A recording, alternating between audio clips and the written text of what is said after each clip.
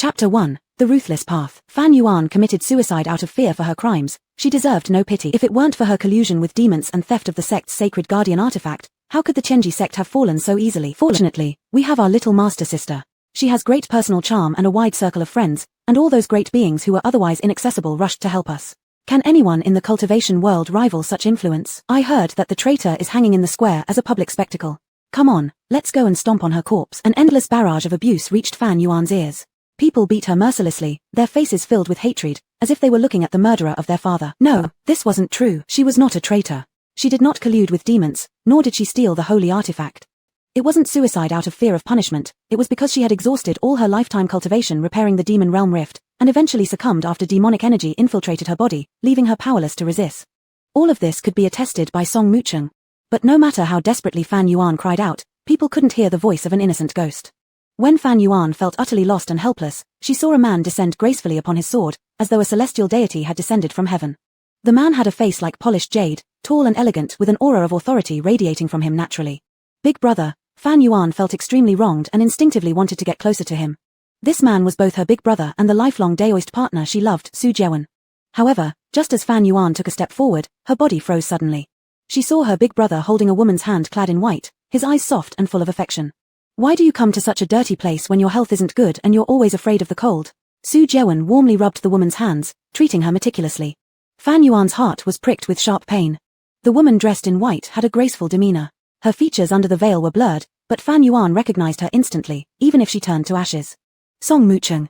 The woman's eyes were filled with unbearable sympathy as she spoke. Even though elder sister made mistakes, she's already dead now. Shouldn't our master show some restraint by allowing her to be disgraced by commoners? Elder sister was such a proud person. Treating her like this would surely be more painful than death. Su Jewen replied coolly and ruthlessly, our master does this because she deserves more than what she received. Besides, she treated you badly, why should you sympathize with her? Hearing this, Fan Yuan closed her eyes tightly, feeling as if she'd fallen into an ice cave. Exactly. A young man with a chubby face appeared, saying, younger sister, you are just too kind-hearted. They say kindness will backfire. Second brother, it's not sister's fault. Everything is my responsibility, said the woman softly, barely audible due to the excellence of their hearing skills. Jiyu Xian immediately exclaimed emotionally, is she still not bad enough? Not to mention the past incidents, this time she almost got everyone killed. If it weren't for you plugging that hole, not only would the Tianji sect have been destroyed, but the entire world would have perished. What hole? Hearing second brother talk like this, an unbelievable suspicion rose in Fan Yuan's mind. Then she heard Song Mucheng speaking gently and weakly, that's what I'm supposed to do. All these years, it was the masters who protected me, and this time it's my turn to protect everyone. Just then, the other four senior brothers arrived and overheard Song Mucheng's heartfelt words, moved beyond measure. Fan Yuan stumbled backward a few steps and finally understood everything. At the time when the rift in the demon realm was being sealed, there were only the two of them present. With her gone, whether she was praised or condemned depended entirely on what Song Mucheng said. But what Fan Yuan least expected was that this woman not only stole her credit but also slandered her. Song Mucheng, how dare you? Fan Yuan seethed with anger, wishing to confront her to the death. Yet, what pained her most were the men standing before her, those whom she once regarded as family. She grew up alongside them from childhood, and although they were not blood-related, their bond was stronger than any family's. Yet they doubted her character and believed without hesitation the one-sided story told by a newcomer. They were worse than Song Mucheng. In front of everyone, Song Mucheng seemed deeply remorseful.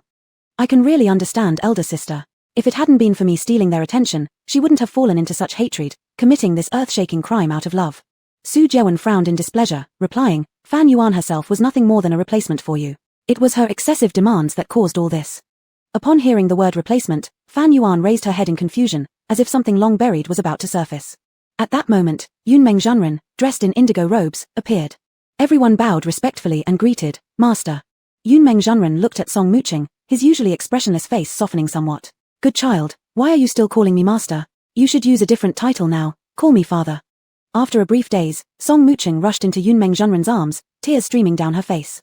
Yunmeng Zhenren said with a mixture of guilt and indulgence, these years, you've suffered too much. I have already extracted Fan Yuan's spiritual root, and once your father replaces her ice spiritual root into you, your cold disease will be cured. This is too much to ask. Song Mucheng wiped away tears, the corners of her mouth curling upwards under the veil. Yunmeng Zhenren said without any emotion, I originally thought Fan Yuan was a genius, but it turned out she was just a waste. Moreover, her excessive desires made her unworthy as a cultivator. The Grandmaster himself has personally said that your cultivation talent isn't inferior to Fan Yuan's, it's only been delayed. Yunmeng Zhenren, saying this, patted the girl on the head, replacing the spiritual roots was also approved by the Grandmaster himself. Fan Yuan's unique ice spiritual root would have been wasted otherwise. Good child, practice diligently and do not disappoint your elder sister. So this was it. It was exactly this. Song Muqing was Yunmeng Zhenren's long-lost biological daughter, and she, Fan Yuan, was merely an inexpensive substitute. Everyone else knew the truth, except her. Fan Yuan felt nothing but deep sorrow, her last sliver of hope completely shattered, finally understanding all the doubts she had held over the years. No wonder every time she tried her hardest to please everyone, Song Muqing always seemed to express meaningful looks, intentionally or unintentionally. As if watching a ridiculous clown trying for something he could never obtain. How laughable that she thought Yunmeng Zhenren took in someone with a defective spiritual root because of his overflowing compassion, never doubting Song Muqing's identity. Laughable, truly laughable. The citizens vented their anger and gradually dispersed. Jiyu Zishuan approached Fan Yuan's battered corpse, looking down at her from a higher position. Little sister, we won't escort you further. A ball of searing bright firelight gathered in his palm, and in the next moment, Fan Yuan's body along with her soul was consumed by flames. Jiyu Zishuan came from a pill-refining family and possessed the purest fire spiritual root. His flames could destroy everything, including souls. They intended for Fan Yuan to vanish completely, leaving no trace behind. Even Song Muqing stopped pretending, her brows bending like a crescent moon, as if a victorious person. Fan Yuan's physical body destroyed, her soul shed blood tears, hatred growing rapidly alongside the burning flames. She hated their callousness, but hated even more her inability to see through them, mistakenly considering this place her only home. At 6 years old, she was found among a pile of corpses by Yunmeng Zhenren and raised in Tianji sect. Yunmeng Zhenren had personally said that Tianji sect would forever be her home.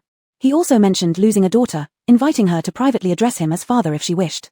At 12, her monolithic ice spiritual root was measured, being the sole ice spiritual root genius of the entire lower cultivation realm. She naturally became a disciple of Yunmeng Zhenren, her status rivaling that of the eldest disciple Su Jewan. She ranked 7th, and all the senior disciples called her Little Seven. There were no places within Tianji sect forbidden to Little Seven, and she was seen as free and proud in everyone's eyes. Until a frail young lady named Song Muqing moved into the treasure chamber. Treasure, indeed, the answer was already given early. It was just that she deceived herself, unwilling to believe. It was you who gave me undue ambitions, and in the end, blamed me for wanting too much. The past flashed before her like revolving lanterns, loves and hates rising and falling until they dissolved into stagnant water, her heart becoming as grey as ashes. If she could start again, she would no longer seek to please others, but only herself. And she wouldn't want to be their Little Seven anymore, she was simply Fan Yuan. She would cut off all feelings and focus solely on the path of cultivation. Boom. A bolt of thunder struck in broad daylight, a streak of dazzling golden light slicing down, shaking the cultivation world 3 times. In a daze, Fan Yuan heard a distant voice. Fan Yuan, you finally realized. You possess the purest innate ice spiritual root, naturally suitable for cultivating the path of detachment. If you choose this path, you'll redefine what genius means. The entire lower cultivation world won't be able to catch up to you. Song Muqing is nothing compared to you. There's no time to lose. While your mindset hasn't changed, quickly begin cultivating. Fan Yuan looked around. Where were the figures of her seniors? All that remained was an endless whiteness. Confused, she asked, "You, who are you?" "Me." That voice echoed uncertainly, carrying an unrestrained ease. "All you need to know is that I've met many geniuses, and they all call me a genius. And now, I'm merely a wandering soul. You can call me Wu Xiang. From now on, I shall teach you and ensure no one looks down on you." Fan Yuan bitterly laughed. "But I am already dead, how can I talk about cultivating the way?" "Who says you're dead?"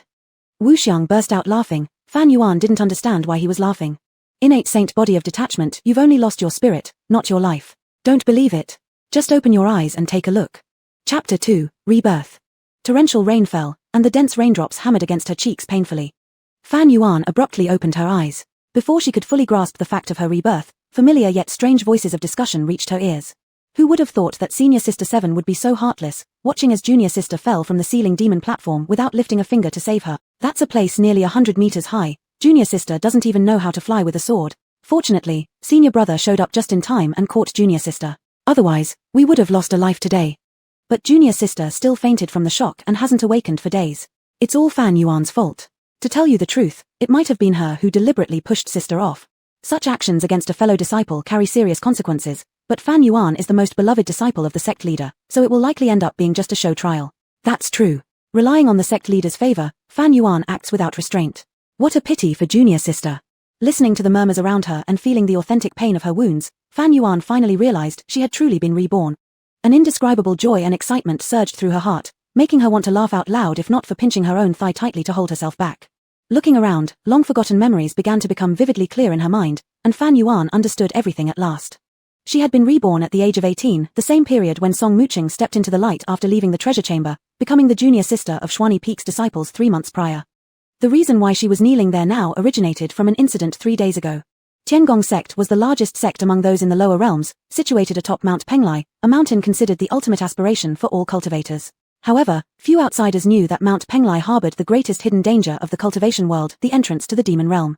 Though this entrance had been sealed by ancient powerful figures over 1,000 years ago, the barrier protecting it had started to weaken. It now required periodic reinforcement. Fan Yuan possessed a unique constitution that resisted mental corruption from demonic energy. As a result, the responsibility to reinforce the seal naturally fell onto her shoulders. 3 days ago, Fan Yuan was supposed to strengthen the seal as usual. Accompanying her were an elder and a few inner disciples. One of these disciples was named Zhao Wuchang, a direct disciple of Qingfeng Elder, who harbored admiration for Song Muching. Hearing that Song Muching was curious about the demon sealing platform, he asked Qingfeng Elder to allow her to join the trip. This elder, known for spoiling his students, easily agreed.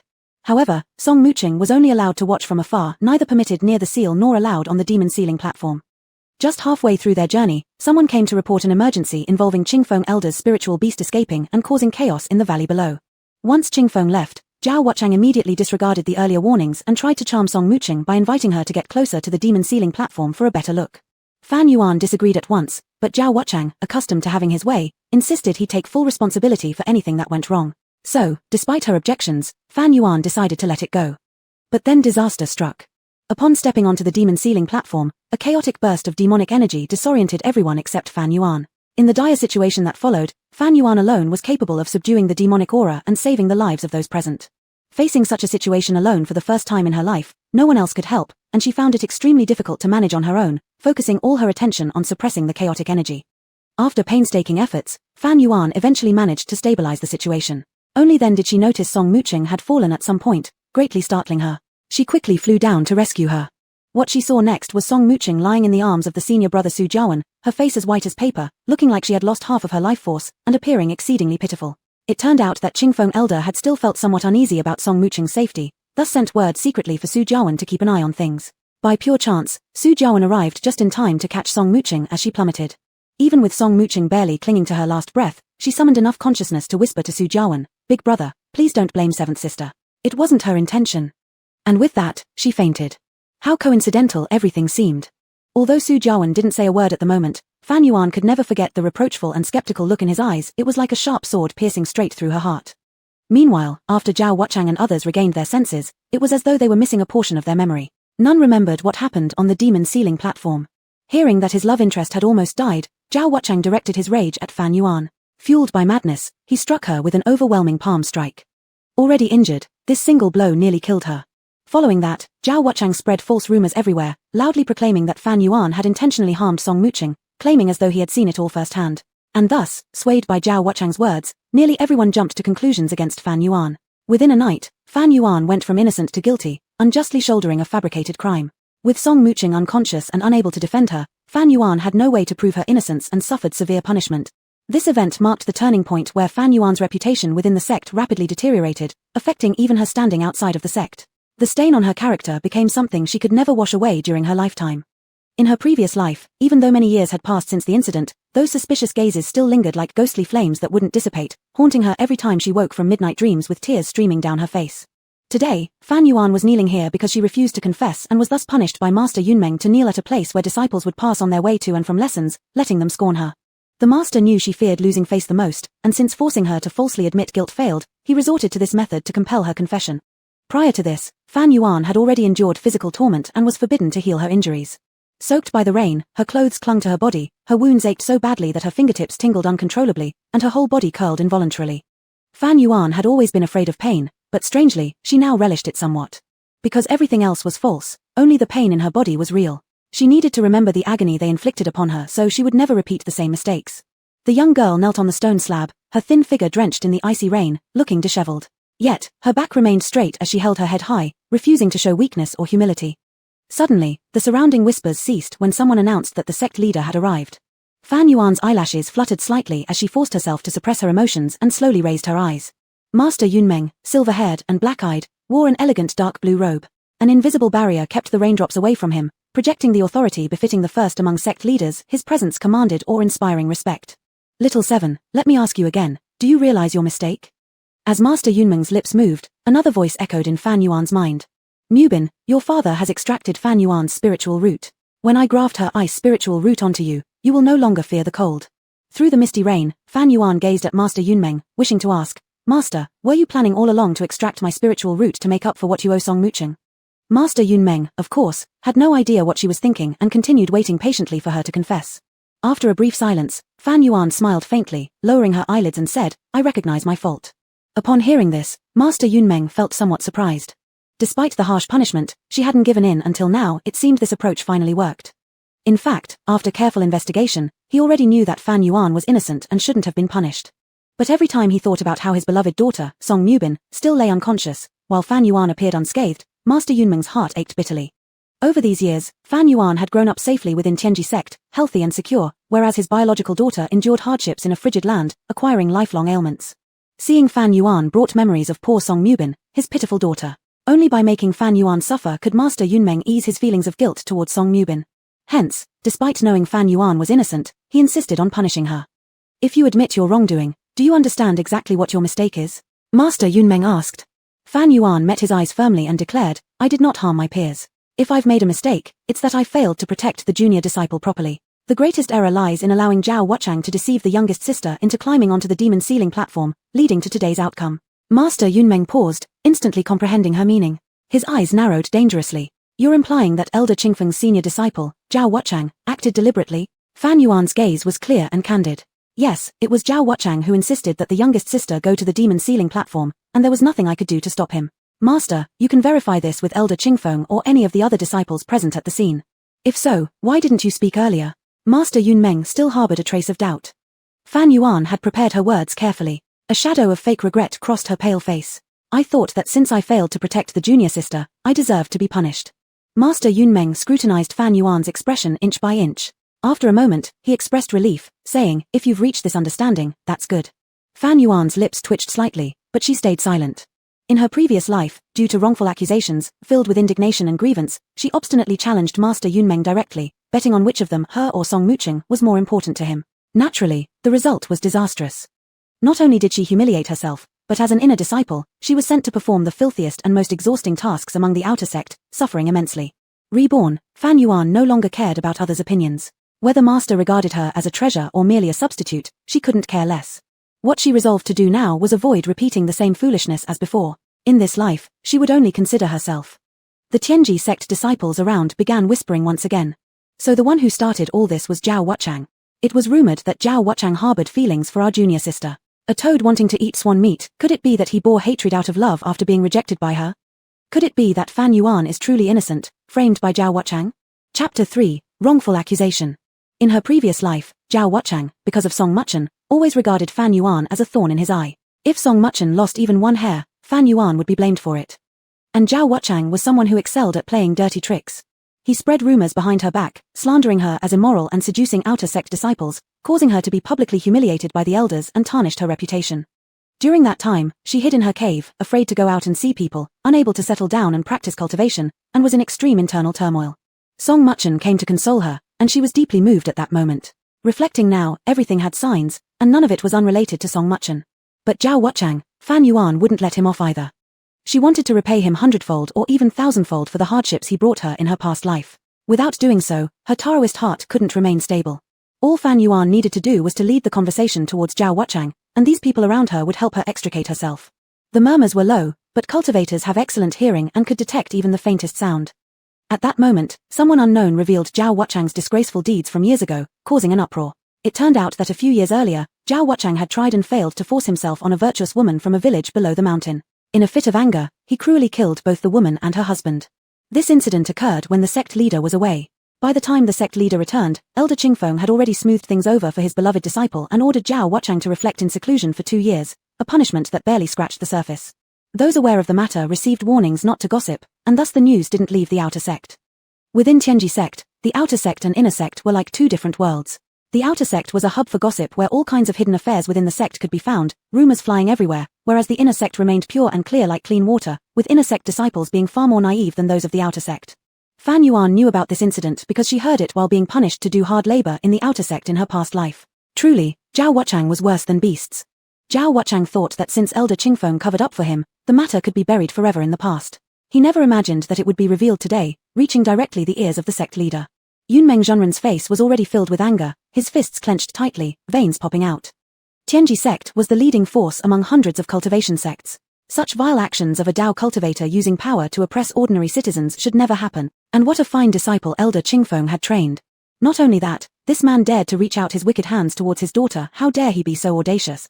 Fan Yuan knelt upright, raising her head to scrutinize the expression of Yunmeng Zhenren closely, her lips curling slightly into a derisive arc. She knew that as long as something involved Song Muchen, even without solid evidence pointing at Zhao Wuchang, Yunmeng Zhenren wouldn't let Zhao Wuchang get off easily. She also wanted Zhao Wuchang to experience what it feels like to be falsely accused. Song Muchen's true identity wasn't supposed to be exposed until after Fan Yuan's death. Although she didn't know why Yunmeng Zhenren kept it secret from the outside world, at this moment, except for her senior brothers on Xuanji Peak, no outsiders knew that Song Muchen was the sect leader's own daughter. Just then, a chubby-faced youth rushed through the crowd, stopping before Fan Yuan. Say clearly, did senior brother Zhao push junior sister down? This was her second senior brother, the same second senior brother from her past life who tried to obliterate her existence, Jiyu Zishuan. Rainwater blurred Fan Yuan's vision, her fingers curled slightly, and her tone stayed as steady as possible. The situation was chaotic then. I was busy dealing with demonic energy, but I remember senior brother Zhao was always next to junior sister. When I looked back, only senior brother Zhao was left. And it was precisely because senior brother Zhao promised to protect junior sister that I trusted her in his care. Fan Yuan feigned regret. I shouldn't have believed him. Fan Yuan spoke ambiguously, leaving infinite room for others' imagination. They almost visualized junior sister trembling in fear and helplessness, crouching beside senior brother Zhao. Then, that beast suddenly turned, showing his ferocious look, and took advantage of everyone's distraction to stretch out both hands, pushing junior sister down 10,000 feet deep. Jiyu Zishuan shook with rage. Rolling up his sleeves, he gritted his teeth, saying, "You damn Zhao Wuchang, I must peel your skin off. Master, junior sister is still unconscious. We absolutely cannot forgive him." Yunmeng Zhenren's face was already so gloomy that it seemed ready to drip water. He said, "I will make my own judgment. Second elder, help little Seven get up and treat her wounds." After finishing these words, Yunmeng Zhenren vanished from the spot, presumably to confront Zhao Wuchang. Only now did Jiyu Zishuan realize that Fan Yuan was still kneeling in the rain. Rushing to support her, he discovered she had already managed to stand up by herself, albeit unsteadily because of the pain in her knees from kneeling for too long. Subconsciously trying to offer support, Jiyu Zishuan was evaded by Fan Yuan. Even if Jiyu Zishuan was dull-witted, he sensed Fan Yuan's distance. A little stunned, Jiyu Zishuan felt uncertain, calling, "Little Seven?" Every time Fan Yuan heard this term of endearment now, she felt nauseous. She stepped back, taking out a pill from her jezzy pouch and placing it in mid-air so that it flew straight into Jiyu Zishuan's hand. Jiyu Zishuan appeared puzzled. Fan Yuan said expressionlessly, "Here's the high-grade 100 herbs pill. Take it to treat younger sister Song." Jiyu Zishuan was taken aback, looking down at the pill in his hand before finally reacting. This was the gift he had given Fan Yuan when they first met. The 100 herbs pill was the premier healing medicine, and also the calling card of their hall of 100 herbs. It was worth a fortune. He remembered how Fan Yuan had always treasured this pill. Once, during an outdoor training session, she was badly injured but still refused to use it, saying she wanted to keep it as a memento. Fan Yuan had also said that even if elder brother Jiyu asked for it back, she wouldn't give it to him. And now, something so precious to little Seven in the past had been handed over so easily. Jiyu Zishuan couldn't quite grasp what he felt, partly disappointed that Fan Yuan didn't value his gift, partly realizing that younger sister Song needed it more than Fan Yuan did. Yes, Jiyu Zishuan came to find Fan Yuan exactly for the sake of the 100 herbs pill. There was only one high-grade version left in the entire sect, and it was in Fan Yuan's possession. For some unknown reason, younger sister Song hadn't woken up yet, and Jiyu Zishuan, having no other options, could only come to Fan Yuan. Before coming, he worried about how to persuade Fan Yuan, preparing a whole speech. But unexpectedly, before he even opened his mouth, Fan Yuan readily handed it over to him. Getting it so easily made Jiyu Zishuan feel uncomfortable, his face alternating between red and pale. However, Fan Yuan didn't care what he thought and turned to leave with her injuries. She naturally knew why Jiyu Zishuan had come. In her previous life, he had demanded the 100 herbs pill from her, and when she refused, he tried to take it by force. That was their first big fight, which resulted in an unpleasant scene. In the end, she had thrown the pill into the fire furnace out of spite, and since then there had been a rift between her and Jiyu Zishuan, one that could never be mended. Even if it meant destroying the pill, she wouldn't let Song Muchen have it. That pill wasn't just an object, it represented her cherishing of their bond. But now, she didn't care anymore. The 100 herbs pill was destined for Song Muchen all along, not for her. Why should she struggle? It would just annoy her to keep it around. Jiyu Zishuan stood there, watching Fan Yuan limp further away until her figure faded into the distance. He suddenly realized something and quickly urged his spiritual power to chase after her. "Little Seven, Master has instructed me to heal your injuries." "No need." Fan Yuan continued walking without pausing. Ignoring Jiyu Zixuan's pleading steps behind her, she asked uneasily, "Are you angry, little seven?" Only then did Fan Yuan stop, giving him a cold look. Her clothes were soaked, her black hair clinging to her cheeks, and her clear eyes seemed to pierce through him. For some reason, Jiyu Zixuan started to feel guilty. He held out his hand, revealing the round 100 herbs pill in his palm and stammered. "In fact, I think younger sister might not even need this pill. Little seven, you can take it back." Fan Yuan rejected straightforwardly, "I don't want it." Jiyu Zixuan became anxious. "Why don't you want it?" "There's no reason." Fan Yuan grew impatient with his pestering and decided to fly away on her sword without further ado. Jiyu Zixuan couldn't believe she just walked away, staring blankly at the direction she disappeared, his eyes reflecting bewilderment. Little seven didn't want his pill. Little seven actually didn't want his pill. This is the 100 herbs pill. Jiyu Zixuan gloomily thought that it must be because he'd been too preoccupied with younger sister these days and neglected little seven, so little seven was mad at him and rejecting the pill out of spite. At this moment, a streak of white light flew toward him and hovered before his eyes. It was a message slip. Grasping the white light in his hand, Elder Brother One's calm voice like a pine tree entered his ears. Elder Brother One said that if Fan Yuan didn't wish to hand over the 100 herbs pill, he would go personally to ask. Jiyu Zixuan had a complicated expression and gripped the pill in his hand tightly, replying unhappily, "I've already obtained the pill." After hesitating for a moment, he added, "Little seven's injuries seem pretty severe too." Unexpectedly, Elder Brother One only responded with, "Since you've got the 100 herbs pill, hurry over here."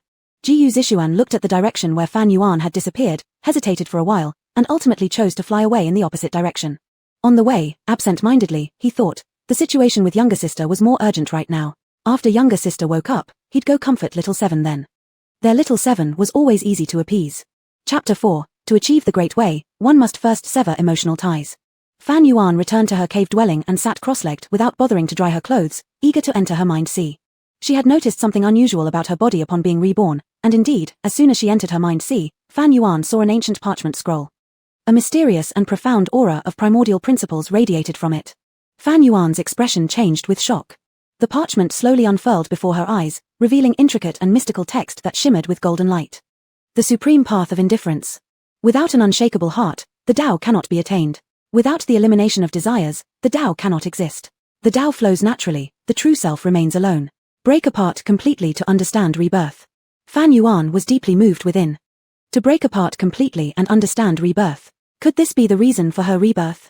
At this moment, a mysterious voice echoed through her mind sea. To break apart completely and understand rebirth, the phoenix undergoes nirvana, towards death yet towards life. Indeed, it is you, Fan Yuan.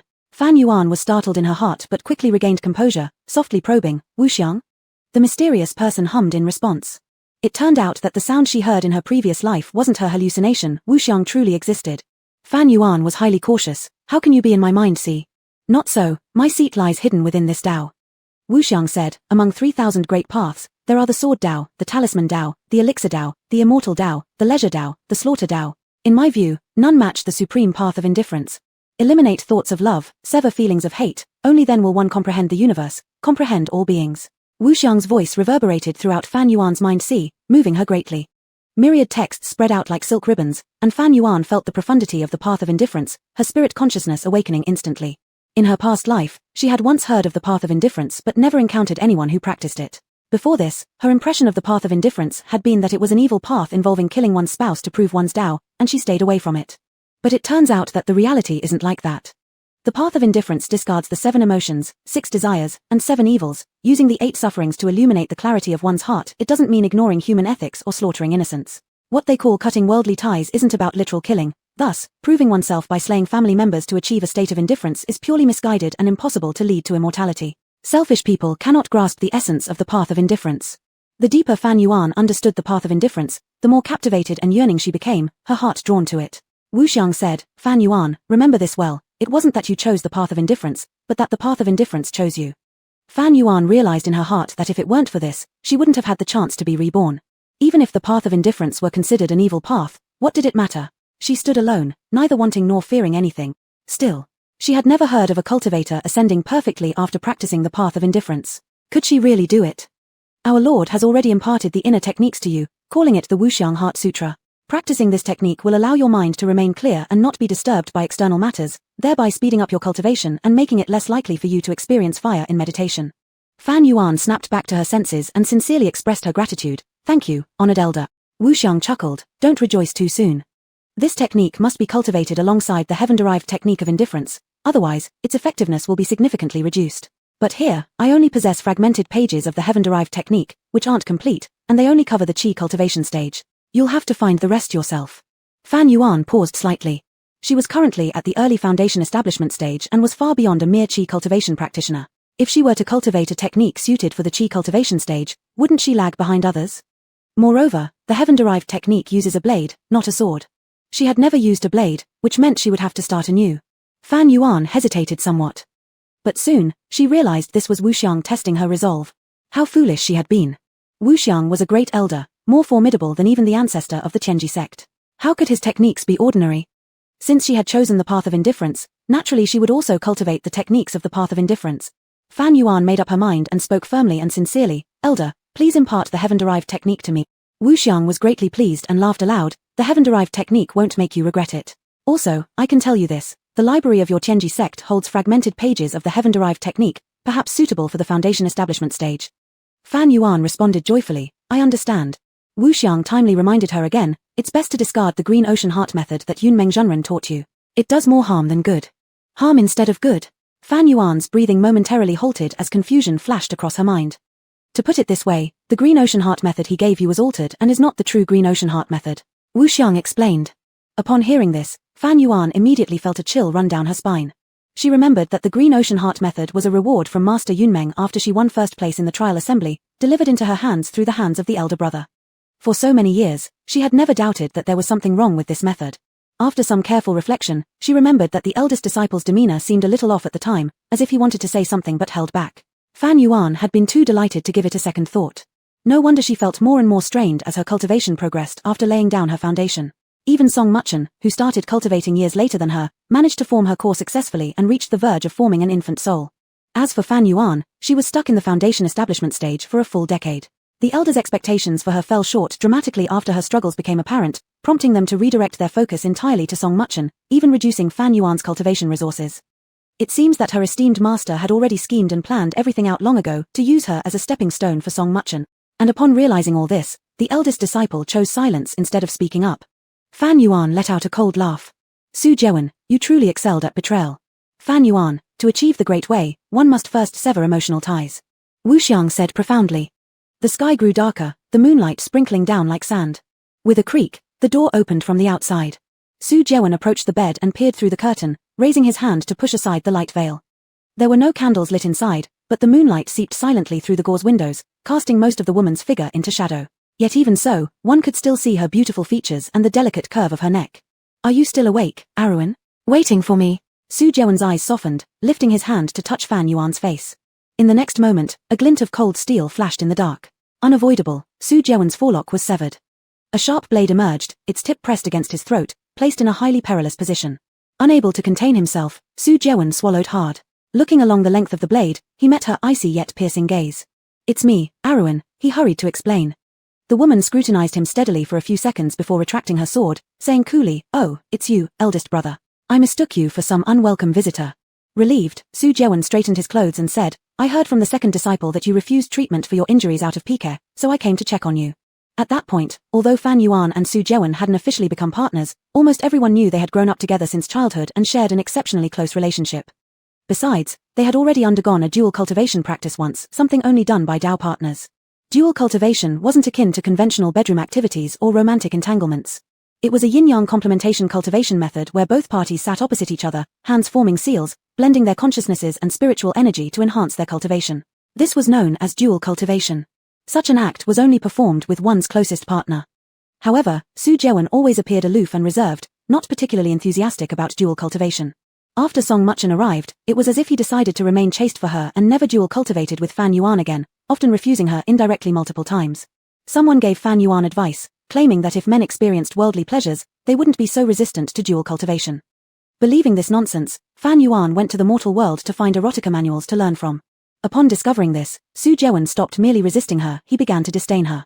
He berated her, calling her thoughts filthy and impure, accusing her of no longer resembling the innocent younger sister. Afterward, he avoided stepping into her cave dwelling and even looked at her with disdain. Thinking about it now, Fan Yuan realized how foolish she had been in the past life to painstakingly try pleasing such a wretched person. It was simply not worth it. "Eldest brother, I'm not sulking. It's late, Please go back, the woman replied icily, pushing him away with frosty indifference. Furrowing his brows, Su Jeon responded, "You're not sulking? Look at you, your clothes are soaked, and you don't even think of changing into dry ones. What if you catch a chill?" Fan Yuan smiled faintly but mockingly. Eldest brother has misdirected his concern. I'm not the younger sister, I'm of the ice element and am unafraid of the cold. Taken aback, Su Jeon recognized the sharp edge in Fan Yuan's words, something rare from her. Arwen, you really are upset. Su Jeon chuckled lightly. Is Arwen jealous of the younger sister? Don't overthink things, I treat her as a younger sibling. Fan Yuan snorted softly. One profound lesson she learned from her past life was this: never trust a man's word. In her past life, Su Jeon would not have visited her at night, likely because she handed over the 100 herb pills earlier that day, putting him in a good mood so that he thought of checking on her. His concern was mere lip service, devoid of any sincerity. Fan Yuan expressed her annoyance. If eldest brother truly cared about me, you could leave a few healing pills here, better than just empty promises. Su Jeon's expression turned slightly awkward. How does Arwen know I didn't bring them? He rummaged through his storage bag. But after much searching, Su Jeon embarrassingly realized there wasn't a single healing pill left in his bag.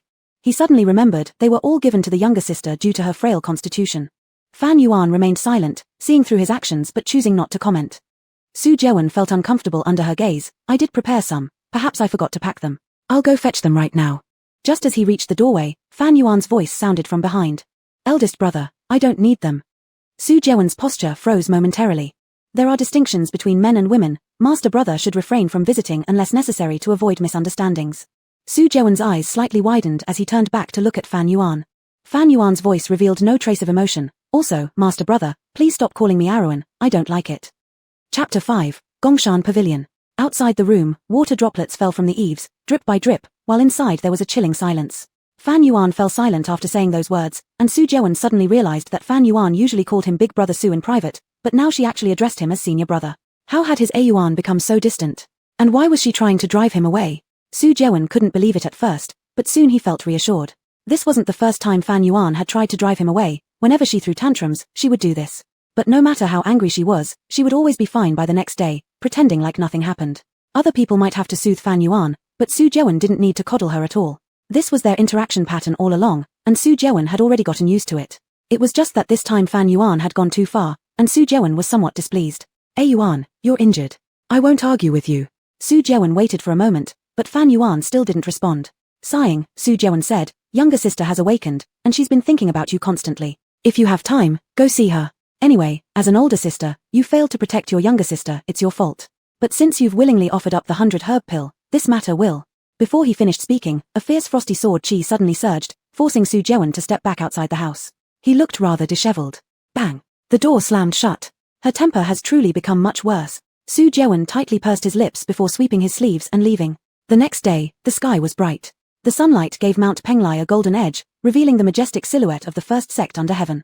Fan Yuan opened her eyes, clarity reflected in her gaze, as she slowly exhaled a breath of turbid air. She had spent the entire night digesting the essence of the Wuxiang Heart Sutra, gaining much benefit and feeling refreshed. In just one night, Fan Yuan could clearly feel her realm becoming unstable. If her memory served her correctly, it hadn't even been half a year since she completed her foundation building, truly showing how extraordinary the Wuxiang Heart Sutra was. But she couldn't rush forward recklessly as she did in her previous life just to compete with Song Muchen, causing instability in her cultivation level.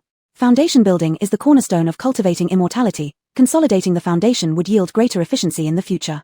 With a good mood, Fan Yuan changed into another set of clothes and prepared to head out. However, catching sight of the medicine bottle on the windowsill caused her spirits to plummet instantly. Fan Yuan tipped the pills onto her hand. There were 3 pills, common ones for treating external injuries, of mediocre quality. Not even an inner sect disciple would bother using such pills. Su Jeon was truly generous towards her, wasn't he? With a flick of her wrist, she dropped them on the ground, letting ants devour them. Fan Yuan frowned deeply. The internal injuries left by Fengmo Terrace had yet to heal completely, and Zhao Wuchang's palm strike had worsened her condition. However, these injuries weren't nearly as terrifying as the demonic aura residing within her body. This was what led to her death in her past life, creating deep psychological scars. Even if only a small amount of demonic energy existed within her now, insufficient to endanger her life, Fan Yuan couldn't help but feel terrified. Her fingers curled up tightly as she gasped for breath with her back against the wall. Only by reciting the Wuxiang Heart Sutra silently could she manage to stabilize her emotions. The top priority now was to eliminate this looming threat. She must recover quickly so she can proceed with her cultivation. Otherwise, the crafty demonic energy would surely cause havoc whenever it had a chance. The outer disciples sweeping the ground on Xuanji Peak stopped their work simultaneously when they caught sight of a shadow flying overhead. That's the cold frost sword. It seems like senior sister Chi passed by. She's not our senior sister Chi. Betraying fellow disciples, we wouldn't have such an evil and jealous sister. If any of us were more talented than her, heaven knows we'd probably end up being targeted by her. To me, her talent is nothing great. At 12 years old, she became a disciple, and at 18, she completed her foundation building, a 6-year gap before reaching that level. Not even close to our younger sister who entered recently. Exactly. As the few of them were enjoying their lively discussion, Su Jeon's stern voice suddenly came through. You're slacking off instead of doing your work. What nonsense are you chatting about? Be big brother. The disciples revealed fear in their faces, lowering their heads immediately. Beside the senior brother stood a female cultivator who also reprimanded them angrily. Don't speak ill of senior sister. Though scolding them, her soft voice hit their hearts like cotton balls. Feeling somewhat irritable, Su Jeon trained them a few more words before leaving with the white-robed female cultivator. Once they had moved sufficiently far away, the disciples dared to talk again. The sect leader has many responsibilities, really envying the little sister getting personally tutored by Big Brother himself. Little sister is truly kind-hearted. Despite what Fan Yuan did to her, she still defends Fan Yuan. How can such kindness and magnanimity exist? And don't mention that yet. Little sister matches well with senior brother, a perfect couple made in heaven. If only little sister appeared earlier, there wouldn't even be Fan Yuan's place. Fan Yuan, far removed from Xuanji Peak, had no knowledge of the discussions happening behind her back. She rode her sword toward the Gongshan Pavilion. The Gongshan Pavilion is the place that manages sect affairs, mainly responsible for assigning sect tasks to disciples. Completing tasks allows one to accumulate merit, and merit can be exchanged for benefits such as spirit stones, pills, magical tools, or even cultivation techniques. Bingshin pill is the only pill that can purify demonic energy, and it is extremely precious. It costs 3,800 merits for a single pill. Fan Yuan remembered that she had stockpiled quite a number of merits, which should be enough to exchange for the pill. In fact, she could easily ask her master for help without spending so many merits. Master Yunmeng was a transformational divine stage cultivator who could easily expel the demonic energy from her body. If she knelt down and begged, Master Yunmeng wouldn't refuse her. But Fan Yuan didn't want to owe him anything, so this method was immediately discarded. There were quite a few disciples coming and going in the Gongshan Pavilion, and no one paid attention to Fan Yuan. Fan Yuan put away the cold frost sword and waited in line patiently. After standing for a moment, she overheard people in front of her talking about Fengmo Terrace. Hey, did you hear? Zhao Wuchang was exiled to the outer sec. Which Zhao Wuchang? Oh, you mean the arrogant first disciple of Elder Qingfeng? Yes, exactly him. Yesterday, the screams from Qingzhou Peak almost echoed throughout Tianji sect. It was terrifying. So those screams were Zhao Wuchang's. Tell us what really happened. Fan Yuan blinked her eyes and unconsciously perked up her ears, openly eavesdropping. You can't hide fire with paper. Zhao Wuchang's previous misdeeds have been exposed. This time, he deliberately harmed the young disciple of the sect leader, adding sins upon sins. In a fit of rage, the sect leader disabled his cultivation abilities and sent him to the Spirit Beast Garden to work as a laborer. Wow. The Spirit Beast Garden is not a good place at all. Some people were unclear about Zhao Wuchang's offenses, so the person recounted them in detail. Since Zhao Wuchang had already lost his influence, everyone spoke without reservation, discussing loudly. Zhao Wuchang, the beastly scum, doesn't deserve to live, should have just killed him outright. I think the same, but who wouldn't with such a good master? Elder Qingfeng personally pleaded on his behalf, so the sect leader let him keep his miserable life. For anyone else, they'd already be reincarnating in front of Lord Yama. Learning of Zhao Wuchang's fate, Fan Yuan wasn't surprised at all. In her past life, when she was falsely accused by Zhao Wuchang, she was punished to work in the Spirit Beast Garden for some time. In just a few days, the chore of cleaning up dung almost exhausted her, and it was even scarier because there were life-threatening dangers. Those spirit beasts were extremely fierce, especially the ones not fully tamed. They resented cultivators for being caged, thus refraining from using any cultivation methods inside the Spirit Beast Garden was often necessary. Even so, one would still end up bruised and battered. As a cultivator, Fan Yuan had to be extremely cautious. Now Zhao Wuchang, having lost his cultivation base, was nothing more than an ordinary mortal. Any spirit beast could easily step on him and kill him. When Zhao Wuchang was still an inner sect disciple, he bullied others with his power frequently, angering many. His downfall made everyone cheerfully clap their hands. However, Fan Yuan thought it wasn't that simple. The Spirit Beast Garden was Elder Qingfeng's territory. This elder was notorious for being overly protective, which was why his disciple acted so arrogantly without limits. Elder Qingfeng would turn a blind eye even if Zhao Wuchang cruelly murdered unarmed mortals. This time, there's no doubt that he would protect his beloved disciple too. Fan Yuan had good reasons to suspect that Zhao Wuchang wasn't sent to the Spirit Beast Garden for punishment but to enjoy himself. This was certainly not the outcome Fan Yuan wanted. Looks like she would need to find an opportunity to visit Zhao Wuchang. While Fan Yuan was deep in thought with her head bowed, she suddenly heard her own name. It turns out we all wronged Fan Yuan. I heard that if she hadn't been there back then, not only Laro Muchen, but Zhao Wuchang and his gang would have lost their lives. So Fan Yuan was actually Zhao Wuchang's savior, yet he dared to frame her? That's right, this incident has nothing to do with Fan Yuan from start to finish. She was truly the victim of unforeseen calamity. As for younger sister Song running off to Fengmo Terrace and causing trouble, it's completely unjustified. Come to think of it, there were never any incidents during the reinforcement of the seal in the past. Why did things go wrong precisely when younger sister Song went there? Chapter 6, Third Senior Brother, Shin Di. This question struck a chord with Fan Won. She was no longer as naive as in her past life, especially after uncovering the true nature of Song Muchen. Fan Won's alertness had reached its peak, always feeling that this incident wasn't simple at all, and everywhere, there were traces of strangeness. But she couldn't figure out how Song Muchen managed to stir up demonic energy. Normally speaking, Song Muchen didn't have that kind of ability. Suddenly, a deep, cold voice echoed. What nonsense are you all talking about? Everyone immediately stopped their conversation. Fan Won looked toward the sound and saw a handsome man first. It was Shin Di, Fan Won's third senior brother. By Shin Di's side was second senior brother, Jiyu Zishuan.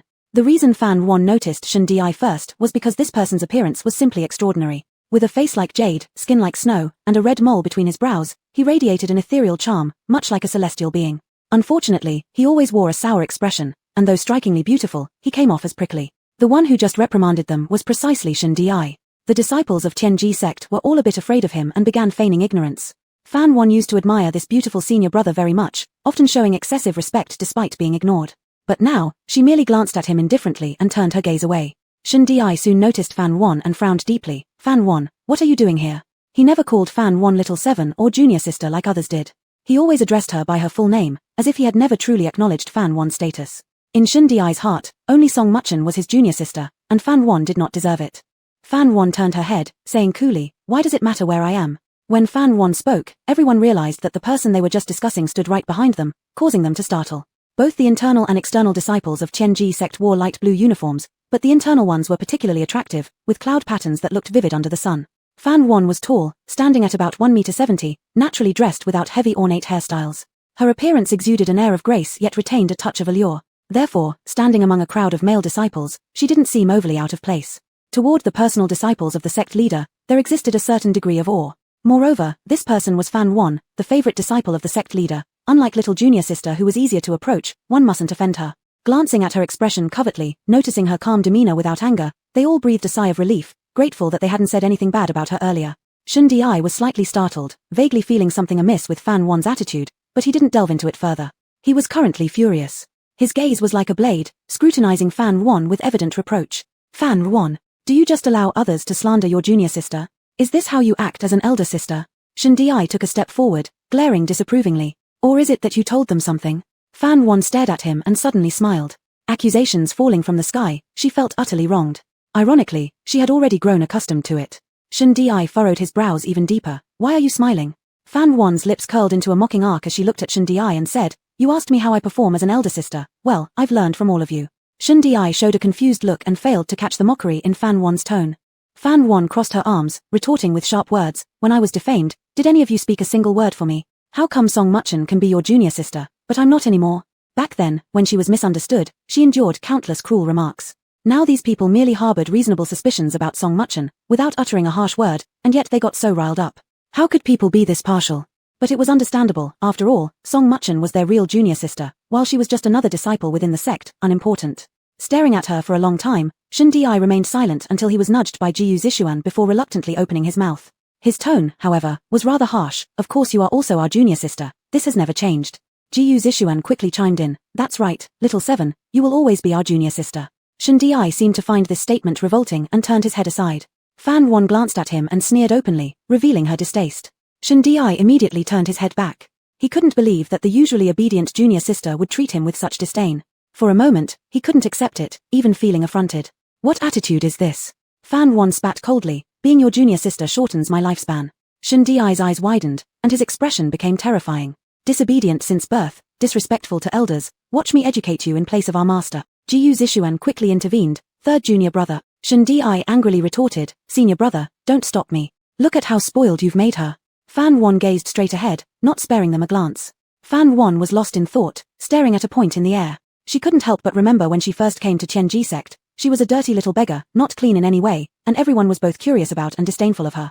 Fan Won's first encounter with Shin Di left her awestruck by his beauty, which made her feel inferior instantly. Despite verbally rejecting her outright, Shin Di still personally bathed and dressed her, performing these actions with an extraordinary gentleness. He even braided Fan Won's hair into the first braid she had ever had.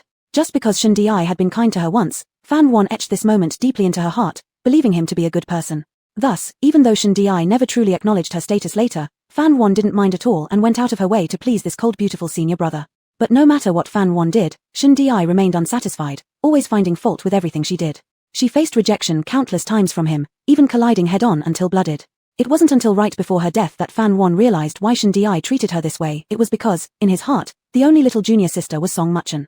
Shen Di believed it was Fan Yuan's arrival that stole everything originally belonging to Song Muchen, including the affection of their senior brothers. This was Fan Yuan's unforgivable sin. Even before Song Muchen was found, Shen Di already harbored complaints against Fan Yuan. After Song Muchen returned, Shen Di's attitude toward Fan Yuan became even more hostile, wishing she would just leave Tianji sect altogether. Look, the way Shen Di stared at her now, it was as if she were some irredeemable sinner. With Jiyu Zixuan holding him back, Shen Di couldn't physically attack Fan Yuan and shouted at her instead, "Can't keep up the act anymore, can you? I knew this was your true nature, obstinate and disrespectful. Someone like you doesn't deserve to be our junior sister, third junior brother." Jiyu Zixuan tried to stop Shen Di's outburst, but it was too late. He anxiously glanced at Fan Yuan, hoping she hadn't heard. How could she not have heard? By the time they began arguing, the surrounding people had fallen completely silent. Jiyu Zixuan noticed that Fan Yuan finally turned to give them a look, yet her eyes were filled with an icy chill, like stagnant water, sending a shiver down one's spine. "Right, I don't deserve it. Then go ahead and ask our master to expel me. Don't worry, I won't cling to you all." Fan Yuan's tone was light and unconcerned, but others saw her as someone putting on a brave front because of deep hurt, saying things in anger. Shen Di thought he'd read Fan Yuan correctly and sneered, "I bet even if our master agrees, you'll still cling shamelessly to Tianji sect. Don't think I don't understand you." Shen Di stepped forward and taunted her, "Besides Tianji sect, where else could you possibly go?" Fan Yuan showed no sign of anger, replying calmly, "The world is vast, and there are plenty of places for me to stay." Shen Di was stunned for a moment, suddenly unsure about Fan Yuan. Did she really want to leave Tianji sect? Impossible. Fan Yuan was shameless. Shen Di wanted to say more, but Jiyu Zixuan stepped on his foot again. "All right, little seven, don't say anything in anger. Third junior brother, calm down too. With so many people here, do you want others to see more of our Shenji Peak's embarrassment?" For the sake of the second senior brother, Shen Di kept quiet. Fan Yuan was fixated on the ice heart pill and didn't bother arguing further. She walked ahead with the group, leaving behind only a disinterested back. Shen Di glanced at her with darkened eyes, stepping toward a cultivator, grabbing his collar and asking, "Did Fan Yuan just try to incite you to speak ill of our little junior sister?" He firmly believed Fan Yuan must have done something, otherwise, how could people doubt the character of such a wonderful person as the junior sister? Fan Yuan must have acted out of spite to slander the junior sister. The young cultivator was extremely afraid of Shen Di and nervously shook his head. No, sister didn't say anything. "My lord," the cultivator pleaded, "if we had known sister was around, we wouldn't dare discuss these matters openly." Impossible. Shen Di seemed unable to hear what the other said, unwilling to admit that he might have misunderstood Fan Yuan. His face distorted slightly. "All right, stop bothering him." Jiyu Zixuan removed Shen Di's hand, and that cultivator ran off immediately. Shen Di still wanted to say something, but Jiyu Zixuan lowered his voice gravely. "Younger brother, don't say anything more. It was wrong of us this time." Shen Di looked defiantly dissatisfied. Chapter 7 Outsourcing Compassion. "Elder Wen, I wish to exchange for an ice heart pill," Fan Yuan said standing by the window to the elder inside. Elder Wen's silver-white beard almost touched the ground, and he sat high upon his chair like an ancient sculpture. Through the window, Elder Wen glanced at Fan Yuan. Lying back lazily in his seat, he slowly said, "The ice heart pill is a medicine for internal injuries with purifying effects. Using it on common internal injuries would be a waste of talent. Young girl, what wound do you have that requires this?" Fan Yuan slightly pursed her lips and softly said, "While reinforcing the seal a few days ago, I accidentally let a thread of demonic energy penetrate my body. Due to my insufficient realm, I'm unable to expel the demonic energy, so I can only rely on the ice heart pill to purify it." Hearing this, the elder stretched his neck to scrutinize Fan Yuan carefully before recognizing her. "It's you, girl. You've never made mistakes while strengthening the seal. Why are you so careless this time?" Elder Wen, who had paid no attention to what had happened outside in the past few days, immediately became serious when Fan Yuan simply explained the matter about the abnormal movement of the demonic energy. The gleam in his tiny eyes was no longer hazy. "What happened next?" he asked. Fan Yuan replied, "I had already suppressed the demonic energy at that time. Later, both master and the elders checked, and it should be fine." After stroking his beard, Elder Wen said slowly, "Is that so?" He squinted, lost in thought, and summoned a book by waving his hand, flipping through it. After a moment, Elder Wen closed the book but didn't give the ice heart pill to Fan Yuan. "Girl, your merit points are less than 200, while the ice heart pill costs 3,800. Unfortunately, old man here can't give it to you." Fan Yuan was momentarily stunned. How could that be? Her merits were conservatively estimated to be no less than 3,000. How did she drop to less than 200? Surely Elder Wen wasn't confused again? As if reading Fan Yuan's mind, Elder Wen exclaimed, puffing out his mustache, "Old man here isn't confused yet. And more, you've already received the ice heart pill, just the other day. Fan Yuan calmly replied, Elder, you must be mistaken. The day before yesterday, after being punished at the Hall of Discipline, I rushed to kneel outside the sect hall and knelt until yesterday. There was absolutely no time to collect anything else. Elder Wen paused, surprised. What kind of trouble did you get into this time? Didn't your master save you? Fan Yuan revealed a bitter expression, unwilling to elaborate further. Elder, please think it over once more. The ice heart pill is extremely important to me. Elder Wen thought for a moment, then his gaze suddenly fell on someone, pointing at him and saying, oh yes, I remember now, it was that young junior disciple who took the ice heart pill for you. Startled, Fan Yuan followed Elder Wen's finger and saw her second elder brother, Jiyu Zixien. Elder Wen continued to recall as he said, at the time, he said you were bedridden due to the influence of the demonic energy and needed an ice heart pill urgently, so he came to ask me for it, deducting from your merit points. I knew he is the young master of 100 Herbs Hall and doesn't lack rare medicinal pills. I also know he is your senior fellow disciple, and since you two are close, and seeing his earnestness which seemed genuine, I gave it to him. Oh, right, that was the last ice heart pill left in the storage room. Upon hearing this, Fan Yuan nearly spat out a mouthful of celestial blood. Elder Wen may seem absent-minded sometimes, but when sharp, there's none sharper, immediately reacting, narrowing his long eyes as he questioned. What, that young disciple didn't use the ice heart pill on you? How dare he deceive old man here? Elder Wen slammed the table and rose. Girl, I will settle this for you, making sure he returns your ice heart pill. Thank you for your kindness, Elder Wen, but I won't bother the elder any longer. Fan Yuan laughed bitterly. The ice heart pill should have ended up in someone else's hands, and cannot be retrieved now. Unconsciously, Elder Wen asked, whose hands did it fall into? Did he eat it? Fan Yuan shook her head. This person, even Elder Wen couldn't handle without potentially offending the sect leader. Not wanting to drag Elder Wen into it, Fan Yuan had already made up her mind. She bowed respectfully and said, thank you for letting me know, Elder. I will deal with this matter myself. With that, she decisively turned and walked away briskly. Since returning to life, Fan Yuan almost forgot about this incident.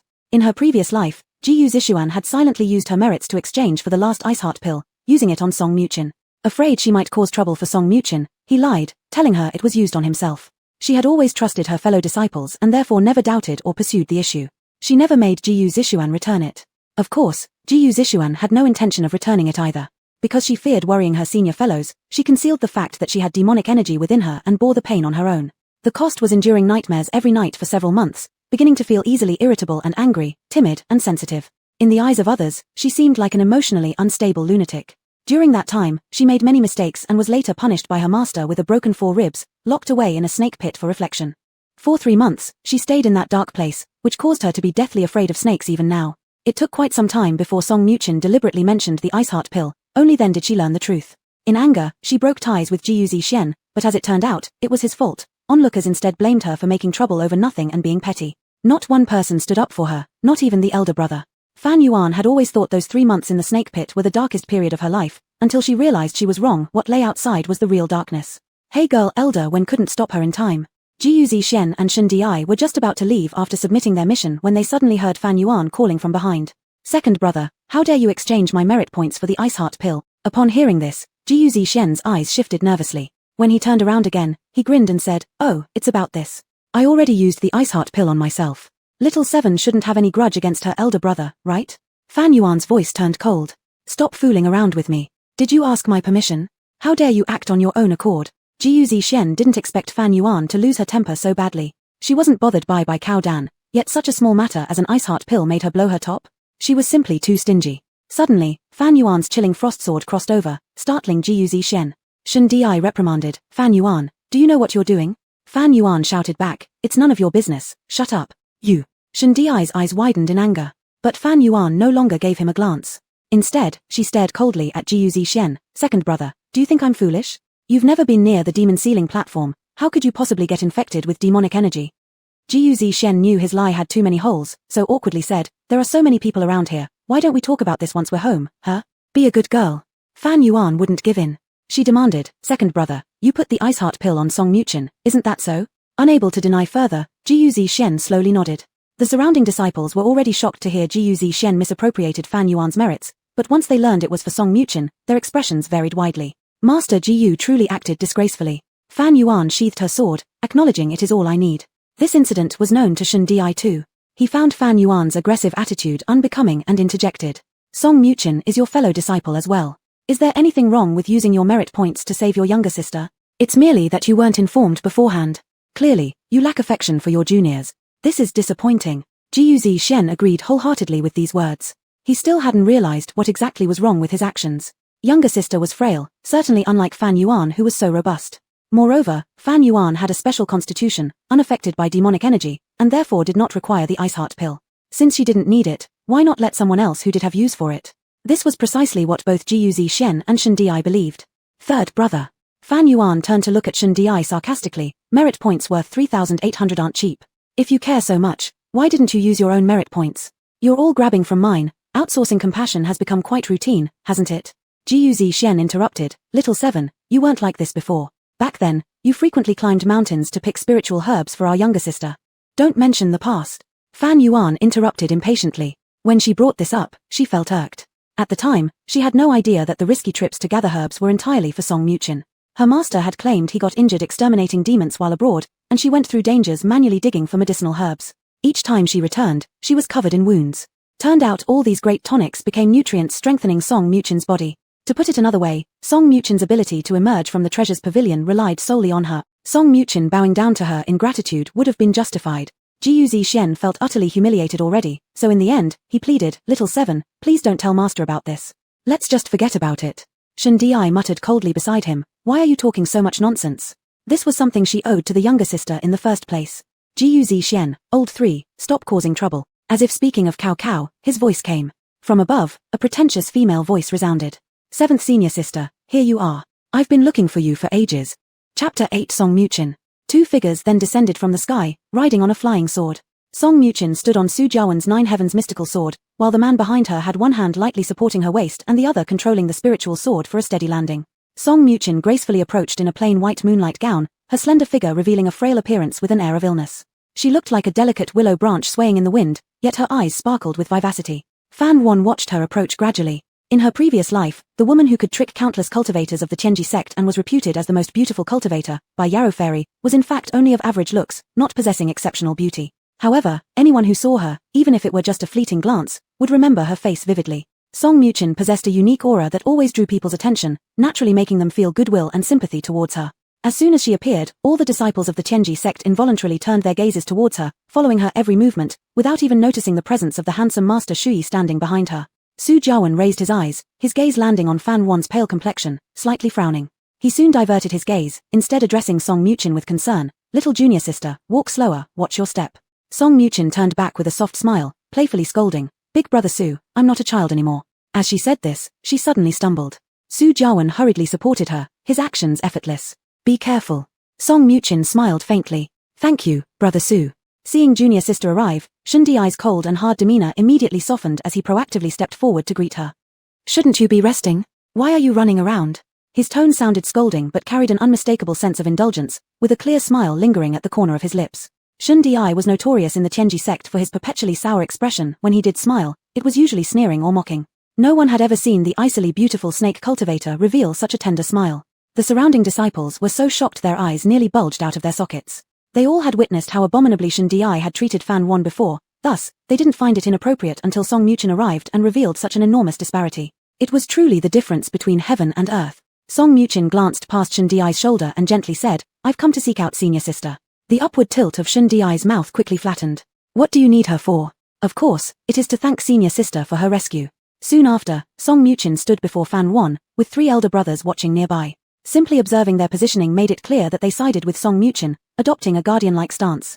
Thank you, senior sister, for your 100-grass pill. My body has greatly recovered because of it.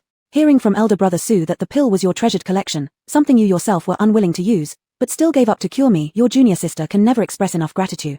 Each gesture and word of Song Muchin exuded the grace of a well-bred young lady. She bowed respectfully to Fan Wan in gratitude, showing guilt upon lifting her head, and voluntarily took Fan Wan's hand.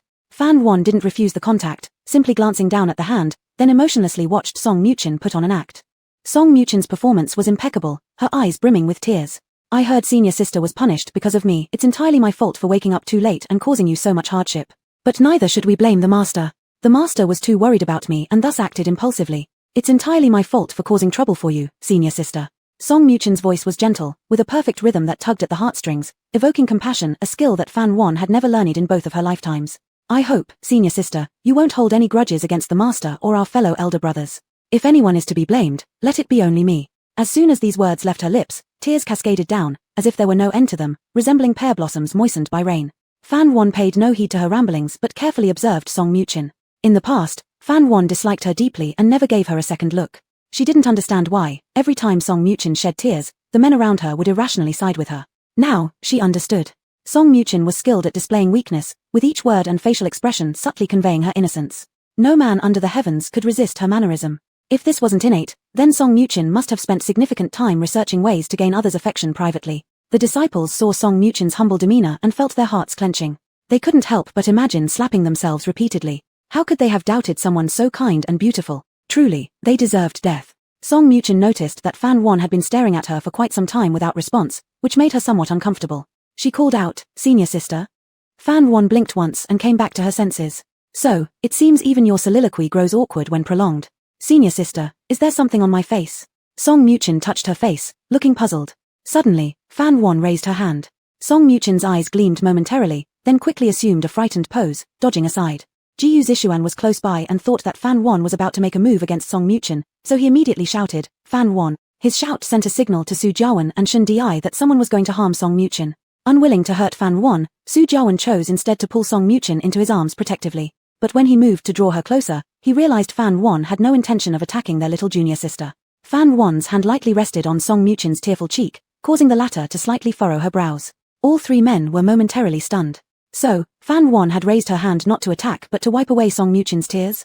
Song Muchin herself was confused as she looked at Fan Wan with bewilderment.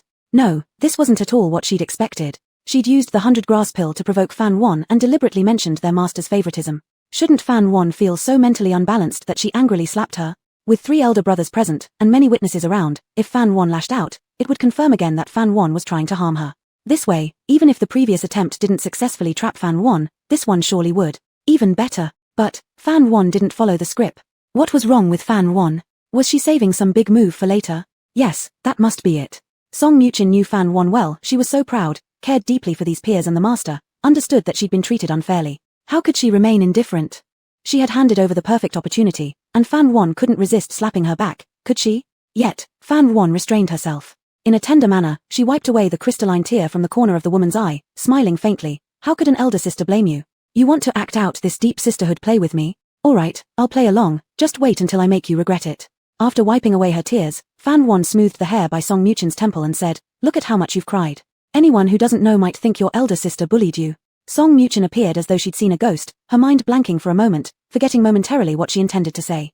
But she quickly came to her senses and said through her tears, "I don't mean that. As long as elder sister isn't mad at me, I will sleep soundly and eat well." Fan Wan naturally knew what schemes Song Muchin had in mind.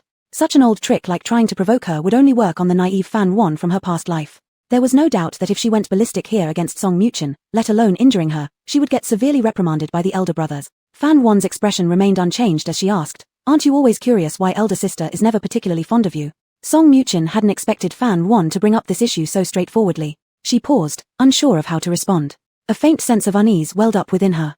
The onlookers eagerly leaned in to listen. Fan Wan glanced meaningfully at Su Jiawen before adopting a sorrowful yet resigned expression.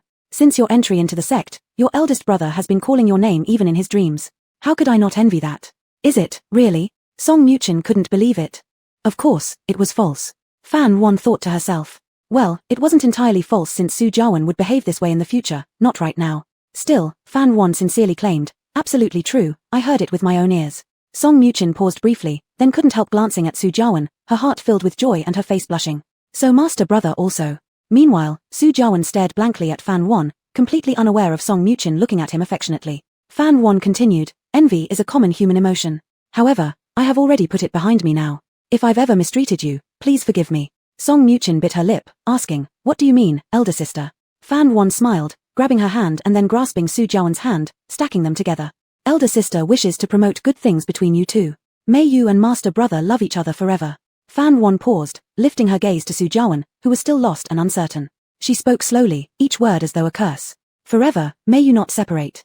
Chapter 9, Severing Ties. The Tianji sect disciples were whispering among themselves. At first, they hadn't noticed anything amiss, but after Fan Wan's words, they realized that the elder brother had been too attentive towards the younger sister. Moreover, earlier the two had flown together on a single sword, so close that there seemed to be no separation between man and woman. Anyone unaware would assume they were already sworn lovers. Jiyu Zishuan and Shun Di exchanged glances and both saw the shock in each other's eyes. Could it be that elder brother secretly desired little sister? No, the key issue was how could elder brother do this to Fan Won? Song Muchang was still basking in the joy of realizing that elder brother liked her. Suddenly, the man swiftly pulled his hand away from hers. Song Muchang paused slightly, looking somewhat bewildered at the elder brother. Immediately after, she noticed the panic on elder brother's face. Wonna, it's not like that, you've misunderstood. Su Jiawen explained. Song Muchang's smile froze as she finally became aware of something. She quickly explained, looking completely innocent, sister, you really have it wrong. The elder brother and I are pure. Damn it, she had almost made a terrible mistake. If people found out about her little thoughts under these circumstances, wouldn't she then become a sinner who interferes in others' relationships? In that case, the carefully crafted persona she had built up over time would collapse instantly. She couldn't help but suspect that Fan Won must have done this deliberately. When did this wretched woman become so smart, knowing how to dig pitfalls for her? Fan Won smiled as she looked at the two. Why the shyness? Elder brother is handsome, gentle, and thoughtful, a model of young nobility. Could it be, younger sister, that you don't admire the elder brother? Song Muchang gripped her sleeve tightly with clenched fists and replied tearfully, of course not. I only see the elder brother as an older sibling. Enraged and embarrassed, Su Jiawen snapped, Fan Won, if you're angry with me, direct your wrath at me, not tarnish the purity of little sister. Purity? Fan Won cast a meaningful glance at him. Anyone else in the world might speak of purity, except Song Muchang. Fan Won spoke, elder brother, don't you always think I'm not magnanimous enough to tolerate little sister? Today, I'm showing more than enough magnanimity. Why aren't you happy now? In Su Jiawen's ears, these words clearly meant that Fan Won was jealous. He wasn't as infuriated anymore and softened his tone a bit. Wonna, things aren't what you think they are, you're overthinking. Don't say such things again, I don't like hearing them. Su Jiawen attempted to reach for Fan Won's hand. Fan Won sidestepped, silently dismissing the thought of indulging him. I guess I didn't make myself clear last night. Let me clarify today. Fan Won adjusted her sleeves seriously. From now on, we will merely be elder and younger siblings. There will never be any further relationship between us. Su Jiawen's pupils contracted sharply, and the light in his eyes seemed to be slowly shattering. If elder brother wishes to save face, please respect little sister. Stop acting improperly toward me, and stop calling me Wonna. You can call my full name just like the third brother. After uttering these words, Fan Won felt an immense sense of satisfaction. She had longed for a definitive break with this scoundrel. Fan Won's cold words pierced Su Jiawen's heart, creating a fine, throbbing pain. He couldn't understand. For no apparent reason, why would his Wonna want to sever ties with him? Impossible. Won wouldn't treat him this way. The onlookers understood most clearly that Su Jiawen still cared deeply for Fan Won. Such matters weren't something Jiyu Zishuan and Shen Di could intervene in. They could only stand by like statues. Song Muchang's jealousy was boiling to the point that her whole heart felt like exploding. Still, she hid her feelings impeccably. Her tears lingered, teetering on falling or holding back as she spoke innocently. Sister, I absolutely have no intention of taking the elder brother from you, it's all my fault, causing you displeasure. Upon hearing this White Lotus speak, Fan Won turned her gaze to her, then wore a falsely kind smile. Younger sister, your elder brother simply hasn't recognized his true feelings yet, but haven't you either? Sister here is giving you and him a helping hand. Clenching her teeth, Song Muchang wanted to admit her admiration for the elder brother, but now was not the time. If she admitted it now, it would make her look as though she was tempting him. After all, in the eyes of everyone in the Tianji sect, Fan Won and the elder brother were seen as the perfect childhood sweetheart. Fan Won lightly patted her shoulder. Younger sister, your good fortune lies ahead. Song Muchang had no idea where her good fortune lay ahead, but she knew that right now she couldn't allow Fan Won to continue twisting facts like this. Otherwise, aside from becoming fodder for gossip, she would also end up alienating the elder brother. She deeply regretted it. Had she known this would happen when Su Jiawen taught her to ride the celestial sword earlier, she shouldn't have mentioned seeing Fan Won below them. Then none of this would have occurred. She needed to find a way to divert everyone's attention. She couldn't let this farce go on any longer. Song Muchang took out a handkerchief from her sleeve and prepared to cough. But before she could act, Fan Won moved even faster, spitting blood first. Before Su Jiawen could react, Jiyu Zishuan had already moved to check Fan Won's pulse. Jiyu Zishuan blurted out in shock, Little Seven, I had no idea that demonic energy had invaded your body too.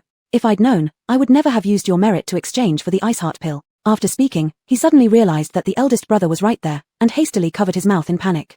Crap, I slipped up. Su Jiawen's piercing gaze swept over. What did you say? That ice heart pill was exchanged with Little Seven's merit. You said it was something you cultivated yourself. Second brother, how dare you deceive me? Su Jiawen's phoenix-like eyes narrowed slightly, filled with anger. He hated betrayal more than anything else in this world. Jiyu Zishuan quickly explained, eldest brother, let me explain. Before, I could indeed cultivate the ice heart pill, but only 1 out of 10 would be usable. But, recently I don't know what happened. Every time I tried cultivating pills, it went wrong. That day, I wasted all my ingredients and wasn't able to cultivate even a single ice heart pill. Jiyu Zishuan looked extremely dejected. He stole a glance at the eldest brother and his voice gradually became quieter, so, I resorted to this lower method. I never expected little 7 would also be affected by demonic energy. Su Jiawen gave him an exasperated glare, then took Fan Wan's hand on his own initiative, releasing spiritual awareness to investigate her injuries. In a short while, Su Jiawen looked at Fan Wan, surprised and heartbroken. Your internal injuries are so severe. Why didn't you say anything earlier? Fan Wan's face was pale as she calmly pulled her hand back. Even if I had said something, what difference would it have made? Would it have changed anything? A look of guilt appeared on Su Jiawen's handsome face. Only now did he remember that the second brother had warned him yesterday about little 7 being seriously injured. At the time, he was really tied up. His youngest sister was unconscious and had been clutching his hand without letting go. And naturally, he thought that their master, who once loved Fan Wan dearly, wouldn't possibly hurt her too badly. At most, some minor scratches. Hence, he hadn't worried too much. Until now. Su Jiawen immediately remembered the spirit medicine he specially left for Fan Wan early in the morning. No wonder Fan Wan was still angry with him. You must think he was just going through the motions. Regret swelled within him. Had he not left so directly last night and instead paid more attention to Fan Wan, he wouldn't have discovered her condition so late today. He truly wasn't a qualified elder brother. Ayue, I'm sorry, I never expected our master would be so ruthless. This was Su Jiawen's first time voluntarily lowering himself to Fan Wan. But it was too late. Fan Wan wouldn't accept it. Her distant, icy attitude seemed to give Su Jiawen his answer. Su Jiawen's heart ached. How could he make amends to her? Chapter 10, Song Muchin becomes faint. Fan Yuan picked up the handkerchief and coldly glanced at them. She had deliberately spat blood so that they would notice her condition. It wasn't for sympathy or to play the victim. Rather, after suffering such a great loss, she intended to gain some benefits in return. Ah, little 7, wait here. He no longer had the face to call her Yuan. Su Jiawen finished speaking, then stepped into the Gongshan pavilion. Excuse me, elder, is there any spare Bingshan pill left in the Gongshan pavilion? Elder Wen had observed everything outside clearly. He stroked his beard and said indifferently, there's none left. The expression on Su Jiawen's face turned sour as he was about to leave. Suddenly, Elder Wen called out to him. Xiaozong, wait. Su Jiawen stopped in his tracks, unfocused. Is there anything else, Elder? Just then, Elder Wen, seemingly out of nowhere, grabbed a fine bamboo stick and lightly tapped it on Su Jiawen's head. Su Jiawen's face changed slightly. He raised a hand to cover his head and asked in confusion, what does this mean, Elder? Elder Wen, like an old prankster, crossed his legs leisurely, placing the bamboo stick on his thighs. Squinting, he said, as the eldest disciple, you should set an example. If you can't treat everyone fairly, the younger disciples will mimic your behavior. Su Jiawen caught the hint of criticism in Elder Wen's words. Did the elder think he was favoring his little junior sister? Standing there, Su Jiawen began reflecting deeply on the past. In the past, he had clearly not tolerated seeing Fan Yuan being wronged in the slightest, but he didn't know when exactly it started that he began to find Fan Yuan too delicate and artificial. Once, he relished the way Fan Yuan clung to him like a little kitten all day long. But now, that behavior irritated him. He habitually compared Fan Yuan with his little junior sister, finding Fan Yuan inferior in many ways and even deliberately trying to toughen her up. As a result, he unintentionally favored the little sister, leading to Fan Yuan's misunderstanding. Had it not been for Elder Wen's reminder, he might never have realized this. Suddenly, Su Jiawen understood that Fan Yuan hadn't become heartless overnight. She reached this point because of accumulated disappointments. Finding the reason somewhat lifted the gloom from Su Jiawen's heart. I understand. Su Jiawen bowed deeply to Elder Wen before stepping out of the Gongshan pavilion. Starting today, he would treat Yuan kindly again just as he used to do. That way, she might come back. Elder Wen watched him leave with an enigmatic expression. On the surface, he seemed to be pointing out Master Su's faults, but deep down, he was fully aware that the root of the problem probably stemmed from the sect master. When the sect master doted on that girl, let alone Xuanji Peak, no one in the entire Tianji sect dared bully Fan Yuan. But things had changed now. So where was the change? Elder Wen's gaze shifted onto the frail white-clad woman standing nearby. Narrowing his eyes, he scrutinized the woman's features carefully. After a while, a gleam of realization passed through his eyes. His fingers flickered as he habitually cast a divination. His complexion immediately changed. No one saw Elder Wen sigh deeply with a worried expression. A great calamity is approaching the Tianji sect. I'd better pack up my things and leave early. Outside the Gongshan pavilion, Su Jiawen looked at Fan Yuan's increasingly pale face and felt unbearable pain. Little 7 had come to the Gongshan pavilion to exchange for a Bingshan pill. But the pill had already been taken by the second disciple, which explained why they seemed to be arguing from afar earlier. He had mistakenly thought that Fan Yuan was making a fuss over the matter concerning the little junior sister. Once again, he had wrongly accused her. A practitioner of the spirit formation level could force out demonic qi. There was only one person in the Tianji sect who could accomplish this feat, and that was real immortal Yunmeng. However, Master had left the sect early due to an urgent matter, and no one knew when he would return. After careful consideration, Su Jiawen turned to Fan Yuan and said, Little 7, don't worry. I will definitely manage to get the Bingshan pill for you. At the latest, tomorrow. Su Jiawen was accustomed to handling things for others, and Fan Yuan had no objections. Subsequently, Su Jiawen extended his hand toward Jiyu Zishuan, second junior brother, Hand over your GZ bag. Jiyu Zishuan, unable to defy the eldest disciple, reluctantly surrendered his bag. After taking possession of the GZ bag, Su Jiuan casually wiped away the owner's spirit imprint, handing it directly to Fan Yuan. Little 7, accumulating more than 3,000 merits isn't trivial. On your behalf, I decided that you may take whatever you need from it. Fan Yuan had been waiting for this statement, and she began picking items without any hesitation. Jiyu Zishuan opened his mouth to stop her but was silenced with a glare from Su Jiuan. Secretly, he prayed that Fan Yuan didn't know what treasures were most valuable inside, so that she wouldn't take his most precious ones. Song Muchin stood at the back, unnoticed by anyone. Her expression grew tense as her gaze fixed unblinkingly on the GZ bag held by Fan Yuan. Jiyu Zishuan's identity outside the Tianji sect was as the young master of Bai Kao Tang. What exactly was Bai Kao Tang? It was the largest medicinal shop in the lower realms, gathering the most talented alchemists of the cultivation world. It possessed every kind of bizarre and rare pills imaginable. In other words, there was no Bingshan pill specifically for demonic qi purification, and this item was exclusive to Tianji sect. The special herbs required for refining the Bingshan pill only grew at the edge of the entrance to the demon realm, making it impossible for outsiders to obtain. Fan Yuan was searching through the items when she suddenly spotted a round, golden pill, her eyes lighting up instantly. She didn't have to look further, there was actually a poking boundary pill inside. The poking boundary pill could significantly increase the success rate when breaking through a major cultivation level. And this one was specifically designed for breaking through to the golden core stage. Such a pill couldn't be purchased from the merit hall but had to be bought in the merchant market instead. It cost 1,000 mid-grade spirit stones, which was quite expensive. Fan Yuan currently couldn't afford it. As Jiyu Zishuan was now at the later foundation establishment stage, it seemed that he kept the pill in reserve for his future breakthrough into the golden core stage. Without hesitation, Fan Yuan took it. Jiyu Zishuan felt some pain in his heart but sighed inwardly with relief, then quickly urged, "You've already taken quite a lot. You even took my most precious poking boundary pill. There's nothing else valuable left in there, right? That should be enough. Give it back to me quickly." Fan Yuan glanced up at him, originally intending to return the GZ bag after taking the poking boundary pill. However, hearing what he said, her intuition told her that there must still be more good things inside. Ignoring his words, she continued her search.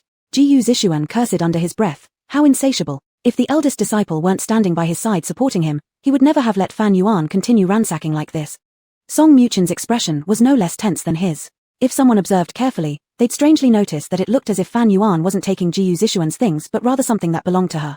After searching for a while, Fan Yuan made an unusual discovery. Inside the GZ bag was an unexpected wonder. It contained a secret pouch within the bag. Bag in a bag. Fan Yuan, the mirror is a treasure, along with that pill recipe. It was Wu Xiong's voice. Fan Yuan immediately recognized the mirror. When she retrieved it, she realized this copper mirror was actually Song Muchin's treasure appraising tool from her previous life. It was precisely because of this magical device that Song Muchin managed to acquire many rare treasures from inconspicuous places, greatly enhancing her capabilities. She hadn't expected that the original owner of this artifact was Jiyu Zishuan. Fan Yuan naturally wondered how Song Muchin got her hands on such an incredible object. How could Jiyu Zishuan willingly part with something so valuable? Upon seeing Fan Yuan holding the treasure in her hand, Jiyu Zishuan nearly fainted on the spot, feeling as though his heart had sunk into darkness. If not for Shun Di's support, he would have already fallen down. Song Muchin stared at the copper mirror, filled with frustration, digging her nails into her palm. When Fan Yuan glanced at her, Song Muchin hastily bowed her head to hide her expression, but Fan Yuan caught a glimpse of her discomfort all the same. Fan Yuan narrowed her eyes slightly. It appeared that Song Muchin had known about this copper mirror for quite some time and probably coveted it for a long period. As for the pill recipe, Fan Yuan didn't yet know much about it. However, since Master Respected One described it as a valuable item, she wouldn't possibly let it go. Other than these two objects, there was another gemstone-like item resembling a night pearl in the hidden pocket, which Fan Yuan took without exception. The GZ bag bulged full of items, with various types of pills alone filling the space. Healing pills, complexion-enhancing pills, energy-restoring pills, bone-washing pills, itch-inducing pills. There were far fewer spirit stones compared to the pills, only 80 mid-grade spirit stones and 2,000 low-grade ones. The value of the treasures Fan Yuan scavenged from Jiyu Zishuan far exceeded that of the Bingshan pill and 3,000 merits.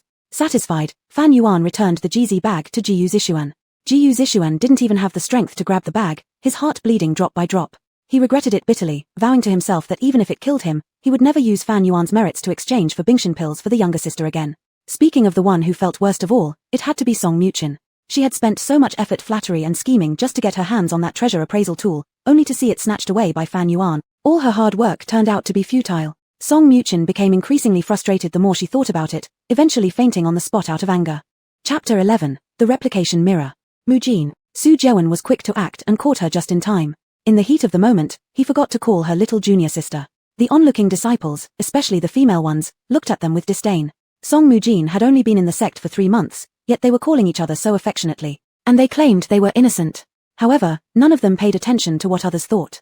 Shun Di was also startled when Song Mujin fainted and immediately abandoned his second senior brother without a second thought. Jiyu Zishuan suddenly woke up. It was strange that he hadn't fainted, but how had the little junior sister already passed out? They naturally did not know the reason. They assumed Song Mujin had simply fainted from standing too long in the sun due to poor health. For a while, no one cared about Fan Huan as the three senior brothers gathered around Song Mujin. No one noticed when Fan Huan left. By the time Su Jewen realized, there was only a few drops of blood where Fan Huan originally stood. Su Jewen regretted it again. Why had he ignored Arya once more? Second junior brother, third junior brother, you two take our little junior sister back and take good care of her. After Su Jewen finished giving instructions, he turned to chase after Fan Huan. Once all of Shenji Peak's people had gone, groups of disciples began to gather outside Gongshan Pavilion, chatting idly. Senior brother Jiyu really went too far. How could he exchange someone else's merit points for elixirs? Over 3,000 merit points. I'm pained just hearing that. I don't know if you've noticed, but Song Mujin used Fan Huan's ice heart pill and didn't even say thank you. She probably forgot. Junior sister Song is not like that. To tell you the truth, Fan Huan is truly pitiable. First, she was falsely accused and got hurt badly. Then, her elixir was taken away. She was originally the most favored female disciple of Shenji Peak, but since a newcomer came, her status plummeted greatly. Not exactly. Our senior brother ostensibly showed concern for Fan Huan, but the moment junior sister Song fainted, he completely forgot that Fan Huan was still injured. Are they really as pure as they claim? Why are men always like this? They laugh with new lovers but ignore their old ones' tears. What they didn't know was that Fan Huan wasn't crying. She happily returned to her cave and took out the three treasures, laying them on the table one by one. From across the table, Wu Xiang's white translucent figure sat in another chair, raising his hand to brush over the bronze mirror. An astonishing scene followed. The mirror seemed activated, its surface rippling like water waves, exuding an air of mysterious profundity. This artifact is called the replication mirror. Appraising treasures is only its least significant ability. Its primary function is replication. Divine elixirs, precious materials, all can be replicated. Except for me, no one knows this. Fan Huan was utterly shocked. An artifact like this could not be measured using ordinary celestial quality standard. Could this possibly have been crafted by your eminence? Wu Xiang nodded. Fan Huan's eyes swirled with astonishment, couldn't help but wonder who Wu Xiang really was, but she knew better than to ask. These kinds of powerful figures dislike having their privacy probed. Fan Huan now focused solely on things beneficial to her. Wu Xiang then pointed to the pill recipe and said, "This is the Inshu pill formula. With it, you can alter your aura. Combined with Huanyan pills, as long as you don't encounter any advanced cultivators at the transformation realm, you will deceive everyone." Fan Huan marveled. Indeed, it's a wonderful thing. But right after, she felt a bit despondent. Having no talent for alchemy, 8 out of 10 times her attempts resulted in explosions, and this Yinshu pill didn't look easy to concoct. What use was the recipe to her? As if understanding her concerns, Wu Xiang said, "It's not as difficult as you think. You'll see when you try." Fan Huan nodded, then pointed to the third item. "Does your eminence know what this pearl is?" Even though Wu Xiang had not specifically asked for this item, Fan Huan thought anything carefully kept in a hidden pouch by Jiyu Zishuan must surely be valuable. Wu Xiang replied, "If I am not mistaken, this should be a fish eye." "A fish eye?" Fan Huan blinked. "I thought it was a pearl." "If it were a pearl, that would be worthless." "What does this mean, your eminence?" "This fish eye is food for some spiritual beasts. It has no immediate use for you." Fan Huan let out an "oh." She seemed naturally unliked by spiritual beasts. In the previous life, almost every inner disciple of the Tianji sect owned a spirit beast as a mount. Even Song Mujin had a phoenix-like Shen bird accompanying her, which was quite impressive. But whenever she got close to a spirit beast, even a small spiritual rabbit, they would bare their teeth at her, extremely rejecting her. Thus, she could only watch enviously as others enjoyed cultivation alongside their spirit beasts, shedding 2 streams of envious tears. Because she had never made a pact with a spirit beast, many inner disciples looked down on her, something Fan Huan couldn't change. Playing with the fish eye with her fingers for a while, her eyes suddenly lit up. "Can the replication mirror replicate this little thing?" Wu Xiang nodded approvingly. "Certainly, it can." Fan Huan gave it a try, placing the fish eye on the bronze mirror. In the blink of an eye, the mirror spat out 4 fish eyes that looked identical. Fan Huan then took out a mid-grade spirit stone and placed it on the mirror. The result was that the spirit stone vanished. It was as if it had been eaten. "Hey! My spirit stone." Fan Huan looked at Wu Xiang with some uncertainty. Although Wu Xiang's face was unclear, she could faintly feel him smiling. The replication mirror cannot replicate infinitely. It also needs to replenish its spiritual power. You used it earlier to replicate the fish eye, which depleted all of its energy. After hearing Wu Xiang's explanation, Fan Huan understood. The spirit stone was this treasure's food. With this replication mirror, she could do many things. The first thing Fan Huan thought of was the lost volume of Qianyang Decree in the library. Su Jewen arrived outside Fan Huan's cave residence but hesitated somewhat. When he finally made up his mind to talk to Fan Huan, he unexpectedly encountered a barrier. No doubt, Fan Huan had set it up. He could only shout from the outside, "Little Seven, it's me." There was no response. Su Jiawen knew Fan Huan was definitely inside her cave, just unwilling to come out and see him. Little 7, come out. Let's have a good talk, Su Jiawen said. Inside the cave, Fan Huan heard the commotion outside and felt a bit annoyed. Wasn't Su Jiawen going to leave her alone? Thankfully, she had enough awareness to place a barrier, otherwise, this guy would barge in without warning, lacking any sense of propriety. Wu Xiang's figure disappeared, and Fan Huan carefully packed away the treasures before walking out of the cave. Upon seeing her emerge, Su Jiawen relaxed slightly, raising a smile. Little 7. Fan Huan said irritably, Big brother Su, there's nothing between us to discuss. Su Jiawen's smile froze a little. Little 7, stop being childish, okay? Remove the barrier. You know this can't stop me. Through the pale blue barrier, the woman's expression remained cold. If you insist on breaking through by force, we won't even be able to remain as master, sister and disciple, Fan Huan stated resolutely, clearly not joking. Su Jiawen was usually composed, so naturally he wouldn't take such actions, just saying it for effect. Su Jiawen clenched and then loosened his fists, his eyes reflecting a gentle hue unnaturally. Alright, I won't force you. Fan Huan turned around to leave. Su Jiawen's voice rang out behind her. What you said today, I will pretend I never heard it. I will give you time to think clearly. If you truly don't want to continue with me, I can only say, don't regret it. Fan Huan stopped. A glimmer of hope flickered in Su Jiawen's eyes. Fan Huan still cared about him. Turning around, Fan Huan smiled faintly. Is Master Big Brother here to apologize? Su Jiawen fell silent. It certainly was. However, he didn't want to say it outright clearly. He had pride. Opening her mouth curiously, Fan Huan proposed, if you can stand here until tomorrow, I will agree to talk with you. Su Jiawen's eyes brightened. Truly? Without looking back, Fan Huan re-entered the cave, her blue robes disappearing from Su Jiawen's sight. Su Jiawen adjusted his robes and really started standing outside as punishment. Not long after, the weather seemed uncooperative as it began raining. Su Jiawen initially thought of using his spiritual powers to shield himself from the rain, but he suddenly remembered that when Fan Huan had been penalized to kneel, she had endured a day of rain and soaked herself thoroughly. Su Jiawen hesitated for a moment and decided against using magic. Raindrops landed on his face, shoulders, and hands, quickly soaking him to the skin. His hair hung down wet and dripping, giving him a feeling he hadn't had in a long time. If anyone saw the eldest disciple standing in the rain like this, they'd surely be shocked speechless. Fan Huan sat on a teepori near the window with the bamboo blinds half drawn, allowing her a clear view of the tall man in the rain. She brewed a cup of hot tea and drank it, completely unmoved by Su Jiawen's attempts to move her emotionally. This effort would have been better spent procuring the ice heart pill for her early on. The rain lasted exceptionally long, and the sky gradually grew darker. Su Jiawen wiped the rain off his face and gazed up at the heavens, somewhat resentful. Why is this rain lasting so long? Just then, a message talisman glowing with white light darted through the rain curtain and suddenly stopped in front of Su Jiawen. Jiyu Zishuan's anxious voice came through, eldest brother, come quick to the treasure pavilion. Younger sister is trying to kill herself. Chapter 12, The Devious Zhao Wuchang. Fan Yuan naturally also saw the white light of that sound transmission message, and it seemed to be coming from the direction of the treasure pavilion. Sure enough, in the next moment, Su Jiawen disappeared through the doorway. Fan Yuan wasn't surprised at all. She took her last sip of tea lightly, lowered her eyelids, and slowly closed them. Although she had severed her emotional ties and would no longer harbor feelings for Su Jiawen, when Su Jiawen was willing to stand in the rain just to win a chance for her, Fan Yuan couldn't help but feel a faint unrealistic hope. Of course, she would not reconcile with Su Jiawen. She just wanted to see how sincere his so-called regret was and how far he could go for her. But after standing in the rain for less than half a day, he left. Compared to the rains she endured, the hardship she suffered, and the pain she went through in her previous life for Su Jiawen, today's brief drizzle for Su Jiawen was nothing more than trivial. Fan Yuan's lips curled slightly into a self-mocking curve, and finally, she flipped the teacup upside down on the table, pulling down the bamboo curtain. Jiyu Zishuan brought the ice heart pill the next day. Jiyu Zishuan was similarly blocked outside the protective barrier and was not allowed to step foot inside Fan Yuan's dwelling. Fan Yuan didn't even inquire why Su Jiawen hadn't come. Upon receiving the pill, she turned around wordlessly and left.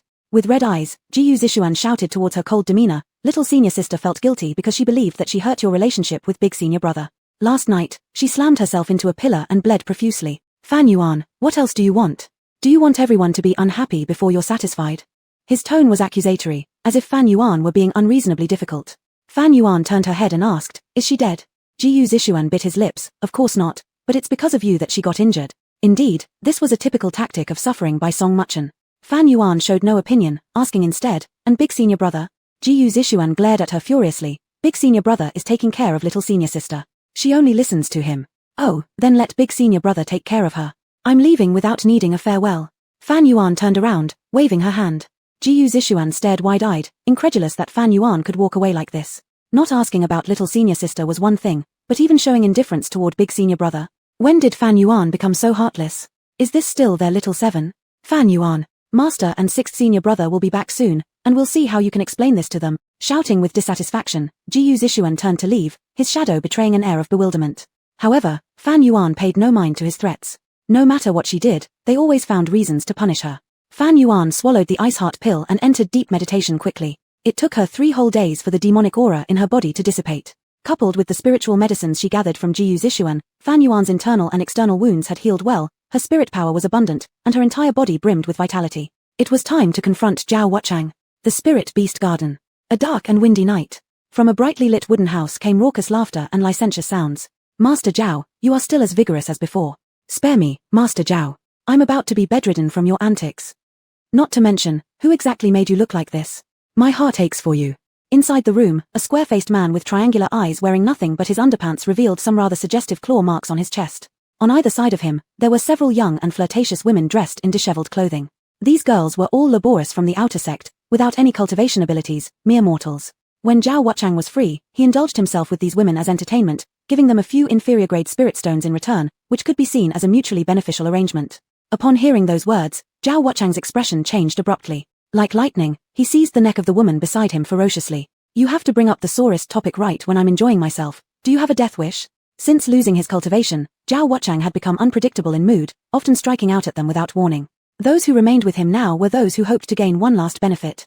Master Zhao, spare my life. I didn't mean to do this intentionally. Ignoring her pleas for mercy, Zhao Wuchang's face remained sullen as he muttered to himself, all because of the whore Fan Yuan who distorted facts in front of the sect leader, causing me to end up like this, my cultivation gone, a laughingstock of the Tianji sect.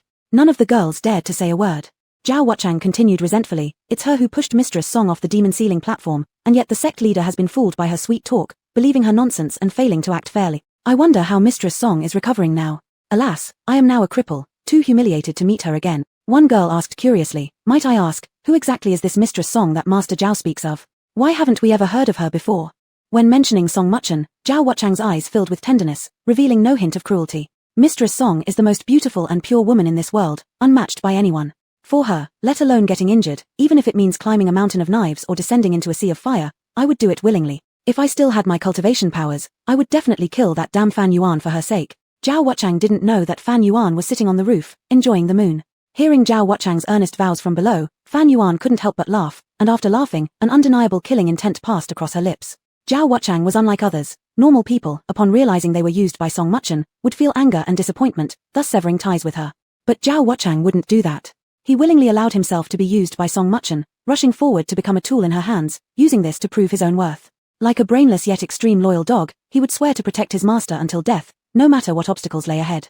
Even if his end result is to be killed by his master, it would count as a perfect ending for him. Therefore, as long as Zhao Wuchang stayed alive, even as a cripple, he would cause Fan Yuan endless trouble. The Spirit Beast Garden was located far away from the main areas, making the night here desolate and silent while all spirit beasts had fallen into deep sleep. Zhao Wuchang's mood gradually improved, and the women could sense this change as they coyly approached once again. Master Zhao, Elder Qingfeng treats you like a son. Why not ask him to avenge you? Zhao Wuchang spat, filled with resentment. Qingfeng is just a hypocritical, fake righteous man, a coward. Asking him is as good as asking heaven. He naturally begged Elder Qingfeng to handle things for him before, but the elder ignored him completely and scolded him harshly. With bitterness in his heart, Zhao Wuchang refused to seek help from Qingfeng anymore. The biggest regret of my life was bowing to him as my master. Master Zhao, please calm down. That Fan Yuan is truly detestable. It's a pity we lack any cultivation or ability and can't help you out, otherwise, we'd certainly get back at her. Upon hearing this, Zhao Wuchang's eyes flickered. He looked down at the woman and smiled. Mian Mian, are you serious about it? Without much thought, Mian Mian nodded shyly. Still holding her chin, Zhao Wuchang said gently, then I will give you this opportunity. Mian Mian seemed somewhat confused. She then saw Zhao Wuchang take a pill out of the box and place it in her hand, threatening and tempting her simultaneously. This is the change face pill. You transform into Fan Yuan's appearance, pick some random male disciple, undress in front of him, and make sure someone sees you. Shocked, Mian Mian stared at Zhao Wuchang. But Zhao Wuchang's expression wasn't joking at all. His eyes gleamed with evident murderous intent. If she didn't agree now, she might end up dead. After revealing the entire plan and assuring her, Mian Mian still hesitated, thinking it was too risky. My heavens, she only wanted to earn some spirit stones to exchange for silver coins in the mountains below. She didn't want to involve herself in such dangerous activities. Fan Yuan was actually the personal disciple of the sect leader. If discovered, you won't be caught. Zhao Wuchang closed her hand gently and continued, after the task is complete, I'll give you 10 mid-grade spirit stones. Mian Mian's eyes sparkled greedily. A low-grade spirit stone could exchange for 50 taels of silver, but one mid-grade spirit stone could trade for a gold ingot. The temptation was enormous. The other 3 women's eyes turned green. Zhao Wuchang held a mid-grade spirit stone in his hand and tempted her further, Young master will give you one first. Once the job is done, the rest belong to you. What do you say? Mian Mian had no more hesitation.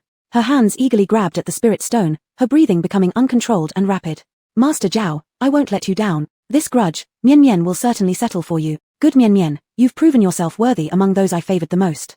The reason Zhao Wuchang chose Mian Mian was that her figure resembled Fan Yuan the most, reducing the risk of being found out. What if he became a cripple? There were plenty of ways to make Fan Yuan suffer endlessly. Satisfied, Zhao Wuchang grinned and took a sip of strong liquor, looking delighted as though he had already visualized the scene of Fan Yuan being publicly disgraced. This is the price for hurting Miss Song. Chapter 13, I've come to kill you. Mian Mian, such an familiar name. Fan Yuan peered at the woman named Mian Mian through a gap in the tiles. After looking for quite a while, she finally remembered. In the public opinion scandal orchestrated by Zhao Wuchang in her previous life, this Mian Mian also appeared, but was overlooked by her. This woman pretended to be in trouble, deliberately luring her into the bamboo grove. Fan Yuan searched in the bamboo grove for the snake demon she mentioned, and after searching for a long time without seeing a single snake, once she came out, the weather outside had changed. The disciples looked at her with hatred and pointed fingers at her. Zhao Wuchang loudly accused her of cavorting with a male disciple in the grass, which was immoral. After being discovered, she fled towards the bamboo grove. He also said that there was a piece of Fan Yuan's lingerie found in the grass. She wanted to explain that it wasn't hers, but in front of everyone's eyes, they only believed what they saw. Fan Yuan still remembers Zhao Wuchang's smug face back then. He used his finger to dangle that lingerie in front of her eyes teasingly. Do you want me to ask the eldest master if it belongs to you? Upon hearing that he would go to Su Jiawen, Fan Yuan immediately became flustered. Back then, she felt so embarrassed about the situation. Even though she knew she was innocent and the lingerie wasn't hers, her first reaction was not wanting Su Jiawen to know. She begged Zhao Wuchang not to tell anyone, and he agreed on the spot. Unbeknownst to her, her behavior indirectly admitted to the matter. The subsequent development was predictable. This is how Fan Yuan became famous. In a completely ruined reputation kind of way. As for that Mian Mian, she never showed up again in Tianji sect. Afterward, Fan Yuan attempted to investigate but could not find any trace of her. Now, hearing Zhao Wuchang himself reveal the plan, Fan Yuan finally understood the full conspiracy. Indeed, Zhao Wuchang's character was despicable and beyond redemption. Inside the room, Zhao Wuchang lay lazily, waving his hand casually. Tomorrow the elders will come to the spirit beast garden, so none of you should stay over tonight. Upon hearing this, the girls, led by Mian Mian, got dressed and prepared to leave. However, as they opened the door, they were driven back by a sharp, icy cold sword. Who are you? Although Mian Mian had some courage, she still rebuked sharply. Do you know where you are? Zhao Wuchang had not yet sensed the impending danger. He first looked towards the source of the disturbance curiously, and only when he heard a familiar voice did he abruptly sit up from the bed. Fan Yuan looked at Mian Mian, grinning insincerely. Since you can transform into my appearance, why don't you recognize me? Startled, Mian Mian's eyes widened and she fell straight onto the ground. You are Fan Yuan. Zhao Wuchang jumped off the bed, veins bulging, glaring fiercely. How dare you show your face to me? Seeing the situation getting worse, the other girls tried to escape the room crawling or rolling. Fan Yuan didn't even bother to look up and waved her hand, slamming the door shut with a loud bang. Why are you running when everyone gets their share? Realizing they couldn't escape, the girls huddled together in the corner, trembling with terror. Finally realizing something was wrong, Zhao Wuchang warned guardedly. What do you plan to do? Fan Yuan stated indifferently, I've come to kill you. Greatly shocked, Zhao Wuchang quickly regained composure and arrogantly proclaimed, killing someone inside the sect, who are you trying to frighten? Besides, Elder Qing Feng is behind me. Do you dare to kill me? Without responding, Fan Yuan stabbed Mian Mian. Mian Mian hadn't even had time to react before her eyeballs rolled upward as she collapsed, blood gushing out from her neck. The girls screamed in unison. Murder! Murder! They banged on the door and shouted for help. Fan Yuan had already set up a boundary outside. No one would come despite all their yelling. In front of a cultivator, mortals have no resistance. Fan Yuan wouldn't hesitate anymore like in her past life. Decisively, she slaughtered all the people in Zhao Wuchang's house, eradicating the root. Blood covered the floor, yet her clothes remained untouched.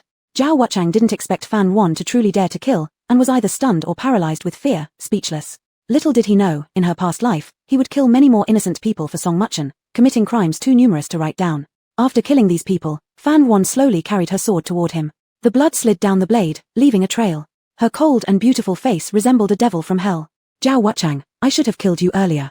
Zhao Wuchang suddenly snapped back to reality, finally panicking. We have no enmity between us, why would you kill me? The man retreated step by step, fearful. No, you won't dare to kill me, you won't dare to kill me. Killing you, I'm too good to soil my sword. Fan Yuan grabbed Zhao Wuchang's hair, laughing lightly, but I've arranged a more interesting way for you to die. Want to experience it for free? Fan Yuan, no, lady, I was wrong, I truly was wrong. Zhao Wuchang immediately knelt down to beg for mercy. I just played a joke on them, I didn't mean anything against you. They deserved to die, they did. You are so generous, please spare me. I promise I won't tell anyone about what happened tonight, as long as you don't kill me. Zhao Wuchang kept kowtowing while begging verbally, but inside he cursed Fan Wan for being a malicious woman. He thought he had read her correctly. Fan Wan waved her hand, and Zhao Wuchang was flung into the wall, spitting out a mouthful of blood. Then she lifted her foot and stepped on Zhao Wuchang's leg bone without any emotion. Zhao Wuchang finally screamed in agony like a slaughtered pig. Do you know? It's spring now. Spirit beasts become quite restless during this season, especially some male spirit beasts. Zhao Wuchang couldn't hear anything Fan Wan said. The pain nearly made him faint, his instinct screaming in fear. I guess you've never been near the place where the spirit beasts are confined, right Mr. Zhao? Fan Wan seemingly kindly suggested, I'll take you there and let them greet you. Fan Wan was well acquainted with the spirit beast garden. After setting Zhao Wuchang's residence on fire, she dragged him by the collar into the darkness. The horizon began to lighten with the glow of dawn breaking through the sky. The sun hadn't fully risen yet, but the outside world already carried sounds of noisy commotion. Song Muchen woke up abruptly from her slumber, heart pounding heavily, soaked in cold sweat, followed by an all-too-familiar sensation of suffocation rising in her throat. She whimpered softly. In the next moment, a comfortable warm flow surged from her hand, spreading throughout her limbs, gradually dissipating the feeling of suffocation. Sister. Su Zhewen's voice was clear and gentle, revealing a hint of anxiety. Her young sister suffered from physical frailty and asthma.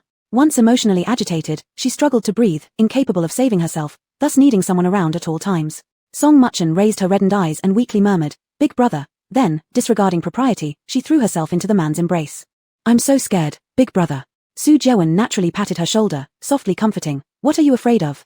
With big brother here, no one will harm you. Did you have a nightmare? Nestled in his arms, the woman trembled slightly, speaking in a low voice, I dreamed about something from my childhood.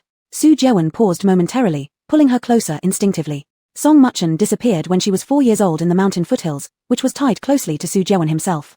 Thus, his guilt toward her weighed heavily. Mujin, I won't lose you again. Su Zhewen's voice was deep and hoarse. I swear. Suddenly Song Muchen pushed him away and whispered softly, Big brother, we're adults now, we should keep our distance. Su Zhewen frowned unhappily, you shouldn't be affected by your seventh sister. To me, you're like a younger sister. As for the misunderstanding between you and your seventh sister, I will explain things to her, and she'll understand. Even though he said that, Su Zhewen wasn't entirely confident inside. Fan Wan had barely agreed to give him another chance, and he had left halfway through it. He didn't know how Fan Wan would view him now.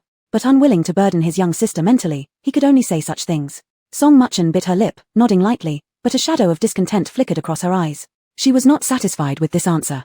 Yet outwardly, she appeared understanding, saying, Big brother, you two must stay together. I look forward to drinking the celebration wine at your wedding. Su Zhewen's expression softened. Yes, it's settled then. Listening to the noise outside, Song Muchen asked uneasily, Is there something wrong outside? Chapter 14, Jubshin. It seems like there's been a fire, Su Zhewen consoled. It's not a big deal, someone will handle it. Go back to sleep.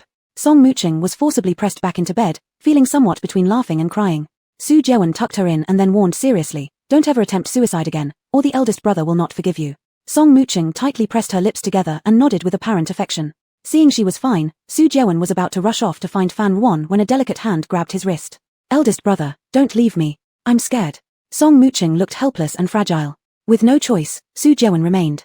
Fine, Awen will understand, he said gently. I won't leave. I'll stay by your side.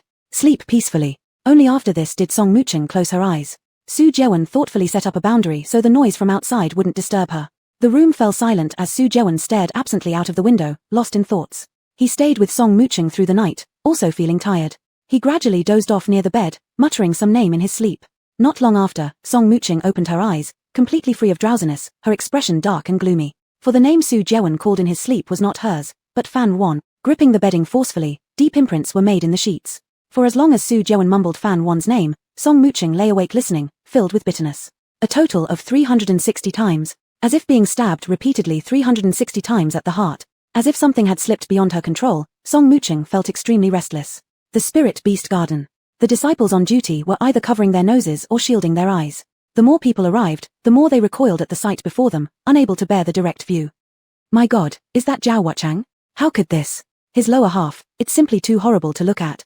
This is too tragic, I'm going to throw up. My heavens. Is he still alive? Zhao Wuchang lay naked in a pool of blood, his face ashen, staring with a pair of hollow, empty eyes without any movement. Clearly, he was without breath. On the other side, more than 10 low-grade Kai pigs appeared satisfied and were lying down resting. When Elder Qingfeng heard of Zhao Wuchang's accident, he was unable to accept it. Despite the resistance from his disciples and the filth inside, he charged in. His overwhelming spiritual power crushed all the spirit beasts into fragments. He then cradled his good disciple in his arms, furious with anger. What happened? Who was on duty last night? It was common knowledge that Qingfeng favored Zhao Wuchang immensely. Even though he committed a grave mistake and had his cultivation abolished by the sect leader, Qingfeng refused to expel him from the sect and intended for Zhao Wuchang to live out his remaining years under his care. One could say he loved him excessively.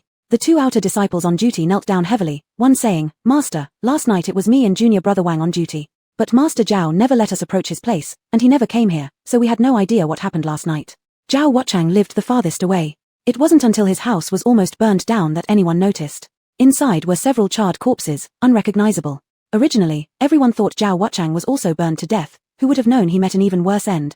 Qingfeng was both enraged and grieved, firmly believing his beloved student was attacked maliciously. He thought perhaps the sect leader wasn't satisfied yet and wanted to see Zhao Wuchang dead at all costs. Naturally, Qingfeng didn't suspect it was Fan Wan's doing. In his view, Fan Wan didn't dare to do such a thing. How unreasonable, how audacious. If only he were killed directly, at least he'd die quickly. Such a cruel death method was obviously done intentionally to mock him. Qingfeng, being the master of one peak, couldn't endure such insult. He intended to carry Zhao Wuchang's body to demand an explanation from the sect leader. How could the head of an entire sect be so treacherous and cunning, targeting just a junior disciple? At this time, something fell out from Zhao Wuchang's body. Qingfeng picked it up and realized it was an ordinary sound-receiving artifact. Instinctively, Qingfeng thought it must have been left behind by Zhao Wuchang before his death. This disciple was indeed resourceful enough to know to leave evidence. With this piece of evidence, he would see what excuses the sect leader had now. Just then, elders from other peaks also arrived. They were all friends who got along well with Qingfeng and supported him confronting the sect leader for justice. To be safe, Qingfeng decided to listen to the content first. This device looked like a trumpet, and everyone present could hear it clearly. In a short while, the sound of an angry man echoed from the artifact, none other than Zhao Wuchang. "Qingfeng is nothing but a hypocrite, a coward. Begging him is like begging the Lord. All I regret most in my life is making him my master." Upon hearing these words, the expressions of everyone present changed, and they couldn't help but glance at Elder Qingfeng's face. Qingfeng's expression was extraordinarily complicated, a mixture of shock, anger, disappointment, and above all, profound sadness. Zhao Wuchang's statement had truly cut to the core. Could it be that his most obedient and flattering disciple, who seemed so dutiful in front of him, actually viewed him this way? Before Elder Qingfeng could properly grieve, Zhao Wuchang dropped another bombshell that startled everyone even more. "This is a face-changing pill. Transform into Fan Wan's appearance and find any male disciple. Strip naked in front of him, better yet, let others catch you two doing that thing. That way, it'll work perfectly. You lead her away, disguise as her, and I'll wait with people at the pavilion outside the bamboo grove. Afterward, I'll take care of everything and ensure she has no defense against 100 accusations." The cunning, smug face of Zhao Wuchang seemed vividly clear before everyone's eyes. Elder Qingfeng frantically tried to turn off the artifact, but he failed no matter what he did. The elders and disciples who had listened thus far wore expressions of fury. They now looked at Qingfeng with altered gazes. Was this really Elder Qingfeng, renowned for being as pure as Mu Are You, who raised such an outstanding disciple? Zhao Wuchang laughed wildly and said, "There will be no trace of discovery. When we succeed, I'll give you 10 middle-grade spirit stones." At that point, the voice abruptly ceased, and the recording ended. Elder Qingfeng finally caught his breath. He defended himself, saying, "This artifact must have been tampered with. Wu Chang would never do something like this." Senior Miaoyin stepped forward and carefully examined the artifact several times before coldly stating, "The artifact is intact, with no sign of tampering. Elder Qingfeng, stop making excuses for your wicked disciple. He deserved his death and doesn't deserve sympathy." Another elder chimed in, "We originally thought that after the incident a few years ago, he would have mended his ways. Who would have guessed that one's nature is hard to change? Qingfeng, as his master, you are certainly culpable." Elder Qingfeng felt both humiliated and ashamed, seeing how his once close elders regarded him with disdain and then turned away. In that moment, he spat out a mouthful of old blood. Thus, he realized that his Daoist heart had been affected. He feared his cultivation might forever stagnate at the Yuanying stage. For cultivators, a halt in advancement was undoubtedly a fatal blow. Qingfeng was tormented with anguish and couldn't bear to look at Zhao Wuchang's corpse another second. He commanded, "Throw the vile disciple to the snake pit and feed him to the snakes. I will never want to see him again. Also, this matter must not reach the sect leader's ears. All of you keep quiet about it and do not spread it." Fan Wan stood quietly at a distance, watching this scene unfold with a faint curl at the corner of her lips. Everything was within her control. The sounds were recorded by her, the person was killed by her. Even if Elder Qingfeng went to the sect leader to appeal, Fan Wan wouldn't fear it. Yunmeng Zhenren already harbored significant resentment towards Zhao Wuchang. His death brought relief instead of grief. Besides, Zhao Wuchang had long been expelled from the inner sect, reduced to a mortal with no cultivation, holding no value whatsoever. Dead or alive, it made little difference. Even if suspicion pointed towards her, Fan Wan could claim she accidentally killed him out of anger for her junior sister. Out of consideration for Song Muching, Yunmeng Zhenren might even reward her. However, judging from the current situation, Elder Qingfeng wouldn't waste his efforts on such an ungrateful wolf. Having watched the drama unfold, Fan Wan prepared to leave. But as she turned around, she caught sight of senior brother Shun Di standing nearby, causing a slight flicker in her expression. Beautiful Shun Di stood under the tree, tall and slender, his gaze deep and probing. He spoke directly. Fan Wan, did you kill Zhao Wuchang? Chapter 15, Genius or Monster? Before Fan Wan could answer, Shun Di took the initiative to take her away. Despite his good looks, he had an incredible strength and gripped her wrist painfully. Third brother Shun, you're hurting me. Shun Di paid no heed and took Fan Wan to a secluded place before letting her go. Fan Wan, did you kill Zhao Wuchang? Shun Di asked again, like an accusation. Fan Wan massaged her wrist and said indifferently, no. She naturally wouldn't admit it. Shun Di asked, then why were you there? Fan Wan sneered, what nonsense. If I was there, I'm the murderer. Then shouldn't I also suspect you as the murderer? You. Shun Di tried to say something but was silenced by her counterattack, leaving him no choice but to storm off with anger.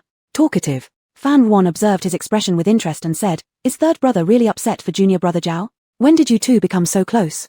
Shun Di immediately denied it, looking extremely repulsed. What nonsense. I barely know him. A person like Zhao Wuchang was someone he always looked down upon. Furthermore, he also heard the voice coming from that artifact, learning the despicable ways Zhao Wuchang planned to use against Fan Wan. His first reaction was uncontrollable rage. He wished nothing more than to severely whip Zhao's corpse. How could he possibly feel sympathy for such a despicable person? Why are you so angry then, third brother? Fan Wan lowered her hand and slightly tilted her head towards him. If the murderer truly was me, would you plan to bring me to our master to demonstrate justice? Shun Di replied without much thought, of course not. How could you think such things about me? Fan Wan couldn't help but laugh. She truly wanted to tell Shun Di, because in your past life, that's exactly what you did, only the one I killed wasn't Zhao Wuchang. It didn't matter who it was anyway. In their previous life, Shun Di went out of his way to kick her out of Tianji sect to make room for Song Muchen, meticulously keeping an eye on her missteps, scrutinizing every minor mistake. Even when Fan Wan made only a small error, he would seize the opportunity, inciting the master to expel her. Fan Wan is so dumb, she can't learn anything, it's pointless to keep feeding her here at Tianji sect. Fan Wan has terrible behavior and only brings us shame, tell her to pack up and leave. Master, if we drive her away, Xianji Peak will be peaceful. Even after Fan Wan died, Shun Di once arrogantly said to her body, when I initially told you to leave, you refused, now look how miserably dead you are. Happy now? All these recollections from their past life were vividly etched into Fan Wan's mind. She hadn't wrongfully judged him. Shun Di didn't understand why Fan Wan laughed coldly, his face turning livid. Regardless of whether you believe it or not, I have never thought ill of you. I was just afraid that you'd stray onto the wrong path. Afraid that I'd stray onto the wrong path and bring shame to all of you. Shun Di grew desperate. Who mentioned shame? Fan Wan waved her hand, too tired to listen to his rambling. That's enough, don't follow me anymore. After speaking, Fan Wan walked away without looking back, leaving Shun Di seething with nowhere to direct his anger, ultimately punching the nearby tree trunk instead. Having shaken off Shun Di, Fan Wan hurried towards the archive pavilion. With Zhao Wuchang out of the way, Fan Wan's mood was decent, her steps lighter. She deliberately chose a hidden path, lush grasses lining both sides with dense foliage overhead, the dappled sunlight casting a tranquil atmosphere. Suddenly, rustling sounds came from behind. Thinking Shun Di might have followed her again, she turned around, only to find nobody there. A breeze passed through, gently swaying the grass, rustling softly. Fan Wan stared intently for a moment, dismissing the sound and continuing forward, quickly leaving Lingshou Garden behind. Once she disappeared, a golden-furred head peeked out quietly from the grass. It was a small orange cat, its fur shimmering brightly in the sunlight. The little creature sniffed around on the ground, its round eyes full of spirit as it identified the direction before following after with quick paws. The archive pavilion was tall and majestic, inscribed with powerful calligraphy on its eaves that carried a sense of time-tested history. Taking a glance at the door frame, Fan Wan stepped inside. There were 7 levels in the archive pavilion, holding countless books covering everything imaginable. To find the missing parts of Tianyang Ju among them would be akin to finding a needle in a haystack. But even if it were exceedingly difficult, Fan Wan was determined to continue the search. Time flowed slowly as the outside world plunged into darkness. Lights were lit within the archive pavilion, flickering candlelight illuminating the space. Someone noticed Fan Wan's presence, often throwing curious glances her way, whispering to each other. Isn't that the personal disciple of the sect leader, Fan Wan? The sun must be rising in the west. Sister Fan actually comes to the archive pavilion and stays this long. Isn't she hailed as a genius? How could an extremely smart genius still need to come to the archive pavilion for studying? Sarcasm dripped from every word. Fan Wan's apprenticeship ceremony was rather casual, with not many attendees.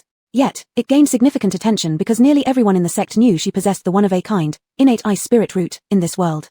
Precisely because of this, Fan Wan had become the focus of intensive cultivation and support from the sect since the start. As widely acknowledged, cultivation resources were always limited. When some people got more, others would naturally get less. The disciples all harbored a bit of dissatisfaction toward Fan Wan, yet they dared not express it openly. If only Fan Wan had lived up to the sect's nurturing, that might have been forgivable, and they would have accepted it. But Fan Wan was no genius at all. There were 3 pieces of evidence. Firstly, Fan 1 established her foundation stage far too late. Her cultivation speed merely kept pace with the inner gate disciples, and she even fell short compared to Song Muchen, who was frail and often sick. Secondly, as a sword cultivator practicing the Purple Yang Decree, she lagged behind her senior brother of the same lineage. The Purple Yang Decree wielded vast power, but after cultivating it for so long, Fan 1 couldn't unleash even 30% of its strength. This was simply unworthy of the master's years of nurturing. Thirdly, Fan 1 was nothing more than an obtuse person. Among her 6 senior brothers, each excelled in his own field. Her eldest brother was the strongest sword cultivator of their generation, her second brother was a gifted alchemist, her third brother was a rare expert in talismans seen once in 100 years, her fourth brother was a powerful physical body cultivator, her fifth brother was an incredibly perceptive master of forging equipment, and her sixth brother was a talented sound cultivator specializing in musical arts. Even her junior sister showed remarkable understanding in everything she studied, unfortunately limited by poor health, unable to wield a sword. Currently, she was diligently learning alchemy and had displayed a talent even surpassing Jiyu Zishuan, the young lord of the 100 Grass Hall. Alone among them stood Fan 1, who, aside from her innate ice spirit root, didn't possess any notable skill. Clearly, calling her a genius was pure nonsense. So much cultivation resource wasted on her, how could others not bear resentment? Having sucked so much blood from the sect, she is utterly useless and should give back what she took. The so-called innate ice spirit root turns out to be nothing special. I believe the sect leader was deceived. Never mind her, let's just go. Fan 1 pretended not to hear those belittling voices behind her and made no effort to refute them. She drifted off into thought for a moment. What those disciples said wasn't entirely wrong. She did lack insight and therefore learned things slowly. Yet, she remembered it hadn't started like this. Back when she first became an apprentice, both her teacher and the elders praised her for being exceptionally talented, with excellent understanding and full of vitality. And the Purple Yang Decree indeed required profound comprehension skills to begin cultivation, otherwise, one wouldn't even grasp its basics. But somehow later on, she gradually began struggling with studies. Her thoughts stayed superficial, as if the concept of insight had abandoned her. As time went on, she grew dull and clumsy, like an elderly person close to their 100th year, good at nothing. On the other hand, Song Muchen transformed into the brilliant, astute, adaptable genius everyone talked about, excelling at whatever he touched, versatile in every way, truly a paragon of versatility. Wait, versatility? Suddenly, Fan 1 realized something was amiss, her mind flickering with an epiphany. How could a normal person excel at everything? Especially someone practicing the Tao. With 3,000 paths to the Tao, each person has their own path. Only by achieving the ultimate on one path could one ultimately achieve completeness. If one was overly greedy and dabbled in everything, they'd inevitably fall short somewhere, making achievements difficult. Yet, Song Muchen covered all areas, excelling at everything, reaching perfection. Is this really a genius, or is it a monster? Chapter 16, Elder Ziwei. At least Fan Yuan could be certain that the cultivation world had never seen such a terrifying person. Song Mubin must have some secret that no one knows about. If she hadn't died so quickly in her past life, perhaps she would have found more clues. This discovery Fan Yuan decided to keep in her heart and did not plan to warn others, especially her fellow disciples. The library was open all day, and no one was asked to leave at night. Fan Yuan stayed there for an entire night. Since Fan Yuan wasn't in her cave residence, Su Jiawen had visited several times and each time came up empty-handed. He asked around but no one knew where she had gone. She must be mad at me and deliberately avoiding me. Su Jiawen, being a prodigy of heaven, had never begged anyone for forgiveness so humbly before. After encountering setbacks multiple times, he couldn't help feeling both embarrassed and angry. Jiyu Zishuan, who enjoyed stirring up trouble, said, "In my opinion, we shouldn't indulge her, just leave her alone. She'll be scared eventually." Fan Yuan has always been extremely calculating, with many tricks up her sleeve. I think this is her deliberate attempt to play hard to get. If you give in to her, she will only become more outrageous next time. Ever since Jiyu Zishuan got into trouble over Fan Yuan's matter, every time Fan Yuan's name came up, he became upset, filled with various complaints and spoke somewhat excessively. Su Jiawen shook his head helplessly. Jiyu Zishuan was eager to gain approval and turned to Shen Di by his side. He knew Shen Di had always disliked Fan Yuan and would certainly agree with what he said. Third junior brother, tell me, am I right? Fan Yuan truly has poor character, but to his surprise, Shen Di paid him no attention, looking troubled and gloomy. Song Mubin brewed a cup of tea for Jiyu Zishuan and consoled, "Big brother, please talk less. Our senior brother is already troubled." Jiyu Zishuan glanced at her, seeming also to want to ask her opinion about Fan Yuan but gave up soon after. Forget it.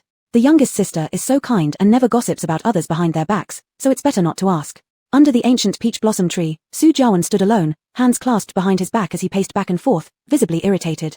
He naturally wouldn't listen to Jiyu Zishuan's suggestion. The second disciple spends his days accompanying alchemy furnaces and probably has no idea about romance. After contemplating for a moment, Su Jiawen turned his gaze towards the only young woman present. "Younger sister, being a woman yourself, you should understand your older sister's thoughts more than I do.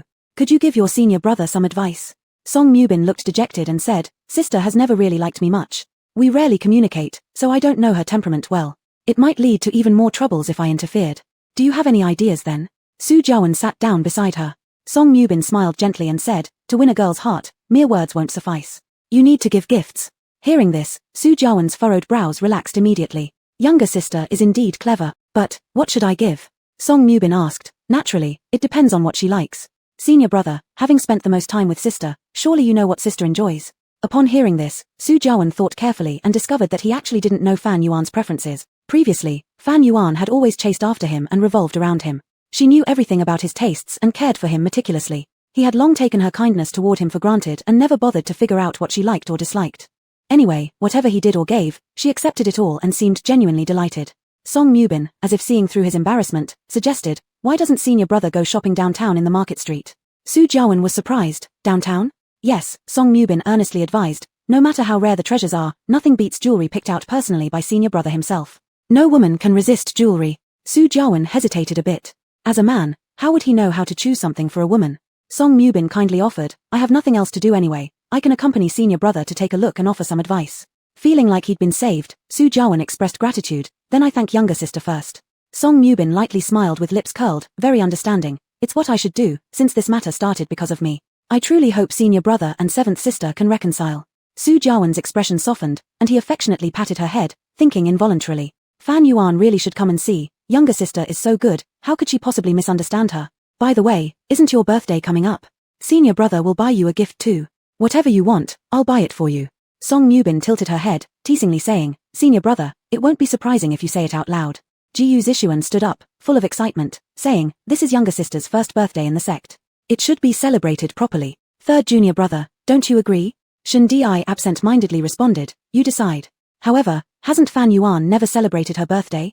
The cheerful and joyous atmosphere froze for a brief moment.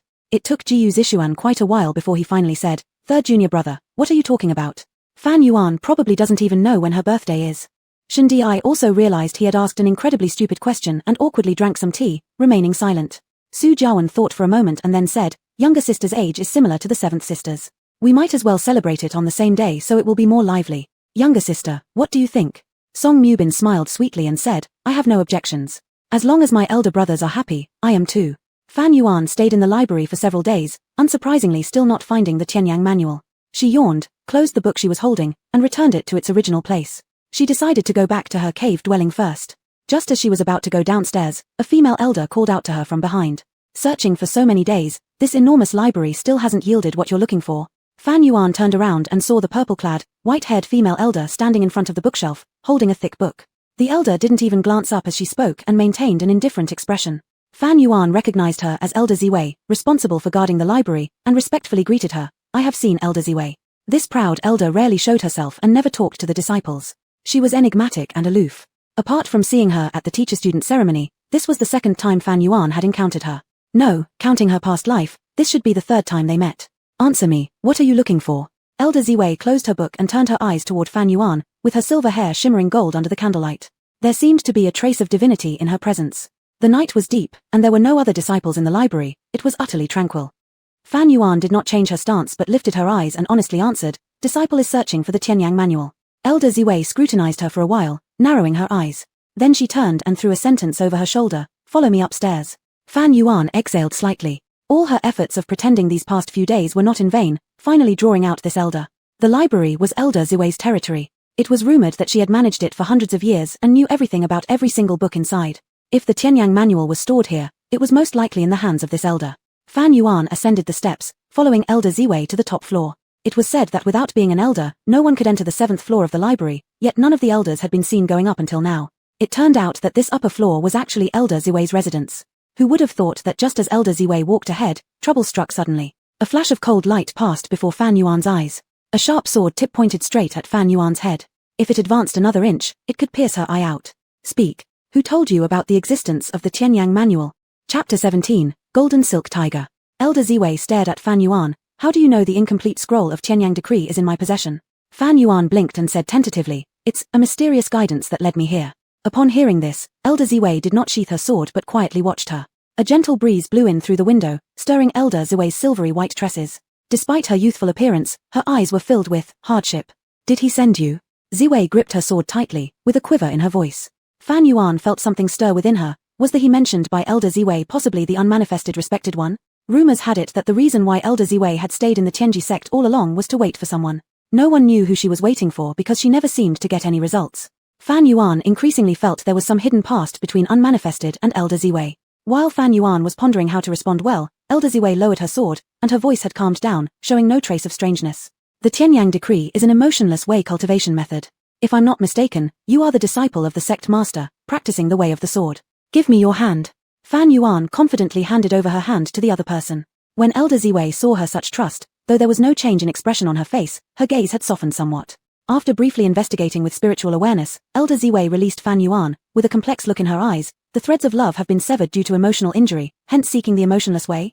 Fan Yuan's expression showed a hint of bitterness, not entirely. Elder Ziwei observed her expression and did not further inquire. She did remember Fan Yuan, retaining memories of her as a young girl during the naive and charming apprentice ceremony. Back then, Fan Yuan was just 12 years old, right at the liveliest age, her eyes brimming with anticipation for the future. After taking her vows, she chattered incessantly around the sect master. She was really noisy, but the sect master showed no signs of annoyance. Living in Tianji sect since the age of 6, pampered by the sect master, Fan Yuan, as a teenager, was full of self-assurance and pride, like a proud little peacock, always holding her chin up high, full of vitality, lively and charming, attracting people. Anyone who saw her couldn't help but take a second glance. Which was unlike now, with an air of heavy-heartedness and weariness, making others feel regretful.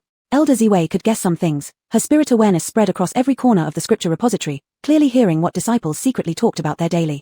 Apparently, human hearts can change, especially men's. Turning around, Elder Ziwei, with hands behind her back, slowly said, "Young lady, this path of emotionlessness is not as easy as you imagine. Practicing the emotionless way means you need to forsake family, lovers, friends. Ultimately, only loneliness will accompany you. Go back, I won't give you the Tianyang decree." Fan Yuan felt somewhat reluctant but firmly responded, "Spiritual cultivation is inherently lonely, and I originally didn't have any family or friends anyway. A dream once grand must wake up sooner or later. Being born alone, I fear nothing." Elder Ziwei let out a cold snort. "Even so, do you know that in the cultivator world, no one has ever fully ascended using this path? Aren't you afraid that all your efforts may be wasted?" Softly scolding, seemingly wanting Fan Yuan to retreat upon encountering difficulties. "I'll create a precedent where none existed before." Fan Yuan stood straight, each word clear. Elder Ziwei paused slightly and chuckled, "Little Foundation Establishment Realm Cultivator, quite boastful indeed. I admire you, but I still cannot give it to you." Fan Yuan truly felt frustrated. "Why not?" Elder Ziwei, raising her chin with a curved lip, said mockingly, "Because I detest the emotionless way, whoever practices it, I stop them." And thus, Fan Yuan was chased out of the scripture repository. Not only did she fail to acquire the techniques, but she was also told that pursuing the emotionless way would antagonize Elder Ziwei, giving Fan Yuan a real shock.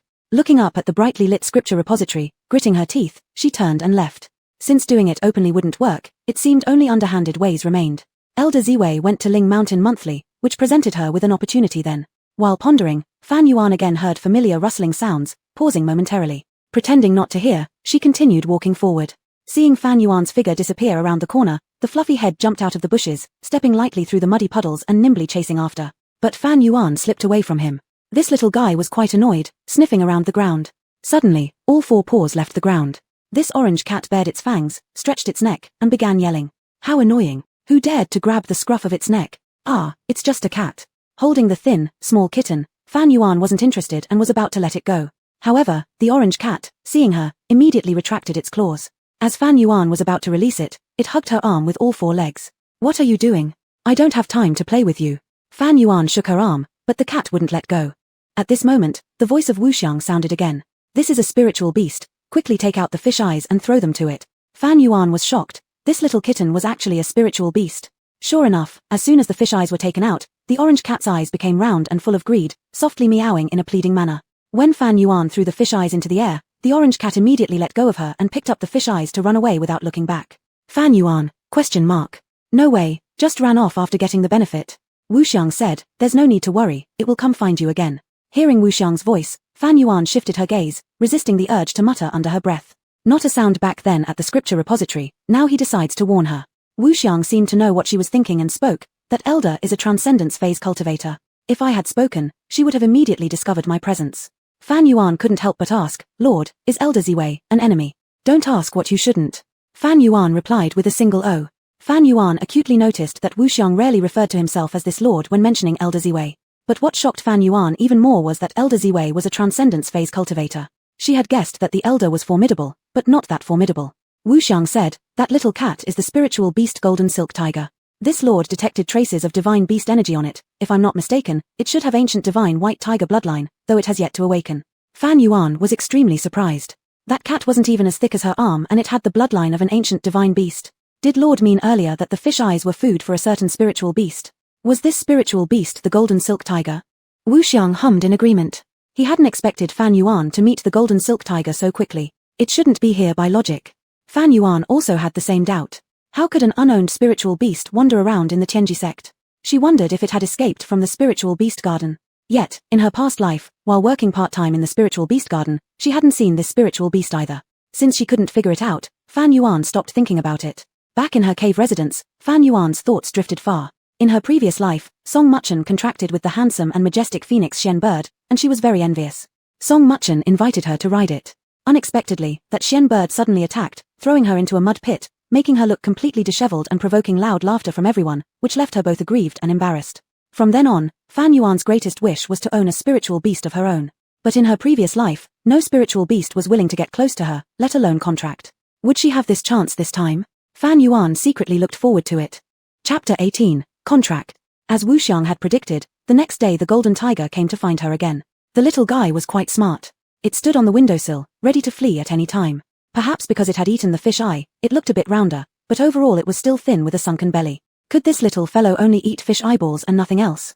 This time, Fan Yuan didn't give it easily. She dangled the fish eye as bait, saying, "Do you want it?" The golden tiger seemed to understand human language, nodding fiercely as if about to pounce. Fan Yuan put forth her condition, "Sign a contract with me, and I'll give it to you." The golden tiger blinked its eyes, appearing reluctant and slowly took 2 steps back. Fan Yuan knew it wouldn't be that easy. Fortunately, she was well prepared. Last night, she spent all her spirit stones at once and replicated more than 10 fish eyes, which she now placed on the table. At the sight of so many fish eyes, the golden tiger's eyes lit up instantly, drool flowing uncontrollably as it couldn't help but take 2 steps forward. These things, I have plenty of them. However, they are trash to me. But even trash won't go to waste on others. Fan Yuan casually held a round fish eye in her hand, looking relaxed. "So if you sign a contract with me, I will feed you. Otherwise, forget it." What this meant was, "Follow me, and you'll always have food." Fan Yuan casually sat on the chair, putting on an act as though she wasn't too eager to sign the contract, and after saying that, she waved her hand and put all the fish eyes into the Josie bag. When the golden tiger saw that all the fish eyes disappeared, it didn't even have time to suck back its saliva before rushing over to Fan Yuan and bowing its head. This was a gesture of submission. Fan Yuan felt immense joy inside, but she kept her face composed, lightly coughed twice, and said, "Since you're so sincere, I'll reluctantly take you under my wing." The golden tiger bowed its head even lower, fearing that Fan Yuan might not want it. The contract ritual went smoothly, and Fan Yuan felt like she was dreaming. Could she really own a spiritual beast companion? With a smile on her lips, this was probably the first time she truly laughed since her rebirth. "Need to give you a name? Let's call you Little Orange." The golden tiger no longer showed any signs of alertness, completely trusting Fan Yuan.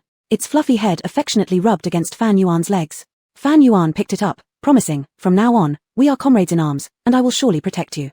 The golden tiger stared at her without blinking, unable to believe it, questioning whether it had misheard. Through history, contracting spiritual beasts were supposed to unconditionally protect their masters. The contract ceremony was akin to a master-slave ritual, with statuses never being equal. The golden tiger inherited the memories of its ancestors and remembered clearly how cruel cultivators treated its predecessors, using them as meat shields, disposable pawns to block attacks. Hence, it both hated and feared cultivators. Had it not been nearly starving to death, it would have rather died than signed a contract with any cultivator. The golden tiger thought its master was similar to other cultivators, but somehow, also a little different. Before it could figure it out, its stomach growled like thunder. Fan Yuan giggled, almost forgetting to give the little fellow its reward. At the sight of the fish eyes, the golden tiger eagerly pounced, grunting while eating. It thought to itself, "My master must be a good person." Fan Yuan propped her chin with her hands, watching it eat on the table, finding it strangely soothing, resisting the urge to pet its head. So soft. Too tempting to touch. In a few bites, the golden tiger devoured over a dozen fish eyes. After eating, it looked up expectantly at Fan Yuan, pawing her as if to say, "Not enough. I want more." Fan Yuan coughed slightly, feeling a bit awkward. "Are you a rice bucket?" "That's all for today." The golden tiger's stomach continued to rumble as it pitifully gazed at her. Fan Yuan. She suddenly realized a problem. Her current financial state might not allow her to afford this foodie. The joy from contracting a spiritual beast gradually faded, and Fan Yuan felt an intense sense of urgency. She needed to earn spirit stones soon, otherwise, her hard-won spiritual beast might starve to death. "You stay here and guard the house. I'll be right back." After saying this, Fan Yuan left immediately, leaving the golden tiger standing in confusion. A new judgment formed within its heart. Its master was a good person but quite stingy. After Fan Yuan left, she went straight to the market below the mountain. Although Penglai town was a mundane town, due to its proximity to Mount Penglai, it was common to see cultivators in the market.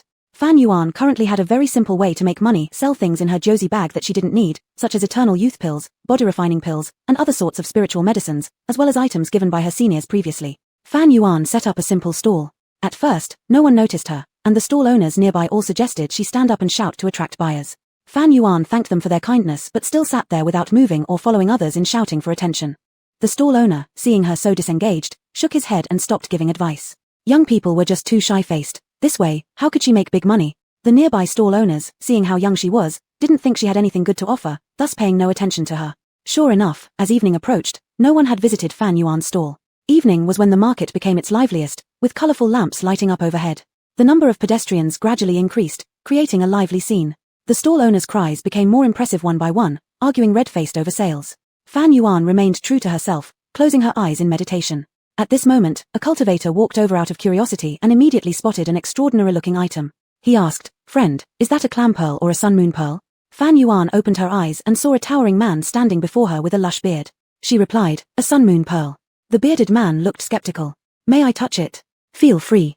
The bearded man carefully held the pearl in his hands to examine it closely, growing increasingly shocked. It was truly a sun moon pearl. Clam pearls and sun moon pearls were both produced by clam spirits, looking very similar, but the biggest difference was that any common clam spirit could produce clam pearls, whereas for a sun moon pearl, a 1,000-year-old clam spirit must absorb the essence of the sun and moon, producing only one pearl in its entire life. It was clear how precious it was. "Friend, name your price." This sun moon pearl was a keepsake from Su Jewen, initially used to seal their engagement. Fan Yuan knew its value, but she wasn't very familiar with the market rate, so she cautiously named a figure, 200 mid-grade spirit stones. The bearded man widened his eyes. "Are you joking?" Fan Yuan thought. "Is it too expensive? In that case, 150, not a penny less."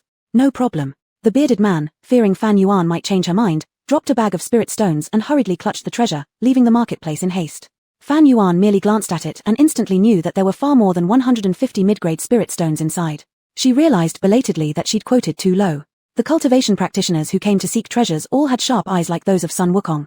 No matter how well the bearded man tried to hide it, someone eagle-eyed noticed Fan Yuan's little stall and approached out of curiosity. One look made him jump. "Friend, these pills are top-notch quality indeed. I'll take all of them. What's your price?" "My mother, what? This is heaven earth yuanhuang fruit. Don't fight me on this, I'll take it. Fire tin wood, golden yang herb, fiery fire sand, spirit fire dates. Wow, where did you get all these fine treasures?" In no time, various cultivation practitioners surrounded Fan Yuan's stall tightly, making her business extraordinarily successful and stunning the nearby stall owners. The bearded man got an amazing bargain and was delighted inside. As he laughed while walking, he accidentally bumped into someone, causing the sun moon pearl to fall. "You've gone blind. Can't you watch where you're going?" Shin Di scolded.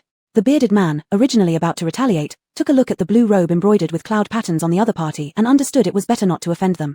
He quickly picked up the treasure and hid it, grinning awkwardly. Sorry, my mistake." Having said that, the bearded man was about to leave. Su Jewen reached out and pulled the bearded man back, saying gravely, "What do you have in your hand?" Chapter 19, Carefree. The bearded man thought he was going to snatch the treasure and immediately revealed a fierce look. "What's it got to do with you?" "Let me go." Su Jewen released his pressure without a word. The terrifying pressure of the middle golden pellet phase instantly pinned the bearded man to the ground, unable to move. Others who saw this all scattered, fearing they would get caught in the crossfire.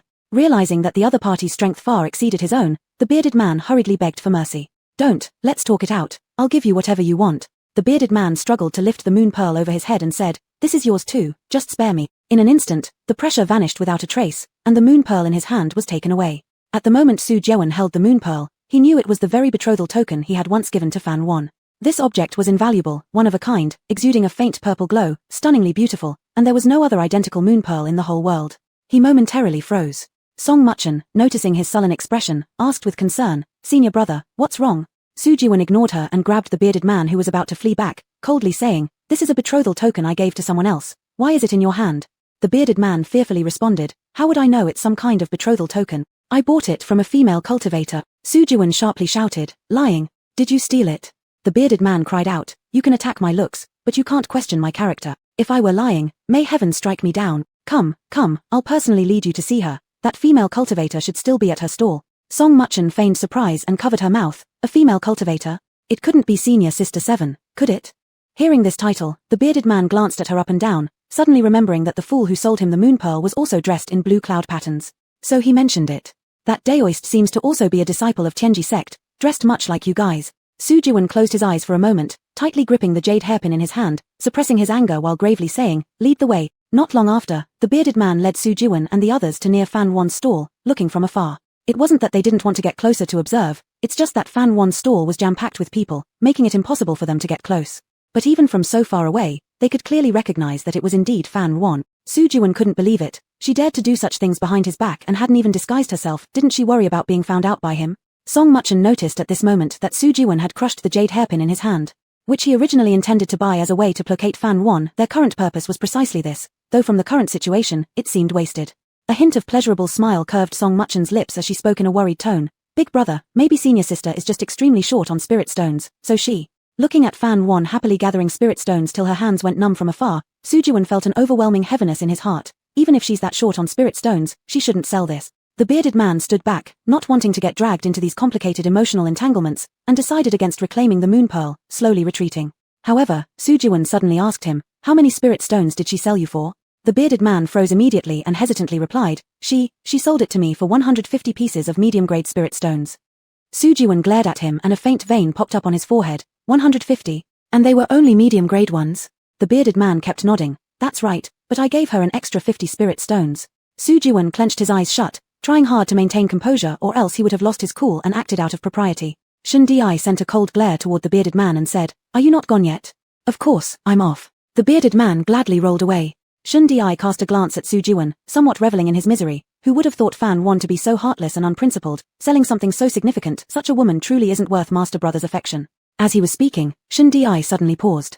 Frowning, he quickly approached a plump-faced cultivator who had just left Fan Won's stall and called out, "Stop." The plump-faced cultivator turned around, startled. "What do you need, friend?" When the cultivator faced Shun Di, the thing in his hand became visible, a veil as thin as cicada wings known as purple cloud veil.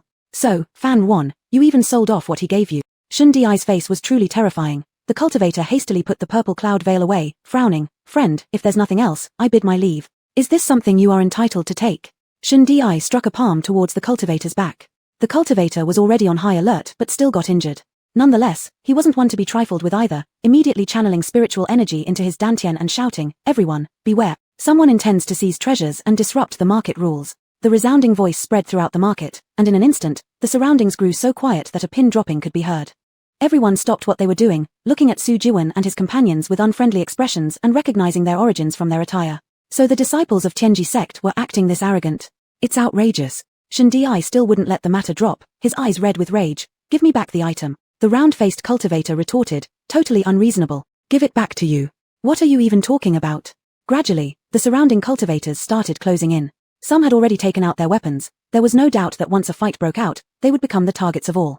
Su Jiwon couldn't afford to feel sorrow. He quickly stepped forward to warn Shun Di not to act on impulse, then turned to everyone else and said, "It's all a misunderstanding. We didn't intend to seize any treasure. It was my younger brother who got carried away due to a mistake. He is ignorant. I hope friends will forgive him." In view of Su Jiwon's decent attitude, the round-faced cultivator coldly snorted, didn't pursue further, and quickly left.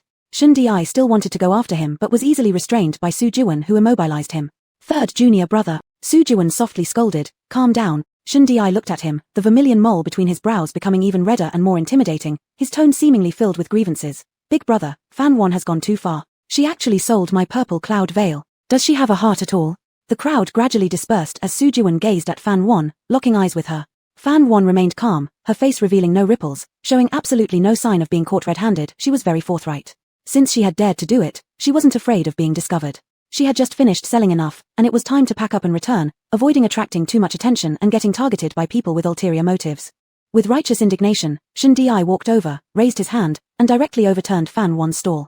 Su Jiwon stood by without stopping him, his gaze deeply focused on Fan Won, expressing a sense of accusation. Fan Won slowly stepped out from among the debris, unhurriedly picked up her heavy storage bag, and calmly looked at Shun Di before saying, "What's wrong with third junior brother? Why so angry?" Shun Di mocked her, "You even have the audacity to ask why I'm upset. You shameless woman." Before Fan Won could say anything, Shun Di deliberately raised his voice loud enough for the onlookers around to hear clearly. His purpose was to ensure others understood just how poor Fan Won's character truly was. "You can't deny it, we saw it clearly just now.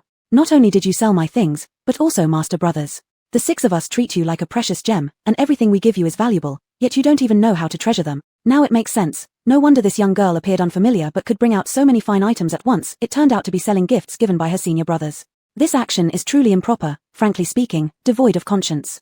Countless accusatory gazes fell upon Fan Wan, as if trying to pierce through her backbone. In another life, Fan Wan would have been mortified to the point of wanting to burrow into a hole, but now, she no longer cared about others' opinions. Nothing was more important than her feelings. After circling around the issue, Shun-Di finally arrived at the crux. On what basis did you sell the purple cloud veil? Did you even get my permission? If I'd known you'd sell it, I wouldn't have given it to you in the first place. I'd have rather burned it. Su Jiwon, disappointed, said, have you considered our feelings when you do this kind of thing? Song Muchen held up her dress and kindly advised, sister-in-law, now that things have come to this, just apologize to the seniors. Can't we all remain harmonious and return to the sect together? Fan Wan gave her a glance and ignored her. Fan Wan turned her attention to Shun-Di with a smile that wasn't quite a smile. Now that you've finished your rant, it's my turn to speak. Shun-Di sneered, I'd love to hear how you plan to defend yourself. Fan Wan spoke leisurely, let's talk about the purple cloud veil. Has third senior brother forgotten the words he once said? Shun-Di hesitated, unable to recall something that happened so long ago. Fan Wan maintained a tranquil gaze, her voice unwavering, something I picked up casually, take it or leave it, whether you throw it away or sell it, it's all up to you. If master brother hadn't asked me, I wouldn't have bothered spending the effort. These were the exact words Shun-Di had spoken when he originally presented the gift to her. Fan Wan remembered them word for word. Even though Shun-Di had used such harsh words, at the time, she had still felt overjoyed. Later, hearing by chance that the purple cloud veil was just a scrap piece, Fan Wan still regarded it as a treasure. Chapter 20. In the past, you regarded me as a pearl in your palm. Why now have you cast me into the gutter? In her previous life, she was someone who valued deep emotions and righteousness. She treasured even scraps that others discarded merely because of the camaraderie between master and disciple. But what did she receive in return? Deception, betrayal, mockery. She met with a miserable fate, not even having the dignity of a whole corpse preserved. Ancient memories awakened, Shun-Di finally recalled that he had indeed made such ridiculous remarks at the time.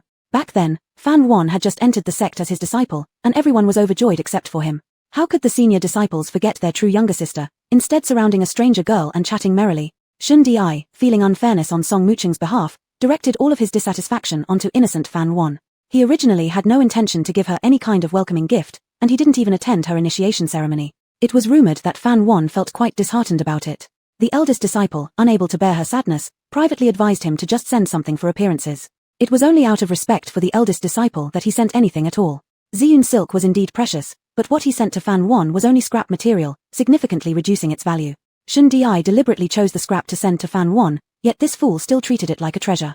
At that time, Shun-Di felt extreme satisfaction. Thinking of this, Shun-Di's arrogance instantly disappeared. Fan Wan always used to tell others that the third elder brother was also extremely good to her. How come even he himself believed it? If he truly cared, why would he intentionally send her scrap material? Fan Wan glared at him mockingly, third elder brother, you're the one least qualified to criticize me. Do you think I don't know that the Ziyun silk you gave is scrap? How dare you call what you gifted a treasure? Shun-Di, Shun-Di felt humiliated for the first time ever, turning right into wrong. Bystanders learned the truth, shaking their heads, and even Su Jiwon's gaze toward him held slight discontent. What difference does this make from publicly shaming Fan Wan? Shun-Di clenched his fists, even if so, you shouldn't have sold it so easily. Fan Wan shook her head, third elder brother, I really can't understand you. It was clear he himself had said she could do whatever she pleased with it, but when Fan Wan actually sold his gift, he became restless again, almost crazy-like. Shun-Di knew this behavior wasn't reasonable, yet he couldn't help feeling angry, unaware of where this resentment stemmed from. Fan Wan sneered, uninterested in further entanglement with him. Just as she was about to leave, Su Jiwon blocked her way. His tall figure overshadowed her. Fan Wan slightly lifted her head, almost forgetting there was another troublemaker here. The handsome man with luminous eyes had always been a deity on the pedestal, untouchable, but now appeared somewhat like an abandoned drowning dog. He spread his hand, revealing the Daynite pearl in his palm. Shouldn't you give me some explanation? Fan Wan gazed at the bead, flashes of disgust crossing her eyes. Daynite pearl, symbolizing the prized possession of the palm, turned out to be the biggest mockery. In her previous life, it was Su Jiwon who first abandoned her while spending his days accompanying the young female disciple, leaving Fan Wan alone, seeking solace only through this worthless Daynite pearl to sleep soundly. She deluded herself, believing that as long as the Daynite pearl remained, Su Jiwon's affection towards her wouldn't fade either.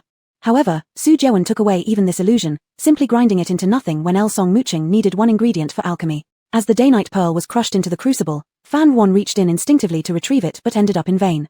This resulted in her arm being burned, leaving a scar that would never heal, but all Su Jiwon did was frown coldly and say, "You are insane." Fan Wan's eyes were filled with coldness. "There's nothing to explain, step aside." Fan Wan. Su Jiwon deeply breathed, suppressing his anger, trembling slightly. "Why are you doing this to me?" The man's eye rims turned slightly red, looking rather aggrieved. Fan Wan stared at him and laughed uncontrollably. It should be my question for you.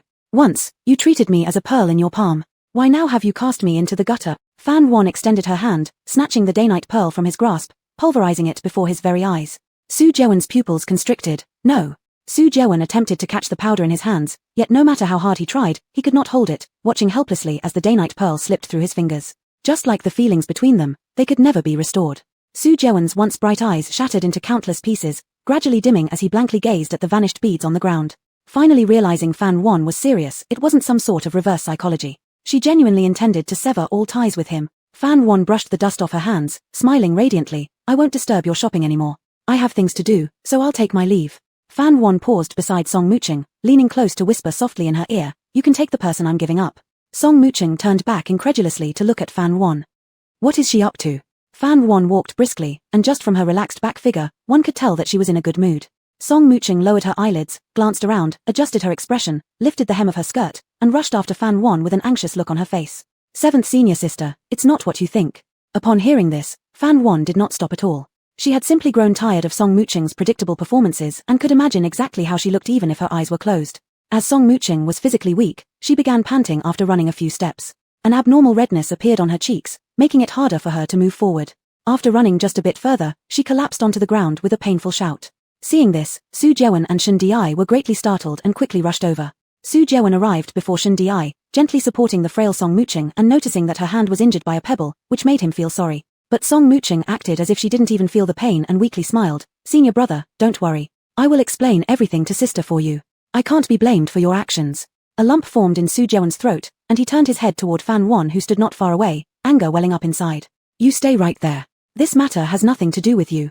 Third brother, take care of our little sister. Su Jewen then approached Fan Wan, took out a clumsily embroidered small sachet from his storage bag, and said, Fan Wan, since you insist on severing ties, let's make it completely clear. Here, I return this thing to you as well. Fan Wan looked down at the still warm small sachet in her hand. She naturally recognized it. It was the token of love she had given to Su Jewen. To embroider this sachet well, she had unknowingly stabbed her fingers several times.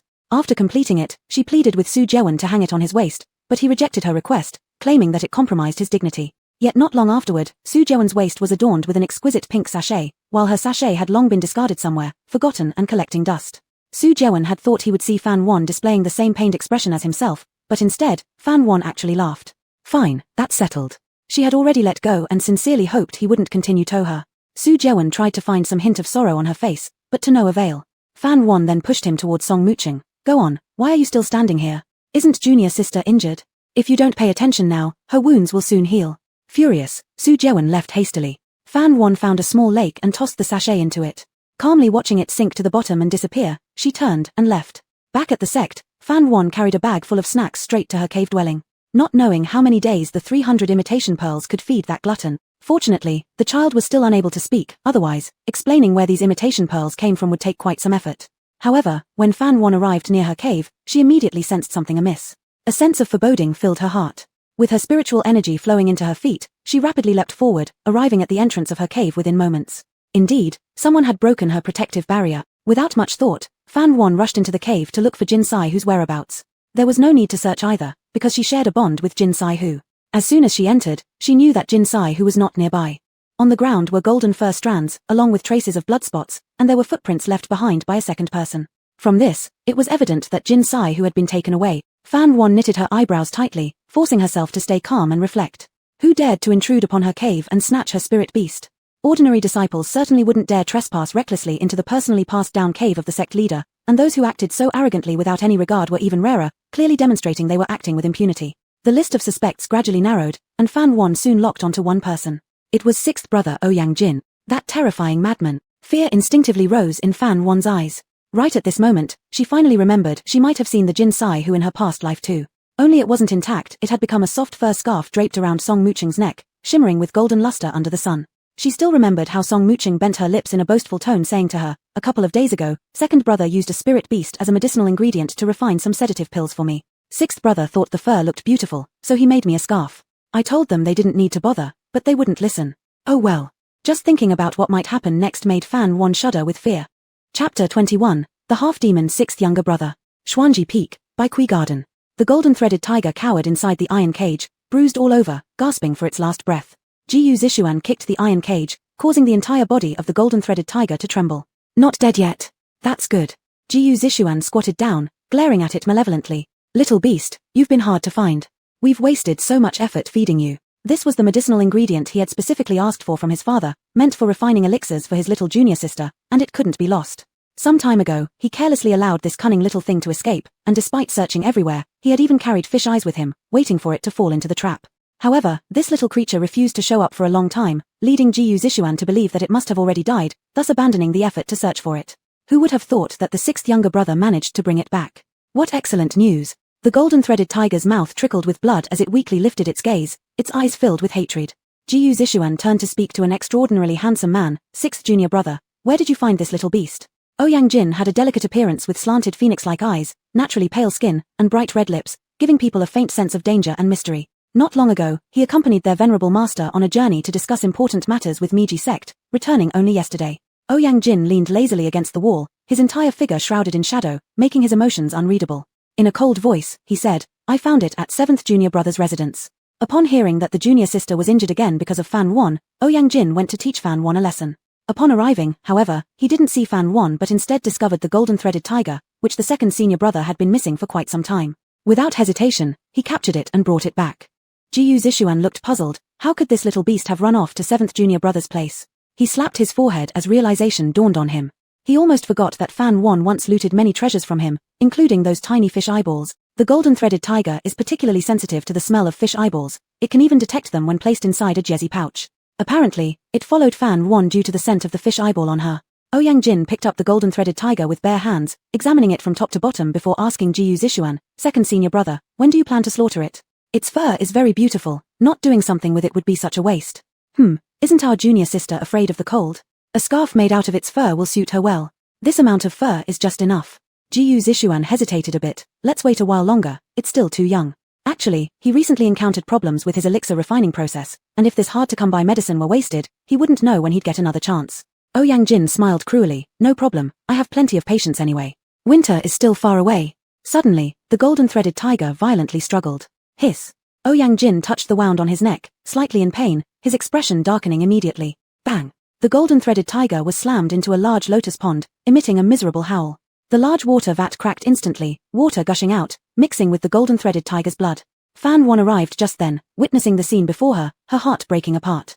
Little Orange. In a flash, she appeared beside the golden-threaded tiger, supporting its frail head as its owner, able to distinctly feel the life force of her spirit pet gradually ebbing away. Fan Wan's eyes reddened as she hurriedly infused her spiritual power into the golden-threaded tiger.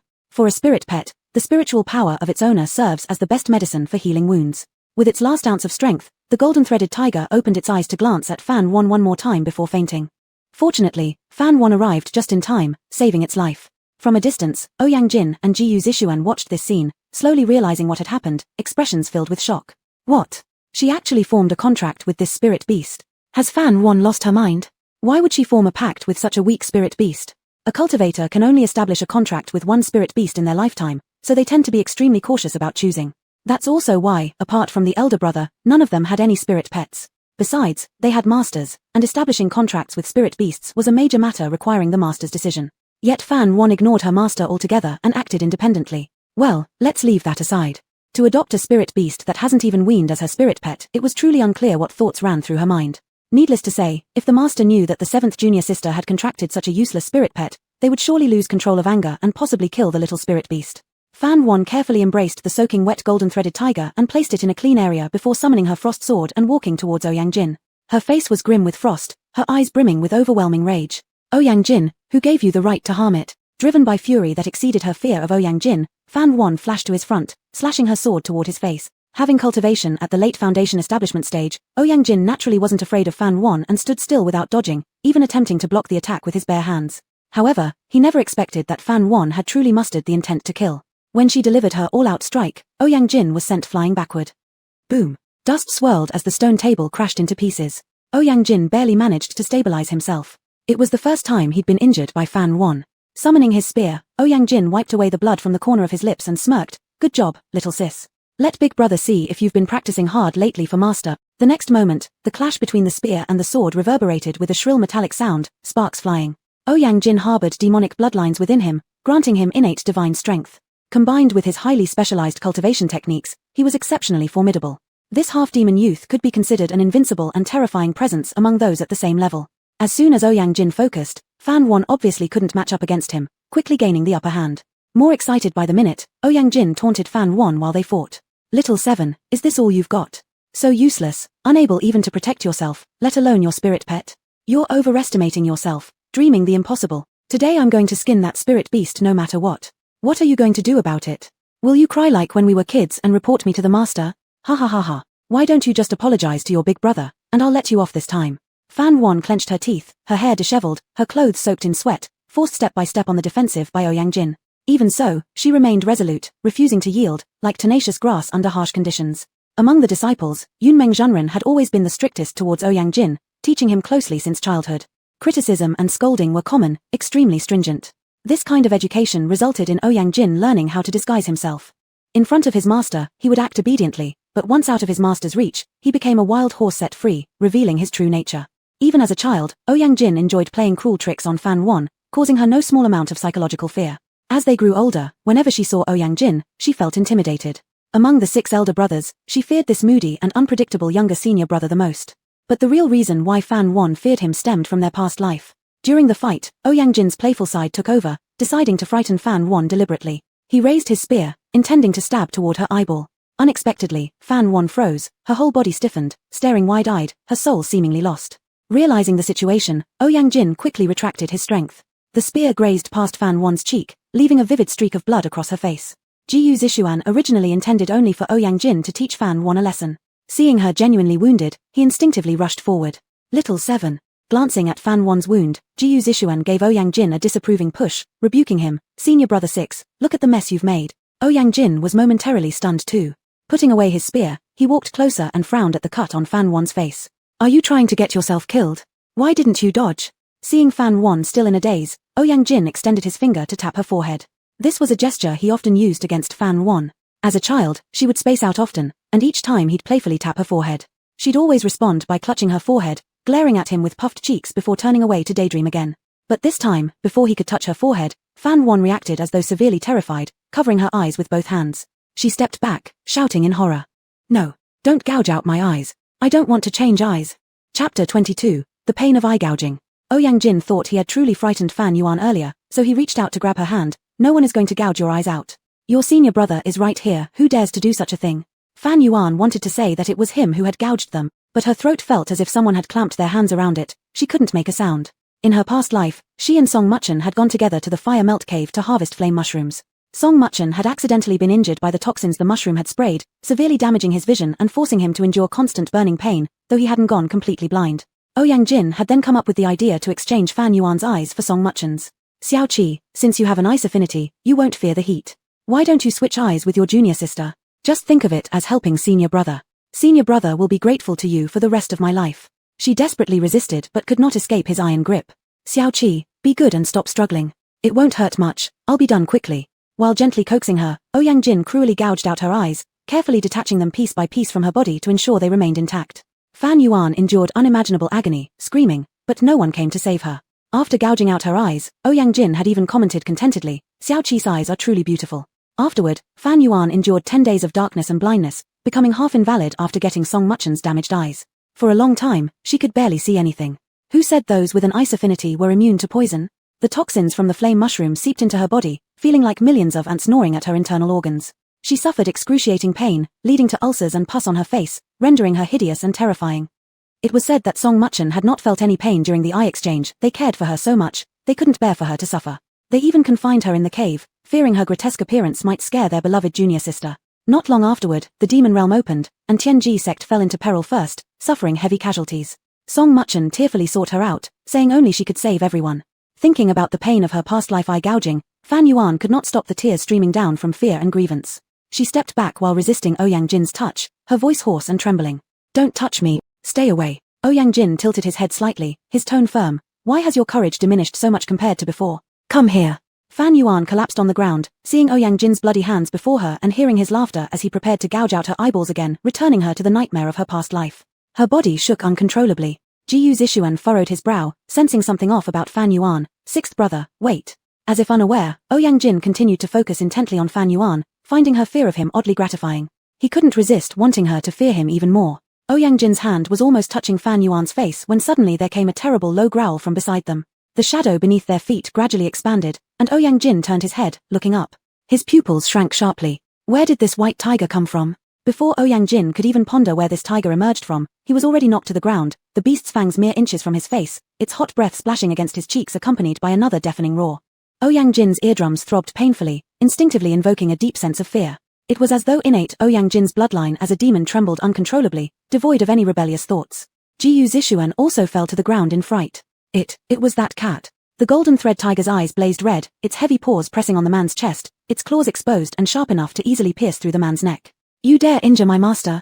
I'll rip you to pieces. Never had Ouyang Jin felt so close to death, he shouted wildly without regard for dignity. Senior brother, save me. Only then did Jiyu Zixuan regain some composure from his terror, preparing to rush forward to rescue sixth junior brother. But Fan Yuan had already returned to clarity. Little Orange, come back.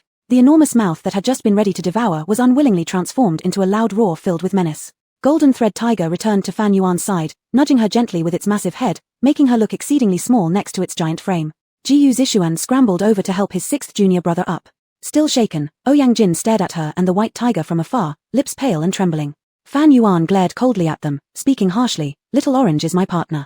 If either of you dares to target it again, I will fight to the death to make sure neither of you has an easy life. Let's go, Little Orange. Ouyang Jin deserved death, but not here. After Fan Yuan and the Golden Thread Tiger left, it took a while before Ouyang Jin realized something was amiss. Did she just threaten us? Did I hear that wrong? Ouyang Jin had just returned not long ago and was unaware of the drastic change in Fan Yuan's temperament. Because a spiritual beast had turned against them, Ouyang Jin felt that there was something extremely wrong. Jiyu Zixuan seemed to have gotten used to it and responded dejectedly, she's changed. Preoccupied with his own injuries, Ouyang Jin asked curiously, changed? What do you mean by that? Jiyu Zixuan looked irritated, how should I know? Whenever she sees us now, her face turns sour. It's as if we're her sworn enemies. Is it really that bad? Ouyang Jin found this hard to believe. Jiyu Zixuan poked at his shoulder wound with force, mocking, not bad. She almost took your life. Ouyang Jin let out a sharp hiss, sat down on a stone bench that was relatively intact, and became lost in thought, looking rather gloomy. Forget about that, where did you get that cat-like creature, and why does it transform into a tiger? That's the Golden Thread Tiger. What's so strange about it turning into a tiger? Jiyu Zixuan was incredibly annoyed and harbored even more resentment towards Fan Yuan. She had already taken away so many treasures from him, now she even wanted the ingredients for medicinal concoctions. Unreasonable. Did he owe her something from his past life? But according to logic, that spiritual beast should still be young and not yet capable of transforming. Perhaps it suddenly went through changes due to forming a contract with Fan Yuan. Jiyu Zixuan overlooked one detail, the Golden Thread Tiger transformed into a white tiger. After taking a healing pill, Ouyang Jin remained silent. Each deep in their own thoughts, they remained quiet for a while. As the sun set in the west, dark clouds covered the sky, thunderclouds rolled heavily. Su Jewen and two others returned just before the rain started. Song Muchen had injured her hand when she fell, tearing the skin, so Su Jewen brought her to Bikui Garden to find Jiyu Zixuan, with Shen Di following along as well. When the three entered Jiyu Zixuan's courtyard, they saw a chaotic mess on the ground and the two sitting under the eaves, faces heavy with solemnity. A loud thunderclap roared, and the rain poured down in torrents. Su Jewen and Shen Di each held Song Muchen carefully from either side, bringing her under the eaves for shelter before starting to inquire about what had happened earlier. Jiyu Zixuan jumped up abruptly, pounding his chest and filing complaints to the senior brother. Brother, you really need to manage Fan Yuan. She is completely unreasonable, like a female bandit. Once again it was related to Fan Yuan. Su Jewen and Shen Di exchanged glances silently, seeing the resignation in each other's eyes. Fuming, Jiyu Zixuan said, let's not talk about what happened before. This time she even stole the herbs I use for alchemy and trashed my yard like this. Even though I treated her like a real sister in the past, it's like her conscience has been eaten by dogs. Ah, she also injured Brother Six. Did Brother Six do anything wrong to provoke her? As soon as she came in, she drew her sword against him. Song Muchen moved quickly to check on Ouyang Jin's wounds, concern all over her face. Ouyang Jin tensed, uncomfortably turning his head, claiming he was fine. Jiyu Zixuan pointed out Ouyang Jin's shoulder injury to them, describing Fan Yuan's behavior as utterly despicable.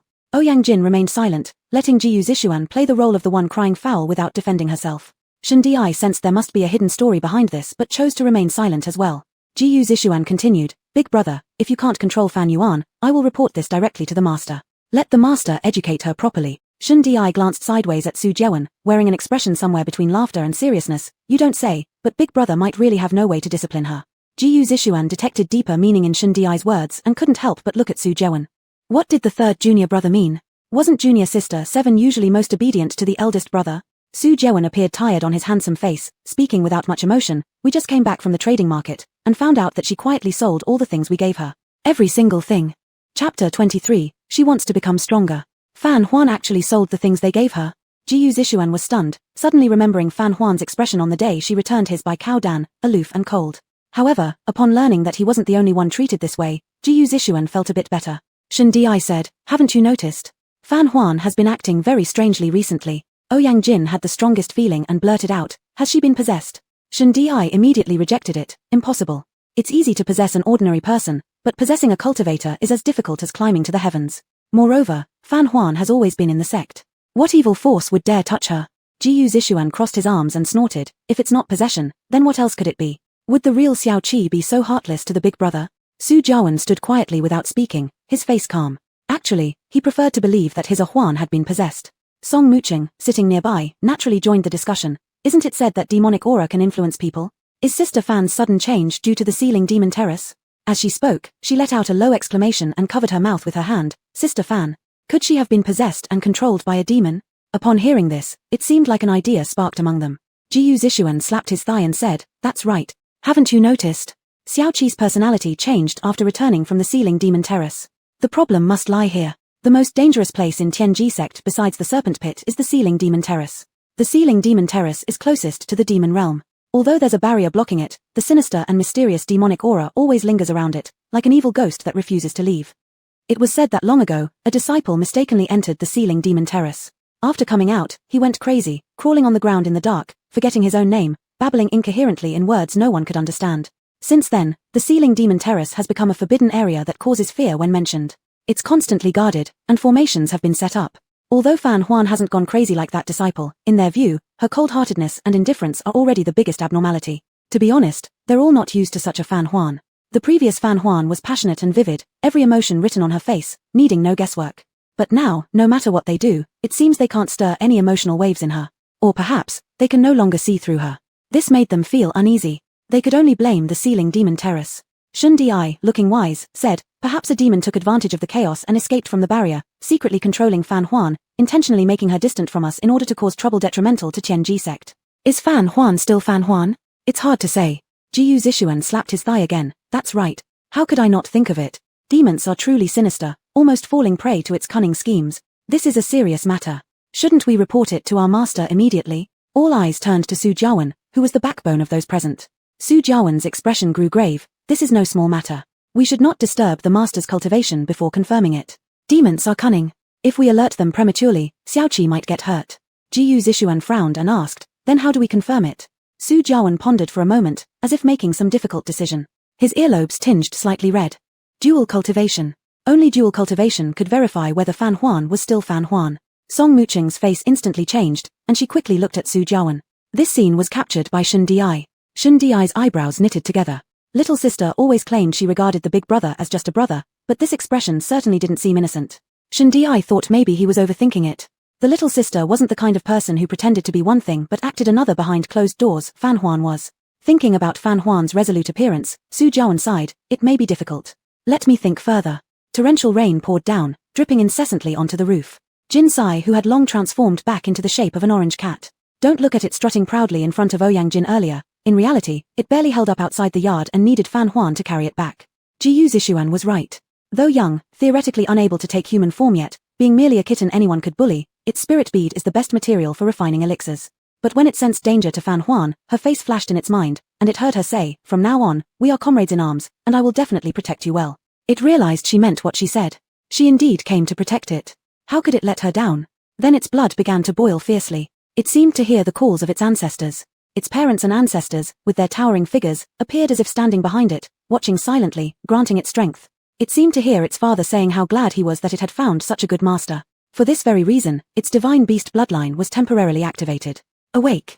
A gentle large hand rubbed its head. Jin Sai, who sneezed a little and slowly opened its eyes.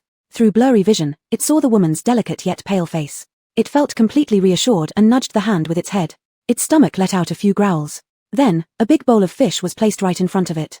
Jin Sai, whose eyes lit up, immediately perking up and burying its head into the fish. Fan Huan shook her head helplessly, a faint smile at the corner of her lips. What a food bucket. A flicker of worry crossed her eyes again. Ouyang Jin was right, she was still too weak. Being so weak, she couldn't even protect herself. How then could she protect little Orange well? Fan Huan clenched her fists tightly, resolving to become stronger. She must become stronger. Fan Huan moved aside and poured out all the spirit stones she had earned from the market. Sitting cross-legged on the cushion, she began to absorb them intensely, circulating through her great cosmic cycle. In the tranquil night, spiritual energy transformed into tiny specks of blue light, swirling around Fan Huan like smooth silk ribbons before gathering into her dantian. Days and months passed swiftly. After she absorbed all the spiritual energy, the bottleneck of her cultivation could no longer hold her back, and she smoothly broke through to the middle stage of the foundation establishment period. After breaking through, Fan Huan spent an entire day consolidating her cultivation. She then began practicing the Tian Yang Ju method intensively without delay. Without a good blade, Fan Huan had to use a branch as a substitute for now. Wu Xiang occasionally appeared in soul form to guide her occasionally, and with such an expert directing her practice, Fan Huan made rapid progress and never had to worry about taking detours. Before long, Fan Huan wreaked havoc on the flowers, grasses, and trees near her cave, proving that Tian Yang Ju did not disappoint her. She believed that if she ever obtained a fine blade, it would surely unleash much greater power. During this time, Jin Sai who ate and slept, sleeping far more than staying awake. Fan Huan knew this was its way of recovering, so she didn't disturb it. It was clear to see Jin Sai who gradually growing plumper, transforming from little orange to big orange. Throughout these days, Fan Huan never left the cave even once, indulging herself in cultivation. During her free time, she carved a wooden nest for Jin Sai who and placed it as close to her as possible. Fan Huan greatly enjoyed this peaceful life, undisturbed by the outside world, with her mind becoming increasingly serene. Unfortunately, such a pleasant period didn't last long. One day, while fetching water from the mountain spring waterfall near her cave, Fan Huan turned around and saw a tall figure standing under the tree. Fan Huan furrowed her brows. What was Su Jiawen coming to her for again?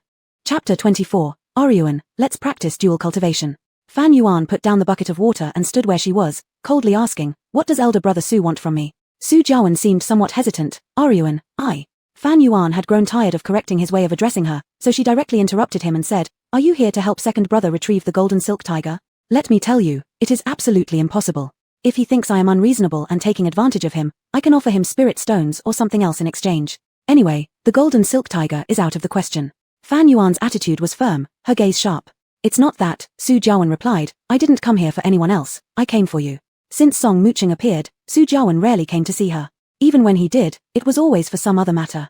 Fan Yuan narrowed her phoenix-like eyes, scrutinizing him, seemingly skeptical. Su Jiawen sighed helplessly. Oryuan, rest assured, the golden silk tiger belongs to you. I promise no one will take it away from you again. Fan Yuan's expression softened a little as she patted the dust off her clothes and asked, let's be straightforward. Why have you sought me out? Su Jiawen approached her and picked up the bucket of water on the ground. Fan Yuan arched her eyebrows lightly. Was he trying to ingratiate himself with her? Was this really happening?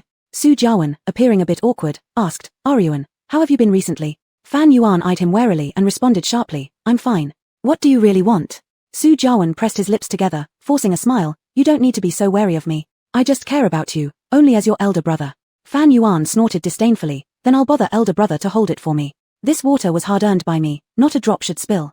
Su Jiawen smiled and said, all right. Fan Yuan glanced at him for a while without saying anything. After all, one doesn't hit a smiling face, and she couldn't just drive him away like that either. Moreover, to be honest, she was curious about what Su Jiawen was plotting. Su Jiawen silently trailed behind Fan Yuan. Fan Yuan deliberately didn't go straight back to the cave dwelling but instead used the excuse of needing to borrow a book from the scripture library, detouring around outside for quite a distance.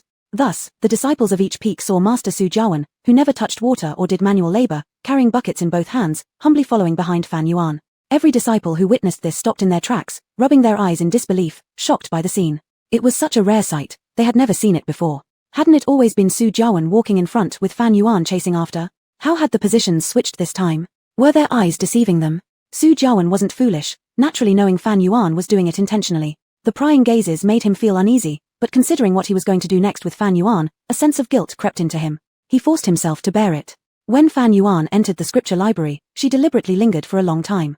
By evening, the sun was almost setting, and she finally prepared to leave. She didn't believe Su Jiawen would continue to endure even though he clearly knew she was deliberately challenging him. At this moment, a soft voice called out to her. Seventh sister. Fan Yuan turned around and saw Song Muching gracefully stepping out from behind the bookshelf wearing an elegant white dress. Song Muching calmly said, I didn't expect sister to be so hypocritical, still harboring feelings for elder brother, yet pretending otherwise.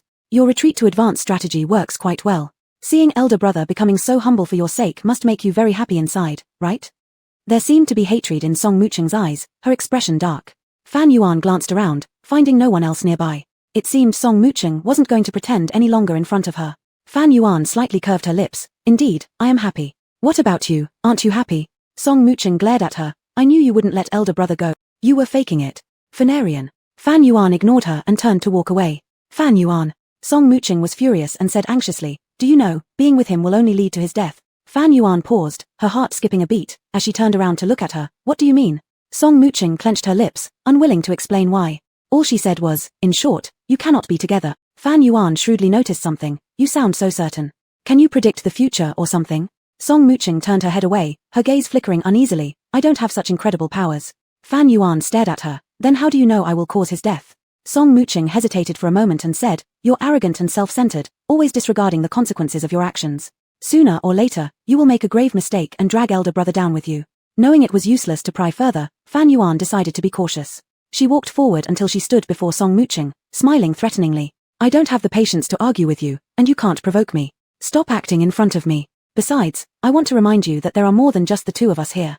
The elder's senses are spread throughout the scripture library. Any minor action will not escape their eyes. If you're planning to frame me, it won't work here. Song Muqing didn't expect Fan Yuan to see through her thoughts so quickly. Her pupils suddenly contracted as her face turned pale green, forcing a smile. Senior sister, you've misunderstood me. That's not what I meant. Fan Yuan gave a faint smile. Whether or not, you know it yourself. Farewell. With that, she turned and walked away. Song Muqing looked at her with great resentment, shouting angrily from behind. Fan Yuan, remember this, elder brother is mine, and you'd better not try to take it. Fan Yuan waved her hand without even looking back. Why should she warn Song Muqing? Of course, she had to warn her. Otherwise, it wouldn't be fun if Song Muqing's true nature was revealed so easily. These days, Fan Yuan had been contemplating the secrets about Song Muqing, eventually coming up with a chilling possibility. In the previous life, Song Muqing gradually became an all-round genius, far outpacing everyone else. In contrast, Fan Yuan's several elder brothers, once seen as prodigies in their own fields, were left far behind by the later developing Song Muqing. The first one to encounter a problem was second brother Jiyu Xian, originally a genius alchemist and heir to Bai Cao Tang, but ended up being unable to produce even the lowest level pill. Next was third brother Shen Di, initially a rare talent in talisman cultivation, expected to become a master-level cultivator, yet he ultimately ended up being Song Muqing. Such a strange phenomenon happened to all 5 elder brothers except the first brother. Carefully reflecting on this, Song Muqing's abilities seemed to have traces of the elder brothers. Fan Yuan was almost certain that Song Muqing was using some means to leech off the essence of the elder brothers. And because Song Muqing was adept at hiding her actions, deeply earning the love of the elder brothers, none of them suspected anything wrong with their little junior sister. Thinking about how they tortured her cruelly in her previous life, Fan Yuan decided she must maintain Song Muqing's perfect image, so she could watch them being used as stepping stones and crushed into the dirt by their beloved little junior sister. Though they loved her so much, perhaps they would gladly serve as her stepping stones. A cunning and cruel smile flickered across Fan Yuan's lips. Fan Yuan walked out of the scripture library and saw Su Jiawen still waiting for her where he was before. Her slightly curled lips flattened instantly. Aryuan, let's go back. Waiting from day to night, carrying 2 buckets full of water, Su Jiawen's face did not show even a hint of anger or frustration. His demeanor remained gentle as if nothing unpleasant had ever happened between them, as if they were as close as before. Fan Yuan pulled the corner of her lips and continued walking ahead with a cold expression, ignoring him. Su Jiawen's smile faded slightly, standing there for a moment before shamelessly following after her again. Finally, when they returned to Xianji Peak outside Fan Yuan's residence, Su Jiawen even felt a subtle sense of anticipation. Beads of sweat formed on his palms, sticky and damp. Fan Yuan stopped at the door, said over her shoulder without turning around, just put the water down on the ground, elder brother has worked hard today. Go back and rest. Behind her came the sound of wooden buckets gently being placed on the ground. Suddenly, a fiery breath approached from behind, strong arms encircled her waist tightly. A low, hoarse voice sounded like a plea. Aryuan, let's practice dual cultivation. Chapter 25, Long overdue affection is worthless as grass. What was Su Jiawen talking about? He actually took the initiative to suggest dual cultivation with her. Fan Yuan almost thought she had heard wrong. Su Jiawen cultivated the way of the sword. In his world, desire was the dust that hindered the progress of the sword's path. Only by abstinence could the heart of the sword remain pure. Because of this, Su Jiawen never indulged in lust, and he was always composed and self-restrained. He had never once taken the initiative to propose dual cultivation. The one who had always taken the initiative was Fan Yuan. Fan Yuan still remembered how much she used to long for dual cultivation and intimacy with him, yet all of her advances were politely declined, leaving her no choice but to endure long-winded lectures from him. Now, he was suddenly suggesting dual cultivation out of the blue. Was Su Jiawen unwell? Seeing that she remained silent and her expression indiscernible, Su Jiawen felt a hint of unease in his heart. Swallowing hard, he said, Yuan, you still care for me, right? You won't refuse me, will you? He tightened his grip on her waist slightly, as if afraid that Fan Yuan would push him away again. Fan Yuan grabbed his hand and whispered softly, of course. Pleased by her response, Su Jiawen let go of Fan Yuan, intending to face her properly to clearly see her face. But before he knew it, Fan Yuan turned around, picked up the bucket on the ground, and without another word splashed its contents at him. Splash.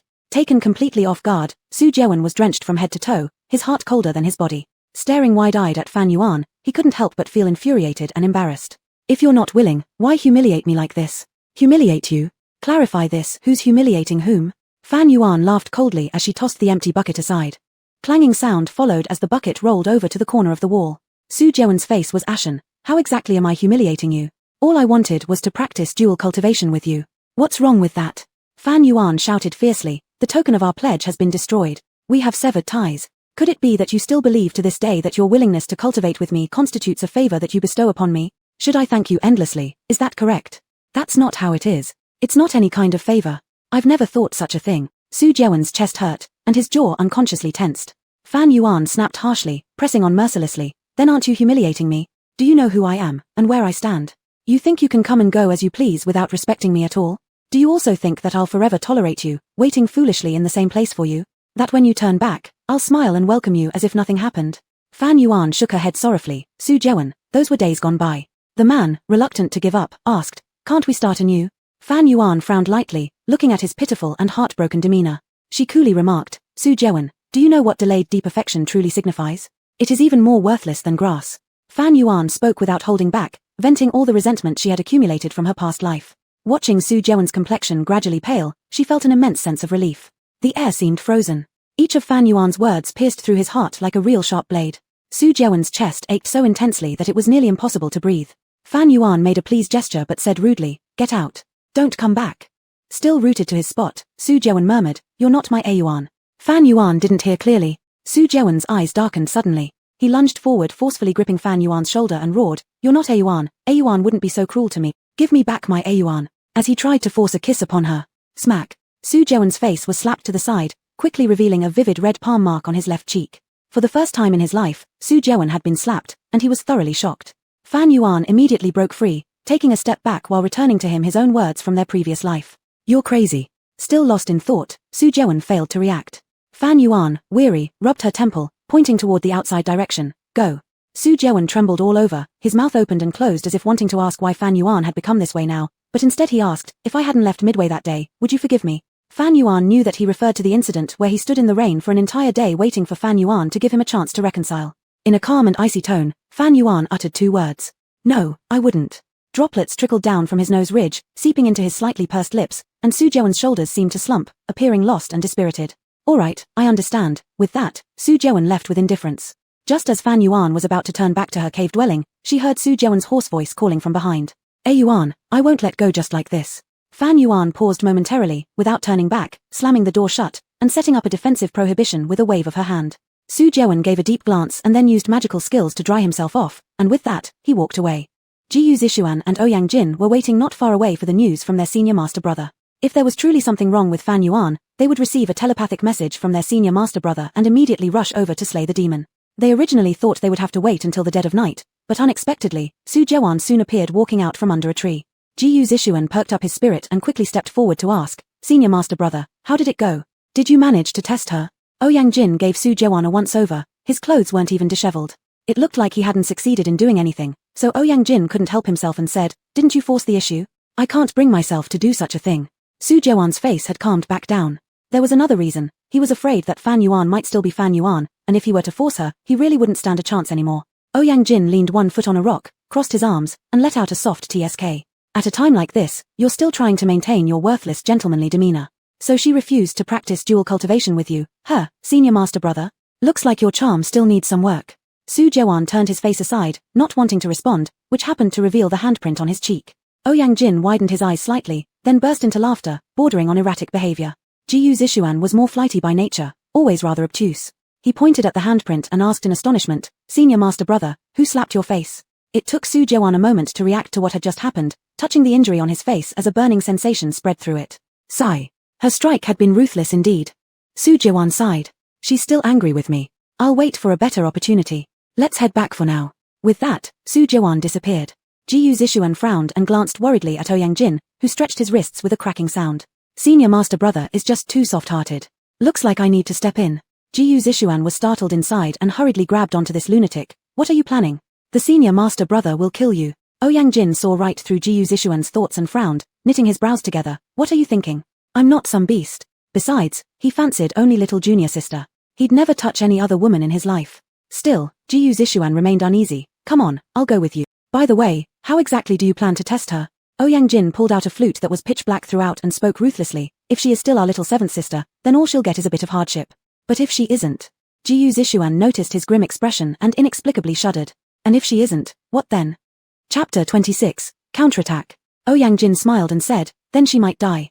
Ji Yuzishuan was startled. He understood clearly that regardless of whether Fan Yuan had any issues or not, she would still end up hurt in the end. It was too risky.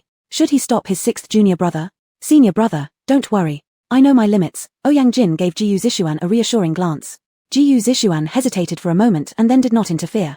Fine, just consider everything is for the best interest of Xiao Qi. Yang Jin gently stroked the jade flute with his fingers, his eyes flashing with obsessive and mad light. He was a sound cultivator. This Yueying flute was his innate weapon. When he could not control his violent emotions, he would use the Yueying flute to vent them. At first, the targets of torture were birds and insects in the mountains. Watching them die painfully under the torment of the flute, Yang Jin felt physical and mental pleasure. Of course, these were all things he secretly did in private. He didn't dare let his master or other senior brothers discover. But later, he gradually found it boring. Birds and insects were nothing but ants after all, not interesting enough. He wanted to try on people. However, he never had the chance to go down the mountain alone, even leaving Xuanji Peak required reporting, so he could only focus his attention on Fan Yuan, who had absolutely no guard against him. The more Fan Yuan trusted and relied on him, the more his flute could influence her. He often played when Fan Yuan was asleep. Watching her deep in nightmares, showing painful and fearful expressions, and then waking up frightened, curling into his arms, the whole process was very amusing. Of course, this was something that happened long ago when Fan Yuan was still young, before her hair came loose, before she reached adulthood. He could be as unrestrained back then. How long has it been since he last used this flute on Fan Yuan? Yang Jin couldn't remember. Anyway, he was already somewhat impatient now. Taking advantage of this opportunity, it would be good to teach her a lesson. After Su Jiawen left, Fan Yuan was wide awake and did not lie down. Su Jiawen's abnormal behavior, along with Song Muchin's sudden outburst, made Fan Yuan feel uneasy, as if something bad was about to happen. The golden thread tiger was still sound asleep in its cat nest, everything around was quiet. Fan Yuan cast away her distracting thoughts and sat down to cultivate near the golden thread tiger. At this time, a familiar flute sound came from afar. Fan Yuan suddenly opened her eyes, her heart racing fiercely, her hands tightly clenched into fists, cold sweat trickling down from her forehead. It was Yang Jin. In her previous life, when she was little, she always had nightmares. Every time she woke up scared from the nightmare, her sixth brother would conveniently be by her side, offering her comfort. She grew closer to him over time. Back then, her relationship with Yang Jin was even better than with her elder brother. Until one day, in her dream, she witnessed as a bystander that the person responsible for her constant nightmares was her sixth brother. After that, she fell seriously ill with a high fever that wouldn't subside. Since then, Yang Jin became her psychological shadow, impossible to shake off. But at the time, she was young and soft-hearted, not knowing the treachery in others' hearts. For the fellow disciple she treated like family, she wouldn't speculate maliciously. Thinking that her junior brother merely liked to play pranks, she didn't speak of it, thus no one knew why she suddenly fell ill. Later, as she grew up and started cultivating, she rarely dreamed anymore. However, that melody still wouldn't let her go. In her past life, while imprisoned in the snake den, she could hear that melody every day, causing her nightmares and endless fear again. Fan Yuan knew it was Yang Jin's revenge. He was avenging Song Muchin at that time. Yang Jin thought he had concealed it well, but actually, Fan Yuan had known it was him acting insidiously behind the scenes. Fan Yuan pinched her thigh hard to stay awake. Although it was just a nightmare, it did not mean no harm would come, especially for cultivators. In minor cases, they may become unstable and their cultivation stagnates. In severe cases, it could lead to the growth of demonic obstacles and eventual death due to explosive body failure. After sending away an annoying Su Jiawen, another scheming person came. Could it be that because she upset Su Jiawen, this person deliberately sent Yang Jin to torture her? Fan Yuan had to resist the strange melody while also racking her brain trying to figure out what Yang Jin really intended to do. Her mind was chaotic, like tangled hemp. At this moment, Wu Xiong's voice rang out. Fan Yuan, chant the Wu Xiong mantra. Fan Yuan's heart suddenly tightened. She immediately straightened herself, closed her eyes. Blocking out the five senses, she silently chanted the Wu Xiong mantra. When the cultivation method began to circulate through her system, the nightmarish tune gradually floated away and disappeared completely. Fan Yuan's eyes turned clear, and her mind soon calmed down. In this life, she would no longer be trapped by Yang Jin, nor would she let him have any opportunity to torment her. After calming down, Fan Yuan suddenly thought of a possibility. They must suspect she was possessed, so they intentionally came to test her, right? A counterattack strategy popped into her mind. Fan Yuan passed on a message to Su Jiawen. Ji Yuzishuan had blocked his hearing, so he couldn't hear what Yang Jin was playing. Yang Jin only told him to relax, and he could do nothing but trust. Ji Zishuan's expression was uneasy as he stared at the direction of Fan Yuan's cave. Nearby, Ouyang Jin continued to play his flute with focus. Ouyang Jin played until his saliva nearly dried up, yet there seemed to be no reaction from Fan Yuan. He felt rather puzzled. He hadn't made any mistakes in his playing. Could it be that his abilities had regressed? Or perhaps this melody was useless against Fan Yuan? With a darkened face, Ouyang Jin unconsciously intensified his power. The flowers and grasses around began trembling violently, as if they were terribly afraid and wished to retreat back into the ground. Blowing himself into a frenzy, Ouyang Jin forgot his restraint, failing to notice that such force, when used casually on a foundation establishment cultivator, would be lethal. Though Ji Zishuan couldn't hear the tune, his inner unease grew stronger, and he prepared to raise his hand to stop Ouyang Jin. Just then, a loud shout came from not too far away. "Sixth brother, what are you doing?" The flute stopped abruptly. Ouyang Jin hadn't expected Su Jewan to return. Damn, senior brother one must have heard it. "Big brother, let me explain." Su Jewan angrily snatched the Yuing flute out of his hand and scolded furiously. "What you just played was the nightmare malefic melody, a forbidden tune. Where did you learn it, and how dare you use it on Junior Sister 7? Ji Zishuan saw the master brother open his mouth and realized now to lift the spell. Seeing the elder so upset, he tried to justify for Ouyang Jin. "Senior brother, please don't worry. Sixth brother knows his limits." "Shut up." Su Jewan glared at him, his handsome face as cold as frost. "Turns out you knew too. Both of you are truly excellent." Stunned by the shouting, Ji Zishuan turned a questioning look towards Ouyang Jin. Ouyang Jin, filled with guilt, lowered his head silently. Su Jewan, holding the Yuing flute, pointed angrily at Ouyang Jin. "You stay here and reflect on your actions. I'll deal with you later." Ouyang Jin lifted his head, slightly defiant. "I just wanted to test her, and she's fine anyway." Su Jewan said coldly, "We'll wait until you tell master that." At the mention of Elder Yun Meng, Ouyang Jin instantly panicked, fear flashing in his eyes. "Big brother, please, I know I've erred, don't tell the master. I'll never play this tune again, I swear. You'd better pray seventh sister is unharmed." Su Jewan warned coldly before rushing into Fan Yuan's cave. Ji Zishuan looked worried. "Sixth brother, you just played a melody, why is big brother so angry, to the point of involving the master?" Elder Yun Meng was like a sharp sword hanging over Ouyang Jin's head. He was terrified. He didn't care about answering Ji Zishuan's question, entering the cave instead. Fan Yuan will be fine, he can sense it. Ouyang Jin thought so, calming down a little as he searched for Fan Yuan's figure. The next moment, however, he saw Fan Yuan lying on the ground. Pale-faced, unconscious, with blood staining the corner of her lips, the sight was alarmingly vivid. Ouyang Jin thought it was all over. "Hey Yuan." Su Jewan frantically picked Fan Yuan up from the floor, calling out her name repeatedly, but Fan Yuan showed no response. Ouyang Jin couldn't believe it. How could this happen? It's impossible. She couldn't possibly get hurt. She must be faking it. Su Jewan shot him a hard glare, and Ji Zishuan, seeing things going south, quickly pulled Ouyang Jin aside, telling him to shut up fast. Su Jewan placed his fingers on the woman's fair wrist, examining her condition. After a while, Su Jewan closed his eyes tightly, pain, heartache, and regret flashing across his face. When he reopened them, his voice was feeble. "Her meridians are severely damaged. With these injuries, the purple yang technique, she may never be able to practice it again." Ouyang Jin turned deathly pale, thinking this was utterly finished, master would surely kill him. Chapter 27, Born to be Evil. No matter how Ren Ouyang Jin pleaded, Su Jewan ignored him completely and directly took Fan Yuan to the secluded area of the Grandmaster. When Yunmeng Zhenren saw Fan Yuan who was heavily injured, he became enraged instantly. Then he learned from Su Jewan that Ouyang Jin had used forbidden techniques on Fan Yuan, angering him so much that he almost suffered a heart attack. On the spot, he beat Ouyang Jin with his thunder whip until his flesh split open, causing continuous wails of pain. "Evil disciple! You wicked disciple! Ahahaha! Master, I have sinned. Your disciple has realized his mistakes. I will never dare to do it again." Ouyang Jin rolled on the ground begging for mercy, tears and snot covering his face. He feared the thunder whip in his master's hand and truly dreaded being beaten to death by his master. The cries of Ouyang Jin carried far, startling Shen Di, Song Mu Jin, and even the fourth senior disciple who was in closed meditation. They all rushed to the scene. The fourth senior disciple, Han Anming, is a physical cultivator, honest and simple-hearted. Though he is physically strong and as powerful as a bull, he is meticulous and has the best temper among them all. Han Anming pitied Ouyang Jin's miserable background and always showed special care for him. Seeing his junior brother screaming in agony on the ground, he couldn't help but plead for him. "Master, please calm down and show some mercy. If you continue, you might cripple him. Step back by order of this Grandmaster. Anyone who pleads for this evil disciple today will be punished together." The reason why Yunmeng Zhenren was so enraged was not only because Ouyang Jin had severely injured Fan Yuan, but also because he dared to commit such evil under his very eyes. What upset Yunmeng Zhenren even more about Ouyang Jin was the revelation that his disciples' past obedient behavior in front of him had all been an act.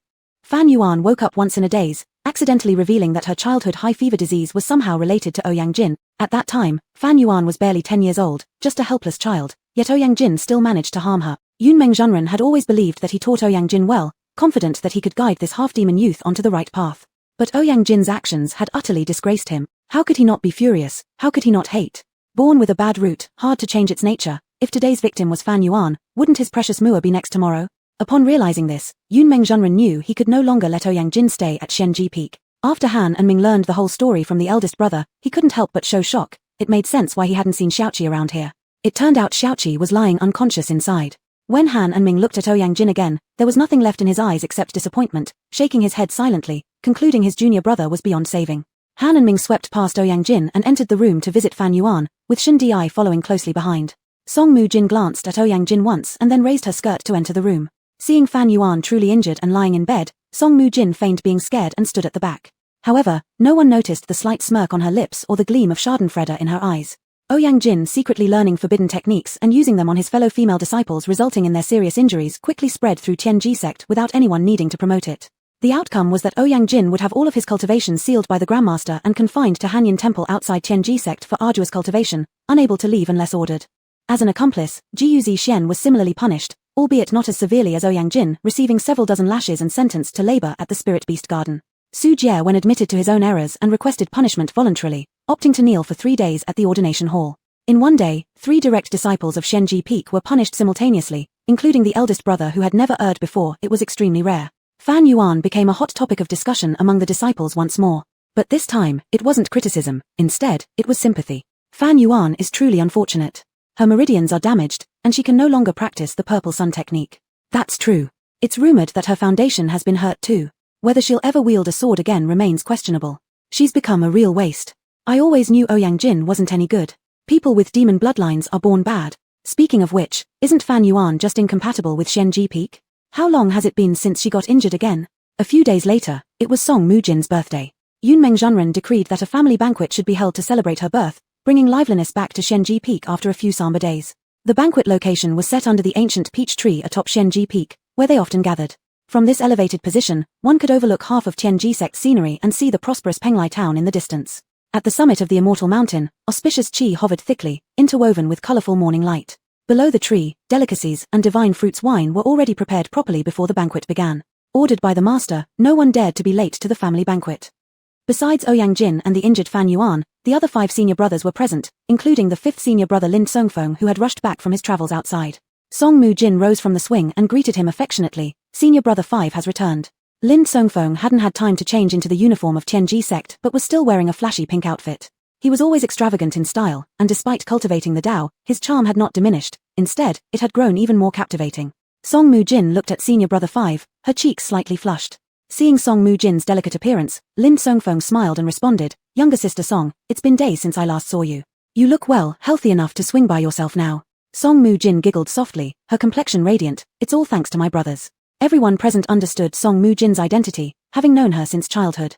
It wasn't wrong for her to address them as brothers. Still, hearing this word come out of her mouth made them feel uneasy, because before Fan Yuan became their disciple, she used to call them brother in the same way. Hearing Song Mu Jin's brothers, they couldn't help but think of Fan Yuan and the past. Coincidentally, the very spot where Song Mu Jin sat now used to belong to Fan Yuan. And the swing under the ancient tree was also Fan Yuan's favorite. Without realizing it, the person on the swing had changed to the young master's daughter. Han and Ming felt this most deeply. He had personally crafted that swing for little Fan Yuan when she was small, malnourished, and too short to reach his knee. She was afraid to swing alone, so he held her securely in his arms while pushing her. As she grew older and could swing by herself, Han and Ming moved behind her and pushed her higher and higher. Her cheerful laughter would echo throughout the valley, as though it had happened only yesterday. Han and Ming turned his gaze away from the swing and sighed involuntarily. Jiu Zixien patted Han and Ming's back and teased him. "Such a good day, what are you sighing about?" Though Jiu Zixien said this, he had also momentarily lost himself in thought. Fan Yuan seemed like she hadn't chatted with them all together in such a long time. Before arriving, Lin Songfeng had already heard about the major incident that occurred a few days ago. Fan Yuan was severely injured, and Ouyang Jin had been sent to Hanyin Temple. Now noticing someone missing from the feast, Lin Songfeng realized Fan Yuan's wounds had yet to heal. Otherwise, how could she possibly miss the family banquet? Even though Fan Yuan wasn't physically present, everyone's thoughts were with her. Song Mu Jin had long noticed their distraction, originally intending to shift her master's attention back to her. However, things didn't work out as planned, leading them to miss Fan Yuan even more. Clearly, today was supposed to be her moment, but none of these people seemed focused on her. Even though her demeanor usually remained poised, she found it hard to hold up her facade now, forcing her smile through gritted teeth. In previous situations, Su Jie would always take care of her emotions, reluctant to see her unhappy. But now, even though Su Jiewen clearly knew she was upset, he remained silent, saying nothing. Lowering her head, Song Mu-jin bit her lip lightly, her tears welling up in her eyes. A flash of resentment flickered across her face. Yunmeng Zhenren arrived last, cheerful to celebrate his beloved daughter's birthday, only to find Song Mu-jin looking as if she'd been wronged. His eyebrows immediately furrowed in disapproval. What's going on? Who bullied you? Song Mu-jin quickly wiped her tears and replied, nothing, it's just, with 6th senior brother not here, and 7th senior sister unable to join us, our joyous family gathering feels incomplete. Seated in his main seat, Yunmeng Zhenren's expression turned cold. Ouyang Jin committed a grave sin. If we don't punish him harshly, he'll never learn his lesson. As for Fan Yuan, she isn't paralyzed, is she? Why hasn't she come? Am I supposed to personally invite her to attend? As the eldest disciple, Su Jiewen could no longer remain silent.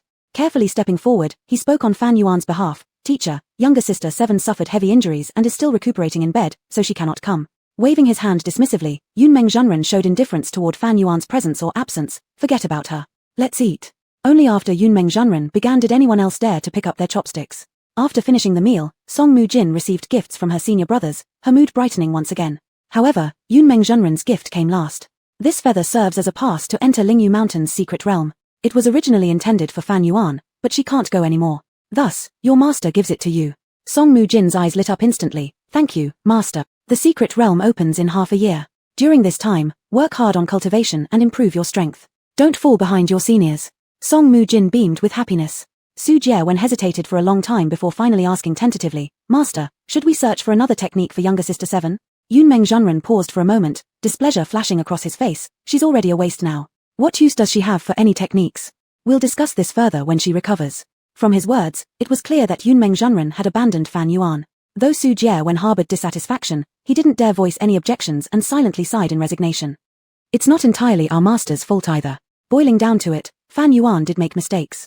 If only she had tried harder and focused more on her cultivation, even if she could no longer practice the purple yang technique, master would have surely found her another good cultivation method to help her start over. Well, when he gets a chance to leave the mountain, he will find her a suitable technique for her. Su Jiewen resolved in his heart that even if Fan Yuan could never cultivate again, he would never look down on her. Chapter 28. Has the elder brother betrayed? Half a year later. South of the Xianji Peak. An extremely powerful spiritual force fluctuation was transmitted from the cave residents, scattering fallen leaves everywhere. Fan Yuan had successfully broken through to the late foundation building stage. No one knew that she was actually not injured at all. The damage to her meridians was all deliberately forged after taking special pills. Her purpose in doing this, aside from avenging Ouyang Jin, was more importantly for her to gain peace and quiet. She truly didn't want to waste time maneuvering with them, especially Su Jiewen. She had already become not just annoyed, but utterly repulsed by him. The unshaped heart sutra indeed lived up to its reputation. Compared to her past life, Fan Yuan's cultivation speed was not only more than 10 times faster, but also much more solid. After calculating the time, it would soon be the opening of the Lingyu secret realm. In her previous life, Song Muqing took her spot, entered the Lingyu secret realm, returned with a phoenix as his spirit beast, gained great fortune, and made friends with many outstanding individuals. That spot originally belonged to Fan Yuan after winning first place in the swordsmanship competition. But shortly before the journey, Cloud Dream Real Person forced her to give it to Song Muqing on some arbitrary pretext. Fan Yuan believed that in this lifetime, the Cloud Dream Real Person would still make the same choice. After all, between her and Song Muqing, he would choose Song Muqing without hesitation. Everything in the Tianji sect could be taken by Song Muqing, but not the Lingyu secret realm. That opportunity originally belonged to her. Fan Yuan would absolutely not let Song Muqing take any advantage from her again. One could enter the Lingyu secret realm with a feather passage order. If Cloud Dream Real Person indeed gave her feather to Song Muqing, then Fan Yuan would have to try her luck at the black market. If that doesn't work, she'll take it back by force. A beating wouldn't matter. Suppressing her complicated thoughts, Fan Yuan exhaled a turbid breath and slowly opened her eyes. As soon as she opened her eyes, she saw a pair of big golden round eyeballs staring at her. Could it be anyone other than the golden silk tiger? It was almost unrecognizable as her little orange tiger. It changed so much. Little orange has grown into big orange, round and fleshy, with fur shining like golden threads. Though it hasn't become as majestic as when transformed into a white tiger, it still shows signs of nobility. Clang, clang, clang. Upon seeing Fan Yuan come out of her meditative state, the golden silk tiger couldn't wait and started clawing at an empty bowl, creating clang sounds. As if reminding Fan Yuan, Master, no food left. Fan Yuan held her forehead. I should rename you Food Bucket. However, those hundreds of fish eyes eaten for half a year are probably used up now. Fan Yuan picked up the golden silk tiger and weighed it. HMPH, sturdy, feels good in the hands. Hey, you've broken through too? Fan Yuan was surprised and thoroughly examined the situation. It turned out that during these 6 months, not only had she broken through, but the golden silk tiger had also broken through to the spiritual stage. Most spirit beasts start off at the mundane stage, with newly awakened intelligence and incomplete awakenings. They retain traits similar to common wild beasts and are unable to learn magical techniques. At this stage, their power is roughly equivalent to that of human cultivators at the chi refinement stage, or even weaker. But once they transcend the mundane stage, spirit beasts will generally be slightly stronger than cultivators. Initially, the golden silk tiger was also at the mundane stage, but now it had broken through to the spiritual stage equivalent to the foundation building stage for cultivators. So those fish eyeballs were your spirit stones too. No wonder you only ate those. How crafty. It's good that the golden silk tiger has become stronger. This way, she can bring it to the Ling Yu secret realm without worry. But at the same time, becoming stronger also means its appetite grows larger. That series of gurgling sounds urge Fan Yuan to hurry up with its offerings. Fan Yuan had nothing valuable left to sell for money. After careful consideration, she finally made a decision. Fan Yuan rummaged through the entire cave house and finally found a brush pen with almost no bristles left and a few crumpled talisman papers. Laying out the talisman paper on the table and flattening it. Eliminating distracting thoughts, picking up the brush, concentrating chi, and drawing in one stroke. A flying sky talisman completed, the talisman brush had become bald. In her previous life, Fan Yuan was forced by the Cloud Dream Real person to learn a lot of things. Almost everything available in the Tianji sect, she learned them all, but none of them led to proficiency. Except for drawing talismans. In the cultivation world, talisman masters are rare, because not everyone can draw talismans. Only those with chi perception can create talismans imbued with magic. Chi perception is merely the threshold. Wanting to create powerful talismans requires exceptionally strong talent. Very few people in the Tianji sect could cultivate this skill, but even the worst among talisman masters were superior beings who would always be treated as honored guests wherever they went. Fan Yuan never formally studied how to draw talismans, she taught herself. Because the Cloud Dream Real person refused to allow anyone to teach her. In his view, Fan Yuan was incapable of learning anything well. Letting her learn how to draw talismans would only humiliate her and bring shame to the sect. When Fan Yuan proposed wanting to try learning how to draw talismans, without a word he rejected her and forbade her from going to the place where talisman cultivators studied, so she wouldn't be ridiculed by others. Fan Yuan could only borrow books from the scripture library and teach herself. The few talismans she knew how to draw could be counted on one hand. Since she was secretly studying them, Fan Yuan dared not let anyone know, especially someone like Shen Di, the prodigy talisman cultivator, who would laugh at her attempts. Fan Yuan placed the brush aside, picked up a flying sky talisman, and observed it for a moment, unsure if it was successful or not. If it worked, she could sell it for money, otherwise, she'd have to find another way. She was extremely poor now. Even at the black market, she couldn't afford the Feather Mountain passage order. No matter what, she had to figure out a way to earn money. Fan Yuan stepped outside the cave house, took a deep breath gently, then placed the flying sky talisman on her chest and waited quietly. 1 second, 2 seconds, 3 seconds. There was no reaction. The golden silk tiger squatted nearby, tilting its head curiously. After a while, Fan Yuan took the non-reactive flying sky talisman off her body, sighed. It seemed selling talismans wasn't viable. Disappointed, Fan Yuan walked back inside the cave residence. However, just at this moment, the flying sky talisman began to work unexpectedly, causing Fan Yuan to suddenly shoot up into the air unprepared. Had she not let go in time, she might have rammed her head straight into a hole. Fan Yuan felt somewhat alarmed, but much more excited. Fortunately, it was usable. If it worked, it meant it could be sold for money. Talismans were far more valuable than pills. Fan Yuan borrowed a few strands of fur from the golden silk tiger, smoothed them over the talisman brush, and continued drawing 4 wind-traveling talismans, 3 flying sky talismans, 2 ice arrow talismans, and 2 cloud-hiding talismans. Once everything was done, wasting no time, Fan Yuan prepared to go to the trading market again. Her foot just stepped out the door when something occurred to her. Fan Yuan turned around and called the golden silk tiger. "Big Orange, come on, I'll take you to see the world." The golden silk tiger clumsily ran over with an iron basin in its mouth, making a loud clang as it moved. Fan Yuan angrily said, "Put your bowl down." The golden silk tiger opened its mouth. Oh. In the half year that Fan Yuan had been gone, there were no significant changes within the Tianji sect as usual. Fan Yuan specially used a cloud concealment talisman to mask her presence. She intentionally chose a crowded place to walk, partly to test whether her cloud concealment talisman worked well and partly to gather some news. A group of disciples were gathered together chatting idly. Fan Yuan slowly approached, standing nearby with her hands behind her back, listening intently. She was so close that she was almost touching them, yet absolutely no one noticed her existence. Among these disciples, the highest cultivation level was only at the early foundation establishment stage. Fan Yuan had roughly judged that her cloud concealment talisman could help her move freely among early foundation establishment cultivators without being discovered. The Ling Yu secret realm was about to open and naturally became a hot topic among the disciples. Fan Yuan openly eavesdropped for a while and learned who was preparing to set out for Ling Feather Mountain. Each peak had 3 slots, however, Xianji Peak had 1 extra. Su Jiewen, Han Enming, Lin Songfeng, and Song Mucheng. That was all. Fan Yuan's eyes revealed a coldness, silently thinking that her master truly hadn't disappointed her. Fan Yuan didn't feel like listening anymore and was just about to leave when she heard some rather interesting news. The disciple speaking was well known in Tianji sect as a rumor collector, and there was nothing he didn't know about minor rumors, and they were guaranteed to be true. Hey, let me tell you, the elder brother of Shenji Peak and the youngest sister definitely have a thing going on. Just 3 months ago, they slept together. As he spoke, he made a winking gesture, firmly pressing his 2 thumbs together. Hearing this, the surrounding disciples exclaimed, Sister Fan is still in seclusion recovering from her injuries. So does this mean the elder brother is cheating on her? Heaven, if Fan Yuan finds out, she'd be totally devastated. Elder brother really is terrible. Who would have thought he was such a person? Chapter 29, Rival. Cheating. Bao Tinged shook his hand, with an air of profundity. You guys probably don't know, Fan Yuan had already cut ties with Su Jiawan long ago, so to be precise, Su Jiawan didn't cheat. A female disciple disagreed, but the replacement of a significant other came too quickly for senior brother. Indeed, in less than half a year, could men change their hearts so quickly? Upon hearing that it was gossip about the senior brother, more people gathered, and thus they squatted on the ground surreptitiously chatting about the scandal. Do you remember half a year ago when Fan Yuan revealed in front of the Merit Pavilion that senior brother seemed to have intentions towards Sister Song? Even dreaming, he was calling out Sister Song's name. Ah, now I recall. There truly was such a thing. At that time, both senior brother and Sister Song denied it. I heard Sister Song even considered taking her own life because of it. I thought back then that Fan Yuan was just slandering Sister Song's honor, but I didn't expect. In this light, it seems like senior brother was the one who betrayed Fan Yuan first. The disciples were all whispering among themselves, fearing being overheard by those from the Xuanji Peak, but they did not realize that someone from the Xuanji Peak was standing right there amidst them. Just then, a very carefree and brash voice suddenly rang out above everyone's heads. Fart. Men are no good, not a single one of them.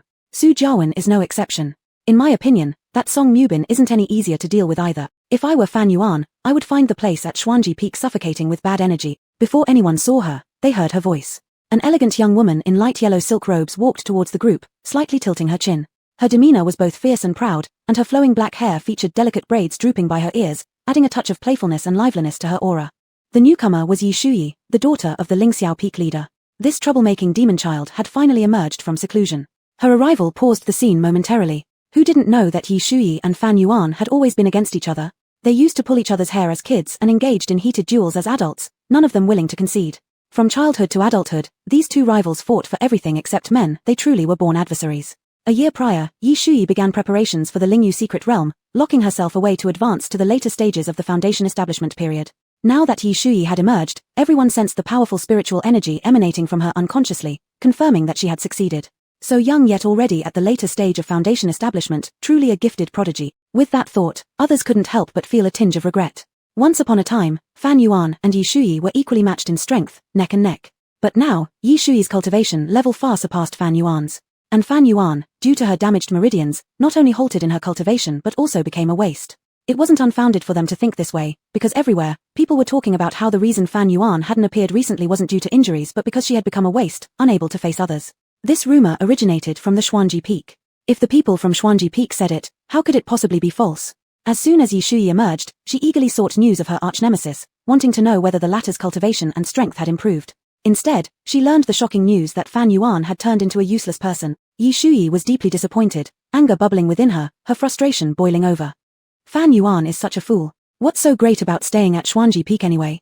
They're all wolves in disguise. She cursed without thinking and stormed off furiously, leaving behind a stunned group and Fan Yuan. Fan Yuan watched Yi Shuyi's retreating figure, her expression complicated. Though they didn't get along, she didn't dislike Yi Shuyi. At most, they simply had incompatible personalities. When two determined people collide, sparks are bound to fly, which is quite normal. Compared to Song Mubin, a duplicitous villain playing different faces on the surface and behind, Fan Yuan preferred contending with Yi Shuyi, who displayed open sincerity.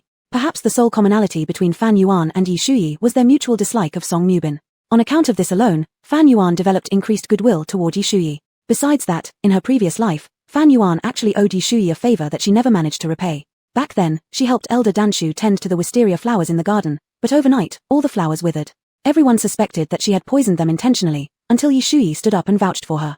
Only then did Elder Danshu cease pursuing the matter further. Although Fan Yuan still faced punishment from Cloud Dream Master afterward, Yi Shuyi's intervention on her behalf left an indelible impression in Fan Yuan's mind. And the reason why she never got the chance to repay this kindness was that Yi Shuyi died even earlier than she did. Yi Shuyi took her own life. Fan Yuan remembered that the turning point happened during the Lingyu Mountain Secret Realm expedition. Initially, Yi Shuyi ventured into the secret realm in search of opportunities to break through to the Golden Core stage. Unexpectedly, an accident occurred where she lost all her cultivation and returned as a cripple carried by others. Unable to accept becoming a waste, Yi Shuyi ultimately committed suicide by poisoning herself. In her past life, Fan Yuan hadn't made it to Lingyu Mountain and thus didn't know exactly what had happened in the secret realm. The disciples who returned only mentioned that Yi Shuyi had brought it upon herself, recklessly challenging a high-grade beast and thereby losing all her cultivation. Fan Yuan didn't believe it. No one understood Yi Shuyi better than her. Although Yi was somewhat arrogant, she was also very careful and valued her life. There was no way she would take unnecessary risks to challenge a high-grade beast. That was highly unlikely. There must be more to the story. Even if they weren't bound by any debt from the previous life, Fan Yuan couldn't stand idly by while Yi Shuyi plunged into the abyss once again. After making up her mind, Fan Yuan left here and headed for the marketplace. As for those juicy scandals about Su Jiawen and Song Mubin, she wasn't interested at all. The cloud-hiding talisman had a time limit, lasting only half a quarter of an hour. By the time Fan Yuan reached the foot of the mountain and got to the market, it almost dissipated automatically. The market bustled with activity as usual, filled with people coming and going. Fan Yuan set up her familiar little stall, a small stool, a piece of cloth, and then she placed the items for sale on top, setting up shop. This time, though, she was no longer alone. Golden Silk Tiger was with her. Big Fat Cat had a smalland quietly peeked around while curled up next to her feet. The neighboring stall owner was still the kind-hearted older brother from before. Even though Fan Yuan had been absent for quite some time, her last visit had left a deep impression. The older brother immediately recognized her face and warmly greeted her. "Friend Dao, long time no see. Did you bring something good this time?" Last time Fan Yuan's stall had been so popular that he couldn't even get close, so this time he planned to strike first. Unfortunately, Fan Yuan didn't bring any precious materials or treasures this time. All she had were a few talismans on display. The older brother was knowledgeable. Without needing Fan Yuan's introduction, he quickly identified the types of talismans. But there was one that puzzled him. Pointing to a yellow charm, he asked, "What kind of talisman is this?" Fan Yuan replied, "This is the ice arrow charm." The older brother frowned. "Ice arrow charm? Never heard of it. Is such a thing even real?" Fan Yuan explained, "It's normal that you haven't heard of it, because I created it myself." The ice arrow charm, as its name implied, could unleash thousands of ice arrows upon activation, useful both for attack and defense. Only Fan Yuan, as an ice spiritual root cultivator, could draw talismans imbued with ice elemental magic. It was her exclusive skill, naturally unknown to others. Upon hearing this, Chen Yuwei burst out laughing. His face was full of disbelief. "Friend Dao, creating your own talismans is just as hard as inventing new cultivation techniques. It's near impossible, even for grandmasters. Are you trying to fool me? And don't tell me these talismans are also your handiwork. If that's true, I'll do handstands all the way back home." Chapter 30. How do I fall short of senior sister Qi? Seeing that he didn't believe her, Fan Yuan didn't bother explaining. After some thought, she said, "Alright, if you buy any 3 talismans from my stall, I'll give you this ice arrow talisman for free. Buy 3, get 1 free. What do you say?" Her senior brother was a little tempted. "How much are your talismans?" 50 medium-grade spirit stones each. No bargaining. Her senior brother stroked his chin, seemingly in deep thought. 50 times 11, not too expensive. Chen Yuwei waved his hand grandly. "Alright, then, 1 wind-traveling talisman, 1 flying heaven talisman, and 1 cloud-hiding talisman. Cash on delivery. I am surnamed Chen. Might I inquire about your esteemed surname, Daoist friend?" "I am surnamed Fan. Will you be here tomorrow, friend?" Fan Yuan knew the other party feared she was a scammer who would take the money and run. She assured him, "I will be here these next few days. If there's anything wrong with these talismans, you can find me at Tianji sect. Here's my sound-transmitting jade tablet." Chen Yuwei didn't hesitate and smiled as he accepted the jade tablet. Having finished haggling, Chen Yuwei had no more interest in setting up a stall. Curious about the ice arrow talisman, he bid farewell to Fan Yuan and hurried back to try its power. Talismans were always in demand. Within less than 2 hours, Fan Yuan sold all the remaining talismans, earning about 600 medium-grade spirit stones. At her feet, the golden thread tiger had fallen sound asleep, sprawled out on its back, tiny bubbles escaping from its nose. Fan Yuan could only pick it up and carry it. Apart from selling talismans at the market, Fan Yuan had another important objective. She intended to visit a stone shop to try her luck, hoping to find good materials to craft an excellent blade. The lighting in the stone shop was somewhat dim. As soon as she entered, she almost tripped over due to the lively crowd inside. The atmosphere in the stone shop was livelier than outside the bazaar. Everywhere, raw stones of various kinds lay scattered, each mysterious in their own way. Some stones shone brilliantly, promising great treasures within, but once cut open, they turned out to be merely fragments of spirit stones, total junk. Other stones, though plain in appearance, when cut open revealed top-grade spirit stones of great value hidden within. And if one's ancestors blessed them with extraordinary luck, they might even find magical artifacts, jadeware marrow, or even peerless cultivation technique. In short, a single cut could either bankrupt someone or make them rich overnight. People coming here were all gamblers, and all around was a boisterous clamor, creating a fervent yet tense atmosphere. Not far away, a colossal stone platform drew everyone's attention. Placed upon it was a highly valued primary stone king, waiting for its destined owner to unlock it. Unfortunately, it was too expensive, and there was no guarantee of uncovering fine items, so cultivators often lingered momentarily before the enormous stone, sighed, and left. Fan Yuan did not plan to purely rely on luck. She discreetly took out her replication mirror, using the golden thread tiger's body to conceal it, and secretly examined the stone. The replication mirror had a function for appraising treasures, and using it to cheat at the gambling stone workshop couldn't be any easier. A slight ripple of spiritual energy emanated from the mirror. Results came quickly. Surprisingly, the massive stone king contained only spirit stone fragments inside. It was evident how sinister the intent of the gambling stone workshop truly was. Anyone buying it might end up losing their undergarment.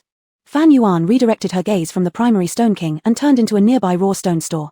She wasn't greedy. All she wanted were crafting materials. Besides, she only had fewer than 1,000 medium-grade spirit stones, barely enough for a glimpse at the betting stones. To prevent others from noticing her cheating, Fan Yuan threaded a string through the replication mirror, hanging it temporarily around the neck of the golden thread tiger. That way, others would just assume the mirror was an ornament for the spirit beast and wouldn't grow suspicious. Holding the golden thread tiger, Fan Yuan roamed the store, glancing left and right. The shopkeeper, seeing her impoverished demeanor, had no intention of attending to her, turning instead to swindle others. Soon, Fan Yuan spotted her target, her eyes gleaming bright. It was a drab grey stone, about the size of the golden thread tiger's head. Fan Yuan forcibly reined in her excitement and calmly presented the stone to the shopkeeper.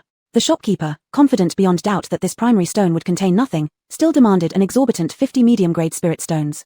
On the surface, Fan Yuan remained calm, while internally reveling. To buy supreme black jade marrow for merely 50 medium-grade spirit stones, where else in the world could such a great deal exist?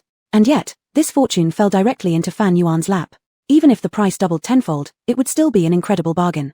Fan Yuan finally understood how immensely enjoyable Song Muchen's invincible prowess must have been in her previous life. However, Song Muchen only knew that the replication mirror could appraise treasures, unaware of its far more astonishing capabilities. Once Fan Yuan returned, replicating another piece of supreme black jade marrow and reselling it would surely result in astronomical profit. The shopkeeper chuckled and asked, "Miss, do you want to cut it open here or take it home and cut it yourself? Could you please kindly help me cut it open?" Fan Yuan lacked experience cutting original stones, fearing she might damage the jade marrow.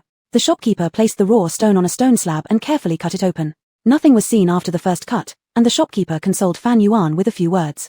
A mysterious aura emitted when the second cut was made, alerting the shopkeeper that something was amiss. On the third cut, the supreme black jade marrow appeared, causing the shopkeeper's breath to catch. It was Fan Yuan's turn to comfort him.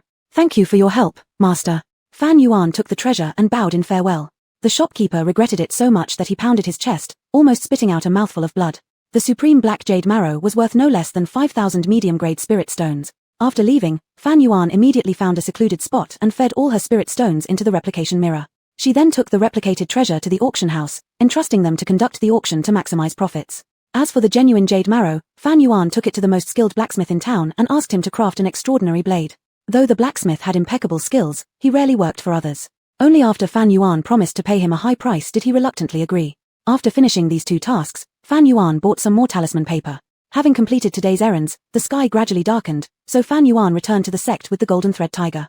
However, just as they arrived, Fan Yuan encountered the pair she least wanted to see. Song Muchen and Su Jewen. Quickly, before they noticed her, Fan Yuan darted behind a pillar. The golden thread tiger softly lay in her arms, looking listless and slightly hungry. Fan Yuan quietly waited for them to pass, but coincidentally, they stopped right in front of the pillar, seemingly arguing. Song Muchen's voice carried a note of, "Senior brother, in what way do I fall short of senior sister Chi?" Su Jewen seemed both troubled and helpless. "You are both very important to me, and cannot be compared." Song Muchen looked at him, on the verge of tears. "Since senior brother cannot let go of senior sister Chi, why did you bother coming near me?" Su Jewen remained silent, unable to meet Song Muchen's gaze. "Do you know how people talk about me behind my back? My purity is gone, yet with just one apology, you want to turn the page, without thinking about my feelings at all." Su Jewen, recalling the foolishness of that night, felt an even greater headache as he massaged his temples. He never imagined things would develop like this. Song Muchen closed her eyes and took a step back. "That's it, I won't pressure you anymore. I will ask master to leave the sect myself, since I already have no face left to stay." Su Jewen's expression turned panicked, hastily pulling Song Muchen back into his embrace tightly. The woman sobbed in sadness, her shoulders trembling. Su Jewen felt heartbroken and regretful. Everything was his fault. After a long while, he spoke heavily. "Don't cry. I'm not trying to evade responsibility, I just feel very confused. Please trust me, I'll take responsibility for you. Can you give me a little more time?" Song Muchen lowered her head, her expression unclear. All that could be heard was her soft millimeter, followed by a congested voice saying, "What about senior sister Chi? What will happen to her?"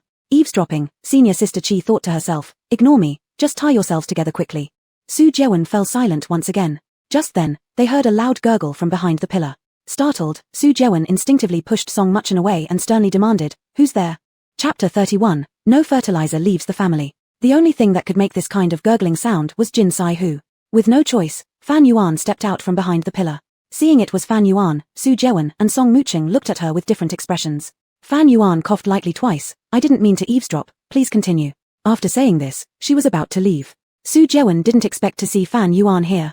Shouldn't Fan Yuan be in seclusion in her cave? What a bad coincidence. He didn't know how much she had heard. Su Jewen's heart began racing for no reason, so he hurriedly called out to stop her. Yuan. After a long period of isolation, Fan Yuan's mood had become very calm. She stopped her steps, turned her head to look at Su Jewen, her face calm and her demeanor graceful and elegant. As for Su Jewen, though his face still retained its handsome elegance, he appeared significantly more worn out than before, his brows habitually slightly furrowed as if weighed down by worries. Big brother, is there something you need?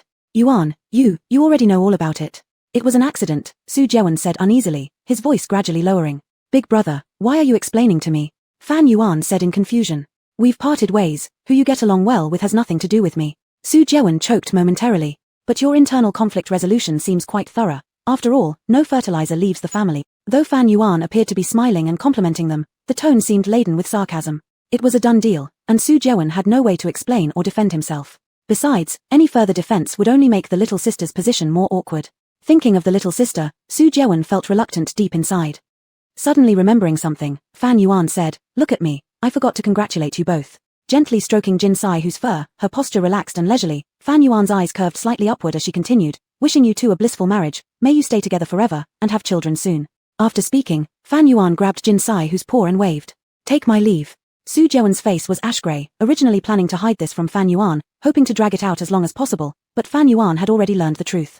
He didn't believe Fan Yuan truly wished him happiness with the little sister. Yuan must be angry, jealous. Fan Yuan had already walked far when Song Muqing called her again. Sister 7.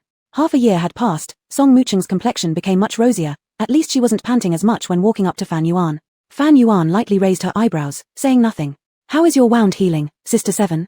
Song Muqing asked, her tone seemingly filled with concern, yet in reality facing Fan Yuan with the demeanor of a victor, subtly provoking her. All this was unseen by Su Jewen behind her. Fan Yuan met her powerless provocation with silence followed by a smile. Of course it's healed. Little sister, do you want to spar with me? Song Muqing curled her lips, feigning pity. Still no thanks, can't bear sister calling me bully. Under the help of Master Yunmeng, her progress during these 6 months was extremely fast. Now she was at the intermediate stage of constructing the foundation. As for Fan Yuan, unable even to wield a sword, Song Muqing couldn't find it in herself even to despise her. Whatever fluctuations Su Jewen went through, she believed their big brother would eventually come around since only she deserved to stand by his side. Thinking of this, Song Muqing felt light-hearted and happy, her smile becoming genuine and radiant. But seeing that sister's wounds have healed, I'm really happy. By the way, I just broke through to the mid-stage of constructing the foundation. Sister can ask me if there's anything you don't understand. They still thought of Fan Yuan as being at the initial stage of building a foundation. After all, who would have expected that Fan Yuan had advanced while recuperating? Song Muqing thought she was striking right on Fan Yuan's sore spot, waiting for her to burst angrily into insults, but Fan Yuan merely gave her a faint smile, offering congratulations. Just like hitting cotton with a punch. A flicker of disdain passed through Song Muqing's eyes. Only now did Su Jewen realize he hadn't asked about Fan Yuan's injuries, hurrying forward in earnest. Yuan, don't worry, this time going to Ling Feather Secret Realm, I'll definitely search for a new martial art for you. Fan Yuan coldly replied, no need. Su Jewen frowned involuntarily, this is a matter concerning practice, stop throwing tantrums. Besides, I am still your big brother, it is my duty to assist in your cultivation. Song Muqing added, sister probably doesn't know yet, our master gave me the feather. Sister should not mind, right? Song Muqing wore an innocent look, blatantly provoking Fan Yuan. She eagerly anticipated Fan Yuan breaking under the pressure. Fan Yuan ignored her, turning instead to Su Jewen and asking, I also wanted to ask you something, can one go to the Ling Feather Mountain Secret Realm individually? Su Jewen mused for a moment before replying, it is possible, but the secret realm is perilous. Without a team, one person would hardly be able to move an inch. Sister Yuan, you'd better stay within the sect. The trial in the secret realm is no joke. Our master knew you couldn't make it, so he had no choice but to give the feather to little sister Song. But if we from the peak win first place, your reward will still be secured. Su Jewen spoke gently, trying to persuade her, Yuan, we're all doing this for your own good. Doing this for her good? What a load of pretentious nonsense. After confirming that she could enter Ling Feather Mountain alone, Fan Yuan decided she didn't want to say another word to them and immediately turned around to leave. Not having seen Fan Yuan for a long time, Su Jewen wanted to mend their relationship and intended to chase after her to exchange some heartfelt words. But just at this moment, Song Muqing claimed she was dizzy, forcing Su Jewen to stay behind to care for her. Why hadn't he noticed earlier how annoying the little sister could be, always interrupting him when something important was about to happen? Just as Su Jewen was about to help Song Muqing leave, a cold female voice stopped them in their tracks. Stand still. Both turned around simultaneously to see Yi Shuyi walking out from behind the moon gate, dressed in a bright yellow silk gown. Song Muqing meekly greeted her, Greetings, senior sister Yi. Yi Shuyi was the daughter of the Peak Master Off-Peak and also one of the personal disciples, making her of equal status with Su Jeon. Naturally, Song Mucheng bowed respectfully to her. Song Mucheng had long gotten used to playing the role of a demure and gentle girl in front of her seniors. During these 6 months, she had worked hard on building relationships within sect factions and earned consistent praise from most of the older disciples from different peaks. Except for Yi Shuyi. Song Mucheng couldn't figure out why Yi Shuyi seemed to harbor ill feelings toward her. Holding her sword, Yi Shuyi stared at her and asked, "Was it you who took Fan Yuan's spot?" Sensing that Yi Shuyi's intentions were far from amicable, Su Jeon stepped forward protectively, placing Song Mucheng behind him. That was Master's decision, and it has nothing to do with her. She could have declined. Yi Shuyi snorted dismissively. Is there nobody left on peak? Taking a dead weight to the secret realm, what a wise and powerful decision by our sect leader indeed. Su Jeon frowned, his tone becoming exceedingly unpleasant. Little sister Song isn't a dead weight, and besides, what does this have to do with you? Song Mucheng's face turned ashen. She hated it when others called her a burden. One thing puzzled her, wasn't it commonly said that Yi Shuyi and Fan Yuan didn't get along? Why did it seem like Yi Shuyi was defending Fan Yuan right now? It really seemed like Yi Shuyi had too much time on her hands. Song Mucheng adjusted her expression, tears brimming in her eyes, and looked at Yi Shuyi pleadingly. Senior sister Yi, is there anything I've done poorly that displeases you? No, you're doing perfectly well, Yi Shuyi responded, stepping back half a step with a look of evident disgust. It was almost a physiological kind of aversion. She couldn't quite explain why she disliked Song Mucheng so much, especially whenever the latter wore that pitiable expression, which gave her goosebumps all over. If not for her rational mind holding her back, she might have unsheathed her sword and attacked uncontrollably. With feigned sadness, Song Mucheng said, Senior sister Yi, if I've done anything wrong, please tell me. I genuinely wish to get along well with you, hoping someday we can become close like sisters. Yi Shuyi clenched her fists tightly. Stay away from me. Turn your pretty face towards your senior brother, don't look at me. Chapter 32, Evil Omen. Song Mucheng was taken aback. What? Yi Shuyi couldn't help herself and threw a punch. Song Mucheng didn't even have time to scream before 2 streams of nosebleeds came out instantly. Su Jeon was greatly shocked and angrily said, What are you doing, Yi Shuyi? Seeing the other party bleeding from her blow, Yi Shuyi also gasped in surprise. Looks much better now, Yi Shuyi blurted out. When she raised her eyes suddenly, she met Su Jiawen's almost blazing look. Realizing it wasn't good, she quickly left. Fan Huan did not know what happened after she left. After returning to her cave dwelling, Fan Huan fed the golden thread tiger, then drew some talismans as preparation, some for sale, others for her own use. The Lingfeather secret realm was perilous everywhere. In the previous life, only half of the people from Tianji sect survived, and those small sects with weak power were directly wiped off the cultivation world map after this secret realm journey. It was uncertain how many precious treasures there would be, but there would definitely be countless deaths and bodies scattered everywhere. Being able to return alive was already reason enough to thank heaven and earth. Fan Huan remembered that even her fourth brother Han Anming, who had the strongest physical defense, returned covered in injuries and recuperated for 2 months. Therefore, before entering the secret realm, she must make ample preparations for herself. This time, Fan Huan didn't plan on relying on anyone. After storing the talismans safely, Fan Huan sat at the desk, and her thoughts involuntarily drifted far away. The result of that trial in the secret realm in her previous life was that no other sect gained anything substantial, except for Tianji sect, which acquired treasures and obtained rare opportunities. And this great contributor was Song Mucheng. Of course, the greatest opportunity had already been seized by Song Mucheng, leaving the rest with only a small share. Even so, they were extremely grateful to Song Mucheng. The biggest harvest of Song Mucheng in this secret realm journey, besides making a contract with the Phoenix Swaniaro, was winning the unanimous recognition of everyone in the sect, jumping from the most favored little junior sister of Swangji Peak to the most beloved little junior sister of Tianji sect. She took the lead, gaining tremendous fame, and during that period, even wandering cultivators passing by could stop when hearing Song Mucheng's name, praising her non-stop. After that, whenever there were any chances for outdoor trials or competitions, Song Mucheng's figure would certainly appear, and she always won first place, soaring higher and higher. In the previous life, Fan Huan only envied Song Mucheng's good fortune and never doubted there was anything wrong with it. But now, being reborn again, she saw everything as clearly as if looking in a mirror. Fan Huan tapped her finger lightly on the desk and wrote a sentence on the clean desktop with a brush dipped in water. Song Mucheng very likely knew beforehand where the opportunity in the Lingfeather secret realm lay. The water trails disappeared soon. After pondering for a moment, Fan Huan wrote down another sentence. Song Mucheng had the ability to foresee the future.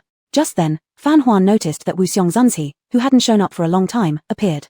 He controlled the pen in Fan Huan's hand, adding a few more words just before the lines were about to vanish. She is defying fate and changing her destiny. Fan Huan's pupils shrank sharply. These simple words contained vast and complex information.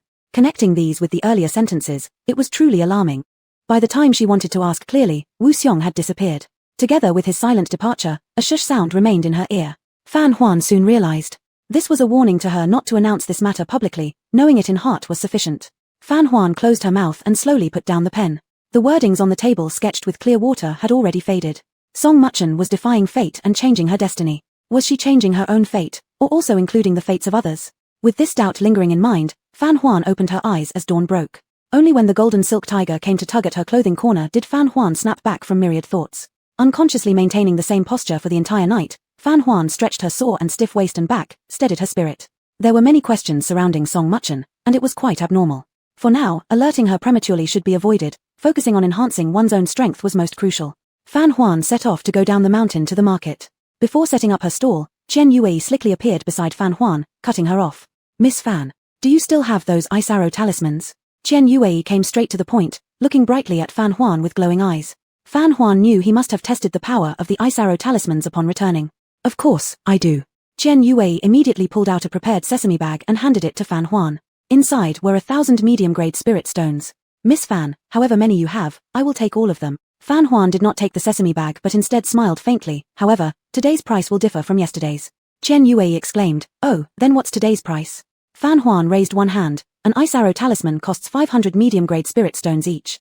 Chen Yue laughed heartily, thinking it wouldn't be so expensive. Chen Yue waved his hand, extremely domineering. "Miss Fan, not only do I want the ice arrow talismans, but I'll take your other talismans too. Name whatever price you want for the spirit stones." Fan Huan wasn't greedy. Aside from the ice arrow talismans, all others were priced at 300 medium-grade spirit stones each. Finding this troublesome, Chen Yue directly switched to giving Fan Huan upper-grade spirit stones, handing them over very generously. One upper-grade spirit stone was equivalent to 1,000 medium-grade ones, but not everyone could get their hands on such high-quality stones. Ordinary cultivators often used medium-grade spirit stones or even lower-grade ones. Only big shots typically used upper-grade stones. Yet, Chen Yue casually pulled out a bag of upper-grade spirit stones, leading Fan Huan to begin suspecting if he might be some nobleman's son playing vendor to experience life. What Fan Huan didn't know was that Chen Yue wasn't purchasing these for himself but for a wealthy patron behind the scenes, and those upper-grade spirit stones weren't even his own. If he were truly so rich, would he bother setting up a stall in the first place? However, Chen Yue had no intention of revealing this to Fan Huan because the benefactor had explicitly said they didn't want her to know who he was. So, Chen Yue simply pretended he was buying them for himself. After parting ways with Chen Yue, Fan Huan headed to the auction house. The manager saw her come in and happily said, "Miss Fan, yesterday's premium black jade marrow has already been sold. Would you like to guess how much it fetched?" Fan Huan didn't expect it to sell so quickly. Uncertainly, she guessed, 6,000 medium-grade spirit stones. The manager chuckled as he shook his head, 2,000 upper-grade spirit stones. Fan Huan nearly jumped. "Are you serious?" Although the premium black jade marrow was extremely valuable, it wasn't some unparalleled treasure worth sky-high prices. It topped out at 8,000 medium-grade spirit stones. She never expected it to go for such a stratospheric amount. Fan Huan remembered she had set the starting price at 2,000 medium-grade spirit stones, thinking herself fortunate if it reached 6,000. Yet here it was being sold in units of upper-grade spirit stones. The manager reassured her solemnly, "Of course it's true." It wasn't until he handed Fan Huan a bag filled with upper-grade spirit stones that she realized in shock just how enormous the sum was. "Did I stumble upon someone drowning in money who's throwing it away?" Fan Huan sighed once, without giving it too much thought, and then immediately went to the blacksmith's. The blacksmith had an odd temperament. After hesitating for a long time outside, she finally dared to enter, worried that she might seem like she was rushing him, which could make him angry and quit. However, she was short on time and couldn't help but check the progress. Fan Huan felt somewhat anxious as she entered. To her surprise, when the blacksmith saw her, he gave her an amiable, warm smile and held out a dazzling blade. The thin blade gleamed with a faint, frigid light and exuded an aura of a peerless weapon. "Miss, it's ready," he said kindly, handing it over. Fan Huan exclaimed in shock, "It's done in just one day? That fast?" The blacksmith coughed lightly. "Do you know who you're dealing with? Are you doubting my skills?" Fan Huan corrected her expression immediately. "Certainly not, I'm merely so pleasantly surprised." All right, go back and try out this eye-soul knife quickly, I won't see you off." The blacksmith urged her away after tossing the knife to her. In her haste, Fan Huan paid him the agreed fee, but the blacksmith didn't even glance at it. Standing outside the shop, Fan Huan carefully examined the sword in her hand, feeling something wasn't quite right. Could top-notch black jade marrow forge such a fine blade? The ice-soul knife perfectly suited her elemental affinity for ice. But how did the blacksmith know she possessed the ice attribute? Something strange was going on. Fan Huan noticed today had gone way too smoothly, as though an invisible hand were manipulating everything from behind the scenes. Fan Huan couldn't help but grow cautious and looked around her warily. Chapter 33, The Person Behind. Seeing Fan Huan's vigilant look, Jin Sai who immediately became alert as well, adopting a fierce expression. Fan Huan's gaze swept over every passerby, including the street vendors, but she found no abnormalities. Suspiciously, Fan Huan retracted her gaze. Who was helping her from behind? After searching her mind without result, Fan Huan gave up. Well, it wasn't a bad thing after all. Next, Fan Huan took Jin Sai Hu to the black market. The ultimate goal of this trip was to buy the feather pass. The black market was farther from the commercial district, located in a very hidden place near the outskirts of the city. Fan Wan followed the rules of the black market and put on a black robe with a veil covering her face before entering. As soon as they entered the black market, Jin Sai who became tense and kept watching around. Unlike the bustling commercial district, here an oppressive and cold atmosphere hung over everything. No one shouted their wares, no one chatted idly. Both those walking along the road and those manning stalls were clad in black robes, dangerous and mysterious. Fan Wan weaved among the many black-robed figures, searching for the passage order to Lingyu's secret realm. She remembered that in her previous life, Ouyang Zhen had secretly gone to the black market to buy feathers because he was worried about Song Mu Jin going out for cultivation training and fearing that the 3 senior disciples wouldn't be able to protect the young sister properly. Fan Wan thought it would be hard to find, but unexpectedly, feathers were everywhere in the black market, and at dirt cheap prices. Fan Wan obtained them smoothly, but an inexplicable unease floated into her mind. In the past, before secret realms opened, passage orders would also be sold in the black market, but there would be extremely few, and the prices were sky high. This time was different. The passage orders were as common as cabbage on a street stall, obtainable for 10 medium-grade spirit stones unbelievably cheap. Lingyu Mountain was the territory of Yusho sect, and this opening of the secret realm was them welcoming cultivators from all over to explore the secret realm, thus unlike before, the number of participants wasn't restricted this time. Without restrictions on numbers, yet the treasures inside were finite. Yusho sect had discovered this secret realm, didn't monopolize the opportunities for their people, but instead allowed outsiders to rush in. Wasn't that odd? Recollecting the countless wounded cultivators in the secret realm of her previous life, Fan Wan felt even more uneasy. A bold guess sprouted in her mind. Could Yusho sect intentionally be luring people to their death? Fan Wan examined the feather pass in her hand carefully, her eyebrows knitted in thought, yet she didn't notice someone above watching her. The weather was unpredictable. A moment ago, it was bright and sunny, then mountain winds blew dark clouds over. The sky presented a dull and somber shade of leaden grey. Leaves were swirling in the wind, when suddenly, a hand with prominent knuckles reached out from beside the window, pale and lifeless even compared to the weather. A yellowish leaf grazed his palm, slowly falling and landing gently on Fan Wan's shoulder. The man lazily rested his hand on the windowsill, a hint of pink at his fingertips. Before long, he coughed uncontrollably from the wind blowing inside, and quickly pulled his fingers back in. Once he started coughing, it didn't stop, frightening his nearby servant who hurriedly closed the window. With a soft thud, Fan Wan instinctively looked up. Before another window was fully shut, Fan Wan caught a glimpse of an astonishingly handsome face. Fan Wan paused briefly. She knew this person. Mai Shaoling. It was strange. What was he doing here? Mai Shaoling was Su Jewen's close friend, a talented formation master and artificer, but unfortunately, he died young due to his illnesses, which was lamentable. Due to his chronic diseases, Mai Shaoling rarely left his home, so Fan Wan only saw him a few times. Her impression of him was merely of frailty, slowness, reticence, and some eccentricity. Oh, and also being wealthy. Apart from these, Fan Wan barely understood him. Their brief conversations had been commonplace and fleeting. In fact, Fan Wan couldn't even remember what they had talked about. Mai Shaoling passed away too early, failing to leave any deep impression on Fan Wan. Given Mai Shaoling's friendship with Su Jewen, Fan Wan didn't want any association with him. Fan Wan didn't dwell much on Mai Shaoling's unexpected appearance and quickly left the black market with Jin Sai who, heading back towards the sect. After Fan Wan's departure, Chen Yue arrived there. Chen Yue adjusted his collar respectfully and walked toward the tea house where Mai Shaoling was. Time quickly came to the day of the journey. Outside the main hall of the sect, 2 giant spiritual boats were parked, flags fluttering audaciously, presenting a majestic scene.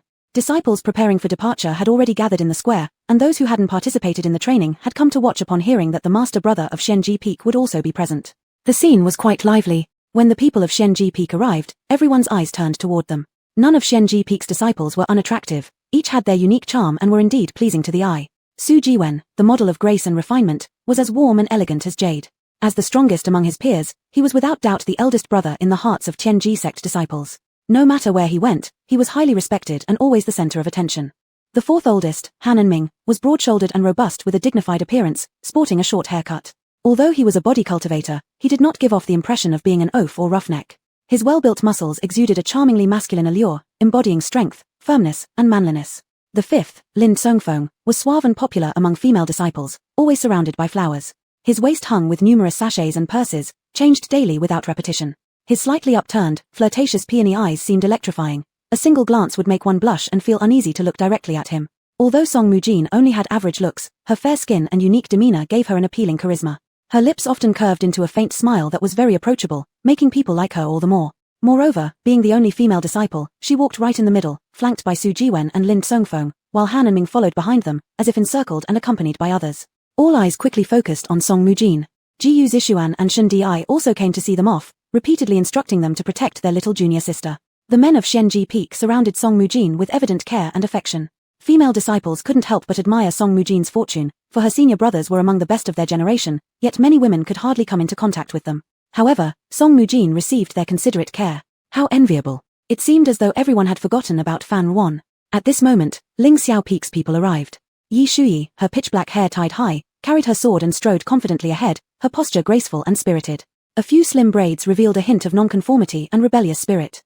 Male disciples followed behind her, visibly taller, yet their presence was subdued in comparison to hers. Yi Shuyi stood before another spiritual boat, lifting her gaze to look over at the scene with obvious dissatisfaction. She snorted coldly. Anyone who doesn't know would think we're sending a daughter out for marriage. Cultivators had excellent hearing, and Shen Di caught Yi Shuyi's mockery. A sharp glare shot toward her. Most people feared Shen Di, but Yi Shuyi showed no fear and stared back at him calmly. Shen Di had heard about Yi Shuyi striking Song Muin. He saw this as an opportunity to stand up for Song Muin and promptly drew out a talisman from his sleeve. Song Muin stopped his hand. Shen Di looked up at her questioningly. Song Muin shook her head gently, speaking softly. Third senior brother, I don't blame elder sister Yi, and my pain has already faded. Please don't cause any trouble between Xianji Peak and Ling Xiao Peak because of me. Shen Di's brows knitted tightly in anguish. She injured you first, which already disrupted harmony. You shouldn't concern yourself with these matters. Today, your senior brother will ensure you gain vengeance. Jiyu Zishuan added. Third senior brother, I support you. This Yi Shuyi has been targeting 7 junior sister since forever, and now she's going after little junior sister too. She's truly despicable. Mentioning Fan Yuan abruptly made Su Jiwen hesitate for a moment, suddenly realizing a problem. Yes, previously, Yi Shuyi and Fan Yuan had never gotten along. From childhood until adulthood, they were constantly fighting, and every time Fan Yuan returned with bruises, it was definitely because she had fought Yi Shuyi outside. Though they were aware of this, none of them had ever thought of retaliating for her. Even the third younger brother didn't display such fierce anger as today when it came to Yi Shuyi. When little junior sister first joined them, they had promised Fan Yuan that they would treat her the same way, not letting her feel neglected or wronged because of the new arrival. But they broke their word.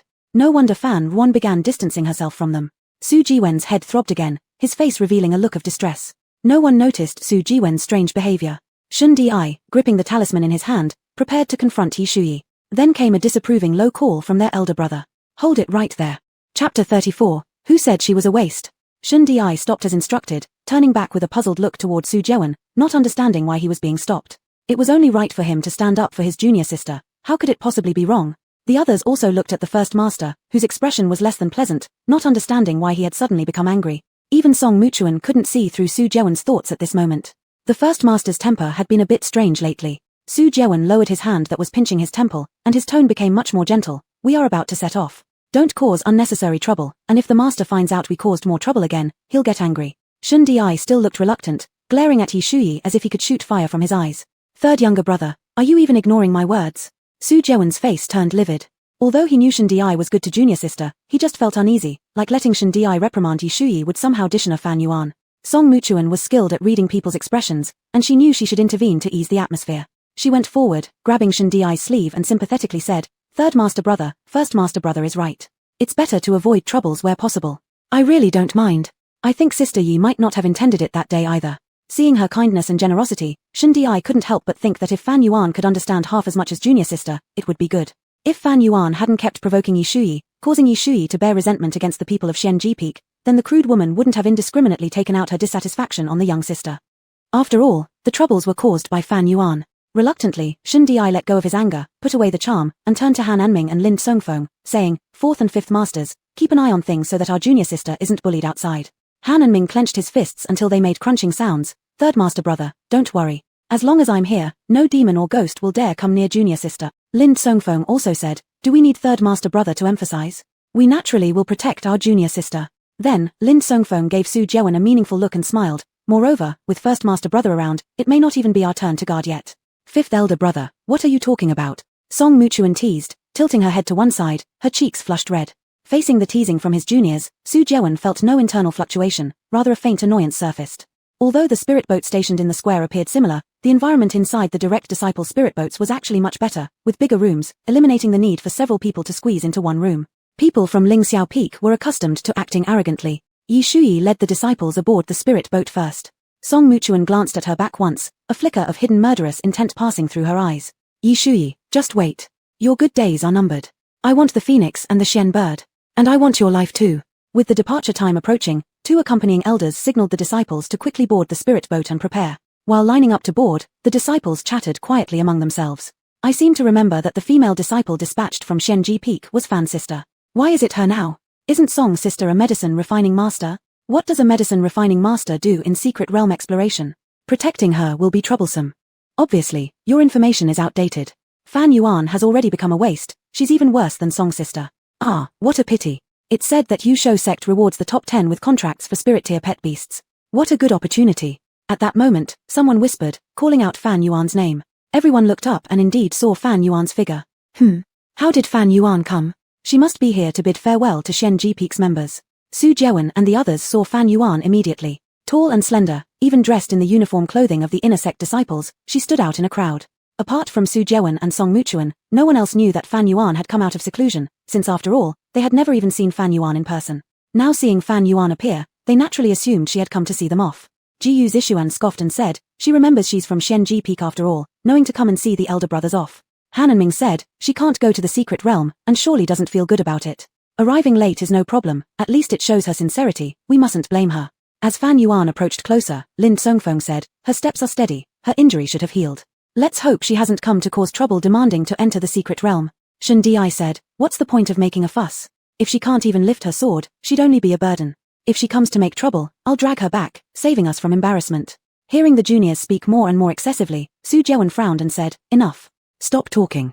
Song Mutuan said at the right moment, fellow seniors, let's not mention Sister Fan's sad matters anymore. Little junior sister is reasonable, she is already so pitiful, we should just let her go, Lin Songfeng said. The elder was urging from their side, yet Su Jewen and his group hadn't moved. They intended to give Fan Yuan a chance to say some final goodbyes before they left. Unexpectedly, Fan Yuan didn't stop at all when she approached them but swept past indifferently without even glancing at them. Without even saying hello, it was as if she were a stranger. No one reacted in time. What was Fan Yuan up to? They turned to look at Fan Yuan instinctively, only to see her stopping before an accompanying elder, producing a blue feather. The elder looked toward them with a peculiar expression and then nodded at Fan Yuan. Jiyu Zishuan realized first, wait, she's going to the secret realm too? It was within Lin Songfeng's expectations. He said, look, I knew that given her nature, she wouldn't back down. Without another word, Su Jewen stepped over immediately. Han and Ming sighed, she's being too stubborn. I'll try to dissuade her. Yi Shui stood on the deck, looking down. When she saw Fan Yuan's figure, her eyes lit up. She had originally been worried that this secret realm trip would be boring, but now, finally, her interest was somewhat piqued. But before she could get excited, Su Jewen had intercepted Fan Yuan. Yi Shui furrowed her brows and T-sked. I don't know where you got this feather from, but hand it over, and return immediately. Be obedient. Su Jewen sounded somewhat angry. Fan Yuan thought he was irrational, coldly saying, and why should I listen to you? Because I'm your senior brother. Su Jewen turned livid, his chest rising and falling unevenly. Han and Ming gently persuaded, Sister 7, the senior brother is doing this for your own good. Why can't you understand? Seeing Fan Yuan remained indifferent, Su Jewen felt a mixture of love and hatred towards her, grinding his teeth in frustration, and had no choice but to turn his gaze to the accompanying elder. Elder, Fan Yuan damaged her foundation half a year ago. She isn't capable of venturing into the secret realm now. Please, elder, do not let her board the spirit boat. The elder looked at Fan Yuan, asking, is what he said true? If so, I cannot let a disciple walk into certain death willingly. You shall stay behind. Overhead, a row of heads popped out, staring curiously below, whispering among themselves. Su Jewen took a hardline stance, dragging Fan Yuan away forcefully. Go back, listen to me, don't waste everyone's time here.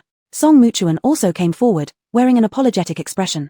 Senior sister, I know I've taken your spot, and you're very upset about it, but as senior brother said, your current condition entering the secret realm will only hinder everyone. Sister, please recuperate well within the sect. Shen Di pulled out a charm for obedience, threatening, why are you being so unreasonable?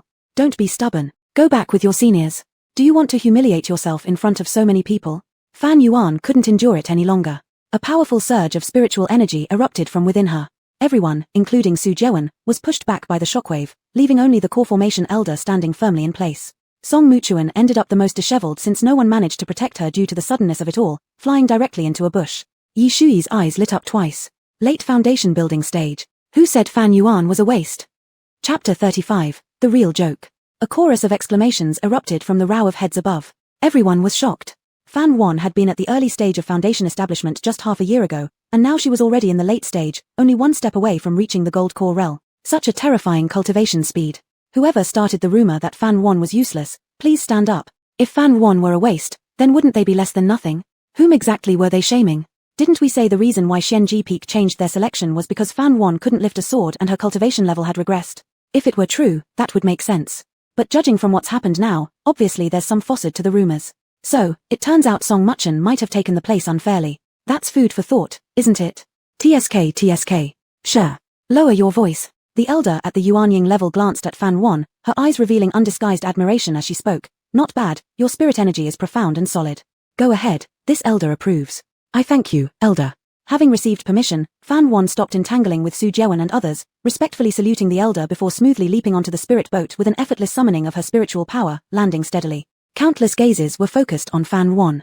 Fan Wan kept her composure, showing no sign of either arrogance or humility. She looked back, looking down at Song Muchen who was being helped up from the bushes by several senior brothers in disarray, and gave a disdainful smile. You're acting so arrogantly when you're merely at the mid-stage of Foundation establishment, Song Muchen, you're celebrating too soon. Song Muchen emerged from the bushes, her elegant white dress stained and looking utterly ragged. In the presence of so many spectators, Song Muchen could feel nothing but humiliation, pretending to faint out of necessity. Anger and frustration bubbled up within her, as if she had swallowed dozens of flies. She had assumed Fan Wan had become a cripple after being harmed by Ouyang Yang Jin, posing no further threat to her, and gloated about it in front of Fan Wan. It was also her deliberate action to spread the false rumor about Fan Wan becoming a waste. Given how proud Fan Wan was, hearing such insults would definitely force her to stay hidden away in her residence, ashamed to show her face. This way, Su Jewen would belong to her. Result. She herself turned out to be the real joke. Working hard for over half a year, she still found herself unable to surpass Fan Wan. This infuriating reality made Song Muchen want to vomit blood. Little junior sister. How are you doing, little junior sister? Han Enming's face filled with worry as he shook Song Muchen's shoulders. With his immense strength, even his light shake almost genuinely made Song Muchen unconscious. Inside, Song Muchen couldn't help cursing, "Stupid fool, stop shaking me." While she managed to deceive them with her act of fainting, it wasn't enough to escape the discerning gaze of the elder at the Yuanying level. The elder saw through her pretense but didn't expose her, coldly impatient as he urged, "She's fine, hurry up, don't waste time." Jiyu Zishuan hastily shoved a pill into Song Muchen's mouth before saying, "Go quickly, take care on your journey." Shen Di added, "Take care, we'll wait for you all back at the sect." Su Jewen nodded slightly. Han Enming easily carried the delicate girl up, Lin Songfeng closely behind. Everyone took their positions. Floating in midair, the elder announced solemnly, "Departure." A massive burst of formidable spiritual power surged into the spirit boat. The boat trembled and slowly ascended, its two paddle wings flapping like the wings of a bird, soaring into the air. There were two spirit boats. Fan Wan, seeking tranquility, deliberately chose the ordinary one. And naturally, Su Jewen and the rest boarded the other, better vessel. Fortunately, there were enough rooms on the ordinary spirit boat, so Fan Wan could occupy one herself. The reason she arrived so late today was because she had gone to do something important. The Ling Feather Mountain secret realm was perilous, and she needed to prepare fully, not allowing herself a moment of respite. Today happened to be the day Elder Ziwei visited the spirit mountain, and Fan Wan wouldn't let such a great opportunity pass her by. Luckily, her luck held, and with the assistance of Wu Xiong, she smoothly located the second stage of the heaven-derived technique scroll in the library archive. To prevent Elder Ziwei from finding out the heaven-derived technique was missing and coming after her, Fan Wan used a replication mirror to create an identical copy and placed it back where it belonged, quietly exiting the library. Apart from obtaining the heaven-derived technique, Wu Xiong also persuaded her to steal another treasure. But actually, that treasure originally belonged to Wu Xiong. Doing wrongdoings truly does get addictive, sin indeed. This treasure was a space artifact capable of transforming into various shapes. Its storage capacity was enormous, dozens of times larger than Fan Wan's storage pouch, and most importantly, it could accommodate living being. When Fan Wan first saw it, it appeared as a purple sand teapot. Elder Ziwei must not have known of its wondrous use, casually using it for tea drinking alone, leading Wu Xiong to denounce her for wasting a precious item. Thankfully, due to Elder Ziwei's ignorance about the true nature of the teapot being a space artifact, otherwise Fan Wan wouldn't be able to take a treasure that recognizes its master. So, Fan Wan replicated another purple sand teapot using the replication mirror and put it back in its place.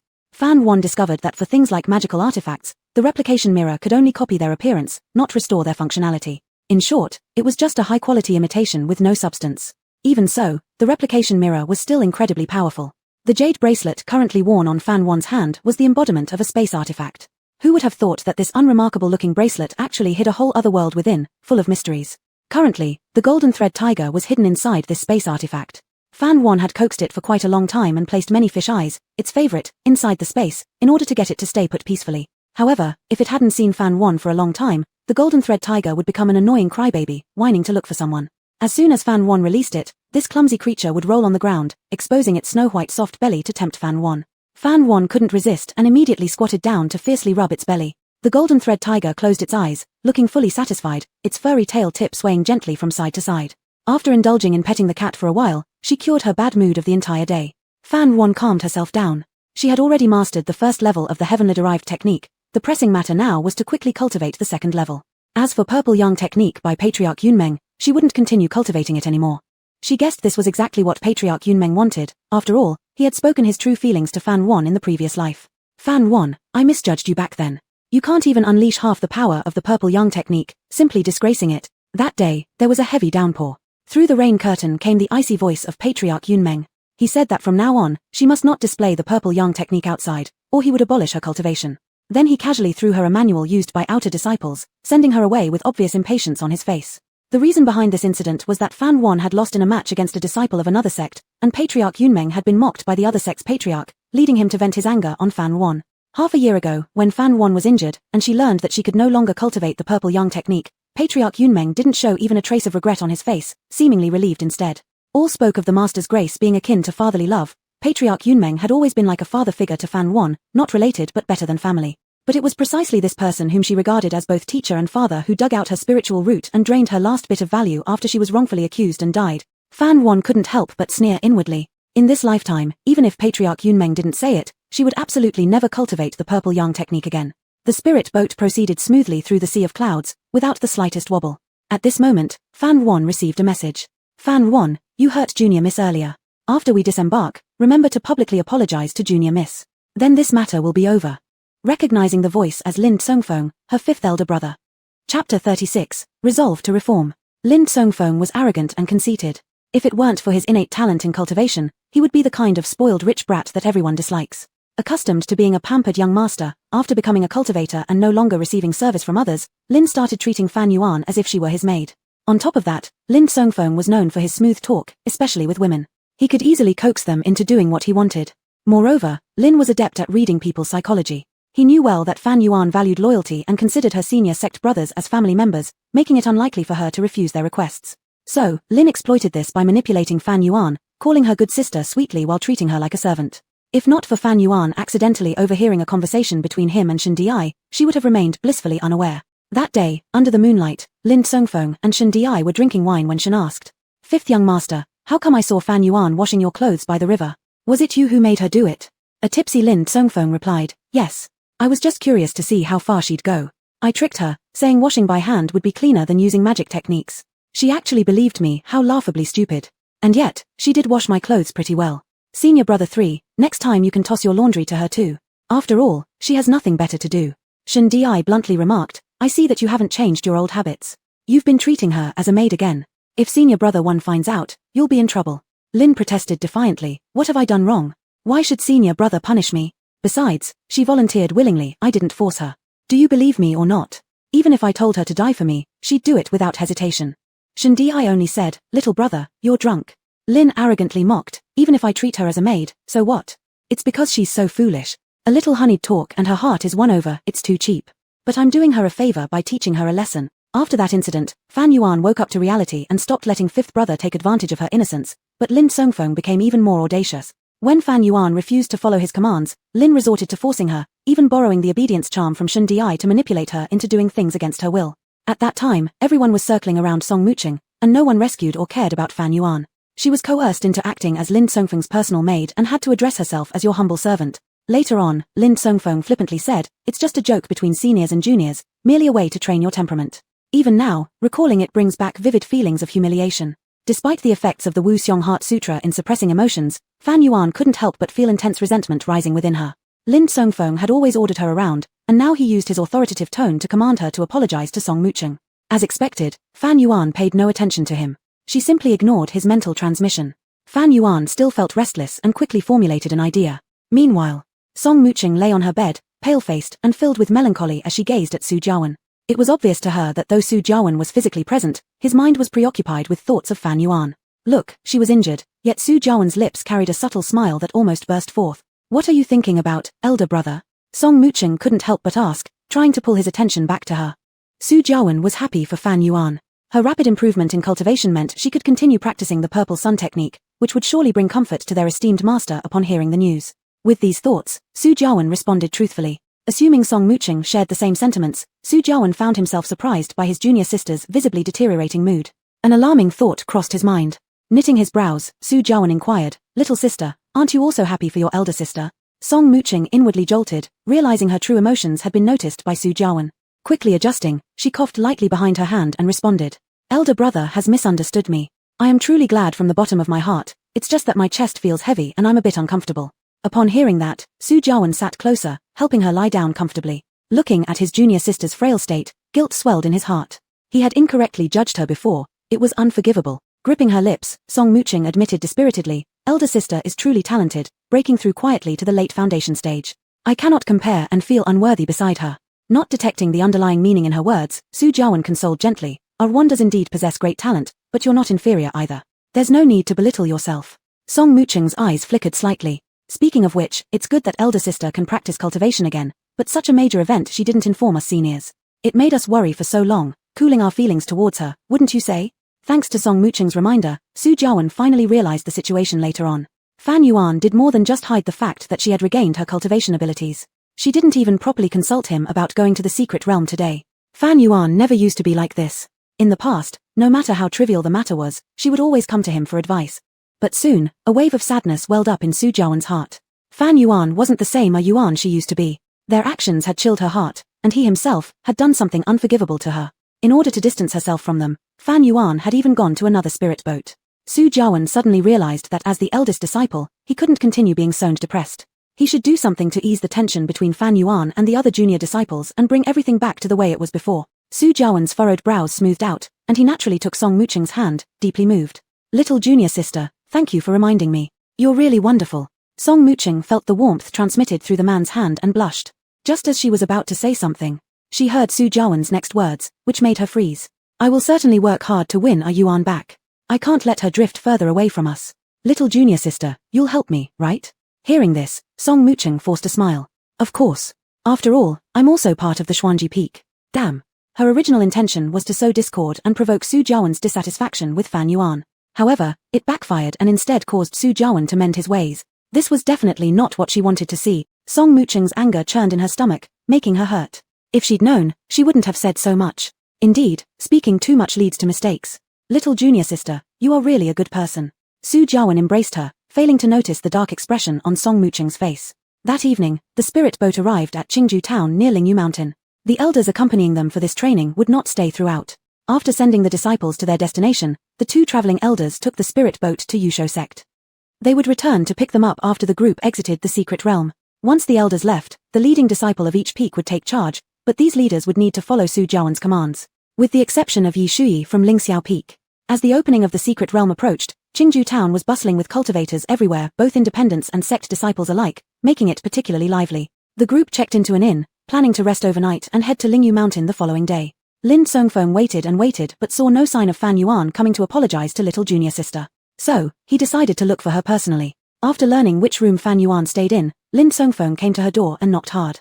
Bang bang bang. Fan Yuan, I know you're in there, open the door quickly. Just as he was about to knock again for the 5th time, the door was pulled open forcefully from inside.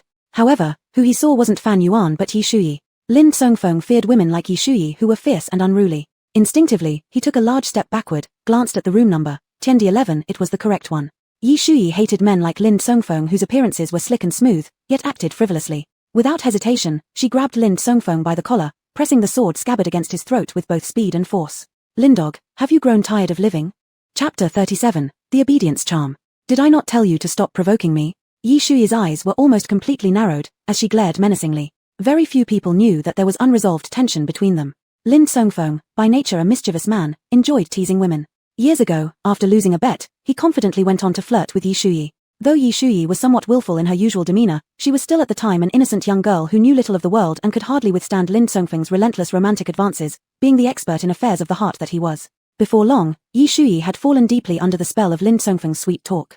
But this entire episode was nothing more than a deceit from start to finish. Serious about it was only Yi Shuyi herself. Having her true feelings trampled upon, Yi Shuyi learned the truth and even overheard Lin Songfeng calling her a she-devil behind her back, denigrating her to no end. Lin Songfeng had a history of toying with others' sincerity. He harmed Yi Shuyi without giving it a second thought, but this time he'd kicked a hornet's nest. Unable to let this grudge go, Yi Shuyi chased him for half a year, attacking him ruthlessly and causing great unrest on the Xuanji Peak.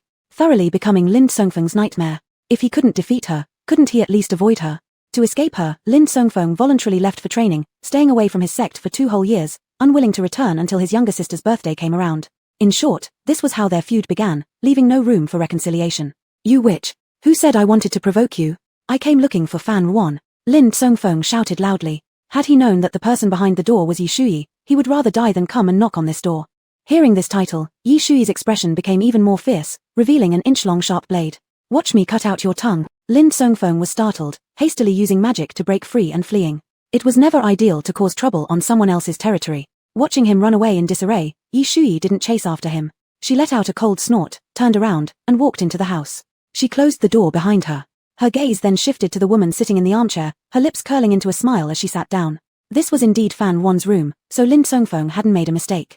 Yi Shuyi spoke up. Speak. What ways do you have for me to get my revenge on Lin Songfeng? As long as it's something that makes him uncomfortable, I'm willing to do it. Time had not diluted her hatred for Lin Songfeng but instead intensified it further.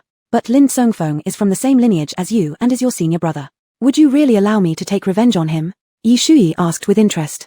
After all, in the past whenever she tried to beat Lin Songfeng, Fan Won would always step in to protect her beloved senior brother, typically prioritizing family loyalty over justice. However, now Fan Won had unexpectedly sought her out and clearly stated her intentions right off the bat, helping Yi Shuyi teach Lin Songfeng a lesson. Yi Shuyi was quite surprised. Could it be that Fan Won had finally seen the light and was going to turn against her own side? This isn't your concern, Fan Won responded curtly as she slammed a charm onto the table. This is the obedience charm. If you place it on him, he will comply with your every whim. Yi Shuyi was astonished. An obedience charm? Is there really such a thing in this world? Fan Won smiled faintly. Of course. Thanks to Lin Songfeng, Fan Won had already developed suspicions when she was manipulated in her previous life. She took the discarded obedience charms back and studied them thoroughly, eventually learning how to make them. The improvement was even more remarkable, as she had modified the charm. The upgraded version of the obedience charm didn't need to be sneakily placed on a person. It could achieve its purpose through concealing means, such as placing it inside a sachet or a storage bag, or even dissolving it in water, odorless and colorless, making the target drink it. Furthermore, during the process, the victim would temporarily lose their sense of self. This ensured they wouldn't rebel mid-process, affecting the effectiveness of the charm. By the time the victim realizes something is wrong and recalls everything that happened to them, it would be too late. The obedience charm would transform into ashes and disappear without a trace. This was Fan Won's improved version of the obedience charm. To take revenge on Lin Songfeng, she had spent a lot of time studying it aboard her spiritual boat. Holding the obedience charm in her hand, Yi Shuyi thought of 100 different ways to torment Lin Songfeng, unable to help the wicked smile curling her lips. Doglin, watch me play you till you're dead this time. Fan Won lightly tapped on the table, snapping her back to reality. He can't usually stay put when outside. He will certainly look for pleasure tonight, which will be your chance. The town of Qingju was full of beautiful women, holding a massive allure for someone as dissolute as Lin Songfeng. There was no way he could endure solitude. Upon hearing this, Yi Shuyi involuntarily revealed a disdainful expression filled with contempt. As a cultivator, Lin Songfeng still lingers in worldly pleasures, indulging in luxuries, truly deviating from the original purpose of cultivation. And it's only because he's a weapons master that he disregards cultivation so much. No wonder he's still only at the intermediate stage of building foundations after so long. What a disgrace. Yi Shuyi genuinely looked down on him. After putting away the obedience charm, Yi Shuyi rested her chin on one hand and looked at Fan Won, saying, "Are you not afraid that I will report you to him afterward?" Fan Won replied without hesitation, "You won't." Fan Won was very confident in Yi Shuyi's integrity. She was straightforward and never a deceitful person. Moreover, Yi Shuyi openly bringing it up indicated she had no intention of doing so. Yi Shuyi smiled, revealing a mouthful of white teeth. 2 small dimples appeared on her cheeks. "You're helping me with this matter, so all our past grievances are forgiven. But..." Yi Shuyi's tone changed as she stood up from the chair, slightly raising her chin, looking proud. "It doesn't mean I'll be friends with you or give you any special treatment in cultivation. Actually, we're about the same level, and during this trial, I want to compete with you." Yi Shuyi was still the Yi Shuyi from before, not having changed a bit. Fan Won even felt relieved and rather emotional. She also stood up, accepting the challenge calmly. "Alright, how do we compare?" Yi Shuyi had already thought about it and immediately said, "Let's see who hunts the most beasts." Fan Won, what's the prize? Yi Shuyi, if I win, you'll call me sister from now on. Otherwise, I'll call you sister. Dare to accept? How childish of you, Yi Shuyi. Fan Won couldn't help but criticize inwardly. "Alright, I'll take it." Yi Shuyi laughed heartily. "Don't back out later." Fan Won glanced at her. "When have I ever backed out? It's you who is always the troublemaker." Yi Shuyi snorted lightly. Walking to the door, as if thinking of something, she turned back and said, "By the way, if you don't want to stay with those guys, you can come join our team." That was exactly what Fan Won wanted. "Sure," Fan Won responded with a smile. Anyway, she was on a personal training mission under her own name, unrelated to the Xianji Peak. Yi Shuyi didn't expect Fan Won to agree so readily, paused for a moment, but said nothing. As she stepped over the threshold, all she could think of was the last smile Fan Won had shown, kind and sincere. Involuntarily, Yi Shui's lips curved upward, not even realizing it herself. After Yi Shui left, Fan Yuan wasn't idle and continued meditating cross-legged. Let Yi Shui deal with Lin Songfeng. There was no need for her to intervene personally, and Yi Shui would surely be harsher than she would be. Fan Yuan calmed her mind and focused on cultivation. Currently, she had plenty of spirit stones, and the purpose of this trip was both training and gratitude. As for anything else, she wouldn't waste time even glancing at it. On the other side, Lin Songfeng planned to visit the flower-lined streets and board pleasure boats, enthusiastically inviting his elder brothers along. He initially didn't plan to invite Song Muzhen, fearing the cold night air might make her sick, but when Song Muzhen heard about the boat ride, she became very interested and insisted on going. Su Jiawen intended to ease tensions between his juniors and Fan Yuan, so he decided to invite Fan Yuan too. Lin Songfeng stopped him. Elder brother, don't bother. I asked her, and she refused. Little Seven loves boat rides most of all. How could she refuse? When did you ask her? Su Jiawen suspected he was lying. Lin Songfeng's eyes flickered evasively. Just now, don't believe me? Ask elder brother Han, he saw. Lin Songfeng indignantly added, even worse, Yi Shui that which chased me out. How outrageous. Su Jiawen glanced at Han and Ming to confirm. Han and Ming indeed saw Yi Shui drive away the fifth disciple, but he remembered the reason why the fifth disciple sought out Fan Yuan wasn't to invite her for a boat ride, but to force an apology from her to their younger sister. Lin Songfeng simply didn't want to involve Fan Yuan. Isn't it obvious now? She's just playing hard to get, making them chase after her. Impossible. Only women should pursue him. He would never lower himself to beg Fan Yuan. Just now, if it hadn't been for that shrewish woman interrupting, he would have dragged Fan Yuan out anyway. He isn't elder brother Su, he wouldn't indulge her. Lin Songfeng wildly winked at Han and Ming, hoping he'd cover for him. But Han and Ming never lied, especially not to their esteemed elder brother Su. Helplessly, Han and Ming shook his head. Seeing this, Lin Songfeng quickly confessed to avoid upsetting elder brother Su. Alright, I really didn't ask her if she wanted to go on the boat ride, but I didn't mean to leave her out either. That hug almost tore me apart as soon as she came out, so I just ran away. Elder brother, please calm down, I'll go ask her right now, okay? Chapter 38, Revenge, Warning. Su Jiawen didn't want to spoil the mood of his junior female disciple, so he suppressed his anger and waved his hand. Then go quickly, and remember to be polite. Lin Songfeng snorted inwardly but said that he understood. Then he took 3 steps as two and went upstairs. Before reaching Fan Yuan's door, Lin Songfeng stopped and did not proceed any further. He wasn't about to invite Fan Yuan. If Fan Yuan knew they had invited her to the pleasure boat, she would surely tag along shamelessly. He knew Fan Yuan too well. And he was determined not to let her have her way. Leaning against the railing, Lin Songfeng mentally calculated the time. After a while, he planned to go downstairs and tell the elder brother that Fan Yuan didn't want to join them for fun. As he was thinking, Lin Songfeng caught sight of an alluring figure. This woman wore a veil, her eyes like autumn waves, and her waist slender. She glanced at him, and with just that look, Lin Songfeng was completely captivated. The light yellow hem of her dress disappeared around the corner. Lin Songfeng chased after it, but there was no sign of that enchanting shadow. Feeling somewhat dejected, just as he was about to leave, he saw a sachet lying quietly on the ground. Lin Songfeng's face lit up, his lips curling into a smile. He picked up the sachet and tossed it lightly in his hand. Again, the same old trick of playing hard to get. It was quite cliched. But it was good enough that someone went through the effort for him. Lin Songfeng looked great, and during his past training trips, he had always encountered situations like this, so he paid little mind to it. Holding the sachet to his nose, he lightly sniffed it. A faint, fresh osmanthus fragrance, precisely what he imagined, made his heart itch.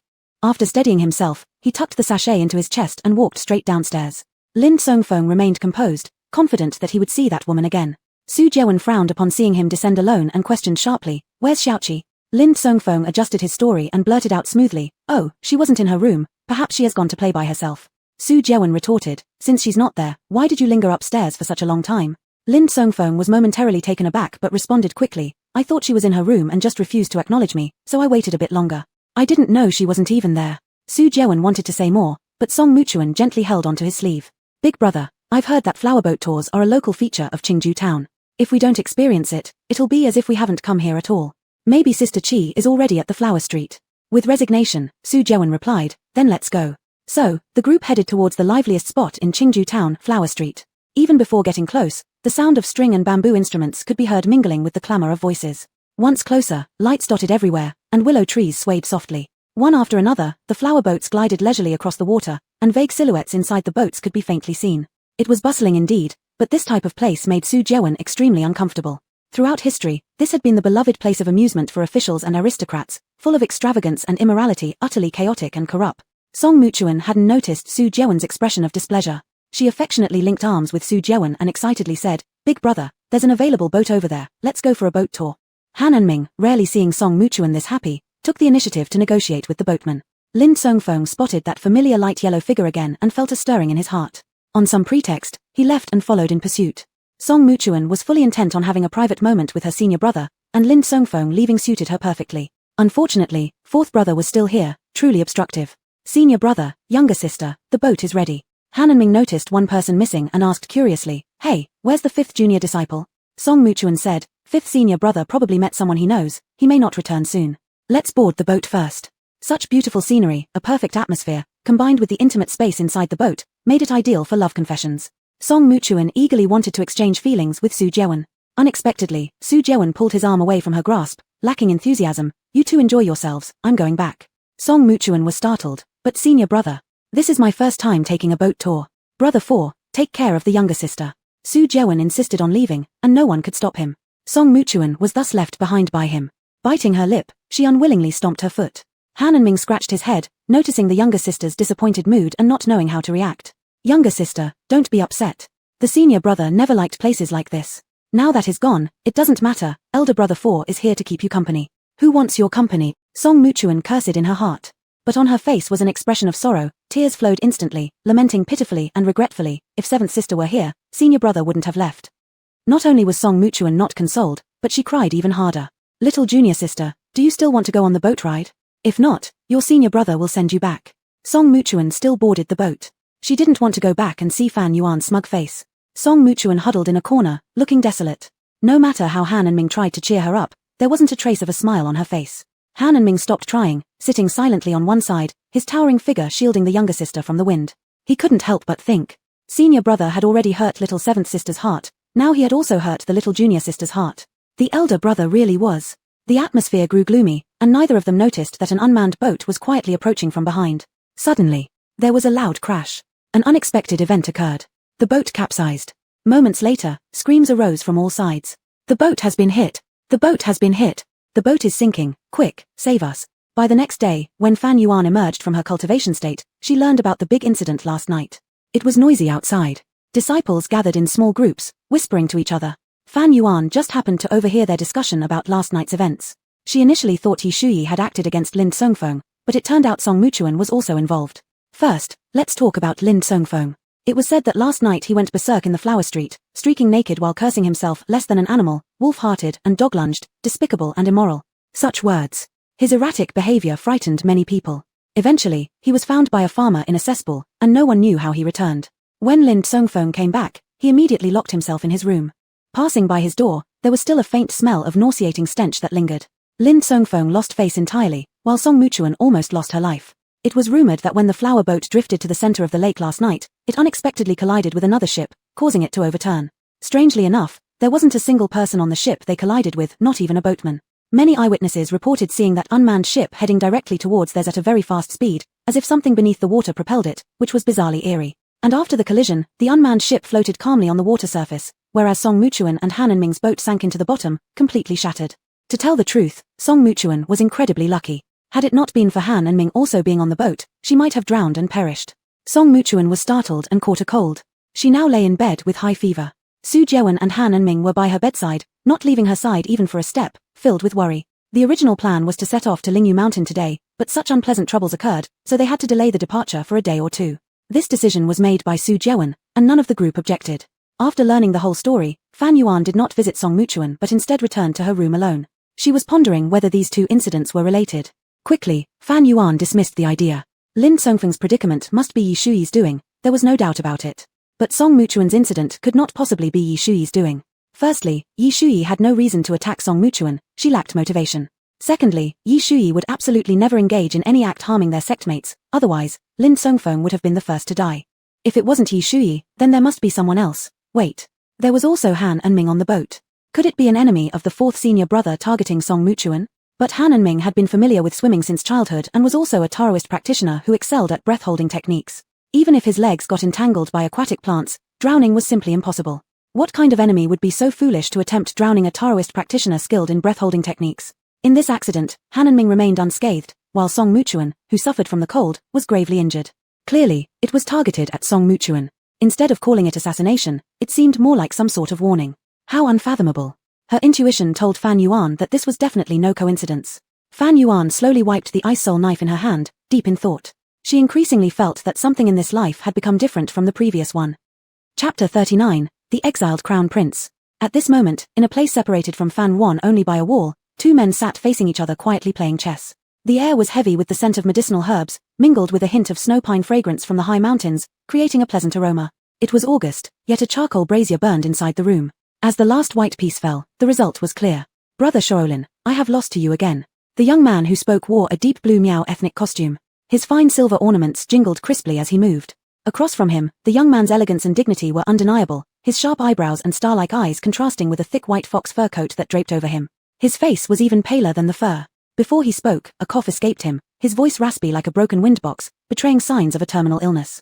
He coughed uncontrollably, and the servant behind him looked worried. First, the servant handed him a cup of mouthwash.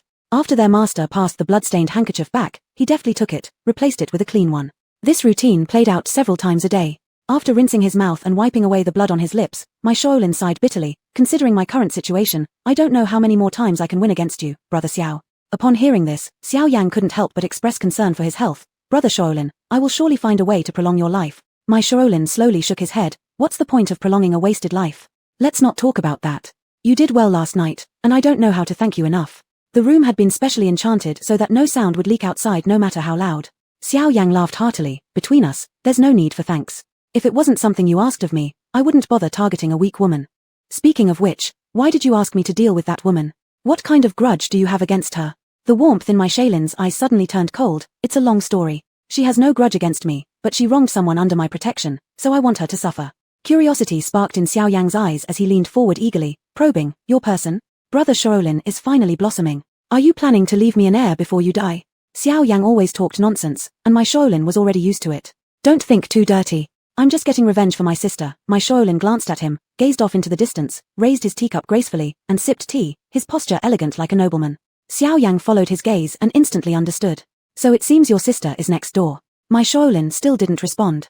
Xiao Yang curled his lips and pretended to rise. I really must take a look at the younger sister who makes Brother Shaolin care so deeply. What heavenly beauty does she possess? Do not disturb her. My Shaolin finally spoke up. Xiao Yang thought to himself, so it really was the girl next door. Then you must tell me when you acknowledged her as your sister. Xiao Yang's eyes were full of interest.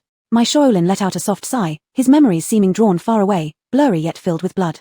It seemed like the screams of his nursemaid echoed in his ears again. Prince, run, run. Don't look back. Your Highness and the princess must live well. Jing Kingdom has fallen, and the sea of blood and grudges cannot be forgotten. Your Highness must never forget it. Amidst flames rising to the sky, he clutched tightly onto a small, icy hand and ran desperately. The smell of blood filled his nose, and corpses were everywhere. The tiles were dyed red with blood, matching the palace walls. My Shaolin held onto his gradually cooling teacup and whispered, not acknowledged, she's my biological sister whom I accidentally lost. Xiao Yang was the only person who knew my Shaolin's true identity. My Shaolin was the crown prince of a fallen kingdom. Being a crown prince, having many siblings was normal. However, rumor had it that the rebel army slaughtered the royal family of Jing overnight, sparing not even a cleaning maid, leaving such a thorough massacre that it was believed the only surviving royal was my Shaolin. Now, it turned out he had a living sister. Xiao Yang was even more excited, joyfully urging, if that's the case, why don't you immediately reunite with her? My Shaolin shook his head, his face showing signs of anguish. How could he not want to reunite with her? Yet he didn't want her to recall those heavy, cruel memories from the past. Being locked in the shackles of revenge was burden enough for him alone. Unable to avenge himself, he chose to bury his hatred deeply within the earth. Moreover, with his frail body, he was destined not to be able to share life together with her. It was better to maintain the status quo rather than leaving her with lifelong sorrow. Xiao Yang observed his expression and understood his thoughts. He respected Brother Shaolin's decision. Xiao Yang remained silent for a while, then suddenly realized an important issue. Hold on, you and she were separated in childhood, and since then, Xiao Yang calculated using his fingers, it must have been at least 10 years. There's a saying, women undergo 18 transformations as they grow up. How can you be sure that she's your sister? Are you sure you haven't made a mistake identifying her? My Shaolin's pitch-black eyes were deep and inscrutable like a cold mountain pool, revealing nothing. His tone was firm. This time, I absolutely won't make a mistake. Su Jiawen deeply regretted leaving his junior sister last night.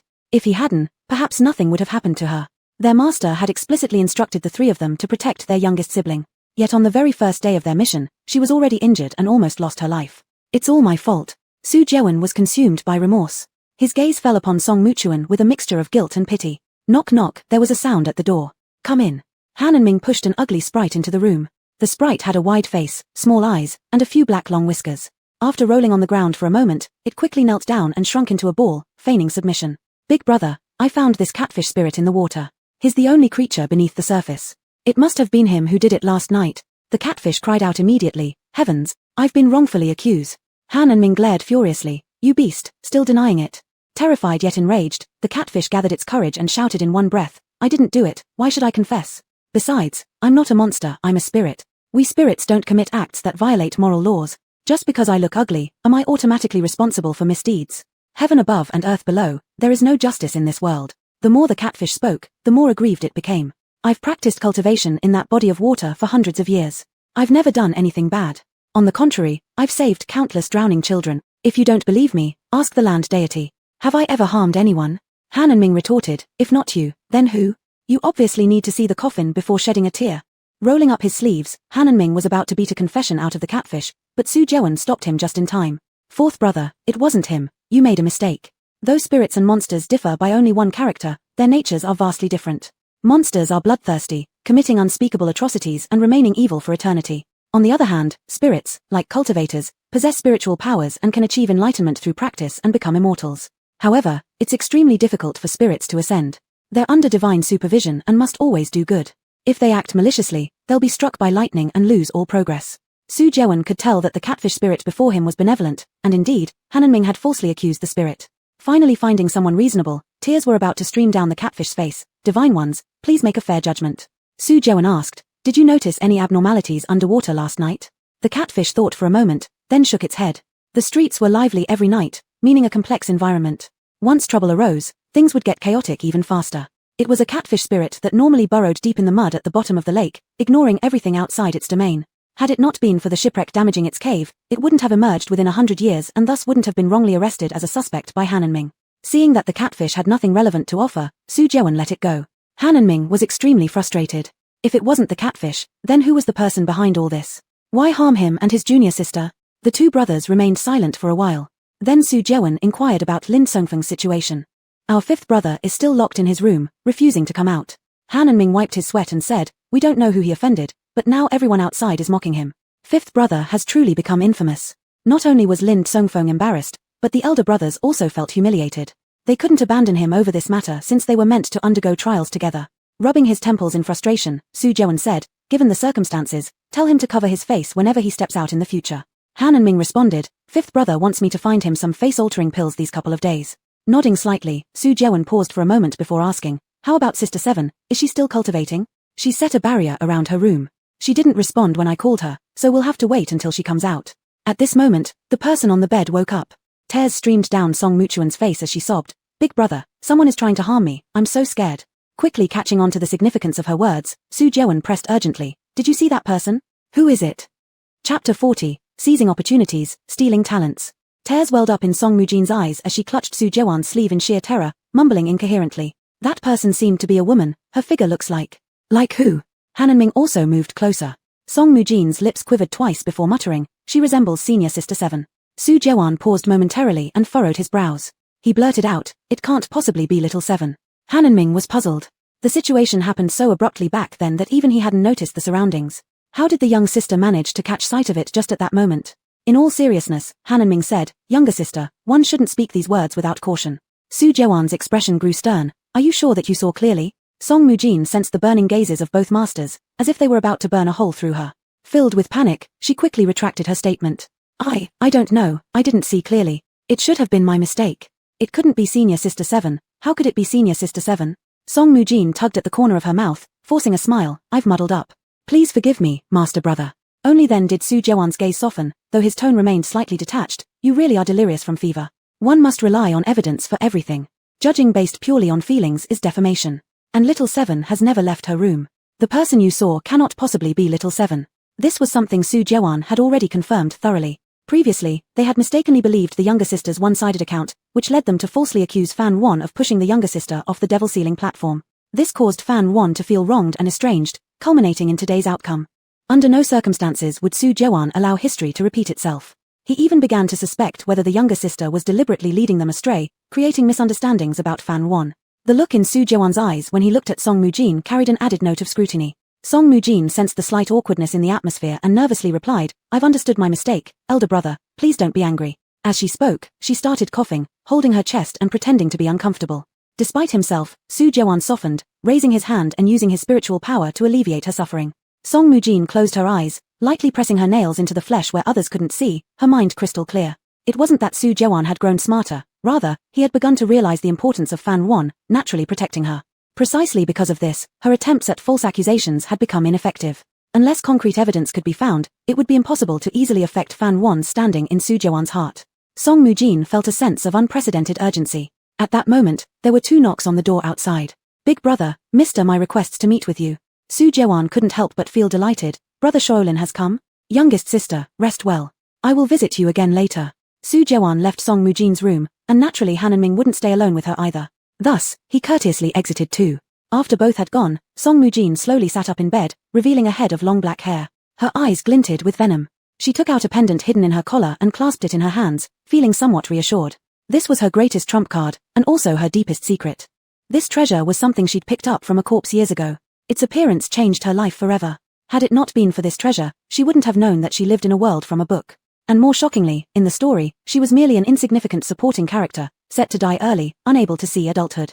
On the other hand, all the protagonists in the story had happy endings. Even her sister, whom she had always looked down upon, was destined to ascend to divine heights. Why not her? Song Mujin read through the entire book in one breath and couldn't accept her fate. As the saying goes, if a person doesn't think of their own interests, heaven and earth will punish them. Since she had learned of her ending, how could she simply let herself fall victim to it? To change her destiny, she killed the adopted daughter of her parents, threw her in a well, and assumed her identity. Indeed, she was not the real Song Mujin. In truth, she was only an unnamed medicine girl, an inconsequential character in the story meant to complement the protagonist. But after she killed the true Song Mujin, the artifact changed. No, more accurately, the story within the book itself had changed. The medicine girl disappeared from the narrative, allowing her to successfully replace Song Mujin and become the true Song Mujin. However, she merely inherited the name of the main character, without gaining any of the main character's strength. Even as Song Mujin, she still possessed useless spirit roots. The body of the medicine girl was weak, her bone foundation was poor, so even if she trained, it would be difficult to achieve a desired level. Perhaps she might not be able to reach the ending prepared for Song Mujin originally and ultimately still end up dead. Even as she manipulated the group of protagonists on Xuanji Peak, she became increasingly uneasy. Until one day, the master brought her a high-quality cleansing spirit pill. She, with the perspective of God, clearly knew that this cleansing spirit pill originally belonged to Fan Wan and not Song Mujin. Having such a good thing, she naturally did not refuse and directly consumed the cleansing spirit pill. It was at that moment that she discovered another amazing feature of the treasure. Apparently, as long as she seized someone else's opportunity, she could absorb their talent point.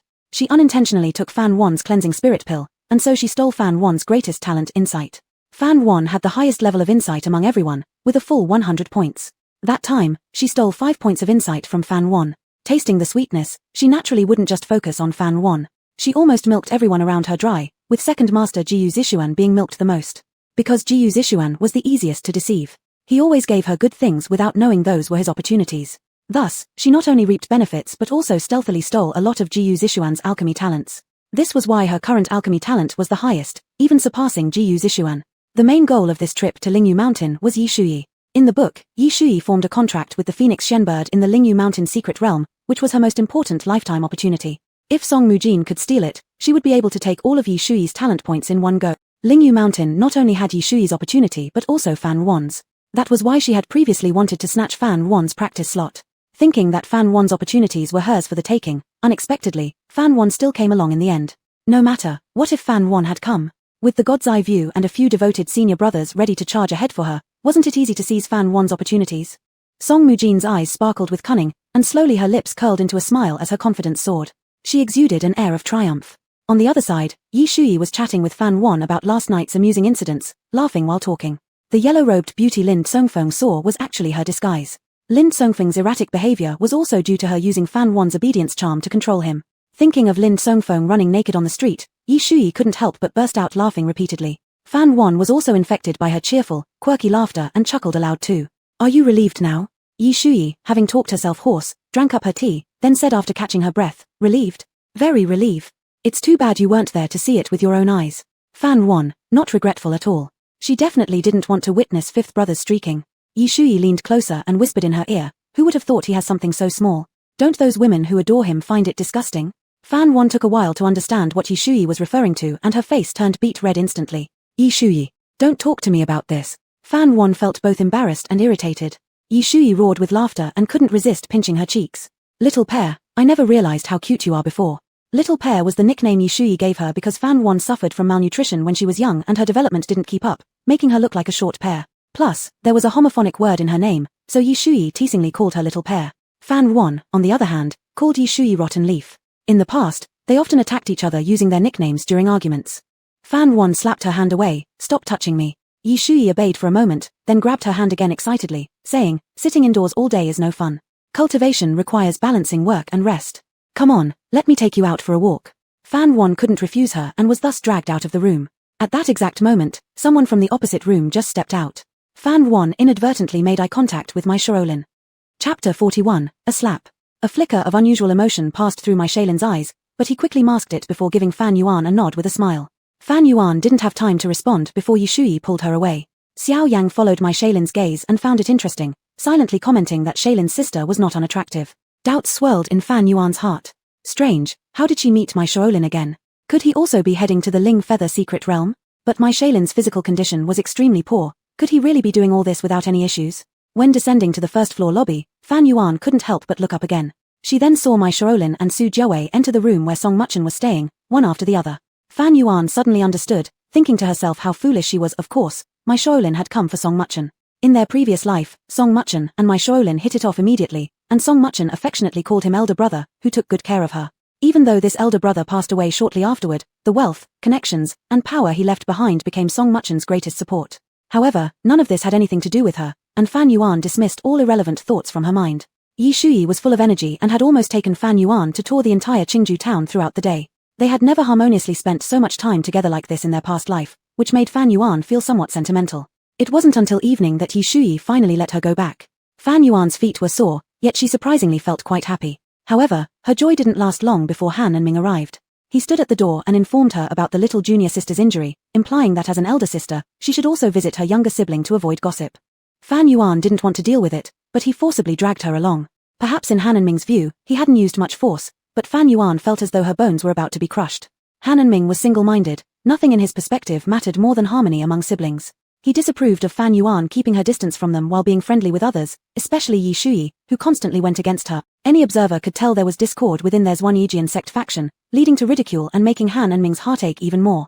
Han and Ming was traditional and obstinate, unsure of how to improve relationships among siblings, so he resorted to simple and brutal methods, pulling Fan Yuan back to them. Fourth elder brother, let me go. Fan Yuan struggled fiercely but couldn't break free from those iron-like hands. Han and Ming ignored her completely, dragging Fan Yuan in silence to the front of little junior sister's room. Song Muchen's delicate voice echoed appropriately, fourth elder brother, is that you? Han and Ming looked down at Fan Yuan and said, Little Seven, you're the older sister. You must care for your juniors. He lectured her as if he were an elder. How amusing, they were all pretty skilled at moral blackmail. If only ignoring it weren't enough already, now they wanted her to care for Song Muchen. Dream on. Seventh elder sister has arrived as well. Please come in. Song Muchen's voice was weak but clearly filled with delight. Hearing this, Han and Ming urged Fan Yuan again, Little Seven, the young junior sister is waiting for you. Fan Yuan coldly replied, I'm not going. Fan Yuan naturally knew Han and Ming's personality. If she didn't give in, Han and Ming would keep holding out against her until dawn. But why should she yield? Fan Yuan harbored resentment inside. They hadn't thought of her when enjoying moonlit boat rides last night, but they remembered her when trouble arose. What nonsense. I've said it already, I'm not going, and I'm done performing this act of familial love. It's exhausting. Whether you live or die has nothing to do with me anymore, don't bother me. Slap. Only after the slap landed on Fan Yuan's face did Han and Ming realize what he had done. Panicked and remorseful, how could he have struck Little Seven? Yet simultaneously, he also felt deep pain and anger. Little Seven, how can you say such things? Fan Yuan's head buzzed loudly. Blood trickled from her ear that received the slap, and she could no longer hear what Han and Ming was saying. Han and Ming's palm strike was dozens of times stronger than a regular person's. He could shatter bricks with his bare hands, and the speed of that previous slap was astonishing. Fan Yuan only felt her whole head tremble. The pain persisted for several moments, followed by ringing in her ears. Her cheek hurt so badly that it had gone numb. Fan Yuan was utterly dazed. The loud sound of the slap drew attention from others in the corridor. Han and Ming continued to scold Fan Yuan, accusing her of being reckless and choosing her words poorly. Fan Yuan, naturally, couldn't hear any of it. Her eardrum had been perforated, blood streaming down the side of her neck and staining her collar red.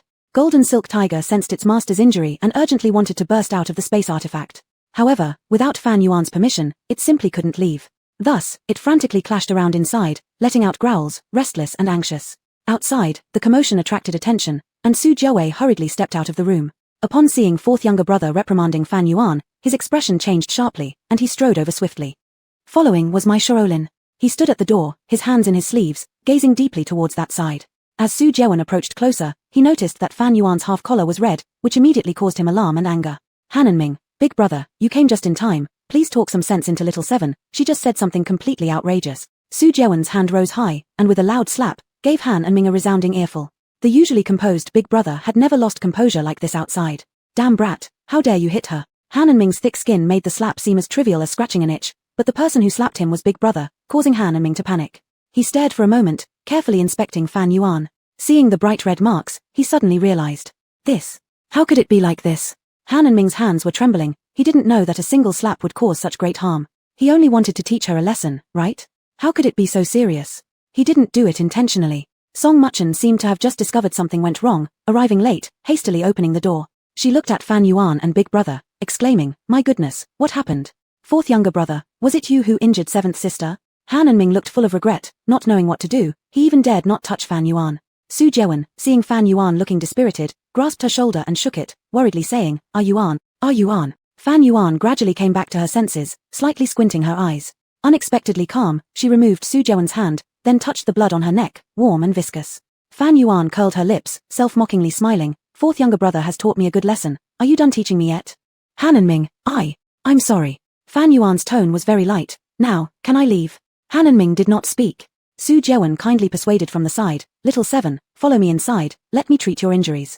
I promise, I won't let you get hurt anymore. Fan Yuan coldly looked at him, as if she couldn't see the deep pleadings in his eyes. At this point, Yi Shui ran over and pushed Su Jiawen away. Don't be hypocritical here, every time she gets injured isn't it because of you? I truly don't understand, is Fan Yuan your fellow disciple or your enemy, how could you torment her like this? More and more people gathered around, including not a few Tianji sect disciples. Song Muchen saw the situation, silently retreated back to the room, lowering her presence. Yi Shui loudly proclaimed, or perhaps, this is how things go in your Xuanji Peak, relying on strength to bully the weak, picking on the easy ones to crush, casually abusing your fellow female disciple, grinding her down in countless ways. Before Su Jiawen could retort, Yi Shui admitted her mistake. I almost forgot about Song Junior Sister. Yi Shui coolly glanced at Song Muchen, you treat Song Junior Sister extremely well. Song Muchen originally wanted to stay invisible, but now being called out by Yi Shui in front of everyone's attention focused on her. Both being juniors of Xuanji Peak, Song Muchen's clothes were made of the best material, she stayed in the finest heavenly #1 room, equipped with a gathering spirit array within the room. Fan Yuan's attire was extremely plain, careful observation would reveal her collar had faded colors, and her boots were clearly worn for many years, and the living environment couldn't compare with Song Muchen's. Moreover, as outsiders they had never seen Song Muchen reprimanded by her senior brother outside, much less beaten or scolded, everyone treated her kindly and tenderly. Reprimanding and beating were commonplace occurrences for Fan Yuan, seeing it often, they hadn't found anything amiss. Now, standing side by side, the two women compared, realizing Xuanji Peak people were too biased, treating Fan Yuan unfairly, leading them to start questioning Su Jiawen's ability. As the big brother, his responsibility was the greatest, such issues occurring under his leadership showed his lack of discipline. Unable to contain herself, Yi Shui stood up for Fan Yuan, pointing her finger and cursing Su Jiawen. She hasn't even entered the secret realm and has been injured by you, her eardrum pierced, potentially affecting her hearing. The secret realm is fraught with danger, any misstep might cost her life. I see you deliberately intending to harm her. Chapter 42, Hit Back. Before Su Jiawen could speak, Han and Ming said, I didn't mean to harm Xiao Qi. It wasn't intentional. I am willing to compensate her. Yi Shui snorted coldly. Did everyone hear that? That's the classic slap and soothe approach. Your proficiency in this routine makes me think you've hit Fan Huan quite a few times before. Han and Ming immediately denied it. I haven't. Don't talk nonsense. This was the first time he had ever struck Fan Huan. He had never done so before. He didn't know what came over him just now that caused him to lose control and hurt Fan Huan. Yi Shui wouldn't listen to his explanation. To her, body cultivators were all brutish and violent. Once their temper flared, they would resort to violence. Fan Huan must have been mistreated by him countless times. It turned out Yi Shui's assessment was correct. Body cultivators, during their cultivation process, accumulate excessive vital energy, making them prone to irascibility and anger. Hence, every body cultivator needs an appropriate technique to assist their cultivation. The technique Han and Ming cultivated helped stabilize his emotions. Besides, he was naturally a gentle and peaceful person. As such, he was the most amiable among his fellow disciples. But in a previous life, for some unknown reason, his technique seemed to have lost its effect, unable to suppress the side effects brought by his cultivation method. He became restless and easily irritated, almost reverting into a primitive beast. His desires for killing were easily ignited, fierce and dangerous. In that past life, Fan Huan became his target. frequently beaten to the point of being covered in bruises and contusions. Once Han and Ming went berserk, he no longer recognized family or friends. The sight of Fan Huan's blood acted as his stimulant until she managed to escape to the outer sect, fleeing from Han and Ming's clutches. Fan Huan only then realized that the fourth elder brother she once knew would never return. Today's slap reminded Fan Huan of the days when she was tortured and beaten by Han and Ming. Meanwhile, Yi Shuyi and Su Jewen were still arguing. Su Jewen said with a face ashen gray, "Yi Shuyi, this is something between us at the Xianji Peak. It has nothing to do with your Ling Xiao Peak." As he spoke, Su Jewen grabbed Fan Huan's hand, speaking authoritatively, "Xiao Qi, come back with me." Yi Shuyi also grabbed Fan Huan's other hand and said, "Ignore them, he definitely doesn't have good intentions." Su Jewen became furious. "Yi Shuyi, I warn you not to sow discord here." Yi Shuyi responded coldly, "I'm just stating fact." "Enough. Stop arguing." The moment Fan Huan spoke, both immediately ceased their quarrel, their gazes fixed on her.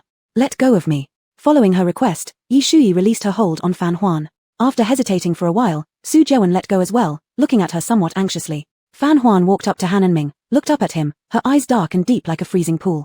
"Xiao Qi, I'm sorry. It was my fault." Han and Ming apologized nervously under her penetrating gaze. Pap pap pap. 3 sharp and loud slaps followed. Fan Huan returned the strikes herself. She wouldn't be weak as she was in her past life anymore, tolerating abuse without retaliation. For today's one slap from Han and Ming, she paid him back threefold. If Han and Ming dared to mistreat her again, she would take his life. Having retaliated on the spot, Fan Huan gave Yi Shuyi a meaningful look and left. Startled momentarily, Yi Shuyi reacted and shot a glare at Su Jewen and others before hastily chasing after Fan Huan. Han and Ming remained at the same spot, holding his swollen cheek, not showing any trace of anger. Seeing Fan Huan leave shoulder to shoulder with Yi Shuyi, Su Jewen felt a bitter taste in his heart. Xiao Qi really doesn't need them anymore. Xiao Yang peeked from behind my Shaolin and couldn't help but marvel, clearly someone who won't swallow any loss. "Are you sure she needs protection?" My Shaolin's face was unusually solemn, slowly turning the jade ring in his sleeves. In a low, calm voice, as if he were talking about something trivial, he instructed, "Break the hand that injured her." Xiao Yang arched an eye, replying, "Understood." 2 days later, everyone was rested and ready to depart for Lingyu Mountain. Not long after, the group arrived at the foot of the mountain, stopping there. Lingyu Mountain had a unique feature: flying by magic sword was prohibited, walking was the only way. Not only was flying forbidden, anything capable of flight, whether a spirit boat or a magical artifact, had to be stored away. Even Yuan Ying experts had to ascend on foot. Otherwise, Lingyu Mountain's powerful restrictions would teach you how to behave properly. Under ancient prohibitions, all living beings were treated equally. Not even a single bird flew in the sky, making it unusually quiet and desolate. Everyone already understood this particularity of Lingyu Mountain beforehand, and Su Jewen had repeatedly emphasized this issue. Now, everyone obediently put away their swords, preparing to hike up the mountain. Among the uniform blue-robed disciples, there appeared a unique figure clad in ink blue. The young man dressed in Miaozhai attire looked handsome and did not carry a sword. Amidst the orderly sect disciples, his presence stood out significantly, hard to ignore. All the disciples knew this person as Xiao Yang, traveling alongside them on this journey. The young man was a friend of Mr. Mai, without any sect affiliation, and was an independent cultivator. His cultivation was at the mid-Jin Dan stage, and his strength could rival that of Su Jewen, the eldest disciple. Since he was a friend of Mr. Mai, he was considered one of them. More people meant more strength, especially such a powerful cultivator. Everyone gladly accepted him. Among the scattered cultivators, there were very few Jindan cultivators as young as Xiao Yang, and his joining sparked considerable curiosity among some. They openly or covertly inquired about him through words. However, this young man from Miao territory seemed rather reclusive. He only conversed with Su Jewen briefly and generally kept to himself, leaving no room for others to get close. They also noticed an odd phenomenon. This young man appeared to be following Master Song intentionally or unintentionally, like a shadow. Fan Huan could roughly guess why. It must be that Mr. Mai didn't trust Song Muchen entirely, so he sent someone to protect her. In her past life, Fan Huan did not participate in the Lingyu Mountain expedition, so she didn't know the specifics. However, she guessed that perhaps Xiao Yang had also been here in her previous life. On the surface, he came for training in the secret realm, but his true mission was to be Song Muchen's guardian angel. Fan Huan wasn't interested in Xiao Yang. She walked at the back of the group without glancing toward Xiao Yang as others did. Thus, she failed to notice Song Muchen's slightly stiff posture. Song Muchen stayed close to Su Jewen, feeling as if someone behind her were glaring at her constantly. Xiao Yang's gaze gave her the illusion of being targeted by a venomous snake, making her extremely uneasy. Xiao Yang had a close relationship with Mr. Mai, which reminded Song Muchen of him. With her godlike perspective, she naturally understood the relationship between Mr. Mai and Fan Huan, and Mr. Mai was Fan Huan's opportunity, and it was a significant opportunity. In the original plot, after Mr. Mai recognized Fan Huan's identity, he began to plan for his sister's future. He had already decided long ago that after his death, everything of the highest quality would be left to his sister, clearing her path. Fan Huan had relied on the things her brother left her to ascend rapidly and survive numerous dangers. It could be said that Fan Huan's ultimate ability to ascend to the upper realms was mostly due to Mr. Mai's support. How could Song Muchen let such a big opportunity slip away? She envied it to death. What surprised her was how early Mr. Mai showed up, and even worse, how he directly warned her in private, telling her to stay within her bounds and not covet what didn't belong to her. He also sent someone to monitor her every move, and that person was Xiao Yang. No matter how much Song Muchen racked her brain, she couldn't understand where Mr. Mai's hostility toward her originated. Was it because of Fan Huan? It shouldn't be. According to the original plot, Mr. Mai still didn't know Fan Huan's identity at this point, so it couldn't possibly be due to Fan Huan. Do not covet what does not belong to you. This sentence lingered in Song Muchen's mind like a curse, unable to be shaken off. Could it be that Mr. Mai discovered her secrets? Chapter 43, Strangers. At the thought of this possibility, Song Mubin immediately felt a wave of panic rising in her heart, and she couldn't help but swallow. But she soon consoled herself. It was impossible. The only people who knew about this matter besides herself were none other than the ones she had never told. Moreover, she had never shown off her treasures in front of others, hiding them extremely well. The sole possibility was that Mai Shaoling had found out about her former identity as a medicine woman and realized that she wasn't the real Song Mubin. Although the existence of the medical woman had already been erased, even her biological parents had disappeared in reality, Song Mubin dared not gamble, fearing some traces might still be left behind. If her guess was correct, then Mai Shaoling knowing her true identity would mean he held her biggest bargaining chip. It seemed that she had to give up this opportunity. But if she couldn't obtain it, Fan Yuan should not get it either. Song Mubin clenched her teeth, her eyes slightly red with anger, showing cold determination many times in her gaze. She gradually calmed down. However, what was urgent at the moment was how to shake off Xiao Yang, who truly became an obstacle. A flash of intelligence crossed Song Mubin's eyes as she deliberately stepped on an empty step and twisted her foot. Ouch, it hurts so much. Song Mubin cried out in pain. Su Jiawen quickly reacted, promptly supporting her. How can you be so careless? Song Mubin looked up, her apricot eyes glistening with unshed tears. The look of her enduring pain while biting her lips evoked great pity. After stopping, the Xiao Yang following her also stopped. Su Jiawen helped her sit on a large stone nearby. After a moment's hesitation, he took off her shoe and sock. There was obvious swelling in her ankle, indicating she had indeed twisted it. The disciples around wisely averted their gazes, except for Xiao Yang who stared directly, seemingly unaware of propriety. Upon seeing this, Song Mubin covered her foot with her skirt with a shy expression, looking somewhat frightened. Only now did Su Jiawen realize how blatant Xiao Yang's stare was, and there was no sign of him avoiding it. His eyebrows furrowed slightly, showing his displeasure. He hadn't missed Xiao Yang's unusual behavior. This person had been staring at little sister all along. If it weren't because he was the cousin of his good friend, he would have chased him away long ago. Could it be that this person has improper thoughts toward little sister? A trace of anger already showed on Su Jiawen's elegant face. Mr. Xiao, isn't it quite impolite to stare at a woman's feet like this? Please respect yourself. You're already disturbing little sister. Xiao Yang turned his gaze towards him, indifferently uttering an "oh," then stopped staring at Song Mubin. What a strange person, thought Su Jiawen. Kneeling before Song Mubin, he carefully helped her wear her shoes and socks again, then without any argument, carried her on his back. He gave a nod to his fourth and fifth brothers, signaling them. No need for further words, the mutual understanding between them made the younger masters immediately understand the elder brother's meaning. Han Enming and Lin Tsongfeng intentionally or unintentionally separated Xiao Yang from Song Mubin, preventing him from getting closer to her. Xiao Yang found himself treated like a hooligan. Not very concerned, he shrugged his shoulders and disengaged from Xuanji Peak's people, slipping to the rear. Su Jiawen walked steadily up the stairs with Song Mubin on his back, consoling her softly, "Don't be afraid. With elder brother here, nothing will happen to you." Song Mubin discreetly glanced backward and faintly curled the corner of her mouth, resting her chin on the broad shoulder of the man and displaying gentle kindness. With master brother here, Mubin fears nothing. People from Xuanji Peak led the way, Lingxiao Peak followed at the end, and those in the middle were some relatively weak foundation building initiates. Before entering the secret realm, they must act together, and no one could leave the team. Fan Yuan walked with the Lingxiao Peak people at the rear of the group. Yeshui's laughter mingled with Fan Yuan's constantly, these two former arch-rivals now as close as sisters, while those who inherited Fan Yuan's teaching had become strangers to her. Su Jiawen's heart felt heavy, his pace gradually slowing as if weighed down by 1,000 pounds. When the little sister talked to him, he replied absent-mindedly. Han Enming suffered more intensely, wishing he could drag Fan Yuan back, but with a precedent set, he didn't dare to force her anymore. Lin Tsongfeng's mind was entirely elsewhere from Fan Yuan. Although he disguised his appearance, his face was still full of unease, fearing someone might recognize him. Given the great shame he experienced previously, he couldn't face anyone and had to change his looks. The estrangement between Fan Yuan and Xuanji Peak was mutually understood. As they ventured deeper into Lingyu Mountain, more cultivators began appearing on the road, both independents and disciples from various sects. Members of the 5 great sects were all present.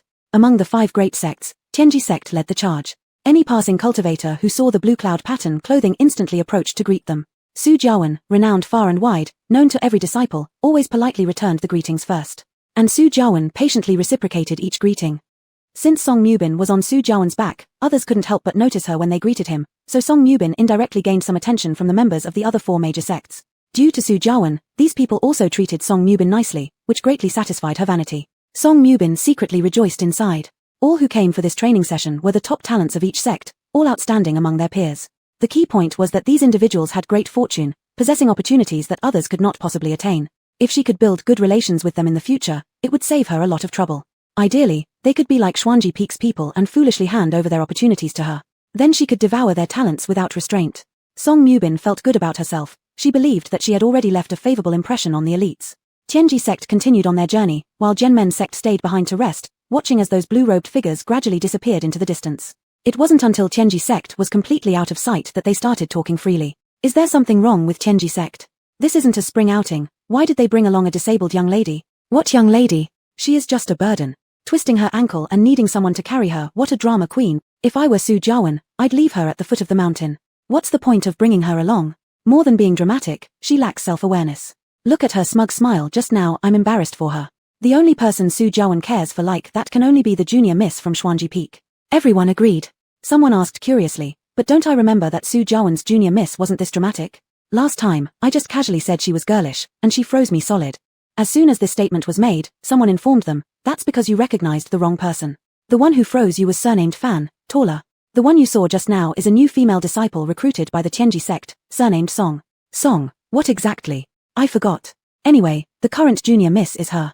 Oh, so now the standard for recruiting disciples in Tianji sect seems to have lowered. If I went there, wouldn't I also be able to become the personal apprentice of the sect leader? Everyone burst into laughter. Who taught you to gossip behind someone's back? A cold and beautiful female cultivator in red spoke calmly. The few disciples who were laughing stopped immediately, obediently admitting their fault. Sister Lu, we've realized our mistake. Someone muttered under their breath, it's just that the woman is too peculiar, we couldn't help but say a few words. Lu Xingyan didn't even flicker her eyelids, focusing intently on cleaning her sword. With an indifferent tone, she said, a burden like that in Tianji sect is a blessing for us.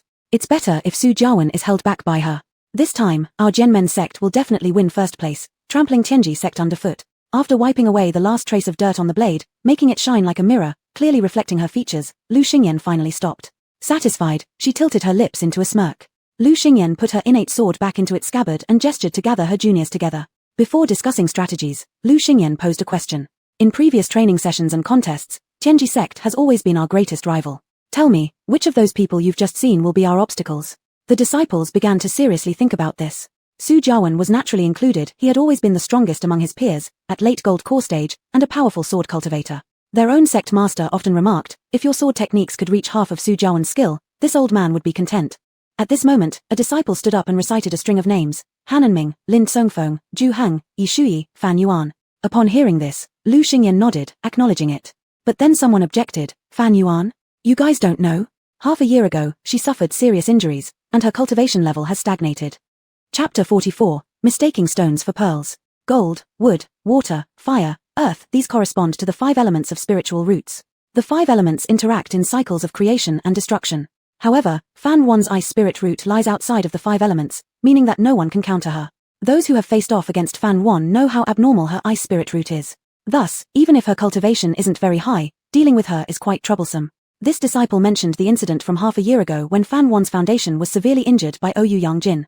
Hearing this, everyone was surprised. The Tianji sect is truly muddled. Talents like Fan Yuan are rare and difficult to come by. It's truly a pity that they didn't protect her well. Lu Xingran also felt regretful. If someone like Fan Yuan were in the sword sect, she would undoubtedly be treated like a treasure. The Tianji sect has indeed wasted such talent. Earlier, they had noticed that Fan Yuan walked at the back and wasn't together with Su Jiewen and others, an obvious sign to any perceptive person that a rift had formed between them.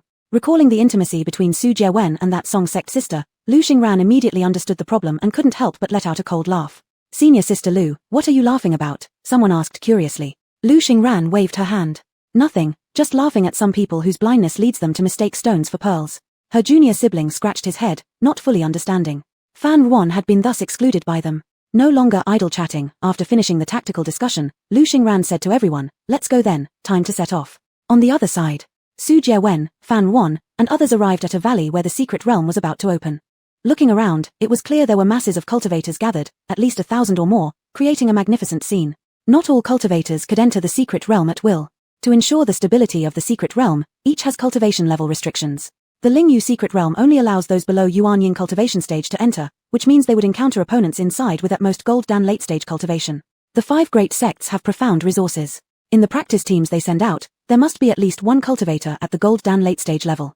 Looking up, Fan Wan saw a large and deep cave entrance, pitch black and ghostly, as if a slumbering giant beast was about to awaken. Fan Wan could sense an invisible barrier at the cave entrance, realizing this was likely the gateway to the secret realm. All the cultivators present maintained quietness instinctively, with no idle talk occurring. The valley was still, without a single breeze, like the calm before a storm. Fan Wan anxiously glanced around, raising her eyes skyward, sensing inexplicably that they were trapped within some kind of vast eggshell. She subtly looked at Song Mu Jin. Song Mu Jin sat on a rock, excitement and anticipation evident on her face, cheeks flushed with an unusual red color, showing no fear of the unknown. Song Mu Jin certainly knows something, Fan Wan thought. Retrieving her gaze, Fan Wan looked around further, searching for the presence of Yusho sect disciples. Yusho sect is one of the 5 major sects, easily distinguishable by appearance alone. Soon, her gaze fell upon a group of cultivators standing next to the cave entrance. They had no uniform clothing, but every face was painted with colorful patterns, resembling ancient symbols, faintly radiating a divine aura. Fan Wan keenly noticed that these Yusho sect disciples wore solemn and heavy expressions, completely devoid of the excitement one might expect before participating in a treasure hunt. An elder-looking figure from the Yusho sect sat cross-legged atop an elephant in meditation, eyes closed, seemingly waiting for something. This bald elder had intricate, mysterious patterns extending from the top of his head down to the nape of his neck. In the Yusho sect, the more patterns a person bore, the higher their status. In a past life, members of the Yusho sect also entered the secret realm, but no one knew exactly what they did inside. After the event, while they had some injuries, these were minor compared to the heavy casualties suffered by other sects. Somehow, Fan Wan sensed a whiff of conspiracy. Silently, she retracted her gaze and lifted her eyes again when she unexpectedly met Xiao Yang's probing stare, pausing slightly. Xiao Yang was looking at her with interest. Fan Wan furrowed her brows. Is he watching me like this because he fears I'll do something harmful to Song Mu Jin? Fan Wan stared straight into his eyes, thinking that this man, with his unblinking goggle-like eyes, must surely feel no dryness. Just as she thought this, Xiao Yang blinked at her. Blink. Was this a warning directed at her? Fan Wan disregarded it, shifting her eyes away and ignoring him. Still, Xiao Yang kept his gaze fixed on Fan Wan. He pondered, does Shaolin brother's sister really look nothing like him? They should probably share the same father but different mothers, right? At this moment, a sudden gust of strong wind swept through the valley. The elephant trumpeted, its huge trunk shaking wildly, its cry echoing throughout the valley. The faces of the assembled cultivators shifted instantly. Everyone sitting or lying down got up quickly, turning their attention toward the secret realm's entrance. The bald elder finally opened his eyes and spoke. Dear fellow Taoists, you've waited long enough. Before entering the secret realm, allow me to emphasize 2 points. The deep and gravelly voice echoed throughout the valley, and an unconscious Yuan-Ying level pressure emanated. The cultivators instinctively became more alert, their gazes sharpening. The bald elder slowly said, firstly, all of you must keep hold of your feathers well. This is not only your pass to enter the secret realm but also what you'll need when exiting after the event. Right after he finished speaking, Song Mu Jin quietly said to Su Jiewen, Big brother, let me keep your feather for you. Hearing this, though somewhat puzzled, Su Jiewen still complied. Song Mu Jin only requested Su Jiewen's feather and didn't offer to take care of Fei Shida Sai or Wu Shida Wu's feathers either. The other 2 did not notice her little maneuver. The bald elder continued, secondly, everyone must remember, under no circumstances should you make a contract with any spirit beasts inside the secret realm. As if sensing everyone's doubts, the bald elder seriously explained, the spirit beasts within the secret realm are actually demon beasts. There's one type that is extremely cunning and deceitful. They transform into high-stage spirit beasts to tempt cultivators to open their sea of consciousness so as to swallow their souls. A chorus of gasps arose below. There were indeed such bizarre demon beast. The bald elder's gaze swept over the crowd, and he earnestly said, that's why I remind you, do not try to form a pact with any spirit beast in the secret realm. The group trusted the elder's words without question. After all, this was the domain of Yusho sect, and no one could know more about the situation in the secret realm than its members. It was always better to be careful. Fan Wan's eyes flickered with doubt. In her past life, Song Mu Jin had contracted the phoenix Shen Neo in the secret realm. That bird was undoubtedly a precious spirit beast, perhaps the only one in existence, and certainly not a demon beast. This indicated that the elder wasn't entirely truthful. With a hand on his beard, the bald elder went on, for this trial of the secret realm, all cultivators in the world are welcomed. After it concludes, the top 10 people with the most demon cores will get to choose any Ling stage beast pet or a cultivation manual for beast pets from our Yusho sect. Besides, he added, any treasures you acquire inside the secret realm will belong to you individually, and our sect will not interfere. Upon hearing this, the cultivators collectively erupted with excitement, admiring how generous and broad-minded the Yusho sect appeared. The bald elder smiled faintly. These are just small gestures of goodwill from our Yusho sect. All right, the entrance to the secret realm has opened. I won't delay you all any further.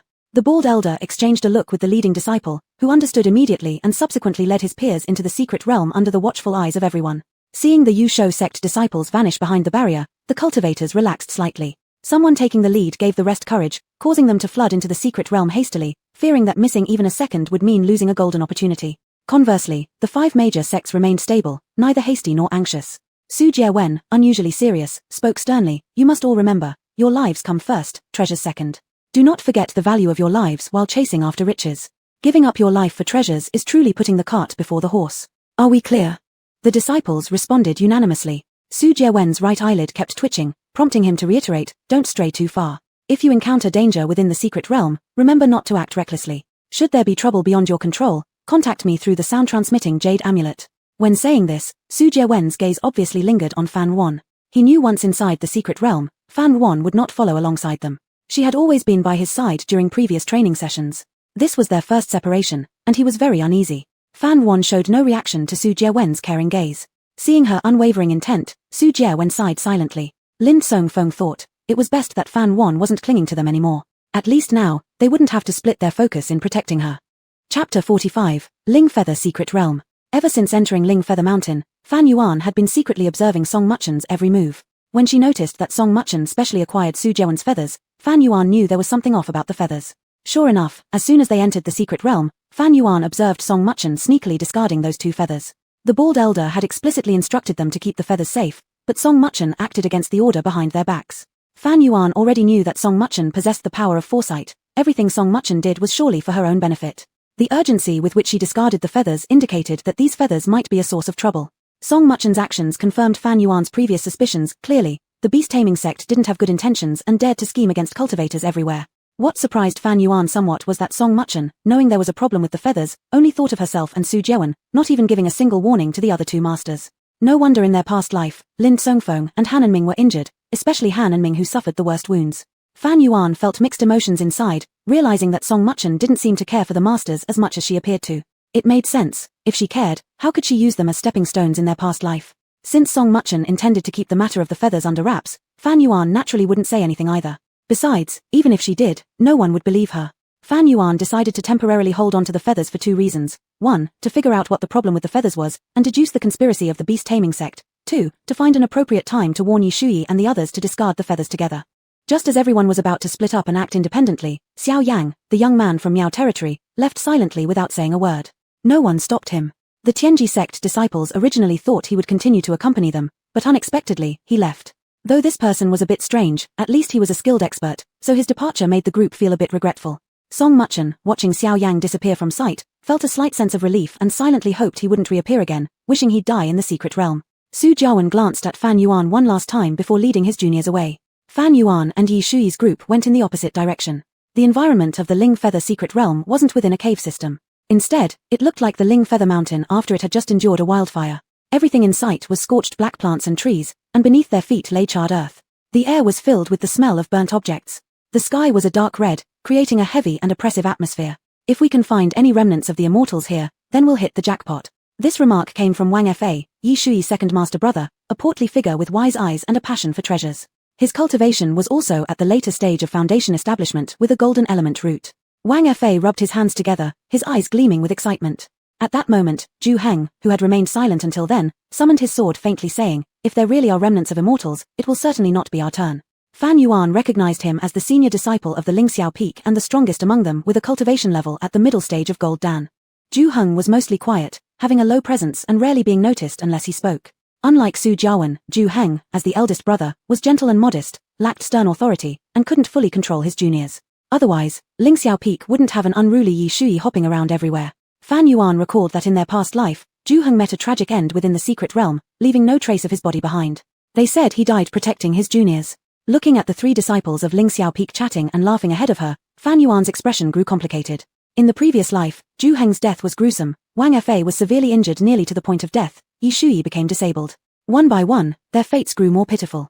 Lingxiao Peak, which used to stand equal with Xuanji Peak, never recovered its prestige after such a catastrophic loss, relegating this lineage to near irrelevance. Yi Shuyi was arguing with Wang Fa when she suddenly seemed aware of something and turned back, seeing Fan Yuan still standing in place. She called out to her, "Little Lizzie, hurry up."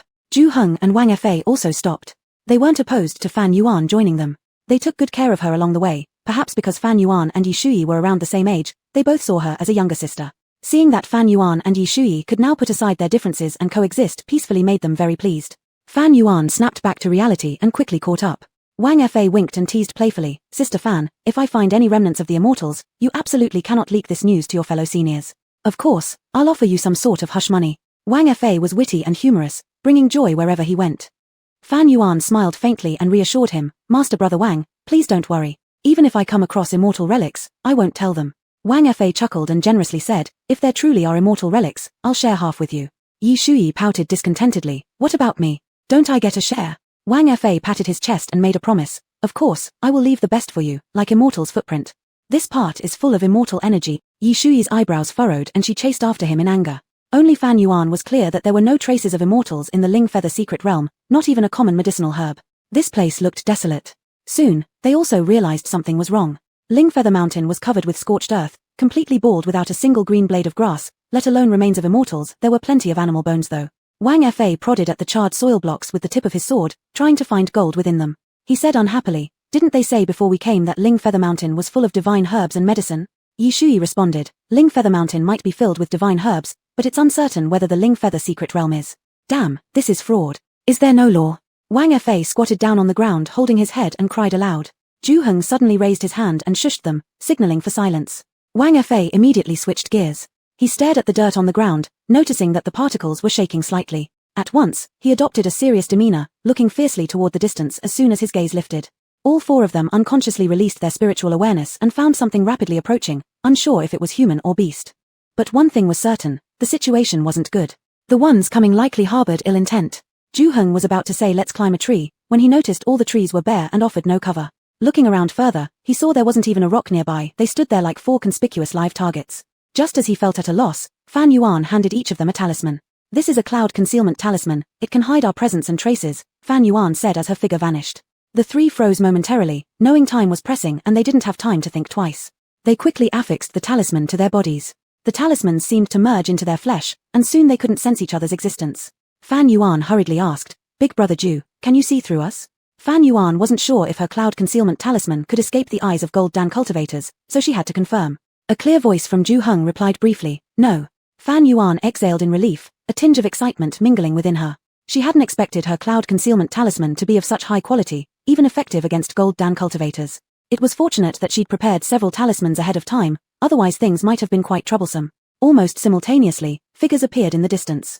It wasn't just people, it was a giant elephant covered in flames. A fire elephant. And more alarmingly, it was a high-rank demon beast. The cultivation power of high-rank demon beasts was equivalent to that of Gold Dan cultivators, and the red eyes of this creature, glaring wildly, suggested it was in an extremely frenzied state, making it even more dangerous than a regular fire elephant.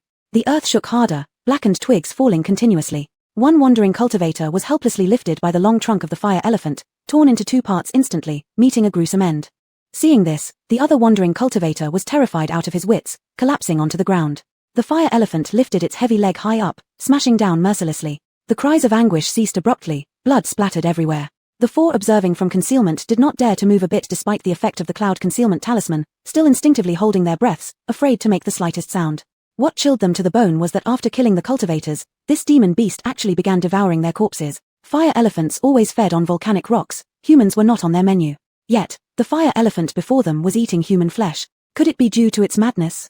As they tried to puzzle this out, the fire elephant suddenly turned its head and looked right at them. Alert bells rang loudly in Zhu Heng's mind. Oh no, it has detected us. Chapter 46, Fighting Side by Side. Fan Yuan was inwardly alarmed. Strange, her cloud-hidden talisman had managed to escape the notice of a golden core cultivator. In theory, Huxiong shouldn't have been able to detect their presence either. Moreover, the effect of the cloud-hidden talisman hadn't worn off yet. How did Huxiong discover them? The more urgent the situation became, the calmer she had to keep her mind. Fan Yuan's thoughts raced quickly. Huxiong was already charging toward them. Huxiong was incredibly huge, its charge resembling a massive, scorching flame. The earth it passed became barren. The Lingfei secret realm had the same restrictions as Lingfei Mountain. One could neither ride a flying sword nor use a flying heaven talisman. They could only run, but Huxiong's speed was extremely fast. A single stride equaled dozens of theirs. Cultivators couldn't outrun beast cultivators, otherwise, the two cultivators from earlier wouldn't have met their tragic end. Huxiong was now behind them, its enormous shadow looming over them with an overwhelming sense of pressure. Fan Yuan quickly threw a frost arrow talisman backward.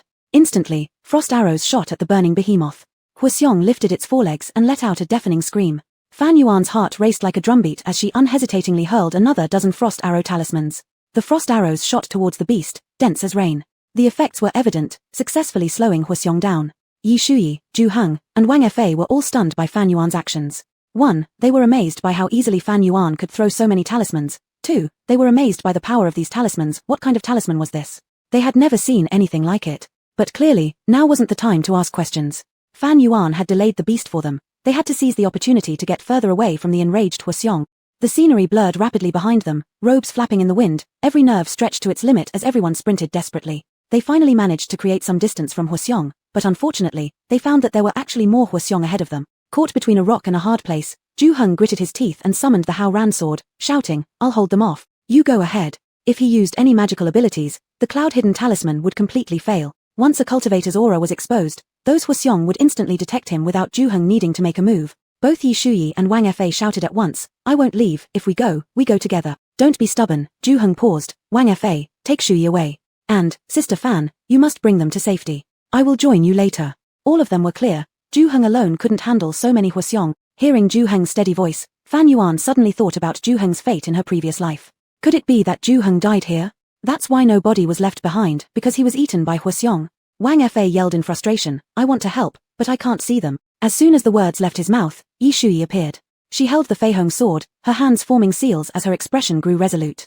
"Senior brother, don't you know me by now? Am I someone who fears death? Don't insult me." Zhu Heng also revealed himself, standing right before Yi Shuyi with an expression of helplessness. "Just listen to your elder brother this once, please." With red-rimmed eyes, Yi Shuyi obstinately stood still. Wang Fei loudly said, "Senior brother, third sister, stop being humble. I, Wang Fei, am claiming the demon core of that Huaxiong first." With that, Wang Fei let out a fierce shout, raising his sword and rushing decisively toward the Huaxiong, ready to fight until death. Zhu Heng's face changed color. "Wang Fei, get back here. It's too late." Wang Fei didn't look back as he slashed his sword onto Huaxiong, drawing its hostility. Huaxiong was indeed angered and stopped to attack him. "Senior brother, don't waste words anymore.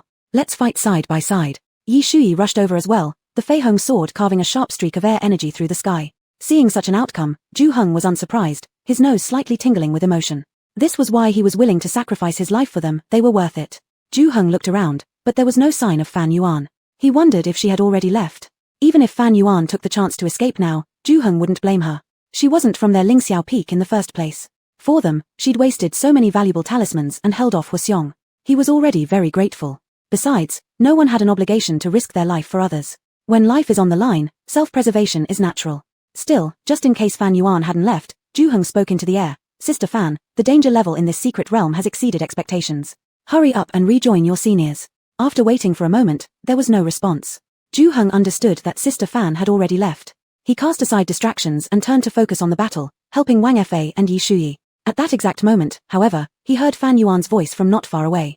"Senior brother Zhu, senior brother Wang, Yi Shuyi, quickly discard the feathers on your bodies." Zhu Heng was startled. When he looked up, he realized Fan Yuan was already by the side of Huaxiong. No wonder she hadn't responded when he tried talking to her earlier. She had already joined the battle long ago. Little sister Fan truly lived up to Shu Yi's trust. The temperature around Huaxiong was unbearable for normal people. The scorching heat almost made it impossible to breathe, thus preventing them from attacking closely. However, Fan Yuan could. Yi Shuyi dodged a fiery ball that Huaxiong threw at her and shouted, "What do you mean feathers?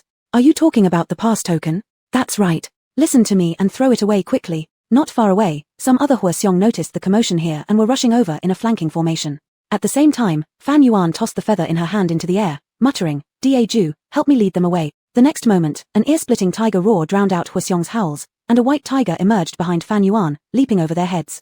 The white tiger seized the feather and ran off into the distance. The noise grew louder and louder, causing half of a mountain's ground to shake. Out of curiosity, someone climbed up a tree to see what was happening. They spotted several huge Huaxiong charging through the forest, apparently surrounding and attacking cultivators. It was well known that Huaxiong were the most dangerous beasts in the secret realm. Firstly, they were gigantic with incredible strength. One step could crush a cultivator into pulp. Secondly, they came in large numbers and acted as a unified force. When one Huaxiong was attacked, all nearby ones would attack together. They didn't know which unlucky cultivator provoked the Huaxiong, but certain death awaited whoever did. Other cultivators sensed the danger and stayed as far away as possible to avoid being dragged into it. Su Jiawen, Han Anming, and others also detected the disturbance in the distance and appeared tense. Just then, a wandering cultivator sped towards them. Han Anming stopped him and asked, "Excuse me, friend, may I ask what's happening over there?" The wandering cultivator wiped the sweat off his forehead and gasped, "Huaxiong, the herd has gone berserk." Su Jiawen became somewhat uneasy and quickly asked, Were any cultivators attacked? The wandering cultivator nodded repeatedly. A few have died. Su Jiawen felt alarmed and was about to ask further questions, but the wandering cultivator knew what he was thinking and added, they were wanderers, not disciples of sects. Su Jiawen sighed in relief. The wandering cultivator sneered. Those guys saw a solitary Huaxiong and thought they'd go after its spirit core, clearly underestimating the Huaxiong's strength. They deserved to die. He turned back to look at the distant scene, shaking his head. What fools. They've angered the entire herd, endangering all of us now. More Huaxiong are probably coming from other areas. I advise you to find a cave and hide for the night. Stay out of this storm. After kindly giving the warning, the wandering cultivator rushed off to find shelter. Han and Ming said, luckily it's not one of our group. I'll send messages to others via sound transmission jade tablets to inform them. Yet Su Jiawen's sense of unease still hadn't disappeared. He remembered that Lingxiao Peak's people were near the area. Su Jiawen took out a sound transmission jade tablet, hesitating whether or not to contact Fan Yuan. Chapter 47, Picking a Quarrel. Song Mujin seemed to have read his thoughts and whispered gently, Senior brother, are you worried about seventh sister? Su Jiawen remained silent, but his expression said it all. Song Mujin lightly tugged at his sleeve and softly said, seventh sister has Ju brother by her side. Ju brother is so powerful, nothing will happen. Lin Songfeng also added, and there's Wang Fa too, who is already in the Golden Dan stage. Even though he's only in the early stage of Golden Dan, anyone with that cultivation can dominate the secret realm. How could Fan Wan be in any danger with them?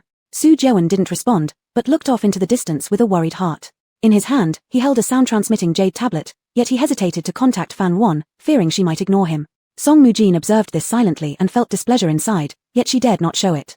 Following Su Jiawen's line of sight, a flash of cunning crossed her eyes. Fan Wan, oh Fan Wan, choosing to go with people from Lingxiao Peak was the biggest mistake of your life. If her memory served her right, the people from Lingxiao Peak were currently under fire elemental attack and Ju Heng would die at the hands of a demonic beast.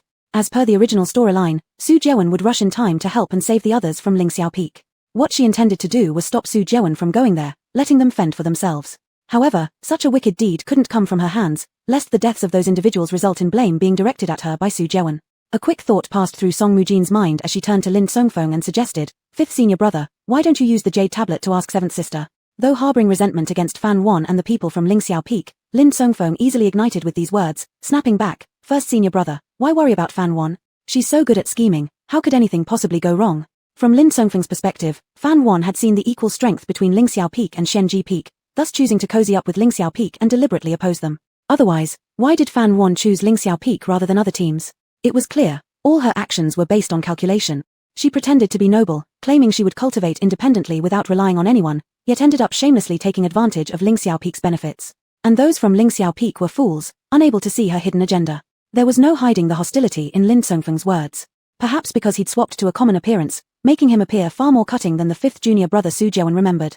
Furrowing his brows in obvious disapproval, Su Jiawen questioned sternly, what nonsense are you spouting? What do you mean by good at scheming? You've watched her grow up since she was little, how can you baselessly accuse her like this?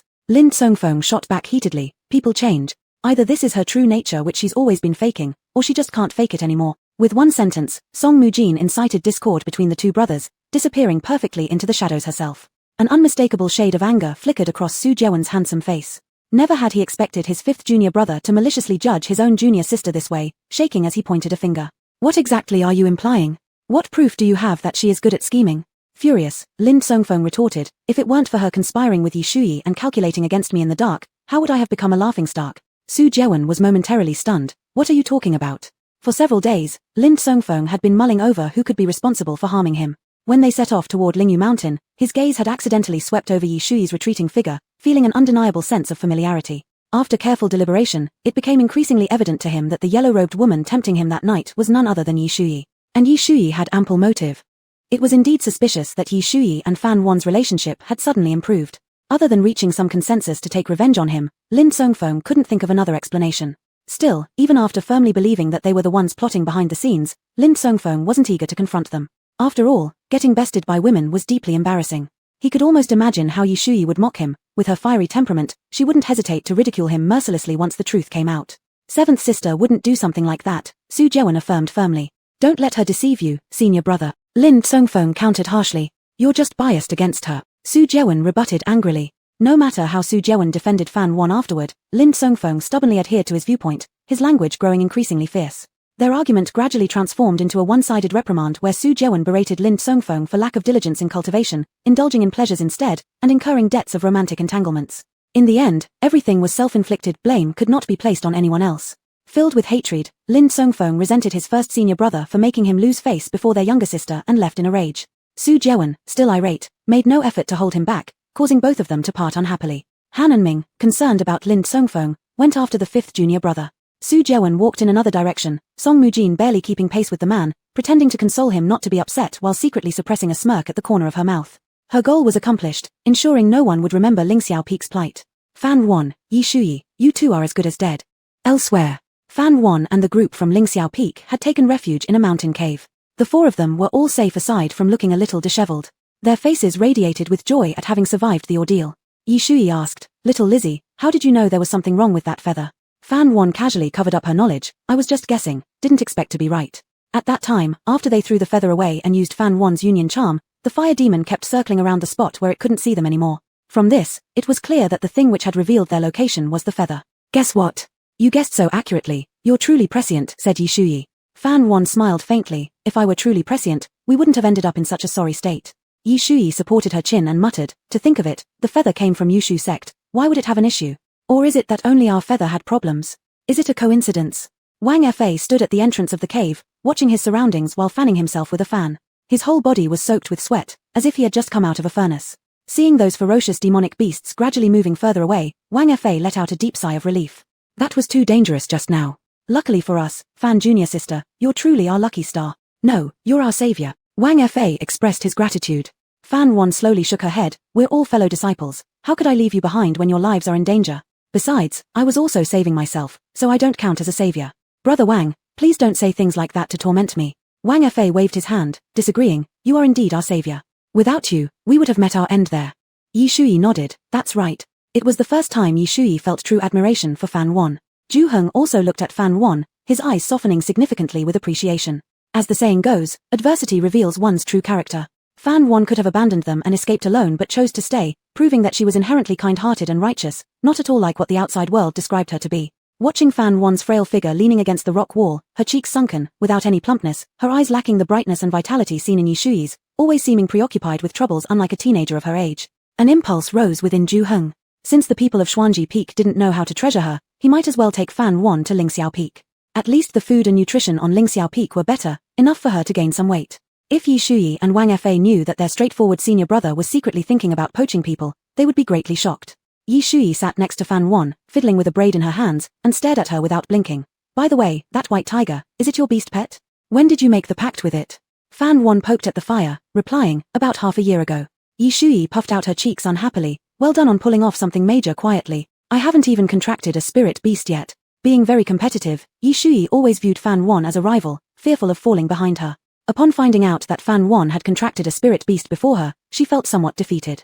But she quickly rallied herself, her face showing a proud self-confidence. "Just wait and see, I'll contract a spirit beast even more powerful than that white tiger." Fan Wan nodded with a smile. "You will." Fan Wan was no longer the little seven who used to compete with Yi Shuyi in everything, viewing wins and losses as life and death matters. Now her mind was open and calm, putting aside her obsession with winning and losing, adopting a peaceful attitude towards gains and losses. Yi Shuyi blinked, feeling that Fan Wan seemed different from before. Meow. The golden threaded tiger returned. It reverted to its orange cat form, walking proudly to Fan Wan and waiting for her praise. Seeing it return safely, Fan Wan gently patted its head, asking, "Where did you lead those demonic beasts?" The golden threaded tiger's eyes sparkled mischievously. Chapter 48, Swearing to the Heavens. In the barren woods, Han and Ming caught up with Lin Songfeng and tried to persuade him. "Fifth younger brother, don't act rashly. If you come back with me now and apologize to elder brother, everything will be fine." Lin Songfeng shrugged off his hand and kept walking forward glumly. "What should I apologize for? I did nothing wrong." Han and Ming looked helpless and sighed. "Honestly, what you said earlier about Xiao Qi was really out of line." Lin Songfeng stopped, turned around and glared at him. "I was only speaking the truth. If you don't approve, that's fine. But don't try to sway my thoughts." Lin Songfeng had never disliked Fan Yuan as much as he did today. If it weren't for Fan Yuan, how would elder brother have criticized him so ruthlessly? Elder brother has never yelled at him like that.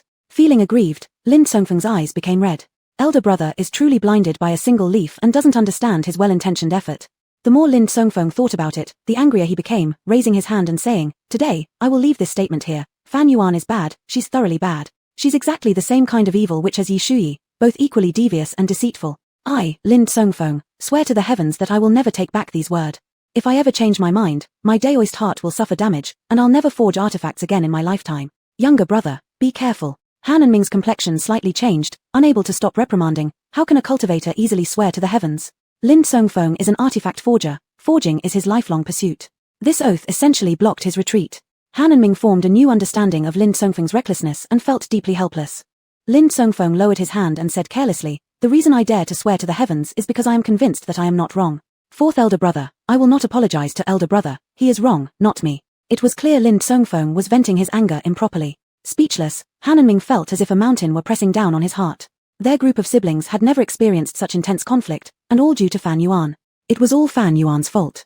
If Fan Yuan could be as understanding and considerate as the youngest sister, able to empathize, none of this mess would have happened. The fifth younger brother wouldn't have ended up quarreling with the elder brother. There were indeed aspects where they failed Fan Yuan, but couldn't she be more generous? Why did she enjoy making mountains out of molehills? They didn't do anything unforgivable to her, so why make it common knowledge and cause everyone unhappiness? Unable to help feeling resentment toward Fan Yuan, Han and Ming grew increasingly irritable, sensing as if millions of ants were crawling inside him. Lin Songfeng suddenly noticed something was wrong with Han and Ming, lifting his eyes to look at him, startled suddenly. "Elder brother, what's wrong with you? Why are there so many bloodshot veins in your eyes?" Such a Han and Ming was someone Lin Songfeng had never seen before, and he instinctively felt some trepidation. Han and Ming was headstrong and quick to delve into narrow-mindedness. All he cared about most in his life were the siblings of the Shenji Peak. He would even be willing to die for any one of them. Thus, anyone attempting to disrupt their relationships would be regarded as an enemy. Right now, he believed Fan Yuan was the root cause of the rift between the brothers, and an alarming, extreme thought arose uncontrollably in his heart. Kill Fan Yuan. Kill her, and this mistake would disappear. The fifth younger brother wouldn't argue with the elder brother, and they could return to the way things were. Fourth elder brother, respond to me. What's wrong with you? Lin Songfeng shook Han and Ming's shoulders, but the other seemed lost in his own world, without any response. At this moment, neither realized a pair of eagle-like eyes were watching them from above. Xiao Yang sat lazily on the tree, swinging one leg while looking down at the two people below. Slightly narrowing his eyes, Xiao Yang perceived the murderous intent hidden within Han and Ming's gaze. Flipping his hand, Xiao Yang revealed a purple spider and silently mouthed the word go. Following the tree trunk, the spider crawled downward and disappeared. Below. A loud shout from Lin Songfeng finally snapped Han and Ming back to his senses. Han and Ming. Realizing he was just contemplating killing Xiao Qi, a chill instantly spread from his feet through his entire body. Han and Ming couldn't believe it, shivering hard. Lin Songfeng worriedly asked, "Elder brother, what just happened to you?" As Han and Ming was about to speak, he suddenly felt a faint sting in his calf. "TSK, what bit me?" Before Han and Ming could check the wound, the ground began shaking, and the tremors increased in intensity. Both Lin Songfeng and Han and Ming's hearts sank simultaneously, sensing impending doom. Looking afar, Xiao Yang's phoenix eyes saw several flickering firelight sources heading their way. Xiao Yang glanced at the two below briefly, his gaze revealing a hint of compassion before he silently vanished from the area. Suddenly Lin Songfeng screamed in sheer panic. "Fourth elder brother, what are you doing?" A spray of warm blood spurted out, splashing all over Lin Songfeng's face. Wiping off the blood from his face, Lin Songfeng was finally able to see what had happened to Han and Ming. Han and Ming held a knife in one hand, while the other lay on the ground. It was obvious that Han and Ming had cut off his own hand. Lin Songfeng let out an alarmed shriek and jumped back several steps. Recalling Han and Ming's crimson pupils from earlier, Lin Songfeng experienced fear toward his fourth master brother for the first time. The fourth master brother had gone mad, cutting off his own hand. Next, wouldn't he come after him? Han and Ming slowly turned his gaze to Lin Songfeng, his complexion paler than ever. Lin Songfeng's heart sank. Without another word, he turned and ran, screaming into the sound transmission jade pendant as he ran. "Big brother one, save me. The fourth master brother has gone mad, he's going to kill me." After some time, Han and Ming finally snapped out of it, painfully kneeling down to hold his bleeding wound. Looking up at the sky, his eyes were vacant, his lips trembling. Could this be the heaven's punishment for him? He should not have entertained murderous intentions towards his fellow sect member. Elsewhere, Su Jewen carried Song Muchen on his back as they fled through the woods. The sound transmission jade pendant on his waist flickered furiously, but with so many matters at hand, he could not check it. Because the fire elephants were closing in from all sides toward their location. The temperature in the air gradually rose, even the wind felt scorching hot. Near the fire elephants, the high temperature became unbearable, causing the space around them to distort. Song Muchen was already drenched in sweat, her usual transcendent fairy-like appearance replaced by one of complete dishevelment. As the situation reversed and beastly figures surrounded them, despite her psychological resilience, panic and fear inevitably arose within her. She could not understand how things had escalated to this point. How did these fire elephants make their way here? Shouldn't they be on Fan Yuan's side? There was no more time to think. "Big brother one, I'm sorry for being a burden on you," Song Muchen said with a sobbing tone. Indeed, if it wasn't for having to look out for her, Su Jewen would have long escaped the dangerous situation instead of still being trapped in the circle of fire elephants. Continuing their desperate flight, Su Jewen also lost his celestial elegance, yet he remained composed, showing no sign of disarray. He couldn't help but ponder if the person beside him were Fan Yuan, they would at least have a chance to fight the fire elephants instead of fleeing chaotically. As tears streamed from the young sister into his clothing, Su Jewan tried soothing her while running away. Su Jewan suddenly felt an overwhelming exhaustion. Finally managing to temporarily evade the fire elephants, Su Jewan quickly took out the jade tablet under duress, seeking help from others as circumstances forced him. Under such conditions, only those from the Lingxiao Peak could come to assist. Upon receiving Su Jewan's transmission, Ju Heng conveyed it to the others. Our master has always emphasized mutual aid while out on missions. Now our sect mate is in trouble, we cannot turn a blind eye. Wang Fa stated, of course, we must help, but in this cursed place, we can't use flying swords, and there's the worry we might not arrive in time. We will arrive in time. Fan Yuan took out 3 talismans from her jezzy bag, here, windwalking talismans. Wang Fa's eyes widened in surprise. Fan sister, where do you get so many talismans? Yi Shuyi chimed in, have you forgotten that she has a talisman cultivation elder brother? Wang Fa understood immediately, that explains it, then let's move out quickly. Fan Yuan didn't bother to explain further, saying, I only have 3 windwalking talismans, use them. My ride, Big Orange, is just as fast. The trio couldn't help but glance at the large orange cat below. Truly miraculous, the little cat could transform into a tiger. Yi Shuyi looked at Fan Yuan, why are they so unlucky? The secret realm is so vast, yet why have they encountered the fire elephants? Fan Yuan glanced at Big Orange, shaking her head, who knows? Before setting out, Ju Heng worriedly turned back and reminded Fan Yuan, Fan sister, keep up with us. Chapter 49, Rescue. The moment the 3 of them affixed Fan Yuan's wind-traveling talisman, they couldn't help but be propelled forward. Running ahead, with their spirits chasing behind them, it was incomparably faster than using spiritual energy. Wang Fa shouted in the wind, my goodness, this is so fast. This was absolutely a high-grade wind-traveling talisman. If these talismans were refined by Shun Di, then he truly didn't disgrace the title of the luminary of talisman cultivation. Wang Fa admired greatly. Even Ju Heng's expressionless face couldn't help but reveal a look of astonishment, inwardly shocked. Throughout his cultivation practice for so long, it was only by the grace of his master that he had once been lucky enough to use a high-grade wind-traveling talisman. That feeling of having the wind beneath his feet left an indelible impression on him. He had originally thought that Fan Yuan's wind-traveling talisman given to them was just the most ordinary kind, but unexpectedly it turned out to be high-grade. And speaking of which, the previous cloud-concealing talisman even he, as a gold core cultivator, could not see through, so it was at least mid-grade. In the cultivation world, obtaining one talisman was difficult, and the cloud-concealing talisman was even more precious than the wind-traveling talisman. Could Shun Di from Xianji Peak really be so generous? In other words, was Shun Di truly this generous towards Fan Yuan?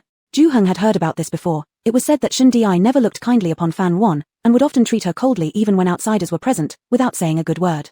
Shun Di made Fan Yuan lose face countless times in front of others. Even someone who was not related to their sect knew that Shun Di treated Fan Yuan poorly, which showed that Shun Di was indeed harsh and demanding towards Fan Yuan. Ju Heng, meticulous in his thoughts, recalling Fan Yuan's slightly bitter smile earlier, immediately made a judgment. These talismans were definitely not given by Shun Di.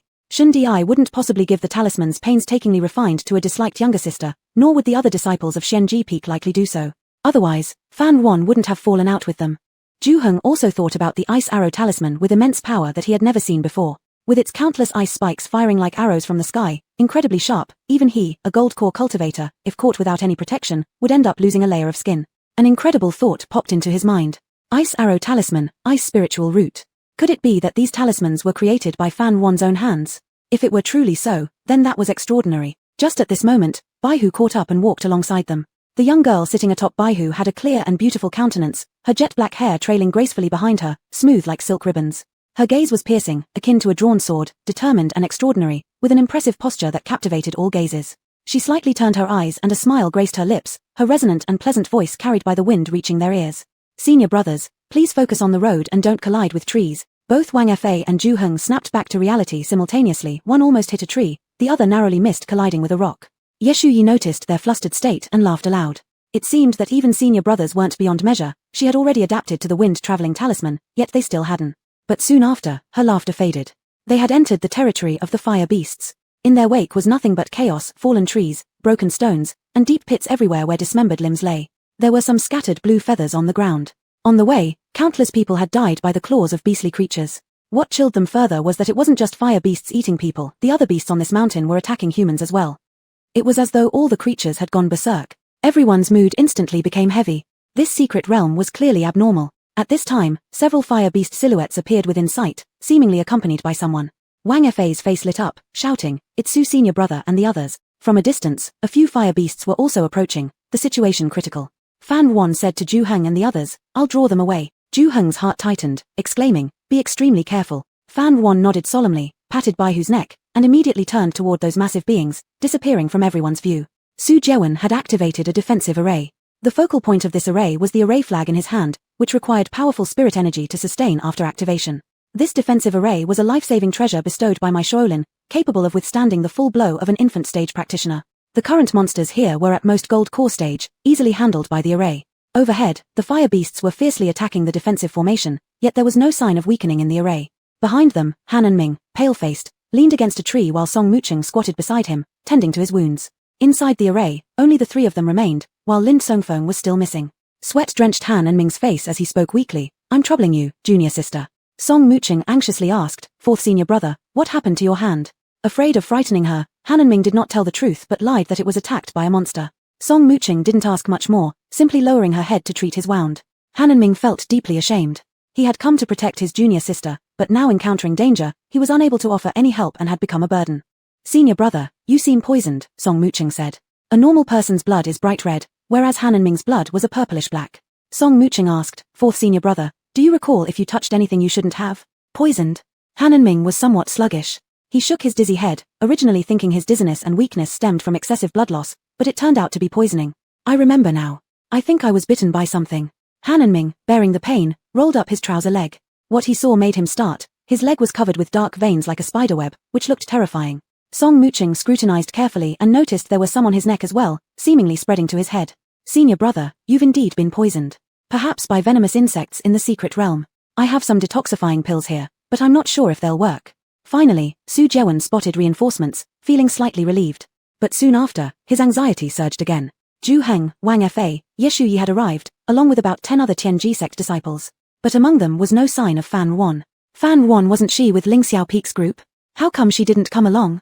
Su Jiawen felt an ominous premonition. Could she have met with misfortune already? Song Mucheng thought the same, but her thoughts differed entirely from Su Jiawen's. In the depths of her mind, she thought, not a single person from Ling Xiao Peak managed to die. However, Fan Yuan dying was still good news. Song Mucheng felt satisfied inside. It was just a little regrettable. Fan Yuan's perceptiveness was the most valuable among everyone she'd seen. If she could consume even a bit of Fan Yuan's insight, she could gain profound understanding of many things, allowing her cultivation progress to multiply. And this kind of perceptiveness was extremely hard to attain. It was exceedingly difficult to improve through later efforts.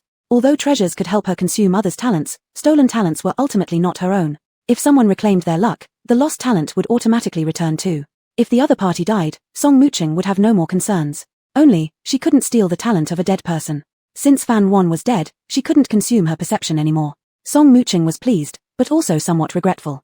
She had originally intended to squeeze Fan Yuan for all her value before finding a way to kill her off. She hadn't wanted Fan Yuan to die so quickly. But who let Su Jiawen care too much about this wretched woman? Previously, she never considered Fan Yuan seriously, but now Fan Yuan posed a threat to her. All Song Mucheng wanted now was to get rid of Fan Yuan quickly. Thinking Fan Yuan had already perished within the secret realm, Song Mucheng couldn't suppress her excitement. Her breathing became rapid, gripping her fingers tightly as she tried to hold back her laughter. From Han and Ming's perspective, this appeared to be the emotion stirred by Tianji sect's unity. Han and Ming found comfort in this, truly feeling how sensitive little junior sister was. Under Zhu Heng's command, they worked together to drive away the fire beasts. Seeing this, Su Jiawen hastily dismantled the defense array, rushing forward to inquire about Fan Yuan's whereabouts. Just as Wang Fa was about to speak, Zhu Heng put away his sword and said coolly, "I assumed Xianji Peak no longer cared about Miss Fan's life or death. During the rampage of the fire beasts, our elder brother never inquired once, and only now does concern arise. Isn't it a bit too late?" Chapter 50, The Jester. Wang Fa had never heard his master speak so many words before. Immediately understanding his master's meaning, he echoed, "That's right, it's too late to realize this now." Su Jiawen wanted to protest that it wasn't like that, but quickly felt there was no need to explain himself to them. Zhu Heng's accusation indirectly confirmed the suspicions in his heart, leaving him incredulous. Could it be that Xiaoshishichi really? Su Jiawen rushed forward, grabbing Zhu Heng by the collar, his eyes red-rimmed. "Why didn't you protect her well?" Zhu Heng remained silent. Ye Shuyi pulled Su Jiawen away, wisely continuing the act, lifting her chin slightly and saying, "She's your fellow disciple, not ours. We have no obligation to protect her." Song Mjn stepped forward to steady the unsteady Su Jiawen, squeezing out a few tears from her eyes as she comforted him. "Big brother, you must stay strong. Sister Seven would not want to see you losing hope like this." The crowd behind them, Han and Ming, mumbled softly, "Is Xiaoshishichi really dead? Could it be because of my curse?" Ye Shuyi couldn't help herself and burst into laughter. Su Jiawen looked at her, still consumed with sorrow. Ye Shuyi gave them a scornful look and said, "What's this nonsense about her soul in heaven? How unlucky. Song sister, are you so eager to curse your own sister?" "I'm not, I didn't." Song Mjn hurriedly explained. At this moment, a familiar voice came from behind the group. "I found a hidden cave over there. Let's head over." Su Jeon and Song Mjn turned around simultaneously, both frozen in place. It was all too clear they'd been fooled by Ling Xiaofeng. Fan Yuan clearly hadn't been harmed at all. Su Jeon frowned. "Little brother Ju, that joke of yours wasn't funny." For the first time, Su Jeon realized just how much he feared losing Fan Yuan. His hands were still trembling slightly. Ju Heng's face remained expressionless as he said coolly, "First, I wasn't joking with you. Second, we never said she was dead, it was your misunderstanding." Wang Fa shrugged helplessly, adding, Yeah. Fan Yuan asked curiously, "What are you talking about?" Everyone refocused their attention on her. The young woman atop the white tiger sat gracefully, her expression calm and distant. Tortured by the oppressive heat, everyone else was drenched in sweat except for her. Her complexion remained as clear and beautiful as ever, like a snow pine beside a mountain lake, cold and proud. And especially her mount, majestic and awe-inspiring, its imposing presence filled people with both curiosity and admiration. Song Mjn, upon seeing that Fan Yuan was still alive, didn't feel shocked but instead felt humiliated. She instinctively lowered her head, brushing her damp hair behind her ear, wiping off the black dirt from her face in an attempt to look less disheveled. After tidying herself up somewhat, Song Mjn regained some of her confidence and straightened her back. How dare that vile woman Fan Yuan remain alive? Disappointment flickered in Song Mjn's eyes but was quickly concealed. Beside her, Yi Shuyi had been closely observing her, perfectly capturing her disappointment. So she was truly a two-faced, conniving woman. Yi Shuyi grew even more repulsed by Song Mjn. Adjusting her expression as she raised her head, Song Mjn stepped forward with feigned relief and joy, exclaiming, "Sister Seven, you're still alive. That's wonderful news." Only then did Fan Yuan understand why they were looking at her that way. They had assumed she was dead. With a haughty glance down at Song Mjn, Fan Yuan simply replied with a nonchalant "oh" before turning away, addressing the group. "This place isn't safe. Those demonic beasts could return at any moment. Let's go."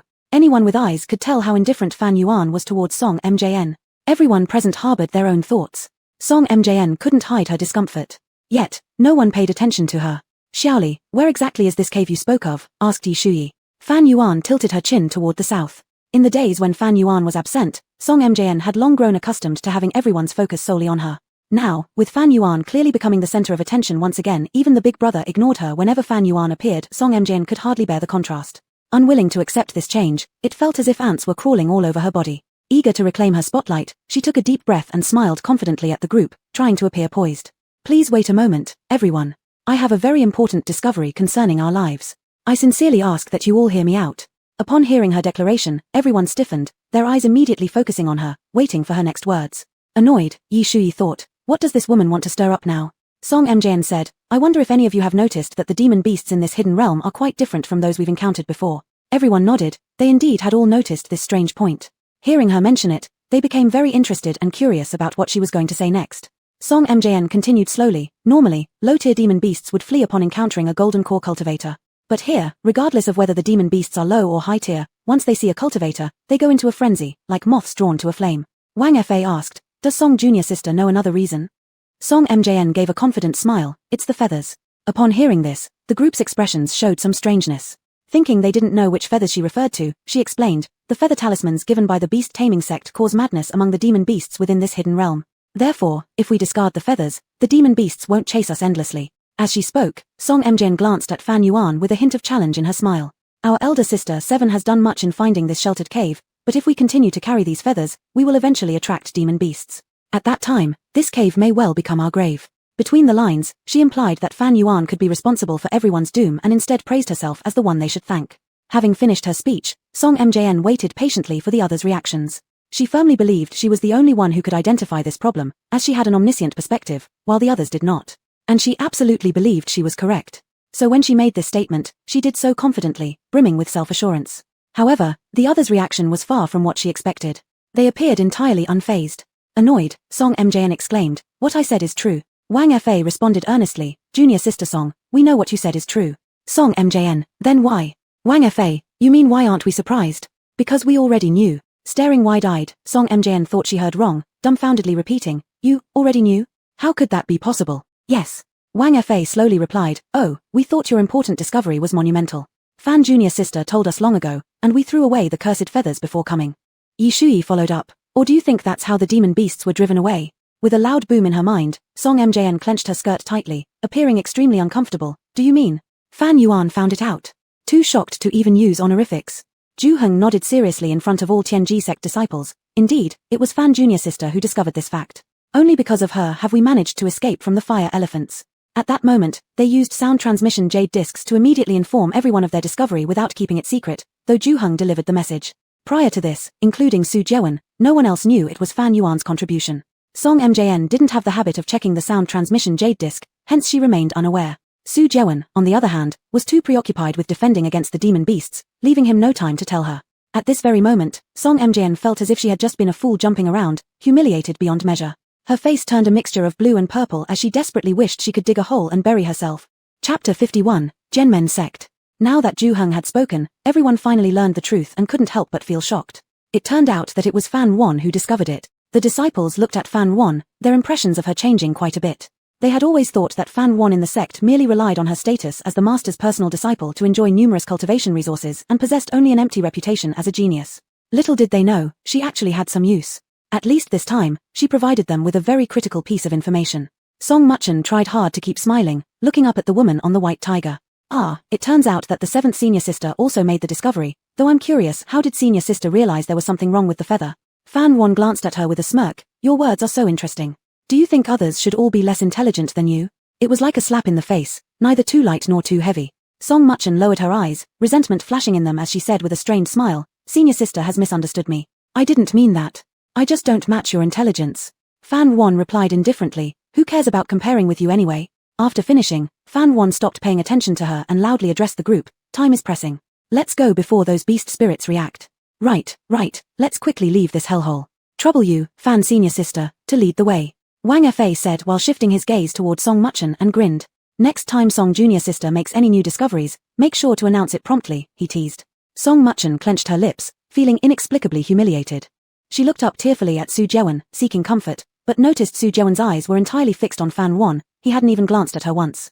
Song Muchen's eyes dimmed, her fingers gripping tightly until the nails almost cut into her flesh. Fan Wan rode the white tiger forward to lead the way, and everyone else followed closely. Someone couldn't help but marvel at how majestic the white tiger appeared. No one paid attention to Song Muchen's pale and ugly expression. Her dark gaze focused on their retreating backs, mocking herself silently. Is it not just an ordinary spirit beast? What's so worthy of envy? Once she formed a contract with the phoenix Shenbird, everyone would look up to her. Who cared about such an insignificant tiger? Thinking this, Song Muchen felt slightly better, breathing much more smoothly. Lin Songfeng was missing without a trace, and as the senior disciple, Su Jeon could not ignore it. He entrusted Song Muchen and Han Anming, poisoned and injured, to others before leaving alone to find the fifth younger brother. The white tiger darted through the forest like a streak of white light. In this secret realm, there were no lush grasses or trees blocking the view. The golden thread tiger ran freely without obstruction, with wind roaring in its wake. Fan Wan leaned slightly forward, squinting her eyes and looking ahead, gently patting the big tiger on its back to indicate slowing down, as the people behind couldn't keep up. The golden thread tiger then slowed down accordingly. Fan Wan's thoughts lingered on the golden thread tiger. This trial wasn't just for her, she also placed high demands on the golden thread tiger. The orange giant had already reached the spiritual level, with a slight trace of ancient divine beast bloodline within it, equating its strength to that of an early golden pellet level beast spirit. That meant it had cross-level combat capability. However, it lacked practical combat experience. As the king of the forest, it only knew how to flee, a disgrace indeed. Luckily, beast spirits were in no short supply here in this secret realm, providing excellent opportunities to hone its fighting skills. Not only was the golden thread tiger lacking in combat experience, but there was one thing that was even more important that it lacked, its innate cultivation method. A pet reaching the spiritual level could begin studying techniques. As its owner, Fan Wan still hadn't been able to find an appropriate innate cultivation technique suitable for Big Orange, making it urgent to resolve this issue. However, this secret realm test was organized by the Beast Control Sect. The Beast Control Sect owned the most complete collection of pet cultivation methods under heaven. If she secured one of the top 10 positions, she could find a suitable technique for Big Orange. With this in mind, Fan Wan steadied her thoughts. The secret realm would only open for 7 days, time was tight, so she needed to plan early. Following Fan Wan, the group entered a valley. Before long, they found the cave Fan Wan had mentioned. Upon arrival, Fan Wan allowed the golden thread tiger to revert to its original form and stored it in a spatial artifact. The spirit beast disappeared on the spot, startling everyone once again. People guessed that perhaps Fan Wan possessed some kind of spatial treasure, but no one pursued it further. After all, cultivators usually have treasures on them. For someone personally taught by the sect leader like Fan Wan, this might well be a gift from the master. The group entered the cave. However, trouble lay ahead. This place had already been occupied by others. Seeing the members of the Genmen sect, everyone felt a weight on their hearts. A scar-faced sword practitioner stood up and declared in a strong tone, "We found this place first. You'll need to look somewhere else." Everyone understood clearly, The Scarface was merely delivering a message from the real decision-maker, a cold-faced red-clothed female cultivator polishing her sword at the back. Lu Xinggran. Song Muchen recognized her. They had exchanged pleasantries at Lingyu Mountain. At that time, she had courteously called the other Lu sister, who in turn smiled and called her Song sister. Both were left with a good impression, and their interaction had been pleasant. With Su Jewen absent now and the cave dimly lit, it seemed they hadn't recognized each other. Thinking this way, Song Muchen took the initiative to approach the other party, calling out sweetly and familiarly, "Sister Lu, it's me." The thought process of this Sister Lu remained unclear, but already a layer of goosebumps had risen on the arms of Yi Shuyi and Fan Wan beside her. Lu Xinggran lifted her eyes to look over, her expression indifferent. Previously overshadowed by Fan Wan, Song Muchen seized this opportunity to perform, hoping that if everyone could stay here smoothly, she would be considered one of the contributors. However, Lu Xinggran crushed her hope with just a single sentence. "Who's your sister? Don't shout randomly." Lu Xinggran stared at her, clearly recognizing Song Muchen, and knowing they were from Tianzhaizong. Song Muchen's smile froze. Lu Xinggran stood up and walked over. "Things are clear-cut. This cave was found by us first, so it belongs to us. We made ourselves clear. If you're not leaving, are you planning to fight for it?" She quickly drew her sword, tilted her head, her gaze cold and filled with challenge and disdain. Song Muchen flinched as the sharp glimmer of the sword loomed dangerously close, eliciting a small cry of fear that sent her retreating backward. Fan Wan happened to be right behind her, raising her hand to steady her back, preventing Song Muchen from bumping into her. But Fan Wan didn't spare even a glance for Song Muchen. Instead, her focus was entirely on Lu Xinggran, her phoenix-like eyes narrowing slightly. Tianzhaizong and Jianmen sect have always had a competitive relationship, openly or covertly jostling against each other. In the past, Jianmen sect was the true first sect, an old grand sect, while Tianzhaizong rose to prominence later. To this day, a portion of the cultivation world still resents Tianzhaizong, believing they do not deserve their position. Members of Jianmen sect hide even greater hostility within their scabbards. In normal circumstances, when people from both sects meet, if there are no direct conflicts of interest, they can put on a show of civility to maintain the dignity of the major sects. But in cases like today, where competition is evident, Jianmen sect will never yield. Everyone present was aware of this, so no one entertained the thought of requesting Jianmen sect to allocate them space. Instead, they were prepared to leave until Song Muchen decided to try ingratiating herself with members of Jianmen sect. As expected, she ended up frightened out of her wits, visibly pale, triggering bursts of laughter from Jianmen sect members. It was evidently mocking laughter. Tianzhaizong disciples have strong collective honor. Some slightly reproachful looks fell upon Song Muchen, though she didn't notice due to her extreme anger. Song Muchen's face flushed crimson like liver, about to speak, when Yi Shuyi interjected icily. "The secret realm is vast. It's not like this is the only cave. Let's find another place." "No." Song Muchen blurted out. She had just recalled something crucial from the original plotline. A specific cave in the secret realm held a spiritual grass called phoenix grass, which was a key item for contracting the phoenix shenbird. The cave's location matched what was described in the book. It was located in the south. There were no other caves nearby. It had to be this one. Regardless of any costs, she must get her hands on it first. Song Muchen realized her emotions were too intense, so to prevent raising suspicion, she hastily came up with an excuse. Chapter 52, One Move to Subdue the Enemy. "It's getting late, isn't it? Isn't it true that the secret realm becomes more dangerous as night falls? We didn't see any other caves on our way here. If we don't find a shelter before dark, we'll be in great danger." Song Muchen appeared to be concerned about everyone, her worried expression seemingly genuine. "Besides, Fourth Master is injured by poison. My antidote pills can only suppress the toxins, not eliminate them. It's not suitable for Fourth Master to wander around in this condition, as that would only accelerate the spread of the toxin." Han Ming was extraordinarily softened by her consideration for him. She hadn't let him down. In contrast, Fan Yuan had not expressed even one word of concern since his injury, which made him extremely disheartened. Not only did Fan Yuan show no care for him, she also paid no attention to the disappearance of fifth junior brother. Even a stranger wouldn't be as cold-blooded as she was. Little Seven wasn't the same Little Seven as before. She had turned into an ungrateful wolf. Fan Yuan had no idea what Han Ming was criticizing internally. She cast a quick glance at Song Muchen's hand without making any sound.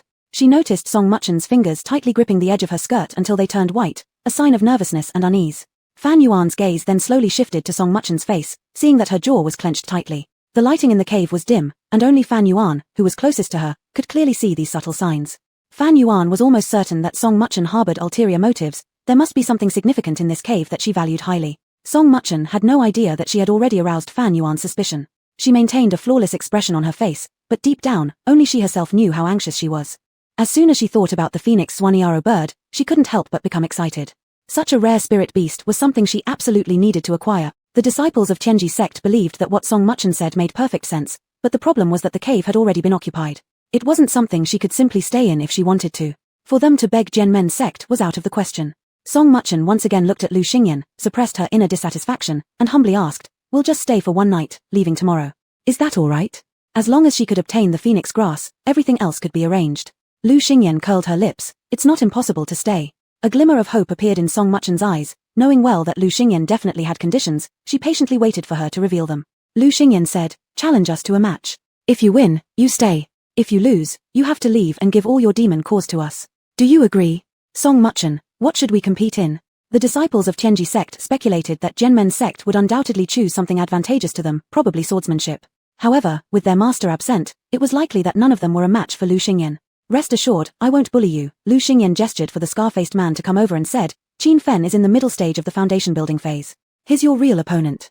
All of them unconsciously sighed in relief as long as it wasn't Lu Xingyan who would be fighting. Yi Shuyi stepped forward boldly and said, I will fight against him. Lu Xingyan smiled and replied, no, I will choose the person from your side.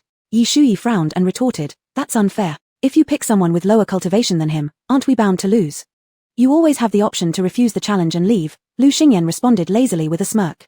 Before Yi Shuyi could further object, Song Muchen anxiously spoke up, Lu Daoist friend, may I ask whom do you plan to designate for the competition? Song Muchen prayed inside that it wasn't her. If it were her designated to face off against this fierce giant, she would have to resort to another plan. Lu Xingyan had no interest in Song Muchen. Her gaze scanned over the group of Tianji sect disciples, finally landing on Fan Yuan, pointing with her finger. Ha! Everyone followed her finger and looked. The people from Genmen's sect wore expressions of schadenfreude while those from Tianji sect didn't look too good.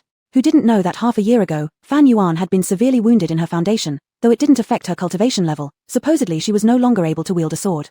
Their journey thus far had been fraught with peril, facing beasties and creatures alike. Yet Fan Yuan had not summoned her frost sword as she used to do, indicating that the rumors were indeed true. Fan Yuan from before might have been capable of battling others, but now, Genmen's sect was certainly taking advantage. Yi Shuyi could tell by Lu Xingyan's expression that she had done it deliberately. She approached her and said, I am also at the later stage of the foundation building phase. Why can't I fight instead? Lu Xingyan casually shot out 2 words, not acceptable. Yi Shuyi wasn't worried about Fan Yuan losing to the scarred man. She was afraid Fan Yuan would get hurt. Nobody held much confidence in Fan Yuan. To them, it seemed like they already knew the outcome of the match before it began. There was no need to waste time. They might as well search for another safe place before complete darkness fell. At this moment, Fan Yuan walked up calmly and said, can we use a blade instead of a sword? The scar-faced man readily replied, you could even use a hammer if you like. Good, then let's head outside. There's not enough space to maneuver in here. Wang Fa frowned worriedly and said, Sister Fan, there's no need for you to take the risk. We can search for another place. We'll fight those beasties if we must. Sister Fan, rest assured, I know my own limits. Fan Yuan stepped forward calmly and made her way outside the cave. The scar-faced man raised an eyebrow and asked, are you really going to compete with me? Fan Yuan summoned her Bingpa knife. Stop stalling. Members of the 2 factions stood on either side as Lu Xingyan dressed in red stood in the middle, arms crossed.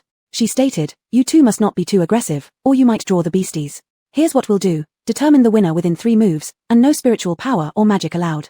Her gaze shifted toward the scar-faced man. For fairness, Brother Qin, use a knife as well. As per his word, the scar-faced man swapped his weapon for a long blade.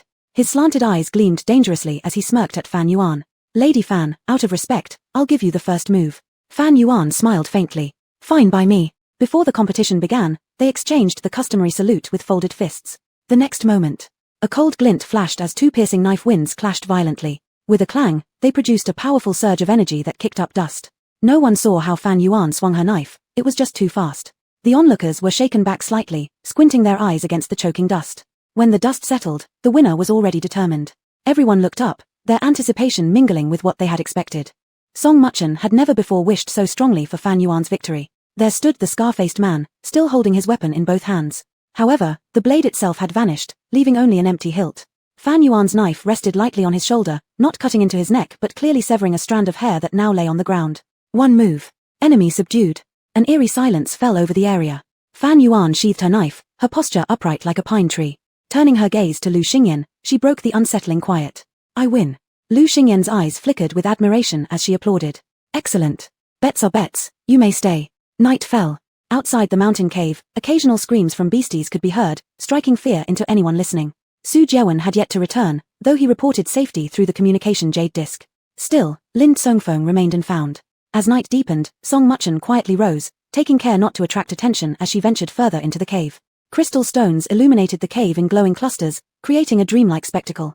Although beautiful, these crystals were practically useless. Strangely, inside the cave, plants thrived, green and lush.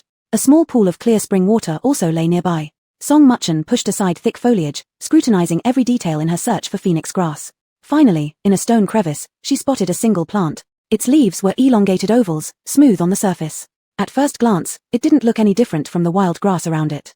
But upon closer inspection, its leaves carried feather-like patterns, its paired blades numbering exactly 6, a perfect match for the description in the books.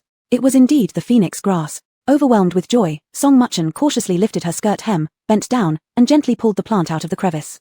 She concentrated fully, handling it delicately. She needed to extract the root completely without breaking it. Suddenly, a familiar, icy voice cut through the air from behind her. "What are you doing?" Chapter 53, Hope Shattered. Song Muchen was already feeling guilty, and when she heard someone call her name from behind, her hand trembled. The fragile phoenix grass snapped. The lush spiritual herb withered instantly, turning into a dry yellow hue, losing all vitality. In this moment, time seemed to stand still.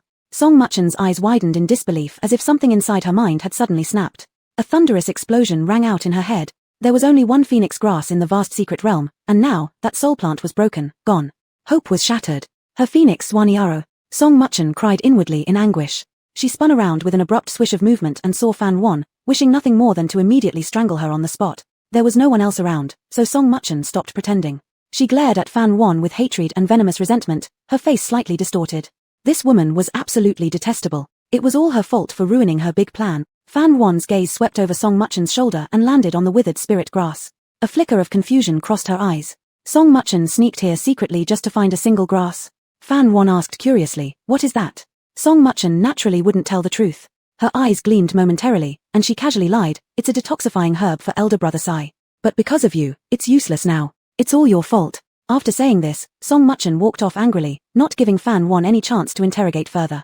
Of course, Fan Wan didn't believe her, but she didn't expose the lie. After Song Muchen left, Fan Wan stepped closer to examine the spirit grass closely. Why did Song Muchen need this particular grass? Just then, the voice of Master Wuxiang came from within the jade bracelet. This object is called the phoenix grass, a beloved item of the phoenix Swaniaro. Whoever possesses it may gain the approval of the phoenix Swaniaro, facilitating a smooth bonding. Ever since Fan Wan had obtained the spatial treasure, Wuxiang had relocated into this space, sharing the same realm as the golden thread tiger. So its function is similar to that of fish eyes. Fan Wan muttered, then added, "Does one have to own the phoenix grass to win the approval of the phoenix?" Wuxiang replied, "Not at all.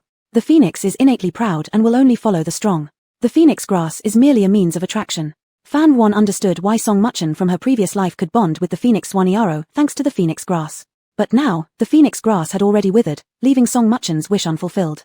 No wonder she reacted so strongly before, her rage distorting her appearance.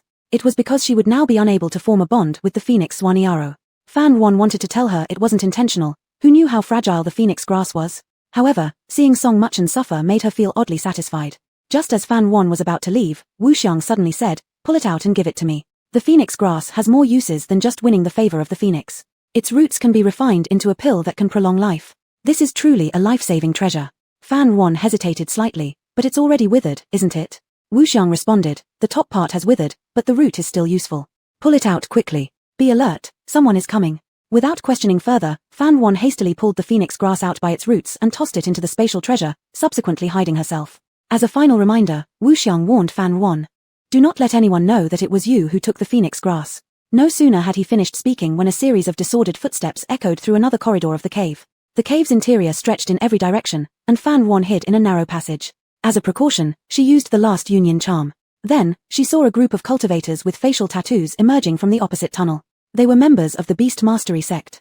Fan Wan sensed an unusual aura and decided to wait and see. "Find it quickly. We can't let that thing fall into the hands of others," a tall and burly disciple of the Beast Mastery sect commanded, after which the rest scattered, bending down to search the grasslands intently. While the large man stood next to a white-robed woman of exceptional grace, his attitude respectful and humble.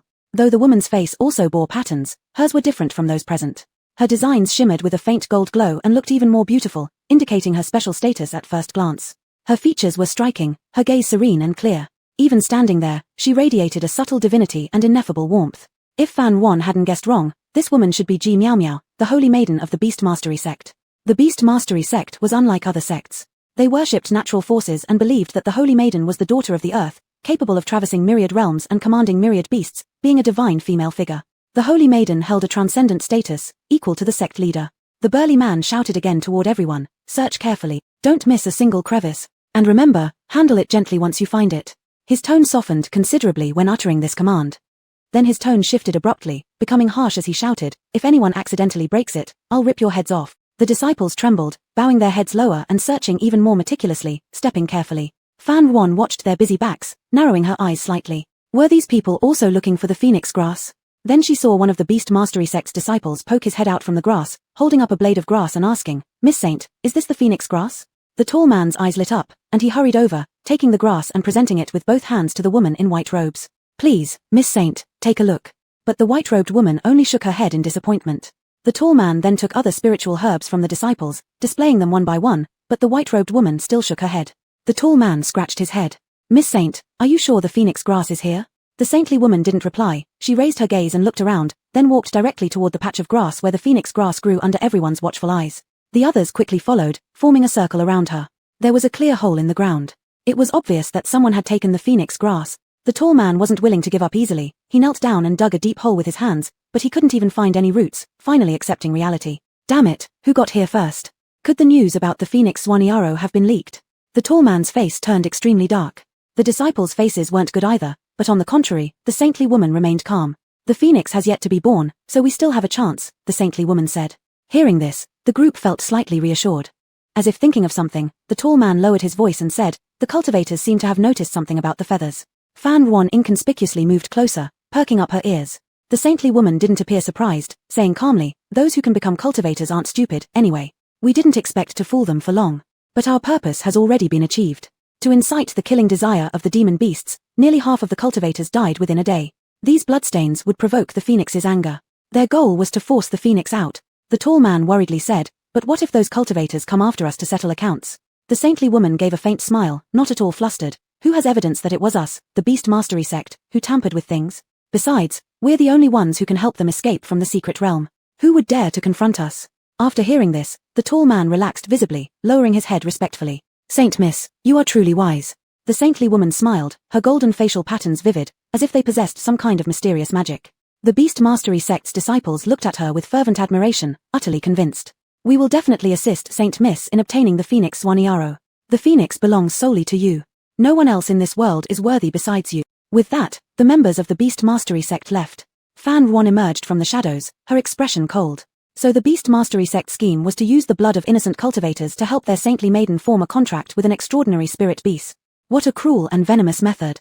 Chapter 54, Conspiracy. "Are you saying that those rampaging beast-killing people were all part of Yusho sect's conspiracy?" Lu Xingran exclaimed in shock. After Fan Yuan returned, she informed everyone about the Yusho sect's plot. Fan Yuan had recorded the conversation content between the members of Yusho sect with a sound recording device, and no one doubted the authenticity of the event. Yusho sect, as one of the 5 great sects, was undeniably a prestigious righteous sect. No one would have thought they'd dare so much to scheme against the other 4 great sects. The people from Tianji sect and Genmen sect were furious. No wonder since we entered the secret realm, that group of bastards from Yusho sect disappeared. Originally, they were using us as bait for a bigger fish. Lu Xingran drew her sword angrily and said, "I will go right now and capture that so-called holy maiden." "Hold on." Fan Yuan stopped her and said, "They tampered with the secret realm pass permit. If we confront them now, they might become desperate and resort to mutual destruction. It's better to expose their conspiracy after we leave." Wang Fa said, "Fan sister is right. Moreover, we do not know what their next move is. If we rashly alert them, there may be unforeseen changes." Lu Xingran calmed down. "What you say makes sense, but I can't let this slide."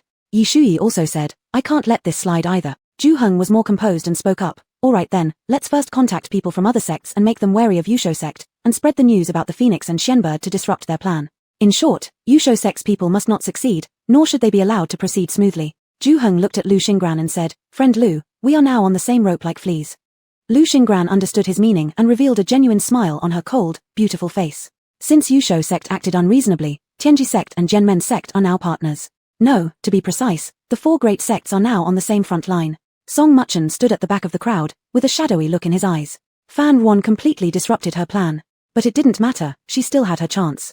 Song Muchen's gaze fell on Yi Shuyi, her eyes flickered with an unusual light. The following day, the news about the imminent birth of the Phoenix Xianbird quickly spread, as if a stone thrown into a tranquil lake surface, causing a great commotion.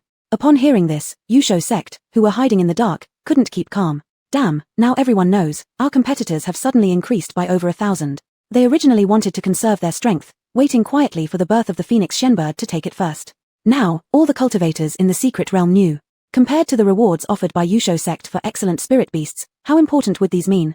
The cultivators will no longer focus their energy on beast fights, they won't fight the beasts, instead hiding while waiting for the phoenix to emerge. Without blood, how can the phoenix appear? Even if the phoenix did emerge, with such a large number of people fighting for it, their chances of winning would significantly decrease.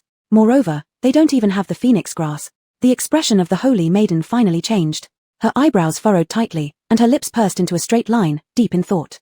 The tall man knelt beside the holy maiden, looking up at her devoutly. Holy maiden, please do not worry. The phoenix shenbird will definitely choose you. The holy maiden, after pondering something, gradually relaxed her brows, and smiled faintly. She placed her hand on the man's head and parted her red lips lightly. Of course.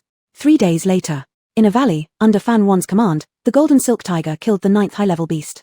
The golden silk tiger gave out a low roar, the 6-eyed rhinoceros crashed to the ground, its neck spewing blood as a green beast core landed in Fan Wan's hand. During these few days, very few cultivators have come out to hunt beasts, yet Fan Wan was leading the golden silk tiger on an extermination spree.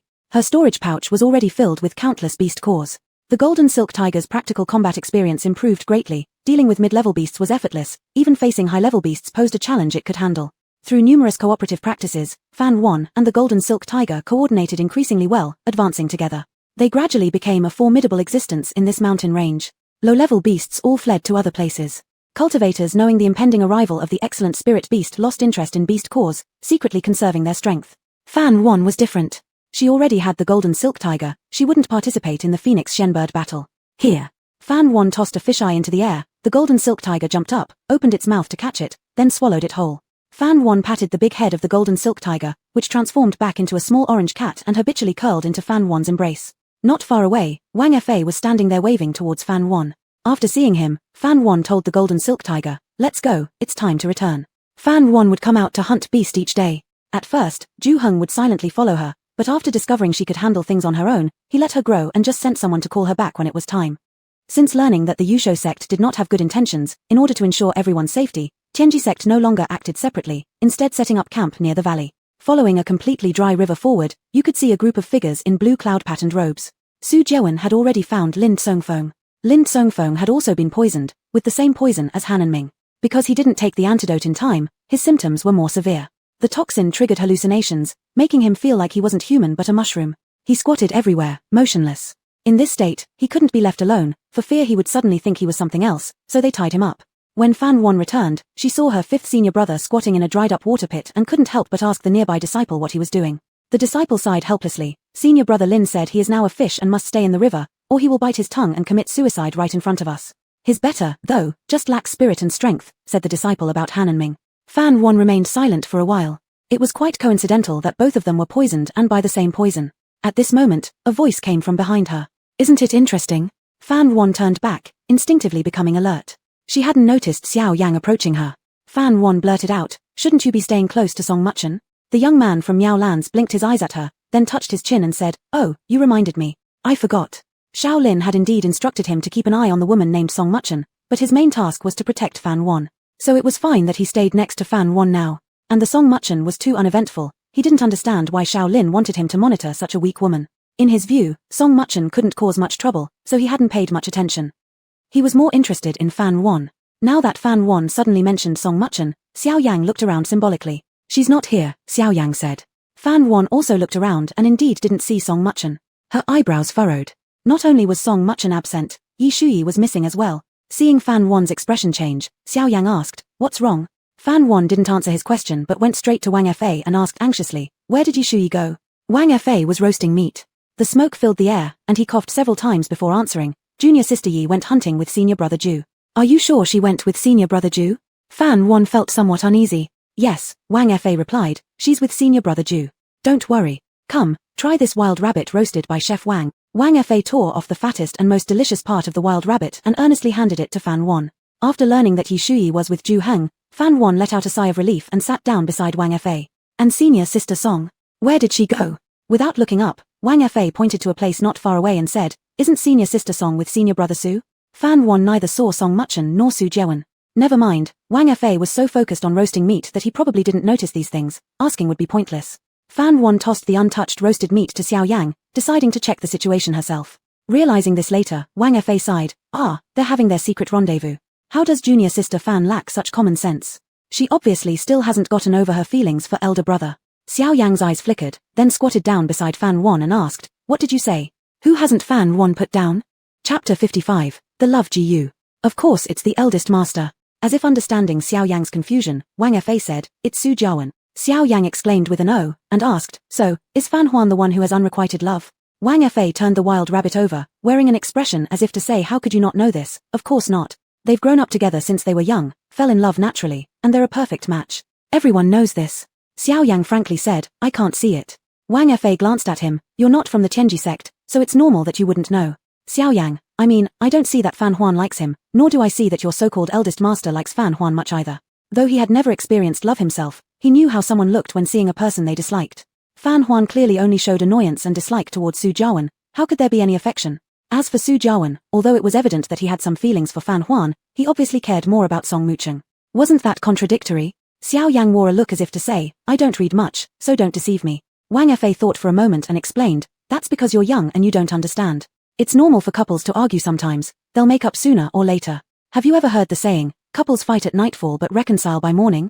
That's just the quarrel between the two lovers. Haven't heard of it. Xiao Yang paused for a moment and mumbled in objection, who says I'm young? I'm already an adult. He just looks younger, that's all. Wang Fa flipped the wild rabbit again. The rabbit meat was crispy on the outside and tender on the inside, sizzling with oil, the aroma immediately attracting a group of hungry disciples from the Tianji sect, who pushed Xiao Yang aside. Xiao Yang took Wang Fa's words to heart. He pondered that Xiao Lin's sister was also his sister. He couldn't possibly stand idly by and watch her get hurt by a bad man. A man like Su Jiawen, whose outer beauty concealed inner rot and whose affections were fickle, was certainly not a suitable partner. He mustn't let Fan Huan end up with him. After all, women are often soft-hearted. He had to help Fan Huan see Su Jiawen's true colors, making her completely give up on him. A glint of insight flashed across Xiao Yang's eyes. Fortunately, he had a special kind of love Gu in hand that could make a man fully devoted, loving someone desperately until heaven and earth crumble, but the Gu only lasted around 10 days before the insects died, losing their efficacy. Afterwards, the more love one felt initially, the more hatred would follow. Since Su Jiawen cared so much about his junior disciple, then he'd lend a helping hand. 10 days would be enough for Fan Huan to truly see this person for who he was. Brother Xiao Lin probably wouldn't blame him for acting without consulting. Resolved, Xiao Yang happily went off in the direction Fan Huan had left. Song Mucheng used the excuse of looking for an antidote herb for the 4th and 5th masters to return once more to that cave. One reason was her dissatisfaction, wanting to check if there were any extra phoenix herbs. Another was her wish to be alone with Su Jiawen to strengthen their bond. Su Jiawen had no clue about his little disciple's thoughts, his brows furrowed with concern. He worried about the 4th and 5th masters' poisoning, as well as the safety of everyone on this trip. The beast-taming sect dared to challenge the world, setting such a grand chessboard, yet no one knew what their next move would be. He feared he might fail to safely send everyone back to the sect. The pressure felt like a heavy stone pressed upon his shoulders. With danger ahead, the big picture was prioritized, those trivial matters of romance long forgotten. Little disciple, what does the antidote herb look like? He asked. Song Mucheng casually fabricated a description, green with yellow undertones, small leaves, sawtooth edges. Oh. She intentionally twisted her ankle, falling into the man's arms. Disciple, be careful. Su Jiawen supported her and gently pushed her away afterward. His touch remained gentlemanly, only grabbing her shoulders, making no inappropriate gestures whatsoever. Song Mucheng noticed his deliberate attempt to keep distance from her, a pang striking her heart. Previously, the eldest master never behaved this way. Now he started to pay attention to gender propriety. From a corner Su Jiawen couldn't see, Song Mucheng subtly curled her lips. How hypocritical the eldest master was. Having slept together already, now pretending to be an upright man. Referring to the accidental incident of that night, it was actually her doing. That evening she had gone to find Su Jiawen, only to find him lying face down on the desk, surrounded by a strong smell of alcohol in the room. Thinking he mistook her for Fan Huan, she devised a plan. She followed his mistake without correcting him and spread the rumor afterward. Even if she could never win his heart, she aimed to destroy the relationship between the eldest master and Fan Huan forever. Actually, Su Jiawen didn't touch her that night, and she still remained untouched. However, having lain naked with him for the whole night made little difference in nature. She originally planned a slow psychological attack, but unfortunately, Fan Huan's tactics of feigning retreat were too cunning, forcing her to escalate. She possessed the god's eye view and knew all too well how sincere and ardent Fan Huan's love was for Su Jiawen. No difficulties could shake her affection for him. Thus, the apparent coldness Fan Huan displayed now wasn't at all her true feelings. In the original storyline, Fan Huan and Su Jiawen genuinely loved each other and were admired by everyone as a perfect couple. But their ending was far from ideal. Fan Huan, due to her arrogance, angered a great power from the upper cultivation realm. This great power could easily annihilate the Tianji sect and squash her like an ant.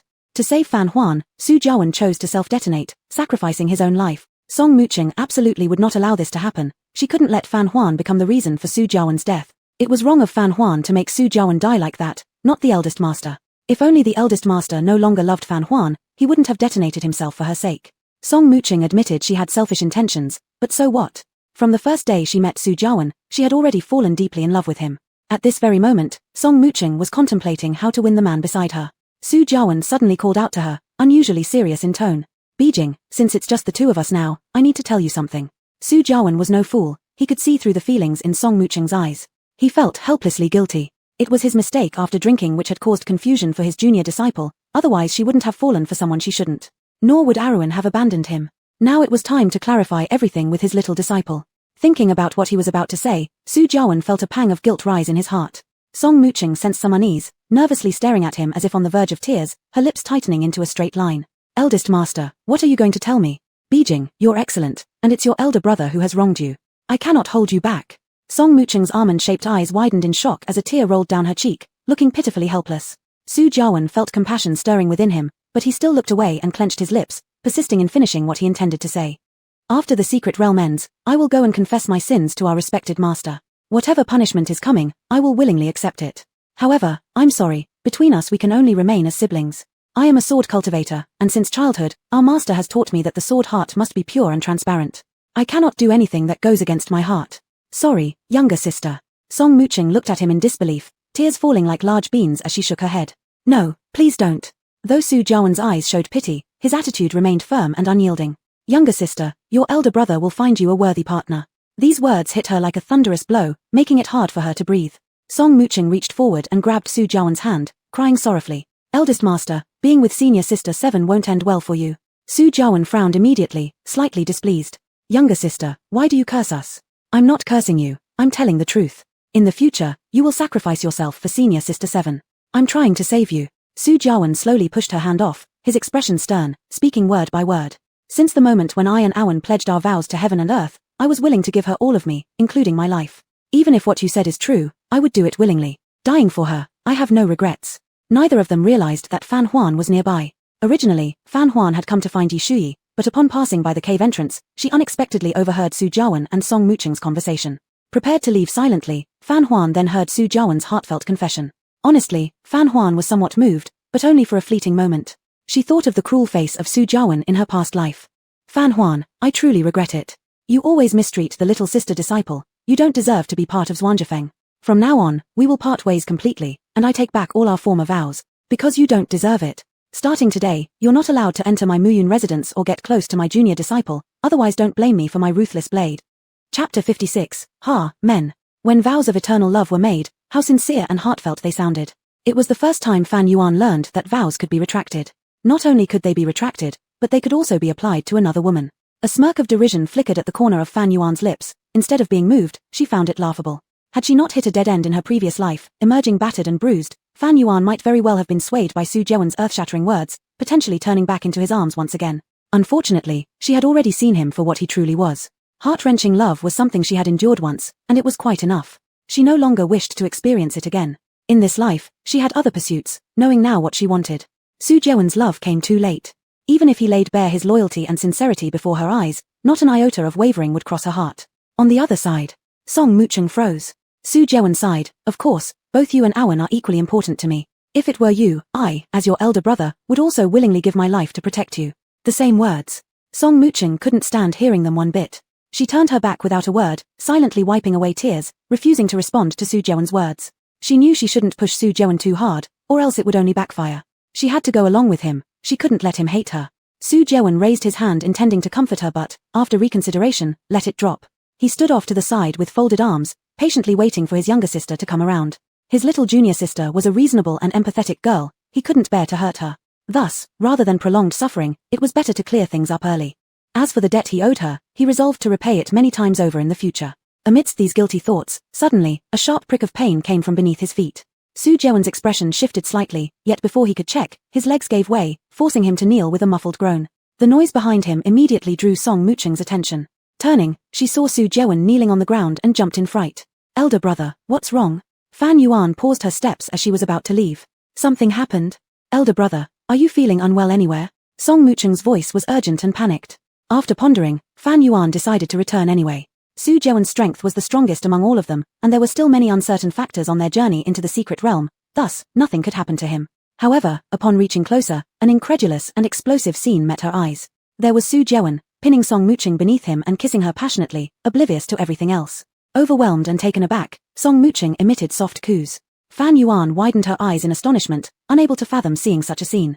Catching sight of Fan Yuan, Song Mooching hesitated for a moment, then thought fate was favoring her. Struggling to push Su Jeon away, she flushed, "Elder brother, seventh sister has arrived. Please don't, like this."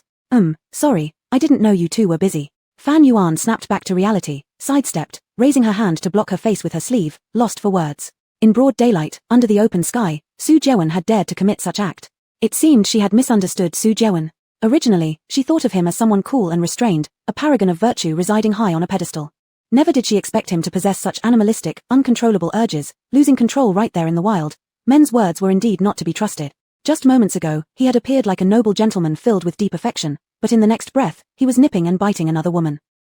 Men truly were complicated, unreliable creatures. Fan Yuan comprehended fully now, suddenly feeling that liking Su Jeon was an utterly embarrassing and undignified matter. Seeing it was Fan Yuan, Su Jeon instinctively leaped up as though caught red-handed, appearing utterly flustered. A voice roared in his mind. "Ridiculous. What are you doing? How absurd are you? How can you do this to Fan Yuan? How can you do this to the junior sister?" Vaguely, he sensed something wasn't quite right. But when he set his eyes on Song Mooching, a fierce wave of love surged forth from his heart, overwhelming him like a roaring tide, erasing the last shred of reason. I will not disturb you too further. Please continue." Fan Yuan took a few steps forward, stopping once more. Still facing away, she kindly warned. "Elder brother, you are a respected figure. If others see, it will bring disgrace to our sect. Mind the influence." TSK, it was simply unbearable to watch. Having said that, Fan Yuan hastened to leave, momentarily not noticing where she placed her foot, stumbling slightly. From Song Mooching's perspective, Fan Yuan's forced strength cracked momentarily, revealing a chink in her armor. Her hurried departure undoubtedly meant she couldn't help but cry. It was understandable. Seeing the person you deeply loved being so intimate with another woman must be unbearably painful. Song Mooching could picture Fan Yuan trembling as she ran out of the cave, sobbing heartbreakingly. Her lips curled into a faint smile, a glint of triumph gleaming in her eyes. Fan Yuan, playing the game of capturing by letting go can also backfire if overdone. Song Mooching raised her eyes to meet Su Jeon's deeply affectionate gaze, and the love brimming in his eyes almost overwhelmed her. For a moment, Song Mooching was dazed, but then her reason snapped back into place. No, senior brother Su is not quite right. The dramatic difference in Su Jeon's attitude before and after left no trace or warning. There must be something wrong here. "Senior brother Su, what's wrong with you?" Song Mooching asked tentatively. Without a word, he pulled her into his embrace, his breathing slightly unstable. "I don't know, I think I may have been possessed." As Song Mooching smelled the cold, pungent pine aroma from his body, she didn't struggle. Her heart was pounding as her face flushed red. Never mind, why does she need to think so much? Isn't this exactly what she wants? Perhaps even heaven disapproves of Fan Yuan being together with Su Jeon, which is why it has proactively pushed Su Jeon into her arms. It's heaven helping her. Song Mooching stopped thinking and closed her eyes, immersing herself in the sudden flood of sweet affection. At this moment, neither of them realized that a pair of pitch-black eyes was quietly observing them in the darkness. Xiao Yang looked down at the squirming mother bug in his hand and smirked. Su Jeon is late golden core stage cultivator. The charm bug should die within 10 days. After leaving the cave, Fan Yuan took a deep breath, wiped the sweat off her forehead, and shook her head. It was good that she came out quickly, otherwise if she had heard any improper sounds, it would really have sullied her ears. At this point, the sound transmission jade badge finally lit up. It was Yishui. An excited voice came through. "Little pair, Ju senior brother and I are at the back mountain. We found a large limestone cave on the cliffside. Inside there are lots of jade marrow and spirit liquid. Hurry over." Fan Yuan's eyes brightened. Jade marrow is an important material for refining instruments, while spirit liquid is even more valuable. One drop of spirit liquid is priceless. Spirit liquid can remove impurities from spiritual roots, enhancing their quality. Simply put, if enough spirit liquid is absorbed, it could transform someone who cannot cultivate, a worthless waste, into a genius. The primary ingredient of the supreme bone washing pill is precisely spirit liquid. In the past, Song Mooching consumed the bone washing pill, changing from a useless spiritual root into a normal cultivatable dual wood and water spiritual root. There is one extraordinary feature of spirit liquid. It can enhance the grade of spirit beasts. Spirit beast cultivation speed is extremely slow. Firstly, because they require tens of times more spiritual power than cultivators. Secondly, due to their lower insight compared to cultivators, every breakthrough requires certain opportunities. Some spirit beasts might break through the spirit rank in just 10 years, yet remain stuck for 100 years at that level because of some factors.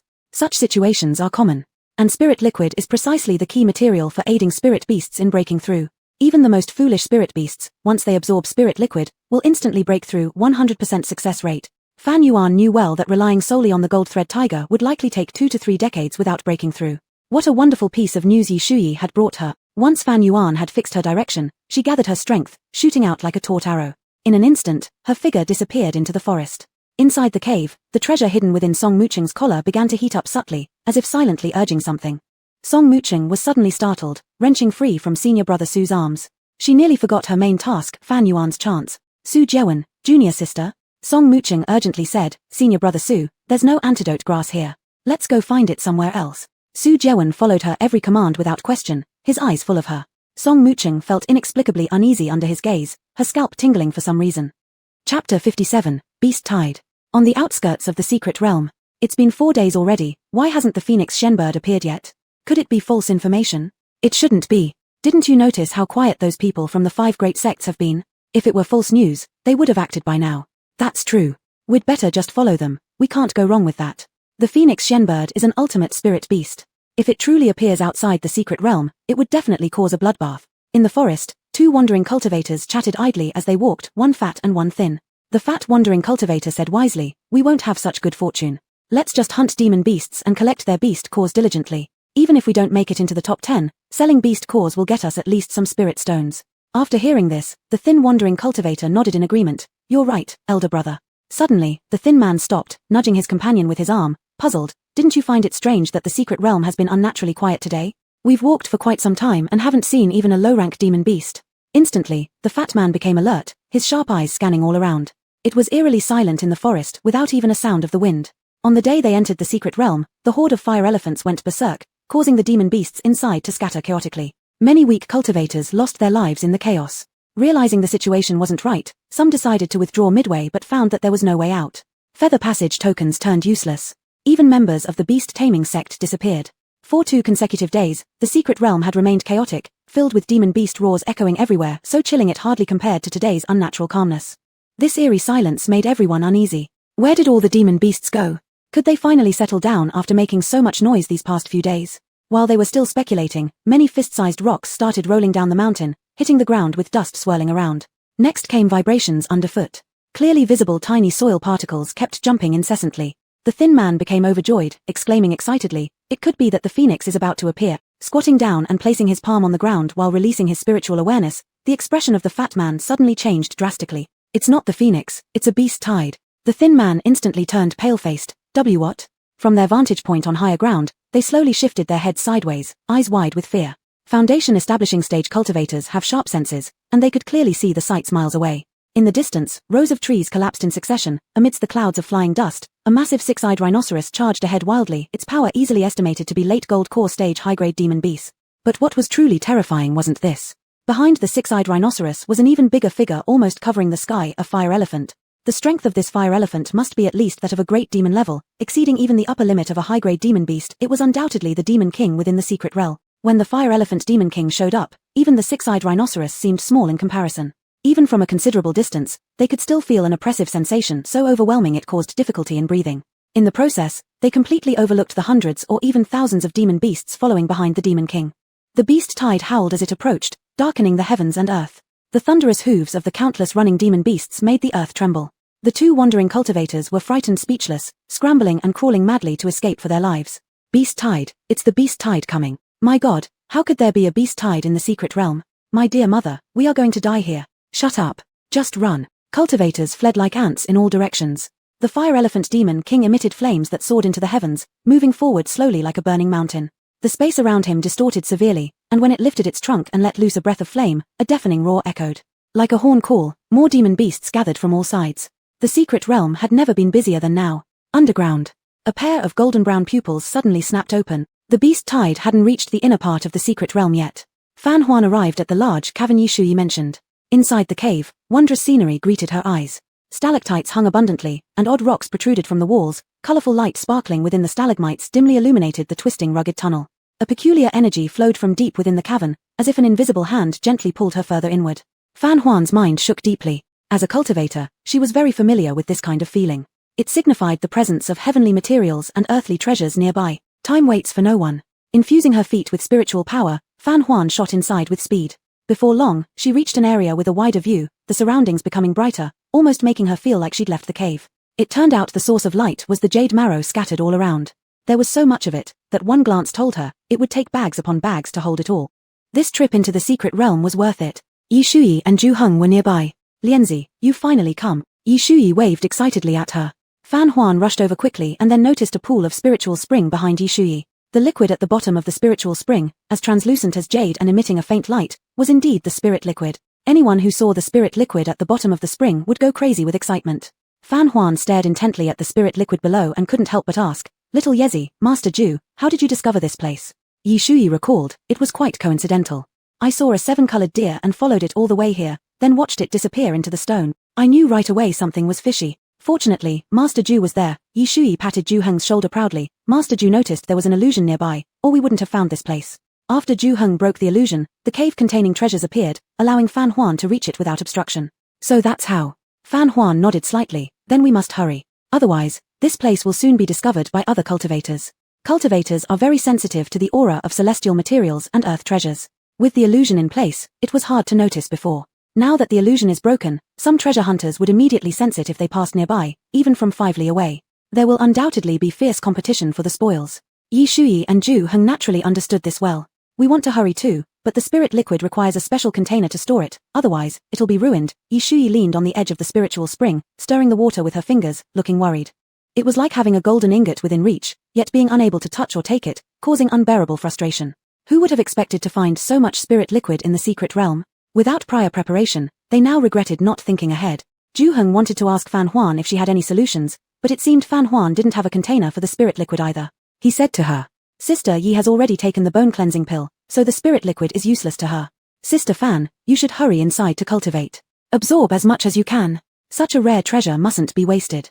Sister Yi and I will guard you while you meditate." Fan Huan wasn't that bold and shook her head quickly. "That's embarrassing. You too found this place, so how can it all benefit me alone?" Her face turned red. Yi Shuyi chuckled softly. This person usually had a stern expression, but it was amusing how easily she blushed. "How cute." Yi Shuyi pushed her towards the spiritual spring. "Stop declining. We can't take it with us anyway, so it's better you benefit from it rather than others." Zhu Heng spoke gently. "Sister Fan, don't have any burden. Just go ahead." They had already agreed to give the spirit liquid to Fan Huan as a way to repay her for saving their lives before. Most importantly, Fan Huan's situation at Xuanji Peak was dire.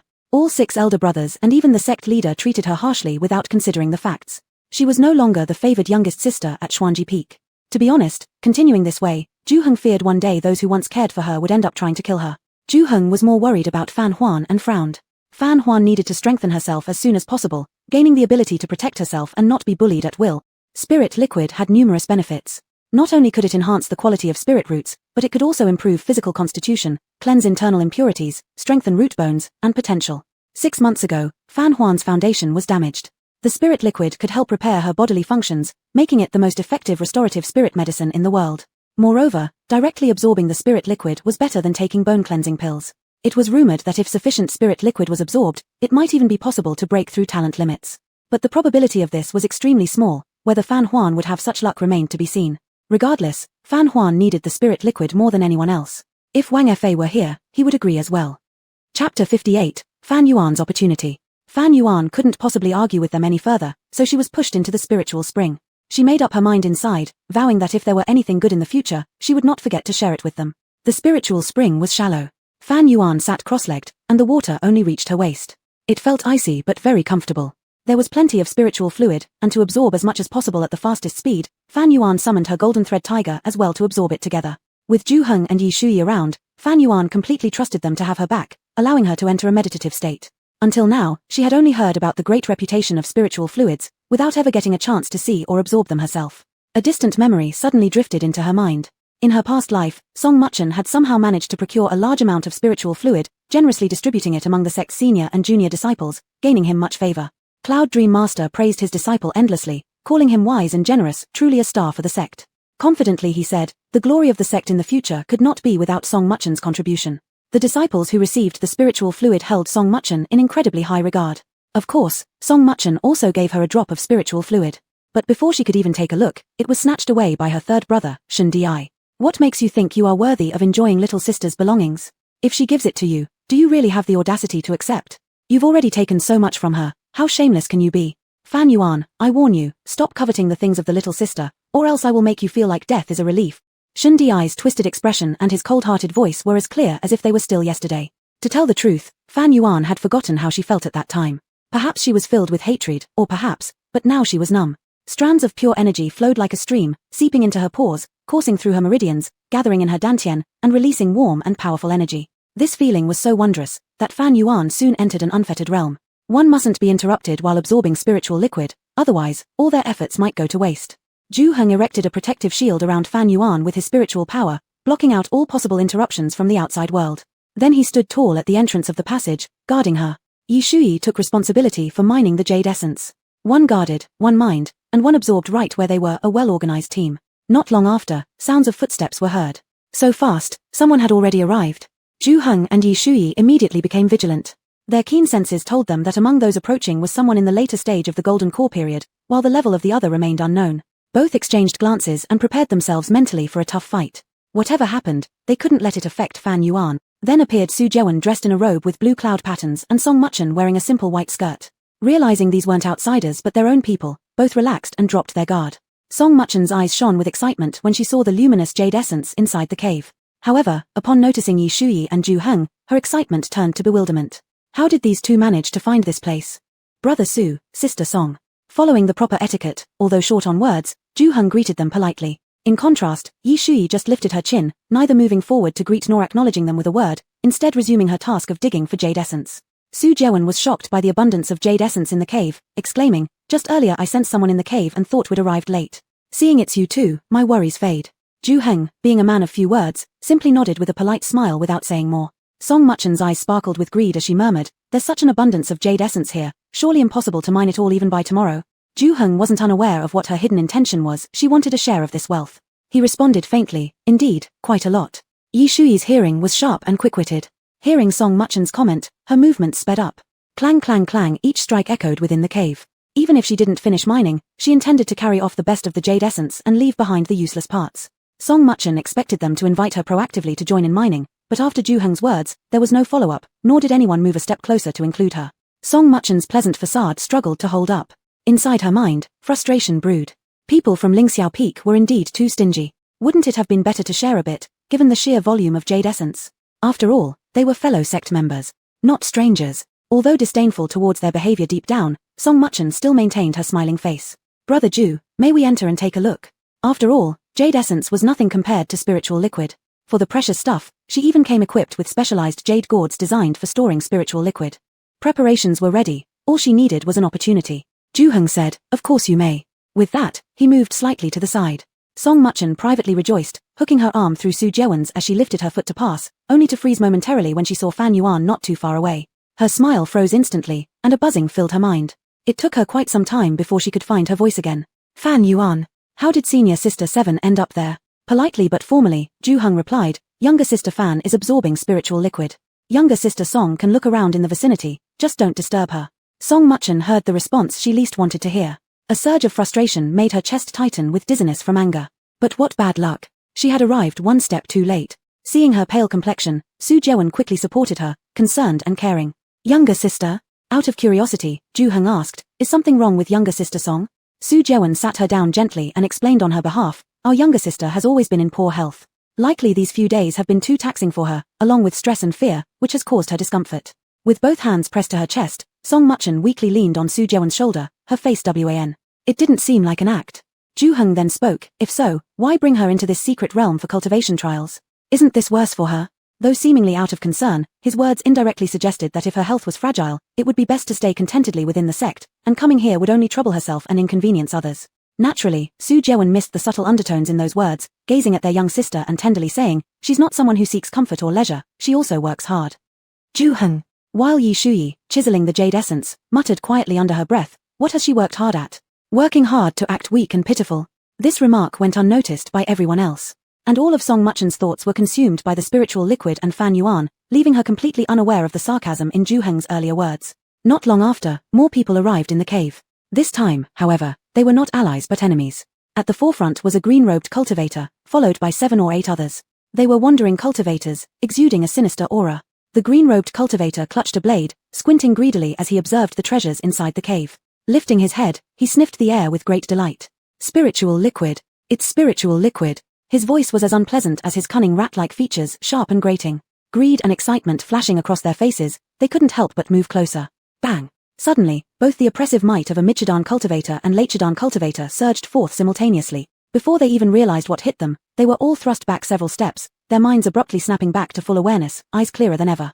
Among them, the green-robed cultivator suffered the least, glaring furiously at the two blue-robed cultivators before him, sizing them up with malicious intent and immediately identifying them as orthodox sect disciples. Truly unfortunate, bumping right into Michidan juniors. From ancient times till now, the righteous and evil forces never coexist.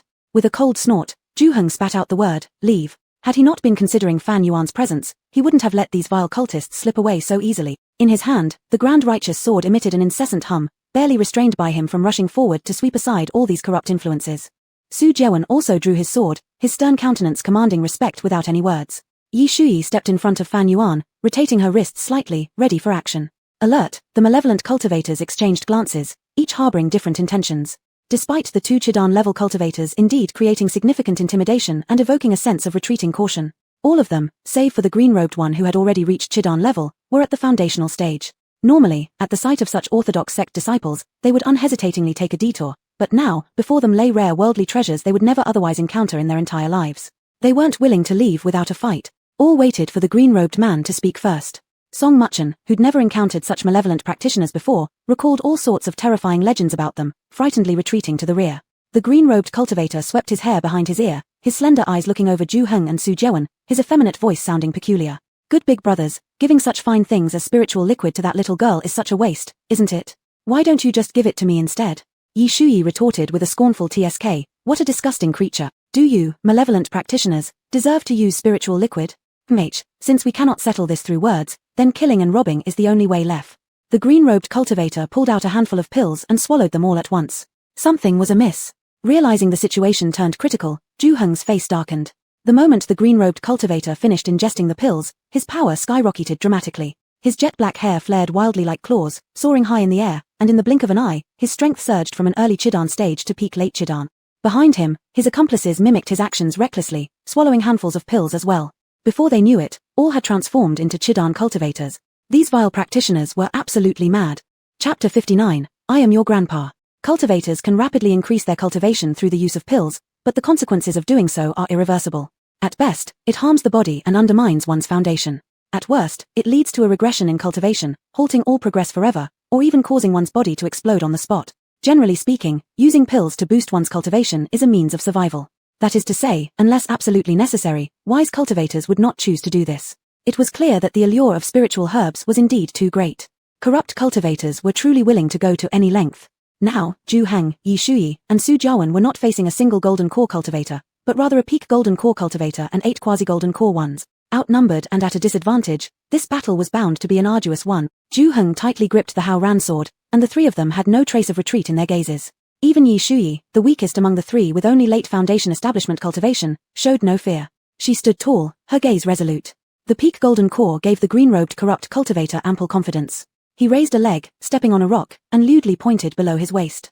Tilting his head and squinting, he boasted arrogantly, you insignificant wretches, crawl under my crotch now, and your grandpa will spare you like dogs, letting you leave. The corrupt cultivators erupted in malicious laughter. Emboldened by his advantage, the green-robed corrupt cultivator gestured toward Song Muching behind them and licked his lips, but that beautiful female cultivator belongs to me. When Song Muching locked eyes with the corrupt cultivator, a wave of intense chills surged up from the depths of her heart, causing her to shiver involuntarily. A scene flashed through her mind. No wonder she had felt an eerie sense of familiarity ever since the appearance of the corrupt cultivators. This exact event also occurred in the original book plot, except the target of the corrupt cultivator was Fan Yuan, who suffered the humiliation. Of course, these people were eventually dealt with mercilessly by Su Jiawen. However, the green-robed corrupt cultivator managed to survive by some unknown means, which later became a significant hidden danger for Fan Yuan's cultivation journey. Song Muching, however, recalled at this moment the revenge that the green-robed corrupt cultivator carried out against Fan Yuan and Su Jiawen afterward. A scenario that should have left her completely detached as a mere observer. But now, the green-robed corrupt cultivator had set his sights on her. Instinctively, fear rose within Song Muching. Her face turned deathly pale, and nausea churned in her stomach. She looked up at Su Jiawen, tears welling up in her eyes as if she had finally grasped a lifeline. She shouted, Master brother, kill him, kill him. An unprecedented loss of composure for Song Muching. This person must not be allowed to live. Su Jiawen returned her an assuring glance, as if saying, don't worry, with me here, no one will harm you.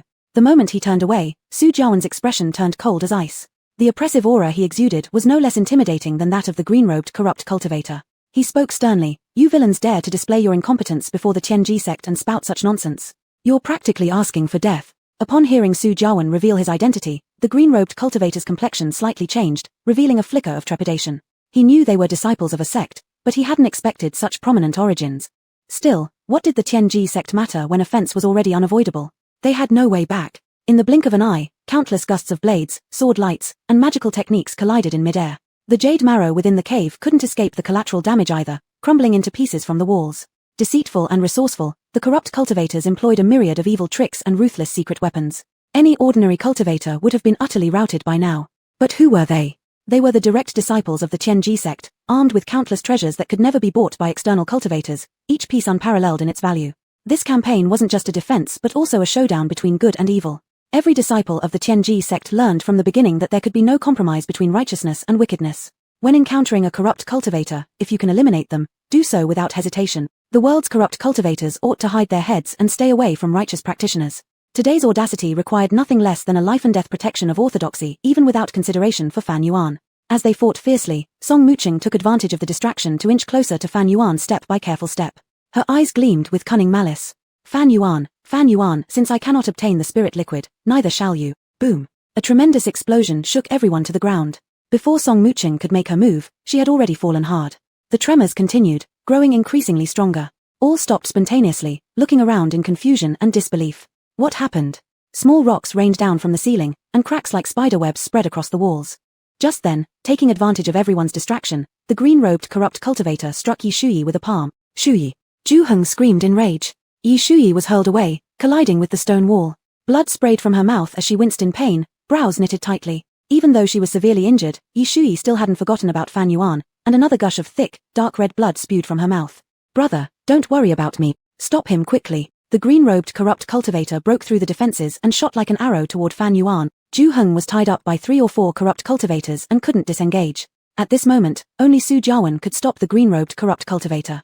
Su Jiawen's eyebrows furrowed into a determined frown, ready to make his move. Suddenly, he heard a fragile scream from a woman. It was his junior sister in the sect. He turned his head and saw Song Muqing under the sword of a corrupt cultivator. Su Jiawen's heart tightened, and without hesitation, he redirected his attack towards that corrupt cultivator. The corrupt cultivator stared wide-eyed, unable even to cry out for justice as Su Jiawen's sword pierced through him. He didn't intend to kill this white-clad female cultivator. She had suddenly rolled into the path of his sword. My lord, how unjust. With all his focus on Song Muqing, Su Jiawen hurriedly embraced her. By the time he realized he might have forgotten something crucial, the green-robed corrupt cultivator had already arrived unobstructed before Fan Yuan.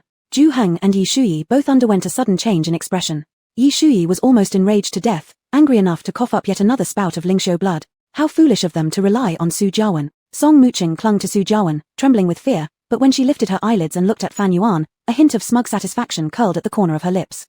The green-robed corrupt cultivator glared at Fan Yuan inside the protective shield and observed the spiritual liquid gradually depleting. His intent to kill surged. Well, your whole body is brimming with essence. Taking you back to refine into a pill would work just as well. Fan Yuan sat cross-legged in the water, completely unaware and oblivious to the impending danger. The green-robed corrupt cultivator broke through the protective shield, forming his fingers into a claw shape, and lunged viciously toward Fan Yuan. At that very moment, a sharp and clear bell sound rang out. On the brink of disaster, a uniquely dressed youth descended from the sky, his feet firmly planted on the corrupt cultivator's shoulders. The green-robed corrupt cultivator paused in surprise and looked up to meet a pair of smiling eyes. In shock, he blurted out, "Where the hell did you come from?" An overwhelming sense of peril spread throughout his body. He couldn't gauge this person's cultivation level at all. What terrified him even more was that he found himself unable to move. Panic-stricken, the corrupt cultivator trembled as he demanded, "Who are you, sir?" The youth remained silent. The corrupt cultivator quickly guessed in his mind. Judging from this person's clothing, it was clearly different from those orthodox sect disciples, meaning they were not allies. He understood. This person must be here for the treasure. The corrupt cultivator forced a flattery-filled smile and coaxed, "Sir, you're surely here for this spiritual liquid, right? Why don't you step down from my shoulder, and we can discuss things rationally? After I eliminate this woman, I'll give you half of the spiritual liquid. How does that sound?" "Not interested," the youth replied. Upon hearing this, the corrupt cultivator's gaze darkened. "To the victor go the spoils. Isn't it a bit too greedy of you to want everything? Are you not curious about who I am?" The youth folded his arms, stepping on the corrupt cultivator's head with ease, looking down at him arrogantly and said, "I am your grandpa." "Grandpa." In the next instant, there was a loud puff. The green-robed corrupt cultivator's head exploded. Chunks of flesh scattered everywhere. Almost half of his body sank into the ground. Xiao Yang descended from the corpse as if he'd simply walked down a staircase. He landed gracefully on the flat ground and nonchalantly dusted off his clothes. Seeing their leader dead, the other corrupt cultivators hesitated, unsure whether to retreat. Take revenge for the boss. Avenge the boss! Someone shouted, and the corrupt cultivators, red-eyed with fury, charged toward Xiao Yang en masse with their weapons raised. Yet, the same one shouting vengeance for their boss had already turned around and fled, disappearing instantly. Chapter 60, Fire Elemental Demon King. A bunch of pseudo-Golden Dan cultivators dare to be so arrogant.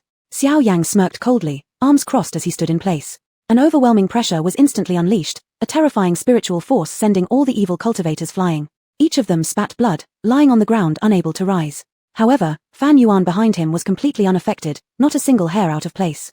Xiao Yang tilted his head and grinned mischievously. This, children, is what a true peak Golden Dan looks like. Every person present changed color. Peak Golden Dan. Xiao Yang was actually at peak Golden Dan. That meant he had been intentionally suppressing his strength earlier. With Xiao Yang stepping forward, all the evil cultivators were immediately dealt with. Song Mubin lowered her eyelids, bit her lip, and her eyes brimmed with frustration. Just a little more, and she would have witnessed Fan Yuan being killed on the spot. Damn it, how could Fan Yuan always have such good luck? When Xiao Yang appeared, Song Mubin knew the spirit liquid would be out of her reach. Her hatred grew, and she was forced to abandon the idea. Xiao Yang clearly didn't even consider this group of evil cultivators a threat. Once he took care of them, he retracted his playful smile, looked solemnly at the Chencha sect disciples, and spoke. The beast tide has come, leave here quickly. Zhu Heng was greatly shocked. What? It was indeed the beast tide. After swallowing a healing pill, Yi Shui had stopped spitting blood, but her face was still deathly pale. Upon hearing beast tide, she exclaimed, how could there be a beast tide in this secret realm? The tremors grew stronger, the cave seemed about to collapse. Xiao Yang shook his head, I don't know. Zhu Heng immediately thought of the Chencha sect disciples who were still outside, and quickly used a sound transmission jade disc to contact Wang Fa. Coincidentally, just as he pulled out the jade disc, Wang Fa was also looking for them. Big brother, third sister, where have you run off to? Holy crap, the beast tide's coming. The jade disc flickered wildly, Wang Fa's shouted voice reverberated throughout the cave. Zhu Heng remained composed, responding, we're fine, little brother Wang. You are leading now, listen carefully. You must lead the disciples away from the beast tide, ensure their safety, do not leave anyone behind. After a moment, Wang Fa's voice calmed down somewhat. Alright, I understand, big brother. And what about you two? Where will we meet up?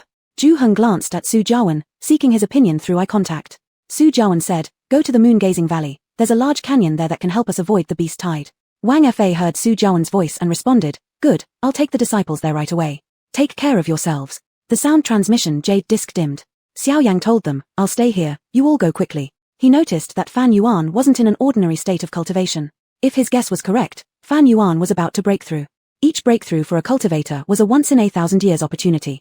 Missing this one could mean waiting an unknown number of years for the next chance. And especially during this crucial moment, disrupting her would be more than just ruining her efforts, it could cause serious harm. Besides Fan Yuan, the small spirit beast by her side was also breaking through, a feat much rarer for spirit beasts compared to cultivators. It was unclear if Fan Yuan was going to break through to the peak foundation establishment level or Golden Dan. Opportunities like these, even Xiao Yang himself would genuinely envy. Xiao Yang chose not to reveal his observations to the others. Let this young lady quietly amaze them. Given the arrival of the beast tide, the cave wouldn't hold up forever against its collapse. They all understood this was no time for hesitation. But Zhu Heng did not feel comfortable leaving Fan Yuan with a stranger, especially Xiao Yang, whose origins were unclear and carried a mysterious, dangerous aura filled with too many uncertainties. Yet Yi Shui was injured and needed to be taken somewhere safe as soon as possible. Zhu Heng hesitated for a moment. At this point, Su Jiawen's voice came from behind, urging, younger brother Zhu, what's there to hesitate about? Let's go already. Zhu Heng was slightly startled and turned back to see Su Jiawen already standing at the passage entrance, cradling his little junior sister in his arms, ready to flee at any moment. Zhu Heng found it hard to believe. As Fan Yuan's elder master brother, Su Jiawen didn't seem concerned at all whether his younger master sister might die in the beast tide. Zhu Heng was about to rebuke when he swallowed his words back. He realized his own position wasn't strong enough to accuse Su Jiawen. Song Mubin clutched at the man's chest garment fearfully, anxiously urging, big brother Zhu, senior sister Yi, it's not safe here. Let's leave quickly. Seventh sister has senior Xiao guarding her side, she'll definitely be fine. Seeing Zhu Heng still standing there, Su Jiawen frowned, unable to understand what he was hesitating over. For the safety of his little junior sister, he no longer intended to wait for them. Infusing spiritual energy into his feet, he turned around without hesitation and disappeared into the mountain cave with the little junior sister firmly in his embrace. Without any trace of regret. For the first time, Zhu Heng and Yi Shui became acutely aware of how precarious Fan Yuan's situation was on the Xianji peak. It seemed that even if Fan Yuan were dying now, Su Jiawen wouldn't feel a trace of sympathy. Yi Shui spat and cursed, filthy bastards. This time, Zhu Heng didn't blame her for being impolite. Xiao Yang said with a wave of his hand. All right, you should go too. Don't worry, as long as I am alive, I'll ensure she remains unharmed. Zhu Heng looked at him earnestly and said, in that case, Xiao friend, please take care of this task for me. This is my identity token. I am Zhu Heng, the eldest disciple under the carefree wanderer of the Tianji sect. Xiao friend, if you help her out, I will owe you a great debt. Xiao Yang casually took the jade disc in his hand and laughed. Sure. Hope Xiao Dao you keeps your word, added Zhu Heng. With one last lingering glance at Fan Yuan, Zhu Heng carried Yishui away. Xiao Yang's abilities were clear to everyone. Having him by Fan Yuan's side allowed Zhu Heng and Yishui to leave with some peace of mind. After they emerged from the mountain cave, they rushed swiftly toward the moon-gazing valley. Once outside, they realized just how severe the situation was. A fierce heat accompanied the storm winds that ripped trees from their roots, dirt flying everywhere as the distance blurred in the haze. The beast tide had already entered the inner perimeter of the secret realm, and distant thundering could be heard, a sound indicating that the earth might soon crack open. Yishui patted Zhu Heng on the back, panicked and shouting, "Senior brother, what's behind us?" Zhu Heng stopped, carrying her. His forehead was soaked with sweat, and every breath felt hot. He possessed golden Dan level strength, allowing him to see clearly up to dozens of miles away. From the far-off distance, flames reached sky-high, resembling an entire mountain on fire at first glance. But two floating orbs of flame looked strange. Squinting his eyes, Zhu Heng tried hard to make out what exactly those fiery masses were through the swirling grey dust and wind. Unsettled, Yishui asked, "Senior brother, it seems like it's getting closer." Zhu Heng's pupils constricted immediately, fear running down his spine. That was no mountain, it was the demon king of this secret realm, and the two blazing orbs of flame were the demon king's eyes. The fire elemental demon king walked slowly but arrogantly, its presence casting a deathly chill over the entire hidden world. Without any time to explain to Yishui, Zhu Heng summoned all his spiritual energy and fled as fast as he could. Even if all the cultivators within the secret realm were to unite, they would not withstand a single blow from the elemental demon king, because the demon king had already achieved the level of a spirit embryo stage cultivator. Now what Zhu Heng feared most was that the appearance of the demon king might cause the collapse of the entire secret realm. If it collapsed, none of the cultivators would be able to survive. All Zhu Heng could do was pray silently, pray that the demon king would only be taking a leisurely stroll, then return to its place when finished. Wait a moment. Something suddenly dawned on Zhu Heng. Fan's senior sister was still inside the mountain cave. If the demon king continued on its current path towards Fan Yuan's location, this would be disastrous. One step from the fire elemental demon king could crush the mountain cave into nothingness. A monster of the spirit embryo stage wasn't something even Xiao Yang could stand against. Zhu Heng's right eyelid twitched uncontrollably. The thing he dreaded most happened anyway. The fire elemental demon king turned its head and began heading directly toward the mountain cave. Seeing it too, Yishui panicked, "Senior brother, that big brute went toward Xiao Lizi's direction. What are we going to do?" Zhu Heng mulled this over, staying silent. Moments later, it seemed he had made an important decision. He set Yishui down gently. "Third junior sister, the moon-gazing valley is ahead. Go there quickly, and I'll send second junior brother to meet up with you." Not moving, Yishui asked, confused, "What do you mean?" Zhu Heng answered, "I'm going to lead the demon king away." "No." Yishui blurted out instantly. "You think you have good judgment?" Yishui yelled furiously, "Who do you think you are? Why are you always trying to show off and act the hero? What a bad habit." But, Zhu Heng attempted to argue.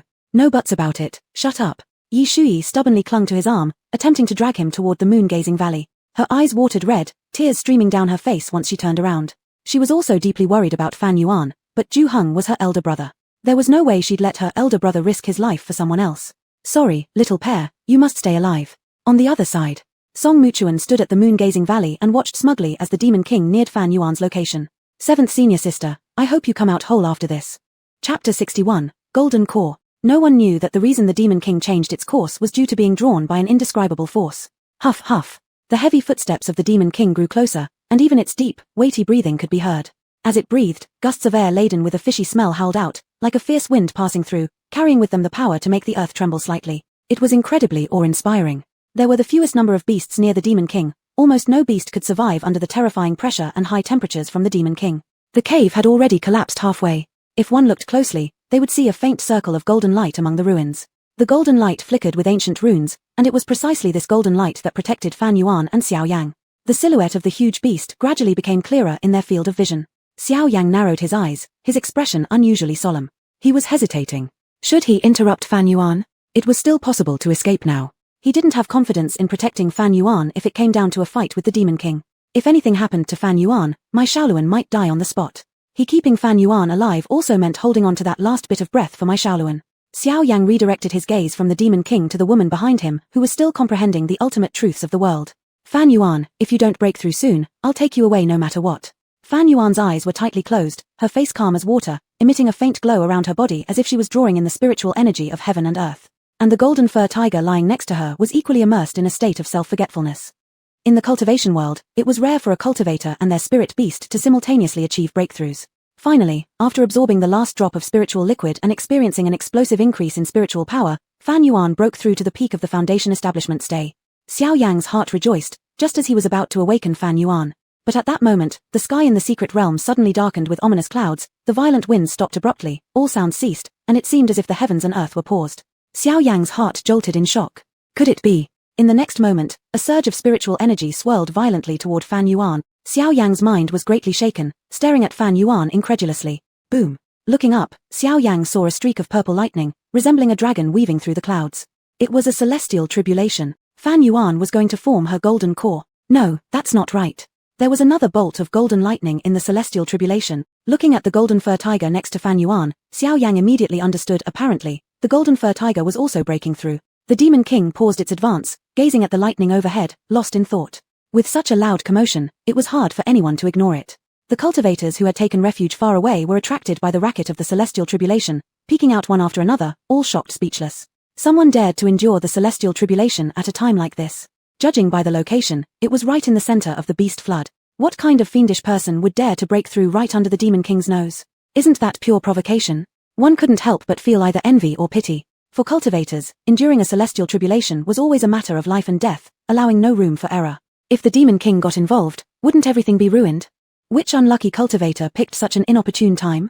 Far off on a flat-topped mountain, a group of beast-taming sect disciples were attentively watching the Demon King's movements. Seeing the celestial tribulation nearby, surprise flashed across their faces. However, this emotion quickly gave way to anxiety. Compared to the unknown cultivator enduring the celestial tribulation, they cared more about the yet-to-appear phoenix spirit bird. Their holy maiden had gone so far as to incite a beast flood to drive out the supreme spirit beast. If even at this point, the phoenix spirit bird hadn't appeared, they would begin doubting whether it even existed within this secret realm. The tall disciple turned to look at the holy maiden beside him, concernedly saying, "Holy maiden, why hasn't the phoenix spirit bird appeared yet? Could it be, it's not even in this secret realm?" The holy maiden cast a glance at him with a hint of disdain, looking at him as though he were stupid. Nevertheless, her voice remained calm as she spoke. "If there wasn't a supreme spirit beast guarding here, do you think the Demon King would be willing to stay at the periphery? Do you think the Demon King isn't staying in the center of the secret realm because it doesn't want to?" They had never considered it from this angle. The tall disciple was scolded until he was awkwardly flushed, laughing dryly, "It's my fault for being dense." "Hush."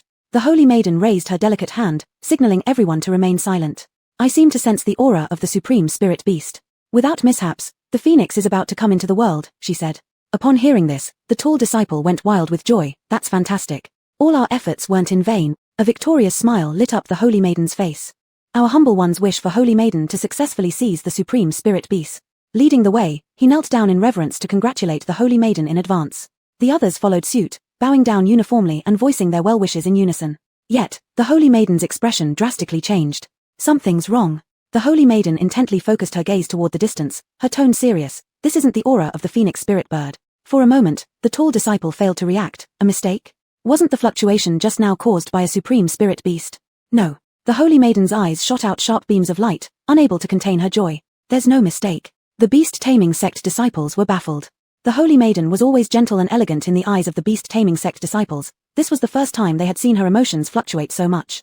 Could it be that the holy maiden means there are 2 top-grade spirit beasts in the secret realm? The holy maiden said with delight, "That's right." Everyone was so excited they couldn't speak. 2 top-grade spirit beasts, how rare. They had actually encountered them. Before they could think of new congratulatory words, the holy maiden's expression changed again.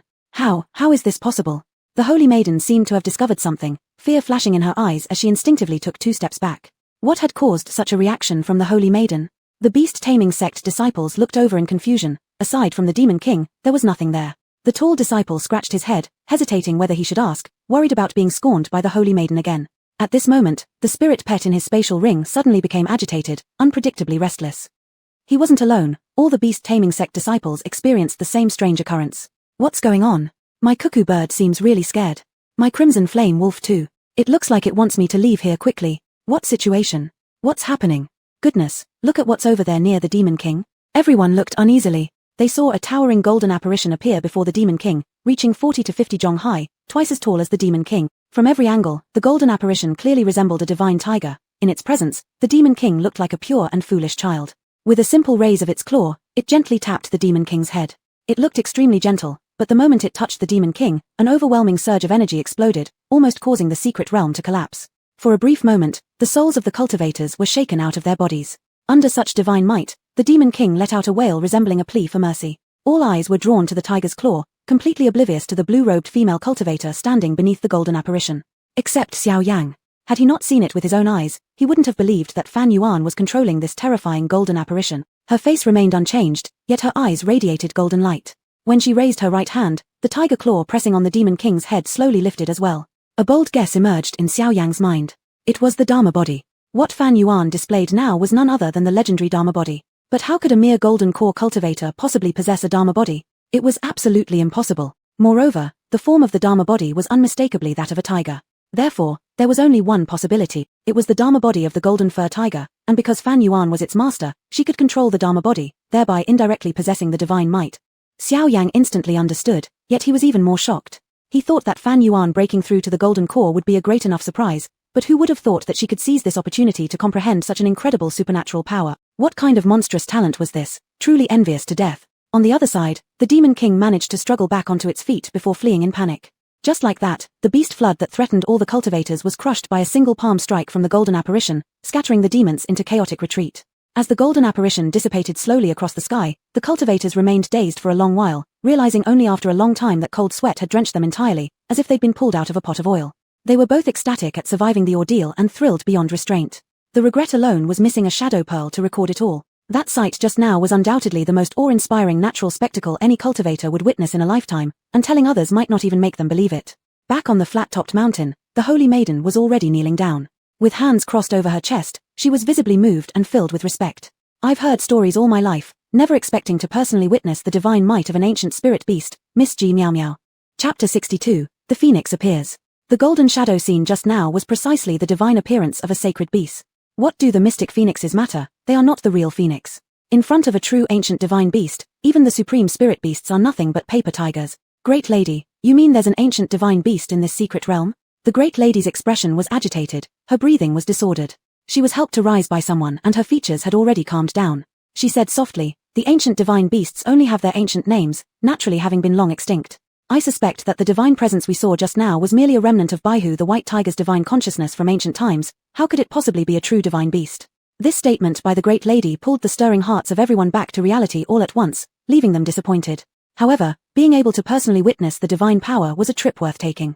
The tall one made a hum sound and pointed far away saying, you look, after the divine power disappeared, that thunder tribulation is also gone. None of them noticed when the thunder tribulation had disappeared, their minds were completely captivated by the divine power appearance just now. The great lady coldly sneered, it is likely that person was already dragged down as collateral damage and perished under the divine power.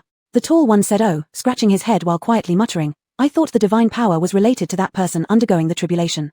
He spoke very softly, grateful that the great lady did not hear it, otherwise he would have been scolded again. Before the ripples of one incident settled, another arose. Of course, this is in reference to the king of demons. Because the supreme spirit beast that everyone had been waiting for, the mystic phoenix bird, has finally appeared. A high-pitched and melodious phoenix cry made the blood of the cultivators boil. After the demon king was driven off, Fan Wan fell straight forward stiffly. Xiao Yang quickly moved forward, extending his hands to gather her into his embrace. Upon discovering she was only unconscious, he let out a sigh of relief. Fan Wan had successfully endured the thunder calamity, and she was now at the initial stage of the Golden Dan realm, worthy of celebration. The golden-threaded tiger had also directly advanced a large level, upgrading from the spirit stage to the earth stage. It was still currently in a state of deep sleep.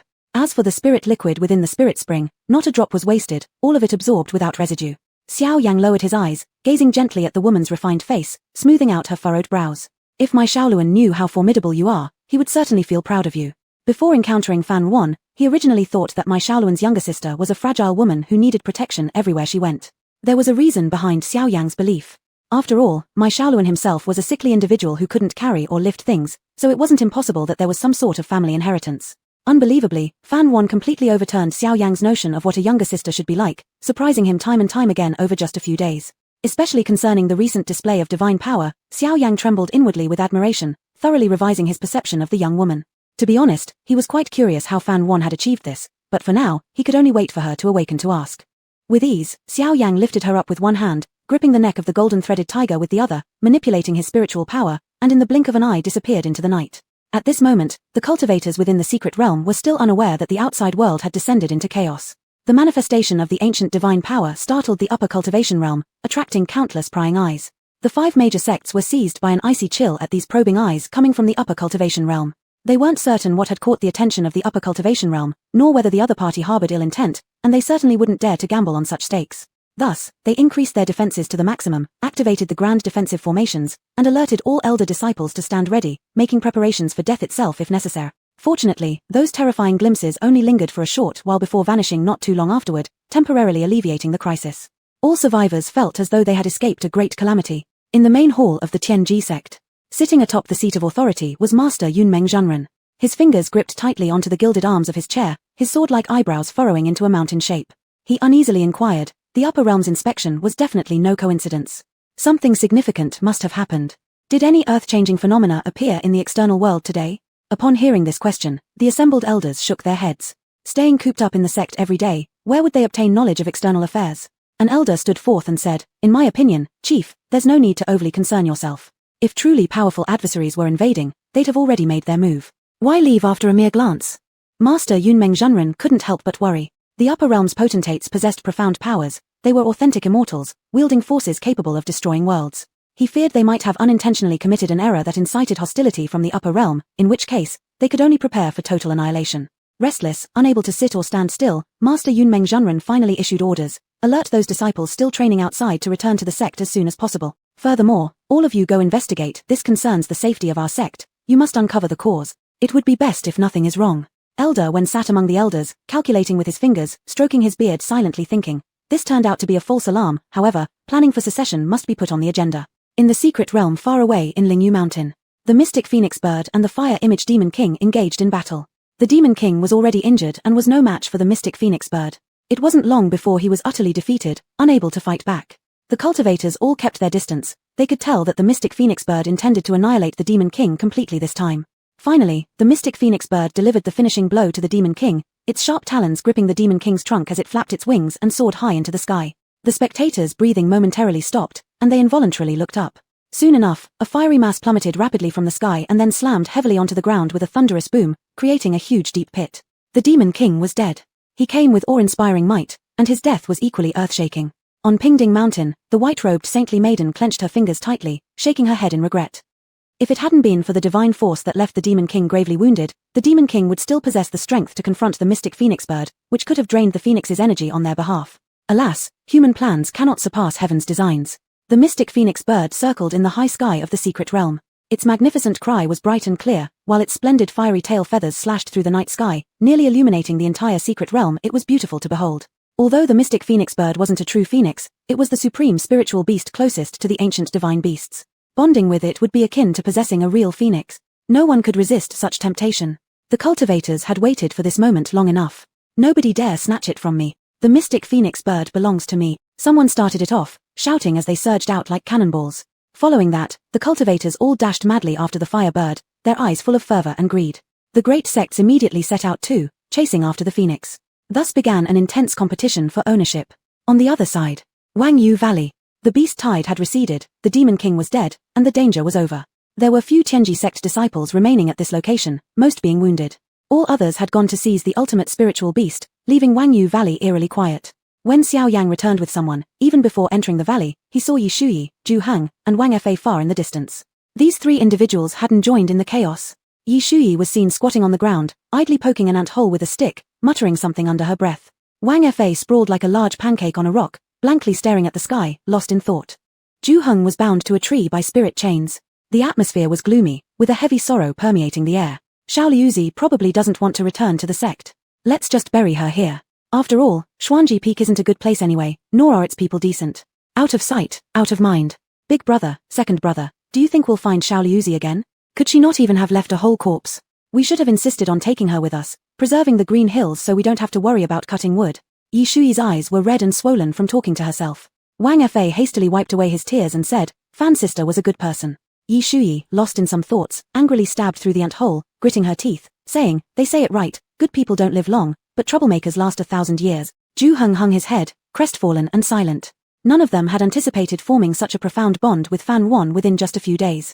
Wang Fa sorrowfully remarked, I thought I heard Fan sister calling me. She didn't get to taste my roasted wild rabbit before she left. Woo woo. In a daze, Ju Heng also seemed to hear that familiar voice, Ju brother. He bitterly shook his head. If Wang Fa was having auditory hallucinations, how come he was too? Little Yezi, why do you ignore me? The three, Ju Heng, Wang Fa, and Yi Shui all froze simultaneously. Wang Fa fell flat on the ground from his rock. The figure before them, could it be anyone other than Fan Wan? Just as Fan Wan was about to ask why Ju Heng was tied to the tree, Yi Shui hurled herself at her, almost knocking her over. Turning around, Yi Shui excitedly shouted toward Ju Heng and Wang Fa, Big brother, she's not a ghost. She's human. It's alive Fan Wan. Fan Wan had returned alive. And she had brought back a fire chicken. What did you say? This is the mystic phoenix bird. Is this the mystic phoenix bird that the cultivators fought bloody battles over, and it just peacefully returned with you? Chapter 63, I don't even want to talk about your eldest master brother. Exactly. It's the phoenix Shen bird. Fan Yuan said, not joking at all. Yi Shui carefully observed the turkey standing on one leg on the stone in front of her. She looked left and right, still unable to believe that this was the phoenix Shen bird that had recently flown in the sky, both splendid and majestic. Wang Fa and Ju Heng also surrounded it to take a look. The feathers of the turkey looked a bit bald, except for its long tail, there was hardly anything phoenix-like about it. As if sensing their disdain, the turkey raised its head arrogantly, gave them a contemptuous glance, then turned away. Its posture was very proud. Yi Shui, Wang Fa. Ju Heng finally broke the silence. Little sister Fan, if this is the phoenix Shen bird, then what about the one the cultivators were fighting over? They clearly saw the phoenix Shen bird flying east, and almost all the cultivators ran to that side. It couldn't be wrong since they witnessed it with their own eyes. Not that they didn't trust Fan Yuan, it was just that this bald rooster reeked of being an imposter from head to toe. They suspected Fan Yuan had been deceived. That's an illusion. The phoenix Shen bird conjured it to fool everyone, those people got tricked. The one who spoke was Xiao Yang. He lazily leaned against a tree and said offhandedly. Finally, they accepted the fact that the turkey was the true form of the phoenix Shen bird. Wang Fa muttered to himself, glad that he had restrained the impulse to roast this bird earlier, otherwise he would have been the one getting roasted. The phoenix Shen bird was a fire elemental spirit beast, capable of burning him to ashes with a single flame. Ju Heng noticed something very different about Fan Yuan's aura and exclaimed in shock, Little sister Fan, did you just complete the condensation of the golden pill? It wasn't a question but a definitive statement. Fan Yuan smiled and nodded slightly. Wang Fa, holy crap. So, the person going through tribulation during the beast tide was you. Fan Yuan, seems so. She could barely recall anything about what happened at the time. She unknowingly completed her tribulation and became a golden core cultivator, quite wondrous. Ju Heng sincerely rejoiced for Fan Yuan, little sister Fan, at your current cultivation speed, it probably won't be long before you surpass me. Ju Heng felt relieved. Fan Yuan smiled faintly, all thanks to the spiritual liquid, plus a bit of good luck. By the way, I owe you all for protecting me back then. Ju Heng, the one you owe the most is him. This him naturally referred to Xiao Yang. Yi Shui recounted the battle inside the cave against the malevolent cultivator, focusing on how Xiao Yang saved Fan Yuan at a critical moment while also disparaging Su Jiawan a few times. As for your eldest master brother, Yi Shui ended her story with these words, I don't even want to talk about him. So many things happened without my knowledge. Fan Yuan murmured softly, then shifted her gaze to Xiao Yang, who was nearby meditating with his eyes closed, looking complex. She had always regarded Xiao Yang as a potential enemy, due to issues from a previous life. She harbored preconceived notions and some unconscious bias against him. But he had saved her life. So, it turned out she had misjudged him. Fan Yuan pursed her lips lightly, stepped forward toward Xiao Yang. No matter whether Xiao Yang was an associate of Song Muchuan or not, he had done her a favor, these were separate matters. Fan Yuan stood solemnly in front of Xiao Yang, bowed earnestly. Thank you greatly, Daoist Xiao, for saving me. I'm deeply grateful. If there is ever anything you need of me in the future, I will not hesitate. Xiao Yang opened one eye, his gaze flickered. He straightened up, saying meaningfully, there actually is something I need your help with. Fan Yuan, please go ahead and tell me. Xiao Yang walked slowly while speaking, his hands behind his back. I have a very important friend. His body is extremely weak, spending all year long in the quadruple courtyard accompanied by medicinal herbs. His greatest regret in life is not being able to see the vast and beautiful landscapes of the world like normal people do. Upon hearing this, Fan Yuan could roughly guess who Xiao Yang was referring to. So, I'd like you to see these things for him. Xiao Yang stopped walking, turned his head, looked at her with an indescribable expression in his eyes. Fan Yuan let out a soft ah, pointing at herself. Me? Xiao Yang nodded affirmatively, yes. Fan Yuan hesitated, but, how can I help him see? Xiao Yang chuckled, replying, it's very simple. Every place you go in the future, remember to send him a message. Describe the scenery you see in your letter. Fan Yuan, is it really that simple? Xiao Yang folded his arms, exactly. What do you say? Fan Yuan, though a little puzzled, still answered decisively, all right. Xiao Yang grinned brightly, including this time, too. Fan Yuan responded, sure. Suddenly, Yi Shui thought of a very key issue. She couldn't help but interrupt them, inserting a word. Wait, Xiao Li Zi, why did the phoenix return with you? Yi Shuyi's eyes widened suddenly. Don't tell me, you made a contract with it. Fan Yuan was caught between laughter and tears. Of course not. I already have Big Orange, how could I possibly make a contract with a second spirit beast? At this moment, Big Orange lay obediently at Fan Yuan's feet, its eyes fixated on the phoenix, its gaze faintly hostile. Wang Fa was so curious he was about to explode, stepping up and asking, then why would it be willing to follow you? The phoenix Shenbird was an exceptional spirit beast, possessing intelligence beyond that of ordinary people, and also having an arrogant nature, so how could it be so easygoing? Ju Heng didn't say anything, but his eyes were filled with curiosity. 6 pairs of eyes stared unblinkingly at Fan Yuan. Fan Yuan inexplicably felt pressured, taking a small step back and touching her nose as she said, because it wanted to make a contract with me, but I refused. All 3 were shocked speechless. In some place far outside Moongazing Valley, cultivators were pulling out all the stops, all wanting to be the first person the phoenix Shenbird sees, but when they arrived, there was no sign of the phoenix. That's strange, we clearly saw the bird fly this way, so where has it gone? That's right, such a large bird, how could it vanish like that? Keep searching, dig up every inch of earth if we have to find it. The cultivators began a thorough search. But the Tianji sect, under Song Mutuan's guidance, had come to the entrance of the Phoenix Swanbird's cave. The cave entrance had restrictions, extremely hidden. Song Mutuan knew that the Phoenix Shenbird was very intelligent. Those stupid cultivators had only seen the illusions conjured by the phoenix, while the real phoenix must have returned to its cave. In the original storyline, the phoenix fought with the demon king, both sustaining injuries, then deceived the cultivators with an illusion, its real body returning to the cave to recuperate. And Yi Shuyi accidentally found this place, then kindly treated the phoenix's injuries. The phoenix was greatly moved, thinking that Yi Shuyi had good potential, thus willingly making a contract with her. Jiao Miao Miao, the holy maiden of the beast taming sect, thought she could secure the phoenix easily by using the phoenix grass, but unexpectedly Yi Shuyi took it from her, causing enmity between the two ever since. Song Mutuan didn't have confidence that the phoenix would recognize her, so she also intended to use the help of the phoenix grass. Thinking of this, Song Mutuan became incredibly angry. All thanks to Fan Yuan for destroying her phoenix grass. However, what Song Mutuan never expected was that Yi Shuyi would give up looking for the phoenix Shenbird, instead choosing to stay in Moongazing Valley waiting for a dead man to return, truly unintelligent behavior. Well, it saved her the trouble of having to scheme against Yi Shuyi. Little junior sister, are you sure the phoenix Shenbird is inside? The speaker was Su Jiawen. Here besides the two of them, there were also a few disciples from the Tianji sect. Song Mutuan believed in her own judgment, confidently saying, Big brother, trust me, the phoenix is definitely inside. You wait for me outside, I will go in alone. She was already bursting with impatience. Su Jiawen grabbed her hand, uneasily saying, I should still go in with you just in case something dangerous happens. Of course Song Mutuan wouldn't let Su Jiawen go in. What if the phoenix Shenbird favored Su Jiawen? She had come here for the supreme spirit beast, even her beloved big brother couldn't take it from her. Chapter 64, Sowing What They Have Reaped. She offered Su Jiawen a reassuring smile and whispered softly, the phoenix Shenbird is injured and should not be disturbed. I will go inside alone. Brother, please rest assured, nothing bad will happen to me. The phoenix Shenbird was the most pure and benevolent spiritual beast in the world, harmless to cultivators. As long as she didn't harm it, it wouldn't attack her. Song Musin was confident about this fact since she valued her life as well. Su Jiawen's eyes were full of worry, it seemed he couldn't bear to leave her side for even a second.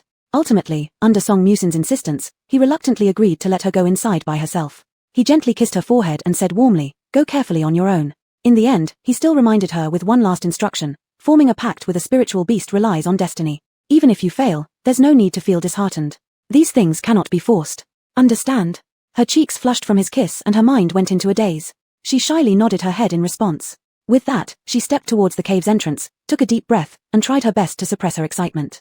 Phoenix Shenbird, here I come. Su Jiawen and the Tianji sect disciples watched as her figure disappeared into the cave. Su Jiawen furrowed his brow in anxiety, subconsciously pressing on his right eyelid which wouldn't stop twitching. A vague sense of unease gnawed at him. Apart from Su Jiawen who genuinely hoped Song Musin would return with good news, the disciples wore mixed expressions, harboring dissatisfaction within their hearts. They all thought to themselves, why must Song Musin be the first one to enter? Although it was she who found the cave, throughout the journey, she hadn't contributed much effort while they had been fighting fiercely to protect her, it was simply unfair. With Su Jiawen present, the disciples only dared to complain silently, seething inwardly but saying nothing outwardly. Not too long after, sounds emanated from the cave. Next, Song Musin came running out in a way that did not match her usual poise, stumbling awkwardly, her face pale with terror. Behind her came a thick black cloud of bats flapping their wings in chaotic unison as they swarmed out of the cave. Big brother, save me, Song Musin screamed, falling flat onto the ground with a thud. Her body was smeared with bat droppings, emitting a strong stench. The smell wafted over, causing the disciples to wrinkle their noses in distaste and simultaneously cover them with the cuffs of their sleeves. Without hesitation, Su Jiawen rushed forward and lifted her up without any sign of disgust on his face. His expression flickered with anger and concern. Raising his hand, he used his spiritual energy to drive away the entire swarm of bats, then finally freed his hands to comfort his frightened junior sister. Big brother, those bats are so scary. What happened inside? Take your time, tell us slowly. Frightened to the point where she could barely think straight, Song Musin's mind was consumed by visions of the horrifying bats. Sobbing uncontrollably, she managed to say, maybe I came to the wrong place. The phoenix shenbird isn't here. Su Jeon's tone remained calm and steady. It's fine, then we'll look somewhere else. Tightly clutching onto his collar in fear, Song Musin nodded repeatedly, eager only to leave this place quickly. After the members of the Tianji sect disappeared, several disciples of the Yu sect emerged from hiding. How could Song Musin have anticipated that she had arrived just a step too late? The Yu sect had already discovered this cave beforehand, and they, too, had found it empty, as there was no phoenix shenbird inside. Reflecting on their series of setbacks, the saintess surmised that someone must have been deliberately causing trouble for them, opposing the Yu sect's intentions. So, they had decided to wait here, using themselves as bait. Then they waited until they saw the members of the Tianji sect. The bats inside the cave were intentionally placed there by them, and upon seeing the female disciple from Tianji sect scared off by the bats, they felt secretly pleased. Damn it. So it's the Tianji sect causing us trouble. But how did the Tianji sect learn about the existence of the phoenix shenbird? The saintess suddenly spoke up. Who is that white-robed woman cultivator? The tall one paused for a moment before answering. Judging from her relationship with Su Jeon, she must be a new disciple taken in recently by the master of Tianji sect. Her name seems to be Song Musin. Is the holy maiden suspecting her? The saintess pondered for a brief moment before replying. It was she who guided the others of the Tianji sect to this location, meaning she must have known the whereabouts of the cave long ago. Coincidence like this does not exist in the world. She coldly snorted once more. Besides, there remains the faint residual scent of phoenix grass on her. The fists of the tall man clenched tightly together with an audible cracking sound. He spat angrily. So it was her playing tricks behind our backs. The saintess lost herself in contemplation for a bit, her eyes narrowing slightly. Then, her voice turned icy cold as she commanded, the phoenix grass should be on her person. Keep close watch on them, seize the opportunity to capture that woman. It's absolutely imperative that we reclaim the phoenix grass. And also, she added, interrogate her thoroughly, and I want to know exactly how she came across the information about the phoenix shenbird. The disciples of the Yu sect collectively responded in affirmation. Subsequently, several shadows ghosted through the forest and vanished. Fan Yuan, Yi Shuyi, and the others returned to the encampment area set up by the Tianji sect within Moon-Gazing Valley, with the phoenix shenbird trailing along merrily behind them. Though it refused to form a contract with anyone, it followed them proudly, behaving haughtily yet obediently. Other than those in the know, no one thought that it was the legendary top-grade spirit beast. Its appearance differed greatly from that of a phoenix, and it had concealed the unique aura of a top-grade spirit beast. Hence, all who saw it assumed it to be an unnamed common spirit beast from the secret realm. No one would have associated it with the lofty phoenix shenbird. Besides, Fan Yuan's appearance had drawn everyone's attention, so nobody paid any mind to that unremarkable and ugly fiery bird. Senior sister, it's so good that you've returned safely. Woo, we all thought you were gone. Fut, don't talk nonsense. Senior sister has always been blessed with good fortune. I'm perfectly fine now, see? Senior sister, let me tell you, you missed a grand spectacle. That golden figure was incredibly powerful. It drove off the demon king with just one palm strike. It was truly. The disciples surrounding Fan Yuan were all in the foundational stage of cultivation. With their clear and bright eyes, they chattered endlessly about what had happened earlier. It was nothing but how impressive the golden figure had been and how the phoenix had killed the demon king. Never would they imagine that Fan Yuan played a crucial role in all that. Fan Yuan hadn't felt the warmth of being surrounded by people like this for a long time, and moreover, it was all filled with kindness, which made her feel somewhat sentimental. Come to think of it, it was rather laughable. In the previous life, Su Jeon had criticized her character, saying she wasn't as amiable as Song Musin, who got along well with others and was beloved by the disciples. So, she forcibly suppressed her true nature, putting on a facade and imitating Song Musin, striving hard to please the people around her and becoming more and more unlike herself. But even after lowering her posture and humbling herself to serve others, she failed to win others' affection. Instead, more and more people despised and disliked her. Su Jeon had even said she was trying too hard to mimic someone else and beyond saving, completely shattering her self-respect. Now, reborn back to this life, she no longer cared about others' opinions, doing only what she wanted, without deliberately maintaining relationships with others. And yet, they had suddenly started liking her. Turns out, you didn't need to flatter people to gain their affection. Fan Yuan couldn't quite describe how she felt. The young disciples kept chatting incessantly until Wang Fa ordered them not to disturb senior sister's rest. Only then did the crowd reluctantly disperse. Fan Yuan sat by the campfire, holding Big Orange in her arms. The warm yellow glow of the fire illuminated her face, giving her a tranquil look. Han and Ming came over and sat next to her, glancing at her several times before finally speaking. Little Seven, seeing that you're all right has set my mind at ease. Fan Yuan gave a lukewarm millimeter hum. Han and Ming lifted his broken hand to show Fan Yuan, looking bitter. Look, this might be karma coming back to bite me. Fan Yuan remained cold and distant, too lazy even to say polite words. She felt absolutely no sympathy for Han and Ming, nor curiosity about how he had lost his hand. If she were to express any opinion, she had only 4 words to give him. Karma is cruel. Han and Ming's anticipated concern never came, leaving him feeling somewhat disheartened. Little 7, I'm sorry. I shouldn't have hit you back then. Han and Ming sincerely apologized to Fan Yuan. I promise, I will never lay a hand on you again. Han and Ming thought Fan Yuan was still unwilling to speak to him because of the incident where he slapped her in the inn. Upon hearing this, Fan Yuan didn't even lift an eyelid, slowly stroking the golden-threaded tiger's fur. She had heard this promise countless times in her past life. Whether or not she believed him was none of his business since he would still hit her anyway. Thus, she chose to keep silent. Fan Yuan's coldness thoroughly wounded Han and Ming's heart. That familiar sensation arose once again. His eyes gradually turned bloodshot, his facial muscles twitching slightly, veins popping out at his temples as he clenched his teeth and tried hard to suppress something. His neck and face turned red, tinged with purple. Because the firelight was shining on his face, for a moment, no one noticed his abnormality. In a hoarse voice, he tried to sound calm. Little 7, can't you forgive your senior brother? Fan Yuan was already annoyed and made a gesture as if to leave. At this moment, Han and Ming gritted out a few words through his teeth. Would you forgive me only if I die? Chapter 65, As long as I die, Xiao Qi will forgive me. Fan Yuan paused. A flash of surprise crossed her eyes. This didn't seem like something Han and Ming would say at all. Shouldn't he have said, Fan Yuan, you're nothing but a curse, and if you died, Shenji Peak could return to what it was. That's what Han and Ming would usually say, not beg for her forgiveness by threatening death. Han and Ming remained seated, looking up at Fan Yuan with an unclear expression in his eyes. Is it only my death that will make you forgive me? Han and Ming repeated, his voice hoarse. It was as if he really would die if he couldn't gain Fan Yuan's forgiveness. Fan Yuan lowered her gaze, her lips slightly curling, offering an ambiguous answer, maybe. After speaking, Fan Yuan left with a step, leaving behind a dazed Han and Ming. Suddenly, a gleam of spirit appeared in his eyes, and he became incredibly elated. Great, Xiao Qi will still forgive him. If he dies, Xiao Qi will forgive him. Han and Ming abruptly stood up, heading toward the fire pile. Suddenly, a hand pulled him back. Fourth elder brother, what are you planning to do now? Looking back, it was Lin Songfeng. The toxins in his body were gradually dissipating, and Lin Songfeng had recovered consciousness.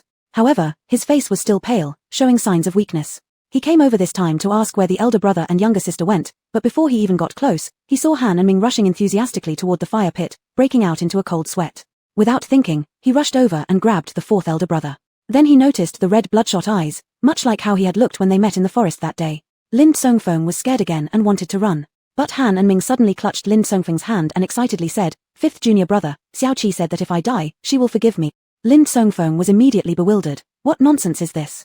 Han and Ming panted heavily. Junior brother, don't stop me. I'm going to die right now. Han and Ming looked ready to die nobly, trying to break free from Lin Songfeng's grasp to leap into the bonfire. Lin Songfeng instantly calmed down in terror and hugged his waist tightly, shouting, Calm down, will you? Not only did Han and Ming seek death, but he also extended a grand invitation. Fifth junior brother, why don't you join me in death? This way, Xiao Qi will also forgive you. Lin Songfeng was utterly terrified. What was fourth elder brother babbling about? Grass. Han and Ming was truly insane. Lin Songfeng quickly shouted at the top of his lungs for help. Hearing the commotion, the disciples rushed over. After rescuing Lin Songfeng from Han and Ming's grip, they worked together to control Han and Ming, who behaved like a mad dog. Finally, Yi Shuyi arrived with a rope for binding immortals and struck him with a palm strike. Han and Ming passed out, and this perilous farce finally subsided. The disciples collapsed onto the ground, gasping for breath. Han and Ming was known for his good temper and gentle nature. They had almost forgotten that he was a physical cultivator. Yi Shuyi wiped the sweat from his forehead and said, What's wrong with him? Why does he suddenly want to die? Wasn't it said that his poisoning wasn't deep? Xiao Yang crouched beside Han and Ming, prodding his face, unable to come up with an answer. The poison of the purple spider only induces hallucinations and manifests most severely on the day of poisoning. Logically, after several days, there should be little poison left in the body, which shouldn't cause harm. Xiao Yang just wanted to teach him a lesson, not kill them. Lin Songfeng said nothing, rolling up his sleeves, and stormed off to find Fan Yuan. Xiao Yang squinted his eyes, preparing to follow, but reconsidered the idea. Lin Songfeng was merely a mid-stage foundation establishment cultivator, while Fan Yuan was already a gold core cultivator. Being a gold core cultivator meant if she could be bullied by a foundation establishment cultivator, then all her efforts in cultivation would be meaningless. Lin Songfeng angrily found Fan Yuan, yelling, Fan Yuan, you menace, knowing what kind of person fourth elder brother is, you still incited him to commit suicide. Why don't you die instead? Fan Yuan was sitting cross-legged on a tree. Hearing this, she cast a lofty look downward at him. Lin Songfeng pointed at her, spluttering with saliva, hiding on the tree because you know you've done wrong, isn't that right? If you've got guts, come down here. As soon as the words left his mouth, Fan Yuan landed in front of him, her hands clasped behind her back, giving him a cold look. Even the unintentional aura of a gold core cultivator could make a foundation establishment cultivator feel instinctive fear. Though Lin Songfeng was indeed intimidated, it never occurred to him on this level. After all, Fan Yuan's cultivation was higher than his by a small stage. He involuntarily took 2 steps back, warning her, Why you, what do you plan to do? Fan Yuan's crimson lips parted slightly, replying indifferently, wasn't it you who told me to come down? Hearing this, Lin Songfeng couldn't help but feel smug. He knew Fan Yuan was still the same pushover as before, easily manipulable. Lin Songfeng coughed lightly, regaining his composure. He took out a shadow pearl from his bag of holding and tossed it twice in his hand before saying, "Since you're so cooperative and obedient, I'll go easy on you. This will be a light punishment with a heavy warning." Fan Yuan arched an eyebrow as if to signal she was all ears. Lin Songfeng pointed at the ground and said, "Now, get down on your knees. Slap yourself in the face, and loudly confess that you have low morals and are beyond redemption, and unworthy to be the master's disciple." Then, Lin Songfeng came up with another idea and added, "Also, say that you're inferior to the young miss everywhere, envying her. From now on, you must take the young miss as a role model and become a good person. The key point is, you must obey fifth brother completely. If I tell you to go east, you can't go west. Violating this vow means you'll be struck by lightning." Fan Yuan asked, "Are you done?" Lin Songfeng thought for a moment, confirming he had nothing more to add. He nodded and said, "That's all, now you can kneel down. Remember, everything I just said, don't dare to skip any part, don't try to outsmart me." Proudly raising the corners of his lips, Lin Songfeng warned softly, "If you make any mistakes in the future, I'll reveal this shadow pearl." Suddenly, a furious shout sounded from behind him. "Little brother Lin," it was Zhu Heng. When Zhu Heng noticed Lin Songfeng was missing, he guessed that Lin would come to bully Fan Yuan. Sure enough, here he found little brother Lin and heard firsthand how the latter bullied and made things difficult for Fan Yuan, kneeling down and slapping one's own face. Such things happening among disciples were unimaginable to Zhu Heng in the past. Yet, Lin Songfeng spoke about it so casually. From this, it could be seen that oppressing Fan Yuan had become a habit for Lin Songfeng. Witnessing this made Zhu Heng realize something. How much suffering has Fan Yuan endured at Xianji Peak? If it weren't for Senior Master Yunmeng turning a blind eye, how could the disciples beneath treat Fan Yuan like this, seeing her as someone they could oppress at will? Zhu Heng was trembling with anger, yet also filled with dread. Even after chanting calming mantras, Zhu Heng could not suppress the fury rising within him. "Little brother Lin, how can you treat your own junior sister like this? You've gone too far." Lin Songfeng did not expect Zhu Heng to appear here. Frowning, he replied, "As her senior brother, it's my duty to correct her faults when she makes mistakes. What's wrong with that? I know she currently gets along well with all of you. But, big brother Zhu, this is Xianji Peak's matter. It's none of your business. Please stop interfering." Lin Songfeng felt strange. Normally, Zhu Heng was quiet like a sealed bottle. Why would he step up for Fan Yuan? Clearly, Fan Yuan must have shamelessly flattered him these days. Reflecting on this, Lin Songfeng despised Fan Yuan even more. How could Zhu Heng stand idly by while Fan Yuan was treated unfairly? Just as he was about to speak on her behalf, the young girl shook her head slightly at him. She appreciated Zhu Heng's kindness. Lin Songfeng was right. This was indeed Xianji Peak's matter, unrelated to outsiders. Let them handle it internally. Zhu Heng sensed Fan Yuan's intent through her gaze and instantly calmed down or perhaps relaxed, recalling her current cultivation level. Fine, letting Fan Yuan handle it herself would probably feel better than his intervention. Zhu Heng stepped back, reverting to his usual taciturn wooden face. Lin Songfeng smirked, taking on a pedantic demeanor as he taught. "Big brother Zhu always neglects management and spoils his juniors too much, hence breeding a spoiled and arrogant Yishuyi. Take a look, big brother Zhu, at how I discipline my junior sister." "Oh, then let's see how you plan to discipline me." Fan Yuan stepped forward, unleashing a tremendous pressure in an instant. The entire force pressed toward Lin Songfeng, catching him completely off guard. Without any chance of resistance, Lin Songfeng fell to his knees with a thud. This was the pressure of a gold core cultivator. Shocked, Lin Songfeng immediately assumed that Zhu Heng had somehow tampered with the situation secretly to help Fan Yuan. "Zhu Heng, you." Glaring furiously at Zhu Heng, he suddenly realized that the pressure wasn't coming from Zhu Heng. There was only one other possibility then. His eyes flickered back to Fan Yuan, who he intended to teach a lesson, pupils gradually dilating. Chapter 66, Another One Gone Mad. Fan Yuan took one step at a time, approaching slowly and steadily. As she got closer, the oppressive force grew stronger. The weight pressing on Lin Songfeng felt like 1,000 catties, squeezing his internal organs. Spit, Lin Songfeng coughed up a mouthful of blood. The blood sprayed onto the ground. The hands propped up on the ground were trembling uncontrollably, almost about to break. When Fan Yuan arrived in front of him, Lin Songfeng had already been forced to bow, with his head hitting the ground heavily. He had lost all ability to resist. Kneeling before his previously disdainful junior sister was more painful for Lin Songfeng than eating feces. Fan Yuan's icy voice descended from above. "Senior brother, this is not how someone of mere foundational cultivation speaks to a gold core cultivator." Lin Songfeng's veins bulged as he tried to resist the pressure. Despite giving it his all, he could only lift his head slightly, unable to even clearly see Fan Yuan's face. A look of shock and disbelief flashed in his eyes. Clutching his teeth, he said word by word, "How can you possibly be a gold core? Brother Lin, don't you know that after 3 days apart, one should look with fresh eyes?" Zhu Heng slowly said, finally allowing a hint of smile into his tone. Zhu Heng looked at Fan Yuan with a mix of satisfaction and pride in his gaze. Earlier, he still worried that Fan Yuan would be soft-hearted towards her senior brother who had harmed her as before, but now he was completely reassured. Fan Yuan looked down at Lin Songfeng from a high position and said, "In the past, I have always endured because I considered you not just my senior brother. But you exploited this fact, treating me poorly and humiliating me countless times. All my efforts were regarded as your due right. If I did not value you so much, do you think you'd be anything? Do you really consider yourself so significant?" Lin Songfeng blankly stared at the tip of Fan Yuan's shoes, trying to speak but finding himself choked. "I make this crystal clear to you now, henceforth I will no longer address you as senior brother, nor will there be an iota of tolerance or leniency from me anymore." Fan Yuan's tone was calm and resolute, her words were sharp like blades, cutting deep into the heart. "If you dare offend me again like today, don't blame me for being merciless." Having said that, Fan Yuan shifted her gaze and looked at Ju Heng. "Senior brother Ju, let's go." Ju Heng nodded, glanced at Lin Songfeng and shook his head saying, "Junior brother Lin, you should feel ashamed." Then both Fan Yuan and Ju Heng left. The pressure around Lin Songfeng disappeared long ago. Yet he remained in the kneeling posture motionless, with a vacant expression. Incidentally, the shadow recording pearl had recorded the scene just now. Replaying repeatedly were Fan Yuan's decisive words. "From now on, I won't call you senior brother anymore, neither will I tolerate or give any leeway." Every single word of Fan Yuan was crystal clear, along with Ju Heng's last comment, "You should feel ashamed." Lin Songfeng mused, dazedly, was he really wrong?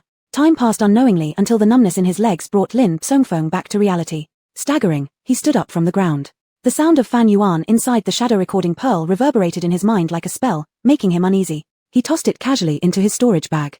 Rubbing his face, he somewhat regained his spirits. Teeth clenched, he declared fiercely, "I wasn't wrong, that's right, I'm not wrong." However, deep within his heart, another voice roared, "Lin Songfeng, you're not only wrong but utterly mistaken." It was undoubtedly his own voice. Lin Songfeng was greatly startled. How could he hear his own voice? Looking around, everything was quiet, no strange sounds reached his ears. He patted his own face, ready to take a breath of relief. Suddenly, he heard his voice again.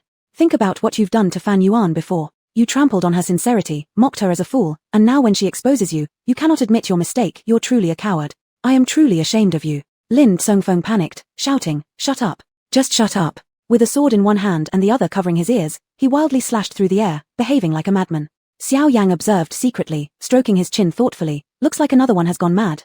Junior sister Fan, if you feel aggrieved or upset, let it all out. Anyway, don't hold it in, otherwise the heart demon might grow." Ju Heng trailed behind Fan Yuan, lagging a step behind. Not knowing how to console, he could only offer such rigid comfort. Fan Yuan stopped, softly asking, "Senior brother Ju, do you think I went too far earlier?" If asked before, Ju Heng might have thought Fan Yuan went a bit too far.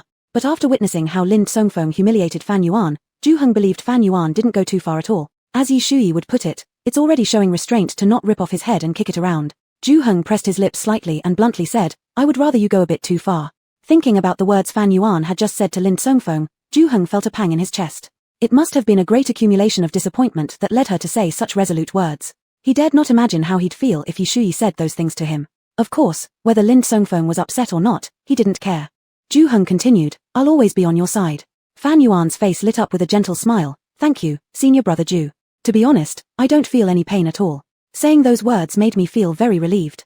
This was truly how she felt. In the past, she endured repeatedly, swallowing all sorts of grievances, bearing everything herself. But her tolerance only brought others an even greater reason to offend and humiliate her, making her doubt herself. Was she really so inadequate, deserving all this suffering? Now she understood. She carried herself uprightly and lived honestly. She did nothing wrong. She wouldn't torment herself anymore and wouldn't doubt herself anymore. Ju Heng scrutinized her carefully and, realizing she wasn't pretending, felt a sense of relief at the bottom of his heart. It seemed that Fan Yuan had truly let go. No, she should have let go long ago. Otherwise, her cultivation level wouldn't have increased so rapidly. Ju Heng felt a hint of shame. He had underestimated Fan Yuan's resolve. Thinking of this, Ju Heng couldn't help but worry for his fellow disciple. If the old Fan Yuan came back, could Shuyi still catch up with her? Speaking of which, coincidentally, Yi Shuyi arrived hastily from afar, looking flustered. "Where did you guys go?" "Something has happened." Ju Heng's expression changed slightly. All the disciples stationed in Wangyu Valley were accounted for, so the incident could only involve those who hadn't returned yet. Yi Shuyi looked at Fan Yuan and said, "Your junior sister is missing." "Fan Yuan, isn't she with Su Jewen?" Almost implying, if Su Jewen cherished Song Muchen so much, how could he possibly lose her? Yi Shuyi replied, "Apparently, they made Song Muchen enter the mountain cave alone to look for a spiritual beast, and she hasn't come out since. Isn't it strange?" This spiritual beast referred to the phoenix Shenbird. Naturally, they had not yet told anyone else about the phoenix. The phoenix returned along with Fan Yuan. Though it didn't form a contract with her, it could still be considered as found by her. Hence, Fan Yuan held the decision-making power over what to do with it. Before that time, none of them intended to divulge a word to anyone. Fan Yuan showed little concern with a casual "oh," then glanced around and asked, "Where's Master Wang?" Yi Shuyi replied. He went to help find her. Su Jiawen is already frantic. At that moment, there was a rustling sound above them from flapping wings. The phoenix Shen bird gracefully descended from a tree, its posture elegant and strikingly beautiful. But upon landing, it twisted its foot slightly. It almost seemed as if one could read awkward off its face. Fan Yuan tilted her head and stared at it, then picked it up and observed it closely. Yi Shuyi also leaned in curiously, asking, "What's wrong with it?" Fan Yuan suddenly realized, now I understand why it was standing on one leg all the time. Its other foot is injured. Let me take a look, Yi Shuyi said.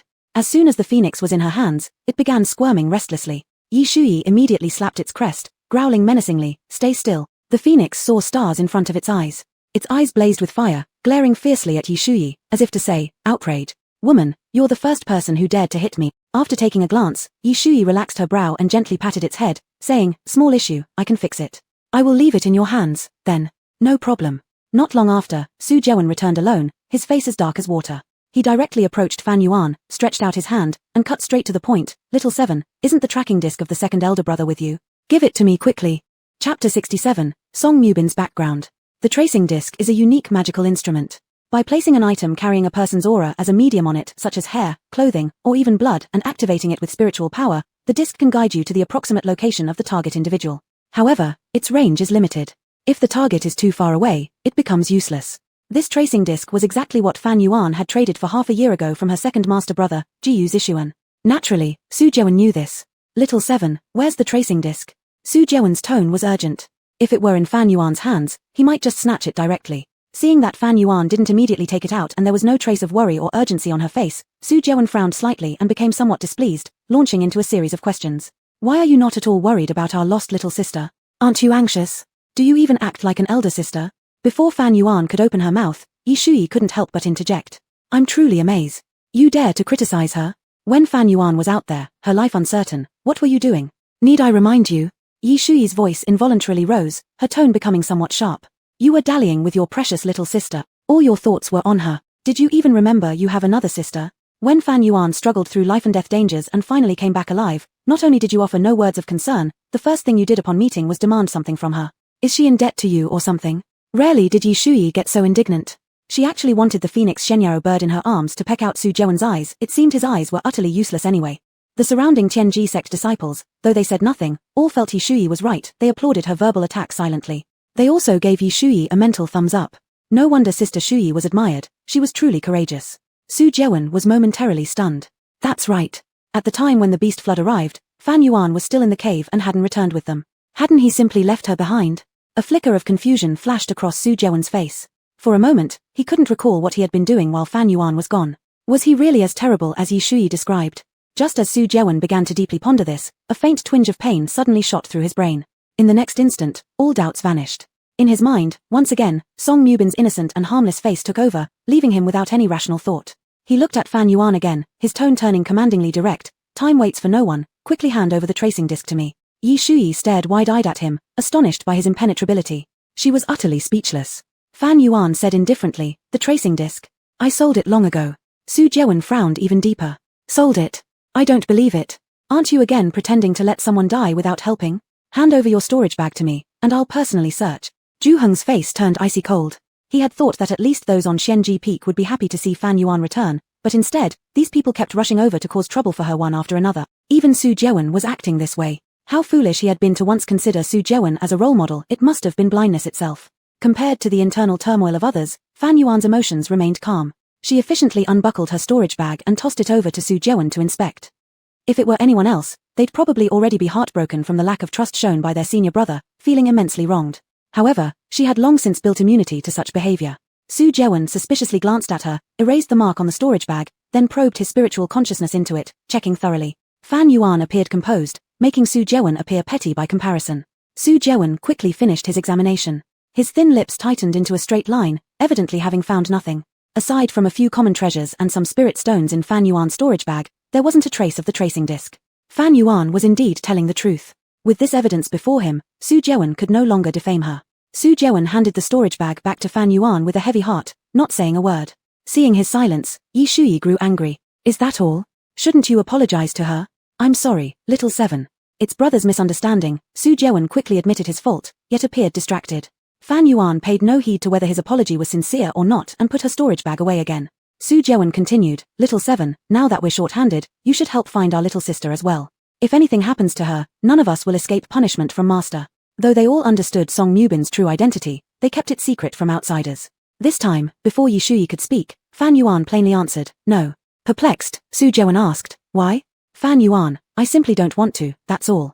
She didn't bother giving an excuse, and upon finishing her statement, turned around and left. Yi Shuyi shot Su Jiawen a glare. "You were the one who misplaced her, go look for her yourself. Stop bothering others." Su Jiawen groaned with a massive headache. "Hand over the phoenix grass." An angry shout sounded in his ear, seemingly accompanied by a few droplets of spit landing on his face. Song Muchen had her hands and feet tied, with a black cloth over her eyes. Her vision was blocked, but she could vaguely make out several tall figures standing in front of her. The moment she regained consciousness, she immediately checked to see if the treasure was still on her person. After confirming that the treasure was still there, she felt much more at ease. The man barked, "Hand over the phoenix grass, and I'll spare your life." Song Muchen panicked and said, "What is phoenix grass? I don't know anything about it. How dare you pretend ignorance with me?" A hand tightly gripped her chin, nearly crushing her jaw as she sobbed, "I swear I don't know, I really don't have it." With a slap, a harsh palm struck her face. Song Muchen was utterly dazed by the blow. Since becoming Song Muchen, when had she ever endured such humiliation? Her cheek burned from the strike, and her mouth tasted the bitter tang of blood. Yet, strangely, she became calm and slowly said, "You dared to hit me. Do you know who I am? I am the direct disciple and biological daughter of the headmaster of Tianji sect. His cultivation is already in the later stage of transforming gods, and no one in the lower cultivation realm can match him. If anything happens to me, he will never forgive you." Upon hearing this, the disciples of Yusho sect exchanged glances. Song Muchen couldn't see their expressions clearly, but since they remained silent, she assumed her words had successfully instilled fear in them, so she couldn't help but sigh in relief. She had guessed that these people were from Yusho sect, because only they knew about the phoenix grass. It seemed that the scent of the phoenix grass on her had aroused their suspicions. Song Muchen inwardly cursed bitterly. Yes, she had touched the phoenix grass, but she hadn't actually gotten it. "Good that you're scared now, why don't you quickly release me?" Her sentence was cut off as another slap landed across her face. "Don't lie to us, thinking we're fools, huh? The leader of Tianji sect has lived his whole life alone, where did he suddenly get a daughter?" Song Muchen froze. She had almost forgotten that Yunmeng Zhenren's daughter was supposed to be someone who should not be revealed publicly, which meant the outside world didn't even know he had a daughter. Many years ago, before Yunmeng Zhenren started cultivating, he was just an ordinary mortal. In those days as a human, he had a legal wife named Song Sanlang. One day while chopping wood up the mountain, Yunmeng Zhenren encountered an immortal. The immortal found he had a celestial fate, marked for great fortune, and thus took pity on him. He vigorously persuaded him to cultivate and told him the benefits of achieving immortality. No mortal could resist the allure of becoming an immortal, so he abandoned his wife and family, severing all worldly ties, to pursue cultivation on a mystic mountain, eventually becoming a cultivator. Indeed, the immortal saw right in him. In just a few short years, Yunmeng Zhenren made a name for himself, and smoothly joined Tianji sect as a direct disciple under the elder. Years later, upon revisiting his old home, Yunmeng Zhenren met his former wife. Unexpectedly, Song Sanlang had faithfully stayed unmarried for him, and what used to be their home was left with only Song Sanlang, guarding it alone in solitude. Deeply moved, Yunmeng Zhenren spent some time accompanying Song Sanlang, and during that time, Song Muchen was conceived. However, Song Sanlang didn't know that Yunmeng Zhenren already had a partner. Chapter 68, Sword Sect Seeks Help. This Daoist companion, upon learning of Song San's existence, in a fit of rage, accidentally killed Song San. Yunmeng Zhenren painfully lost his beloved. However, because of the powerful background of the Daoist companion, and being relatively weak at the time, he was unable to avenge Song San. Thus, he had no choice but to endure the humiliation and entrusted the infant Song Muchen to a close friend for care. Once his cultivation reached sufficient strength and he assumed the position of sect leader, he avenged Song San without delay by casting the Daoist companion into an abyss, leading to their demise. He then took the young Song Muchen under his wing to raise her. But since Song Muchen's identity was somewhat awkward, and after Yunmeng Zhenren became the sect master, he placed immense importance on his personal reputation, thus never revealing Song Muchen's true identity. Only the 6 personal disciples were aware of it. In the eyes of outsiders, Yunmeng Zhenren possessed high moral integrity, embodying nobility and righteousness, without a single blemish on his character. The sudden appearance of such a grown daughter naturally left no one believing. Currently, with no way to prove her identity and unable to retract her words, Song Muchen could only threaten, "Believe me or not, my master has left a shard of his soul within me. If any of you dare to harm me, my master will immediately know. Don't believe me? You can try if you want." This threat finally worked. The several disciples of the Yusho sect had no choice but to be cautious, as behind Song Muchen stood a formidable master in the late Huashan stage. However, they originally didn't plan to kill her. Song Muchen suddenly felt her waist become lighter, the other side had snatched her storage pouch. She wasn't at all worried. The tall one rummaged through the contents of the storage pouch and dumped everything out. However, there was no trace of the cherished phoenix grass. His piercing gaze fell upon the girl lying on the ground as he ordered, the phoenix grass must be on her person. Search her. Two female disciples stepped forward and reached out toward Song Muchen. Song Muchen curled up like a worm on the ground, trying her best to prevent their hands from touching her chest. The female disciple's eyes narrowed slightly when she noticed the metal sphere that had slipped out from the neck opening of Song Muchen's clothes. Immediately reaching out, she forcefully tore it off. What is this? Song Muchen's heart fluttered anxiously as she tried to maintain composure, saying, this is a memento my mother left me before she passed away. Give it back to me immediately. Song Muchen's entire heart trembled, and due to the extreme fluctuations in emotion, the feeling of being unable to breathe returned. Ignoring her pleas, the female disciple carefully scrutinized the suspicious metal sphere, speculating if it could possibly be a spatial treasure artifact where the phoenix grass might be hidden inside. Give it back. The voice of the young girl grew weaker, nearly powerless. At that moment, far outside the secret realm at Tianji sect, Yunmeng Zhenren suddenly felt an intense foreboding. His expression instantly changed. His dear Muchen must be in trouble. In an instant, Yunmeng Zhenren disappeared from sight. By the time the Yusho sect disciples realized something was wrong with Song Muchen, the entire secret realm began to shake. The holy maiden who had been sitting still suddenly stood up. Trouble. A higher-level cultivator is forcing their way into the secret realm. Glancing toward the unconscious Song Muchen on the ground, the holy maiden hurriedly warned everyone, it's likely the sect master of Tianji sect has arrived. We must leave the secret realm immediately. The secret realm cannot withstand the power of a Huashan cultivator. Within half an incense stick's burn time, it would disintegrate. The tall one scratched his head. What about the phoenix spirit bird? Shouldn't we continue looking? The holy maiden angrily snapped, are you crazy? Let's retreat now. Upon receiving the order, the disciples pulled out a fire-red feather from their robes. An invisible force radiated from the feather, wrapping around them, and in the next moment, they were teleported outside the secret realm, fleeing hastily.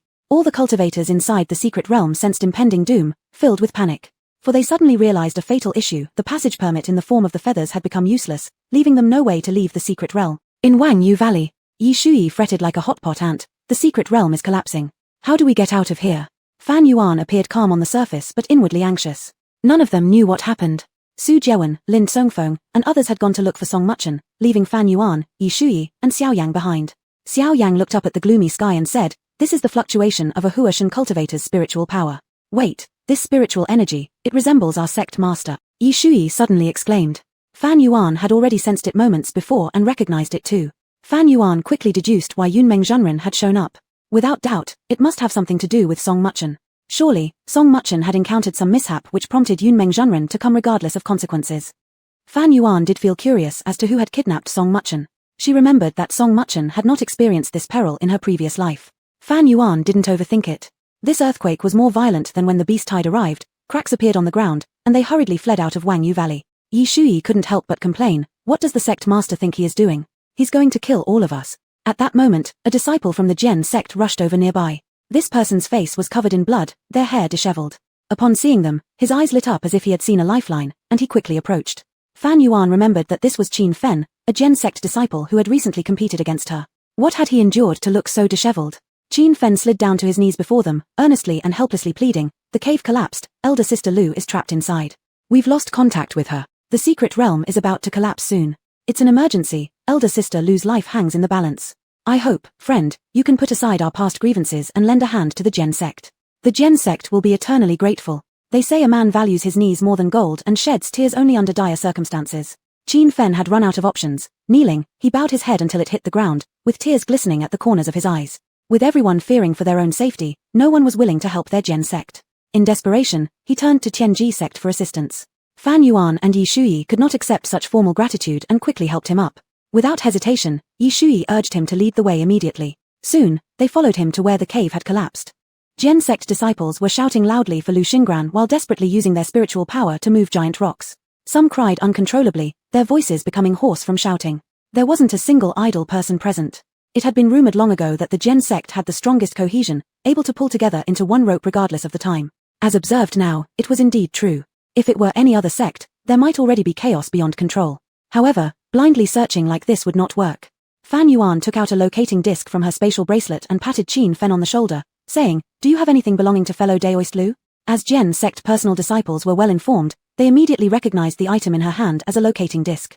Qin Fen nodded rapidly, almost stammering, yes, we do. He reached into his storage pouch, took out a pale pink handkerchief, and handed it to Fan Yuan with a red face. He harbored admiration for Lu Xingran, and this handkerchief was given to him by Lu Xingran many moons ago when she saw him training too hard and offered it to wipe his sweat. He had kept it until now. To prevent the aura on it from being tainted, he never used it for wiping sweat. When Xin Fen retrieved the handkerchief, he was fearful of others discovering his little secret, blushing as red as a cooked shrimp. Fortunately, neither Fan Yuan nor Yi Shuyi mocked him. Yi Shuyi widened her eyes. Didn't you sell this locating disc? Fan Yuan smirked and winked at her. Of course, she wouldn't sell such a practical tool. Her true treasures were all stored in the spatial bracelet, including the locating disc. The one she sold back then was merely a fake from her storage bag. She didn't want to help Su Zhewen find people, even if she ended up punished later. She couldn't care less. Yi Shuyi caught the meaning in Fan Yuan's eyes, understanding instantly, giving her a thumbs up. Brilliant. Without further ado, Fan Yuan placed the handkerchief on the locating disc, holding 2 fingers together, activating it with magical power. Throughout the entire process, quietness was crucial. Jian sect disciples stopped their actions, gathering anxiously around her, barely breathing, waiting for the result. Only to see the needle on the locating disc spinning rapidly, then gradually slowing down. Finally, the needle stabilized, pointing toward a certain direction. Holding the locating disc in her hand, Fan Yuan took a step forward. A group of people also hurried after her. Wherever she went, they followed closely. Not long afterward, Fan Yuan stood still.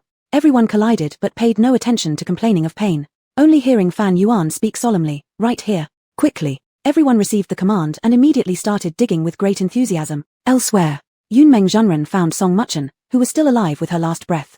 A wave of gentle spiritual power surged into her body, reviving her vitality. However, she remained quite weak, without strength even to speak. Good child, Daddy's here, everything will be fine now. He carried Song Muchen away, coincidentally meeting Su Zhewen and his team rushing over. Yunmeng Zhenren's face darkened as if a storm was brewing. With a flick of his hand, Su Zhewen was thrown flying. Seeing their master's rage, Tianji sect disciples fell to their knees unanimously. Su Zhewen knew he had made a grave mistake, failing to protect his junior sister. Bearing the pain, he knelt, not daring to voice a word. Lin Tsongfeng trembled on his knees. Han and Ming looked deathly pale, his head almost drooping to his chest.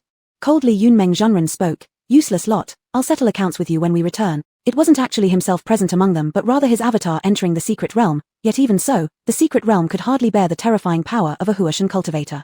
With the arrival of their master, the disciples knew salvation had come. Their master would certainly take them out of the secret realm. Enormous spiritual power enveloped them all, causing them to float in the air. Since entering Lingyu secret realm, restricted by prohibitions, they hadn't experienced the sensation of levitation for a long time, making some of them oddly emotional. Suddenly, a dizzying feeling swept through them. The next moment, feet touched solid ground, and upon refocusing their gaze, the surrounding scenery had already changed. Rich with greenery and brimming with vitality, it was none other than Lingyu Mountain itself. Suddenly, Lin Tsongfeng felt as though he had forgotten something. That's right, Fan Yuan still hadn't come out. 2 voices rang out simultaneously. Master, there are still disciples who haven't emerged. Teacher, 7th young mistress is still in the secret realm. Chapter 69, I only care about my younger sister.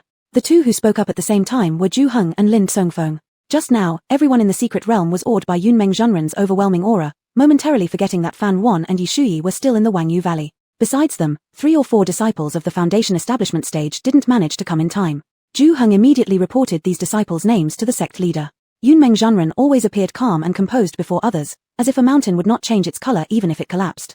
He said indifferently, the secret realm collapsed because of this one. This one will naturally save all the cultivators inside, including our sect's disciples, you needn't worry. Yunmeng Zhenren practiced what he preached. After handing Song Muchen over to his eldest disciple, he disappeared from everyone's view. After Yunmeng Zhenren's avatar left, Zhu Heng sighed in relief but soon felt an inexplicable unease. He could never have imagined that the sect leader would appear suddenly. The secret realm couldn't withstand the force impact of the transformation into spirit stage cultivation. The sect leader clearly knew it wasn't possible but still did it. There were also children from other sects within the secret realmed treasures of their respective sects. If anything happened to the sect leader, Tianji sect would definitely be attacked on all sides. Zhu Heng moved his brows slightly and looked at Song Muchen, who was still unconscious in Su Zhewen's arms. It was all because of her. When Fan Yuan's life was in danger, the sect leader wasn't as anxious as he is about this woman. What kind of person is she that the sect leader shows such deep concern? Zhu Heng suddenly realized something. They seemingly only know that Song Muchen had no father or mother and was the sect leader's last disciple. Beyond that, they knew nothing of her past or background.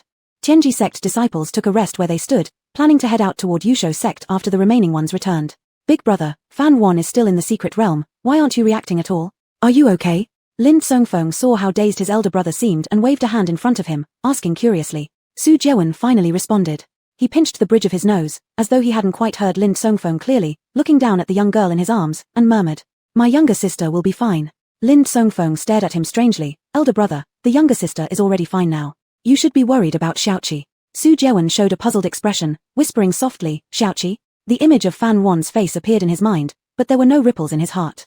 Su Jeon said faintly, "Why should I worry about her? Caring for my younger sister alone is enough." Looking at how elder brother showed indifference towards Fan Wan, Lin Songfeng's heart abruptly caught fire with anger, and he stood up abruptly. "Elder brother?" Su Jeon questioned in confusion. "What are you shouting about?" Enraged, Lin Songfeng said, "Fan Wan is also your junior sister. How can you ignore her like that?"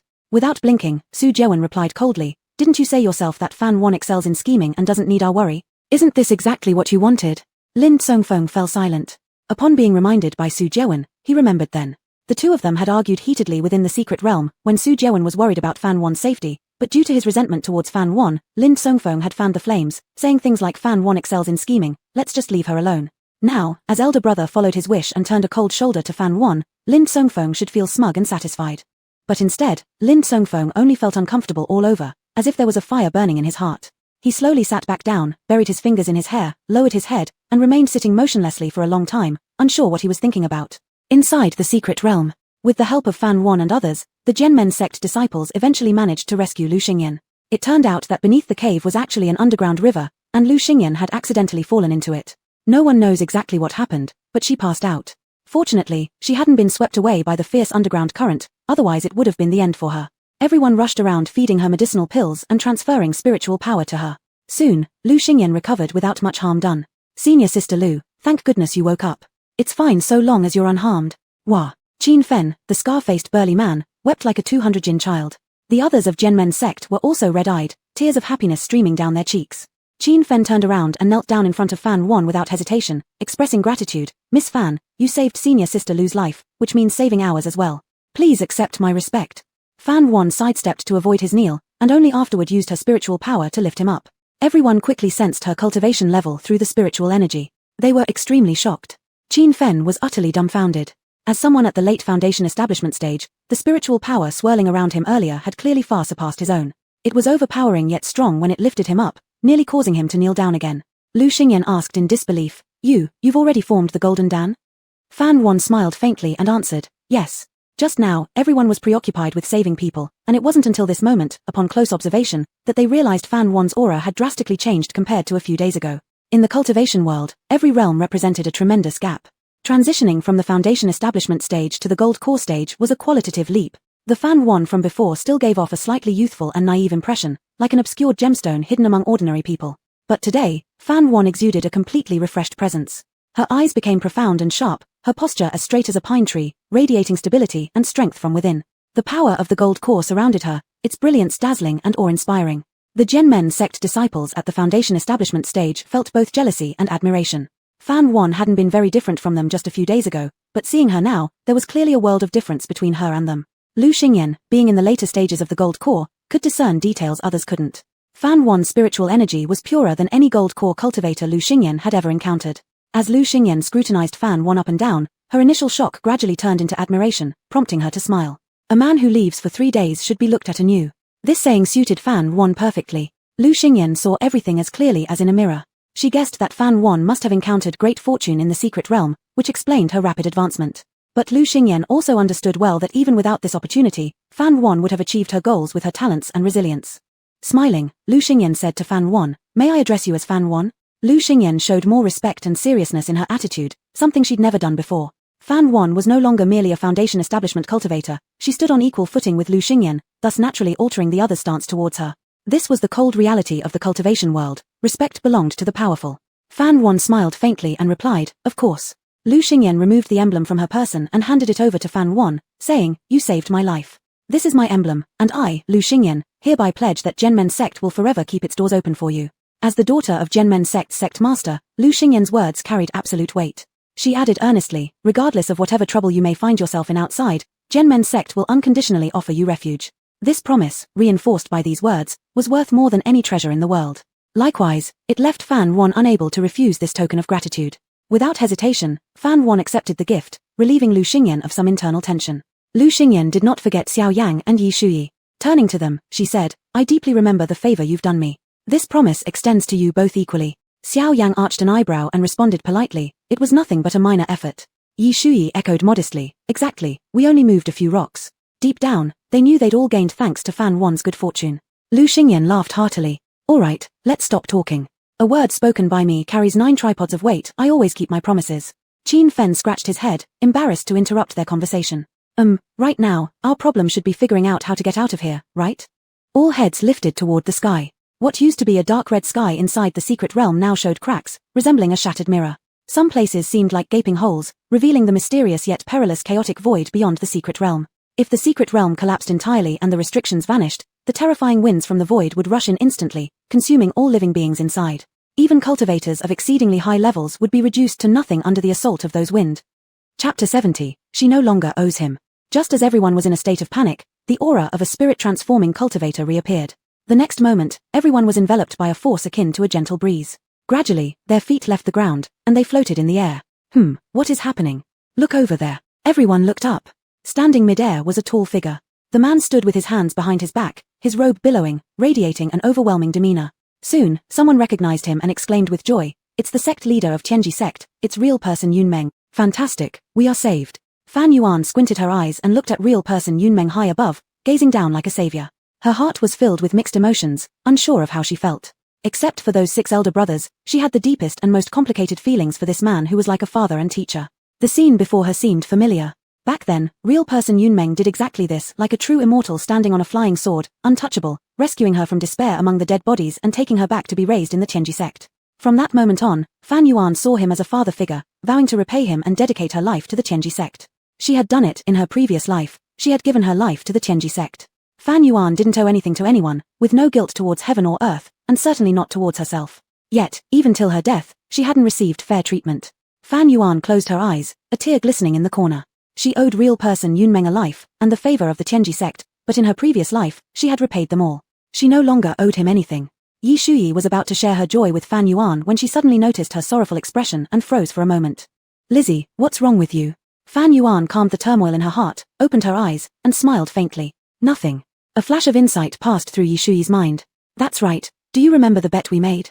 Fan Yuan responded, "I remember." Yi Shuyi smirked, "Get ready to call me sister." Fan Yuan arched an eyebrow. "Is that so?" Unconsciously, everyone relaxed and started chatting.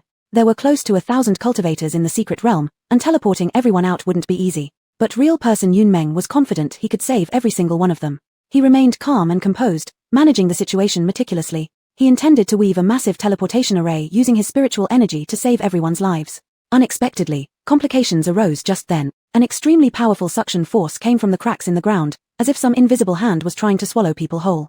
Real person Yunmeng's expression changed. By the time he wanted to act, it was already too late. He watched helplessly as Fan Yuan was sucked into the crack. Yunmeng's heart faltered, instinctively wanting to rush down and save her. But reason told him that if he saved Fan Yuan, the teleportation would be interrupted, and everyone else inside the secret realm would die. One life versus hundreds, Yunmeng didn't need to hesitate.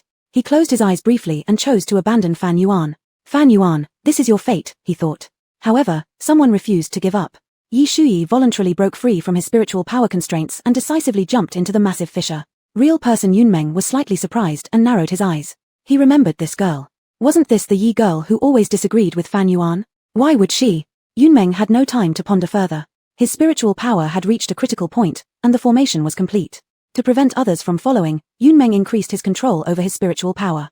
This prevented Xiao Yang from escaping the bind, leaving him unable to save Fan Yuan. Fan Yuan. His eyes turned blood red as he fixed them on the crack with fury. Damn it, why did something go wrong at the last moment? How would he face my Shaoling upon returning?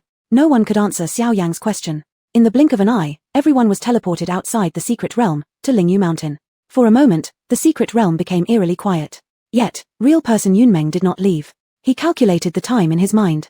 Subsequently, his body darted forward like an arrow, diving straight into the crack. Behind him, the sky of the secret realm was gradually overtaken by endless darkness. Trees were uprooted and sucked into the void, turning into dust. There was no more time. Yunmeng paused by the crack, disappointment and reluctance crossing his face. Disappointed that Fan Yuan and her unique ice spiritual root would be buried here.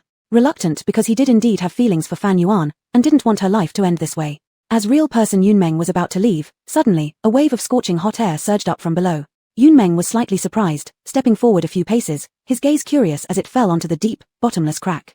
From beneath came faint sounds of explosions and piercing whistles cutting through the air. The next moment, a fiery red giant bird flew out of the crack. Real person Yunmeng was startled and stepped back 2 paces, looking up at the absolutely stunning phoenix in disbelief. And on the phoenix's back were none other than Fan Yuan and Yi Shuyi. Suddenly, a loud and melodious phoenix cry echoed from Lingyu Mountain outside the secret realm. The Tianji sect disciples first heard the phoenix cry, then saw real person Yunmeng emerging from the secret realm.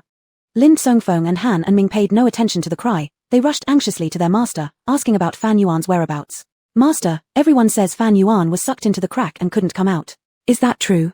Master, didn't you say you would bring her back? Master, you can't just abandon little Seven. Their non-stop chatter gave real person Yunmeng a headache. He raised his hand and pointed afar, saying, she's not dead.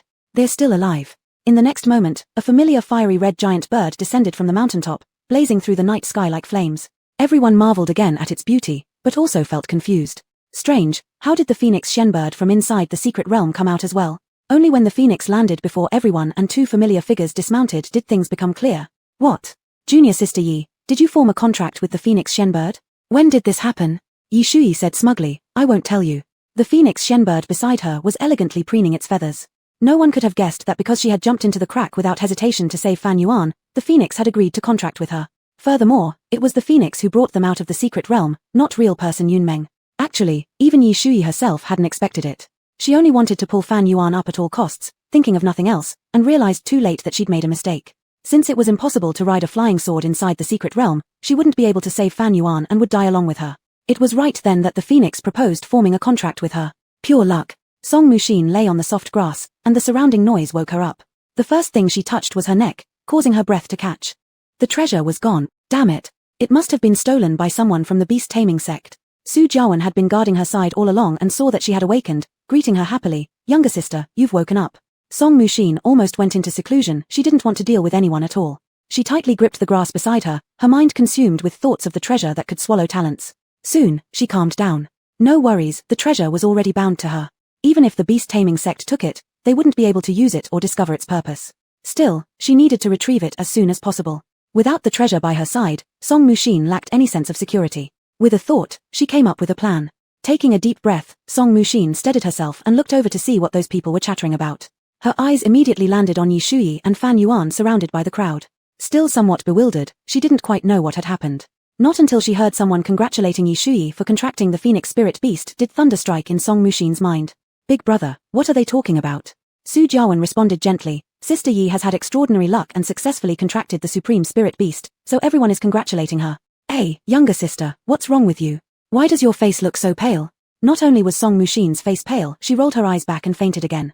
Wang Fei scratched his cheek, seeing her wake and fall asleep again, and couldn't help but sigh, to be young is a great thing, you drop off to sleep just like that. Chapter 71, Master has not changed a bit. How could Song Mubin not be angry? On this trip to the secret realm for practice, she didn't gain anything, and she even lost the treasure of her devouring talent. In contrast, Fan Wan and Yi Shui. One absorbed the essence of heaven and earth, breaking through to the gold core stage at once. The other made a contract with the exquisite spirit beast that she had longed for, the phoenix Shenbird. She meticulously planned and worked hard for what she desired, yet it all fell short against fate. Ah! Song Mubin almost wanted to bleed from anger, full of resentment. She did not really faint. She just did not want to see the smug faces of Yi Shui and Fan Wan, nor did she want to see the disciples flatter them. The scene was both grating and offensive to look at. The only thing that consoled her was Su Jiawen. Just thinking about how her feelings with Su Jiawen rapidly deepened in the secret realm improved Song Mubin's terrible mood somewhat. So what if Fan Wan broke through to the gold core? She still lost Su Jiawen. Song Mubin was an optimistic person. She could quickly rally herself in difficult situations and regain confidence. She believed she would soon turn the situation around. Her hand gripped tightly onto the grass beside her, thinking secretly, Fan Wan, I won't let you be smug for too long. The matter of the phoenix Shenbird becoming owned quickly spread among cultivators. Spirit beasts are different from treasures. Spirit beasts are living creatures. Once they form a pact with a cultivator and have a life and death bond, they live and die together. If the master dies, the spirit beast will also go with them. This pact cannot be undone unless the spirit beast dies.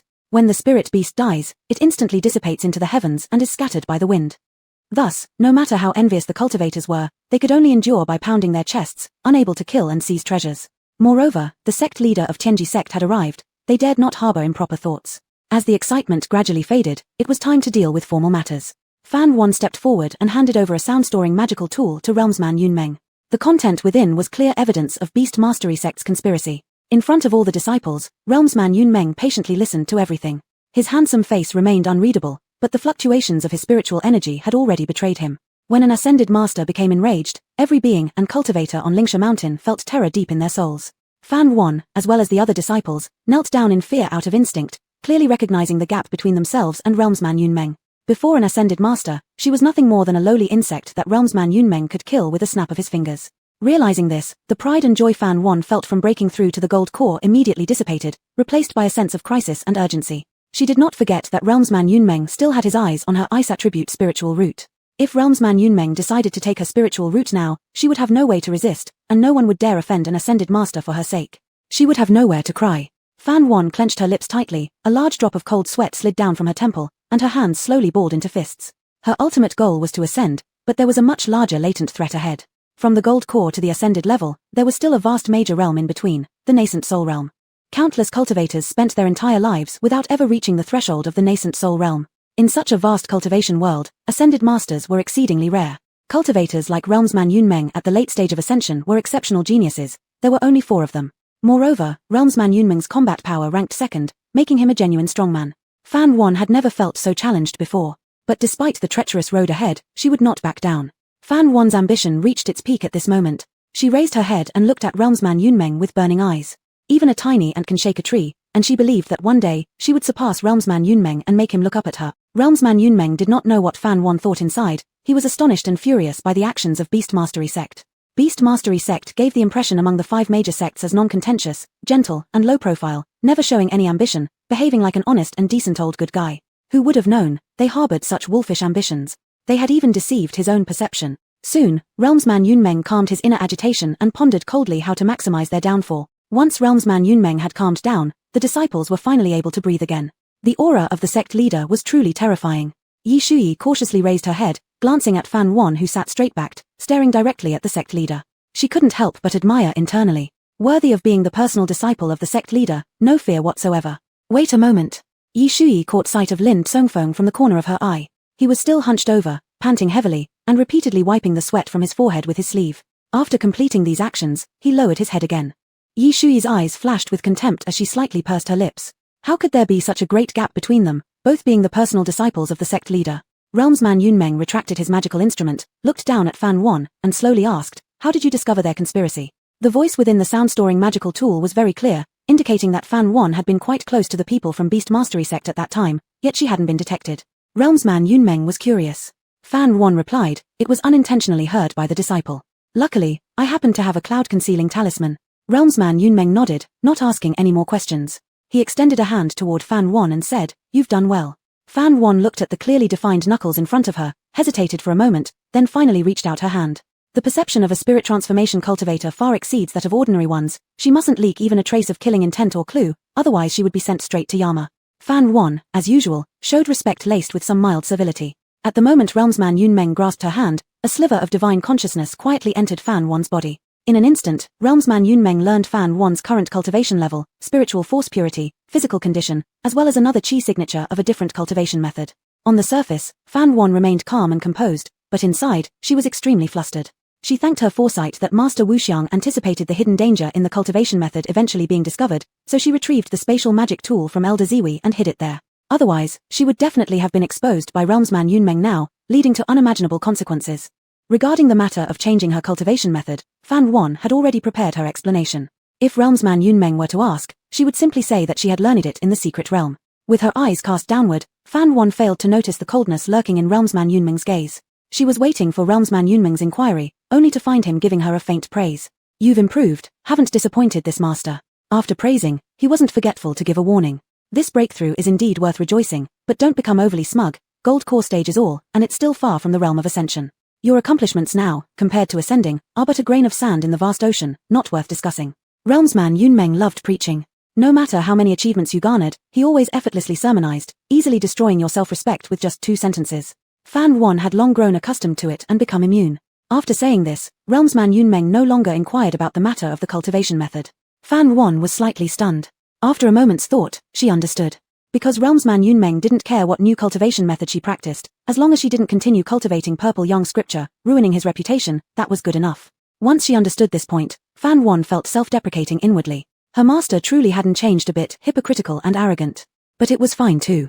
Since he didn't ask, she saved herself the trouble of deceiving him, because talking more means making more mistakes. She exhaled mentally. Considering Tianyang Classic having passed through safely, she could now focus on cultivating its second level with peace of mind. Chapter 72. Are you Fan Wan? Her face revealed no emotion as she bowed deeply, speaking each word clearly. This disciple will always remember the teachings of the honored master. Master Yunmeng was pleased with Fan Wan's compliance. It seemed that the punishment he gave her earlier wasn't a bad thing. At least it dulled her edge and made her more cautious in temperament. His tone softened considerably. Since you have achieved success this time, I shall not pursue your wrongdoing of coming to the Forbidden Realm without permission. I do not like disobedient apprentices. Remember, there won't be a next time. Fan Wan lowered her head and twitched at the corner of her mouth. Yes, this disciple knows my mistake. The disciples of Tianji sect, seeing Master Yunmeng's lukewarm attitude towards Fan Wan, all felt strange in their hearts. Fan Wan had broken through the golden core stage. What an incredible achievement. How could the sect leader seem so indifferent? If it were their own master, they were sure he would be overjoyed. And when a disciple breaks through, it is only natural for the master to reward them with elixirs, treasures, or magical artifacts as encouragement. But from the sect leader's demeanor, there didn't appear to be any intention of giving rewards. Surely the sect leader wouldn't be that stingy. They must be mistaken. What kind of person was the sect leader? A man who has seen it all, remaining unperturbed by any joy or anger. It's likely that after returning, he'd bring out a collection of rare herbs and treasures to reward Fan Wan.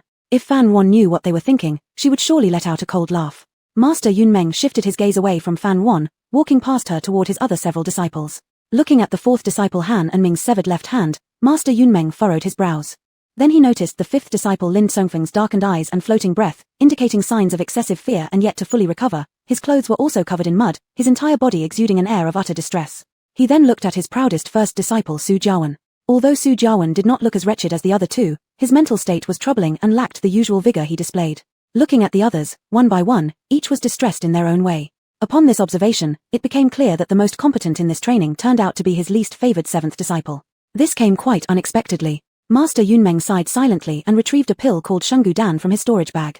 With spiritual power, he sent the pill before Han and Ming's eyes. Han and Ming, touched to tears, said, "Thank you, Master." Master Yunmeng pointed a finger into the space above Lin Songfeng's forehead, and the savage energy in Lin Songfeng's eyes vanished completely, restoring him to his usual self. Lin Songfeng bowed deeply, feeling uneasy. After years, he had come to understand his master's temperament thoroughly. With just a glance, he knew their master was disappointed in them. Finally, it was Su Jiawen's turn. Master Yunmeng was about to raise his hand. But Su Jiawen said, "Thank you for your concern, Master, but this disciple is fine." Hearing this, Master Yunmeng dropped his hand, nodding approvingly and said, "Take good care of your little sister." Su Jiawen nodded heavily in agreement. After handling these matters, Master Yunmeng's gaze swept across the others. Su Jiawen stood beside and reported the overall situation of the training, saying, "Master, only a few fundamental disciples received some light injuries during the beast wave. There are no casualties." Master Yunmeng's expression finally became slightly better. "Good work, you've worked hard." He patted Su Jiawen on the shoulder, affirming his capabilities. But Su Jiawen's mind was elsewhere and he said nothing. Yi Shuyi stood opposite him and quickly rolled her eyes. It was obvious that the greatest contributor was Fan Wan. What exactly had Su Jiawen done? Apart from hovering around the younger sister day and night, calling her little sister repeatedly, where was any sign of leading the team? And still he dared to take all the credit. Fat. Truly shameless. After this training session, Su Jiawen's image in Yi Shuyi's mind fell from the pedestal down to the dirt, worse than the dirt. In the past, the person she disliked most in Swangji Peak was Fan Wan. But now, everyone else besides Fan Wan was trash in her eyes. Xiao Yang stood at the back of the crowd and quietly departed after confirming Fan Wan was unharmed. Master Yunmeng informed the other elders within the sect about the matter concerning the beast control sect. Not long after, a fairy crane flew in from afar.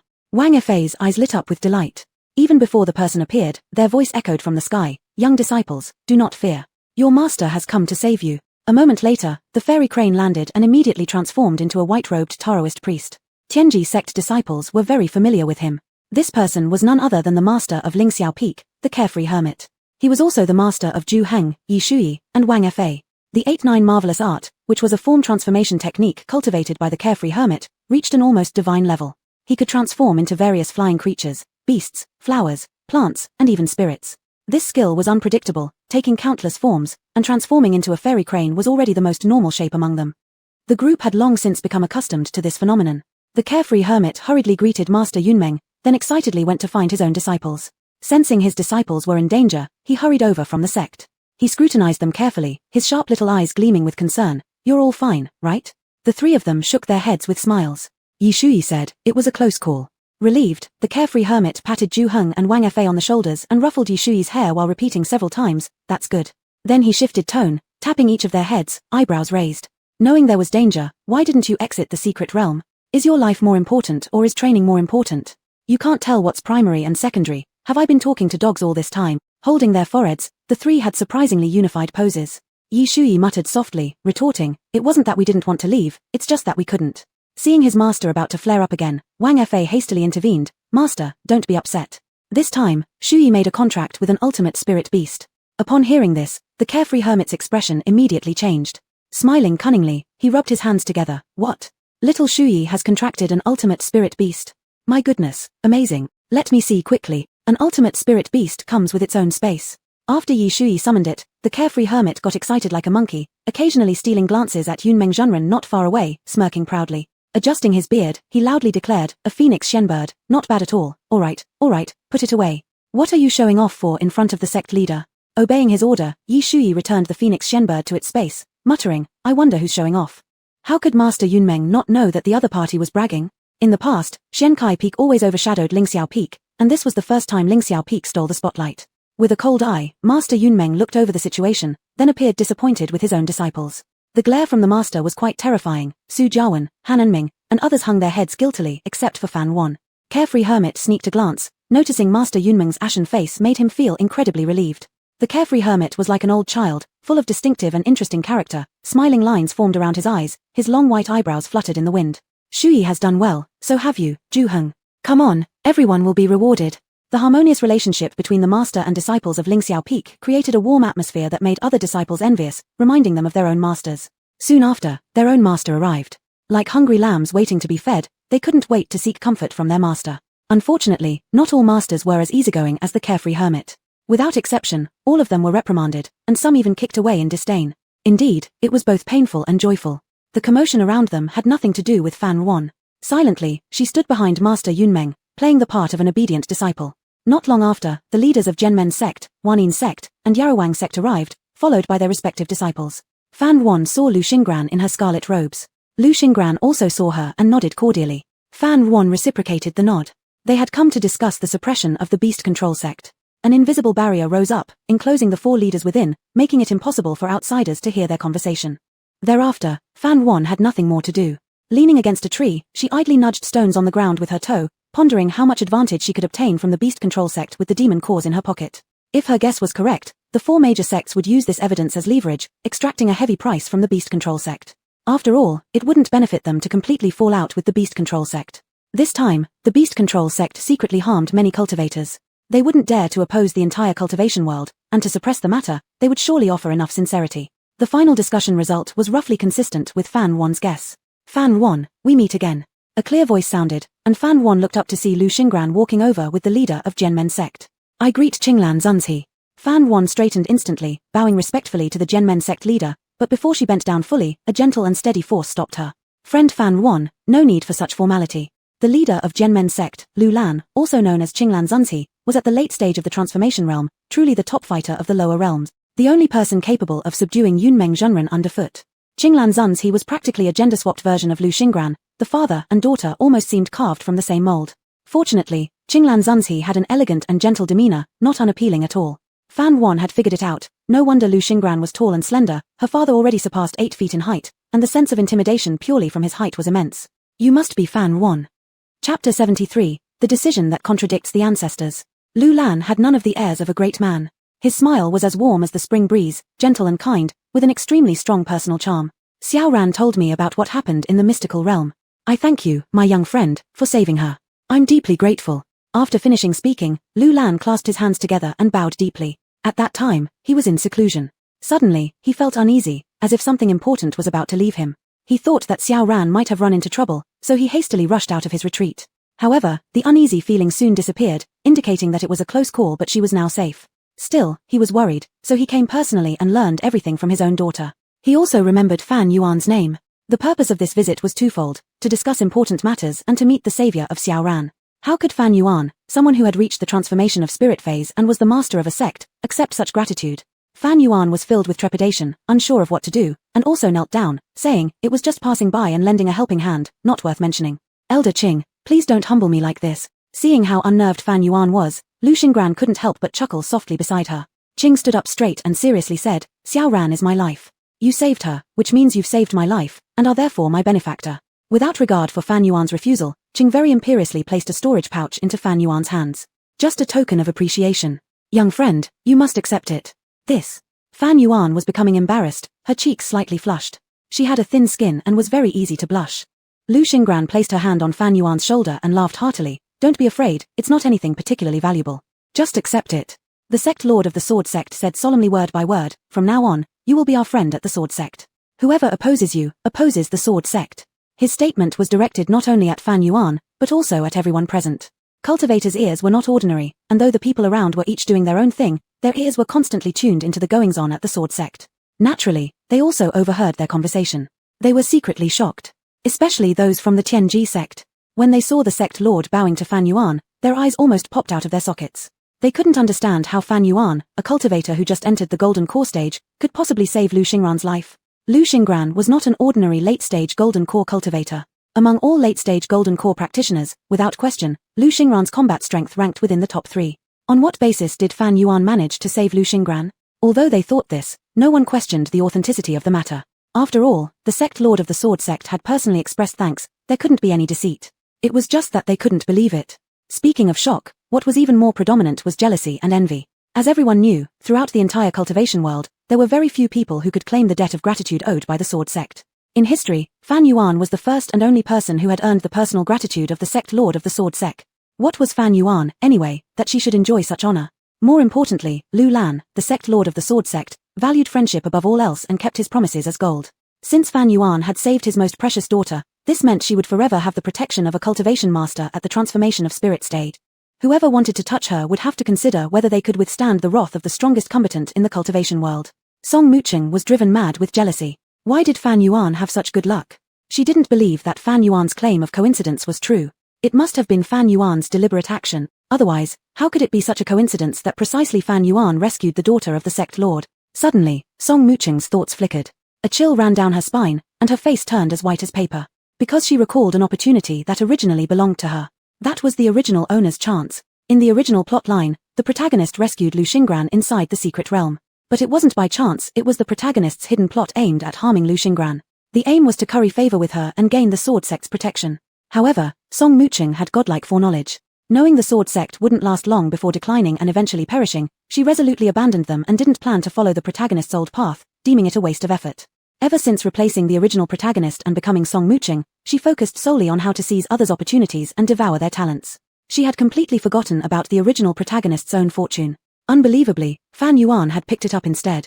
Even though she knew that the sword sect wouldn't protect Fan Yuan for long, Song Mucheng still felt extremely uneasy. It was as if Fan Yuan had taken away something originally belonging to her. People from other sects looked at Fan Yuan with unfamiliar faces and were guessing her background. The two sect lords of the 10,000 Sounds sect and the Medicine King sect were observing Fan Yuan discreetly.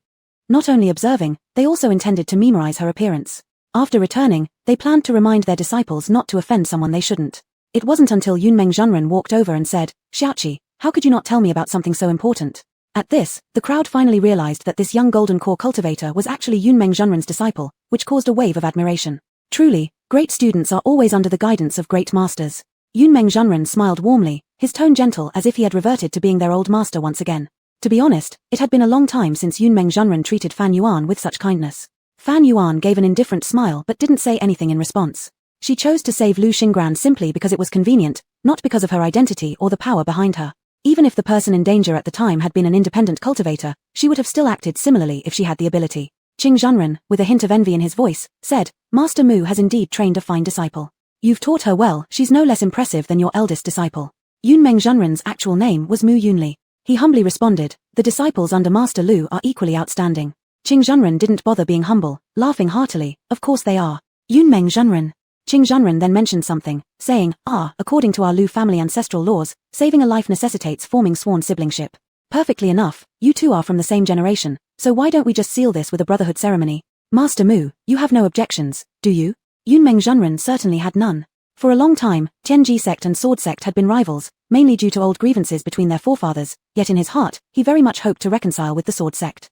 After all, befriending the sect meant gaining support from a late-stage transformation practitioner. Who wouldn't take this opportunity? Yunmeng Zhenren immediately responded, "This is my junior disciple's honor. How could I object?"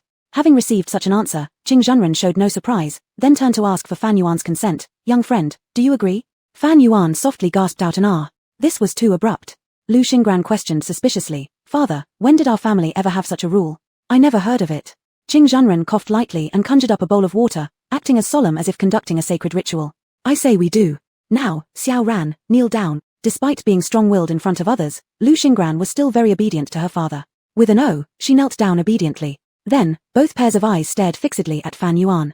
Now that Lu Xingran had already knelt, if Fan Yuan didn't follow suit, wouldn't it seem like she disrespected the advanced cultivation practitioner? Fan Yuan wouldn't dare. And even Yunmeng Zhenren shot her a stern look in warning. So Fan Yuan obeyed like a puppet, stiffly kneeling down. Satisfied by the scene before him, Qing Zhenren's face brightened with delight. Stretch out your hands. Without hesitation, both of them extended their arms upon command. Then, came a sharp sting on their fingertips as a drop of fresh red blood appeared. Qing Zhenren quickly grabbed the bowl, shaking it, turning a bowl of clear water into a light pink color.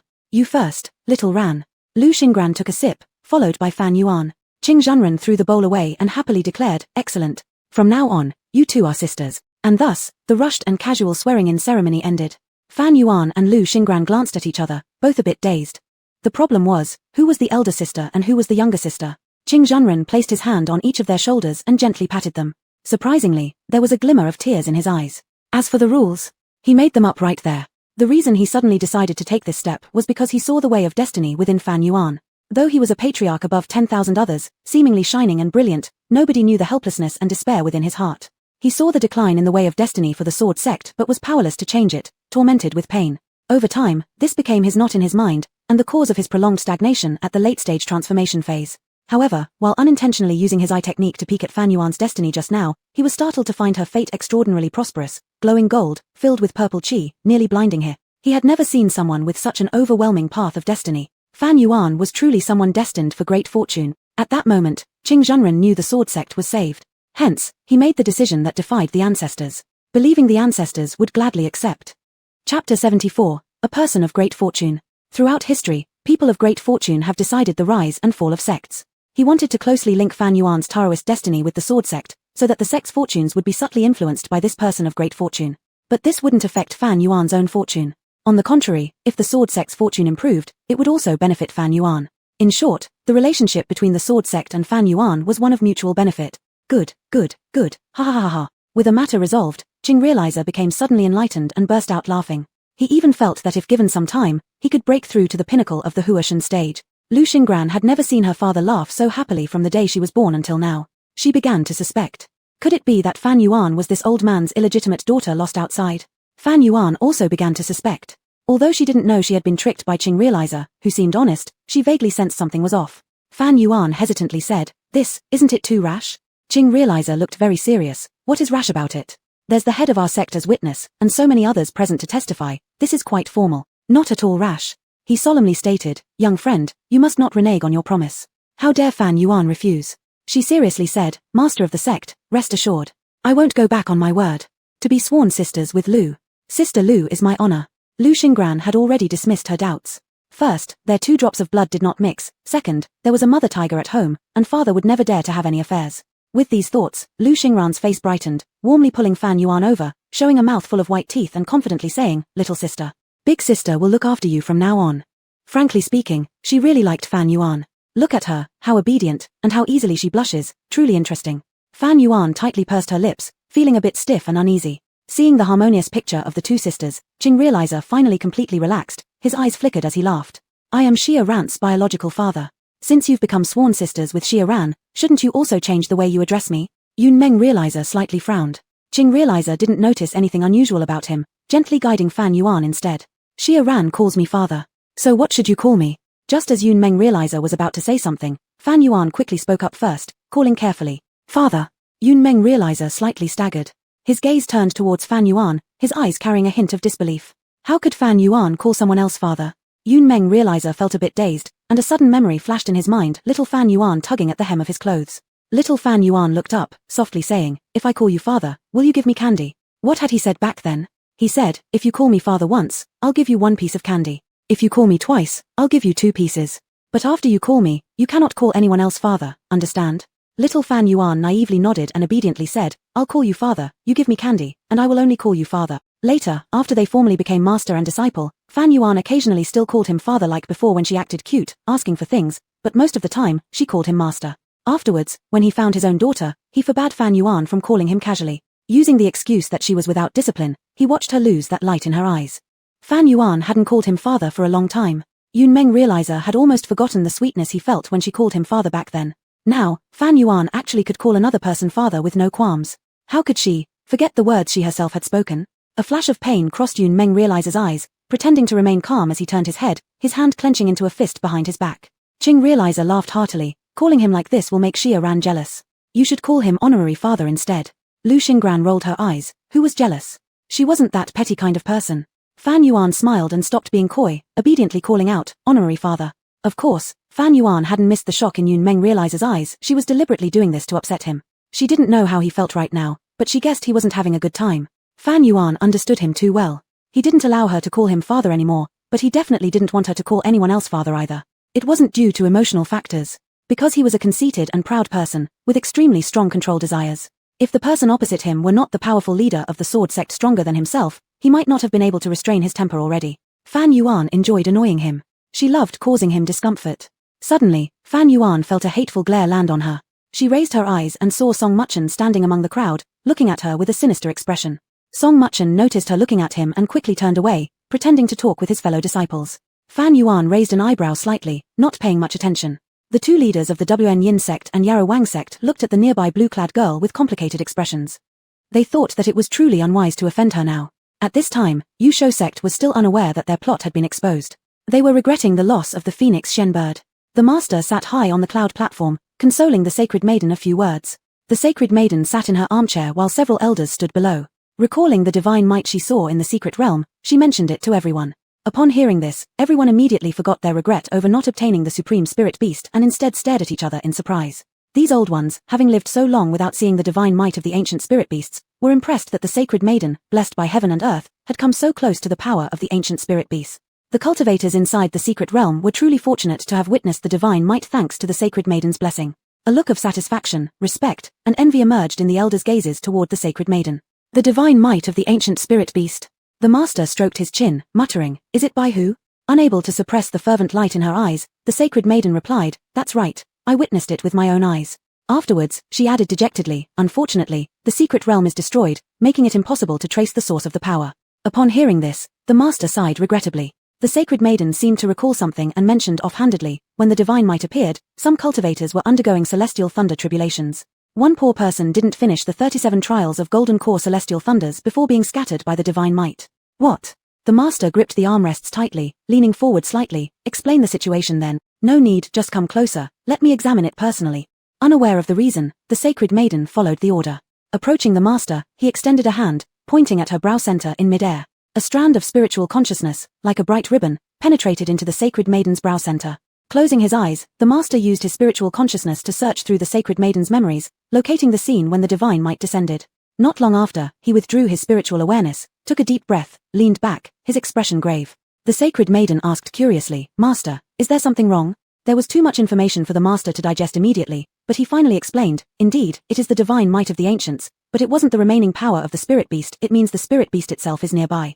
The divine might appearing near the thunder tribulation was no coincidence, it indicates someone invoked the force of divine might. Still young, the sacred maiden lacked the extensive knowledge of the master who quickly realized that the individual undergoing the thunder tribulation had summoned the divine might. Baffled, the sacred maiden said, "But, didn't the ancient spirit beasts already?" The master patiently explained, "Child, although the ancient spirit beasts are dead, their lineage persists. You weren't observing carefully then. There were two kinds of celestial thunders, purple lightning contained within gold light, meaning both the cultivator and the spirit beast underwent tribulations simultaneously. If my deduction is correct, the spirit beast's body must carry the bloodline of the ancient white tiger by who.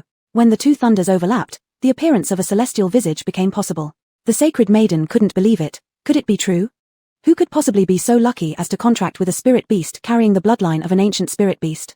The master fell into deep thought, murmuring to himself, however, logically speaking, how can a mere golden core cultivator, without even reaching Lingshu stage, accomplish such a thing? It was unreasonable, too unreasonable, unless the golden core cultivator was assisted by a powerful mentor. Already overwhelmed by the news, the sacred maiden failed to understand the implications behind the master's words. Neither did the elders comprehend, leaving only the master fully aware of what he meant. At this moment, it seemed like the master sensed something.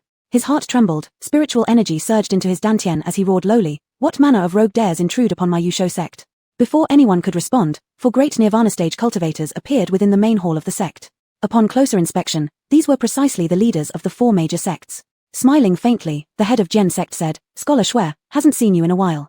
Ah, why? The 4 elder brothers, Shula Shui Daoren retracted his imposing aura, plastering on a smile and rushing forward to greet them. Why didn't you inform us you were coming, elder brother? Shula Shui carefully observed their expressions and found, besides Qing Realizer, the other 3 had rather cold expressions. His heart sank instantly, he knew they came with ill intent.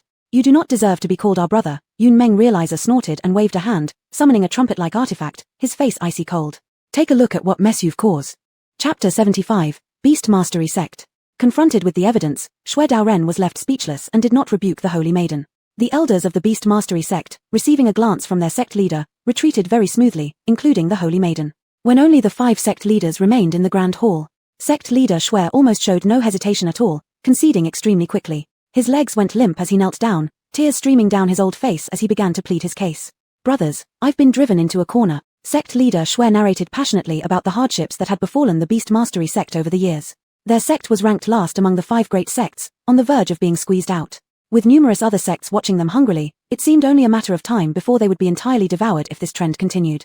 All present were masters of their respective sects, spirit transformation cultivators with their own sense of pride. None of them could have done what sect leader Shui did, none would have bowed or cried, even under the threat of a blade. But sect leader Shui both knelt and wept. A spirit transformation cultivator capable of such humility deeply touched those present. Qing Zhanren helped sect leader Shui up, clapping him firmly on the shoulder like an amiable elder. Elder brother Shui, wipe away your tears already, you're a grown man. Sect leader Shui quietly shed more tears, using his sleeve as cover. A glance out of one eye surreptitiously checked the expressions of the others. Only Yunmeng Zhanren's expression had not changed. He coldly stated, Sect leader Shui, just because you face difficulties, is it justified to harm others? You must give us an explanation today. Yunmeng Zhanren played the role of the strict disciplinarian while Qing Zhanren acted as the compassionate mediator. Sect leader Shui realized that playing the emotional card would not work, he would need to offer tangible benefits to placate them. In order to fully resolve the issue, the Beast Mastery Sect revealed their utmost sincerity by voluntarily opening up the 10,000 Beasts Forest. They allowed disciples from the 4 sects to enter and form contracts with spiritual beasts or train them. The 10,000 Beasts Forest was the most precious resource of the Beast Mastery Sect. Inside, there were rare spiritual beasts everywhere, far surpassing the ones outside. Furthermore, the 10,000 Beasts Forest served as a natural practical training ground, with complex terrain and many wild spiritual beasts, catering to various types of spiritual beast training requirements. Cultivators could conduct live combat drills with their spiritual beasts there, growing much faster and comprehensively than blindly hunting demons elsewhere. Access to the 10,000 Beasts Forest required a special teleportation array, for which many would pay a fortune just to gain entrance. And now, the Beast Mastery Sect freely opened this resource to the 4 sects without any time restrictions, showcasing their sincerity. In addition, the Beast Mastery Sect also opened their Lingshu Cavern, allowing cultivators and their spiritual beasts to train together and comprehend the laws of heaven and earth. Moreover, they opened their scripture library, allowing the cultivators of the 4 sects to browse freely and take away a single cultivation manual. To sum up, the Beast Mastery Sect's survival instinct shone brightly, as they handed over all their good things, hoping to gain forgiveness from their 4 brother sects. Tianji Sect, Sword Sect, Wanyin Sect, and Yaowang Sect were all highly satisfied. Sect leader Shui, knowing one's faults and reforming oneself is indeed commendable. Elder brother Shui, after gaining so many benefits from you, how can we remain indifferent? Sect leader Shui, if you encounter any difficulties in the future, do say so. We can help each other through hard times. Don't keep it bottled up inside. Sect leader Shui, our disciples are waiting at the foot of the mountain. Your 2 guard beasts, the Kaiyang wolves at the entrance, are too ferocious for them to dare approach. Shui Daoren immediately replied, Brothers, rest assured. I'll have someone take those Kaiyang wolves away. Qing Zhanren smiled politely, Elder brother Shui, I entrust my 2 daughters to you. Will there be any issues this time? Shui Daoren guaranteed, patting his chest, if anything happens to elder brother's daughter in the Beast Mastery Sect, I will bear the punishment myself and apologize humbly without needing to be asked. Ah, wait a moment. Shui Daoren then realized, elder brother doesn't have just 1 daughter, does he? Yes, Qing Zhanren laughed. It's an adopted daughter, also Master Mu's disciple. Ah, I see. Shui Daoren made a mental note. After exchanging pleasantries a few more times, they bid farewell one by one. After seeing off those 4 great beings, sect leader Shui sighed deeply, gazing into the distance, deep in thought. Behind him stood the Holy Maiden, lowering her eyes guiltily. Master, it's all my fault. I was careless, implicating the sect. She never imagined that their conversation at the time had been completely overheard, giving the 4 sects leverage. How detestable. It must be that woman, Song Mubin. That woman appeared frail and harmless, yet she possessed remarkable abilities, evading the Holy Maiden's detection and eavesdropping successfully. A flicker of ferocity crossed Ji Miao Miao's eyes. She would not let this woman go unpunished. Sect leader Shui did not reprimand her but said, We've reached this point, there's no use talking about past mistakes anymore. Holy Maiden, I'll give you a chance to redeem yourself. Ji Miao Miao responded, please instruct me, sect leader. Sect leader Shui looked at her with piercing eyes. The cultivator who invoked divine power is likely among these 4 sects. They won't let this opportunity pass, and I need you to find this person. There weren't many Jindan cultivators with spirit beast contracts. Ji Miao Miao already had a few suspects in mind. Sect leader Shui narrowed his eyes, revealing a glint of greed. If we could extract the ancient bloodline from that spirit beast's body, we would discover the white tiger lineage, and maybe even lure out descendants of other ancient divine beasts. Though sect leader Shui usually appeared as an honest man, he was actually quite calculating, so much so that even the holy maiden couldn't fully understand him. His generosity and willingness to pay such a high price were not merely for smoothing over the 4 sects' anger. His main purpose was to play the long game, setting the hook for something bigger. Even if this error severely weakened the Beast Mastery sect, as long as he obtained the Divine Beast legacy, the sect would soon return to its peak glory, surpassing the other 4 sects in no time. Ji Miao Miao was slightly unnerved by sect leader Shui's fleeting cruelty. She thought the master only wanted the spirit beast containing divine bloodlines, but it turned out he wanted more. The inheritance of divine beasts truly held greater value, something she hadn't considered at all. Sect leader Shui truly had far-sighted vision. Ji Miao Miao quickly made up her mind. Rest assured, sect leader, I won't disappoint you this time. The grand gates of the Beast Mastery sect opened wide, and throngs of disciples from the various sects poured into the sect with great enthusiasm, acting as if they were at home. They claimed they were here to exchange cultivation insights with the Beast Mastery sect, though everyone knew the real reason. The disciples of the Beast Mastery sect were pushed aside, silently seething yet unable to speak up. Despite the influx of outsiders, the vast territory of the Beast Mastery sect remained uncrowded, ensuring each visitor had a temporary residence. Fan Yuan was forced to stay in a small courtyard with Su Jiawen and others.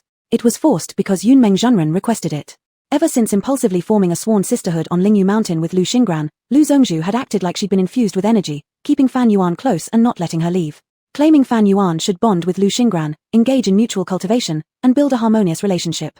Fan Yuan neither wanted to see Su Jiawen nor go back to hear Yunmeng Zhenren's preaching, nor did she want to fake camaraderie with them, so she decided to join the people from the sword sect instead.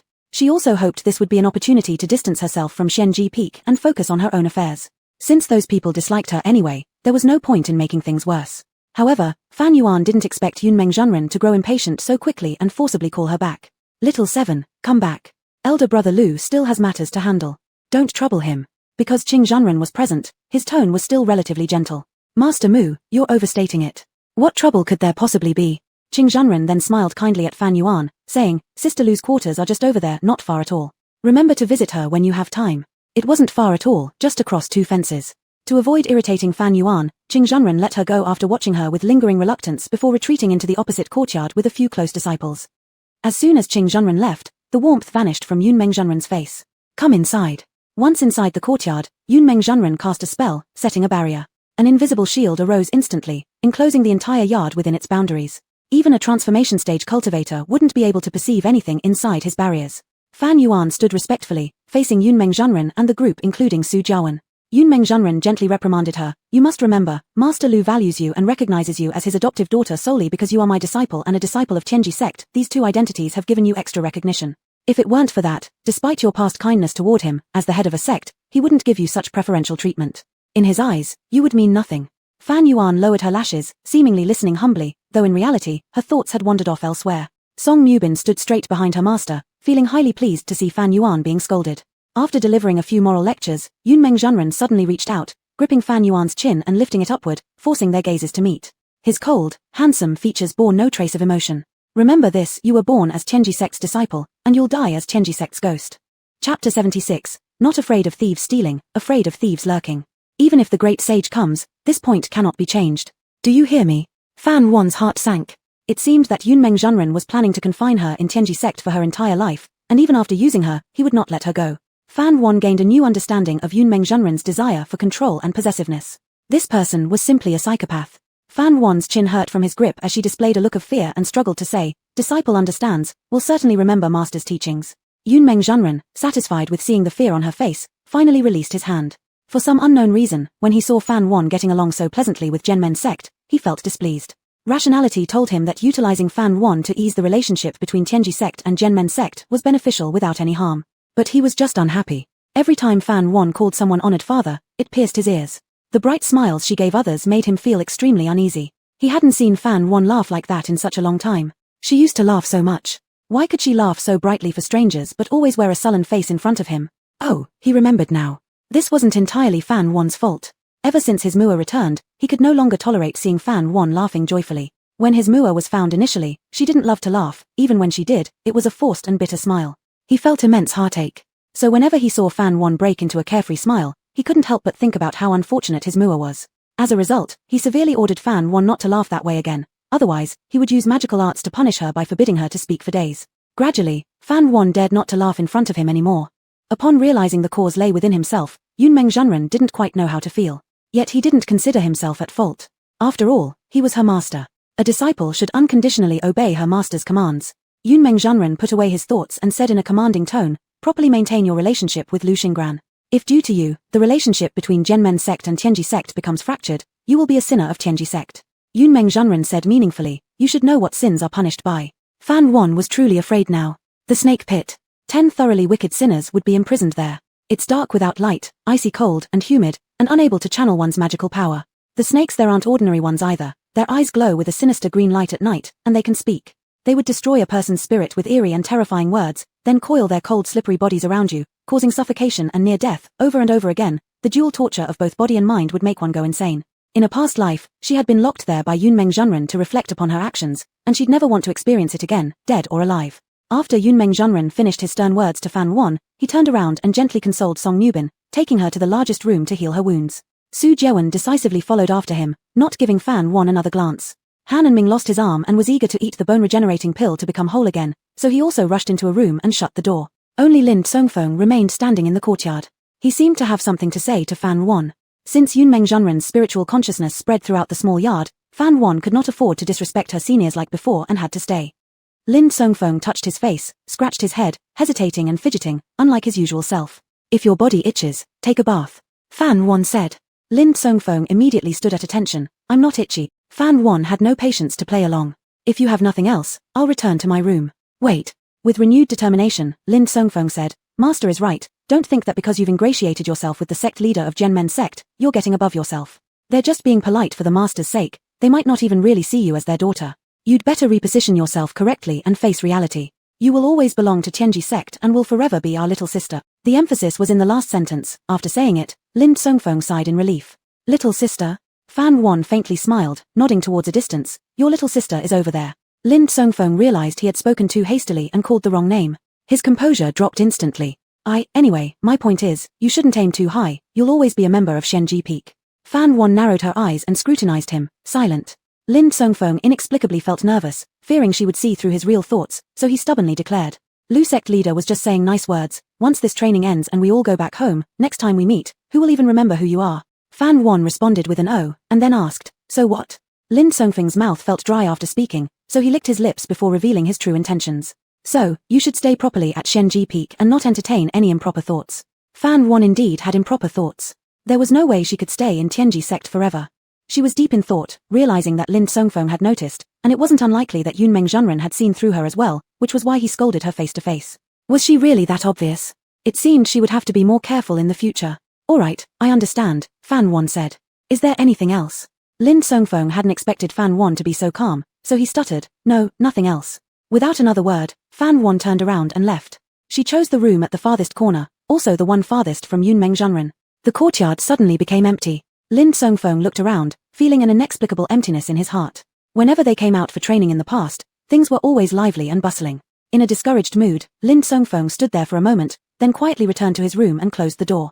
Yunmeng Zhenren retracted his spiritual awareness from outside, his face expressionless.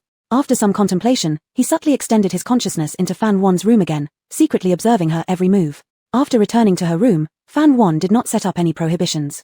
She knew that under Yunmeng Zhenren's watchful eyes, setting up such barriers would be futile, so she simply didn't bother. This way, he might trust her more. Ever since becoming a gold core cultivator, Fan Wan's perception had become much sharper. At this moment, she already sensed a trace of spiritual awareness covertly spying on her. If her guess was correct, it must be Yunmeng Zhenren keeping tabs on her. TSK, how troublesome. Still, she needed to figure out a way to break free of their control, otherwise, she wouldn't be able to do anything conveniently. For instance, if she wanted to check the storage bag given by Lu Xingran now, she'd need to remain vigilant about Yunmeng Zhenren. It's not that she feared being robbed, but she certainly feared being constantly monitored. Fan Wan didn't trust Yunmeng Zhenren's character. He could very well steal her treasures and use them to please his beloved daughter. Sect affairs were complicated, so Yunmeng Zhenren couldn't stay here forever. She wasn't sure when he would leave. Fan Wan sat cross-legged on her bed, cultivating while pondering deeply, her mind working rapidly. Fan Wan always felt that Genmen sect's leader was suspicious. He was too enthusiastic towards her. This Lu sect leader seemed alien to her. After all, in her previous life, this particular Lu sect leader hadn't spared even a glance for her. Being subjected to his nearly fanatical attention now felt like a mountain pressing on her back, adding immense pressure.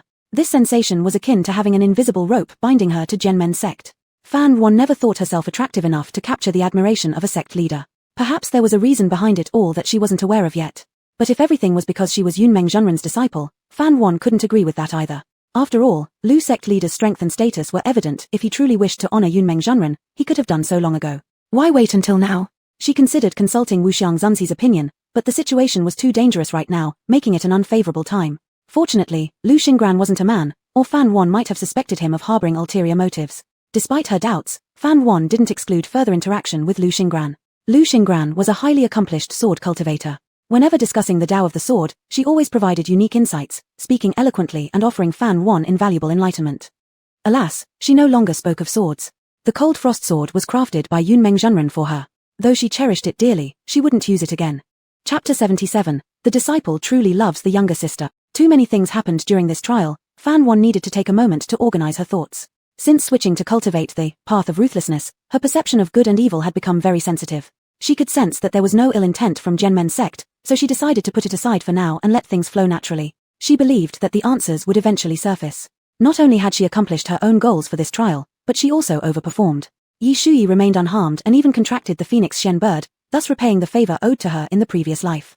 Fan Wan's cultivation had significantly improved too, and Jin Sai, who had advanced to the earth tier, a pleasant surprise indeed.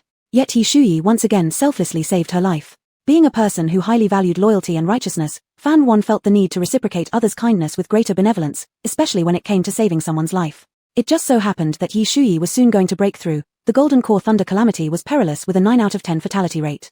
Thus, Fan Wan could exactly prepare the Diamond Talisman for her. The Diamond Talisman could resist all kinds of attacks while partially mitigating the force of the Thunder Calamity. Besides Yi Shuyi, Fan Wan also intended to present some treasures to others on Lingxiao Peak. After all, without their generous help, neither she nor Jin Sai who would have reached their current achievements. Thinking of this, Fan Wan couldn't help but remember Xiao Yang, the young man from Miao territory. This person disappeared after exiting the secret realm, leaving behind only a magical device for communication. Under the surveillance of Master Yunmeng, Fan Wan chose not to bring it out.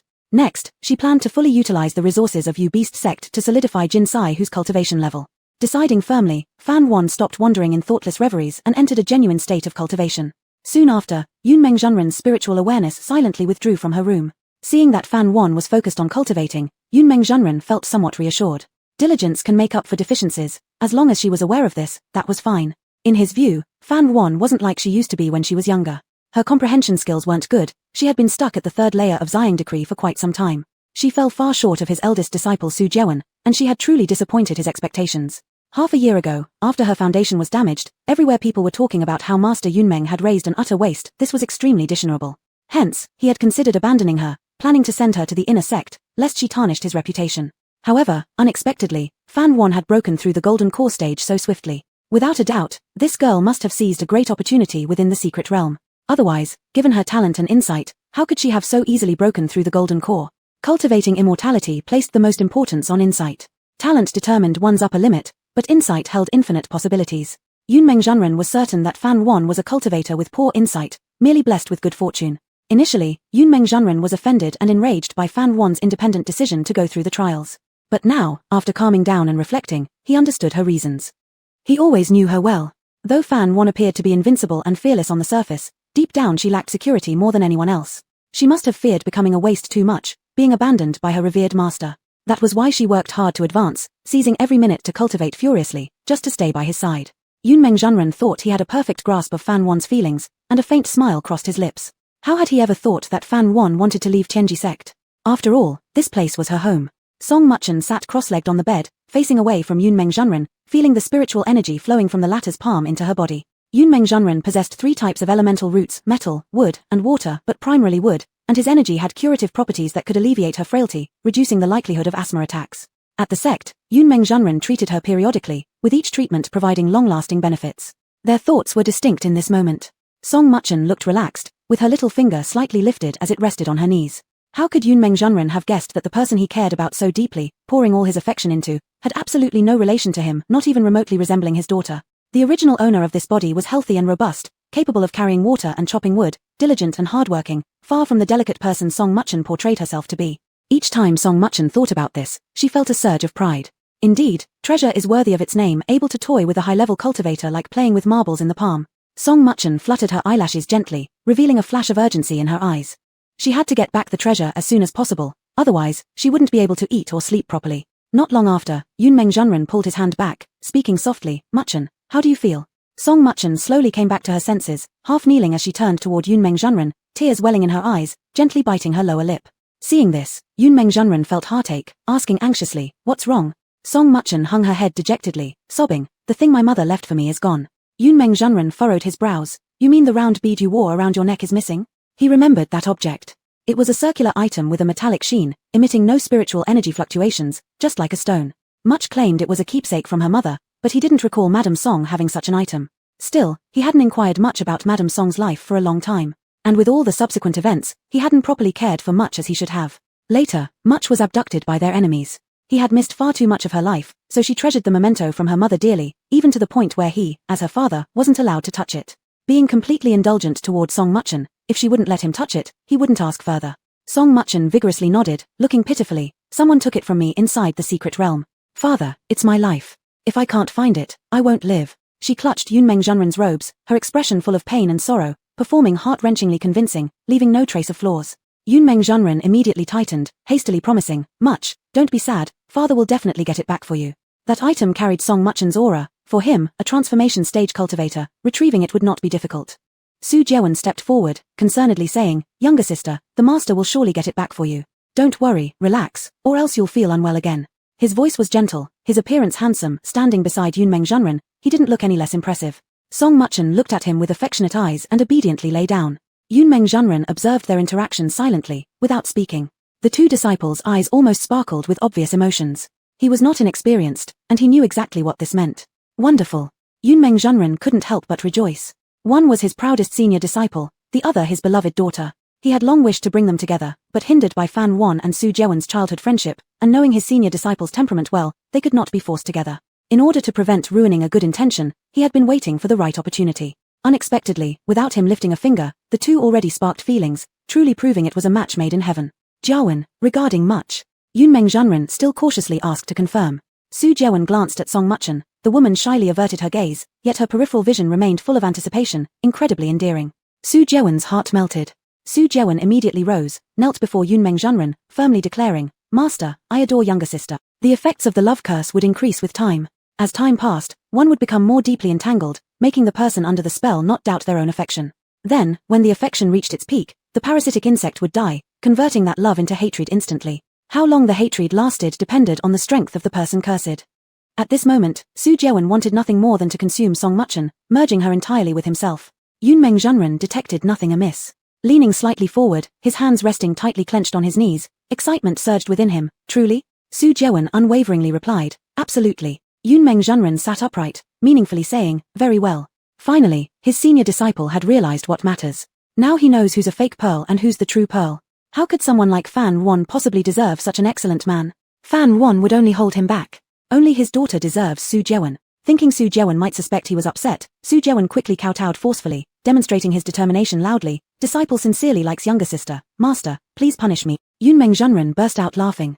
His hearty laughter resonated outside the room. "Then your punishment shall be forever together." Unaware due to meditating for recovery was Han Ming, while Lin Songfeng and Fan Wan both heard Yunmeng Zhenren's laughter and their conversation.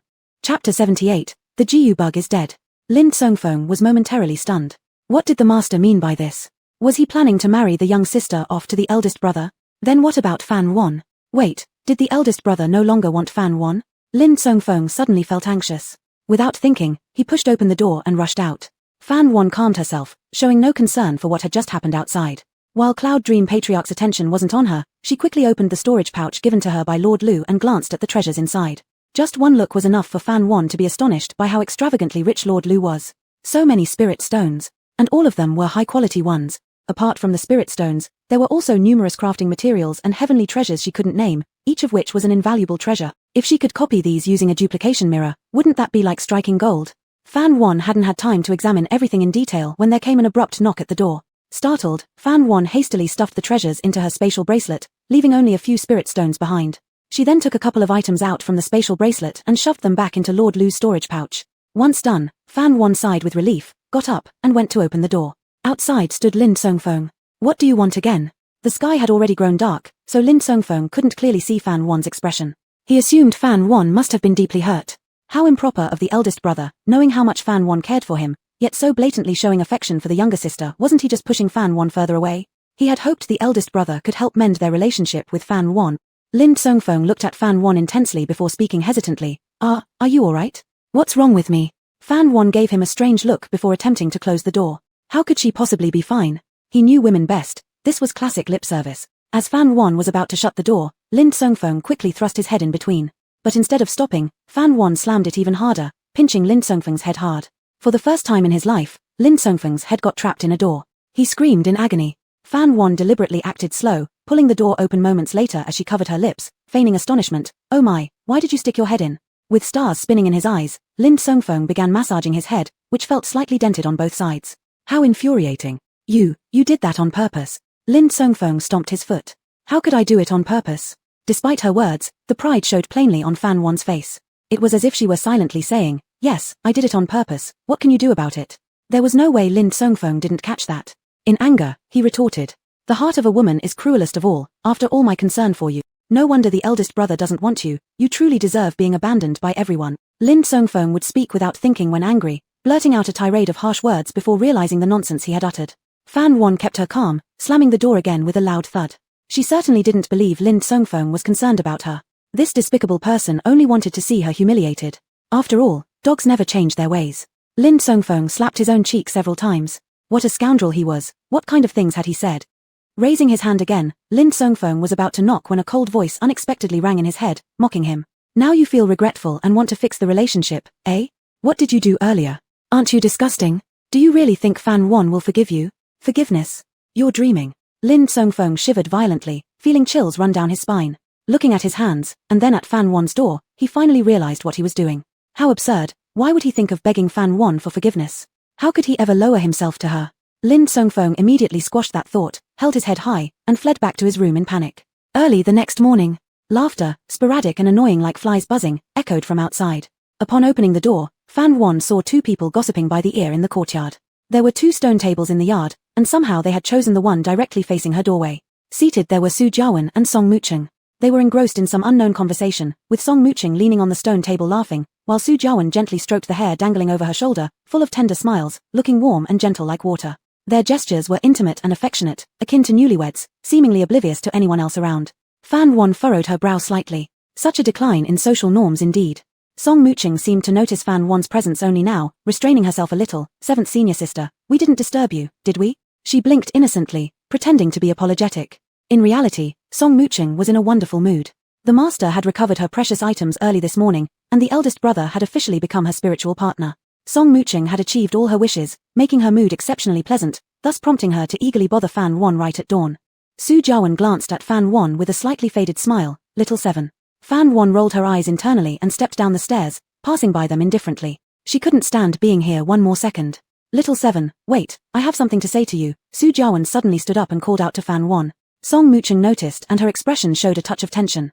The overwhelming love from Master Brother left Song Mucheng flustered and smug, yet for some reason, she always felt a bit uneasy and restless. She feared that his love would come and go just as quickly. She looked up at the man, her beautiful eyes filled with pity and cuteness. Su Jiawen affectionately lightly pinched her nose, whispering softly, I will be back soon. Song Mucheng felt assured of his affection and nodded kindly in understanding, waiting for him where she sat today. Soon enough, Su Jiawen came to stand right in front of Fan Wan, stopping no more than a step away from her. Fan Wan appeared somewhat impatient. Say it quickly. My time is very precious. Su Jiawen stated, Little 7, I've already formed a spiritual bond with my little junior sister. I've come to thank you. Thank you for your understanding, and also for helping me realize the depths of my feelings. Otherwise, I might have missed out on someone as remarkable as my little junior sister. After hearing Su Jiawen's heartfelt confession, Song Mucheng blushed privately in happiness and delight. Why does Master Brother need to tell Fan Wan these things? How impressive. Fan Wan gave a wry smirk. Oh, then congrats. Is there anything else? Su Jiawen hesitated briefly, then said, I have another small request. Speak. Su Jiawen deliberately lowered his voice, imploring, my junior sister has a delicate and fragile mind. I don't want any rumors from outside to harm her maliciously. So I hope you can publicly explain for her, stating that my relationship with her is genuine, and that you withdrew voluntarily.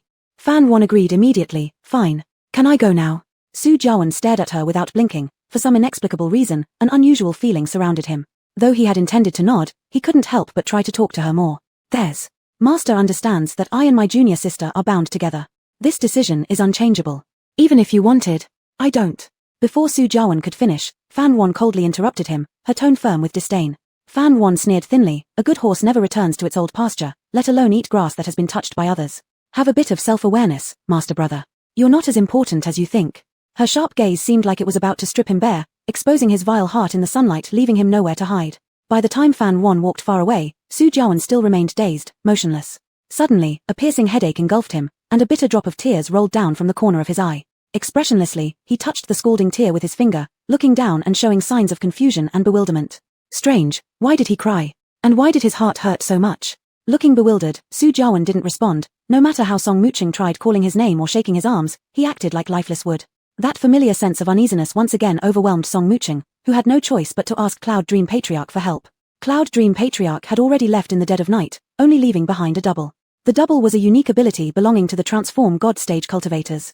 Although a mere double, it possessed the power of an infant soul stage elder, making it not to be underestimated. The double resembled the master in every detail except for having a colder, less communicative demeanor, lacking emotion. This double better represented Cloud Dream Patriarch's true self. Confronting such a teacher, Song Muching was a bit nervous.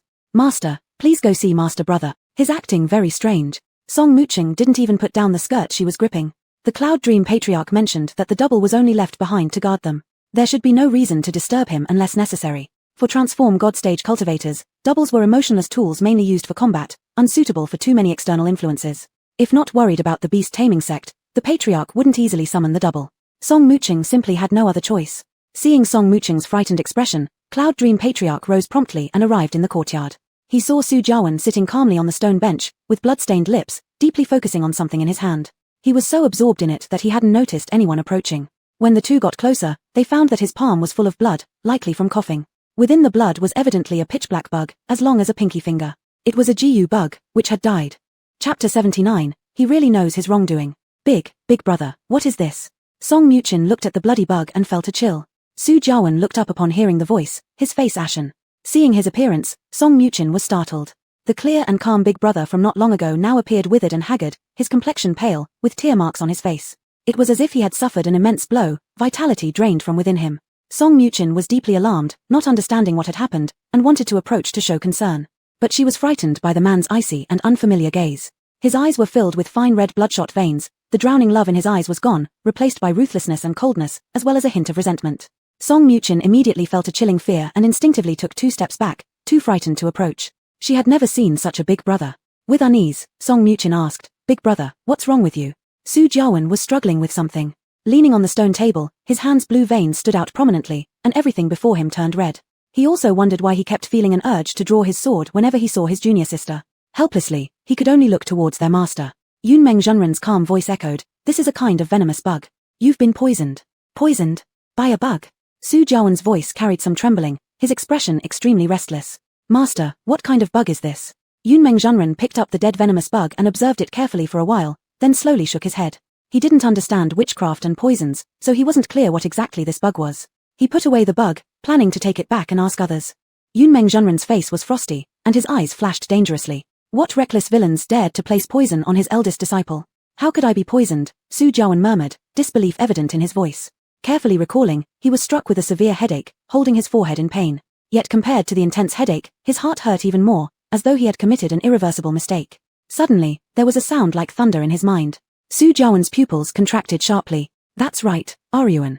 What had he said just now to Aryuan? He told her that he and little sister were acknowledged by the master as a couple. He thanked Fan Yuan for granting them blessing words that came directly from his mouth. Su Jiawen fell directly to the ground, his face as white as chalk. "Big brother." Song Muching, seeing the situation, felt immense heartache. She forgot all other concerns and rushed forward to help him up. However, when her hands touched Su Jiawen's, he flung her off abruptly. "Get away, don't touch me." Song Muching fell backward onto the ground, her skirt stained with mud, large tears instantly rolling down her cheeks as she felt completely wronged. In times like these, Su Jiawen would always come over, tenderly soothing her as much as possible. But now, Su Jiawen glared at her with hatred, rushing over and gripping her shoulders harshly, loudly interrogating her. What did you do to me? Did you put the bug poison on me? Is it you? The handsome features vanished, replaced with a grimace full of anguish. Song Muchin truly felt scared and couldn't help but scream, "Big brother, you're hurting me." Ridiculous. Yunmeng Zhenren rebuked in a heavy tone. The next moment, Su Jiawen was thrown away by an overwhelming force, overturning the stone table and spitting out a mouthful of blood with a gasp. His already pale face turned whiter. Though it must have been painful, Su Jiawen barely noticed it, staggering to his feet and crawling in front of Yunmeng Zhenren on his knees. He grabbed the edge of his master's robe and pleaded earnestly. "Master, give me the bug, I want to explain to Aryuan." Yunmeng Zhenren slightly narrowed his eyes and coldly asked, "Explain what?"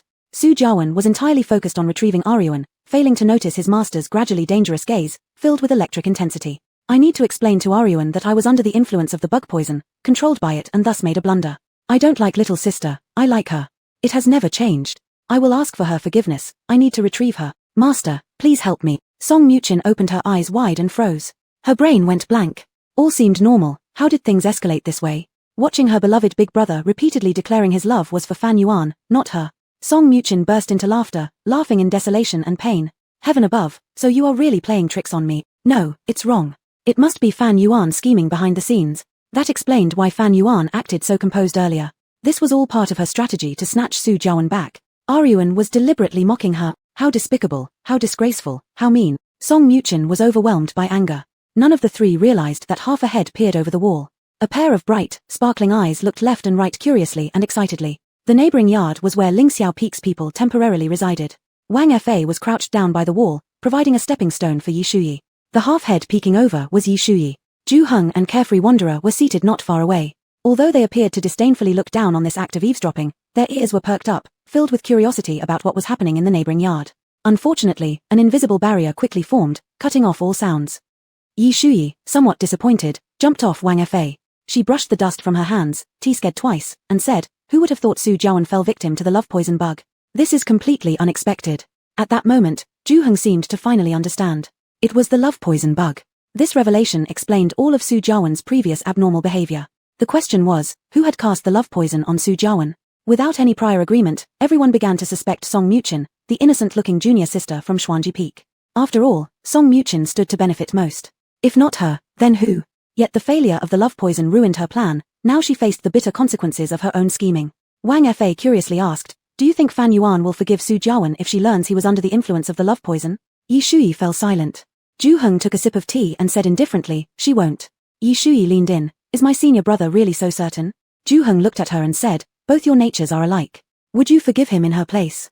Yi Shuyi snorted coldly, "Of course not." But after speaking, she added, "Still, little Lizzie easily softens her heart. If he pleads and begs incessantly, she might." "No. I need to go find little Lizzie. Second senior brother, you keep watch here. If Su Jiawen comes out, let me know immediately." With that, Yi Shuyi rushed off like a whirlwind. And just like that, Wang Fa was assigned his duty. Carefree Wanderer sat comfortably, drinking wine while looking up leisurely. His cheeks glowed with redness, and his eyes gleamed with haze as he asked, "When did ye girl become so close to Fangirl?" Zhu Heng chuckled lightly, "Master doesn't know, they're now life and death friends." "Oh, tell me, what exactly happened in the secret realm?" Lin Tsongfeng had a nightmare. In the dream, the protagonists were Lin Tsongfeng himself and Fan Yuan. He dreamed that he stuck a compliance charm on Fan Yuan, forcing her to do his bidding, making her work for him in ways so lowly it couldn't be described. He even forced her to kneel and personally wash his feet. Although the water wasn't hot, he deliberately made her difficult, ordering bucket after bucket of water until he made her drink the water used to wash his feet. In the dream, Fan Yuan's eyes glared with hatred and humiliation, yet she could do nothing but comply. So he controlled her, forcing her to slap herself until her face swelled, and blood trickled from the corner of her mouth. "You were born lowly. If it weren't for Master finding you in the mundane world, you'd still be begging on the streets, groveling before strangers. So there should be no complaints, especially against junior sister. The third senior brother is correct. Everything you have today owes its existence to junior sister's glory. You aren't even worthy to hold her shoes, much less dare to vie for the master's favor. I'll discipline you properly so you learn a lesson. Next time I see you treating junior sister badly, don't blame me if I make things worse for you." The dream felt so real. He could even feel his lips moving as he spouted cruel and vicious words from high above, every word distinct and clear. As if he really had said them. Every detail, from the scene to the people, was so vivid that Lin Tsongfeng couldn't tell the difference between reality and dream. While he scolded Fan Yuan harshly, he also shivered with dread and trembled all over. It was as though he had split into two people. One was full of hatred and disdain toward Fan Yuan, while the other screamed desperately for it to stop and pleaded not to harm her. Suddenly, the scene changed, and they returned to the secret realm.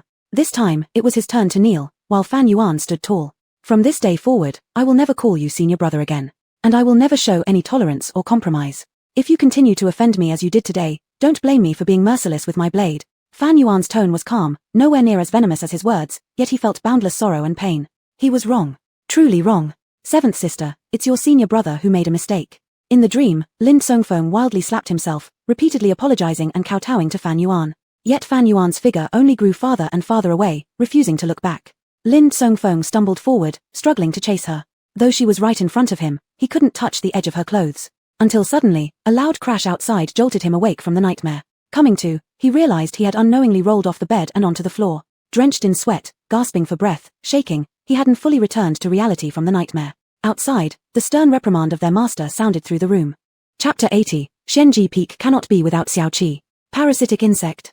This one said there isn't, then there isn't. The situation has already been decided, how can you simply regret it if you want to? You should be with Mua and stay well. As for Fan Wan, what is so special about her that makes you linger? If you dare to harm your little junior sister because of her, this one will make sure you never see her again. The last sentence seemed to have touched a nerve in Lin Songfeng.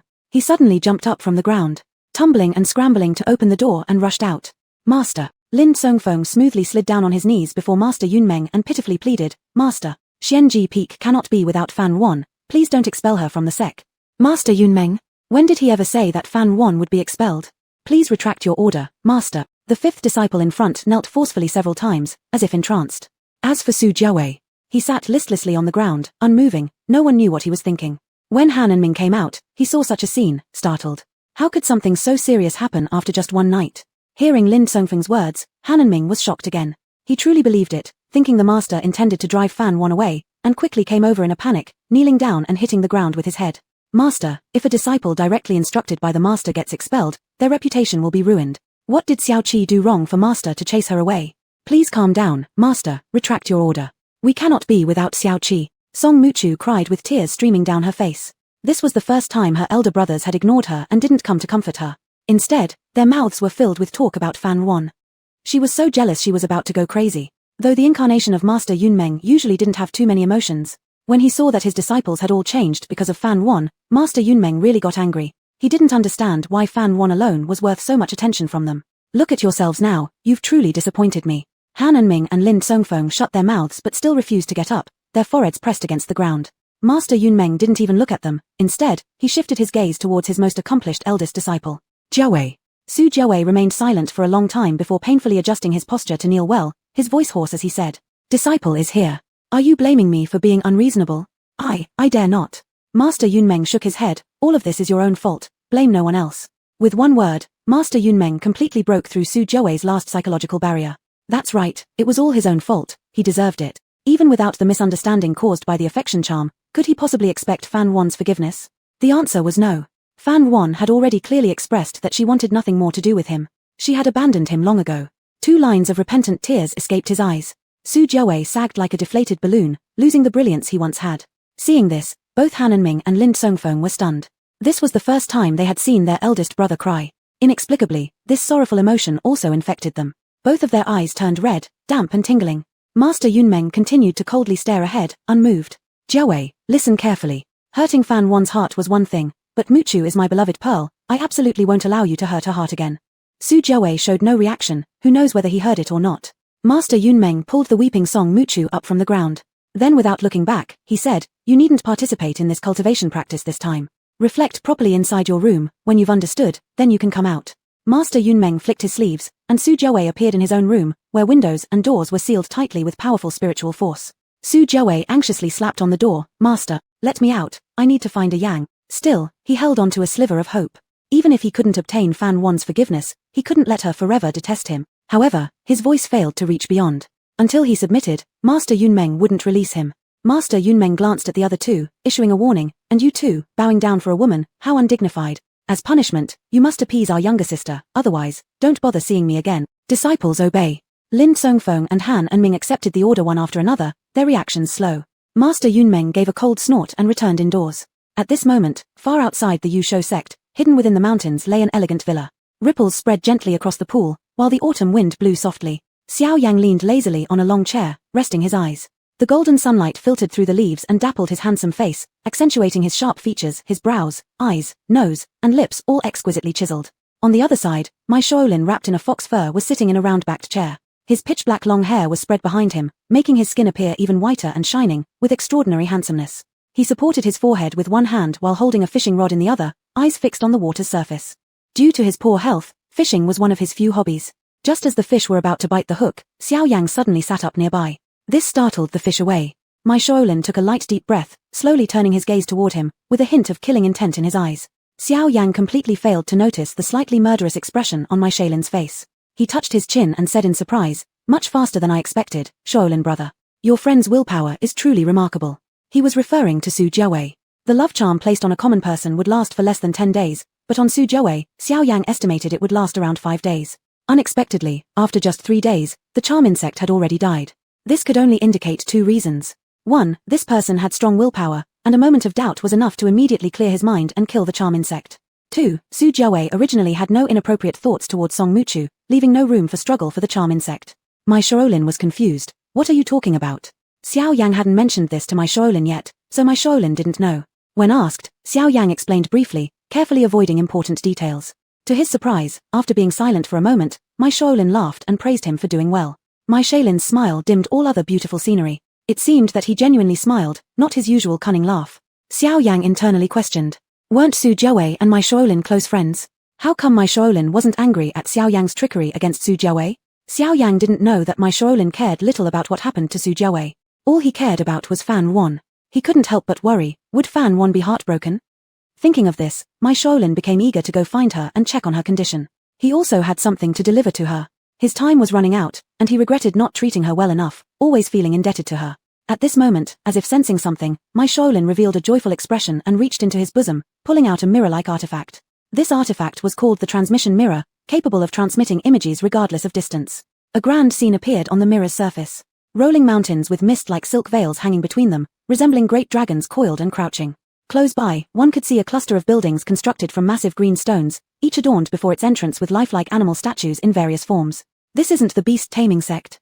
Xiao Yang leaned his head over, she went to the beast taming sect. It seemed Fan Wan hadn't forgotten their agreement. Previously, they discussed sending letters within the secret realm, but later realized that waiting for mail would make someone anxious. So, they decided on using this method, which was indeed more convenient. The transmission mirror came in a pair, Yang and Yin mirrors. Fan Wan had the Yang mirror, and my Shaolin held the Yin mirror. The Yang mirror could only transmit images, while the Yin mirror could only transmit sound. Moreover, Xiao Yang hadn't told Fan Wan that this artifact was also a miniature teleportation array. With a slight application of magic from my Shaolin, Fan Wan's face appeared on the mirror. My Shaolin's expression immediately softened, and he gently caressed her face with his finger. Meanwhile, Fan Wan far away at the beast taming sect was diligently recording the scenery without realizing the image had already flipped. Fan Wan specially found a high position with an open view. She thought that since my Shaolin's legs weren't very mobile, perhaps he'd never been to the beast taming sect, so she must show him the best view here. Little did she know, to my Shaolin, she herself was the best view. Xiao Yang's voice then transmitted through the artifact.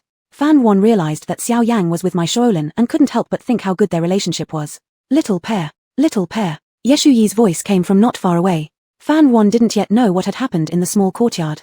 Hearing Yeshu Yi's call, Fan Wan put the transmission mirror away. What's the rush? What happened? Chapter 81, The Truth of the Past. As my Shaolin watched the girl's face in the transmission mirror gradually disappear, finally turning into his own, a tinge of reluctance flashed in his eyes. He gazed at the transmission mirror for a while with averted eyes before reluctantly putting it away. Xiao Yang sighed inwardly at the sight of him. Shaolin is also a pitiable person. As if something came to mind, Xiao Yang said, I heard that Master Lu of the Sword Sect has acknowledged Fan Wan as his adopted daughter. Doesn't this seem too sudden and strange to you, Brother Shaolin? Given Master Lu's status and reputation, the news that he had adopted Fan Wan had already spread among cultivators. The cultivators were discussing endlessly, debating about Fan Wan's origins. Some lamented her good fortune, while others praised her skillful means to ingratiate herself with a transmutation cultivator. Various opinions were circulating outside, but in summary, everyone said that Fan Wan had hit a stroke of great luck. However, Xiao Yang thought that Master Lu was taking advantage of Fan Wan. Each time Xiao Yang recalled the scene from the secret realm where Fan Wan unleashed an incredible power, he felt stunned.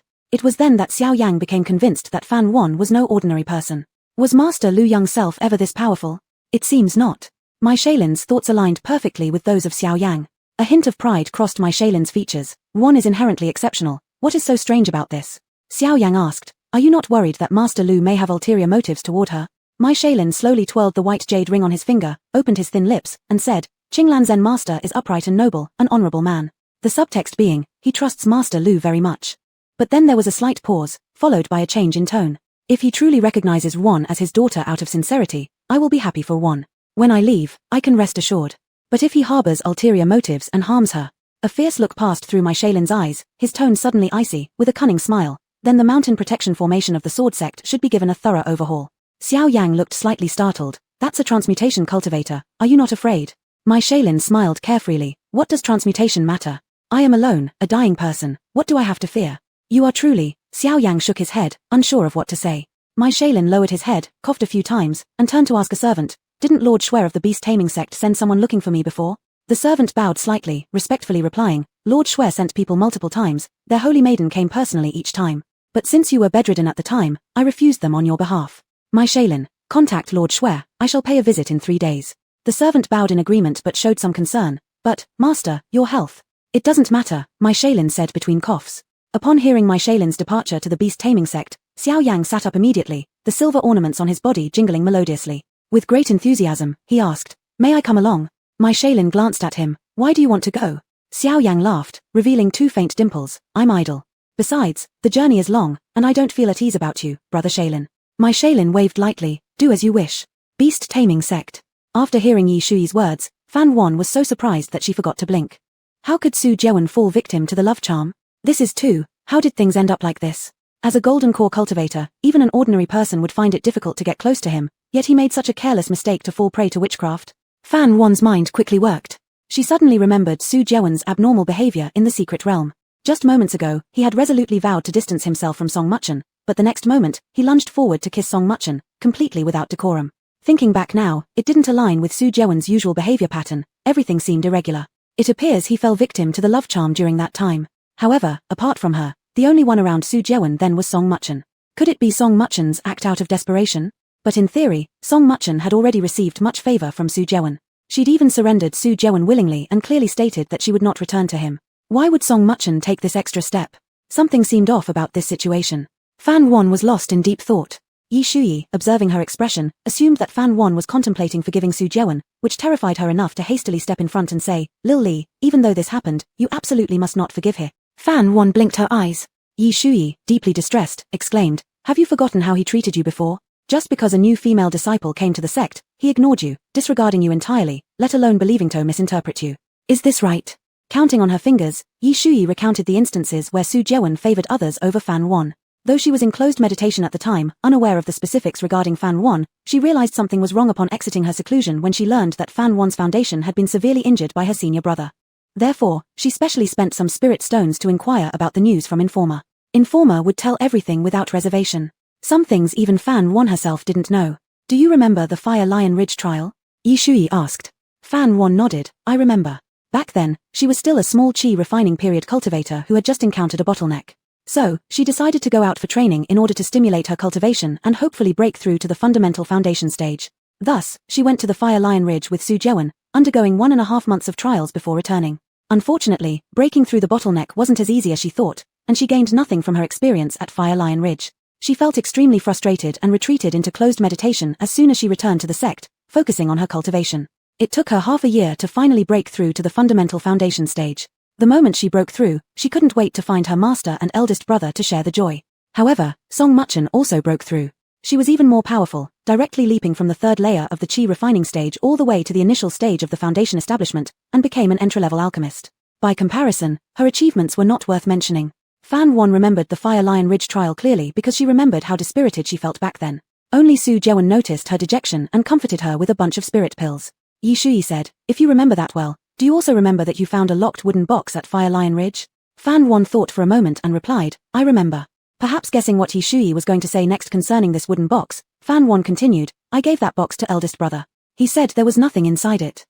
Yi Shuyi immediately scolded, nonsense. There was clearly an exquisite Shimu pill inside that box. Fan Wan showed a look of surprise, but he never gave it to me. Seeming to have realized something, Fan Wan furrowed her brows.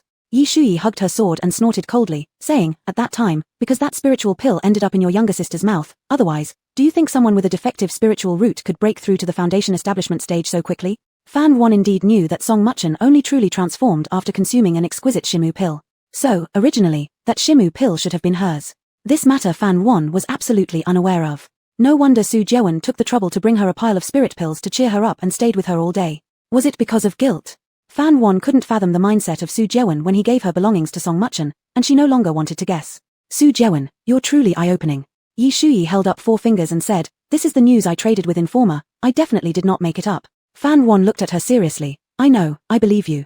It wasn't just because she trusted Yi Shuyi's character but also because she believed Su Jeon could pull stunts like this. Thank you for telling me. Otherwise, I'd have kept being in the dark and acting like a fool. Fan Won smiled bitterly. They always claimed it was her taking away Song Mucheon's advantages, yet except for vying for affection, she never truly took any treasures from Song Mucheon. On the contrary, they repeatedly took her things and used them to compensate their guilt towards Song Mucheon. They simply didn't act like humans. Fan Won couldn't help but wonder, how many other things was she unaware of?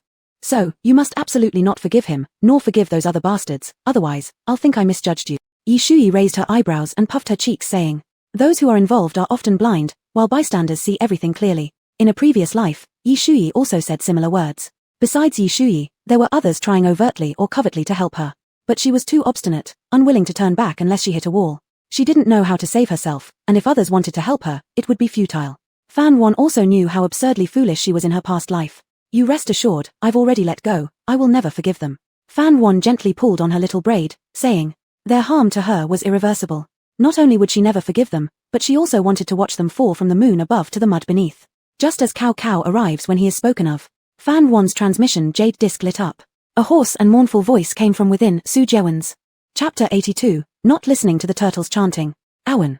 Su Jeon was confined by Master Yunmeng and unable to come personally to beg Fan Huan for forgiveness. In his haste, he thought of using a sound-transmitting jade tablet. He was eager to win back Fan Huan's heart. His only thought right now was that he must explain everything clearly to Fan Huan. Awan, listen to my explanation. His voice was somewhat choked. Yi Shuyi snatched the sound-transmitting jade tablet from Fan Huan's hand and said, not listening to the turtles chanting. How could Awan call him a turtle? Su Jeon paused for a moment, then realized this wasn't Fan Huan's voice, it was Yi Shuyi. But Fan Huan must have been nearby. Su Jeon had never been so humble. He explained to Fan Huan that he was under the influence of a love charm and that all the words he had spoken earlier didn't count. But before he could finish speaking, Fan Huan cut him off. Let's talk again when you return the top-grade shimmy pill to me. You, how do you know? Su Jeon blurted it out, directly exposing himself, then immediately panicked. Wait, Awan, this I can also explain. Fan Huan no longer bothered to waste words with him and directly severed her connection with Su Jeon using her spiritual energy. Yi Shuyi still wanted to hurl a few more curses. She scoffed and said, I previously thought Song Mucheon was truly a genius, turns out she used the top-grade shimmy pill. What kind of genius is this?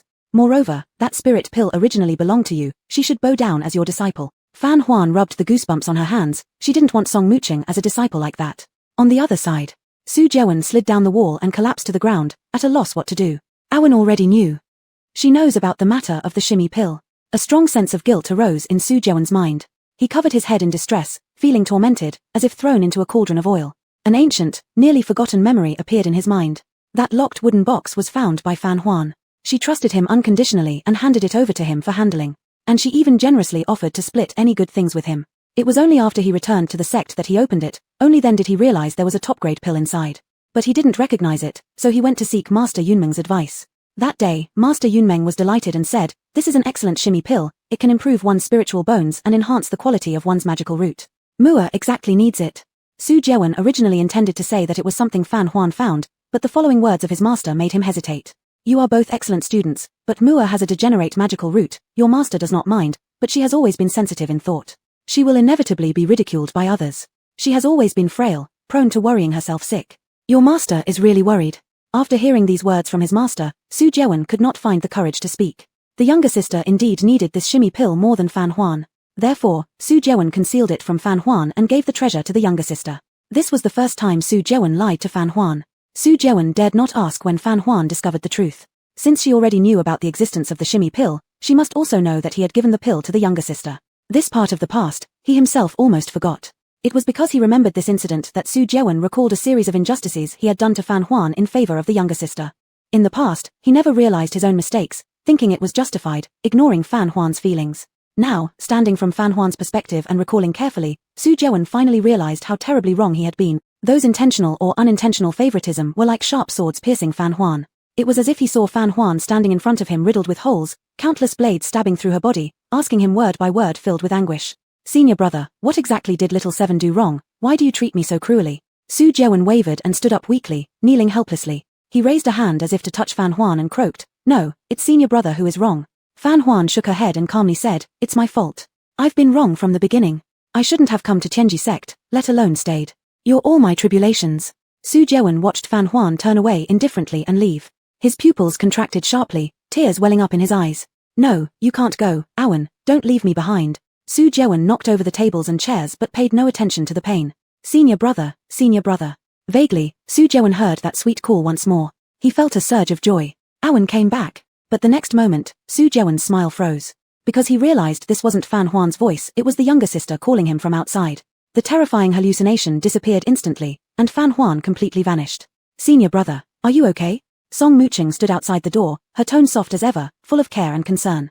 In the past, whenever Su Jiawen heard Song Muqing's voice, he would only feel reassured. But now, the younger sister had become an insurmountable obstacle between him and Fan Huan. As soon as he heard her voice, he couldn't help but think of all the things he had done to betray Fan Huan.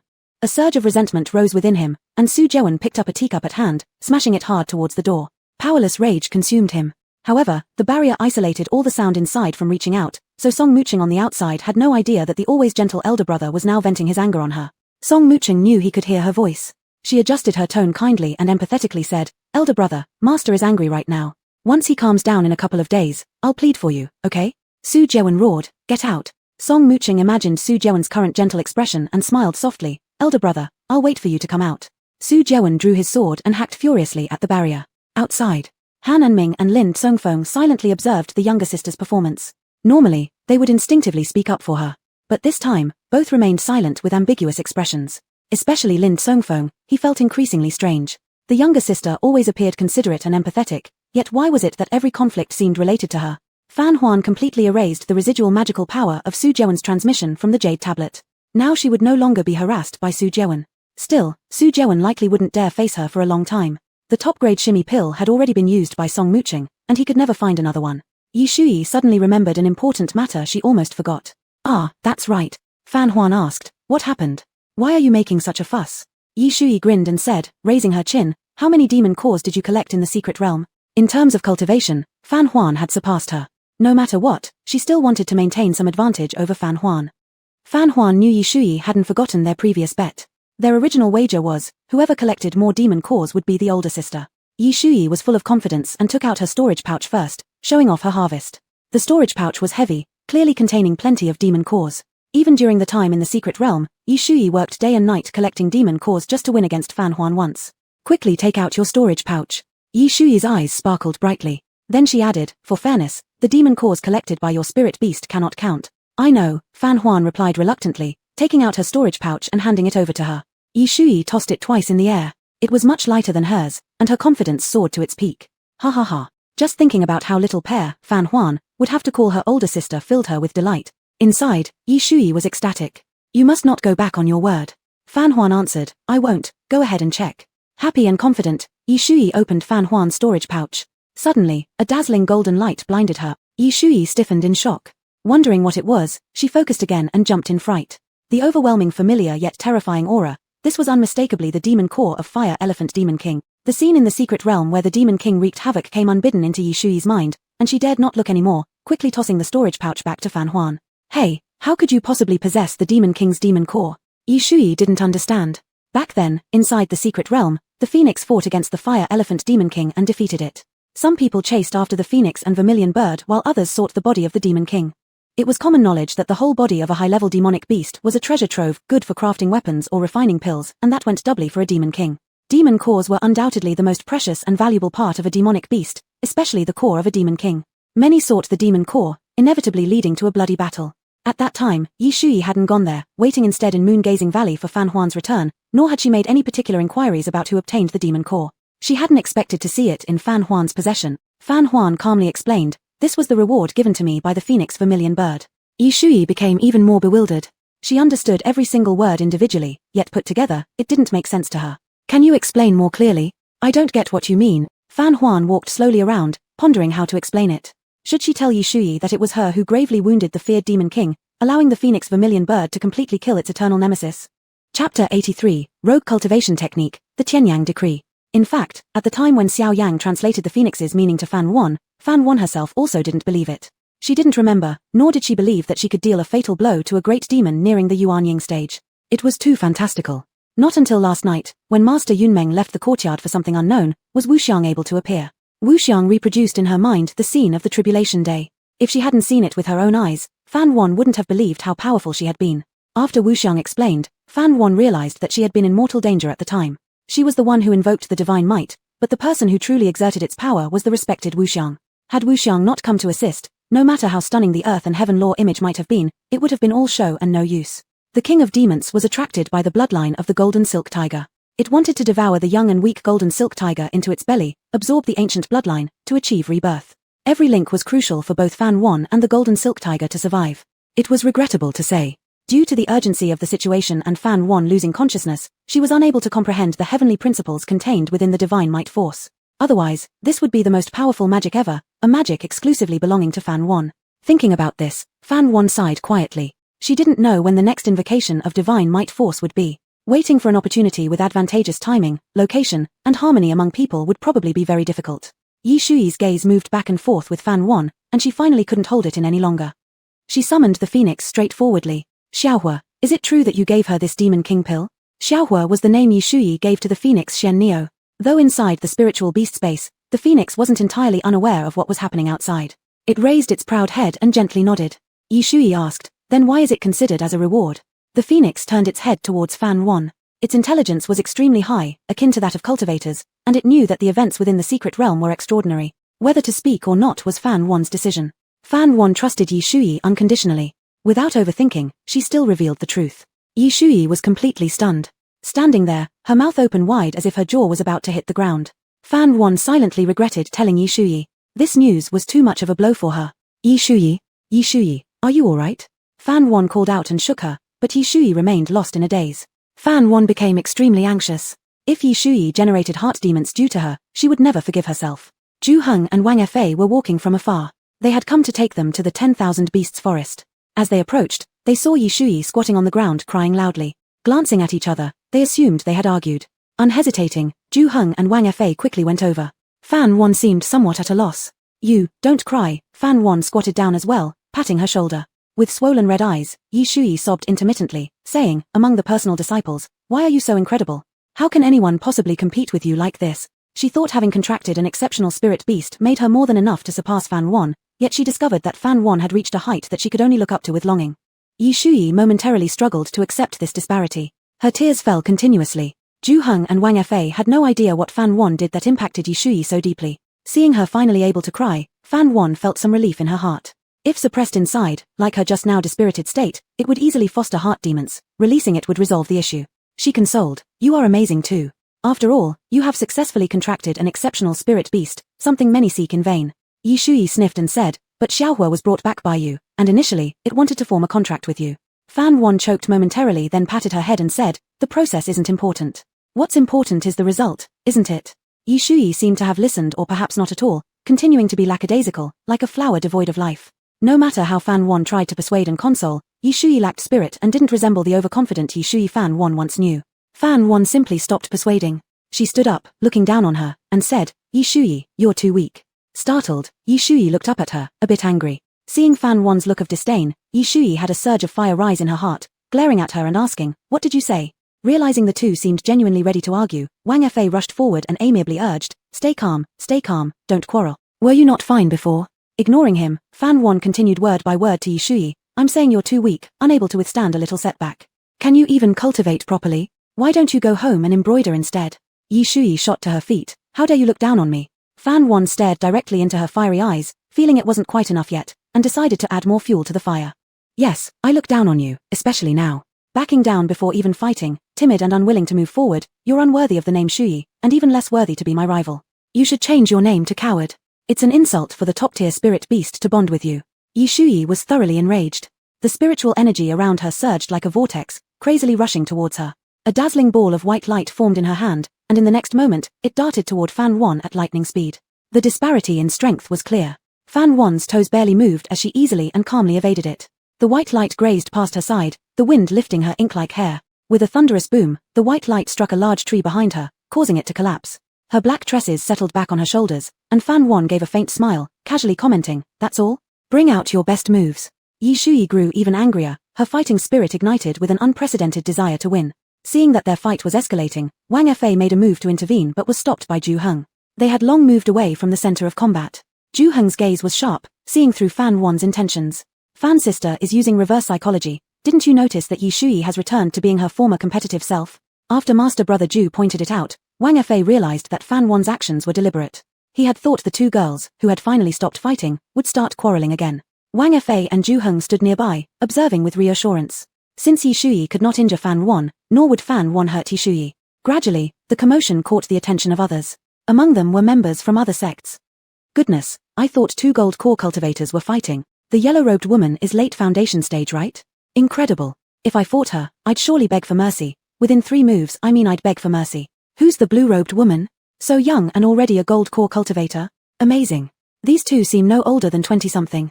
Truly impressive talents.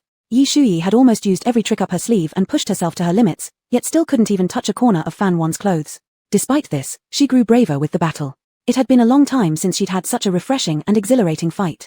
Her eyes shone brightly with excitement, like a crowned lioness ready to roar. Fan Wan unintentionally tapped into Yi Shuyi's potential. A subtle force of rules began swirling around Yi Shuyi, something she herself hadn't even noticed. But Fan Wan did. Upon perceiving this sharply, Fan Wan's eyes lit up.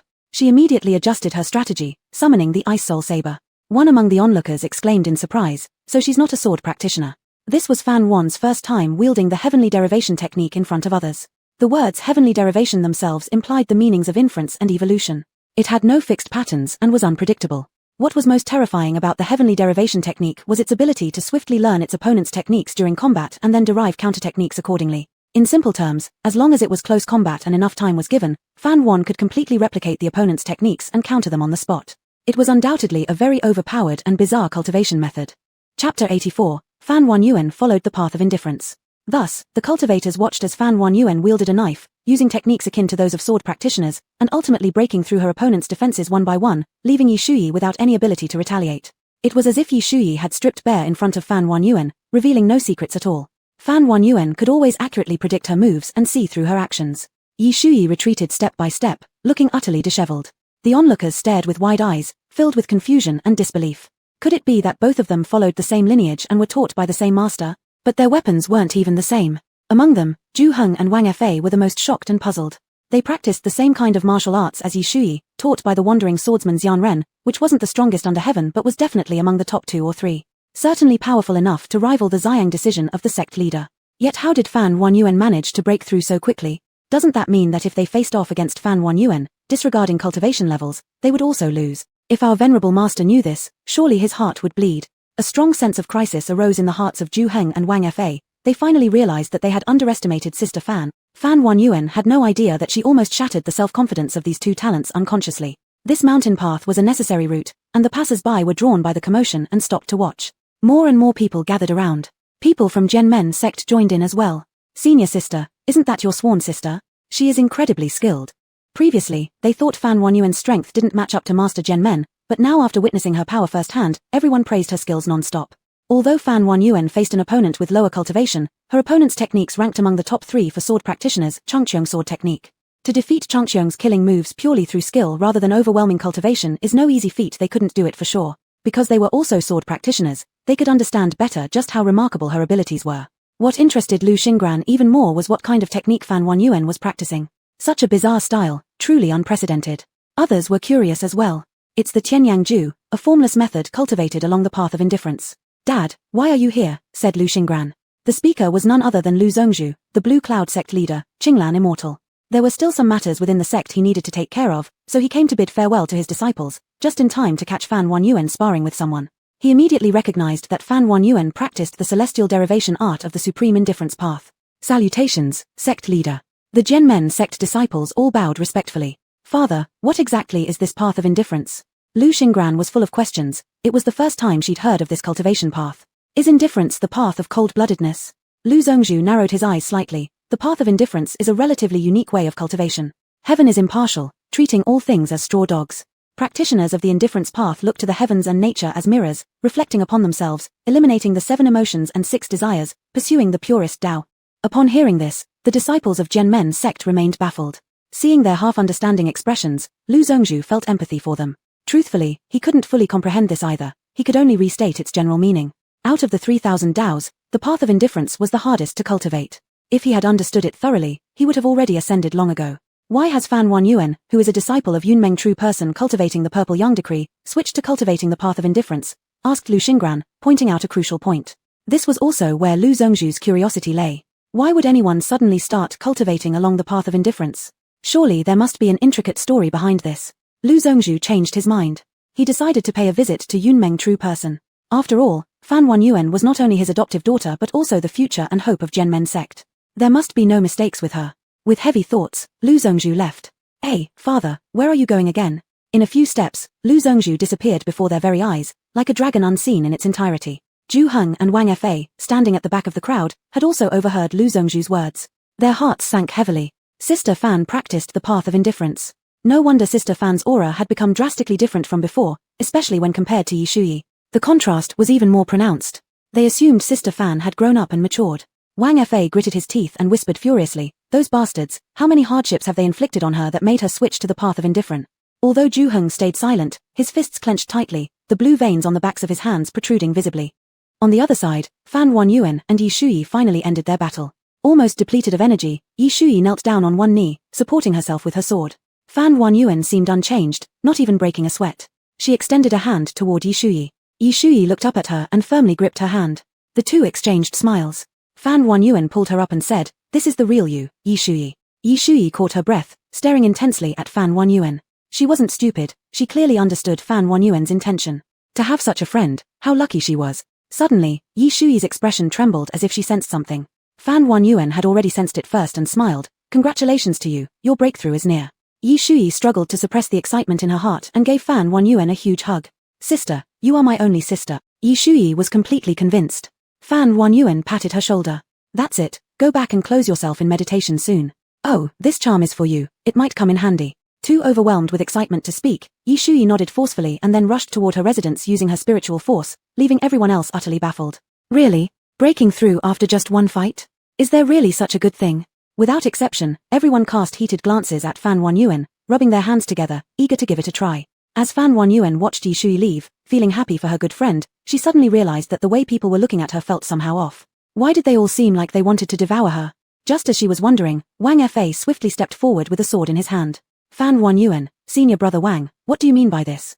Wang Fa chuckled. After so long of seeing each other within the sect every now and then but never having the chance to duel, here's the opportunity. Wang Fa was at the early stage of the Golden Core level, the same level as Fan Wanyuan.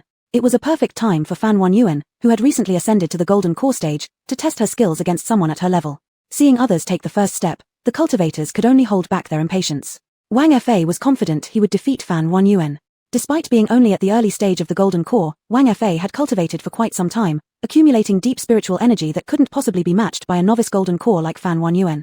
But what he forgot was that Fan Wanyuan had been purified by spiritual liquid.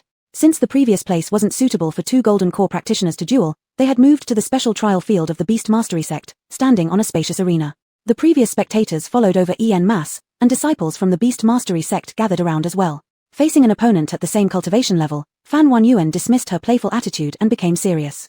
With a thunderous clang of metal, Wang Fa's sword drew a graceful arc in the air. It finally plunged straight into the green bricks beneath the arena. Fan Wanyuan emerged victorious. "Senior brother Wang, thanks for letting me win." This time, sweat glistened faintly on Fan Wanyuan's refined face. Wang Fa erupted in hearty laughter. "Junior sister Fan, thank you. Brother will retreat to meditate now too." He had remained at the early stage of Golden Core for a long time, waiting patiently for an opportune moment to break through. During the battle with Fan Wanyuan, he suddenly gained insight and had a profound realization. He knew the timing had arrived. Another contender who faced Fan Wanyuan prepared to break through. The eyes of disciples from various sects watching her burned with fervor. Their master hadn't deceived them. Coming to the Beast Mastery sect truly offered chances to learn and advance. They were desperate to improve. At this moment, a blue-robed cultivator was the first to leap onto the arena. "My name is Xiaoyao, inner disciple of the King of Medicine sect." The female cultivator in blue robes spoke brightly, with remarkable grace. She was also at the initial stage of the Golden Core. Divine Calculation sect, Fan Wanyuan. Following proper etiquette, Fan Wanyuan declared her lineage. Xiaoyao considerately asked, "Friend, would you like some rest?" Fan Wanyuan readied her combat stance and lifted her chin slightly. "No need." Nodding, Xiaoyao wielded her weapon, a venomous vine whip, its capabilities unclear but surely formidable. However, once again, Fan Yuan triumphed. Xiaoyao's hand holding the vine whip trembled slightly as several thorns on the whip had been cleanly cut off by Fan Yuan's icebone knife. She admitted her defeat wholeheartedly. Fan Yuan, I'll remember you. Xiaoyao stood tall and put her whip away. She casually tossed a token at Fan Yuan. Fan Yuan caught it deftly. It was a wooden token engraved with the character Xiao. With this token, you can retrieve medicinal pills from any pharmacy in the realm. This is my token of gratitude, please accept it. Before Fan Yuan could react, Xiaoyao's figure had vanished from the arena, her destination unknown. She, too, had left to immerse herself in seclusion. In the next instant, two figures leapt onto the arena simultaneously, both speaking at once. Who are you? I came first. You step down. Fan Yuan slipped the token into her storage and glanced at the quarreling cultivators indifferently. Both of you are at the early stage of Golden Core, let's have a 2-on-1 match then. Wow. Such arrogance. They spoke simultaneously, and they were both thrown off the arena simultaneously, heads hitting the ground. Immediately after, two storage pouches were tossed up and landed in Fan Yuan's hands. Fan Yuan did not rush to check and naturally accepted it. After another 2 rounds of trials, Fan Yuan still stood on the arena, her figure upright, her gaze sharp. A beam of sunlight just broke through the clouds, shining on her, as if coating her with a layer of golden light, extraordinarily dazzling. Fan Yuan held the icebone knife in front of her, gripping the hilt with both hands crossed, her posture leisurely and composed, seemingly slightly bored. Her eyes scanned the crowd below, and before the next challenger was ready to come up, she announced loudly, "Dear Dao friends, I'm bold enough to want to challenge the middle stage of the Golden Core." Chapter 85, You're Lying. As soon as the words were spoken, a mid-Jindan stage physical cultivator leaped up like a fierce tiger. His feet landed with the weight of boulders, causing fine cracks to spread across the arena floor, his presence utterly intimidating. He had wanted to step up for a while but restrained himself because his cultivation was higher than Fan Yuan's, fearing that she might not dare to accept the challenge. Now that Fan Yuan had initiated it herself, he no longer needed to worry about being criticized for bullying a young girl. He stared intensely at Fan Yuan, his eyes saying, "I want to grow stronger too." The body cultivator was built like a giant black bear, making Fan Yuan look even smaller in comparison. Fan Yuan slightly narrowed her eyes. She could sense that this mid-Jindan opponent would be extremely difficult to handle, with skills likely on par with late Jindan cultivators. In a polite tone, the opponent said, "Miss, please rest assured. I won't use any weapon, and I'll stop once the point is made." Fan Yuan didn't waste any words. "Then, let's begin." The spectators below were all worried. They feared that Fan Yuan would get mercilessly beaten down by the body cultivator and knocked off the platform. What would happen to them then? They also wished to grow stronger. "You mean, Fan Yuan has cultivated the heartless path?" Yunmeng Zhenren's avatar spoke in a calm tone, still revealing no emotion. After learning that this figure before him was merely an avatar, Master Lu did not expect to gain any useful answers. Though an avatar shares the same mind connection as its true self, generally speaking, transformation stage cultivators do not allow their avatars to know too much, as there's no real benefit to doing so. Thus, Yunmeng Zhenren's avatar did not know how his disciples were faring recently. Still, Master Lu asked curiously, "She chose the heartless path, don't you have anything to say about that?" Although emotionally detached, the words coming from the avatar could reflect Master Mu's thoughts to some extent, which were worth considering. The avatar disdainfully replied, "Nothing to say. She couldn't even master the purple yang decree properly, yet now she runs off to cultivate the hardest path, the heartless Dao. Indeed, this fits my impression of her perfectly." Master Lu frowned slightly. "What exactly is your impression of her?" If the one sitting here was Yunmeng Zhenren himself, he might not necessarily disclose his true feelings to Master Lu, instead opting for polite formalities. But the avatar wouldn't think about such matters. It inherited Master Mu Yunli's self-centered personality, to the point where even if an ancestor were present, it wouldn't care. Seated in the armchair, as if he were a statue of Buddha devoid of sorrow or joy, the avatar remarked, "Foolish, impulsive, narrow-minded, full of delusions, she does not deserve to be a practitioner. If it weren't for her good spiritual root potential, she wouldn't even match an ordinary outer disciple within the sect. This is my impression of her." When the avatar mentioned the first word, Master Lu's brows were already furrowed tightly, and by the time he finished listening, they seemed capable of trapping a fly. Even though Master Lu had only known Fan Yuan for a short time, his instincts confirmed that she was not the person described. First and foremost, regarding the claim of foolishness, Master Lu did not agree at all. Fan Yuan was someone with great fortune, blessed by the heavenly way. How could she possibly be a fool? Seeing the haughty demeanor of this avatar, Master Lu couldn't help but feel a mix of anger turning into amusement. "May I ask, what exactly did Master Mu see in her back then?" The avatar paused briefly, as if pondering.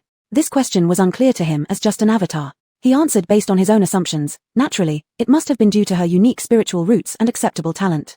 Master Lu remained silent, his eyes dark. After taking a sip of tea and calming his irritation, he asked gently, "You said she's impulsive, on what basis?" "From my perspective, she appears steady and introspective, hardly impulsive or reckless." The avatar still acted arrogantly, casually replying, "Just because she suffered a little injustice, she arbitrarily changed her cultivation method to the heartless path without considering her future prospects. Isn't that impulsiveness?" Master Lu felt doubtful in his heart. Was it really just a little injustice? In fact, the avatar continued as he moved to the window, pinching a leaf about to fall, with a cold expression mingled with mockery. I can also guess her intention. There are people like her in this world who enjoy harming themselves as a way to punish others, believing that doing so will make others regret. However, the truth is, no one actually cares. Master Lu turned his body in place to watch him. Fan Yuan changing her path to the heartless Dao, ruining her own future. This isn't exactly what happened. The avatar gave a cold snort and shook his head, truly unintelligent.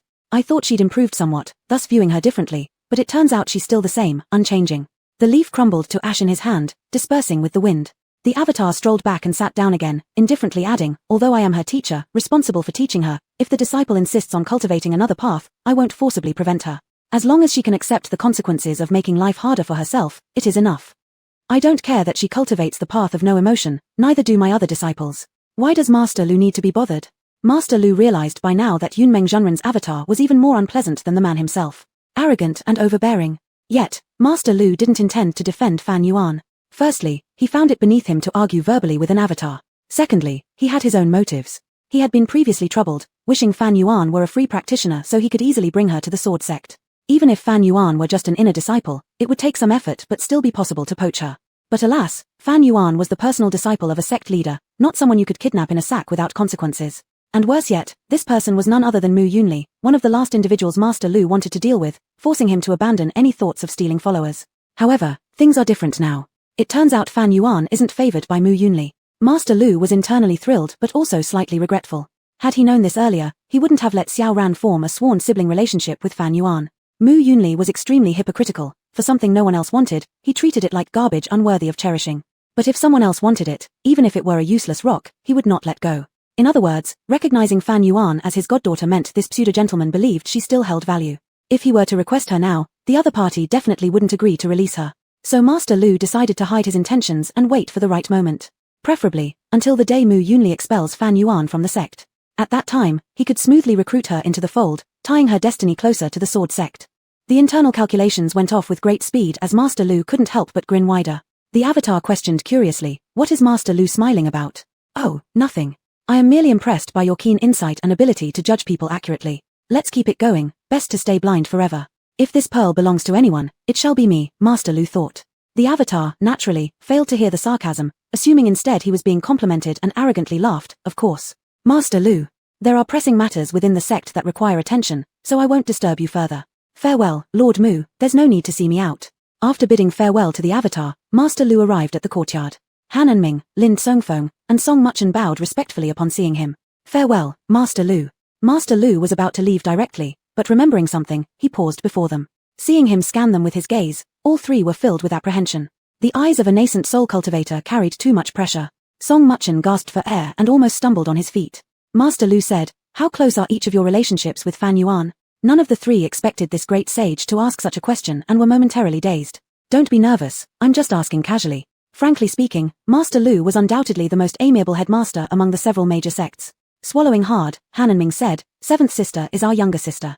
We've grown up together since childhood, like family." Master Lu raised an eyebrow, "Yet how come I heard rumors of recent conflicts between you?" He was bluffing these juniors, not expecting to get anything out of it. However, it did uncover something. Cold sweat trickling down his face, Han Enming explained, "There indeed has been a little disagreement recently, but even families living side by side have disputes. It's normal for elder and younger siblings to bicker." Master Lu gave no comment and changed his phrasing. "I know nothing about her character, so I want to understand what you think of her. Speak up first." Without a sound, he used his eye technique. Under this technique, any lie could never escape his detection. Honest and straightforward, Han Enming replied, "Seventh sister has an honest nature. She is righteous, respects her teacher, values the way, and conducts herself with gravity, except she can sometimes display a small temper and be overly meticulous about trivial matters." Shifting his gaze towards Lin Songfeng, Master Lu asked, "And you?" Lin Songfeng was very uneasy, spilling only 4 words, "Fan Yuan, she is good."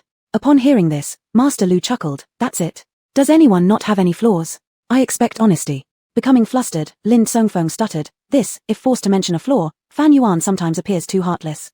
Lin Songfeng, appearing outwardly strong but inwardly timid, looked like this purely due to being intimidated by the aura of the nascent soul cultivator. Fortunately, Master Lu left him alone and stopped pursuing the issue further. Next, it was Laro Muchen's turn. Song Muchen retained his usual gentle demeanor, softly speaking, "Unlike my elder brothers who have grown up together with Seventh Sister, I've spent the least amount of time interacting with Seventh Sister. However, I feel she is a very kind person. I really like seventh sister, but... It seemed as if there was some hidden secret. Song Muchen lightly bit her lower lip. Master Lu narrowed his eyes slightly with curiosity. But what? Song Muchen sighed and instinctively presented her weaker side as she said, seventh senior sister probably doesn't like me. I don't know where I've offended her, but every time she sees me, her expression is far from pleasant, leaving me at a loss. As she spoke, she curved her lips into a smile that exuded strength and optimism. But it doesn't matter. Even if seventh senior sister dislikes me, I will still regard her as my senior sister. I believe that one day, we'll be as close as sisters. Song Muchen's crafted persona was one of gentle resilience and kindness. Such lines came naturally to her. Each time, this act would elicit sympathy from others, prompting them to blindly take her side without fail. Song Muchen believed this time would be no different. However, she had chosen the wrong target this time. You're lying. Chapter 86, Bastard, put Xiaoqi down. Lord Lu was naturally commanding respect and fear without displaying anger. His single sentence made Song Muchen so frightened that her legs went limp, and she fell to her knees with a thud. The immense pressure turned her face deathly pale. The other two were also scared out of their wits, quickly kneeling down as well. They trembled and did not dare to raise their heads. Lord Lu had not expected that someone would actually dare to play tricks in front of him. And this person was only at the middle stage of foundation establishment. Did they really think he was as gullible as some blind idiot? How dare you? What is your name? Lord Lu's tone was flat, showing no anger, but it was enough to make one's heart leap in terror. At that moment, a deep voice resounded from inside the room.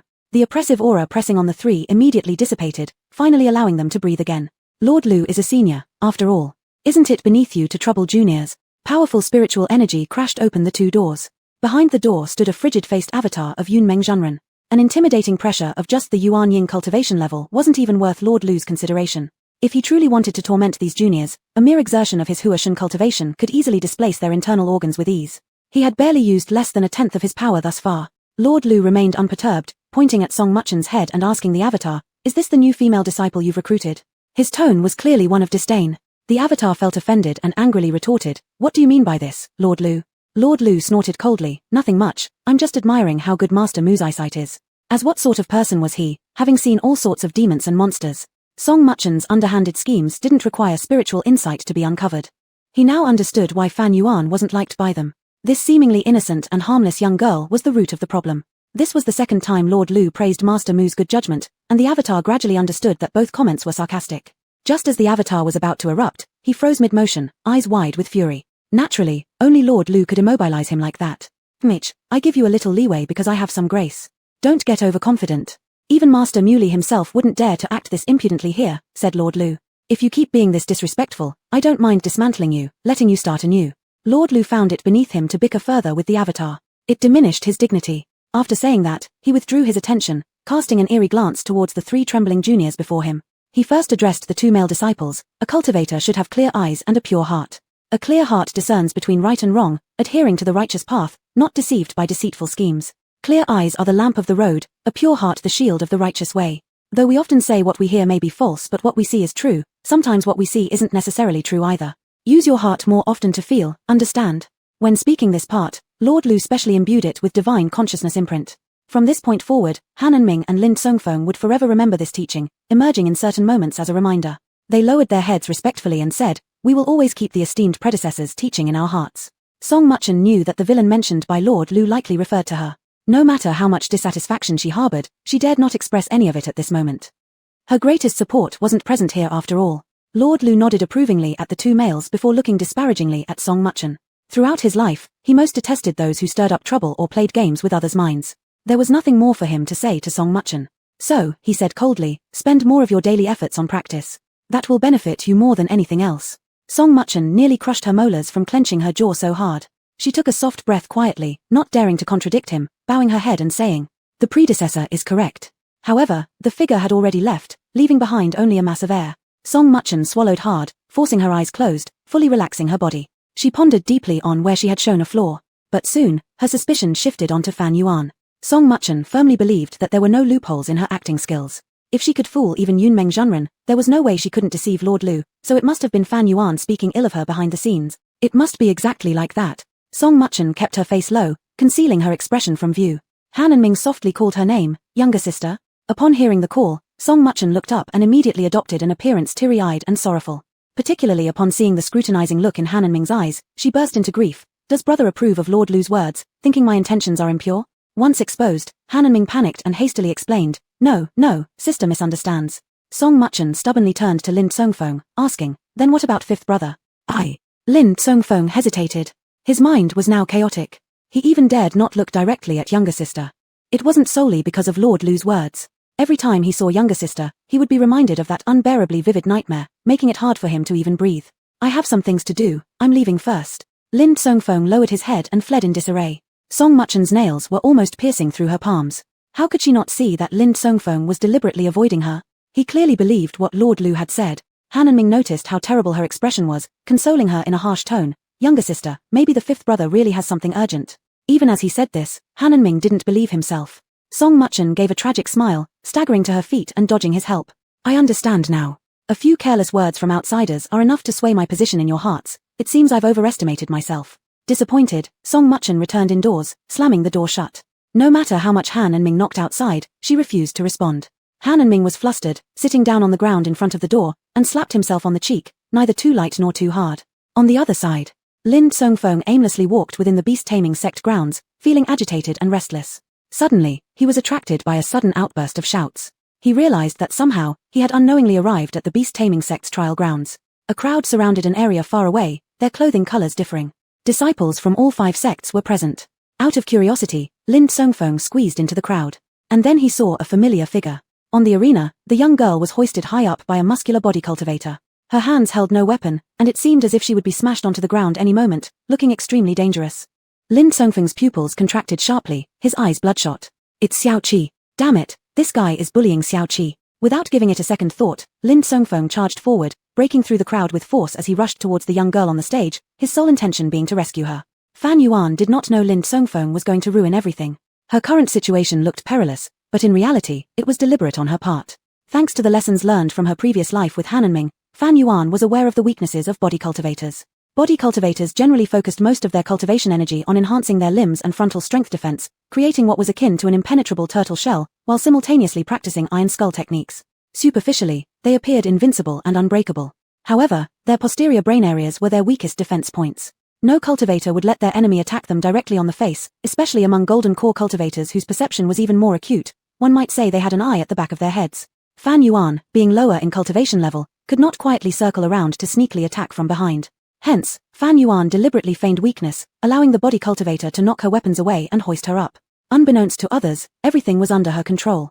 The body cultivator laughed out loud, lifting Fan Yuan with a single arm while parading around the field, showing off his trophy to the audience below. His expression and manner exuded arrogance. In his massive hand, the girl looked incredibly frail, as if a single snap could break her apart.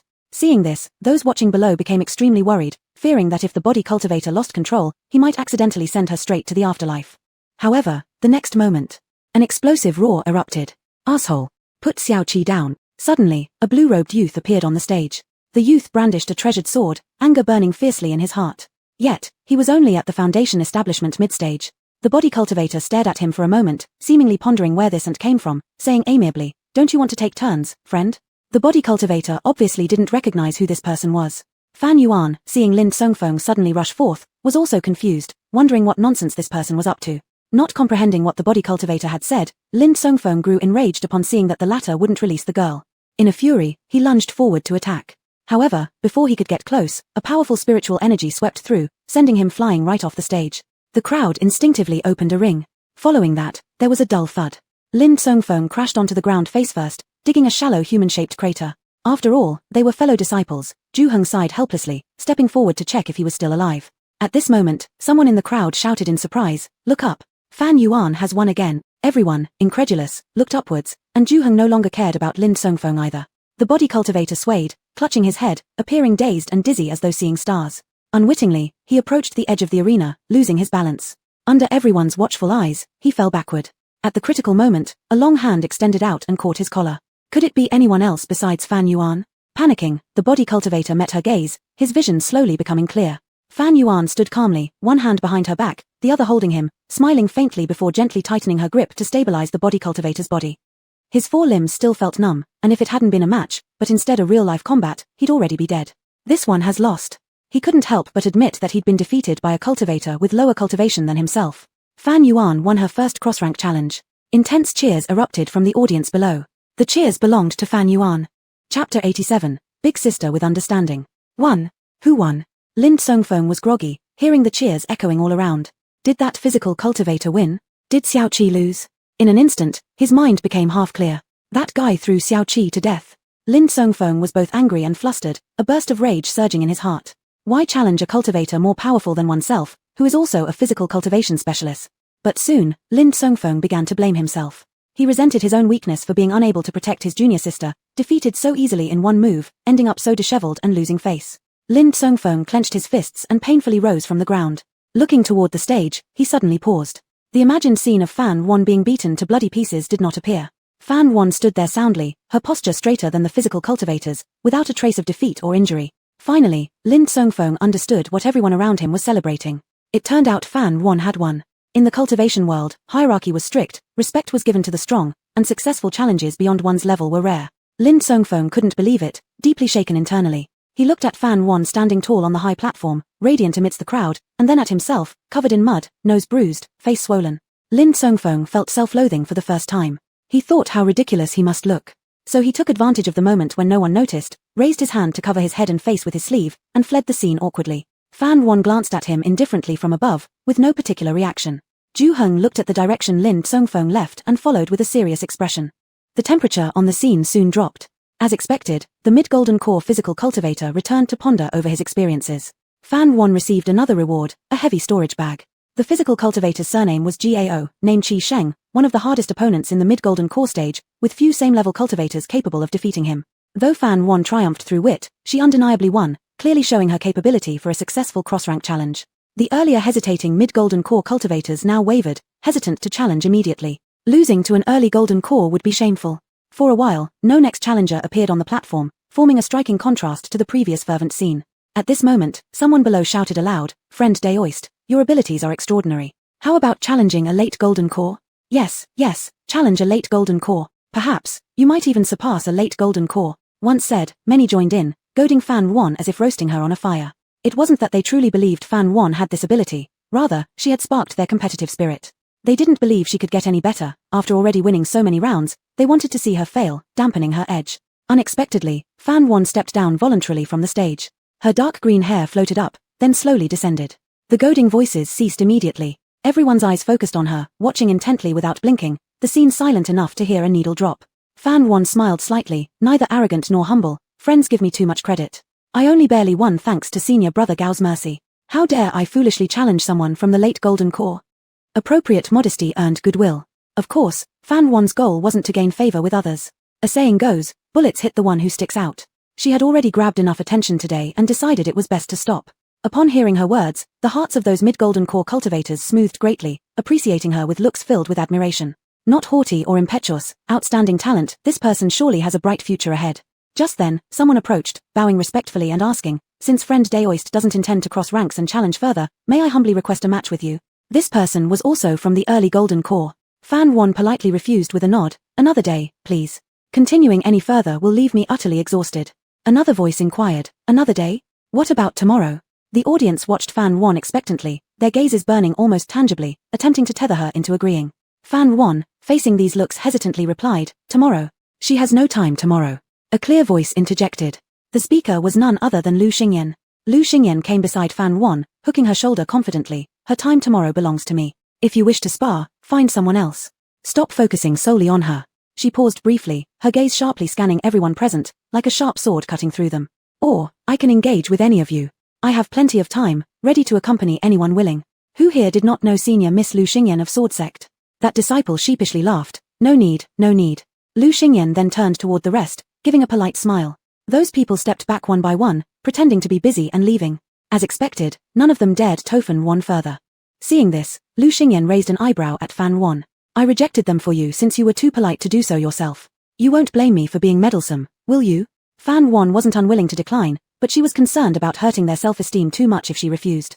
Nevertheless, she still thanked Lu Xingyan. "You're welcome, I'm your big sister after all." Lu Xingyan rubbed her head gently, her smile as warm as the sun. Despite her naturally cold and elegant demeanor, her smile had a magical power that could melt winter snow, like a caring older sister. Fan Wan stared at her, mesmerized. She felt a little dazed, with a faintly tingling sensation in her nose. In her past life, she had lived with her senior brothers from childhood, and they took care of her daily needs, treating her like a boy, being rather careless about everything, which became habitual. She never thought it was bad or envied others having a senior sister. Not until her first menstruation when an embarrassing incident occurred did she realize the distinction between genders, understanding that many things were no longer appropriate to ask her brothers, starting to envy others who had a senior sister because she didn't have one. Fan Wan had always thought her brother's carelessness leading to her getting hurt stemmed from their being male. Males certainly weren't as meticulous and considerate as females. Until Song Muchen appeared, she realized they also had their tender and thoughtful side. They indeed knew how to take care of a girl. Fan Wan couldn't help but wonder, if she'd had a senior sister by her side from the start, would she have not suffered so much? Just then, someone recognized Fan Wan's identity and began gossiping not far away. Come to think of it, that female cultivator is Yunmeng Zhenren's direct disciple, named Fan Wan, with an innate ice spirit root. No wonder she's so talented. She is the personal disciple of the sect leader, and Master Yunmeng is truly adept at teaching. But didn't I hear that Fan Wan is the weakest among the direct disciples? False rumors perhaps. If this is the weakest, what does that make us? Ignore hearsay. So, where are you planning to go next? Lu Xingyan asked casually. In front of her, Fan Wan seemed unusually well behaved, honestly replying, the scripture hall. Lu Xingyan didn't ask any more questions, simply nodding before saying, then I'll accompany you. With her around, anyone with ill intentions towards Fan Wan had better think twice. Fan Wan didn't refuse her kindness, merely nodding softly. At this moment, a clear and melodious voice descended above the crowd. Ladies and gentlemen. The sound came from the stage, capturing everyone's attention. Naturally, they looked over. It turned out to be the sacred maiden of Beast Mastery sect, Ji Miao Miao. What was the sacred maiden up there for? Was she going to find someone to spar? However, she wasn't alone. Behind her were two female disciples with flying cloud hairpins. Their clothing clearly reflected the distinct style of the Beast Mastery sect, featuring beautiful patterns painted on their faces. They carried a black long box that required both of them to lift together. Everyone was extremely curious about the black box. Unfortunately, its material was very special, and divine senses couldn't penetrate it. Silence spread beneath the stage, unsure what the sacred maiden intended to do. Fan Wan didn't rush to the scripture hall and similarly stood observing. Her intuition told her that whatever was inside the black box would be of great use to her. She even felt an inexplicable pull toward it. What could it be? Fan Wan narrowed her eyes slightly, suppressing the impulse to take out her replication mirror treasure. The sacred maiden smiled and said, perfect timing, how about a spirit beast contest? The sacred maiden placed her delicate hand on the black box and looked at the audience. This is the prize inside. Believe me, no one can resist it. Her voice seemed to possess a subtle enchanting power, making everyone's gaze fixate intensely on the black box. Without further ado, the sacred maiden slowly opened the black box. Chapter 88, Top-Tier Refining Materials. In an instant, ancient and overwhelming power surged out of the box like a tumultuous tide, impacting every bit of the air. The appearance of the treasure was fully revealed to everyone's sight. There lay a section of pale bone in the box, each inch adorned with delicate and complex patterns, emitting wisps of blue cold light. Everyone's expression shook.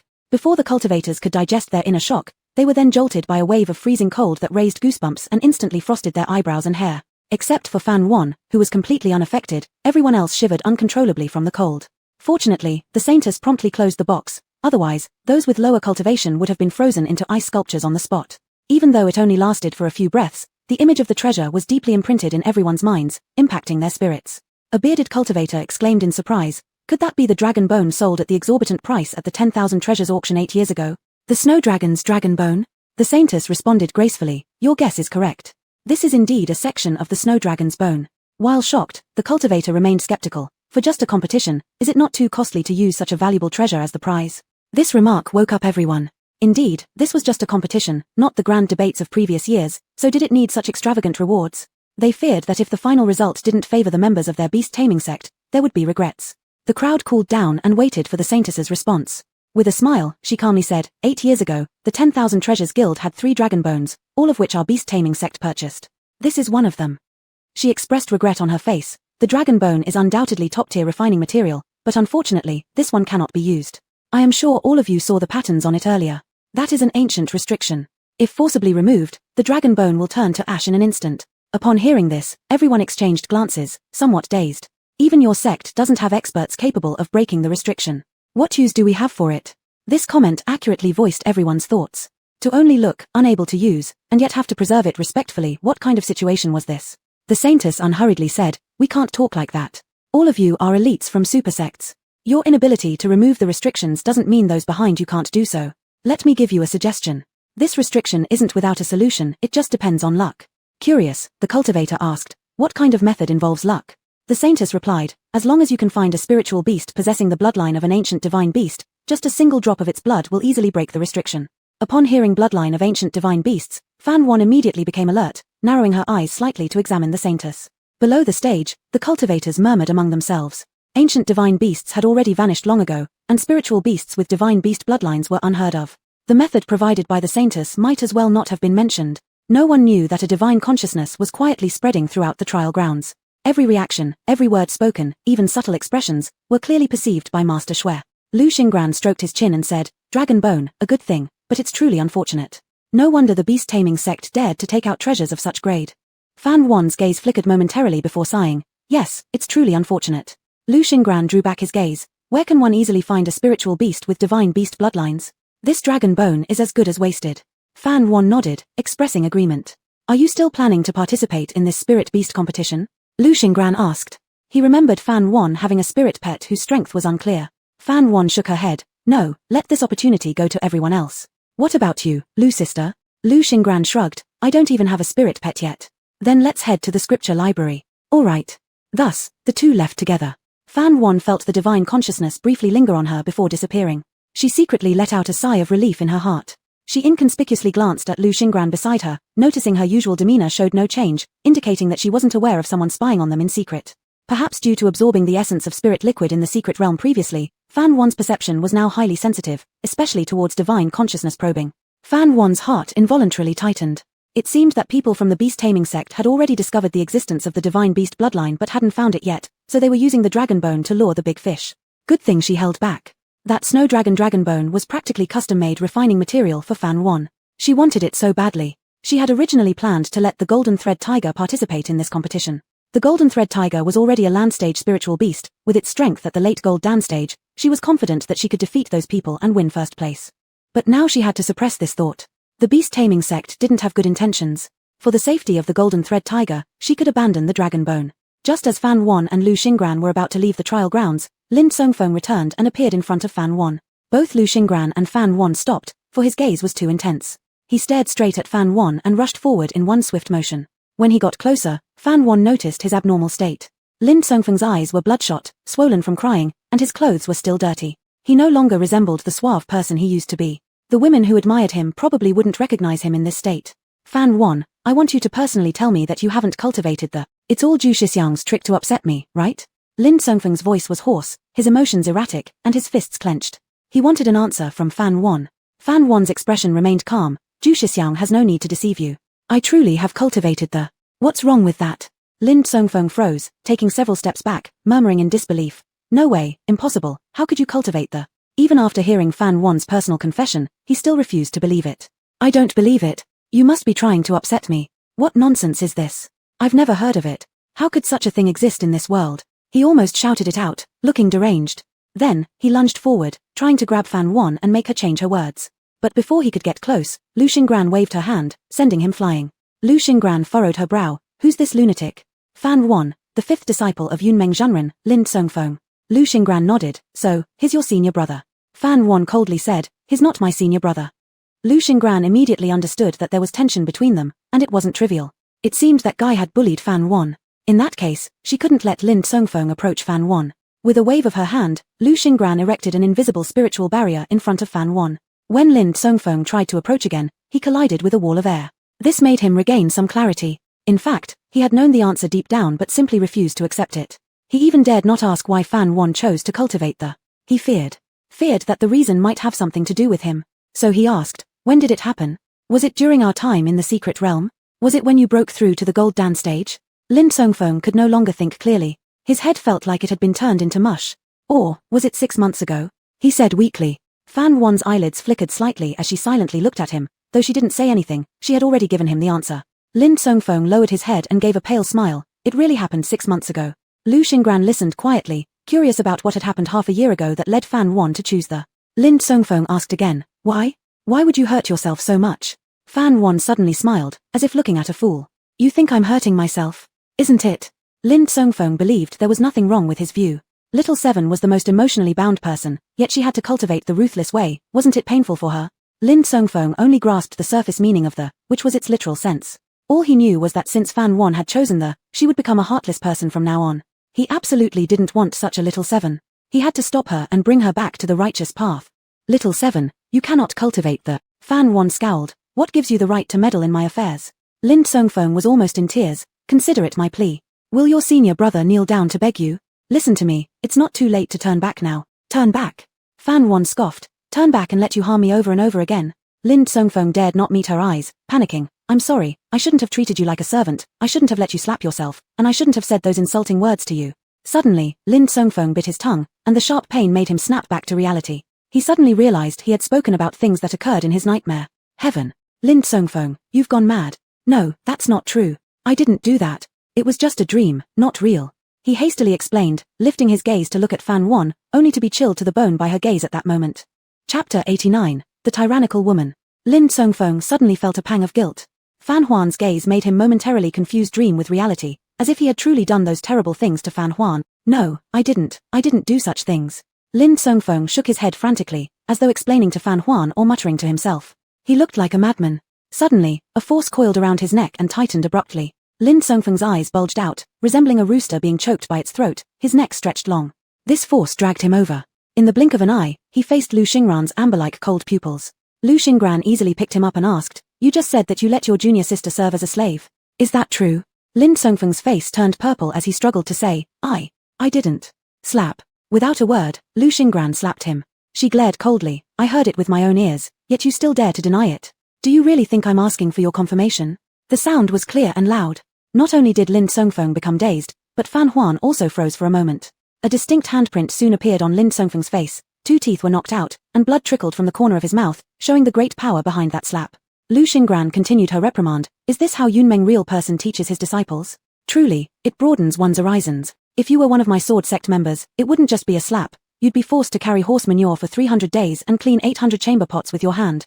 Do you have any shame for bullying her? How dare you ask why she practices the unfeeling way? If I were her, I would practice the slaughter god way, and cut you so even your own parents wouldn't recognize you. Lu Xingran, notorious for her ferocity, rarely showed such anger, but her scolding lacked coarse words, making it even more convincing that she would indeed follow through. With the aura of a golden core cultivator present, Lin Songfeng at the mid-stage of foundation establishment couldn't bear it, nearly losing control over his bladder. I know I'm wrong, but it was really just a dream. Ask her. I truly never mistreated her this way. Yes, he admitted to having some resentment towards Fan Huan and enjoyed mocking her for amusement. However, what he used to do were harmless little jokes, absolutely no intention of abusing her. Lu Xingran didn't listen to his babbling but turned her head and looked at Fan Huan questioningly. Lu Xingran looked like a ferocious demoness, seemingly ready to crush Lin Songfeng into mush at Fan Huan's nod. Lin Songfeng begged Fan Huan pitifully, frantically blinking at her. Xiaoqi is a good person who never lies or falsely accuses others. To everyone's surprise, Fan Huan turned her head away and sighed quietly, remaining silent. Lin Songfeng paused in confusion. What does this mean? Before he could react, a series of slaps rained down on his face like a storm. Even after images could be seen from the speed of the slaps. Soon, Lin Songfeng's handsome and charming face swelled up like a pig's head. Even if his biological parents stood there, they definitely wouldn't recognize him. He opened his mouth and produced some gurgling sounds, but no one understood what he said. Lin Songfeng wanted to cry but held back the tears. Why were all the women Fan Huan befriended so barbaric and irrational? Yi Shuyi was one example, but Lu Xingran was even scarier, a veritable female tyrant. Fan Huan silently moved aside. Lu Xingran publicly reprimanded Lin Songfeng. Witnesses grew pale and backed away, watching from afar. Disciples of the sword sect seeing their senior sister beating someone, punch for punch, were terrified and huddled together. Only Qin Fen revealed a captivated look and muttered, Senior sister looks so beautiful when she beats people, it's truly a blessing for that man. Shit, didn't expect you to be a weirdo. One female disciple blurted out and cursed. Qin Fen touched his face, saying, You don't understand. Before senior sister's palm lands, a sweet fragrance wafts over, followed by searing pain, but you'll always remember the intimate touch between her hand and your face. Sword sect disciples clenched their fists, unable to bear it anymore. Whoever covets senior sister, we'll beat them up. Cat. You pervert. RRR, stop hitting me, please. Thus, while senior sister of the sword sect was beating someone over there, the disciples themselves started fighting here. Beating even among themselves, the reputation of the sword sect as ruthless was now cemented. After avenging Fan Huan's grievance, Lu Xingran tossed this trash aside. Don't say I don't have the right to punish you. Fan Huan and I have sworn as sisters. She's my elder sister. Bullying my younger sister by vow means you're bullying Lu Xingran herself. Beating you is completely justified. Lin Songfeng shakily raised a hand. Lu Xingran squinted her eyes. Dare point at me? Let me snap your fingers. Lin Songfeng immediately dropped his hand, becoming extremely obedient. This showed he was still mentally lucid and knew fear. Let's go. Lu Xingran gave a cold snort and pulled Fan Huan away with big steps. Fan Huan looked back at Lin Songfeng deeply. What he had just said had indeed happened. But it was in her previous life. Fan Huan almost suspected that Lin Songfeng might also have been reborn, but soon she judged from his reaction that he hadn't. With Lin Songfeng's intelligence, if he were really reborn, there would already be countless loopholes. However, since it wasn't about rebirth, how could Lin Songfeng dream of the events from the previous life? Fan Huan's heart was filled with doubts, which she could only deeply conceal, unable to confide in anyone. After they left, Lin Songfeng sat leaned against a tree.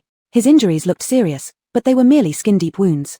For cultivators, this degree of injury could be instantly healed by consuming an external treatment spirit pill. He cared most about his face.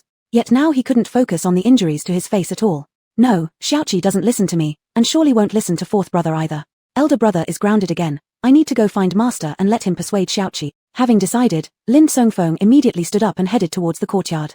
However, after taking just 2 steps, he was sucked in by a force. It felt as though a pair of invisible giant hands grabbed his soul as well. Lin Songfeng's face changed dramatically. In an instant, the scene before him completely altered. Incense fumes swirled, the atmosphere majestic. He appeared in a grand hall built from green stones, the walls adorned with lifelike, ferocious animal heads. A wolf head was engraved on the pillar before Lin Songfeng, its mouth agape as if ready to devour him alive. Frightened, Lin Songfeng fell backward and landed on a chair by chance. Before he could react, a hand fell on his shoulder. Lin Songfeng shuddered, lifting his head to see a kind-faced middle-aged man. Junior friend, don't be afraid, it's all an illusion. You, who are you? The man smiled amiably. My surname is Xue. You should address me as sect leader Xue. It was the sect leader of the beast-taming sect. Lin Songfeng quickly rose to bow. Greetings, sect leader Xue. Please forgive my rudeness. Xue Daoren replied warmly, there's no need for formalities. Sit down. Lin Songfeng nervously took his seat, noticing that in the vast palace, there were only the 2 of them, leaving him extremely uneasy. May I ask, sect leader, why did you summon me? He cautiously asked. Xue Daoren smiled faintly. It's nothing serious, young friend. There's no need to be tense. The sect leader merely wishes to chat with you. Lin Songfeng gradually relaxed, sitting properly and casting a glance at him. I wonder what senior would like to chat about. Xue Daoren didn't beat around the bush and came straight to the point. Do you have a junior sister who recently broke through to the golden core stage in the secret realm? Lin Songfeng blinked. How does senior know that? Xue Daoren looked at him, smiling kindly. Naturally, I heard of it. Actually, he had accidentally overheard using divine awareness moments earlier. Lin Songfeng didn't think much of it and gave a light "oh." Wasn't she accompanied by you during her tribulation? Lin Songfeng shook his head. Sect leader Xue narrowed his eyes slightly. Then, was anyone else with her? Lin Songfeng, I don't know. At that time, he and other Tianji sect disciples were hiding in Moonwatch Valley from the beast tide, so terrified that they never noticed Fan Huan was gone. Later, he learned of Fan Huan's whereabouts from his younger female junior sister, but at that moment, the junior sister had been crying inconsolably as if mourning for Fan Huan. He had thought Fan Huan had died. Xue Daoren didn't dwell on this question any longer, shifting his eyes slightly. Does she already have a contract spirit beast? Chapter 90, Impending Calamity. Fan Yuan had no idea that because of Lin Songfeng's single word, a great calamity was about to befall her. Not long after, she and Lu Xingran arrived together at the scripture hall of the Beast Mastery sect. The elder guarding this place registered their information and then reminded them of some precautions before waving them in. The scripture hall of the Beast Mastery sect mostly contained knowledge about beast mastery and pet cultivation techniques, which were not suitable for cultivation by outside cultivators. Therefore, there weren't many visitors here, most of whom were disciples of the sect. Lu Xingran and Fan Yuan seemed like 2 anomalies, frequently drawing gazes. But the curiosity of the Beast Mastery sect disciples towards them came and went quickly. In no time, they retracted their glances, focusing on their own affairs. Lu Xingran originally had no intention of coming to the scripture hall and just browsed around casually. They parted ways after entering. The layout here was very different from the library of the Heavenly Destiny sect. It only had 3 floors without any restrictions. The first floor was about beast mastery knowledge, the second floor about beast pet cultivation techniques, and the third floor was rather special. The third floor was a training room. Placing a training room inside a scripture hall was something unique to the Beast Mastery sect. Of course, this training room also differed from those in other sects. It was specifically provided for spirit beasts. Fan Yuan first took a look around on the first floor. Finally, in an obscure, unpopulated corner, she found an old yellow-skinned book about the origins of the ancestors of the golden silk tiger. The cover itself was already covered with a layer of dust. She couldn't bear to think what it would look like when opened. Fan Yuan cast a dust-clearing spell before flipping through it. Not long after, Fan Yuan closed the entire book with a heavy heart and placed it back where it belonged. The book recorded how golden silk tigers had been used as ingredients for pill refining since ancient times, with their bodies being treasure troves. Their medicinal value outweighed their combat worth, so their ancestors were almost entirely slaughtered by avaricious and mad cultivators. Thus, to survive, the golden silk tigers retreated to a place with sparse spiritual energy, barely eking out an existence. Gradually, each generation became weaker than the last, transforming into the small cat-like forms we see today. Who would have thought that they once also held dominance over a domain? Nowadays, there would absolutely be no cultivator who would choose to form a contract with a golden silk tiger. Just like no one would treat domesticated livestock as companions. That would make someone the laughingstock of others. Despite learning about the origins of the golden silk tiger, Fan Yuan felt not a trace of regret or disgust. Thinking about her first meeting with the golden silk tiger, when it looked skinny and tiny, all she felt was pity. She would always remember the joy of forming the contract with the golden silk tiger, as well as the sight of its fearless protection, risking death for her. Everyone else looked down on it, but she wanted it to be the best. With that determination, Fan Yuan took a deep breath and climbed to the second floor. Currently at the Earth rank stage, the golden silk tiger could cultivate 2 techniques as well as 1 innate technique. Innate techniques were extremely important as they determined the growth potential of a spirit beast. After much thought, Fan Yuan decided to find 2 techniques for it first. As for the innate technique, she planned to consider that in the future. The golden silk tiger belonged to metal among the 5 elements, and fire overcomes metal, so she couldn't choose fire-based techniques. The cultivation techniques for pets on the second floor were varied, leaving Fan Yuan dazzled and a bit hesitant. Whether to enhance attack or defense was also an issue. Reflecting on what happened earlier that day, Fan Yuan felt a vague sense of unease. Ultimately, she chose neither. If the opponent was a stronger than Yuan infant cultivator, the little enhancement she could give to the golden silk tiger's attack or defense wouldn't matter much to the enemy. After weighing the pros and cons, Fan Yuan ultimately selected an invisibility technique and a counter-damage incantation for the golden silk tiger. No further explanation was needed for the invisibility technique. The counter-damage incantation was fully named the Mirror Shadow Counter-Damage Incantation. When activated, it would create a mirror-like image in front of her. The enemy's attacks striking this mirror-like image would bounce back undiminished. Used in tandem, these 2 could achieve an unexpected advantage, taking the opponent off guard. After making the decision, Fan Yuan ascended to the 3rd floor. The elder earlier had repeatedly mentioned twice the precautions. Spirit pets could only be released inside the training room. There were several separate cubicles on the 3rd floor in the training room. Each cubicle was supported by special array formations that extended space infinitely, meaning, no matter how big your pet was, it would fit inside the training room. Moreover, and most importantly, even if the spirit beast turned it upside down, it wouldn't affect anything outside the training room. This piece of information was told to her by a kind-hearted beast mastery sect disciple, who proudly stated that these arrays were set up by an array genius named Mr. Mai. Mr. Mai, also known as Mai Shaoling. I assume you've never seen such an array formation, right? Fan Yuan shook her head. She really hadn't. She knew little about array formations, and it was her first time hearing about arrays that extend space, showcasing indeed how talented Mai Shaoling truly was. From her appearance, this beast mastery sect disciple could tell she hailed from the Heavenly Destiny sect, the #1 sect under heaven. Rarely did he have the chance to outshine the Tianji sect, so naturally, he seized this opportunity to boast a little, beginning a long discourse. This man was surnamed Zhao, named Yang Gang, and had attained the 7th level of artifact refinement. Fan Yuan, seeing his enthusiasm, did not interrupt but quietly observed as he expounded, speaking with fervor, drooling a little. From Zhao Yanggang, Fan Yuan learned that the vast majority of defense arrays and teleportation arrays in the Beast Mastery sect were created by Mai Shaoling. Incidentally, Zhao Yanggang also revealed an important piece of information to her. Not long ago, a fire giant lizard accidentally entered one of the teleportation arrays in the 10,000 beast forest. It killed a few guards, and no one knows what the beast did, but afterward, the array malfunctioned and started sending people to random places. There are only 2 teleportation arrays in the 10,000 beast forest now, and 1 is already broken. Who knows when Master Mai will find the time to come repair it? Zhao Yanggang expressed evident nostalgia for Master Mai. Fan Yuan took careful note of this information. Eventually, Zhao Yanggang realized he had talked too much, especially since Fan Yuan appeared rather unresponsive, offering no applause. He quickly grew bored and fell silent. It was his turn to be on duty today, and he guided Fan Yuan outside of an empty training room. On the wooden plaque on the door was carved a single character, 2. Fan Yuan happened to be the first disciple of the Tianji sect Zhao Yanggang met today, and this sparked his curiosity. What kind of spirit beast would a student from such a prestigious sect have contracted? Thus, he asked. Fan Yuan, not one to hide anything, replied straightforwardly, Golden Silk Tiger. Zhao Yanggang thought he must have heard incorrectly. Golden Silk Tiger? Fan Yuan simply nodded without adding more. Zhao Yanggang's expression instantly changed, tinged with both contempt and pity. How could anyone possibly contract the lowest-ranked spirit beast? Even independent cultivators wouldn't choose the Golden Silk Tiger as their contract spirit. Zhao Yanggang's attitude towards Fan Yuan suddenly became casual and dismissive. Of course, Fan Yuan wasn't about to care about others' opinions, remaining calm as always. The rules stated that for an hour of usage, 80 lower-grade spirit stones were required, along with a deposit of 100. For disciples from other sects, an additional 10 lower-grade spirit stones were necessary. Fan Yuan directly handed over a high-grade spirit stone to Zhao Yanggang before stepping inside the training room. Zhao Yanggang stared dumbfounded at the high-grade spirit stone in his hand. Holy crap! I've never seen a high-grade spirit stone in my entire life. Truly worthy of someone from the Tianji sect, they use high-grade stones just like that, so extravagant.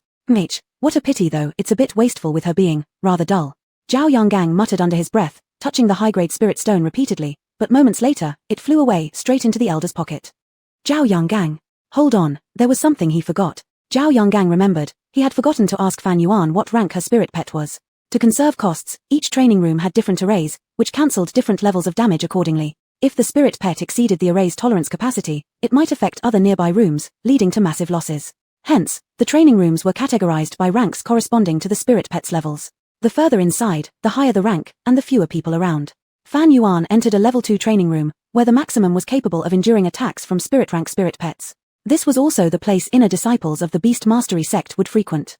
As for the level 3 training rooms, those were reserved for the elders. Recalling that Fan Yuan's spirit pet was merely a lowly golden silk tiger, Zhao Yonggang sighed in relief. For certain reasons, golden silk tigers were among the rare spirit beasts in the cultivation world that couldn't absorb spirit energy to enhance their cultivation. Instead, they could only advance by eating some specific foods. Though Zhao Yonggang didn't remember exactly what those foods were, he knew well that any spirit beasts unable to cultivate through spirit energy found enhancement extremely difficult. That was one reason why no cultivator ever chose to form a contract with a golden silk tiger. Thinking back, I should have led her to a level 1 training room. What a waste going to level 2. It's fine, let her experience the level 2 training room, she won't have this opportunity again. Leaning against the wall, Zhao Yonggang dozed off temporarily, nodding frequently. He didn't know how long he slept for, but he woke up startled, immediately alert after hearing a sudden loud bang followed by a series of explosive sounds. Startled, Zhao Yonggang jumped up, fully awake in an instant. When he opened his eyes, an elder had already rushed over like the wind, shouting furiously, "You damn idiot! How dare you let a heaven-rank spirit beast into a level 2 training room? You're going to ruin me." Chapter 91, Pay with Your Life. Zhao Yonggang's face went pale at what he had just heard. Earth tier? Where did an earth tier spiritual beast come from? Zhao Yonggang suddenly came to his senses. Could it be the Tianji sect disciple who had just entered? Seeing Elder Shu furious, Zhao Yonggang hurriedly explained, "Elder Shu, you must have made a mistake. The cultivator who just went in, her pet was the lowest rank, the golden silk tiger." "Shut up. How could I be wrong? Quickly evacuate the other disciples." How could Elder Shu find time to hear his explanation? The situation was urgent, and he quickly used his spirit energy to control the scene. The formation in the practice room wasn't an ordinary one. If destroyed, it would create unimaginable danger. The worst result would be the complete destruction of the scripture hall. There was chaos on the 3rd floor. Not just the 3rd floor, but the entire scripture hall was thrown into disorder as the disciples scattered, covering their heads. Thankfully, this Elder Shu was in the Yuan Ying stage and also a 2nd level array master. He minimized the damage as quickly as possible, preserving the scripture hall. Still, 3 first-grade practice rooms, 2 second-grade ones, and even 1 third-grade practice room were destroyed. Fortunately, due to the timely evacuation, there were no casualties. Elder Shu looked at the destroyed practice rooms, calculating the losses in his mind, and then started pinching his nose furiously. Seeing this, Zhao Yonggang timidly shrunk his neck and weakly asked, "Elder Shu, are you alright?" A sharp glare shot towards him. Elder Shu roared, "Is this your first day here?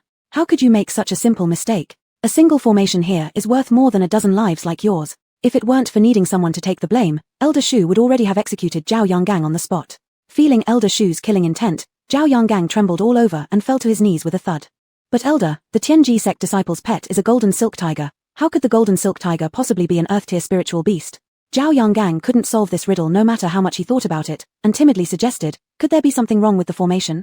My Shailin's formations can never be wrong." Elder Shu immediately countered, admiration for my Shaolin evident in his tone. My Shaolin was the sole 6th-grade array master, with an unrivaled expertise in formations that no one could surpass. Being a genius was just the threshold to meet him. Questioning his formations was akin to questioning all the formation masters in the cultivation world. In Elder Shu's view, Zhao Yonggang had just said something extremely foolish. Realizing his mistake, Zhao Yonggang dared not open his mouth again. But Elder Shu pressed on, "You say the Tianji sect disciple's pet is a golden silk tiger?" Zhao Yonggang nodded repeatedly, "That's correct, she personally said so." Elder Shu furrowed his brow. Just then, Zhao Yonggang spotted Fan Yuan coming out of the 2nd-level practice room and shouted immediately, "It's her." Compared to their disarray, Fan Yuan appeared completely unperturbed. Before anyone from the beast's controlling sect could ask her questions, Fan Yuan took the initiative. "Aren't you supposed to let me use it freely? Is your sect's practice room really that fragile?"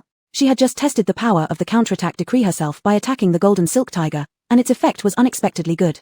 However, after trying only 3 moves, the practice room exploded. Fortunately, at the critical moment, she remembered she had drawn an extra adamantine charm beforehand, otherwise both her and the golden silk tiger would have been injured. Elder Shu was momentarily stumped. Suddenly regaining his composure, he cast a suspicious glance at Fan Yuan. "I suspect you deliberately came to cause trouble." Fan Yuan slightly frowned. "What do you mean by that?" "You deceived Zhao Yonggang by saying your pet was the golden silk tiger, which is why he brought you to the 2nd-level practice room. In reality, you concealed an earth-tier spiritual beast to destroy our scripture repository." Elder Shu gave a cold snort, his eyes sharp, as though everything was within his grasp. "You Tianji sect truly harbor malicious intentions. I was mistaken too, thinking you were honest and straightforward, thus allowing you in. Young girl, don't bother trying to argue. Confess quickly, perhaps I might show leniency and plead for you in front of the sect leader. Dozens of heads poked out from below the staircase, listening to the conversation above. Disciples of the beast's controlling sect usually stayed within their sect, rarely interacting with the outside world, making them simple-hearted yet full of group honor, very united. Upon hearing Elder Shu accuse an outsider of attempting to destroy their scripture hall, they were filled with righteous indignation, clenching their fists tightly, wishing to tear Fan Yuan apart. Staring directly into Elder Shu's eyes, Fan Yuan asked, "And if I haven't lied, what will you do?" Looking down at Fan Yuan with disdain, Elder Shu chuckled coldly in his heart and immediately released his pressure, forcing Fan Yuan to kneel. Pressure of the Yuan Ying stage surged toward Fan Yuan like mountains and seas. Huge drops of cold sweat immediately trickled down. Her knees bent slightly, but she refused to kneel. Still, she repeated the same line, "And if you're accusing me wrongly, what will you do?" Elder Shu stared down at her from a high stance, sneering, "Young lady, even if I wronged you, what can you do against an old man like me?" As he spoke, he increased the pressure. In the cultivation world, power was everything, and a Yuan Ying elder was already close to the top tier. If this had happened outside of their sect, even if Fan Yuan were killed by Shu, no one would stand up for her. But now they were inside the sect grounds, and it wasn't permitted to kill disciples from other sects lightly, especially since Shu still didn't know Fan Yuan's true background. Reluctantly, Elder Shu held back his killing intent. Despite her resistance, Fan Yuan couldn't withstand the Yuan Ying stage's immense pressure. Her knees crashed heavily onto the ground. Yet her back remained straight as ever, her eyes blazing with extraordinary brilliance. She was like a sheathed divine sword, sharp and intimidating, even though kneeling, without a trace of weakness or disarray. Elder Shu felt an inexplicable wave of unease and asked coldly, "Whose disciple are you?" Though Fan Yuan was reluctant to admit it, she still had to bring out Yun Meng Zhenren to save the situation. To her surprise, Elder Shu burst into laughter, but his expression suddenly turned grim and sinister. "You're actually Mu Yunli's disciple." Fan Yuan's complexion changed slightly, realizing that this Elder Shu had a grudge against Yun Meng Zhenren. Hatred flickered in Elder Shu's eyes. He glared at Fan Yuan intently, amplifying his spiritual energy pressure to its maximum. Blood welled up in Fan Yuan's throat, trickling from the corner of her mouth. "Speak. Wasn't it that Mu Yunli who sent you here to cause trouble?" Zhao Yonggang hesitated, feeling somewhat compassionate and interjected, "Elder Shu, we don't have enough evidence yet. Isn't this going too far? Meddlesome." With a casual flick of his hand, Zhao Yonggang was thrown flying behind Fan Yuan, unable to get up due to serious injuries. How could a revered elder in the Yuan Ying stage bully a junior cultivator so shamelessly? A red-robed Lu Xingran appeared, swiftly blocking Elder Shu. Elder Shu narrowed his eyes slightly, recognizing Lu Xingran's identity. It was hard not to recognize Lu Xingran, given how much she resembled her father. Thus, Elder Shu didn't push Lu Xingran too hard. He merely said indifferently, "This matter has nothing to do with your Genmen sect. Stay out of it." Lu Xingran directly knelt beside Fan Yuan. "What is this?" Elder Shu exclaimed in surprise. Lu Xingran defiantly replied, "I came here with her, so if you're holding her accountable, you can't exclude me." Elder Shu feared hurting Lu Xingran, so he retracted most of his pressure, his face alternating between red and pale. He didn't wish to offend the leader of the Genmen sect. At a loss, he didn't know what to do next. Her sleeve was tugged twice, and Lu Xingran turned her head toward Fan Yuan, muttering under her breath, "I left you for just a moment, and you've already gotten yourself into trouble again. What kind of constitution do you have?" Fan Yuan gave a bitter smile. She wondered why, even when she simply wanted to focus on cultivating, trouble always found its way to her. Who had she wronged? Fan Yuan looked at Lu Xingran gratefully, then straightened her back and spoke clearly and decisively to Elder Shu. "I haven't lied, nor have I intentionally caused trouble. My spirit beast is the golden silk tiger. It truly is a tier-earth spiritual beast. It was your person who led me into the second-grade practice room, not me deliberately destroying it. I swear this truth upon my Daoist heart. I'm willing to compensate for part of the damage, but I absolutely cannot tolerate being falsely accused." Fan Yuan's composure was steady, every word distinct. Her voice echoed in the quiet scripture hall, reaching everyone present. It was akin to throwing a boulder into a calm lake, causing a great commotion. "Did you hear what she said? Her spirit beast is supposedly the golden silk tiger, and it's ranked earth tier. How could that be possible? I don't believe it. Absolutely absurd. I also don't believe it. She must be deceiving us. The golden silk tiger can't even reach the spirit tier, let alone the earth tier. Do you think we're all 3-year-old children who know nothing?" The crowd erupted in uproar, and disciples from the beast-controlling sect swarmed to the third floor. They believed Fan Yuan was deliberately insulting their sect. They surrounded the two women kneeling on the ground. Lu Xingran narrowed her eyes and carefully memorized the faces of each one present. One of the beast-controlling sect disciples pointed at Fan Yuan and said, "Seeing is believing. Unless you show us your spirit beast, we will never believe you." "That's right. We'd like to see where in this world there exists an earth-tier golden silk tiger." Fan Yuan lifted her gaze calmly and said, "What if there really is one?" This question was directed at Elder Shu. The disciples also turned their attention to Elder Shu. Elder Shu coughed lightly, changing his attitude somewhat, but his tone still carried contempt. "If you can indeed produce an earth-tier golden silk tiger, this old man will apologize to you." Moreover, for the next month, you may use any of the third-grade practice rooms freely without paying any spirit stones. But if you try to deceive me with some other trick, old man will demand you pay with your life. Chapter 92, Human-to-Human Phenomenon. Fan Yuan, alright. Elder Shu, seeing her agree so readily, wondered if what she said was actually true. Impossible, absolutely impossible. How could a golden silk tiger possibly break through to the earth rank? The most vocal disciple of the beast control sect added, if you truly have an earth rank golden silk tiger, I'll walk on my hands out of the door. Others also raised their fists in agreement, ready to argue with Fan Yuan. Elder Shu joined in the fun, I am the same. Fan Yuan hesitated, are you sure, Elder? However, in Elder Shu's eyes, this meant that she was scared and wanted to back out. Elder Shu immediately confirmed that she didn't possess an earth rank golden silk tiger. He coldly chuckled, my word is as good as gold. It's too late for you to back out now. Fan Yuan sighed, then it's fine. It can only be as you wish. Fan Yuan stood up despite the pressure from Elder Shu and opened her mouth. Daiju, appear. Elder Shu narrowed his eyes, looking around, but saw no sign of the golden silk tiger. Where is your earth rank golden silk tiger? Could it be that you're bluffing? The disciple standing next to Elder Shu pointed at Fan Yuan and mocked her. What a pretense, it's hilarious. He did not notice the changes in others' expressions. Elder Shu proudly curled the corners of his lips. He would finally have a legitimate reason to kill the disciple of Mu Yunli, avenging his lost love. Elder Shu's name is Shu Qingduo, and his lost love was none other than the former paramour of Master Yunmeng, the scattered immortal Huanyue. The scattered immortal Huanyue and Shu Qingduo were from the same sect. She was his senior sister and the person he loved but couldn't have. Shu Qingduo knew that the death of the scattered immortal Huanyue must have something to do with Mu Yunli, but there was a lack of evidence and his own strength was insufficient to face Mu Yunli. In resentment, Shu Qingduo could only target the disciples of Mu Yunli. He wanted to kill the false gentleman's disciple to vent some anger for his senior sister. Immersed in the joy of revenge, Shu Qingduo didn't know that behind him, a monstrous creature had appeared. A pair of dangerous animal pupils stared at him intently. In fact, the golden silk tiger had been right behind Elder Shu all along, just using a newly learned invisibility spell. It was only appearing now because of Fan Yuan's command.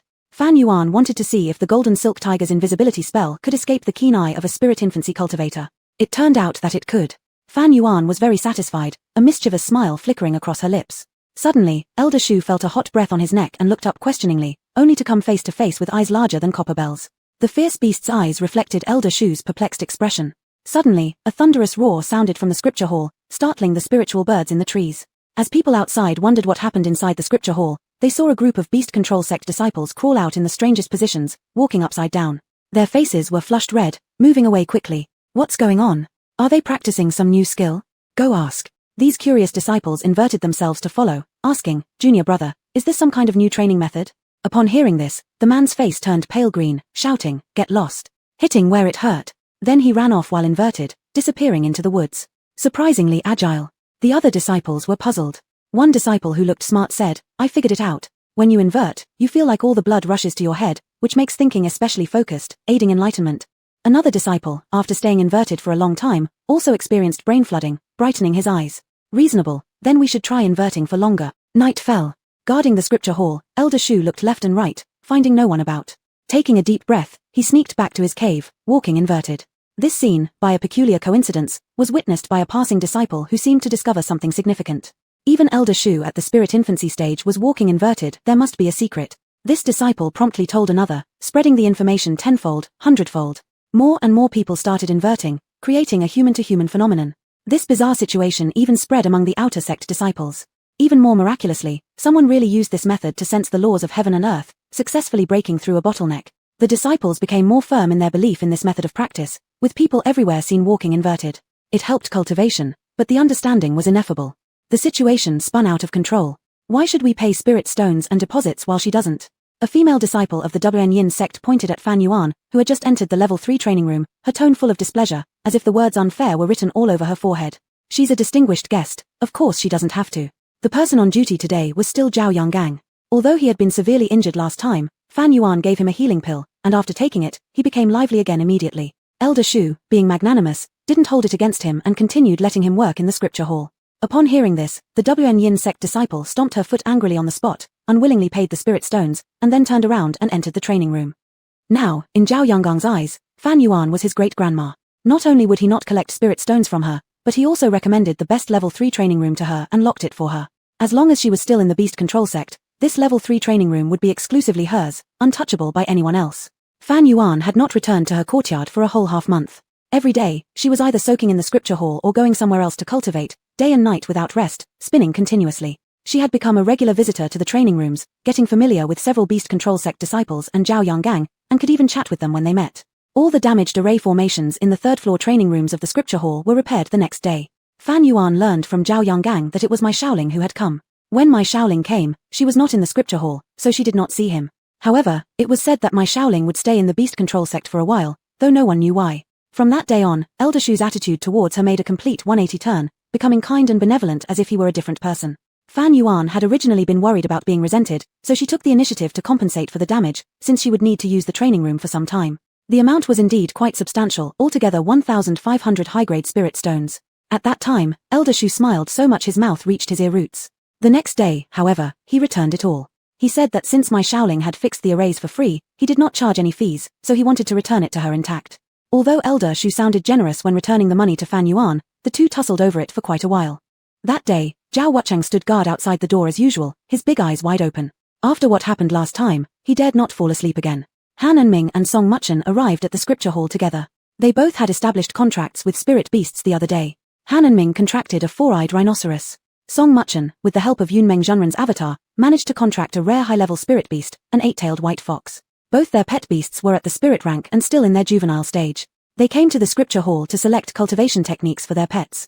Before coming, they had specifically learned about the rules of the scripture hall, queuing up obediently and registering their identity information. When it was their turn, Song Muchen greeted with a sweet voice, politely bowing and saying, "Greetings, Elder." Elder Shu looked at Song Muchen's face, finding it somewhat familiar, so he asked, "Young friend, which master do you follow?" Song Muchen smiled, slightly lifting her chin, her tone filled with pride, reporting to Elder, "I am the 8th junior disciple under the guidance of Master Yunmeng, and the youngest." Elder Shu narrowed his eyes and smiled faintly, "Very good." The disciples waiting behind in line, upon hearing Elder Shu's praise, couldn't help but look at Song Muchen with envious glances.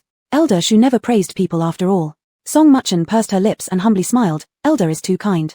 Elder Shu seemed to smile but not, "How is your master doing lately?" Upon hearing this, Song Muchen couldn't help thinking that this Elder Shu clearly knew Master Yunmeng, and their relationship must be rather close. With that in mind, she showed more warmth, softly replying, "My master is doing well." The other disciples, seeing Elder Shu chatting casually with Song Muchen, envied her even more. Song Muchen caught the unintentional gazes of others out of the corner of her eye, amusement flickering in her eyes, greatly satisfying her vanity. "All right, go inside." Elder Shu did not say anything more, waving his hand to let them enter. Lifting her skirt, Song Muchen entered the scripture hall with a smile on her face, unable to help thinking how comfortable life was without Fan Yuan around. Chapter 93, Superb Elixir. In the level 3 training room, a tremendous impact reverberated but left it still stable. Amid the misty white haze, illusions of beastly figures continued to form. These illusions varied in shape and were bizarre, all possessing power at the Earth stage level. The golden silk tiger would slay one illusion after another without pause.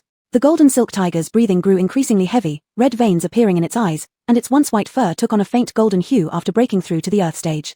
With this period of cultivation, the golden silk tiger's mastery over the reverse damage technique had become increasingly impeccable. It could now skillfully utilize the reverse damage technique and invisibility technique to act stealthily during combat. These maneuvers often caught the beast illusions off guard. As the saying goes, all warfare is based on deception. In the dog-eat-dog world of cultivation, winning means survival. Survival is more important than anything. Besides becoming adept at using invisibility and reverse damage techniques, the golden silk tiger also saw certain improvements in other aspects of its abilities, including agility, attack, defense. The beast taming sect's training room truly was an excellent place.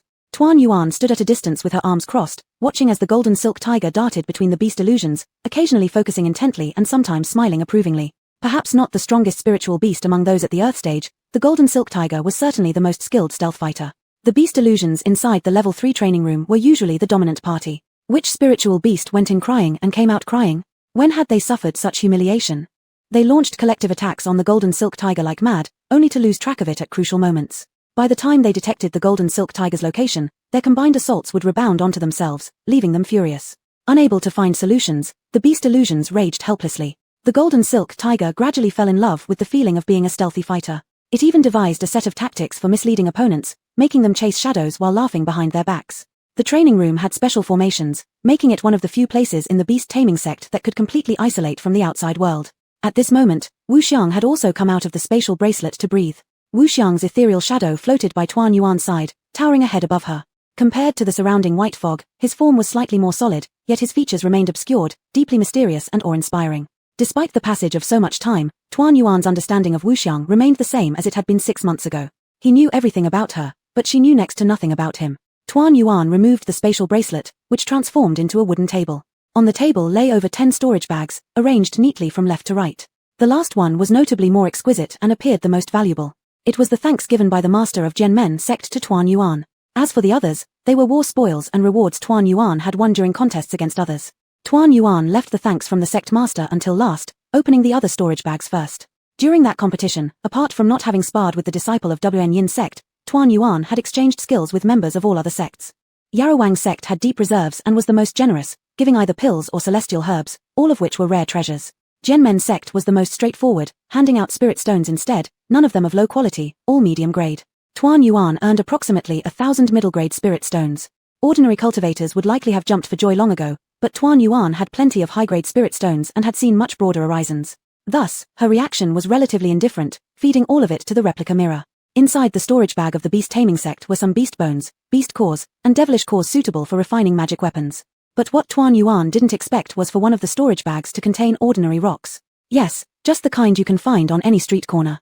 Tuan Yuan couldn't help but laugh wryly. She hadn't expected someone from such a major sect to be so devious. Tuan Yuan didn't recall who the owner of this storage bag was and didn't bother to pursue the matter, simply tossing it aside.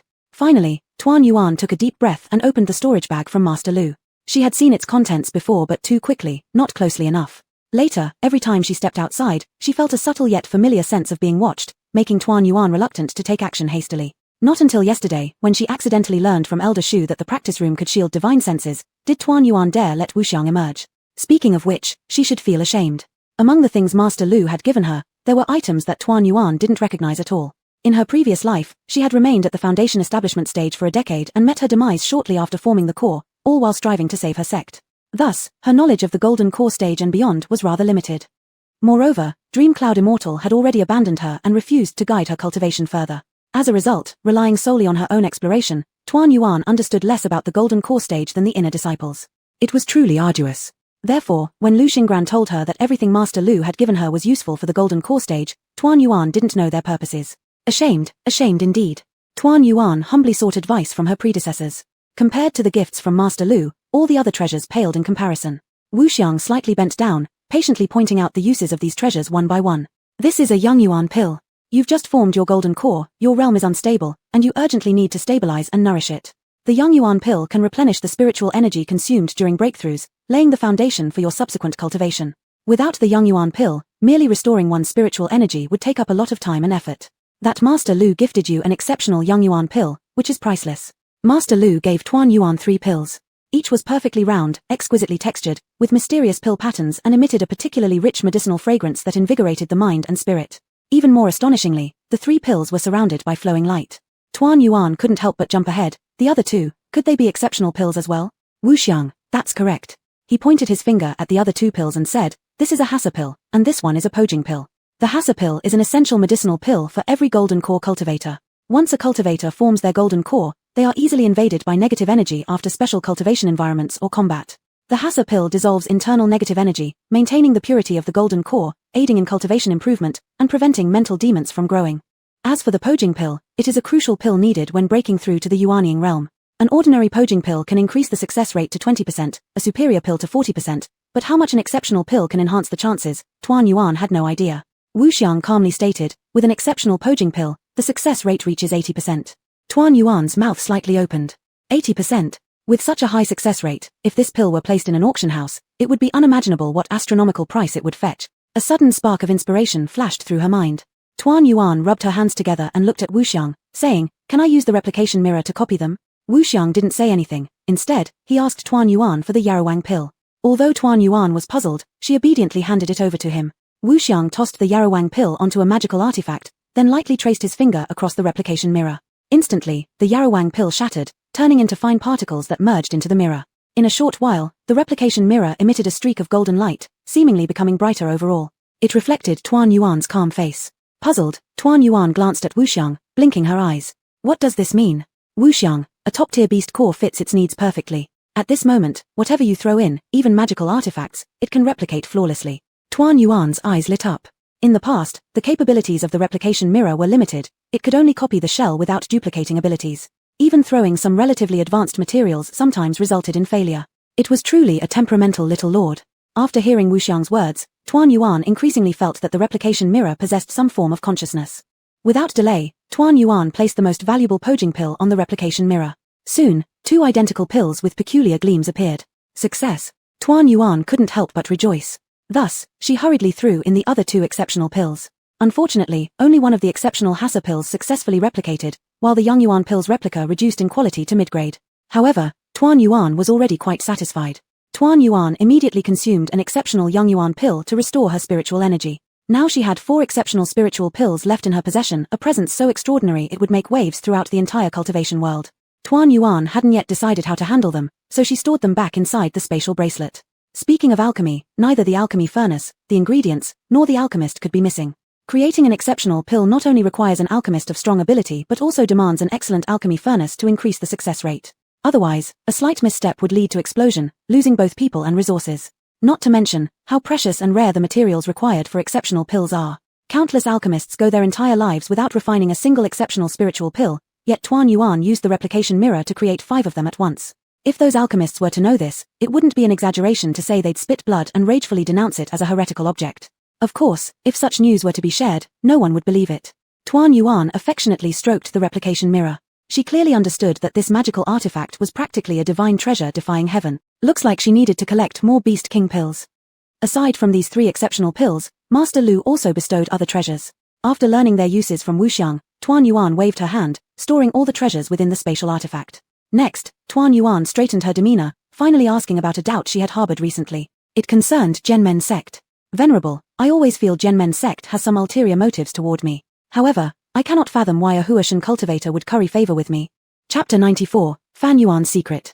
Fan Yuan was not exaggerating at all when she used the word flattery. The master of Genmen sect treated her with extreme enthusiasm and gave her 3 high-grade pills and a pile of treasures. Back in the secret realm, she just happened to save him. Even without her, Lu Xing might not have encountered trouble because of his unique treasure.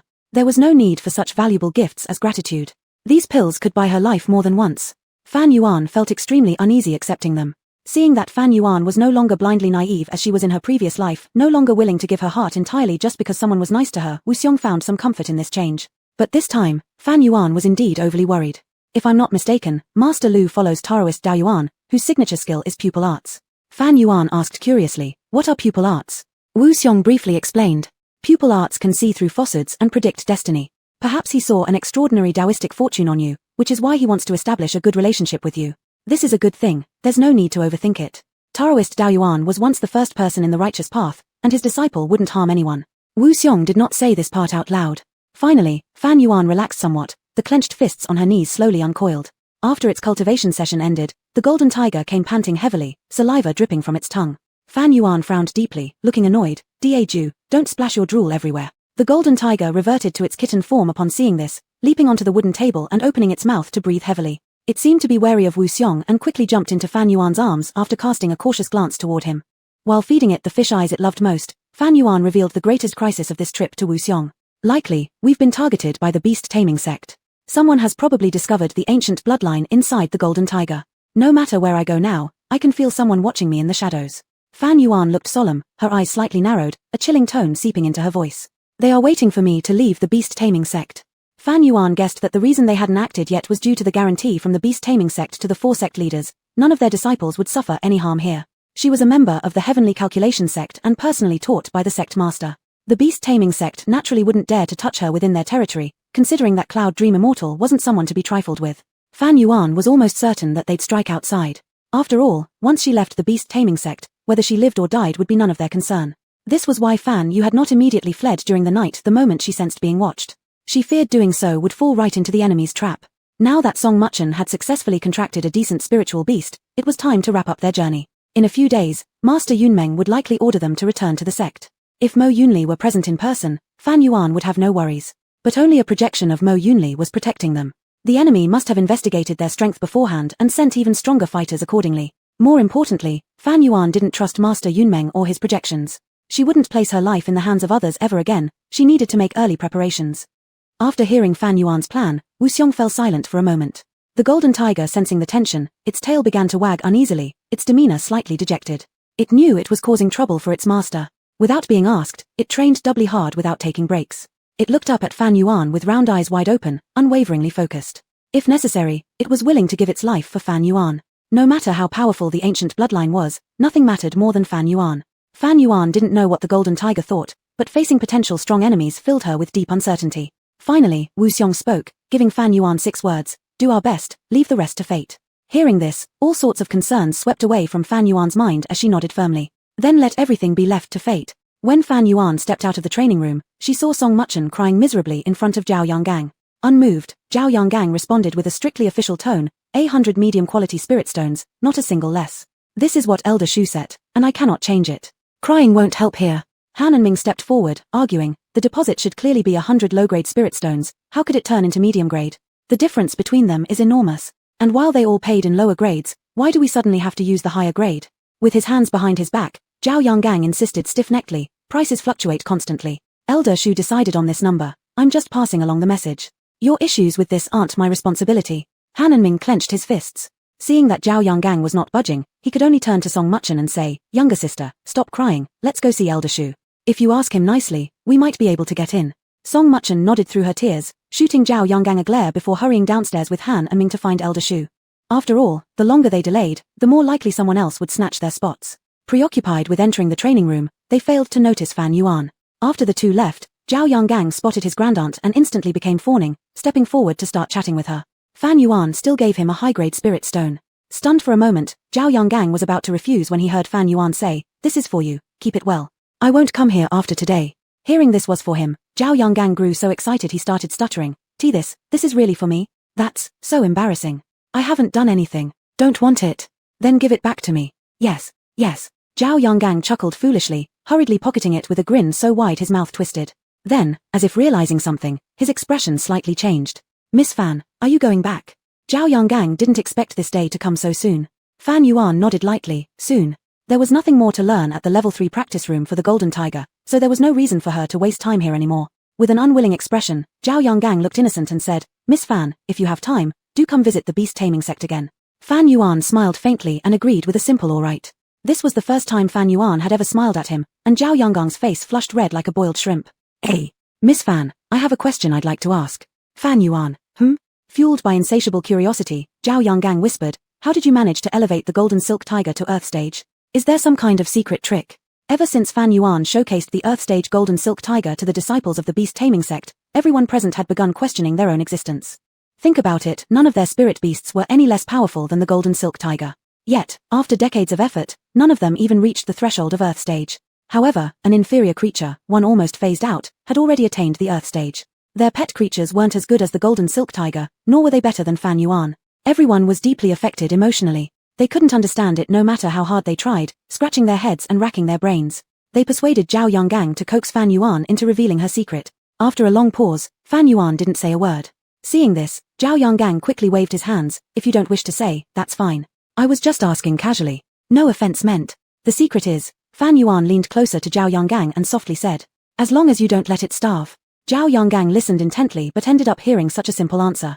He blurted out, incredulous, are you kidding me? Fan Yuan earnestly replied, I'm being serious. Just feed it until it's full. Still, Zhao Yanggang didn't believe her. At that moment, Song Muchen and Han and Ming returned, looking extremely dejected. Judging by their appearance, they had been rejected by Elder Shu and were unable to achieve their goal. Upon seeing them return, Zhao Yanggang mocked them. Well, did the elder change his mind? Both of them turned away without speaking, their faces ashen.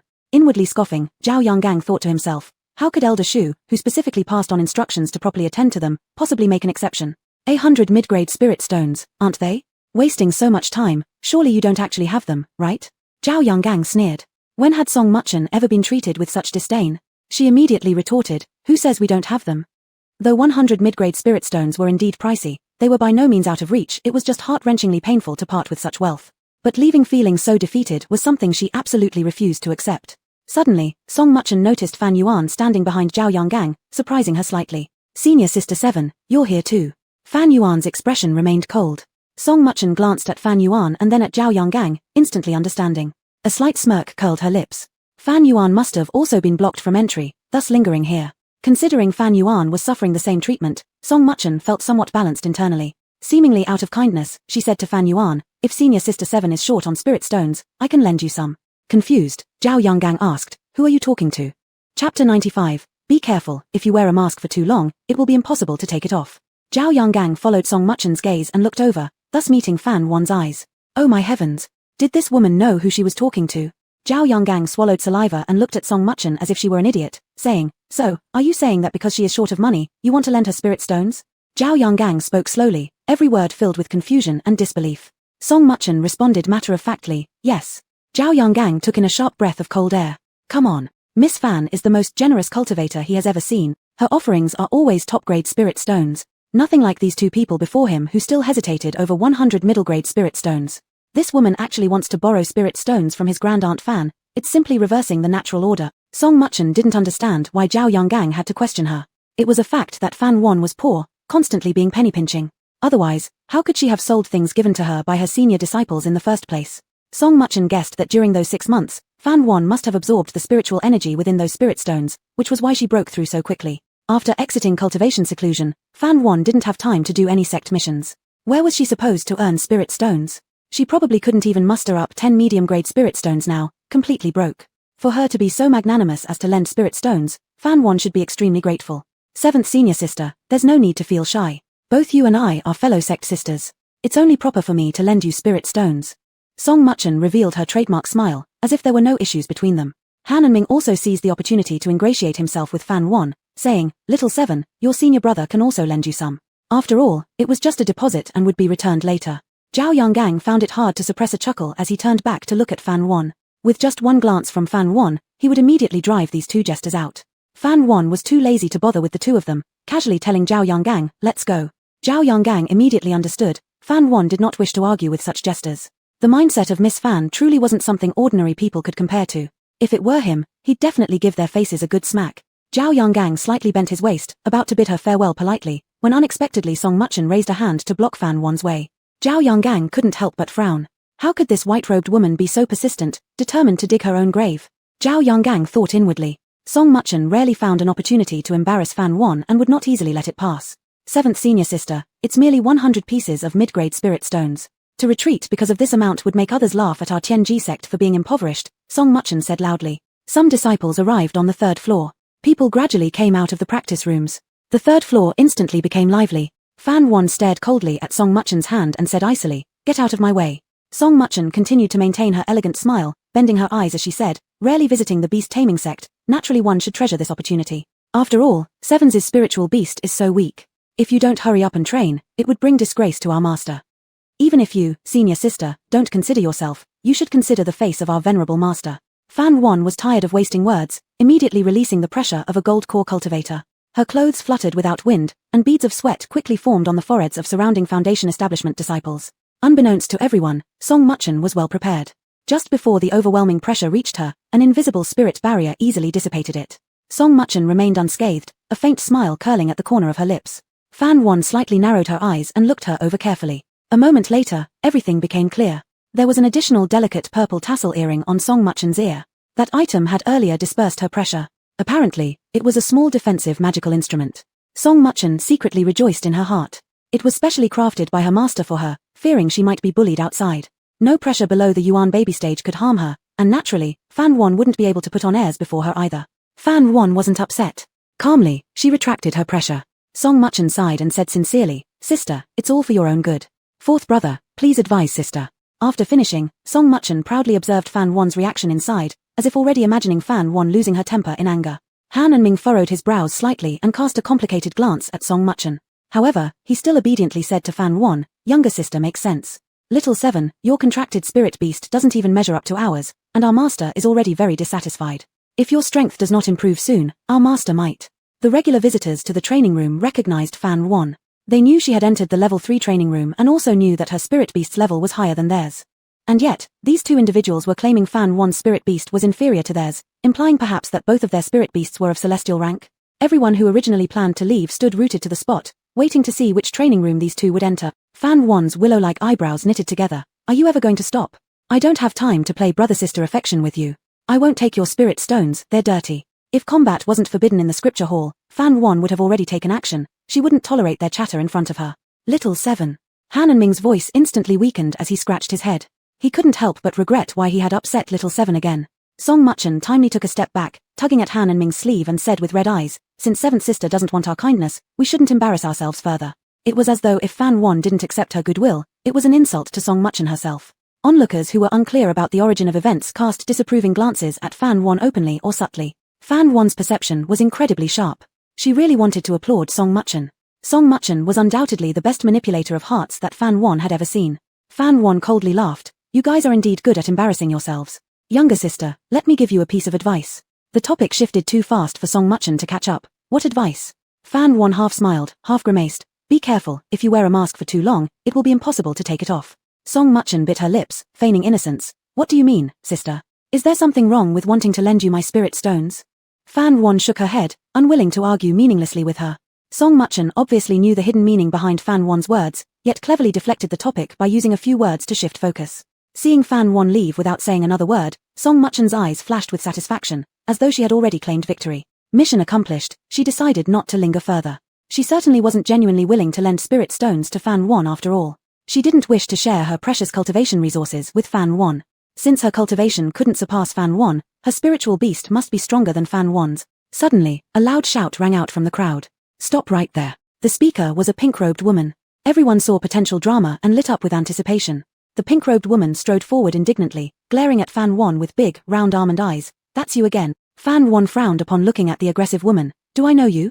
Nope. Sheng Yin was brimming with arrogance as she scrutinized Fan Wan from head to toe, her shrill voice accusing. So you're Song Sister's senior sister? I've been watching for a while. Song Sister was kind enough to offer help, and not only did you reject it, you also made sarcastic remarks, pretending to be so noble it's absolutely disgraceful. Do you really think no one can handle you? Sheng Yin looked like a young girl with rosy cheeks and delicate features, adorned with 2 buns atop her head, exuding nothing but pride in every movement.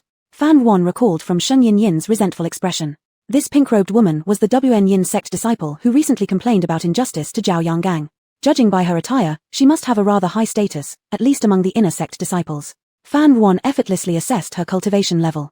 Early golden core stage. Younger than her yet extraordinarily talented, it seemed Sheng Yin was personally trained by a senior elder of the WN Yin sect. Indeed. Zhao Yanggang quietly introduced to Fan Wan, Miss Fan, this is Sheng Yin, the sole disciple of Ling Yin Junren of the WN Yin sect. Although Ling Yin Junren was not the leader of the WN Yin sect, her reputation was widespread as a highly capable transformation stage sound cultivator whose beauty was legendary. Her mastery of the qin earned her global renown. Ling Yin Junren had no spouse throughout her life, always searching for what she deemed as celestial sound, eventually ascending successfully and leaving behind an inspiring tale. And Ling Yin Junren had exceptionally high standards, taking on only one disciple in her lifetime, Sheng Yin. Fan Wan inconspicuously glanced at Song Muchen. She didn't know when Song Muchen befriended such a prodigy. Song Muchen was still as keen on befriending geniuses as she was in the previous life. But Fan Wan's gaze flickered slightly, as if thinking of something, then looked at Sheng Yin with a hint of pity. Chapter 96. Fan Yuan is a bad woman. In the previous life, Ling Yin Junren had reached enlightenment and ascended as she wished, but her only disciple did not meet a good end. One might even say that it was a tragic conclusion. Fan Yuan vaguely remembered that Sheng Yining was originally an exceptionally talented sound cultivator, earning the nickname Young Lingyin, referring to her expected role as the next Ling Yin Junren. However, during a contest, she fell into madness, snapping all the strings on her zither and ruining all 10 fingers, making her unable to play ever again. From genius to useless in the blink of an eye, causing great sighs among many. It wasn't long before this happened when Song Muchen received a legacy inside a certain immortal's cave and acquired the ancient divine artifact, the Fushi Zither. When Sheng Yining became a forgotten waste among the masses, Song Muchen's status skyrocketed. Even the head of the 10,000 Sounds sect publicly declared that Song Muchen would forever be their honorary elder. The gates of the 10,000 Sounds sect would always remain open for Song Muchen, and no one ever mentioned the once glorious young Lingyin again. As for Sheng Yining's ultimate ending, Fan Yuan didn't know. But she knew for sure that all this had something to do with Song Muchen. At present, seeing how boldly Sheng Yining defended Song Muchen made Fan Yuan's mood somewhat complex. Of course, even knowing the tragic outcome of Sheng Yining from her past life, Fan Yuan wouldn't interfere with her karma. Fan Yuan simply wasn't so idle. Sheng Yining naturally had no idea what was going through Fan Yuan's mind as she turned around to console Song Muchen. Big sister Song, don't pay attention to her, she's just a bad woman. Song Muchen feigned sympathy. Yin, it's all a misunderstanding. Don't get worked up. Sheng Yining screamed. What kind of misunderstanding could there be? I saw everything crystal clear. My eyes don't lie. There's absolutely no fake in this. After all, she had personally witnessed the despicable woman using her superior cultivation to intimidate a weaker mid-foundation establishment cultivator, purely taking advantage of power to bully other. Big sister Song, you step back. From now on, anything I do has nothing to do with you. Yin. Song Muchen pretended to hold her back, but seeing Sheng Yining's determined stance, she obediently kept quiet. Without any disguise, Sheng Yinying released waves of hostility along with the aura of a gold core cultivator and said, "Isn't it just a matter of reaching gold core? Who hasn't gotten there yet?"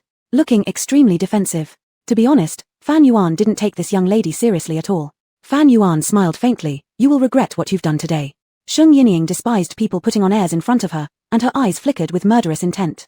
Han and Ming didn't want the situation to escalate and pleaded painfully, "Miss Sheng, please have mercy and stop interfering, okay?"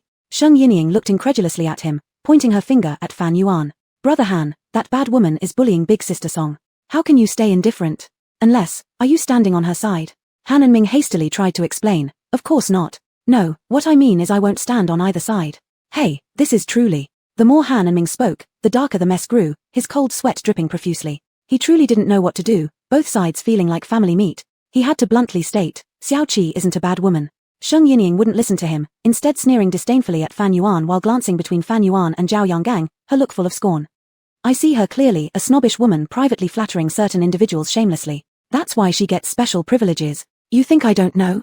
Zhao Yanggang was unjustly attacked. After being dumbfounded for a moment, he regained his senses. His face flushed red with anger as he roared, "You're talking nonsense." Sheng Yinying placed her hands on her hips and declared, "If I'm right, why are you acting so angry?" She couldn't possibly believe that Fan Yuan was a noble guest. Both being at the early gold core stage and fellow sect members, why should this bad woman receive such preferential treatment and not have to pay spirit stones?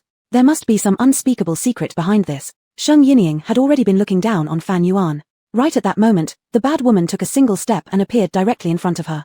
With a resounding slap. Fan Yuan hadn't even raised her hand, and yet a palm print already marked Sheng Yinying's face. Sheng Yinying stood dumbfounded, staring uncomprehendingly at Fan Yuan. Fan Yuan's eyes turned icy cold, and she spoke first. "Don't ask me why I hit you, it's because your mouth stinks. Has no one taught you to clean your mouth before stepping outside?" Fan Yuan was tall, whereas Sheng Yinying's height paled in comparison by more than a bit, requiring her to tilt her head upward to look at her, thus weakening her confidence slightly. For an instant, Sheng Yinying was subdued by Fan Yuan's overwhelming aura, then quickly came to her senses. Since they were of equal rank, what was there for her to fear? An instant later, powerful spiritual energies surged from her small frame and rushed towards Fan Yuan like tidal waves, mountain moving and sea parting. Fan Yuan took 2 steps back. In the next moment, the clash of these two invisible forces generated intense gusts of wind. The ground rose into whirlwinds. Everyone except Song Muchen was pushed back several steps, their faces blanching in astonishment. Song Muchen slightly curled her lips, knowing that Sheng Yinying was simple-minded, but she never expected her to be this stupid. She was being used as a pawn and didn't even realize it. The two met in the 10,000 Beasts forest. Sheng Yinying hit it off with Song Muchen at first sight, and they quickly became close friends. Sheng Yinying had an eccentric personality, low emotional intelligence, and a poor reputation, which meant she had very few friends. The only person who could tolerate and accept her was Song Muchen. For this reason, Sheng Yinying cherished Song Muchen as a friend, and within a few days, she even developed a dependency on her akin to that of a daughter for her mother. What Sheng Yinying didn't know was that all the kindness and tolerance Song Muchen showed was deliberate, intentionally making Sheng Yinying feel like she was the only one in the world Song Muchen could bear. Song Muchen naturally had her own agenda. Sheng Yinying excelled in sound cultivation, with a talent surpassing even her junior brother.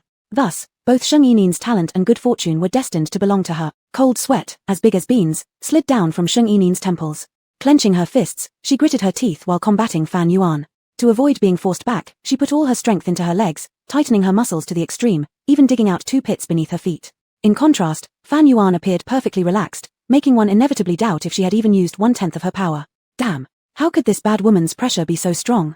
They were clearly of the same level. Sheng Yinying gnashed her teeth. Not only did her eyes turn red, but her lovely little face also reddened completely.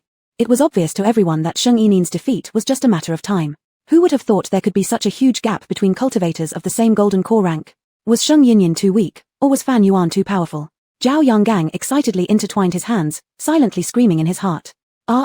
Miss Fan is invincible. Miss Fan is truly remarkable. Meanwhile, neither of the two currently engaged in combat knew that Elder Shu had been observing them from start to finish using his divine sense.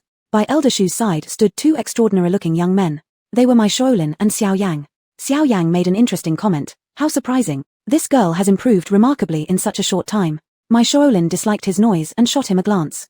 Finally, Sheng Yinying couldn't match up to Fan Yuan. With the last wave of qi, Sheng Yinying tumbled through the air clumsily and collided with a beast statue, splitting it apart.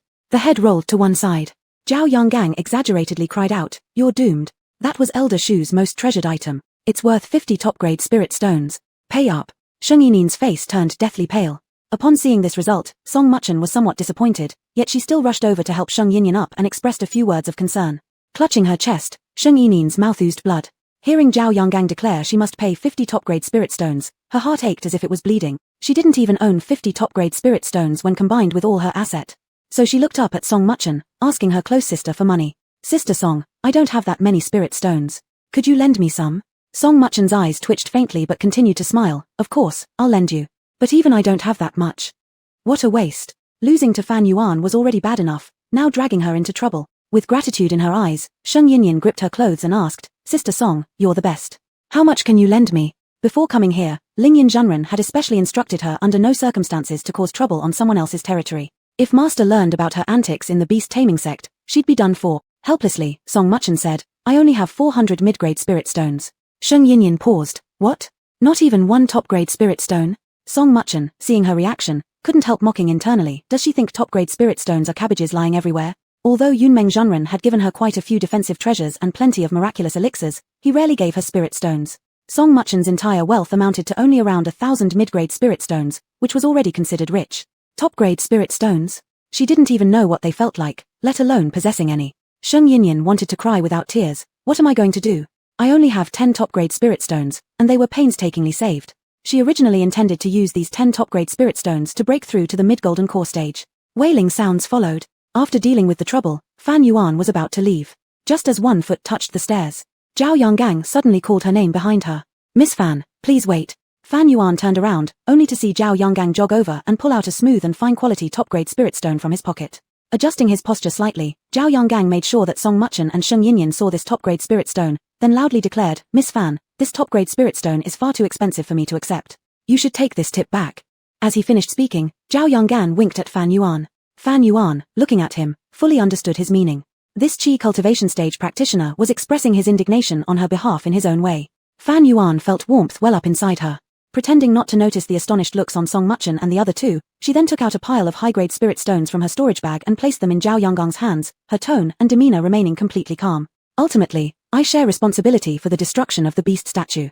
I'll contribute a bit more. Here are 30 high-grade spirit stones.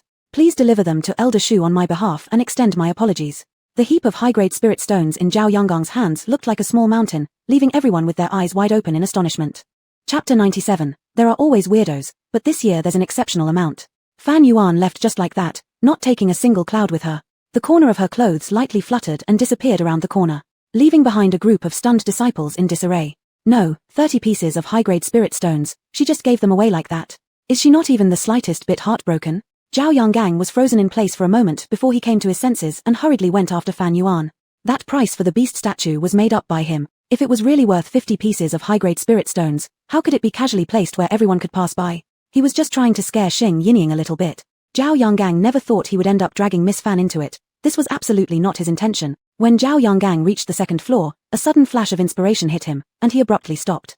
Because it suddenly dawned on him that the look Miss Fan had given him before she left clearly showed that she knew he was giving arbitrary quotes. Miss Fan wanted him to apologize on her behalf to Elder Shu, not for the beast statue, but for unintentionally breaking the rules of the scripture hall. Miss Fan understood clearly. Such a major incident happened on the third floor, there's no way Elder Shu wouldn't know about it, yet he did not intervene from start to finish. Therefore, although Elder Shu did nothing, he indirectly indicated that he was siding with Fan Yuan, letting her deal with Sheng Yinyan.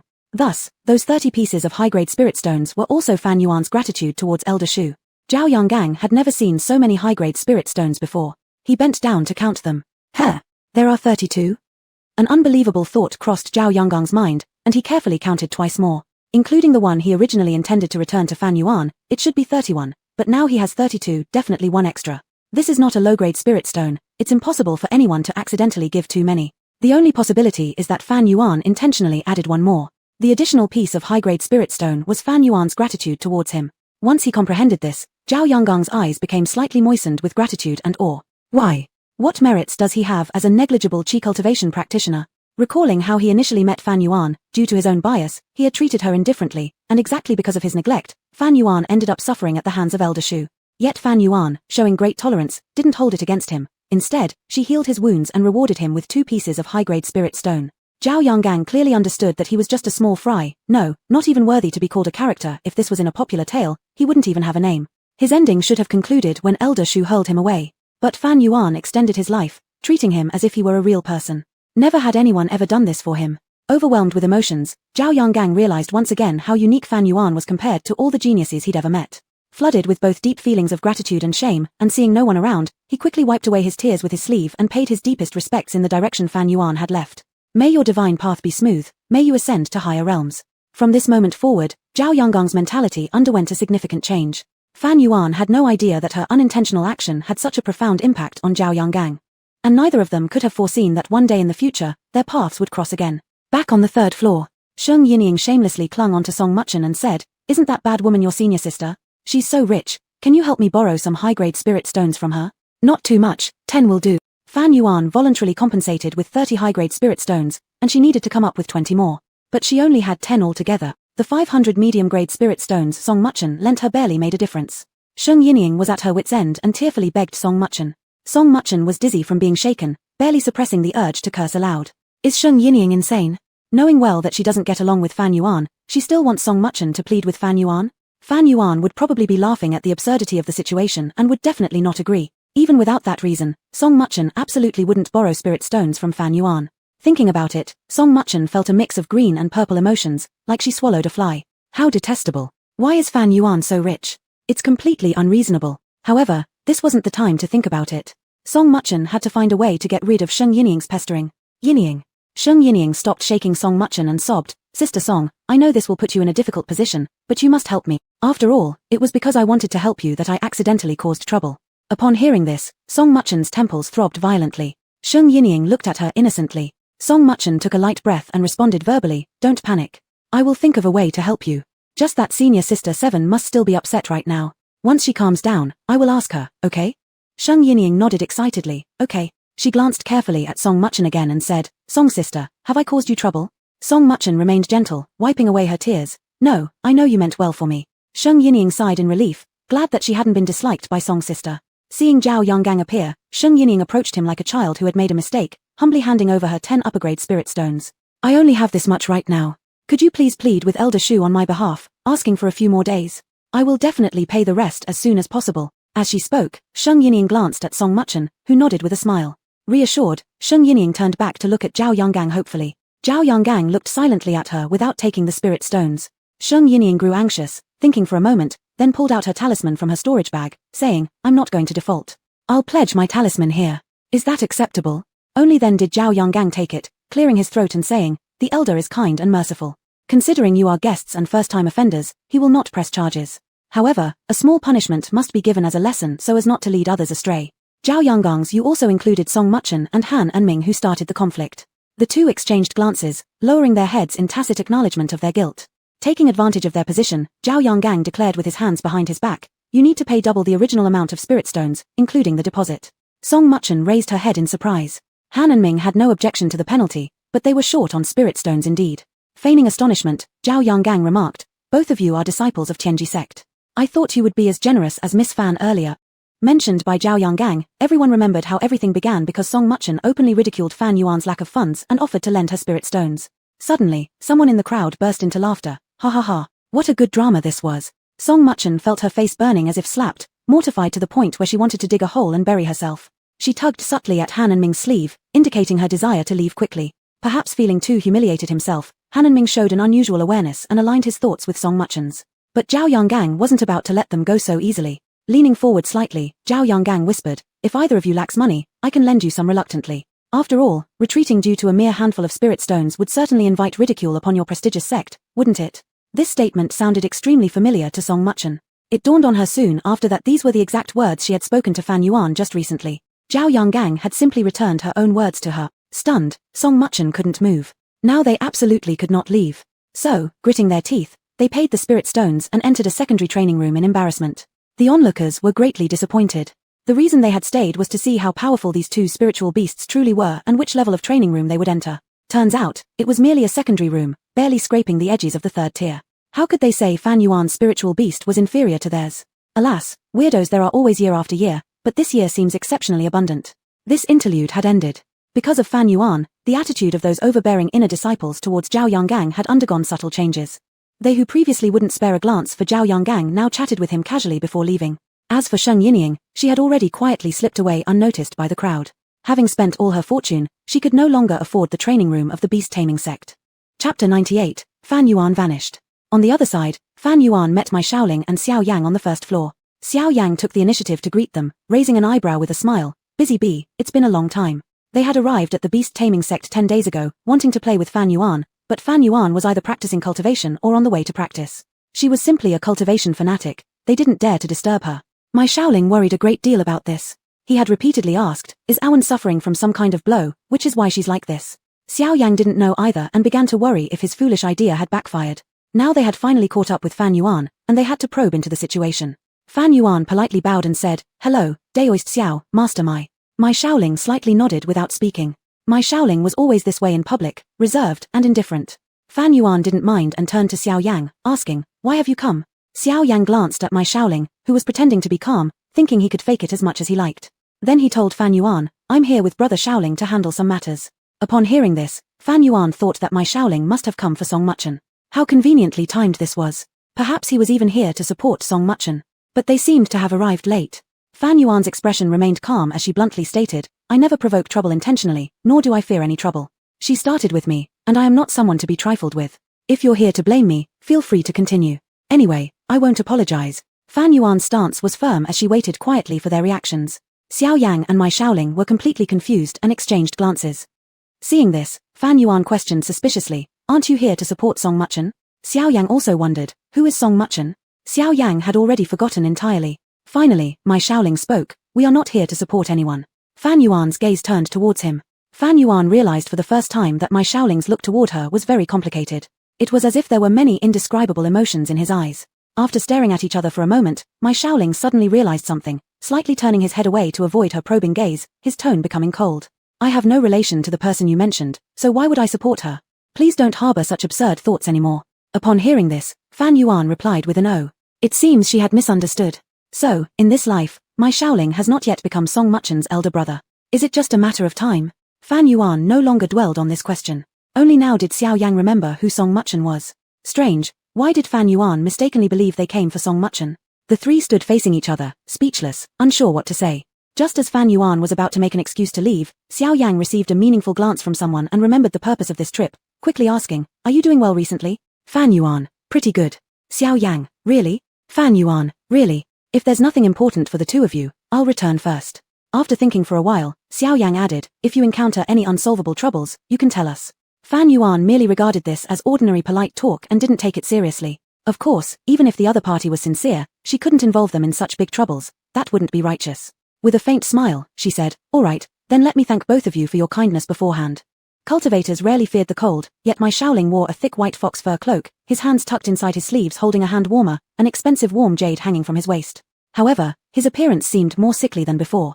Looking at Mai Shaoling's fading looks, Fan Yuan slightly frowned. Without hesitation, she turned around and took out a spirit grass from her spatial bracelet, then handed it over to Mai Shaoling. Mai Shaoling lowered his eyes, confused by her actions. The array in the training room was ruined by me. Regardless of the reason, this is my apology. I don't want it. Mai Shaoling refused immediately. He pushed her hand back gently and said, keep it for yourself. Fan Yuan directly shoved it into his hands and quickly bid farewell, disappearing in front of them within a few breaths, leaving Mai Shaoling no chance to refuse. Xiao Yang placed a hand on the other's shoulder and said, it's at least a good gesture from a younger sister, so keep it. But I wonder, what exactly is this spirit grass? Actually, calling it a spirit grass might be too generous since it was just a root, its leaves already yellowed and wilted. If it were an ordinary spirit grass, it would have already been useless. But Fan Yuan wouldn't possibly keep useless spirit grass, let alone give trash as gifts. Mai Shaoling narrowed his eyes, a surprised expression flashing through them, taking a deep breath to barely calm his excited heart. What is it, anyway? Xiao Yang was almost bursting with curiosity. Mai Shaoling tightly gripped the seemingly ordinary spirit grass in his hand and smiled, saying, this is phoenix grass, a life-prolonging herb I've been searching for a long time. The reason why it was called phoenix grass was that phoenixes were reborn from fire, symbolizing renewal. Even if one foot was already in King Yama's palace, it could snatch the person back from King Yama's hand. This item was useless for healthy people, but for someone like Mai Shaoling who was barely clinging to life, it was absolutely a life-saving medicine. After listening to Mai Shaoling's explanation, Xiao Yang couldn't help feeling excited.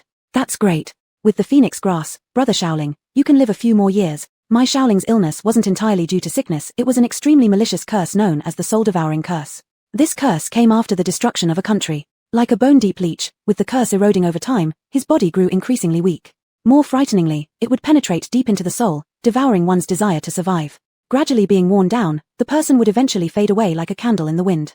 What made the soul-devouring curse particularly vicious was its hereditary nature and endless cycle. Hereditary meant that if the cursed person had offspring, regardless of gender, they would also be afflicted by the same curse, leading to a tragic end. And the endless cycle was the most terrifying part. People under this curse, when they died, wouldn't be able to reincarnate normally but would forever remain trapped in this lifetime, reliving despair. So far, there was no way to counteract the soul-devouring curse, leaving my Shaoling only waiting to die. If he were just ill, the phoenix grass could have healed him and granted him true rebirth. Unfortunately, because of the curse, the phoenix grass could only prolong his life. Despite this, my Shaoling was very happy. He wanted to stay with Fan Yuan for a few more years, witnessing what heights she could reach. That was all he desired. Xiao Yang, standing nearby, jealously remarked, "Something so precious, and she willingly gave it to you. Go ahead and feel lucky. Alas, if only I had a sister like her." My Shaoling carefully stored the phoenix grass, his brows and eyes reflecting a gentle smile. Xiao Yang said, "Seeing her doing well, your worries are gone now, right?" My Shaoling pressed his right eye, which was twitching uncontrollably, muttering, "I don't know why, but I feel uneasy, as if something bad is about to happen." "You worry too much." Xiao Yang dismissed it lightly while pulling his arm. "Come on, let's go fishing." Little did anyone know, my Shaoling's concern became reality 3 days later. Fan Yuan vanished in the 10,000 beast forest. To make matters worse, all contact with her was lost. It wasn't until the group prepared to leave the beast taming sect that they realized someone was missing. In other words, they didn't know exactly when Fan Yuan had disappeared. It could have happened today or even a couple of days ago. Either way, it wasn't good news. Immortal Yun Meng's expression was as cold as frost, and in front of him stood an elder of the beast taming sect. Breaking out in cold sweat, the elder explained, "Unfortunately, the formation in the 10,000 beast forest was broken due to missing materials and thus couldn't be repaired on time. It's likely that young lady accidentally triggered it and was teleported somewhere else." "Relax, Elder Zong, this formation besides teleporting individuals to another place doesn't inflict any harm unless..." Su Jiawen eagerly asked. "Unless what?" "Unless she was sent to a dangerous location." The elder replied. Su Jiawen's eyes widened, and his voice rose sharply. How could she possibly be sent to a dangerous location? The elder waved his hand, unveiling a map-like yellow scroll before everyone. All members of Tianji sect were present. Zhu Heng, Yi Shuyi, and others close to Fan Yuan looked grave, their faces full of worry. The elder used magic to draw a circle on the map, then began explaining. "If she has been transported to this area, then she is safe. It's just that the distance is considerable, so it will take some time to return to Tianji sect. Luckily, some cities within this area have teleportation formations, allowing her to return safely if found." Subsequently, the elder marked 3 spots on the map, and his expression grew serious. "But if it's one of these 3 places, then it will be quite dangerous." Chapter 99, The Interweaving of Yin and Yang, a Mix of Good and Evil. When everyone realized where these 3 places were, they couldn't help but gasp in unison. The Demonfall Valley, the 10,000 Ghost City, and the Death Desert.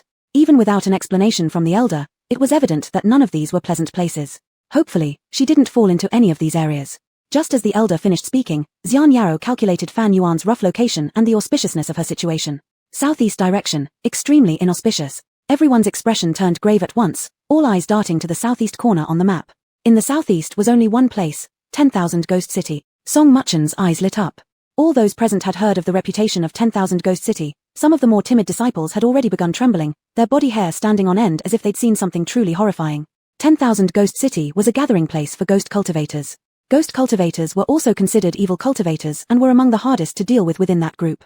Not only were there ghost cultivators in 10,000 Ghost City, but also many evil forces that dominated the area, intertwined in complex webs. If righteous path cultivators went there, they would be targeted by all the evil cultivators, possibly even hunted down. Fan Yuan, as a golden core cultivator, would naturally have no fear of such threats under normal circumstances. But 10,000 Ghost City was different. Even old monsters at the spirit embryo stage avoided entering this place.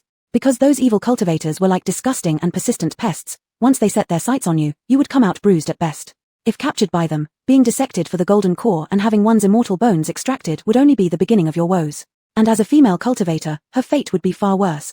Su Jiawen became frantic, wanting nothing more than to immediately rush off and rescue Fan Yuan. Yunmeng Zhenren moved his fingers slightly, and Su Jiawen was frozen in place.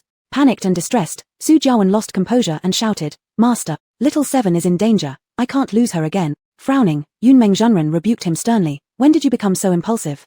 Have I not taught you that in moments of crisis, calmness and composure are essential?" Su Jiawen could not remain calm, yet he dared not offend his master, his lips tightly pressed into a straight line. Seeing this, Song Muchen stepped forward to ease the tension. "Master, please forgive eldest brother. He's just overly worried about senior sister Seven." Yunmeng Zhenren did not utter another word of reproach. He did not wish to embarrass his disciple publicly, though his face remained cold. He wasn't unconcerned about Fan Yuan, but rushing about chaotically wouldn't help anyone, and considering 10,000 Ghost City was thousands of miles away with intricate conditions, a reckless move would only lead to trouble. After pacifying Yunmeng Zhenren, Song Muchen comforted Su Jiawen. However, Su Jiawen hung his head silently, ignoring her completely without a glance. Song Muchen didn't mind, staying quietly beside him. Zhu Heng, Yi Shuyi, and Wang Fa were just as worried as Su Jiawen. Despite knowing that the sect leader before them was merely a shadow clone, they still felt uneasy seeing how composed he appeared. Hush! Everyone quiet! It was Xian Yarrow who spoke. Xian Yarrow narrowed his eyes, sensing some sort of change was in the air. Immediately, he pulled out his wine gourd and took a few large gulps of alcohol, steadying himself. Time for another divination. Xian Yarrow's skill in fortune-telling was quite remarkable, so everyone held their breath, patiently waiting for his verdict. The sun hung high in the sky, causing beads of sweat to trickle down everyone's foreheads. Lin Songfeng seemed distracted, noticed by Han Enming, who lightly tapped his arm and whispered, "Fifth brother, what's wrong with you?" Lin Songfeng slowly came back to reality and replied softly, "Nothing, it's just, I feel like I've forgotten something." For a while now, he'd been plagued by this inexplicable feeling, especially when mentioning Fan Yuan. As if the thing he forgot was somehow related to her. Strange, exactly what could it be? Whenever Lin Songfeng got lost in thought, he habitually bit his lips until they bled without realizing the pain. Han Enming was startled when he saw blood trickling down Lin Songfeng's lips. Without thinking, he grabbed his mouth. "Fifth brother, stop biting. Don't you feel the pain?" Lin Songfeng touched his lips and was surprised to find his hands covered in blood. He quickly wiped it away with his sleeve. Lin Songfeng had entirely forgotten what happened during that trial, along with the need to remind his seniors that Fan Yuan practiced the heartless way. At this moment, everyone's focus was solely on Xian Yarrow, anxious about Fan Yuan's condition. None paid attention to their little interaction. Yi Shuyi nervously fiddled with the leaves nearby, stripping a well-trimmed bush almost bald. Thanks to Fan Yuan, she had reached the peak of the foundation establishment stage and stood at the threshold of the golden core stage, awaiting a peaceful retreat upon returning to the sect. She had emerged from seclusion today, eager to share her joy and insights with Fan Yuan. Instead, she found herself losing track of Fan Yuan's whereabouts, which left her feeling restless. Finally, Xian Yarrow's furrowed brows loosened, and he exhaled a long breath. Yi Shuyi, knowing the result was out, hastily dropped the leaves in her hands and tugged at her master's sleeve, asking, "Master, how is it?" Xiao Yarrow Sandaran stroked his beard and slowly said, "Don't panic, don't panic. I just saw the divination symbol showing first a black wind howling and ghosts wailing, presenting an extremely ominous omen. Then the clouds and winds changed dramatically, with a beam of golden light splitting the dark cloud." Anxious, Yi Shuyi said, "Master, don't beat around the bush. Just tell us directly if little Pear is in any danger." Wang Fa also said, "Yeah, master, just give us the straight answer." Xiao Yarrow Sandaran let out a few words, the interweaving of yin and yang, a mix of good and evil. Yi Shuyi, a mix of good and evil? Does this mean that little Pear is still in mortal peril? Xiao Yarrow Sandaran, that's correct. Yi Shuyi's little face turned pale. Xiao Yarrow Sandaran continued, but the final glimpse of that beam of golden light hints that she will manage to turn bad luck into good fortune, overcoming dangers. Hearing this, Yi Shuyi felt a huge weight lift from her heart. "Master, next time could you speak faster? Don't keep us on edge like that." Xiao Yarrow Sandaran chuckled faintly. After taking a drink, his breath reeked of alcohol when he opened his mouth. Yi Shuyi waved away the alcohol-laden air with her hand and together with Zhu Heng helped the drunken master sit down aside. Xiao Yarrow Sandaran's fortune-telling was very accurate, rarely making mistakes. Upon learning that Fan Yuan would be fine, everyone relaxed quite a bit, except for Song Muchen who seemed somewhat disappointed. All waited for young Meng Zhenren to make a decision. At this moment, Shuo Zhongzhu arrived late after hearing the news, looking apologetic and voluntarily shouldering the responsibility. "Brother Mu, the person went missing during my US watch, it's my fault. Our sect head has already sent out several teams to search." Xue Daoren patted his chest confidently. "Brother Mu, take the children back home first. I will surely find the person for you." However, whether alive or dead, he couldn't guarantee. Young Meng Zhenren nodded, "Then I leave this matter to you, sect leader Xue." Xue Daoren guiltily admitted, "Alas, this happened due to my own negligence. To have lost Brother Mu's beloved disciple through lack of supervision, not only in 10,000 Ghost City but even if it were the endless hells, I must retrieve her. It's all my dereliction of duty. If something happens to that child, I truly wouldn't have the face to meet Brother Mu anymore." Sect leader Xue pounded his chest and sighed deeply as if he had lost his own child rather than merely someone else's disciple. His emotions were evidently more agitated by 100-fold compared to Yunmeng Zhenren's.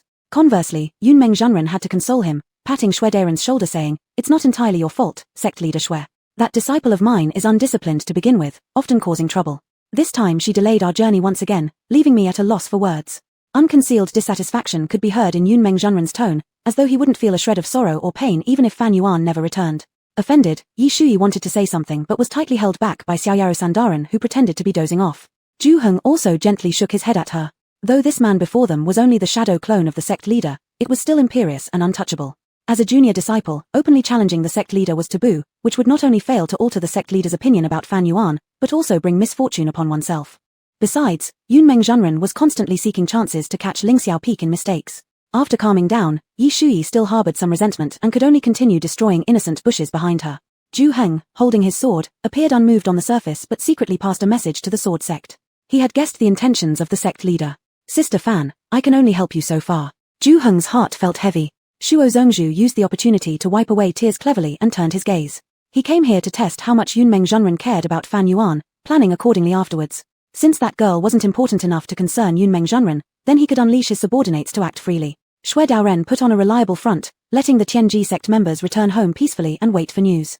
And thus, Yunmeng Zhenren left Fan Yuan's case to others, bringing his disciples along with him as they boarded the spirit boat and made a grand return to their sect. Chapter 100. He could barely stop himself from killing himself. The giant spirit beast darted through the sea of clouds like a fish, steadily and gracefully. Su Jiawen was practically dragged back, then confined after boarding the spirit boat. But Master Yunmeng only forbade him from leaving, not others from visiting him. Dressed in white, Song Mubin stood outside Su Jiawen's room, adjusting her expression. She held a snow-white little fox in her arms. She patted the little fox's head and muttered, "Behave well, don't let me down." The white fox had a pair of pale violet eyes that captivated the soul, as if it could suck one's spirit away. She first knocked on the door, received no response, then pushed it open and stepped inside. The man lay flat on the bed, his eyes closed, his hands crossed over his chest. Though he appeared more emaciated, his handsome side profile still impressed Song Mubin, making her heart beat faster. She mustered her courage to approach Su Jiawen slowly. Just as she took 3 steps forward, the man scolded her. "Get out." Song Mubin was startled. She looked up to see the man with his eyes still closed and said softly, "Big brother, it's me." The man moved his lips and responded, "I know it's you, I don't want to see you." Song Mubin's mouth drooped unhappily and she said resentfully, "Big brother, what exactly have I done wrong?" In the past, at such moments, Su Jiawen would always be gentle with her saying, "Mubin has done nothing wrong, Mubin will never be wrong." But now, Su Jiawen remained silent, refusing to say a word, giving her the impression that even speaking half a word to her felt burdensome. Song Mubin truly felt aggrieved. "Why? Big brother, the love curse really has nothing to do with me. I'm willing to swear on my Daoist essence, if this love curse is from me, then may heaven strike me down, causing my Daoist essence to break, severing my path of cultivation forever." Su Jiawen finally opened his eyes. If you looked closely, you could see his eyes were filled with bloodshot veins. "So, the love curse wasn't placed by you?" Su Jiawen asked while gazing at the ceiling instead of her. Song Mubin tasted the bitterness of being falsely accused for the first time. Fire flared within her chest, but she patiently said, "It wasn't me. I've already sworn on my Daoist essence. What more do you want me to do? Why do you insist on doubting me instead of Senior Sister 7? At these words, Su Jiawen's raven-like eyelashes flickered slightly. His countenance was icy, yet pain churned deep within his eyes. During the confinement period in the courtyard, he remembered all that happened in the secret realm when he acted improperly towards his junior sister in front of Fan Yuan. When Fan Yuan was attacked by an evil cultivator, he didn't hesitate to leave her behind and went straight to rescue the junior sister. He remembered everything. It was so absurd it seemed unreal. Even if he could justify his absurd actions as influenced by the love curse, he could barely accept who he had become. One word, regret, wasn't enough to describe how he felt at that moment. He wished to kill himself. A Yuan wouldn't do such a thing. Song Mubin waited for a long time and got only this reply. Unwilling to let go, she said, "How couldn't she? She no longer loves you, wanting to rid herself of your pursuit, so she put this love curse on you." These words were like a dagger piercing into Su Jiawen's heart. He suddenly sat up, glaring fiercely at Song Mubin and growling, "Nonsense. A Yuan loves me so much, how could she push me onto another woman?" He refused to believe it. But she did. Otherwise, how could it have been so coincidental that she just happened to appear at that time? "Big brother, stop deceiving yourself. Clearly, elder sister 7 no longer loves you, and it's all your fault. It's because you constantly ignored her, hurt her, until her heart grew cold. It's you who eroded her affection. You destroyed this relationship with your own hands, you can't blame anyone else but yourself." Song Mubin relentlessly pressed forward, each word hitting home to Su Jiawen. Clang. A teacup shattered before Song Mubin, shattering into countless pieces at her feet. Su Jiawen's face contorted viciously as he bellowed, "Shut up. Get out immediately or I'll kill you." Song Mubin glanced down at her feet and then let the white fox down. Unconcerned, she took a step forward, her lips curled into a smile, eyes gleaming with obsession. "All right, then kill me." Su Jiawen's pupils contracted slightly, his breathing became more urgent. Song Mubin squatted before Su Jiawen and handed him a dagger. Then, brushing aside her black hair, she revealed her slender and delicate neck, willingly submitting herself to death. With trembling hands, Su Jiawen clutched the dagger, struggling internally. Song Mubin lowered her head, avoiding looking into his eyes, and whispered softly, "If killing me could relieve Big Brother's frustration, then please proceed. Still, I have to remind Big Brother of something. Killing me won't solve any problems. If I die, our master will definitely make Sister 7 pay with her life. Is this what Big Brother hopes for?" Upon hearing this, Su Jiawen's eyes suddenly became clear, and he abruptly pulled his hand back. However, Song Mubin suddenly looked up, grabbed the dagger, and forcefully pushed the blade tip towards her own body. "Make a move, senior brother. What are you afraid of?" Blood flowed from the woman's hand, dripping onto the bed. Su Jewan was startled and quickly snatched the dagger, throwing it far away. He then realized, his clothes were drenched in cold sweat, and his mind went blank. Are you crazy? What are you doing? Song Mubin gave a faint smile. Isn't senior brother trying to kill me? I'm fulfilling your wish. Su Jewan lowered his gaze to her pale, delicate face, and at that moment, felt unbearably estranged. He squinted his eyes, bewilderedly asking a question. Who exactly are you? Damn it, where did that girl run off to? I clearly saw her escape this way. In the 10,000 Ghost City, 3 figures draped in black robes stood on a tree, their robes fluttering wildly as their murderous intent surged. Their spiritual awareness covered the entire like a net spread across the sky. The person they sought was Fan Yuan. One of them was a bald old man with strange patterns and characters covering his smooth scalp, fish-like eyes, a hawk nose, thin lips, exuding a dangerous and terrifying aura. If Fan Yuan were here, she would recognize him as the guide from the Ling Feather secret realm, the bald elder sitting atop an elephant. This man was named He Chang, with cultivation at the formidable Yuan Ying stage mid-phase. His mission was to capture the spirit beast with ancient divine beast bloodlines at all costs, dead or alive. The other 2 were He Chang's disciples, also his grandsons. One was at the late Jindan stage, the other at the peak Jindan stage. It was easy to tell them apart. The older brother He Tian had sparse hair, wild locks, and features like a powdered-face young actor. The younger brother He Di was the exact opposite, excessive body hair, a full beard, and even with tied hair, appeared extremely untamed. He Chang brought them for a simple purpose, to earn merit. He didn't take a Jindan cultivator seriously. If Fan Yuan hadn't accidentally entered the 10,000 Ghost City, He Chang wouldn't have personally come out. He planned to entrust the mission target to his 2 grandsons while watching idly, since Fan Yuan wasn't worthy of his intervention. Suddenly, the wind stopped. In an instant, He Tian's expression changed with excitement. We've found her. Ha ha ha. Younger brother, I'll go first. As soon as these words fell, He Tian shot out like a taut arrow. Seeing this, He Di refused to be left behind, letting out a roar as he vanished into the forest within the blink of an eye. He Chang stepped into the void with ease, as if walking on flat ground, casually following behind with his hands clasped behind his back. As usual, they hunted their prey, only this time, their quarry wasn't a beast, but a human. A living, breathing human. Soon, He Tian caught sight of the maiden crouched on the back of the white tiger. In the fierce wind, the maiden's long black hair blew backward, her figure aloof, her waist delicate, her clothing billowing with the breeze. He Tian's gaze locked onto the silhouette of his prey like a raptor. At that moment, the maiden turned and glanced at him. Just a fleeting look. He Tian's heart pounded furiously, his eyes brightening. What an extraordinary beauty! A surge of malevolent lust arose from deep within him. He licked his lips, breathing heavily, shouting loudly, "Don't kill her, she's mine." He had finally reached a new cauldron, a perfect one. Just as his thoughts wandered, He Di's figure surpassed his, the man's mad laughter echoing through the forest.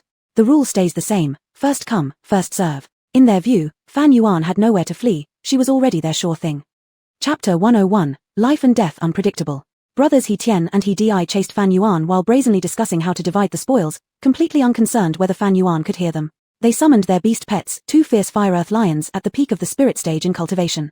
The fire-earth lions were robust with strong limbs, larger than the golden silk tiger by a margin, their fiery red fur bright and dazzling like flickering flames as they ran. Their thick tails were like steel whips, able to slice through trees with a single sweep, leaving devastation in their wake. He Tian and He Di acted ostentatiously, their methods brutal.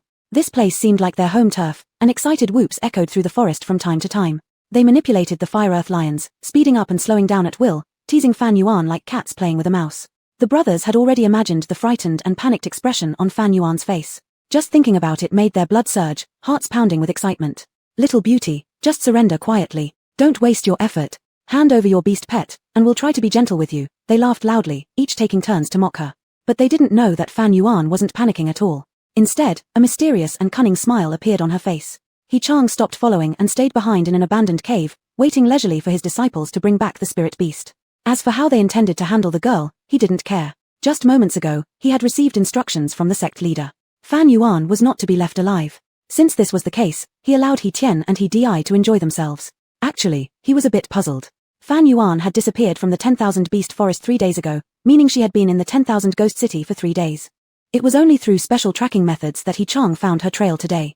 The 10,000 Ghost City was a place that struck fear into anyone who heard its name. No righteous cultivator would willingly stay there. He Chang didn't understand why Fan Yuan hadn't left immediately. If she had left early, perhaps he wouldn't have found her so quickly. Although He Chang had doubts, he dismissed them.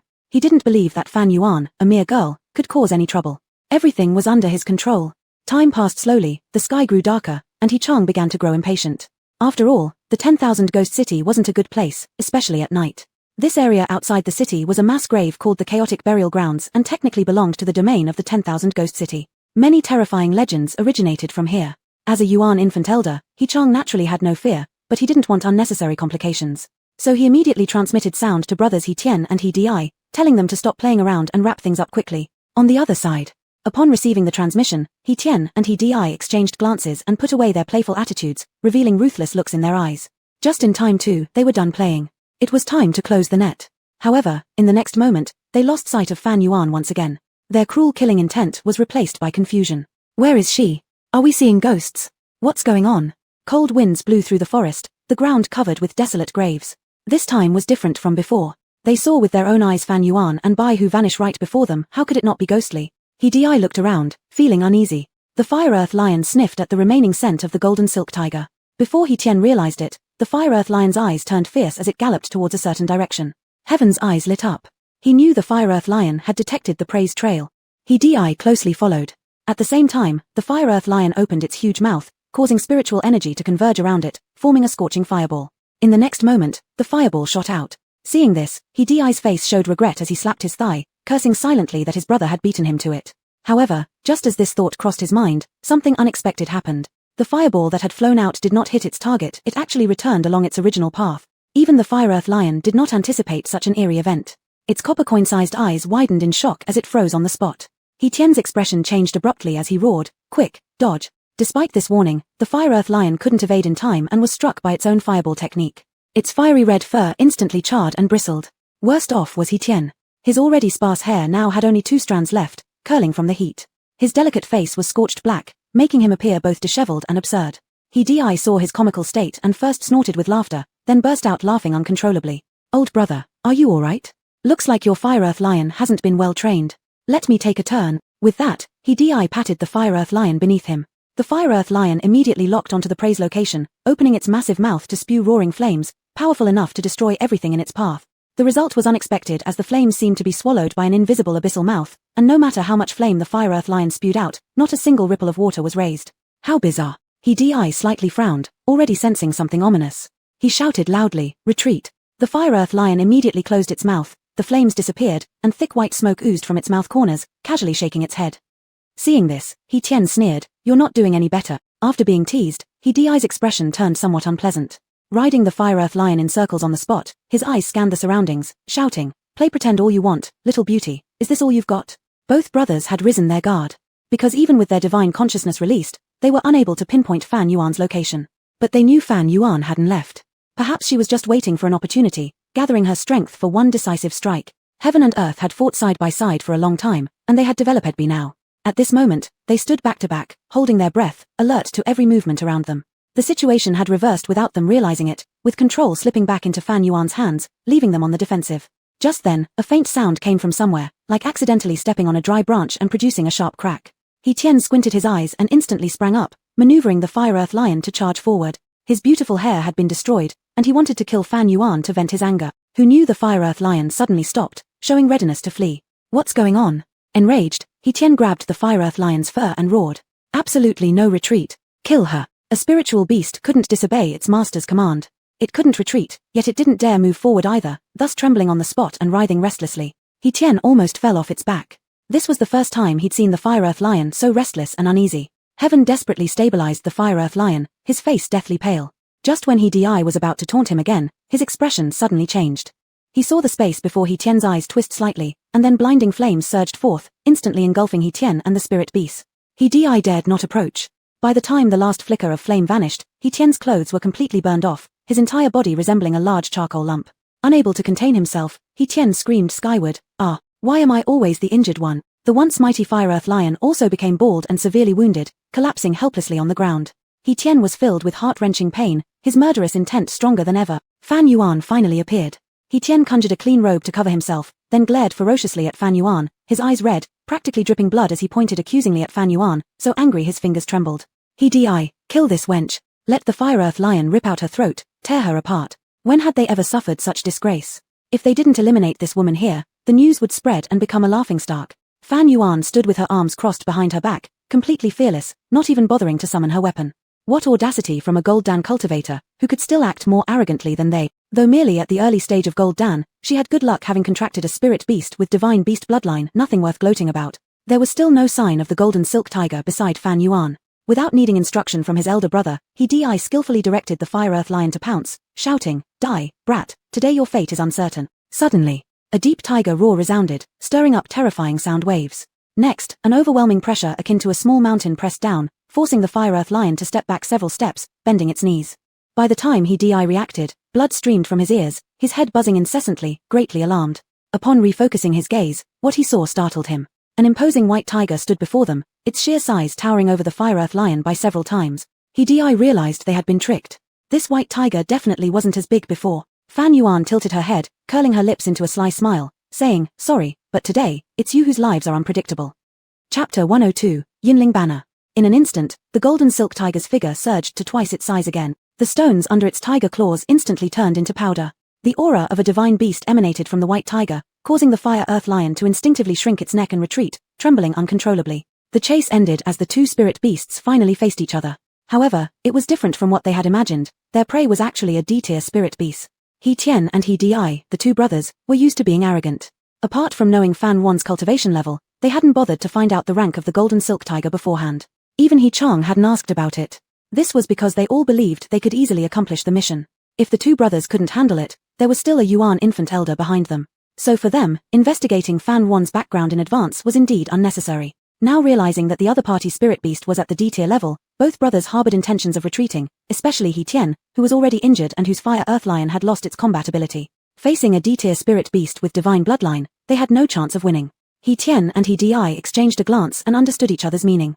He Di gave his spirit beast an order, "Block that animal." After saying that, he and his brother turned and ran. "Fire earth lion." The fire earth lion lifted its eyes in fear, and the golden silk tiger looked down at it from above, growling lowly. The fire earth lion was scared stiff by the roar, shrinking its neck even further, suffering silently. The plan of He Tian and He Di was simple: have the fire earth lion slow down the golden silk tiger so they could return to seek reinforcements. However, Fan Wan wouldn't let them leave easily. She lightly tapped her foot and leaped forward. Then she landed in front of He Tian and He Di, holding a strange and suspicious black banner. "I went through great lengths to lead you here. Where do you think you're running?" The cold voice of the woman made He Tian's bones go limp. He Tian feared the D-tier spirit beast behind him, but not her. He grinned pervertedly and said, "You are only at the early Jindan stage, how dare you block our way? Surely you don't think you can take on both of us alone, do you?"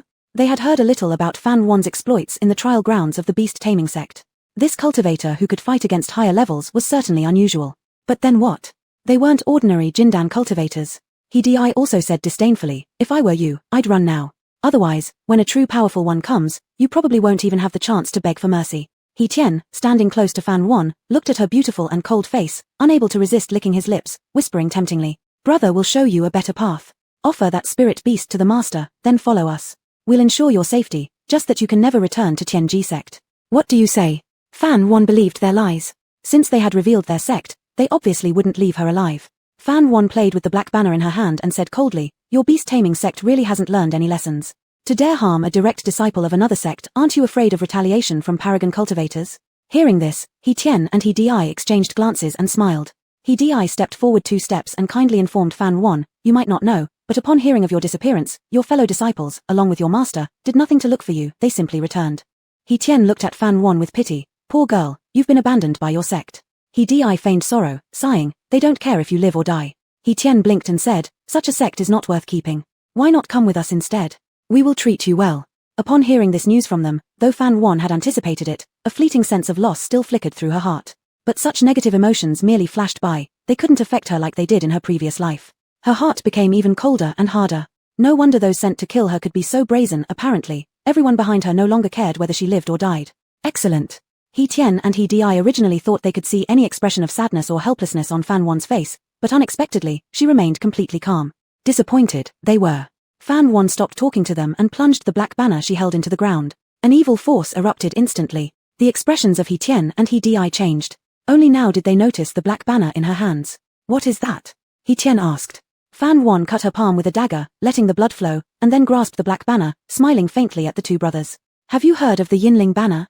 The black banner absorbed Fan Wan's blood. A bizarre scene unfolded. The ground beneath began to swell as if it were breathing. The Yinling banner?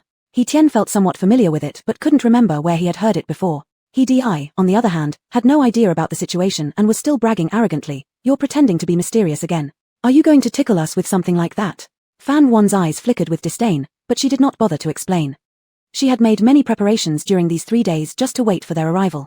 She could have easily escaped, but she chose not to do so. She wanted to fight back.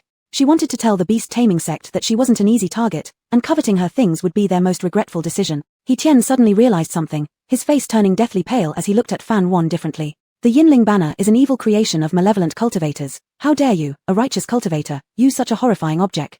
The Yinling banner can communicate between the realms of yin and yang, attracting yin energy from the underworld and the grievances of the deceased to the banner, then using this yin energy and resentment to control corpses. Corpses controlled by the Yinling banner become more ferocious and cruel, with greatly enhanced attack power. Activating the Yinling banner requires human blood. If it's the blood of a cultivator, the effect is even more potent. Fan Wan was a Jindan cultivator, and once the Yinling banner absorbed her blood, any summoned corpses would possess cultivation, not inferior to a foundation establishment level. One foundation establishment corpse might not seem significant, but what if there were thousands or tens of thousands? This entire mountain was a mass grave. No one could imagine how many corpses might be summoned. He Tian was genuinely terrified now, yelling frantically at Fan Wan, "You've lost your mind. Don't you care about your own life? The Yinling banner cannot control how many corpses are summoned. Any dead person within its range will respond to the summoning, which also imposes a consumption on the user. The more dead people summoned, the more spiritual energy consumed, and if control is lost, the spiritual energy will be exhausted, making it very likely for the Yinling banner to backfire. Even if not backfired, the user would still be eroded and contaminated by the malevolent aura of such an evil item, tainting the Jindan." He Tian thought Fan Wan was insane. This was simply a way to harm the enemy by 1,000 while damaging oneself by 800. Once the Yinling banner absorbed enough blood, it quivered slightly, as if expressing excitement.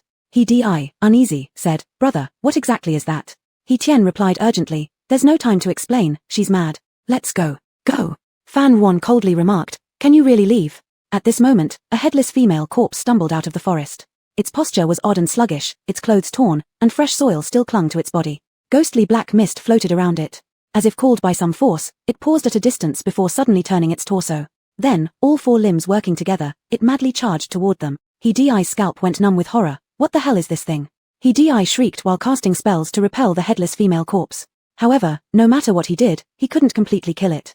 The headless corpse always came back relentlessly, never tiring as it attacked them over and over again. He Di nearly went berserk, screaming, "Damn it, we can't kill it." An icy wind swept past, the sky visibly darkening. Ghostly shadows loomed heavily in the forest, as if something was crawling out of the ground, increasing more and more. They were already surrounded by a large army of corpses. Unable to suppress a gulp, He Tian turned to Fan Wan and said, "You're really going all out. If word gets out, let alone the cleansing sect wanting to purge itself, the righteous cultivators across the land won't tolerate you either. Hurry up and stop this. You also come from a righteous school, don't you plan to join forces with evil practitioners afterward?" Heaven seemed to be persuading Fan Wan, but in reality, he was stalling for time waiting for He Chang to arrive. Fan Wan naturally saw through his intentions. But they probably didn't know that the Yuan infant elder would need some trouble finding this place. Fan Wan faintly curved her lips and softly issued a single command, "Kill." Chapter 103, The True Hunter often appears in the posture of prey. Upon a single command, the army of corpses surged toward them madly. The 2 brothers finally realized they had bitten off more than they could chew. A chilling wind howled as daoist robes fluttered. Fan Yuan held the black banner and controlled the yin spirits with her mind. He Tian glanced at her while fighting the living dead and was immediately struck with terror. Xian Xian's undead continued to emerge from behind the woman. And at this moment, Fan Yuan was even more terrifying than those living deads. She was like a demon straight out of hell. He Tian saw an icy intent to kill in Fan Yuan's eyes. He Tian shivered violently, his eyes flashing disbelief. That's right, they saw the Yinling banner, which means they saw what they shouldn't have seen. How would Fan Yuan possibly let them go alive?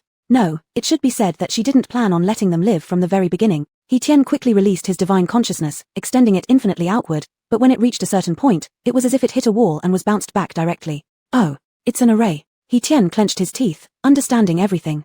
Fan Yuan already knew the beast-taming sect was going to attack her. Her disappearance in the 10,000 beast forest wasn't by chance, it was a part of her plan. The true hunter often appears in the posture of prey. They thought they were hunters, but in reality, Fan Yuan was the one hunting. How intricate could someone's plans be? He Tian was chilled to the bone. In comparison, He Di's mind wasn't so quick. He was still dealing with the bothersome living dead, his hair sticking up wildly, screaming hoarsely, "Why hasn't Grandpa come yet?" He Tian came back to his senses and shouted, "Idiot! We're trapped in an array." He Di, shit, summon the sword, summon the sword. I don't believe these things can reach heaven. He Tian's eyes lit up.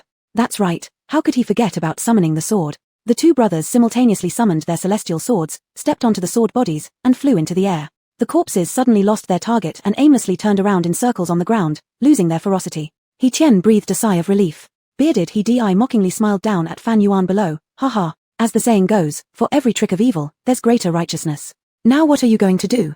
Fan Yuan looked up at the two figures in the air, slightly curling her lips in a sinister smile. He Tian, seeing her sly grin, felt a vague premonition of impending disaster. Fan Yuan drew talismans with one hand, using spiritual energy to rapidly inscribe a golden rune. She parted her red lips. Suppress. With Fan Yuan's words falling, the golden talisman flew toward the air, rippling with invisible power. The next moment, the two brothers suddenly felt as if a mountain had been pressed onto them, and before they could react, they plummeted downward. They landed heavily on the ground, unable to move. He Tian anxiously raised his gaze, his pupils contracting sharply. Around them, the corpses moved their heads slowly without moving their bodies, their grey eyeballs glowing eerily green, as if they discovered some incomparable delicacy. At this moment, He Chang, who was still inside the cave, his eyelids kept twitching. Closing his eyes, he immediately unleashed his spiritual consciousness. His expression changed slightly. He couldn't find them. How could this be? Just then, as if sensing something, He Chang's expression drastically changed, standing up abruptly. The two brothers had simultaneously crushed the life-saving tails he gave them. The tails contained the strength he left behind, capable of withstanding a full strike from an infant soul cultivator. Could it be that they had offended an infant soul cultivator? If that was the case, there would still be traces of his aura remaining in the tails. Upon knowing that they also had an infant soul cultivator supporting them from behind, the other side likely wouldn't dare harm them. An infant soul cultivator is already a master in their own right. Unless absolutely necessary, no one would choose to escalate the conflict. Such was He Chang's reasoning. However, the act of crushing the tails also revealed the location of the two brothers. He Chang accurately determined the direction and, in the next moment, darted forward at lightning speed. In just a few breaths' time, He Chang had arrived at the location where the essence of the tails still lingered. But he still couldn't find He Tian or He Di. He Chang floated in midair, suddenly filled with shock and anger. He could feel the lives of his two grandsons rapidly slipping away. Damn it, who was responsible? Finally, He Chang discerned that there was an array here and scoffed softly. With a wave of his hand, under absolute might, the array shattered instantly. His gaze desperately swept over the surroundings. Seeming to see something, He Chang painfully screamed out loud, "Little Tian." He Chang swiftly descended, landing beside his grandson, only to discover that his eldest grandson's features had become unrecognizable. Even having gone through countless storms, He Chang was still unable to control his horror. "Tell Grandpa, what exactly happened? Who hurt you?" He Tian's breathing was weak, his eyes brimming with intertwining hatred and regret. He wanted his grandpa to take revenge for them, but as soon as he opened his mouth, large amounts of blood spewed out. His throat made gurgling sounds, ultimately failing to utter Fan Yuan's name. His head tilted to the side, losing all vitality, refusing to close his eyes even in death. He Chang's eyes almost shot out flames. He put down He Tian and hurried to He Di's side. He had already lost one grandson, and he absolutely couldn't lose the other, but as he tremblingly turned over He Di's body, He Chang let out a wail of grief, tears streaming down his face. He Di was also dead. His death was even more horrific than He Tian's. His golden core had been ripped out. Losing two beloved grandsons in a single day, He Chang felt as if knives were cutting his heart, making him appear decades older in an instant. "Hey, who could this be? This old man will obliterate you." Suddenly, he noticed that his grandson's finger was pointing towards a certain direction. He Chang looked up, noticing not far away on the ground was a peculiar black banner. The black banner flapped in the wind, surrounded by sinister black energy. It was an object used by practitioners of evil arts.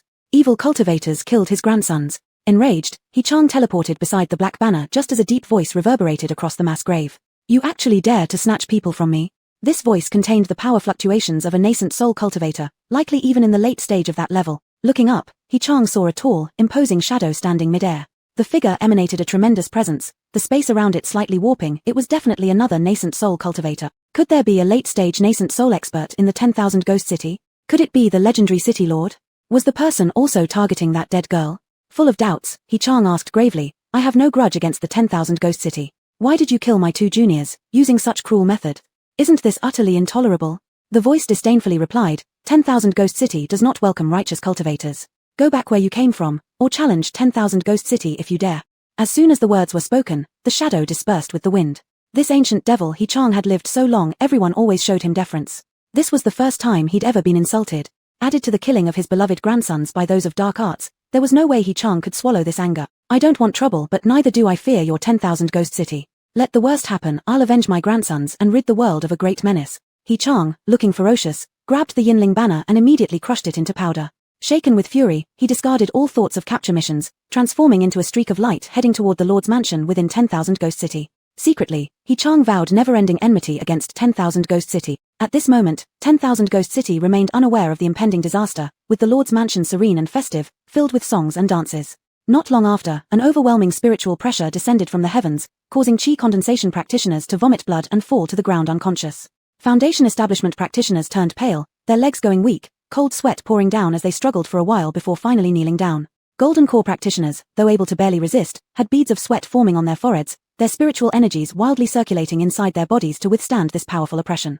Sensing the formidable enemy approaching, all merchants closed their shops, fled, or scattered quickly. The streets emptied in seconds. Before long, 10,000 Ghost City became desolate, a deathly silence enveloping it. How unreasonable. Do you take the 10,000 Ghost City for being unmanned? The city lord slammed the table, shocked and furious, rushing out of the mansion like a whirlwind. 10,000 Ghost City's infamous reputation meant enemies everywhere. Every now and then, enemies would show up, and the people of 10,000 Ghost City had become accustomed to it. However, this time, the enemy was the strongest yet. Two genuine nascent soul experts hovered mid-air, glaring fiercely at each other, launching into battle without exchanging a word. Terrifying spiritual fluctuations carried the destructive power to sweep everything before them, spreading for miles. Passing-by cultivators were stunned by this surge of spiritual energy, curious about what exactly was happening. Cultivators originally planning to pass through 10,000 Ghost City immediately altered their course, circling wide around it, fearing to approach. 10,000 Ghost City found itself amidst great turmoil. Meanwhile, the real instigator had already quietly slipped away. Fan Yuan sat comfortably in a fast-moving carriage, twirling the phantom infant treasure gourd in her hand, a satisfied smile on her face. Chapter 104, Lin Family Caravan. The phantom infant treasure gourd was a magical instrument given to her by Master Lu. This gourd contained a mysterious force of illusion. All the user had to do was infuse a little spiritual energy into it, and the gourd would release a mist that transformed into the illusory figure of an infant cultivator. Simultaneously, the treasure gourd could alter spiritual energy fluctuations, aligning them with the phantom spiritual energy, achieving an effect of perfect deception. Fan Wan had used this item to deceive He Chang's eyes. Infant cultivators weren't easy to fool. If one relied solely on this object, there was a high risk of being exposed. Thus, Fan Wan laid many foundations beforehand. Her original plan was to disguise herself as an evil cultivator, provoking the enemy into battling with the 10,000 Ghost City, while she took advantage of the chaos to escape. Beforehand, Fan Wan was always worried about flaws in the plan. She conducted hundreds of rehearsals in her mind and even prepared for the worst-case scenario. When she saw the two brothers, He Tian and He Di, Fan Wan knew her plan was solid. She then temporarily altered her strategy and harbored murderous intentions towards them. Although the process differed slightly from what she had imagined, the desired result was achieved. Fan Wan quickly pulled out an extraordinary elite spirit-dispelling pill from her spatial bracelet and swallowed it. Using evil cultivator's items came at a cost. The malevolent energy generated by the Yin spirit banner was hundreds of times more severe than any produced during battle. In particular, since Fan Wan summoned so many corpses all at once, her originally pure golden core was now contaminated, turning into a dark purple. Even without using spirit awareness, one could feel the heavy malevolent energy swirling around her golden core, causing chills. Fan Wan was fortunate to have received the cleansing of heavenly and earthly spiritual liquid in the secret realm, otherwise, the malevolent energy from the Yin spirit banner would have shattered her golden core, and she wouldn't be able to sit here calmly. Upon entering her mouth, the elite pill dissolved instantly with a slight bitterness. As it fully dissipated within her body, a surge of spiritual power and malevolent energy collided, impacting every meridian in her body. It wasn't a pleasant sensation. It felt like countless tiny needles pricking her, especially in areas where the dantian and meridians converged, where the stabbing pain was even more pronounced. Fan Wan couldn't help but slightly furrow her brows. The golden thread tiger transformed into an orange cat, meekly staying by its master's side, looking at Fan Wan with concern in its eyes. With a furry paw, it gently nudged Fan Wan's sleeve, being extremely careful. After a while, Fan Wan exhaled a long breath of turbid air. Upon checking with her divine sense again, her golden core had already recovered to a pure and flawless gold color, without a trace of malevolent energy. Truly worthy of being an elite pill, such severe contamination could be resolved. Fan Wan's pale complexion regained its rosy hue. Moving her fingers, a thread of ice blue spiritual energy swirled at her fingertips, showing no sign whatsoever of having used the Yin spirit banner. Fan Wan hugged the golden thread tiger close, gently rubbing its head. Both person and beast shared a sense of relief after overcoming the peril. Fan Wan hitched a ride. This was a caravan headed for the Carefree City. The leader was surnamed Li, his cultivation at the late Foundation establishment stage, making him the only cultivator among the group. As the caravan's leader, Li Changyu understood propriety well. Upon realizing Fan Wan was a golden core cultivator, he treated her with utmost respect, refusing to accept spirit stones under any circumstances. He also made space for her in a spacious carriage so she didn't have to crowd together with others. Seeing Li's persistence, Fan Wan accepted his goodwill. Her destination was also Carefree City. Carefree City had a teleportation array, and she planned to return to her sect via this array, saving much effort. Brother Li, is the young woman sitting in that carriage truly also a celestial being? A young and charming woman lifted the curtain, sticking her head out to look at the man on horseback, her face full of innocence. She was curious about Fan Wan. Since she wasn't a cultivator, she couldn't sense Fan Wan's spiritual fluctuations, merely seeing Fan Wan as incredibly young, not exceeding 20 years old. In her impression, immortals were always elders, either possessing the air of immortality or bearing the righteousness like Brother Li. She had never seen a female immortal, let alone someone so young who was close to her age. Thus, she highly doubted Fan Wan's identity, suspecting that Fan Wan was a fraudster. Thinking this way, the woman voiced her thoughts aloud. Amidst the rumbling wheels and howling winds, she lowered her voice greatly, believing arrogantly that Fan Wan far behind wouldn't hear her. Li Changyu noticed her disrespectful words and felt alarmed, immediately sternly saying, "Miss Lin, please watch your tongue." After all, the other party was a golden core powerhouse. If that elder became displeased, even he wouldn't be able to save her. Misfortune arises from words. If the other party happened to be narrow-minded, she might bring catastrophic disaster to her family. Yet, the woman was unaware of Brother Li's benevolent intentions. It was the first time Brother Li had scolded her, and her eyes instantly turned red with. She flicked the curtain aside, huffily returning to the carriage. Miss Lin's name was Lin Liao. She was the daughter of a wealthy merchant and a refined lady, having never stepped out of the main gate or secondary door, with her horizons confined within four-sided courtyards. However, she was born with a proud disposition. Due to the Lin family's past favors to Li Changyu, this time for the business caravan trip, Li Changyu voluntarily assumed the role of protector, escorting them to Worry-Free City. Of course, it wasn't the first time this had happened. The curtain was still gently swaying, as if narrating the young lady's discontent. Li Changyu shook his head, feeling rather helpless. Lin Liao paid no heed to Li Changyu's warning.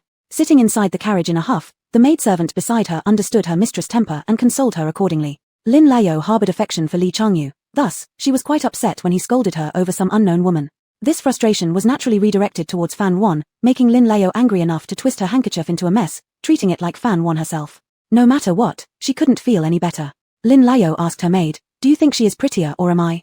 The maid momentarily recalled the other woman's stunning appearance and grace, hesitated a bit, then lowered her head saying, "Of course Miss Lin is more beautiful." Only then did Lin Liao feel somewhat appeased, coquettishly remarking, "Why do I need your opinion anyway?" She should have asked senior brother Li instead. What Lin Liao didn't know was that all her actions were being watched by Fan Wan under her divine sense. Fan Wan's spiritual awareness covered the entire caravan. It wasn't that she distrusted them, but rather her caution had become a habit. She observed that the girl was a noble lady, with no trace of spiritual power, just an ordinary person. Therefore, she chose to ignore her. As for what Lin Liao thought, Fan Wan didn't care. After all, once they arrived at Worry-Free City, their connection would end. In Tianji sect, a loud boom echoed from Jiu Zishen's abode. Once again, he had ruined a batch of pills. This wasn't known to be the first instance either. How could this happen? I've successfully refined this shodden hundreds of times, so why has it failed now? Could it be the problem with the pill stove? Had there been someone present, they would have surely gaped in astonishment. Jiu Zishen at the moment bore no resemblance to his former self, brimming with high spirits. He looked gaunt, bloodshot eyes, stubble on his chin, and disheveled hair, clear signs he hadn't tended to his appearance for quite some time. He paced around the alchemy stove, muttering to himself, behaving slightly erratic. It must be the pill stove's fault. Yes, it has to be. Could it be someone tampered with my pill formula? Biting his finger, Jiu Zishen squatted in front of a heap of scorched pills, his eyes wandering aimlessly. 1 second he was mumbling, the next his expression changed drastically. He stood up, crushed those pills he had made underfoot with all his might, but it still didn't relieve his anger. Just then, he received a transmission from Shen Di, his third junior brother. Instantly, Jiu Zishen's eyes lit up. It was the return of his elder brother. Jiu Zishen immediately regained some vigor. Tossing away the heavenly herbs in his hands, he dashed out of his abode like a madman and ran toward the sect's plaza. By then, a crowd had already gathered there, awaiting the return of their peers. Shen Di almost didn't recognize him when he saw Jiu Zishen, furrowing his eyebrows involuntarily. "Senior brother too, weren't you in seclusion? How did you end up looking like this?" Jiu Zishen evaded the question, looking into the distance and said, "Nothing, just wondering where the spirit boat is." "Oh, how did you know Master Brother and the others would be returning today?" Shen Di replied, "The disciples who trained outside reported seeing our sect's spirit boat. Calculating the time, they should arrive today. Just wait a bit longer, it must be almost here." Jiu Zishen merely oh-ed, asking no more questions, his gaze fixed on the horizon, distracted. Shen Di couldn't stand Jiu Zishen's disheveled look anymore, and cast a spell on him casually, at least making him appear less unsightly. During the wait, Shen Di asked offhandedly, "Senior brother too, didn't you say before that you were going to give Master Brother and the others a surprise? How's it going?" The surprise Jiu Zishen spoke of was the superior quality shodan. Initially, full of confidence, he planned to gift each of Master Brother's party a pill, except Fan Wan. He simply refused to give Fan Wan one. Superior quality shodans were so expensive. He wanted Fan Wan to realize that losing a skilled alchemist as a senior brother was truly a great loss for her. He intended to make Fan Wan regret it, compelling her to come seek reconciliation with him. However, despite using up all the materials, he never succeeded even once. Forget superior quality shodans, he couldn't even produce inferior ones. Worse yet, his alchemy skills seemed to have regressed greatly compared to before. Jiyu Zixuan absolutely dared not speak of this fact and certainly wouldn't approach his master. The only thing he felt lucky about now was that he hadn't specifically revealed what the surprise was. Oh, it's almost ready, Jiyu Zixuan spoke vaguely, counter-asking Shen Di. Aren't you supposed to prepare gifts too, junior brother 3? Shen Di's eyes flickered faintly, responding indifferently with a mere hum. Chapter 105, Xianji Peak was a whole, and not a single person could be missing. Shen Di also encountered the same situation. But his problems started earlier. As early as a year ago, Shen Di had noticed that drawing talismans wasn't as easy as before, always feeling like something was missing. At that time, he hadn't taken it seriously, assuming that more practice would improve the situation. He was simply too delighted by the arrival of his junior sister back then. Worried about her health, he didn't have the heart to draw talismans. Everything he did was related to his junior sister. He collected everything he considered the best for her. As for drawing talismans, he was more than just negligent, and Elder Danqing had warned him multiple times out of fear that he would waste his own talent. Yet, Shen Di never took it seriously. Until one day, while drawing a wind talisman he had drawn countless times, he made a mistake. He was the once-in-a-century talisman cultivation prodigy everyone talked about. There had never been any failures with talismans he had already mastered, not even once. However, this was the first time he ever messed up on a talisman that he could have easily drawn even with his eyes closed. This single failure dealt a significant blow to Shen Di. It was only then that he finally realized what was missing. Talent. The reason geniuses become geniuses is that they can reach heights ordinary people cannot achieve no matter how hard they try, without breaking a sweat. When learning the same things, they can slightly work harder and grasp the essence, which may take common cultivators all-out efforts for over a decade. Behind this is talent, divine favor. Nevertheless, despite their greatness, there is one thing where geniuses can never match ordinary people, which could be considered fatal for them. That is, ordinary people can accept their mediocrity and face reality, but geniuses cannot. He refused to accept himself becoming mediocre. Both Shen Di and Jiyu Zixuan, universally praised as prodigies, shared the same dignity and pride. They silently swallowed this event into themselves, unwilling to let anyone else know. The spiritual boat returning to the sect arrived later than expected. It wasn't until late evening that they caught sight of Tianji sect's spiritual boat. After the two boats landed steadily, the inner disciples came down first. Upon seeing their appearances, everyone was startled. Because these once-spirited inner disciples now looked completely disheveled, seemingly having gone through something terrible. Upon further inspection of the magnificent yet ostentatious spirit boat, repair marks were clearly visible on its surface. Yet, the ordinary spiritual boat, along with the disciples aboard, remained perfectly unscathed. This was indeed peculiar. A few elders noticed the grim expression of the sect master's avatar and rushed forward to inquire what happened.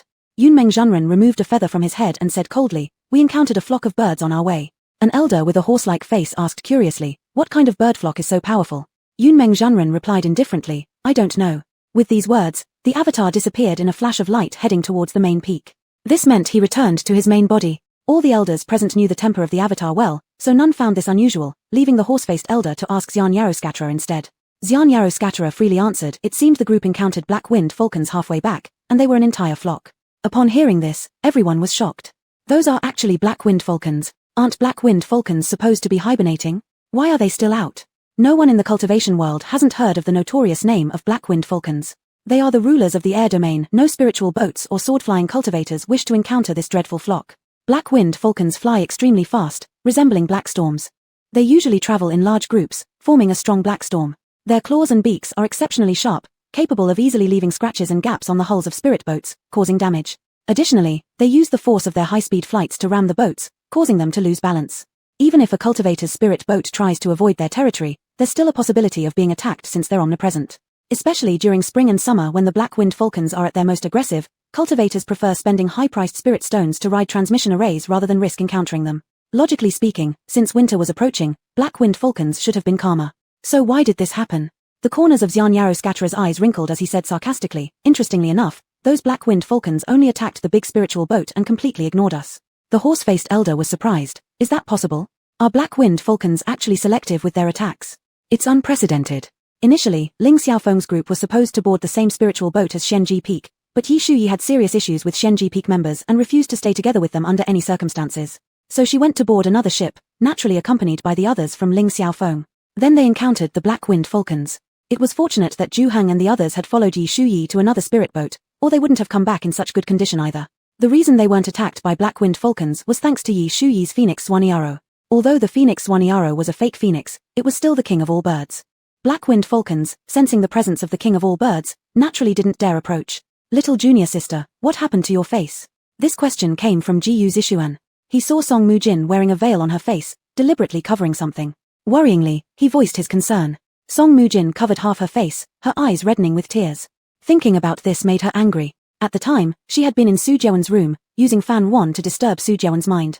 She was just about to use the enchantment technique of the eight-tailed fox on him when an unexpected attack by the black-winged falcon ruined everything. Worse yet, her face was injured by one black-winged falcon that suddenly barged in. Fortunately, due to the urgency of the situation, Su Jeon hadn't noticed her little trick after regaining consciousness, rushing out hastily to help. Facing the concerned looks of her senior brothers, Song Mu-jin bit her lip and stayed silent. Han and Ming sighed. She was injured by the black-winged falcon. The thought that their little junior sister might be disfigured made Ji Yuzishuan extremely heartbroken. He immediately consoled her, saying, "Junior sister, don't worry, I'll brew a Fuyan pill for you." Realizing too late that Fuyan pills were fourth-grade elixirs which used to be effortless for him to make but no longer so. Upon hearing this, Song Mu-jin became overjoyed with tears streaming down her cheeks. Really? Then I thank second senior brother in advance. Looking into the hopeful eyes of his little junior sister, Ji Yuzishuan had no choice but to agree with resolve. Shun Di suddenly noticed that someone was missing in the crowd, frowning as he asked, "Where is Fan Won?" The air instantly grew silent. Shun Di felt uneasy, his gaze locking onto Su Jeon with a hint of urgency in his voice. "Big senior brother, where did Fan Won go? Why isn't she back with all of you?" Ji Yuzishuan looked around, scanning through the group who returned from cultivation trips but failed to spot Fan Won. He also hurriedly asked, "That's right, where is Little Seven?" "Where's Little Seven? Big senior brother, say something." Ji Yuzishuan forcefully shook Su Jeon's shoulders, his eyes turning red. "Little Seven, could she possibly be?" Su Jeon appeared dejected, speaking hoarsely, "Little Seven has gone missing." Ji Yuzishuan widened his eyes. "Little Seven went missing, and you guys just came back like this?" Han and Ming said, "Second senior brother, you, domestication sect, has already sent people to look for her. Why didn't you guys go find her?" Ji Yuzishuan blurted out, confused. Shun Di wanted to ask the same thing. Little Seven belonged to Tianji sect. Why weren't they the ones searching? Han and Ming lowered his head. It was Master's decision. Ji Yuzishuan fell silent. An inexplicable resentment arose within him. How could Master not care about Little Seven? Their Xianji peak was a whole entity, losing even one person was unacceptable. "If you won't go, then I will." Having spoken, Ji Yuzishuan impulsively decided to leave. Su Jeon immediately stopped him. "Don't be impulsive. Little Seven is in the 10,000 Ghost City, it's dangerous there." "What? Little Seven is in the 10,000 Ghost City? How could Little Seven go to the 10,000 Ghost City?" Ji Yuzishuan involuntarily shivered, instantly regaining his composure. Su Jeon's headache worsened. "This story is long. We'll talk once we get back. We must find Little Seven." Everyone understood the implication behind Big Senior Brother's words. Su Jeon's expression turned stern and cold as he declared, "If Little Seven hasn't returned in 3 days, we'll set out to find her." Everyone agreed except Song Mu-jin.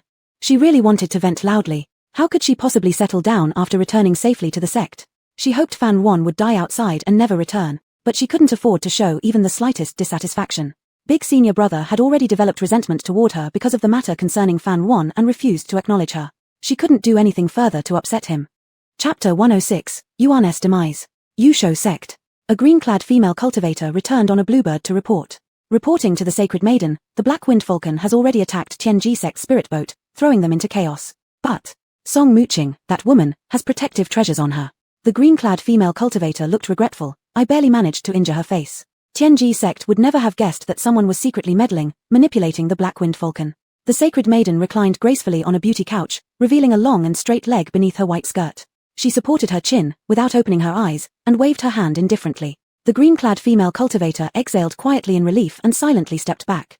The Sacred Maiden's hall was tranquil and serene yet not devoid of solemn elegance.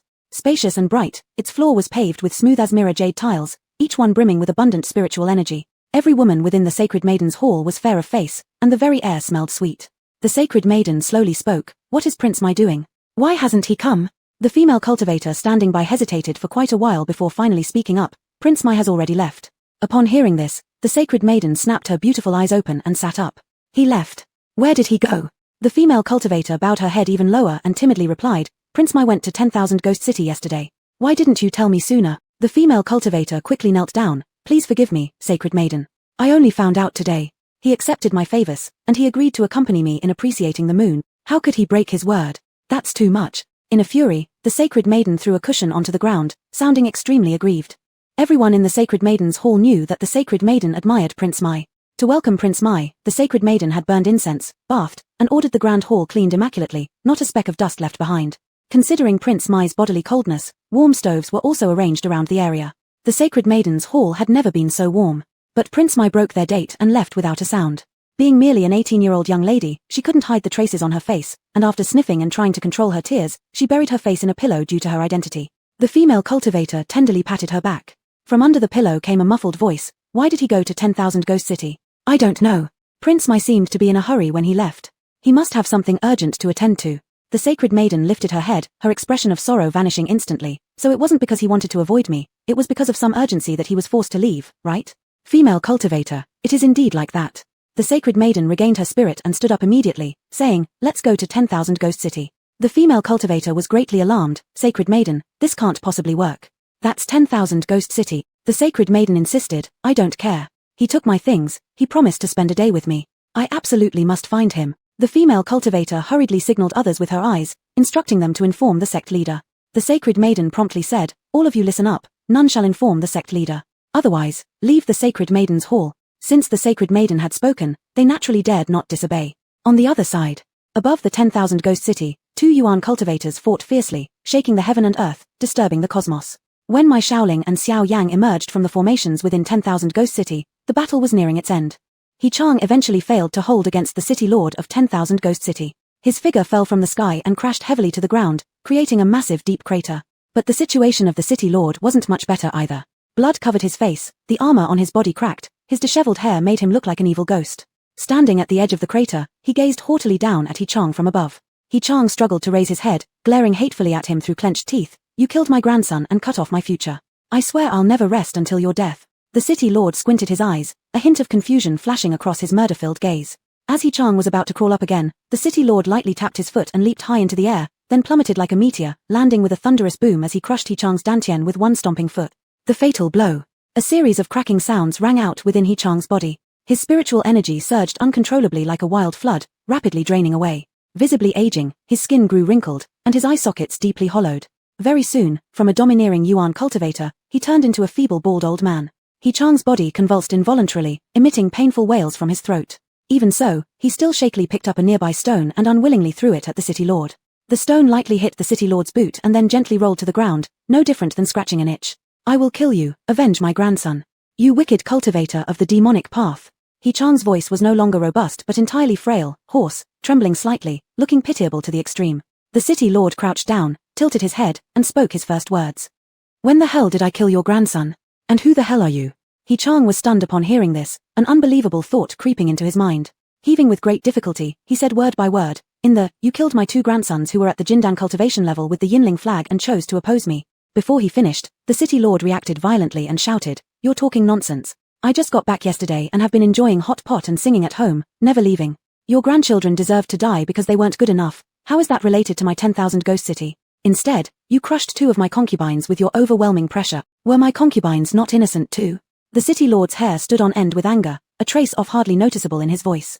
He Chang stood stunned for a long time before finally realizing he had been tricked. He had been tricked by Fan Ruan. It made him so mad. The city lord didn't care about all that, as he grabbed He Chang by the neck and lifted him up. Damn it, you dare to frame me. I'll send you to the underworld to meet your 2 good-for-nothing grandsons. Wait, these were all misunderstandings.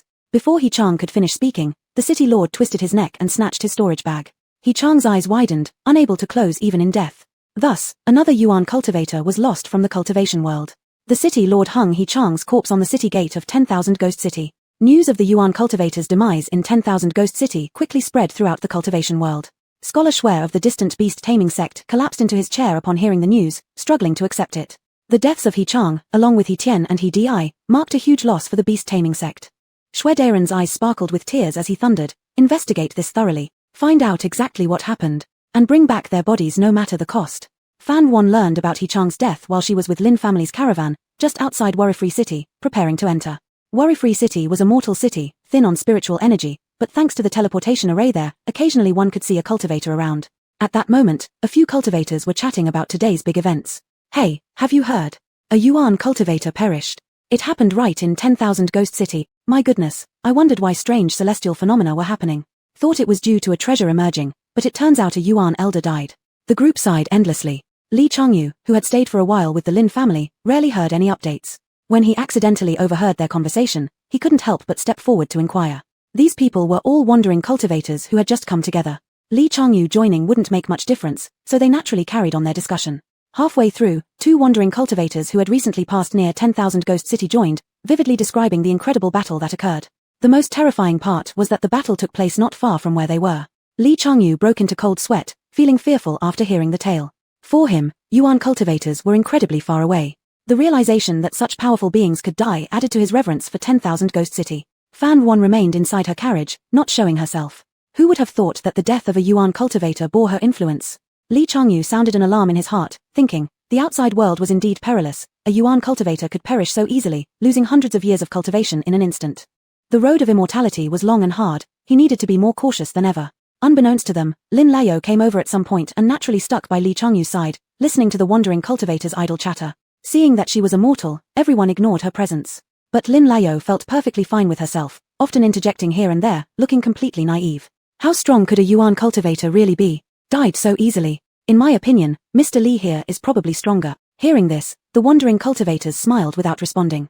Everyone present was at the foundation establishment stage. Lee Changyu was the highest among them in cultivation. As clever wanderers, they naturally wouldn't embarrass him. They simply treated it as a joke. Lee Changyu's face turned red, wishing he could cover her mouth. Miss Lin, please stop saying things like that. Lin Layo giggled mischievously. Mr. Lee, don't be humble. Embarrassed, Lee Changyu replied, how can I be mentioned in the same breath as a Yuan cultivator? Miss Lin doesn't understand this yet, and it sounds laughable when said aloud. The wandering cultivators smiled. This Miss Lin has a unique perspective. Young Scholar Lee is outstanding and young. With that Yuan cultivator gone, maybe Scholar Lee will rise to take his place in the future. Lee Changyu was embarrassed. Not worthy, not worthy. Lin Layo looked at Lee Changyu with admiration, knowing that those cultivators respected her brother, which proved he truly was exceptional. She inwardly rejoiced. No wonder she had chosen such an excellent man. As if remembering something, her eyes lit up, and she cunningly excused Lee Changyu away, whispering mysteriously to the others. Gentlemen, you don't know, there is also a celestial in my group. Chapter 107, Lee Changyu's Troubles. Oh, any more immortals? Lin Layo noticed they had become interested, so she sidestepped and pointed at the carriage where Fan Yuan was. She's over there.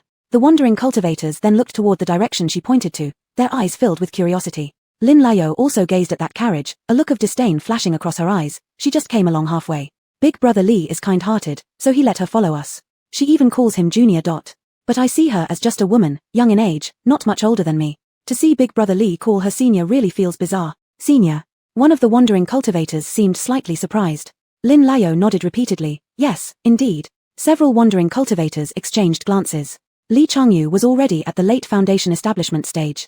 Anyone who could make him bow his head and address them as senior would be at least an core formation cultivator. In the cultivation world, transformation realm cultivators were godlike figures, nascent soul cultivators were considered supreme powers, while core formation cultivators were naturally among the stronger ones.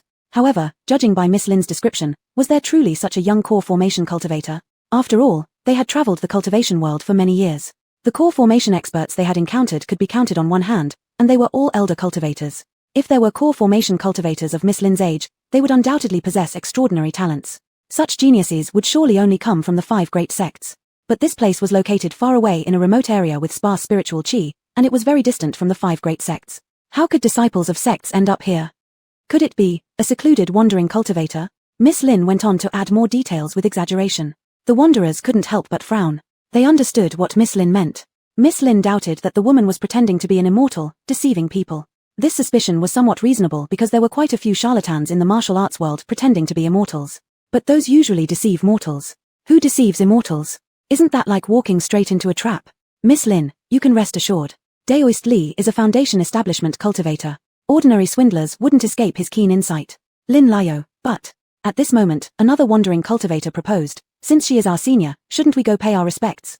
The friend speaks reasonably. Paying respect was merely a pretense, the truth lay in their curiosity. They also wanted to see who the great being was sitting inside the carriage. Seeing her goal achieved, Lin Layo fell silent and led several people enthusiastically towards the carriage. These true immortals would definitely unmask the charlatan's trick. Lin Layo had completely forgotten about Lee Changyu's reminder not to disturb the peace of the senior. Just as they were about to get close, a gust of wind passed. The curtain of the carriage was lifted slightly by the wind, revealing just the clear and beautiful profile of the woman inside. The several wandering cultivators froze on the spot, their eyes fixated. Right at that moment, the woman gave them a casual glance. At the intersection of their gazes, it felt as if they were placed in a freezing chamber. Their heartbeats suddenly sped up. The thud-thud-thud sound in their ears was amplified infinitely, almost as if it would burst through the eardrums. Cold sweat instantly soaked through their foreheads, necks, and backs.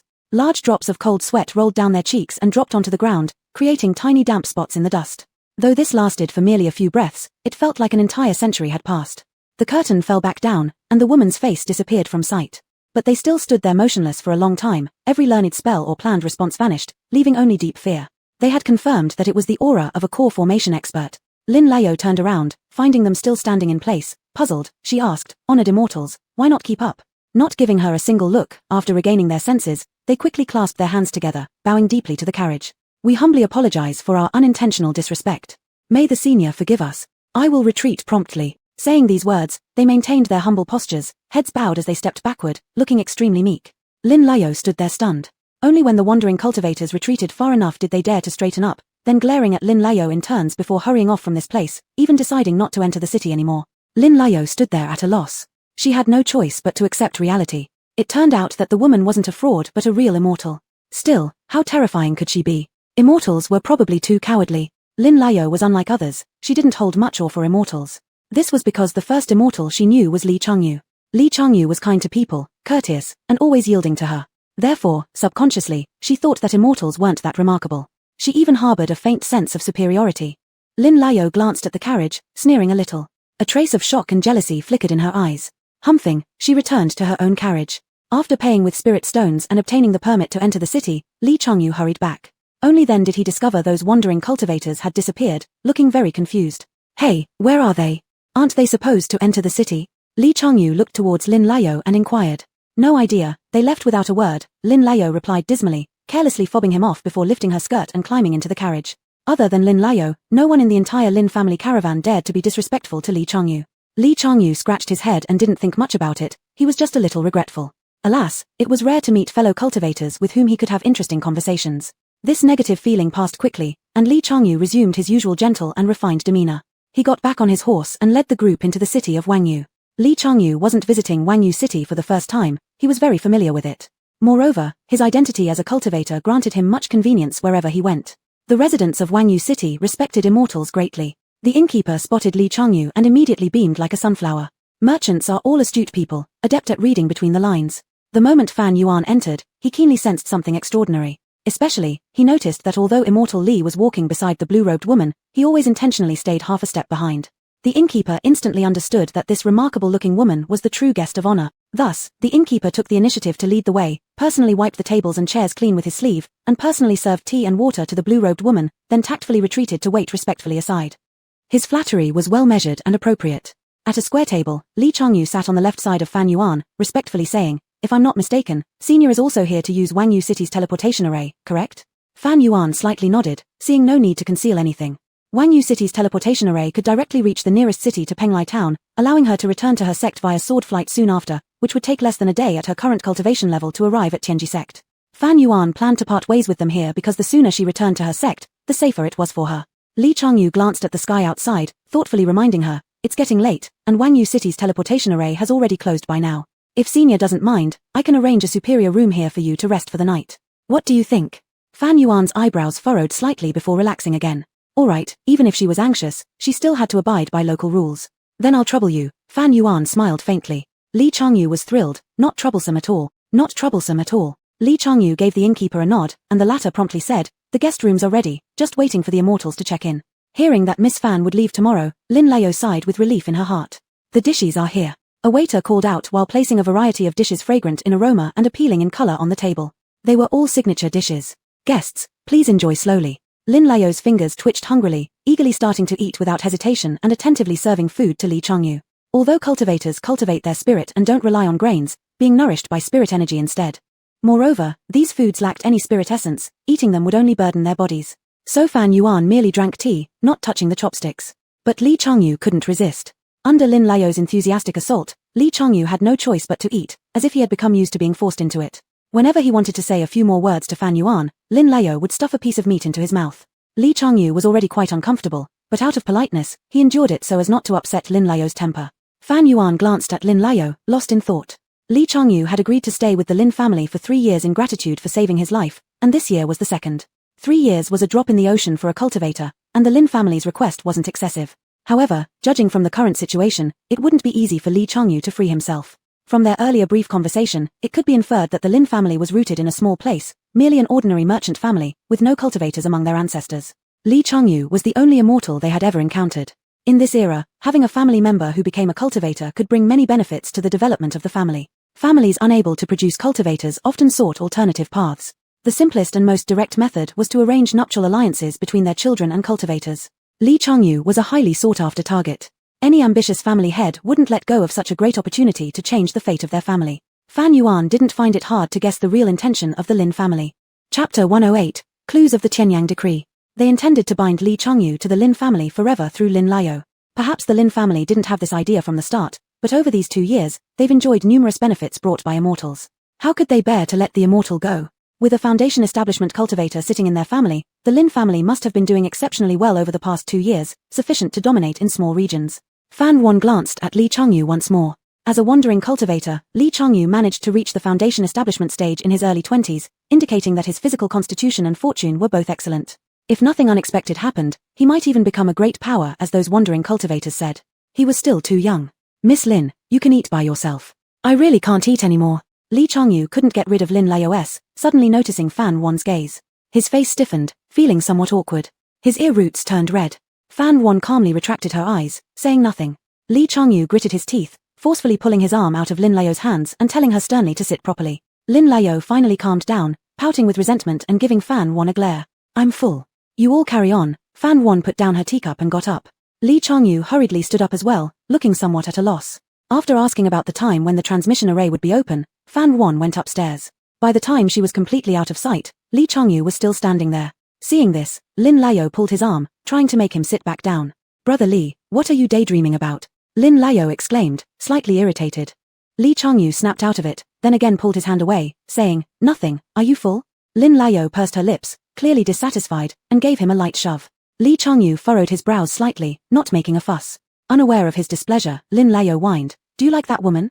Upon hearing this, Li Changyu instantly widened his eyes in surprise. He didn't expect Lin Lao to blurt out such shocking words. He quickly moved to cover her mouth. What nonsense are you talking? Lin Lao started struggling, accidentally knocking over a plate. Clang. The hall fell silent instantly. More than 10 pairs of eyes turned toward them. Li Changyu felt as if needles were piercing his back, mysteriously feeling a sense of guilt. Lin Lao used all her strength to break free, angrily shouting, Why are you so flustered? Isn't it because what I said is true? How long have you known her? How could you, Wo? In the nick of time, Li Changyu cast a silencing spell. Finally, peace prevailed. Xia, take your mistress back to her room. Li Changyu's face turned an icy shade of green. This was the first time he'd ever been so angry at the Lin family. Xia, Lin Lao's personal maid, was standing behind her when her shocking words came out. Seeing that Master Li was truly enraged, Xia quickly restrained her ladyship and after much persuading, finally led her back inside. Thus, the unpleasant little interlude ended. Xia closed the door carefully, still visibly shaken. Miss, did you forget what the master instructed? The head of the house had repeatedly emphasized that they should win Li Changyu's favor and avoid displeasing him. To make Li Changyu fall for her and not act capriciously. Li Changyu was the hope of the Lin family, and Lin Lao bore the weighty responsibility of reviving the family. The master's earnest teachings were still ringing in Xia's ears. Xia recited them backward and forward. Lin Lao wouldn't hear half a word of it, slumping onto the table to cry her heart out, wanting to complain but unable to speak, thus crying harder. Having served her for so long, Xia knew exactly what her ladyship wanted to say just by seeing her move her butt. Their communication was seamless. Lin Lao placed one hand on her waist and pointed at the neighboring room, uttering something indecipherable. Xia nodded fervently in agreement. Miss is right. It's not a big deal to cultivate spiritual arts. If Miss also cultivates, you will surely surpass her by 100-fold. That's absolutely true. She probably practices the fox spirit witchcraft. Miss, your keen insight is commendable. It's Brother Li who's been bewitched. Miss, I understand everything. Miss, please sit down. Standing is tiring. No matter what Lin Lao said, Xia could only agree. Unknown to them, Fan Yuan in the neighboring room heard every single word. Finally managing to comfort Miss Lin Lao to ease her mind, Xia squatted in front of her and earnestly said, Miss, do not anger senior Brother Li like you did just now. That would only push him further away.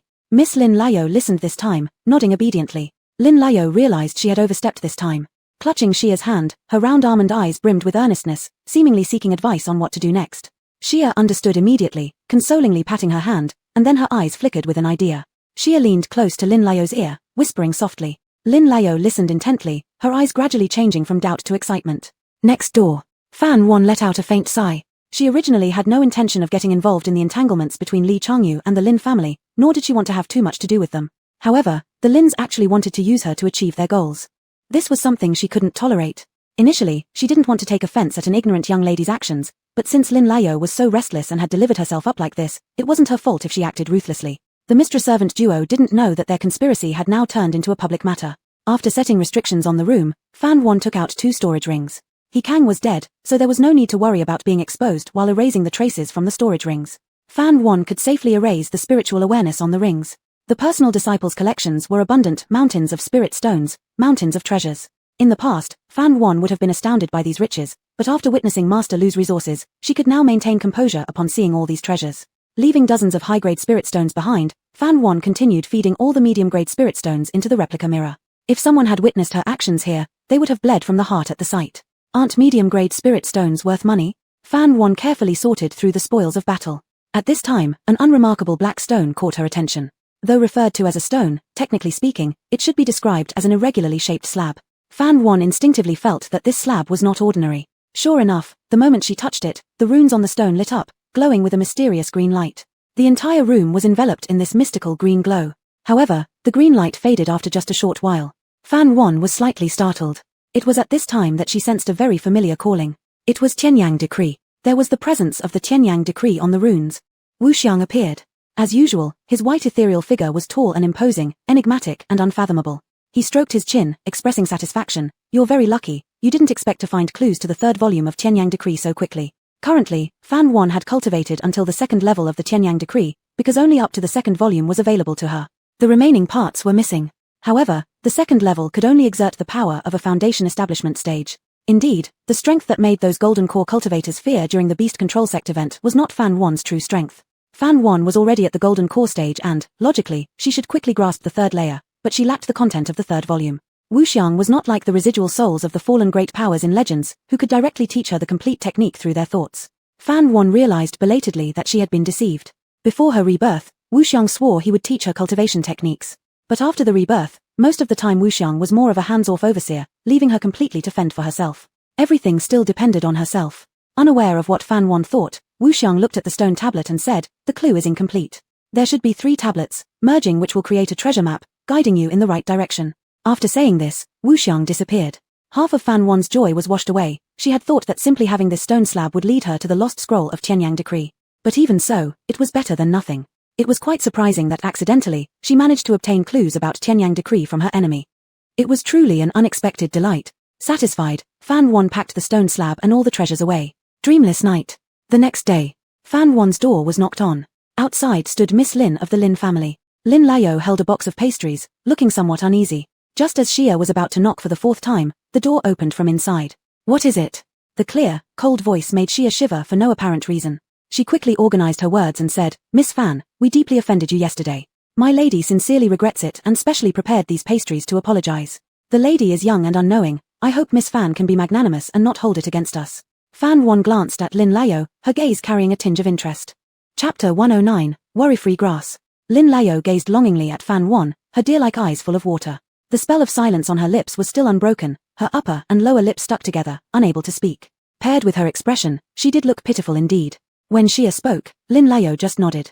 Even though she acted well, it could still be seen that she was a bit reluctant. Fan Wan noticed Li Changyu not far away and instantly understood. It was for his benefit. Xia's hands were crossed in front of her body as she leaned forward slightly and said, Taoist Li has already punished Miss. She didn't drink water or eat food all night. At this moment, Lin Layo's stomach appropriately growled. Li Changyu was secretly paying attention to their every move. Seeing Lin Layo and Xia enter Fan Wan's house together, he let out a sigh of relief. But thinking about Lin Layo's nature, he was still uneasy and decided to keep watch outside the door. In case of any abnormalities, he would act promptly. Inside the room, Fan Wan was seated while they stood. Lin Layo placed the pastries she had brought onto the table. They were plum blossom cakes shaped beautifully, a special cake of this season with a faint fragrance of plum blossoms. Indeed, these were made by Lin Layo's own hands, but something extra was added. Xia said, Miss Fan, this is the plum blossom cake your miss personally made at dawn. Please have some. Please, if you are kind enough to take a bite, it would mean forgiving her. Then Taoist Li will lift the spell from her mouth. Fan Wan raised an eyebrow. Lin Layo kept her head down, standing motionless until Xia gave her a hint with a glance. Realizing what was expected, Lin Layo mimed a pleading gesture towards Fan Wan with clasped hands. All right then, Fan Wan lifted her hand slowly toward the tray of plum cakes. The mistress and maid watched Fan Wan expectantly, their intentions barely concealed, almost written on their faces. Fan Wan paused briefly and glanced up at them. She couldn't help but feel inwardly. Their skills were too basic. How could House Lin cultivate such a silly legitimate daughter? Compared to these two, Song Muchen's acting and methods were truly sophisticated. One wonders what the head of House Lin would think upon learning they were trying to harm a gold core cultivator. Under their expectant gaze, Fan Wan pinched a piece of plum cake and popped it into her mouth. Lin Layo and Xia exchanged a look in private, their pride unconcealed. As they raised their heads again, Fan Wan's gaze gradually became scattered. Xia approached cautiously, calling out gently, "Miss Fan?" She even waved a hand in front of Fan Wan's face. Seeing there was no response, Xia turned around and gave Lin Layo a reassuring look. Success. Lin Layo stopped pretending and straightened her back, arms crossed over her chest. She boldly and brazenly observed Fan Wan. After a moment, Lin Layo's expression darkened. She couldn't help but admit that Fan Wan really looked more beautiful than her. Damned. Lin Layo emitted an sound. Xia understood her master's meaning. Miss Lin thought this girl appeared young but must be hundreds of years old inside, an old hag. After all, cultivation leads to immortality and eternal youth. Lin Layo stared at Fan Wan, wondering why she couldn't practice cultivation. If only she could, then Brother Li might like her. She wouldn't have to be the family tool, manipulated by others. Xia didn't know what Lin Layo was pondering. Time was pressing, so she hurriedly poked Lin Layo. Worry-free grass can only last a short time, and they had to quickly extract a drop of blood from Fan Wan.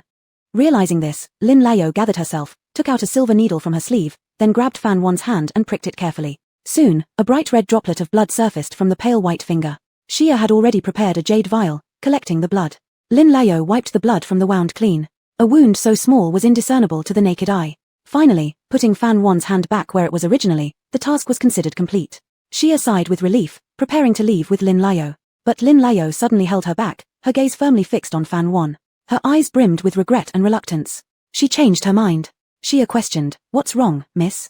This time Lin Layo remained silent and instead retracted the silver needle, sticking it in her own hand to squeeze out blood. Then, she retrieved half an incense stick from her sleeve, smeared the blood onto it, and ignited it. Lin Layo moved too fast for Xia to react, who could only stand dumbfounded. A whiff of aromatic fragrance floated in the air. Lin Layo placed the incense before Fan Wan, covering her nose with one hand. Xia retreated several steps, hastily covering her own mouth and nose. "Miss, what exactly are you doing?" Lin Layo looked back at Xia. At the exchange of glances, Xia saw for the first time the cruelty and ambition in Lin Layo's eyes. Xia felt a mixture of shock and relief. Had her young miss finally grown up? But wasn't this move too risky? The city of Worry-free was once known as the corrupted western paradise of bliss. It was named Worry-free because a special plant grew there called worry-free grass. Its effect was simple, it immersed people in beautiful dreams woven from the grass, making them forget their troubles. The only side effect was that it dulled one's mental faculties, causing a reluctance to face reality. Over time, it rendered a person useless. Clearly harmful, yet due to its enormous profit, no matter what, it could not be eradicated. It was said that an immortal passing through here had inadvertently experienced the pleasure brought by the worry-free grass and almost succumbed. After breaking free from the dream, unwilling to destroy it completely, this immortal placed a powerful restriction. The worry-free grass could only remain in Worry-free City. If taken outside, it would wither and lose its power. Later on, under official supervision, Worry-free City gradually regained vitality. Nowadays, the worry-free grass circulating on the market wasn't the real thing, it had been modified and legalized. Worry-free grass had become a major feature of the city. Some vendors added worry-free grass to food, making customers feel happy and relaxed after eating. Placing seeds in a pillow aided sleep. Drying it and placing it in the home reduced family conflicts. In short, it offered many benefits. And Lin Layo had used genuine worry-free grass on Fan Wan. The local governor, who was Lin Layo's uncle, allowed her access to banned substances. Similarly, she also knew how to use worry-free grass for malicious purposes. This incense contained large amounts of worry-free grass, even more potent. Most importantly, after adding her blood, Fan Wan would dream of dreams about Lin Layo. In these dreams, Lin Layo would be the only person Fan Wan trusted, and they would get along excellently. When Fan Wan woke up, she would believe everything that happened in the dream and therefore obey Lin Layo without question, never leaving her side. To put it simply, it was an inferior method of manipulating someone by altering memories. Xia's original plan was for Lin Layo to steal Fan Wan's blood, then mix it with her own to induce erotic dreams in Li Changyu. That way, when Li Changyu woke up, he would mistake Miss Lin for Fan Wan and stay by Lin Layo's side forever. As for why they didn't directly use Lin Layo's blood to control Li Changyu, it was because Li Changyu was far too familiar with Lin Layo. More importantly, he always treated Lin Layo like a sister. If sister appeared in his erotic dream, Li Changyu might awaken instantly, exposing their plan. But now Lin Layo clearly altered the plan. Xia couldn't help but grow anxious. She feared the failure of the plan. After all, the girl before them was also a cultivator, even more powerful than Master Li. Lin Layo stared intently at Fan Wan, her hand gripping the incense trembling slightly. This was her first act of wrongdoing, and her heart was somewhat unsettled. Lin Layo watched as Fan Wan inhaled the white smoke. Outside the door, Lee Changyu suddenly felt uneasy. The room was too quiet, eerily so. Yet, he dared not probe inside with his spiritual sense. After waiting for a while longer, Lee Changyu could no longer bear the wait. Approaching Fan Yuan's door, he mentally prepared himself before raising his hand to knock. Suddenly, the door opened from the inside. Chapter 110, Turning the Tables. Their eyes locked. Fan Yuan asked calmly, "Is there anything?" "Nothing. Nothing. I came to look for Miss Lin." Lee Changyu hastily averted his gaze and glanced at Lin Lao nearby. Lin Lao stepped forward happily, grabbing his arm as she said, "Big brother Lee, elder sister Fan has already forgiven me." Lee Changyu was stunned for a moment. Lin Lao's silent spell had been lifted. But what shocked him even more was her new title. He looked anxiously toward Fan Yuan but found her smiling gently, not seeming to mind.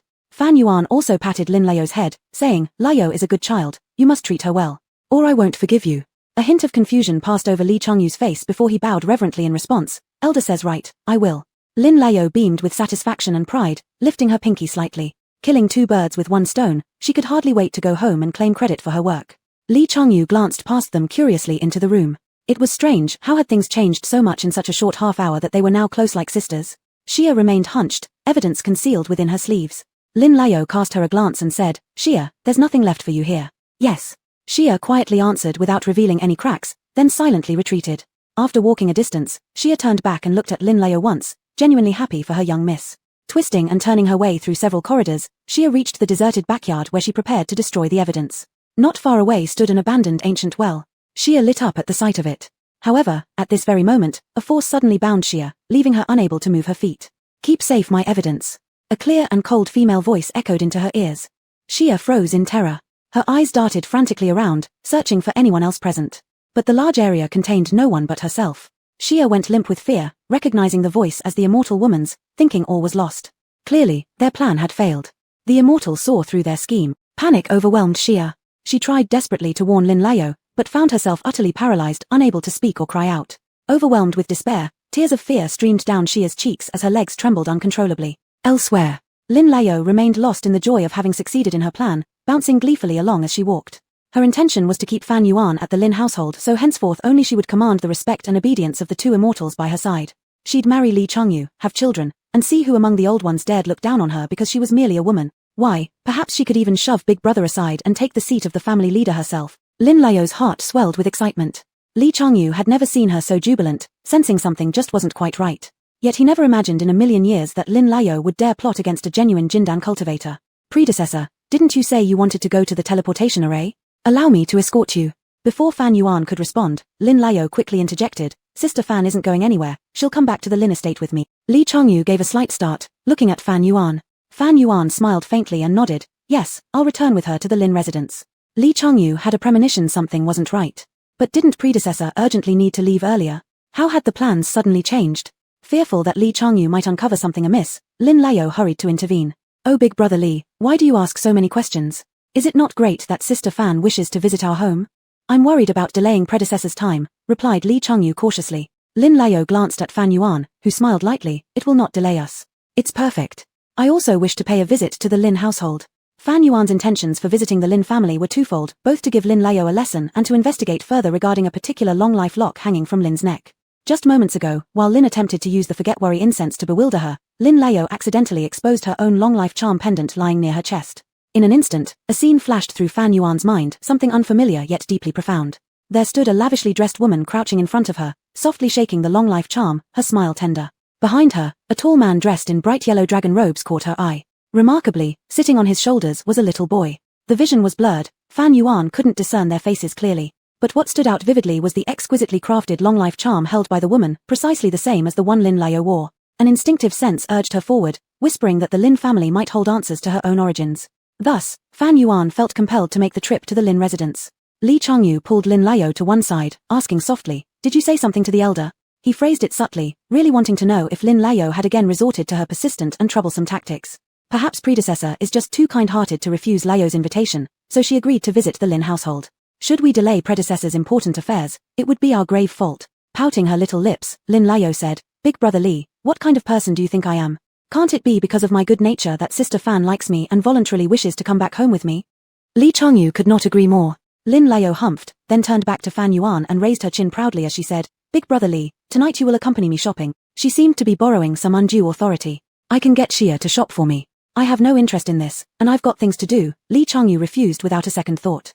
Lin Layo slightly curled up her lips before immediately raising her head to coquettishly complain to Fan Yuan, Sister Fan, look at him. Li Changyu's eyes widened in alarm. Fan Yuan gave him an intentionally disapproving look. As soon as Li Changyu met Fan Yuan's gaze, he had no choice but to give in. Alright, I'm not really busy, I can accompany you a bit. Lin Layo was secretly rejoicing. Predecessors were indeed easy to manipulate. The next day, Lin Layo couldn't wait to take Fan Yuan around the prefecture. The governor, surnamed Song, was a plump middle-aged man with graying hair. Governor Song meticulously arranged for Fan Yuan's hospitality, then pulled Lin Layo into his study, shut the door, and looked serious. You, tell your old uncle whether those forget-worry herbs and incense that you sent someone to retrieve from the warehouse, did you use them on the immortal? I didn't. Of course, Lin Layo wouldn't admit it. Really didn't. The governor appeared skeptical. How dare I? Lin Layo exclaimed. Governor Song considered himself to know his granddaughter quite well. She had criminal intentions but lacked the audacity. Otherwise, she would have tried something on Li Changyu long ago. And what did you need it for then? He wasn't genuinely concerned about Lin Layo, but rather afraid that Lin Layo might stir up trouble and drag him into it. Just out of curiosity, I took it for a plaything. There's nothing to worry about, uncle, Lin Layo responded casually. Before the governor could say anything else, a shadow appeared by the window. The shadow coughed lightly twice. Glancing once, Governor Song then redirected his focus and asked Lin Layo, do you know the origin of that immortal? With a confused shake of her head, Lin Layo replied indifferently. Her mind was fixated on Li Changyu. She cared not a whit about Fan Yuan's background and never bothered asking about it. But perhaps, like Li Changyu, she must be a wandering cultivator. Governor Song questioned further, then do you know what cultivation level she possesses? Lin Layo shrugged, knowing nothing. Frustration washed over Governor Song's face, and he dismissed her with a flick of his hand. What a useless thing.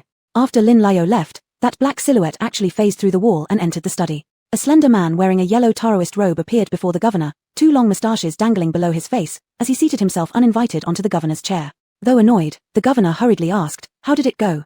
Did you discover anything? The man's eyes gleamed, stroking his beard arrogantly, he snorted coldly, a mere foundation establishment cultivator, nothing to be afraid of. Upon hearing this, Governor Song immediately let out a breath of relief. That's good, that's good. As if remembering something, he added mockingly, those people of the Lin family, thinking they have an immortal as their shield, now walk around with their noses in the air and don't even put me, the governor, in their eyes. Huh. A country bumpkin girl actually dared to flaunt around in my courtyard as though she's something special. The man idly waved his duster, replying calmly, even that Li Changyu is merely at late foundation establishment stage. As for the woman waiting outside, she's not even up to Li Changyu's standard. Governor Song immediately switched his expression, becoming obsequious as he slinked behind the man to massage his shoulders. Brother Huang is the real immortal. The arrival of Brother Huang has truly honored my humble residence. Who among those who hold power isn't adept at flattery? After lavishing Brother Huang with excessive compliments, the governor greatly satisfied his vanity, praising until Brother Huang floated on clouds. Recalling the main matter, Brother Huang lightly coughed twice, hinting, that teleportation array. The governor instantly caught his drift, hastily pulling out a small chest, using both hands to place it in front of Brother Huang and opening it. Inside was a full amount of mid-grade spirit stones, roughly 20 to 30 pieces. Brother Huang's eyes lit up. Brother Huang's expertise in formations is remarkable. Thanks to Brother Huang's many years of maintenance, the teleportation array of Forgetful City operates smoothly. This is a small token of appreciation. Brother Huang must not refuse. The governor smiled earnestly to cover up the pain of losing those stones. The teleportation array was the largest source of income for Forgetful City. These spirit stones came from its earnings. They shared it 7 ways. 3 parts for him, 7 parts for Brother Huang. Brother Huang let out a hearty laugh, waving his hand which emptied the box, sending all the spirit stones straight into his pocket. Governor Song is being overly polite. Governor Song chuckled, please give my regards to Brother Mai when you see him. Master Huang stood up, patted his shoulder approvingly, and said, I will convey your sincerity to the master. Chapter 111, Spare My Life.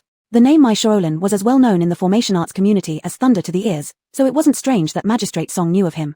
8 years ago, there had been an issue with the teleportation array in Forgetworry City. The cultivators were causing trouble, leaving Magistrate Song at his wit's end. It was Daoist Huang's appearance that resolved Forgetworry City's urgent predicament. Daoist Huang claimed to be a core formation cultivator and also a level 3 formation expert, studying under Master Mai from Maishan. Magistrate Song merely collected spirit stones from the teleportation array and lived a leisurely life, unaware of the affairs of the cultivation world, nor did he know that Master Mai never took on disciples. Regardless, whatever Daoist Huang said, Magistrate Song believed. He only knew that Daoist Huang was powerful and very low profile. After that, the teleportation array was no longer Magistrate Song's alone. The spirit stones earned from the teleportation array had to be split with Daoist Huang, and when the teleportation array would activate was decided solely by Daoist Huang. Thinking about all the sacrifices he'd made over the years, it was time for Daoist Huang to repay him a bit. Magistrate Song lowered his stance, smiling flatteringly as he said, Daoist Huang, I have something to request. Daoist Huang held his own beard between two fingers and said leisurely, Magistrate Song, speak your mind. Then I'll get straight to the point. After much build-up, Magistrate Song finally revealed his true intentions. I want Daoist Huang to deal with those two immortals from the Lin family. Magistrate Song made a throat-slitting motion, his eyes filled with murderous intent. Daoist Huang's eyes flashed. You mean you want me to kill Li Changyu and that woman outside? Unconcerned, Magistrate Song chuckled. Exactly. With your great abilities, this small matter should not be troublesome for you, right? He had originally not wanted to make a move against Li Changyu, thinking he could endure until next year when Li Changyu would leave the Lin family. But who would have thought that the Lin family managed to recruit another cultivator? Lin Layo had even declared with certainty that the Lin family now had two immortal guardians. Wasn't that outright saying that Li Changyu would never leave the Lin family? At this rate, the people of the Lin family would eventually ride on top of him and defecate on him. Magistrate Song couldn't bear this one bit. Facing Magistrate Song's hopeful gaze, Daoist Huang smiled calmly, of course. With my cultivation, killing them would merely require a flick of my finger. Magistrate Song was elated. When does Daoist Huang plan to act? The sooner, the better. Excitedly waving his hands, Magistrate Song suggested, why not take care of that woman while Li Changyu is away? You can go now. Daoist Huang coughed twice. Today won't do. Why not? Asked Magistrate Song. Daoist Huang replied seriously, I have important matters to attend to today. In that case, we'll just wait for when you're free, Daoist Huang. A promise is enough for me. Oh, right. Daoist Huang was heading to the door but paused as if remembering something. Turning back, Magistrate Song asked curiously, Daoist, what else is there? Daoist Huang waved his duster and smiled, saying, my master is traveling far and wide.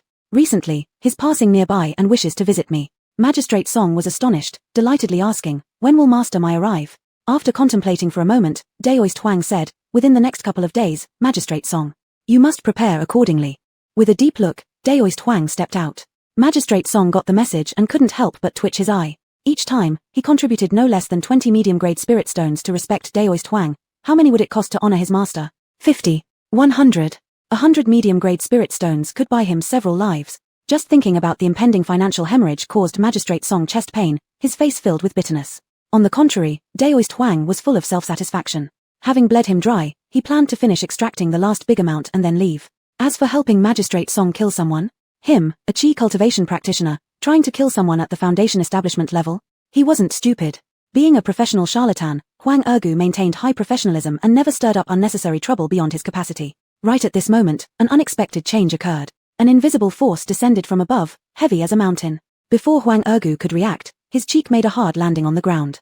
This force pressed down on every inch of his skin, every bone, making his chest feel as though it would explode.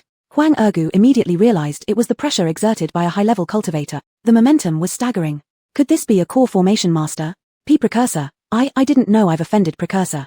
Please, Precursor, forgive my insolence and spare my life. Huang Ergu knew the other party could hear him and thus pleaded desperately for mercy. Yellow liquid started to leak out from his clothes. A cold female voice reached his ears, emotionless. Is Master Mai your teacher? Hearing it was a woman's voice, Huang Ergu clearly froze. Trembling, he answered, why yes, no, not really. How could I possibly know Master Mai? I just enjoy telling little white lies sometimes. Confronted by the high-level cultivator, Huang Ergu immediately became compliant. You are tarnishing his reputation. Upon hearing this, Huang Ergu hastily admitted his fault. It's just that I've been blinded by greed, it will never happen again. Precursor, please forgive me. While pleading for mercy, Huang Ergu pondered why a golden core cultivator would come to such a small place as Forget Worry City. As if realizing something, Huang Ergu widened his eyes in shock. Could it be the woman from the front hall? Then their earlier conversation. Huang Ergu wanted to die. In panic, he hurriedly took out all his possessions and held them above his head, tears streaming down his face. It's because I failed to recognize the greatness of you, Precursor. My doggy eyes are blind. Please don't bother to count with someone as insignificant as me. Suddenly, his hands were empty, the storage bag was gone. The oppressive aura also disappeared. Get out of my sight. Don't let me see you in Forget Worry City again. Yes, yes, yes. I'll go now. All the spiritual stones and treasures he had collected over the years through swindling vanished in an instant, and Huang Ergu felt the pang of heartache, but without any resentment. Wealth is external, life is the most important thing. Recalling his boastful talk at Magistrate Song's residence, Huang Ergu was deeply grateful that the Precursor had spared him despite saying so many reckless things. He knelt and knocked his head hard toward the direction of the predecessor. Without even saying goodbye to Magistrate Song, he dragged his battered body and quickly fled Forget Worry City. If nothing unexpected happened, he would never return here in his lifetime. On the covered walkway, Lin Layo was about to return to find Fan Wan when she suddenly felt a shadow zoom past her at an incredible speed. Lin Layo involuntarily spun around several times on the spot. Once she steadied herself, she muttered fearfully, what on earth just whizzed past? In the front hall. Fan Yuan glanced at the contents of Huang Ergu's storage bag and then stored it in her spatial bracelet. Just as Lin Layo returned, she cheerfully waved at Fan Yuan from the doorway. Let's go back to the Lin family. Brother Li is waiting outside. Fan Yuan responded with a nod. Magistrate Song personally came out to see them off. But his attitude was clearly not as warm as it was at the beginning. He treated them much more casually. Looking at Li Changyu and Fan Yuan, it was as if he were seeing two dead people. Once the Lin family members disappeared into the street corner, Magistrate Song's smile instantly turned cold. Elsewhere, Huang Ergu sped along rapidly while making sure to send news to his master. As soon as he left the city, another powerful pressure stopped him in his tracks. Huang Ergu's face predictably met the floor once again, his heart filled with terror. Had the precursor changed his mind and come to take his life? Huang Ergu cried out loud. TSK, you coward. I haven't done anything to you. Why are you crying? Huh? A man. Huang Ergu looked up and saw two extraordinary-looking men standing before him. He had never seen such handsome men. For a moment, he was captivated. Especially the one draped in a fox fur cloak, who had arched eyebrows and star-like eyes. Clad in a white robe, he looked like a celestial deity descended from heaven. There was also a young attendant by his side. Their beauty made Huang Ergu feel utterly inadequate. I'll ask you, whom did you meet earlier? Where is that person? The youth beside the white-robed man crouched down and asked. Sensing no malice from these predecessors, Huang Ergu exhaled in relief and confessed honestly, I just met the local magistrate, coming directly from there. The youth frowned. That's strange. You obviously bear her scent on you. The person you met must have been the lady. Realizing what they were talking about, Huang Ergu confirmed. Yes, I met a young woman, but we didn't actually interact. Huang Ergu sheepishly added. He didn't mention the full story due to embarrassment and only informed them about Fan Yuan's location. Whether these two were looking for her or seeking vengeance didn't concern Huang Ergu. All he wanted was to leave Forget Worry's city as quickly as possible. Of course, these two were none other than Xiao Yang and Mai Shaolin. Upon learning Fan Yuan's whereabouts, Mai Shaolin strode swiftly back into the city without looking back. The child servant hurriedly chased after him. My sir, please wait for me. Xiao Yang tossed Huang Ergu a spiritual stone and followed after them. It took Huang Ergu a long time to recover. Suddenly, he shuddered. What? Master Mai? He had actually seen the master himself. Chapter 112, Han and Ming's eerie left hand. Huang Erdog really wanted to chase after his idol and say a few words, but unfortunately, he had just received a warning that he could not enter the city of forgetfulness again. Huang Erdog regretfully turned and left. Just as he was about to put away the spirit stone, he realized it was an upper-grade spirit stone. This money-loving Huang Erdog drooled with greed. After looking around and confirming that no one was paying attention to him, he quickly hid it inside his clothes. The wounds on his body didn't even hurt anymore. Who would have known that before he had gone 2 li away, he was stopped by another group of sect disciples. The red-robed female cultivator at their lead had an astonishing aura. Huang Erdog did not even have the courage to look at her directly. Even if this person was here to seek revenge for Fan Yuan, Huang Erdog divulged her whereabouts along with her connection to the Lin family without hesitation. The Lin family from Water County? I've never heard of it. How can Fan Yuan become the guest elder of such an ordinary family? These sect disciples were indeed from the Sword Sect. Lu Xingran, after hearing from Zhu Heng about Fan Yuan's disappearance, wasted no time in rushing to the 10,000 Ghost City with her father's talisman, only to discover upon arrival that Fan Yuan had already gotten away. Afterwards, they followed Fan Yuan's scent all the way from 10,000 Ghost City until they encountered Huang Erdog at this very place. Fan Yuan's scent was quite unique, a cold, frosty pine aroma, and Lu Xingran immediately recognized it, so she stopped him to ask about her location. Upon learning from Huang Erdog that Fan Yuan had become the guest elder of the Lin family, they were completely perplexed. First of all, the place called Water County, they had never even heard of it. And the Lin family of Water County was even more unfamiliar, it clearly belonged to some small family. It wasn't rare for cultivators to choose to become guest elders of prominent clans, but given Fan Yuan's origins, there were plenty of immortal sects or noble families for her to select from. Why would she choose the Lin family of Water County? Had Fan Yuan lost her mind? Huang Erdog voiced his speculation, that senior was probably under the control of the forget-me-not grass. Lu Xingran grabbed him by the collar and coldly demanded, what is this forget-me-not grass? Explain yourself. Huang Erdog skipped over the origin of the forget-me-not grass, opting instead to cut straight to the point. By coincidence, when Lin Layo sent someone to steal the forget-me-not incense, he happened to see it happen. And inadvertently, he overheard their plan, roughly guessing that they intended to attack a cultivator. At the time, however, he assumed their target was Li Changyu, unaware it was someone else. If the dosage of the forget-me-not incense was increased, it might be able to manipulate a cultivator, though it couldn't guarantee long-lasting control. But Huang Erdog, being an outsider, had no first-hand experience and thus was unclear about its effects on cultivators. Perhaps the Lin family had other means as well, who knows? So, this was merely his speculation. However, in the ears of the members of the Sword Sect, it was entirely different. They almost certainly concluded that Fan Yuan had fallen victim to foul play, infuriating them. Lu Xingran tossed Huang Erdog aside with a smirk of cold disdain on her lips. The Lin family of Water County, you've got quite some nerve. I'll remember that. We'll settle accounts with the Lin family later. For now, let's find Fan Yuan first. So that senior's name is Fan Yuan, thought Huang Erdog. With the word of the master sister, the group sped off toward the city of forgetfulness like a gust of wind. Huang Erdog silently mourned for the Lin family. As Huang Erdog was about to leave, Lu Xingran suddenly returned. Is there something else, senior? Huang Erdog asked nervously. Lu Xingran waved her hand, erasing all traces of Huang Erdog's aura before issuing a stern warning. If anyone asks you about her whereabouts again, you are not to utter a single word. Huang Erdog swallowed hard and nodded rapidly like a little chick. Yet, still unsure, Lu Xingran placed a small spell on Huang Erdog, satisfied only afterward and leaving calmly. Given how cautious they were, Huang Erdog had already figured out that they were searching for her, not out of malice. Huang Erdog thought everything would finally quiet down when, unexpectedly, a third group appeared. All dressed in blue cloud patterns, these were also sect disciples. They stopped Huang Erdog and casually asked if he'd seen a gold core cultivator. Huang Erdog shook his head, and they let him go. Huang Erdog then realized that they were also searching for Fan Yuan. But unlike the previous two groups, these people weren't as decisive or urgent. He deliberately slowed his steps and eavesdropped. It turned out that they weren't unhurried because they weren't worried. One of the female cultivators in their party was physically frail, so they slowed down to accommodate her. Huang Erdog couldn't help but think, what a bustling day at the City of Forgetfulness, with so many distinguished individuals showing up consecutively. He touched his fragile neck fearfully, relieved that he hadn't trusted Lord Song's nonsense and meddled with Fan Yuan. Her background must surpass his imagination.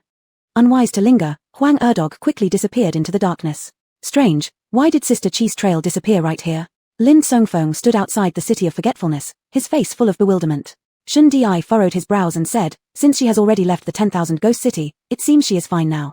Why hasn't she sent us a message of safety? Han and Ming said, we don't know what she went through in the 10,000 Ghost City or if she's okay. Jiyu Zishuan happily said, the Forgetfulness City has a teleportation array, perhaps she's inside, hopefully, she hasn't left yet. If she knew we personally came to find her, she would be so glad. Su Jiawen rudely poured cold water on his enthusiasm. It's only proper for us to look for her. What's there to be glad about? If we didn't come, she'd be disappointed. Jiyu Zishuan was momentarily silenced and obediently shut his mouth. For some unknown reason, after the senior brother returned from his cultivation journey, his temperament had become somewhat strange, especially when Fan Yuan was mentioned. The elder brother always appeared discontented then. This discontentment was different from before. In the past, it was directed at Fan Yuan, but now it seemed as if it were aimed at them. Jiyu Zishuan couldn't articulate how he felt and could only turn to look at Han and Ming, his fourth elder brother with the best temper. However, Han and Ming didn't have time to deal with him. He was forcefully pressing down his newly grown left hand. He had assumed that after consuming the master's bone regrowth pill, he'd recover fully and return to normal, but it turned out to be more complicated than expected. This new left hand seemed to have its own thoughts. For instance, right now, Shun Di had barely expressed some dissatisfaction with Fan Yuan, and this left hand wanted to slap him. Han and Ming had to hold it down tightly to maintain control. He swore he absolutely had no intention to hit the third elder brother, it was a problem with the left hand. Seeing this, Jiyu Zishuan matter-of-factly said, fourth elder brother, your old habit is showing again. Han and Ming broke into a cold sweat and managed a faint smile. Yeah, really troubling. He didn't tell them the exact situation because it was too eerie, even he himself couldn't explain it. It led to the point where whenever anyone mentioned Fan Yuan, Han and Ming would unconsciously tighten up nervously. After quite a while, the left hand finally became stable.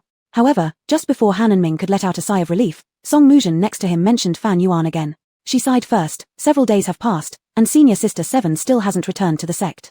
If it were me, I'd certainly rush to reunite with my fellow elder brothers. Perhaps senior sister was delayed by other matters. Upon hearing this, Han and Ming completely relaxed. Of course, how could such a kind little sister say anything bad about senior Seven? Just as this thought crossed his mind, his left hand suddenly swung without warning. Even the others didn't expect Han and Ming to suddenly attack Song Muzhen. Han and Ming was panic-stricken, wanting to pull back his hand was already too late. The momentum of the golden dan erupted, frightening nearby low-rank cultivators who scrambled to flee with pallid faces. At the critical moment, Song Muzhen's ear pendant flashed with a streak of light, forming a spiritual force protective shield in front of her that protected her within. Not a single hair of Song Muzhen did Han and Ming touch before Shun Di struck him down with a talisman. Fourth elder brother, how dare you lay hands on our little sister? Shun Di's voice trembled with anger. Han and Ming got up from the ground looking disheveled and pleaded, sorry, I didn't mean to do it, I also don't know what's wrong with this hand. Shun Di seriously said, fourth elder brother, you shouldn't get close to our little sister anymore. In your current state, you're too dangerous. Han and Ming bowed his head, I understand.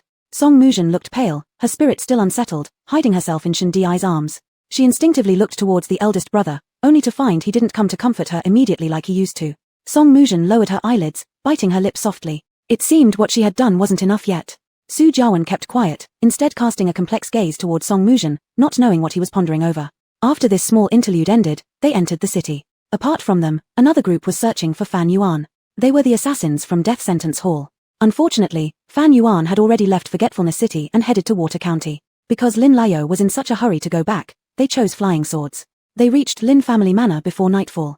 Dad, take a look at who I brought back. Lin Liao jumped off Li Changyu's sword and rushed excitedly toward the hall. When the servants of Lin family saw the celestial beings descend from the sky, they all put down their work, kneeling on the ground, presenting a devout posture filled with both respect and awe. Lin Liao basked in the glory, having already readied herself for the accolades from her parents. However, when the Lin patriarch saw her, he slammed the table angrily, roaring, "Wicked girl, get down on your knees." Startled by his roar, Lin Liao glanced around, noticing the hall was filled with people. Even the rarely seen elders had gathered. The Lin family had never been so united. All eyes bore into her with a mixture of blame and resentment. Lin Liao's heart sank as she realized vaguely that she must have committed some sort of error. Her legs felt weak, and she was about to kneel down. But then, remembering the celestial beings backing her up, she became defiant again. "How could I know what wrong I've done? Unless father makes it clear, I won't kneel." Clutching his chest, head of the Lin family was greatly enraged, his finger pointing at Lin Liao trembling violently. "You wicked girl, you insolent wretch. You're going to ruin the Lin family." Chapter 113, Expelled from the Lin family. What does it mean to destroy the Lin family? Lin Liao didn't understand. She looked at her mother, Lady Liu, with confusion. Lady Liu was supporting her husband, trying to calm his anger while looking at her with disappointment, tears streaming down her face as she said, "It's all my fault for spoiling you too much, making you arrogant and unaware of your own limitations. How dare you attempt to harm an immortal and drag the Lin family into eternal doom?" Lin Liao froze, her mind a complete jumble. She instinctively denied it. I didn't. "Mother, what nonsense are you talking about?" Elder brother Lin Feng angrily shouted, "Even now, you still refuse to admit it. Bring them in, miss." A heart-wrenching scream thundered in Lin Liao's ears. She turned around sharply and was stunned.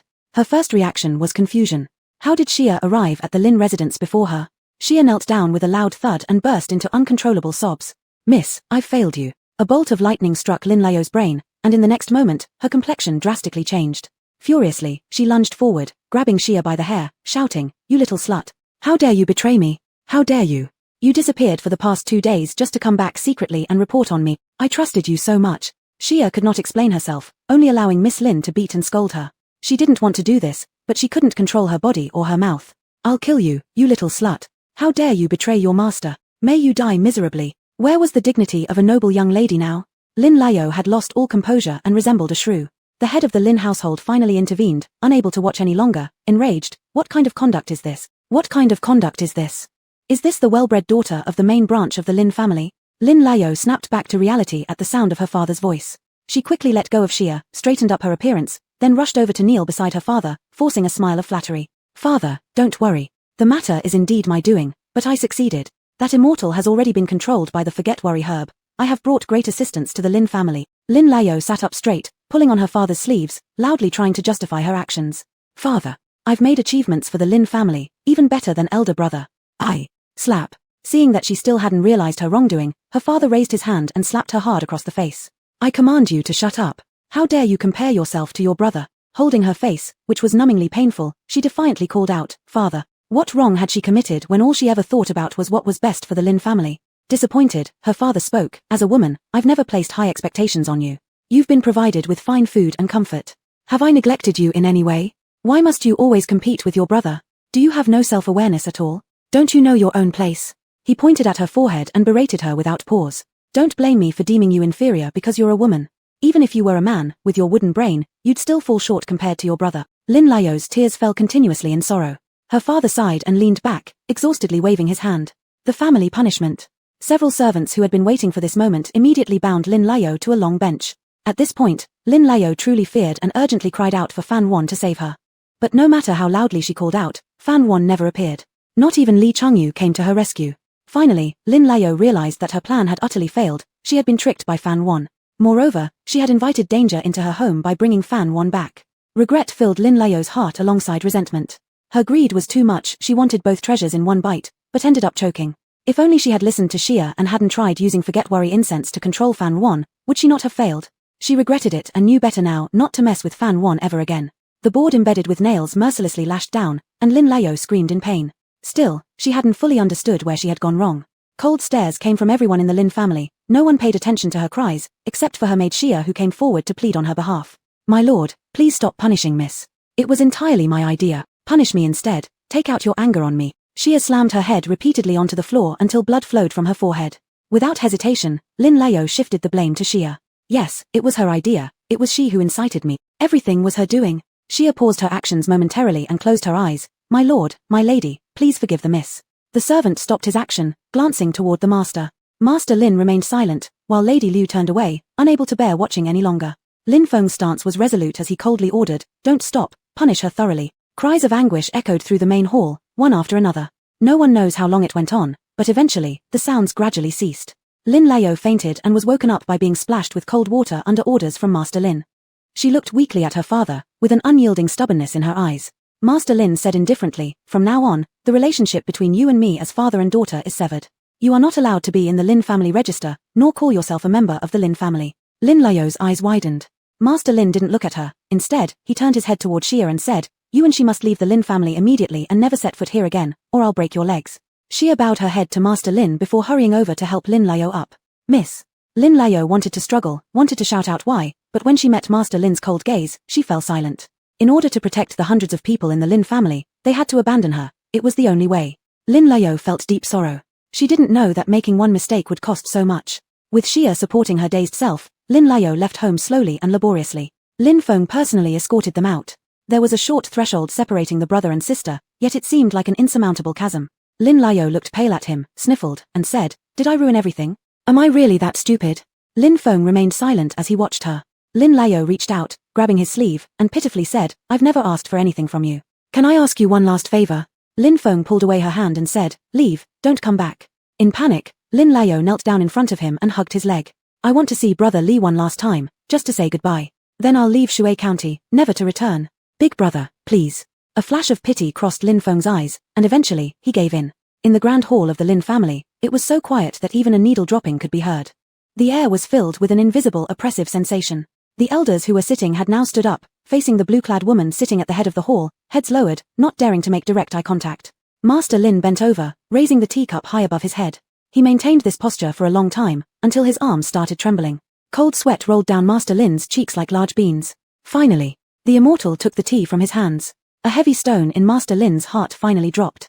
Standing beside, Li Changyu also sighed in relief for the Lin family. He only learned about Lin Lao's misdeed upon returning to the Lin residence. Everything that happened in the main hall was known to him.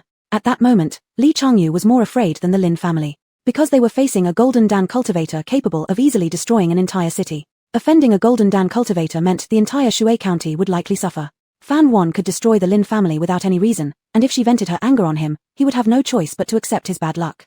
Moreover, what Lin Lao did was intolerable by any cultivator and equated to violating taboos. Death was certain. Li Changyu regretted to death. He underestimated Lin Lao's audacity and overestimated her intelligence. When Fan Wan drank the tea from the Lin family, the matter was considered resolved. At least the Lin family was fine. That was wonderful. Some coward had been so tensely strung that upon knowing there would be no issues, they rolled their eyes back and fainted. Fan Wan wasn't concerned with the turmoil happening below among the Lin family. Placing the longevity lock on the table, she asked, where did you get this thing? Chapter 114, The Origin of the Longevity Lock. Lord Lin naturally recognized this as the longevity lock that Lin Lao had worn since childhood. He didn't know how it ended up in Fan Yuan's hands, but he dared not ask much, answering whatever the immortal asked. Immortal sir, this was given to Yu, my unworthy daughter by her aunt when she turned 3. As for where she found it, I do not know. Where is she now? Fan Yuan's gaze swept over everyone, her tone tinged with a hint of urgency. Lord Lin said sorrowfully, Immortal sir, my younger sister passed away from illness a year ago. Fan Yuan slightly paused. This answer brought some disappointment. She caressed the longevity lock, feeling its icy touch, and a vague sense of indescribable bitterness arose within her.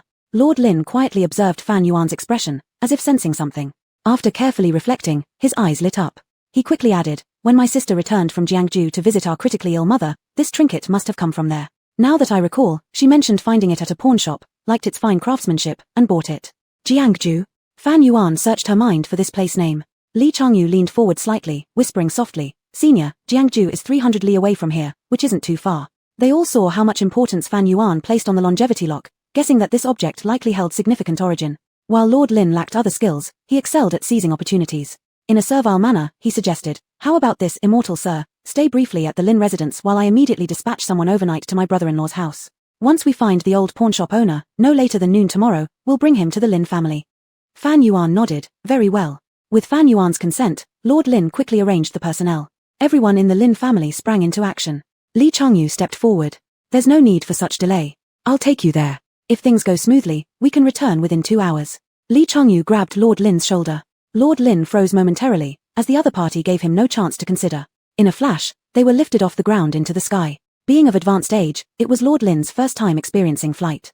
You may all leave. Sitting still in her original position, Fan Yuan spoke softly yet clearly enough for everyone to hear. The Lin family members quietly left the hall. Soon, only Fan Yuan remained inside. Under the lamp, she examined the longevity lock. I wondered why it seemed so familiar. A faint sneer flickered across Fan Yuan's lips. If she remembered correctly, she had seen this thing a few times on Song Muchen. Of course, that was during the previous life. Song Muchen treasured this longevity lock more than usual. She would always proudly display other valuables, but regarding this lock, even Fan Yuan wasn't allowed to touch it. Fan Yuan had always assumed that this object was a gift from Yunmeng True Person, as longevity locks were generally presents given by elders to juniors, symbolizing long life and peace. Looking at it now, it appears that this longevity lock has nothing to do with Yunmeng True Person.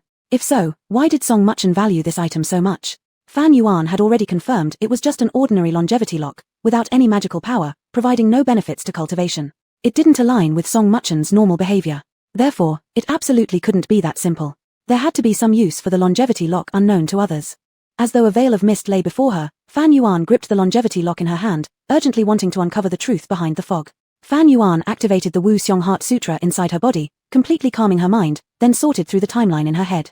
Whether Song Muchen had visited the Lin family in Shuexian County in the previous life, Fan Yuan wasn't sure, but what was certain was that Song Muchen started carrying the longevity lock 2 years after entering the sect.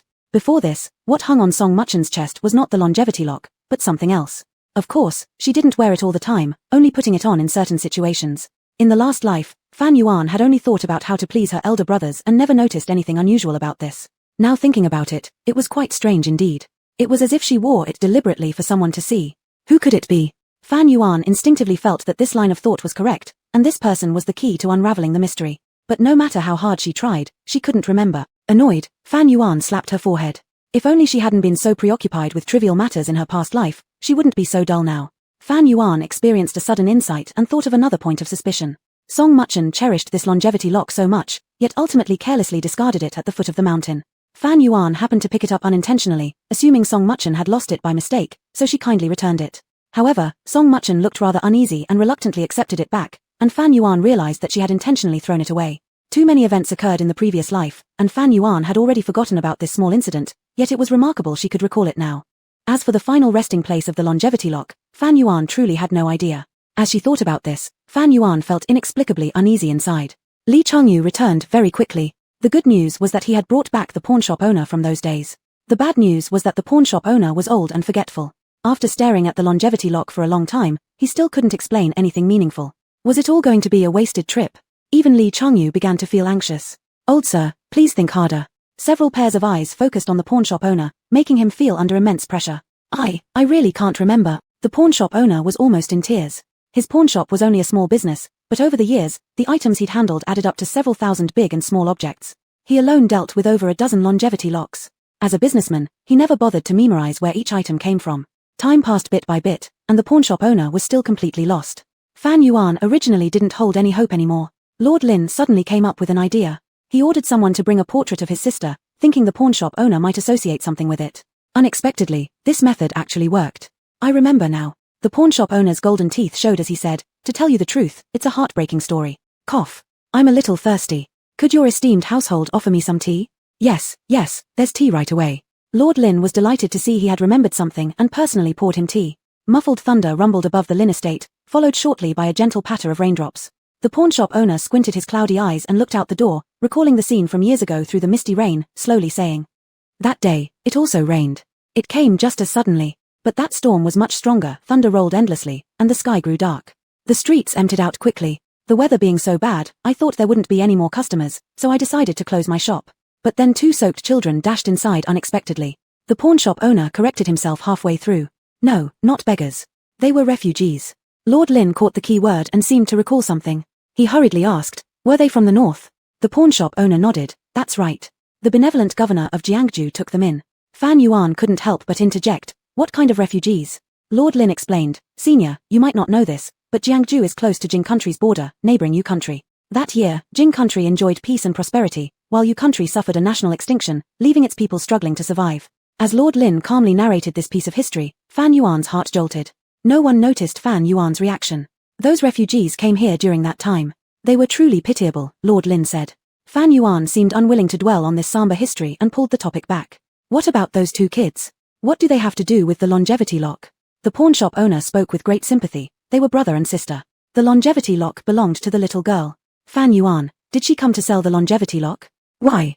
Pawnshop owner, to raise money to save a life. Whose life?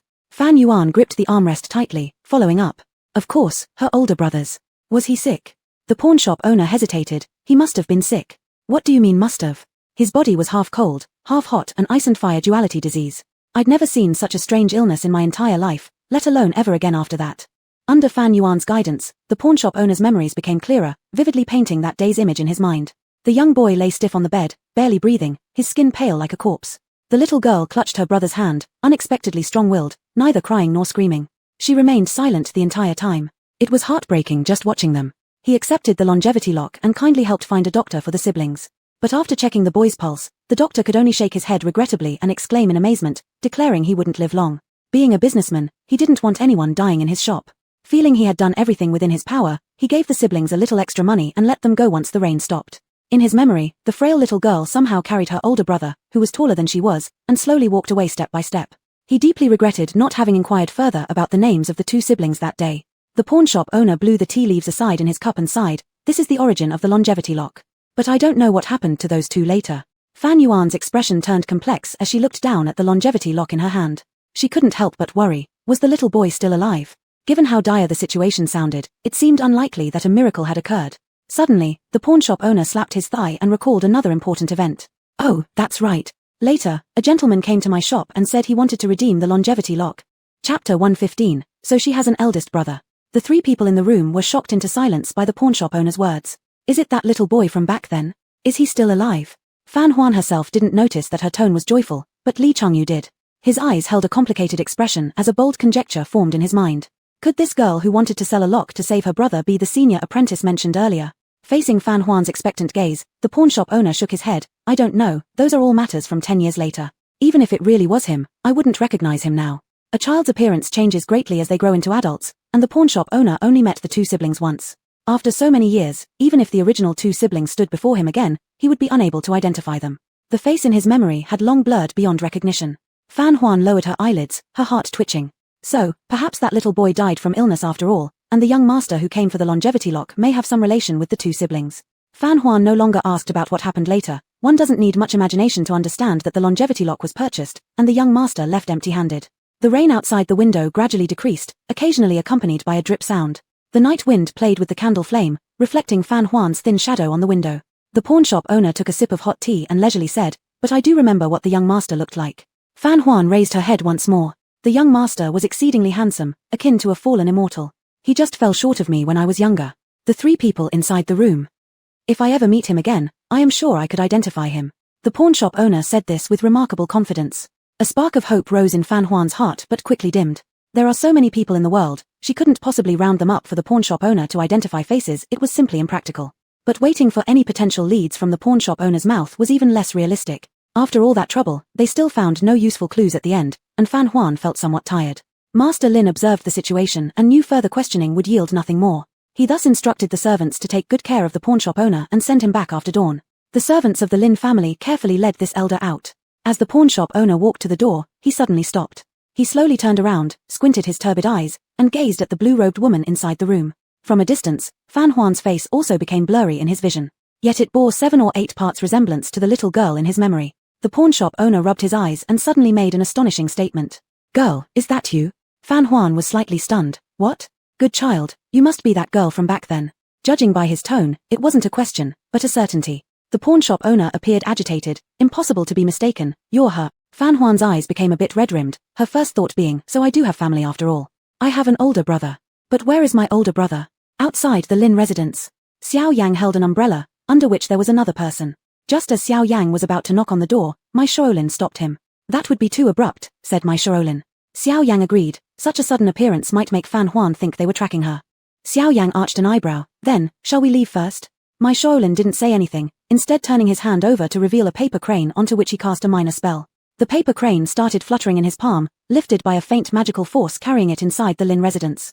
Whatever the paper crane saw, my Shaolin could see through it. It flew inward following Fan Huan's aura, skimming past the heads of the Lin family servants. Strangely, even as it flew directly in front of them, no one noticed it.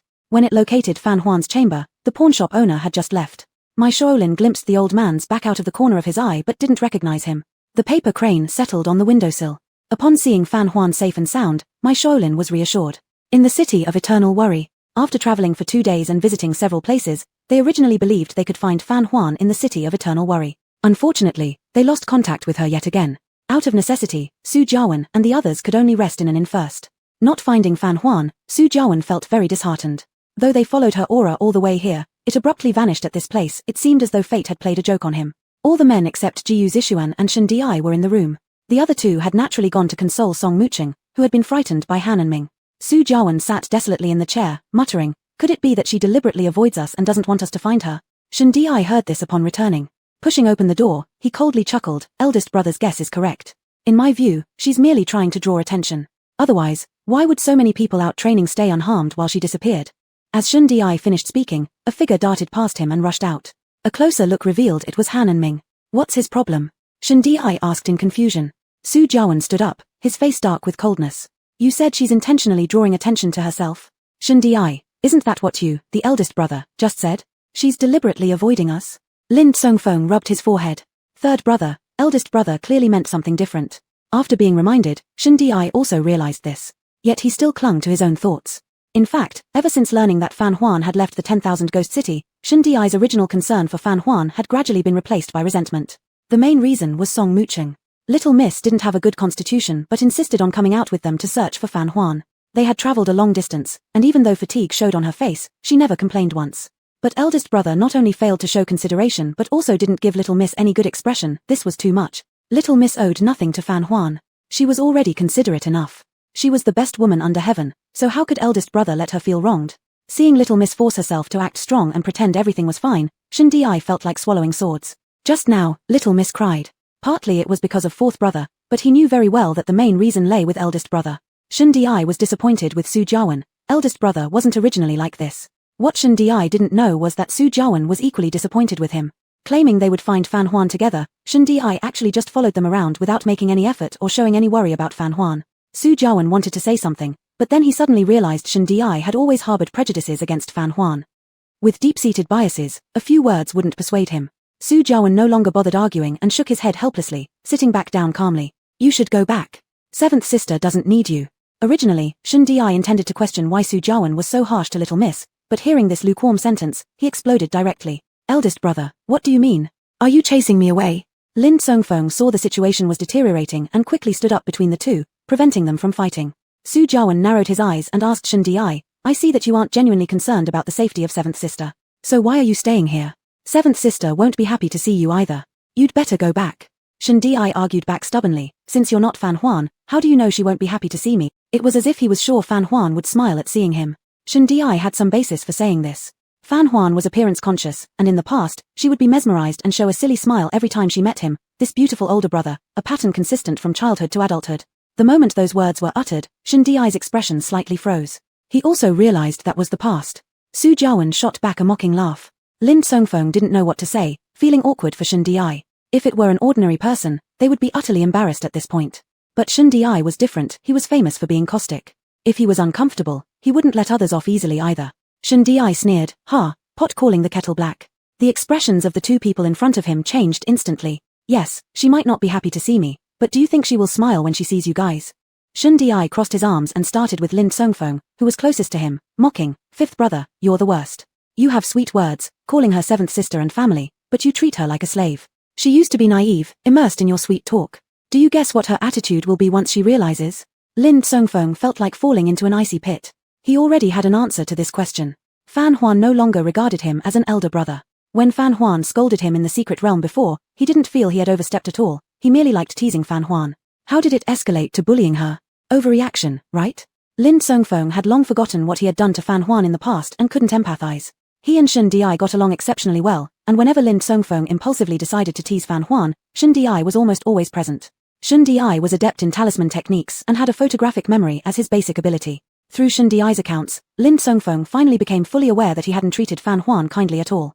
"Turns out I'm such an idiot. Chapter 116, You deserve it, this is your own doing. Seeing Lin Songfeng's ashen face, Shen Di snorted in disdain. Su Jiawen had no idea that Lin Songfeng could be so outrageous.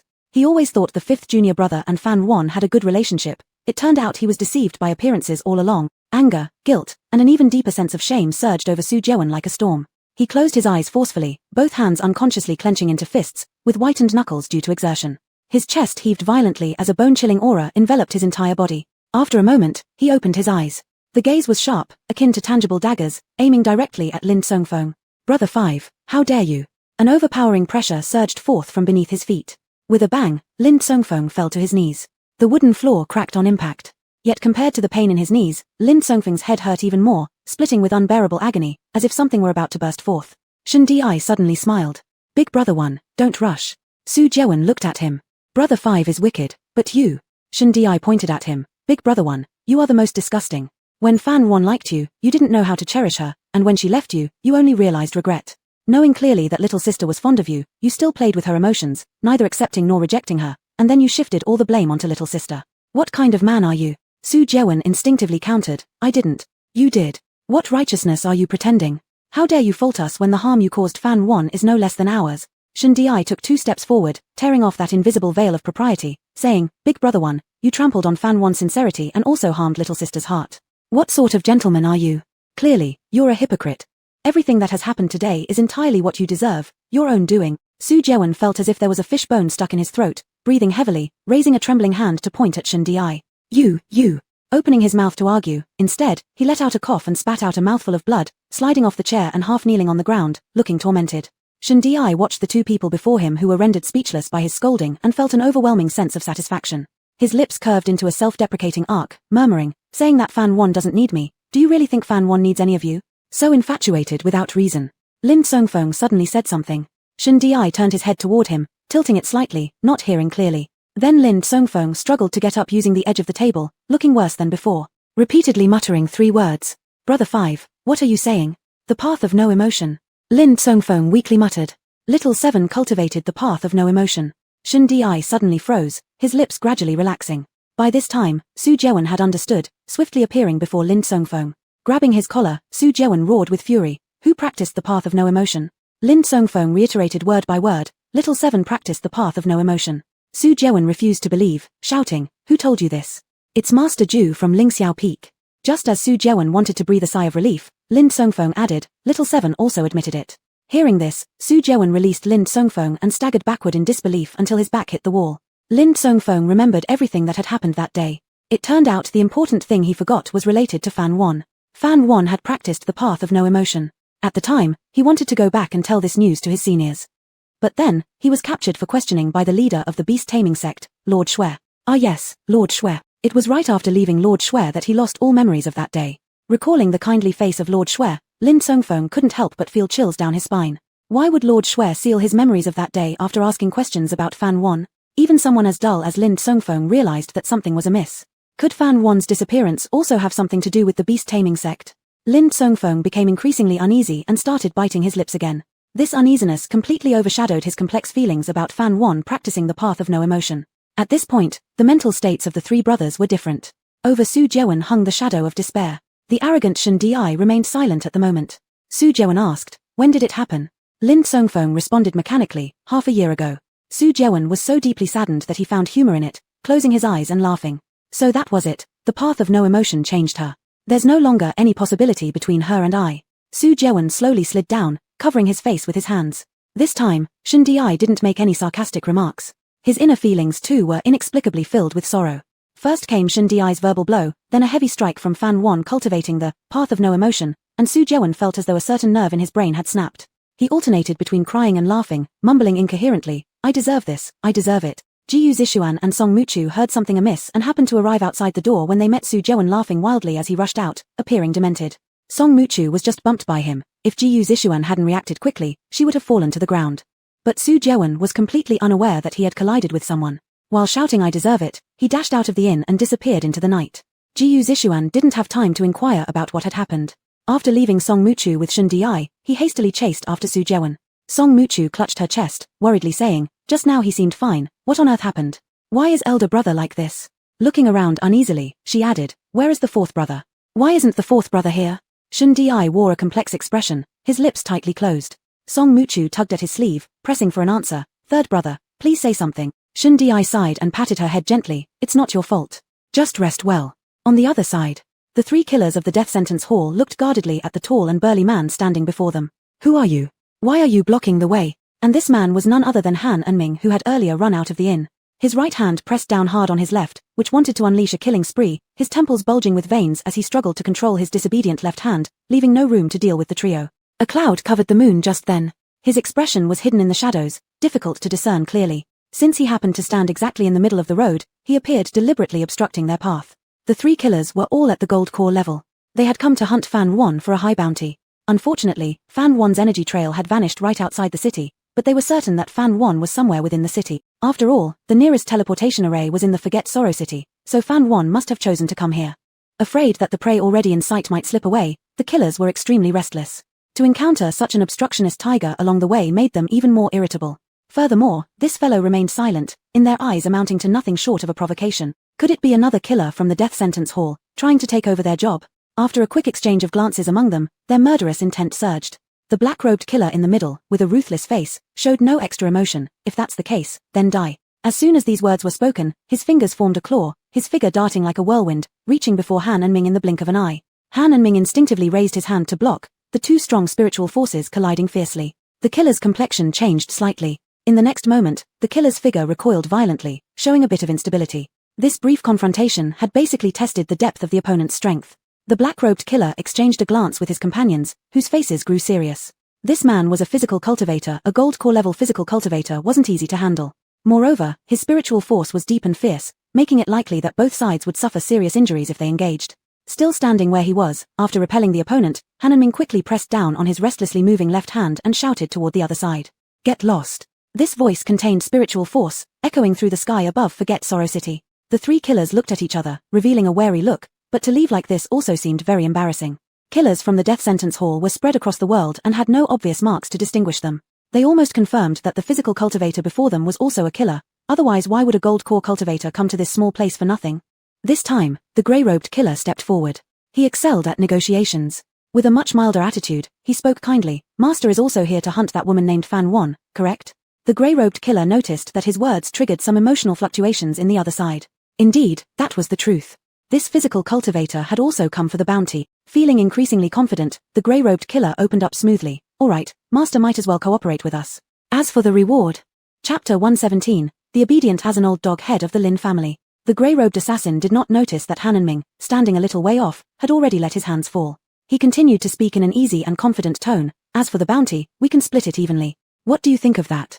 Fan Wan was currently the highest bounty target of the Jimming Hall. Killing her would result in a reward of 1,000 high-grade spirit stones. This was a very generous remuneration. The employer behind it was clearly extremely wealthy.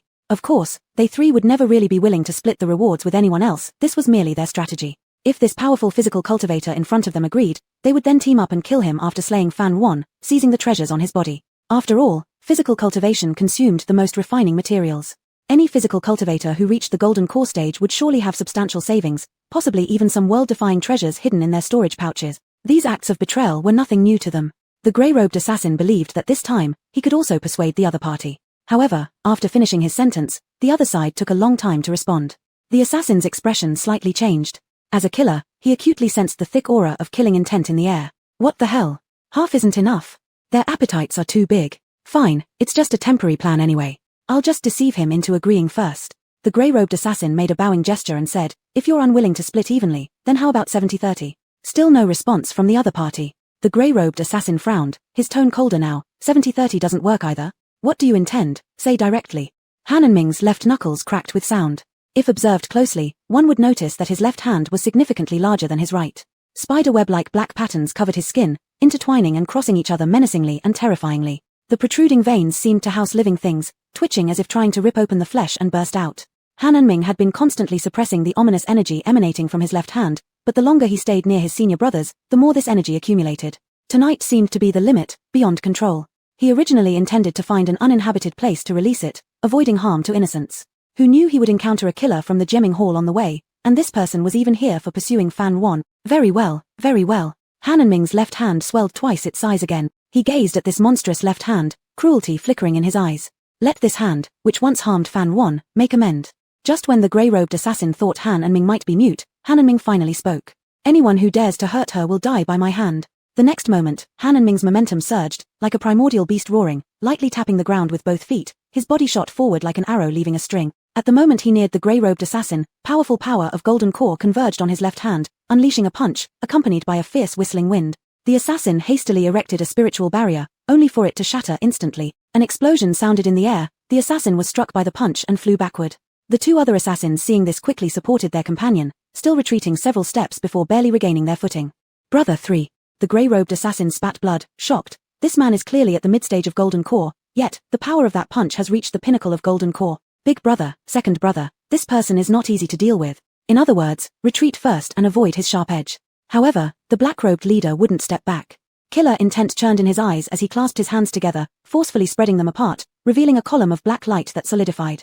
Holding the spear in both hands, he swung it rapidly, stirring up sand and gale force winds. Numerous residual images formed into a giant red rune, which then condensed into countless sharp black pillars of light. Attack! Upon his command, myriad arrows were fired, launching in unison. Han and Ming stood motionless, arms crossed, shielding himself. A faint layer of spiritual light spread around him, his skin turning bronze.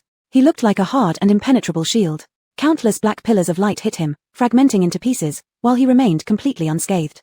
The black-robed leader roared loudly, leaping high into the air and thrusting towards Han and Ming's head. Han and Ming extended his left hand, grasping the spearhead, then twisted it backwards. It was seen that the spear in his hand was twisted into a pretzel shape before exploding inch by inch. The black-robed leader hadn't even managed to let out a cry of pain when the bones in his body crackled, twisting like a pretzel. Immediately afterward, from his wrists down to his arms, jets of blood spurted out. Closer examination revealed white bone piercing through. He hurriedly spun around several times in the air, narrowly avoiding a tragic fate of his whole body becoming like a twisted rope. Even so, upon landing, he sustained severe injuries, kneeling down halfway. Han and Ming stepped forward, placing his left hand on his crown, eyes cold. The black-robed leader's pupils contracted, fear evident as he shouted, "Don't kill me, don't kill me. Who issued the assassination order in the gemming hall?" "I don't know." "Then you die," Han and Ming said indifferently. The black-robed leader was about to explain when his head was crushed. The other two, upon seeing this, were beside themselves with rage. "Big brother, I'm going to kill you." Both shouted in unison and attacked Han and Ming simultaneously. At this moment, Shin Di arrived. "Brother 4. Han and Ming spared a moment to respond. "Third master brother, don't come over." His left hand had gone berserk with killing intent. He feared accidentally harming Shin Di. After a while, the grey-robed assassin fell. Seeing this, the other person had the intention of retreating and turned to flee. Shin Di immediately waved several spiritual talismans, trapping the man on the spot. Within the time it takes to burn an incense stick, the battle ended, and Han and Ming also calmed down completely. The fight between Golden Core cultivators had alarmed the entire city of Eternal Joy from the start. The ground trembled incessantly, taking a long time to settle. The citizens still hid in their homes, not daring to make a sound or even light any lamps. Magistrate Song, who was originally hugging a young concubine for a blissful night, had now shrunk under the table, trembling nervously. Shin Di frowned and asked, "Fourth brother, what's the situation?" Still panting heavily, Han and Ming gave a brief reply. "These 3 are assassins from the gemming hall. Someone has placed an assassination order on Sister 7. Shin Di's eyes widened. Now only one of the 3 assassins remained alive. "Spare me, please spare me." The assassin knelt down, begging for mercy. When faced with life or death, dignity meant nothing. Han and Ming looked like an enraged Arhat as he placed his palm on the assassin's head again and demanded, "Who is your employer?" Swallowing saliva, the assassin stuttered and explained, I truly don't know. It's a rule of the gemming hall to absolutely keep the employers' identities confidential. We killers just take tasks, we never come into contact with the employers." "Han and Ming, if that's the case, then you..." "Wait." The assassin suddenly cried out. "I have a way to find out who the employer is." Han and Ming raised an eyebrow. "Oh, tell me then." "Assassin, you swear to heaven and promise to spare my life, only then will I tell you." Han and Ming readily agreed and took a vow indeed. The assassin immediately said, "Piao Miao Pavilion. As long as there are enough spirit stones, any information can be found." Piao Miao Pavilion was the top place for information transactions in the world, which they had heard rumors of. Han and Ming ed and drew back his hand. The assassin sighed in relief. But the surrounding spiritual talismans suddenly went mad, and a flash of red light passed through, severing the assassin's neck. As the assassin died, he was still staring at Shin Di's direction. Shin Di lowered his hand, smirking coldly. "He promised not to kill you, but I made no such promise." Recently, Forget Worry City had been too lively. On the other hand, Water County Lin family was also bustling with activity. The head of the Lin family, having lived half his life, had never seen so many immortals before. The Lin family had never received so many immortals either. This was all because members of the Gen sect had arrived. I've been saying, how could elder sister Fan be so powerful and yet be controlled by those heretics, said a disciple of the Gen sect with a refined appearance. A female disciple with a baby face shot him a sidelong glance. Didn't someone confidently declare earlier that they would tear the Lin family apart limb by limb? The head of the Lin family stood nearby, drenched in cold sweat. The female disciple smiled at him. Don't worry, we are reasonable people. Since elder sister Fan has forgiven you, we naturally won't hold any grudges either. Right, senior sister? The head of the Lin family involuntarily glanced at the red-clad woman next to Fan Yuan. This immortal's presence was too strong. The legs under the clothes of the Lin family head were uncontrollably shaking, almost creating wind. In front of the red-clad woman, senior sister Fan appeared much more adorable and amiable. Lu Xingran faintly cast a look at him, a mere glance being sufficient as a warning. The Lin family head became obedient like an old dog. Lu Xingran turned her head toward Fan Yuan, her eyes softening, reaching out to pinch Fan Yuan's face, dissatisfiedly saying, "Why are you still so thin?" Fan Yuan touched her own face. "I'm not a kid, why would I need fat on my face?" Lu Xingran softly tsk'd, "A bit of meat would look better." "Alright, let's get back to the main topic." Lu Xingran lightly tapped the table, her gaze fixated on Fan Yuan as she spoke. The disappearance of the 10,000 Beasts forest wasn't coincidental, was it? Fan Yuan blinked. Lu Xingran lightly sniffed. Indeed it was not. "Honestly confess, and your life shall be spared." Chapter 118, Wild Lovers. Fan Yuan sighed inwardly. She had known she couldn't hide anything from the clever elder Lu after all. Next, Master Lin stepped back on his own accord, leaving the place to these immortals. Master Lin stood outside the door, wiping a streak of cold sweat with his sleeve, and could not help but be glad. Good thing he didn't heed the incitement of the elders in his clan to find a master and confront Fan Yuan, otherwise the Lin family would have been wiped out. This was truly the best decision he ever made. Even Master Lin noticed that the people sitting in the hall each possessed an extraordinary demeanor, completely different from Li Changyu. Could these be the disciples of the legendary immortal sect? Master Lin marveled repeatedly, then suddenly paused. Wait, where did Deoist Li go? Had he perhaps been scared away by these immortals? Master Lin did not think too much about it, repeatedly instructing his servants to be cautious in their actions and not to offend the immortals. Inside the room, under Lu Xingran's persistent questioning, Fan Yuan finally revealed how she had been pursued by the beast-taming sect. She only told this to Lu Xingran. But she concealed the real reason behind it, simply saying it was because she had ruined some good things for the beast-taming sect inside the secret realm, and thus they bore grudges against her. The reasoning seemed reasonable enough and did not raise any suspicion in Lu Xingran. It wasn't that Fan Yuan didn't trust Lu Xingran's character, but knowing the truth offered no benefit to Lu Xingran and might even bring danger to the sword sect. If the beast-taming sect could risk killing a direct disciple of the heavenly mechanic sect for the bloodline of the ancient divine beast, it clearly demonstrated that the value behind the golden tiger was immense. An innocent person might commit no crime but could still bear a curse. Before becoming absolutely strong, Fan Yuan would never allow the divine beast bloodline of the golden tiger to be exposed. The reason why Fan Yuan decided to reveal this incident was that she needed protection from the sword sect. She didn't trust Yunmeng Zhenren or heavenly mechanic sect.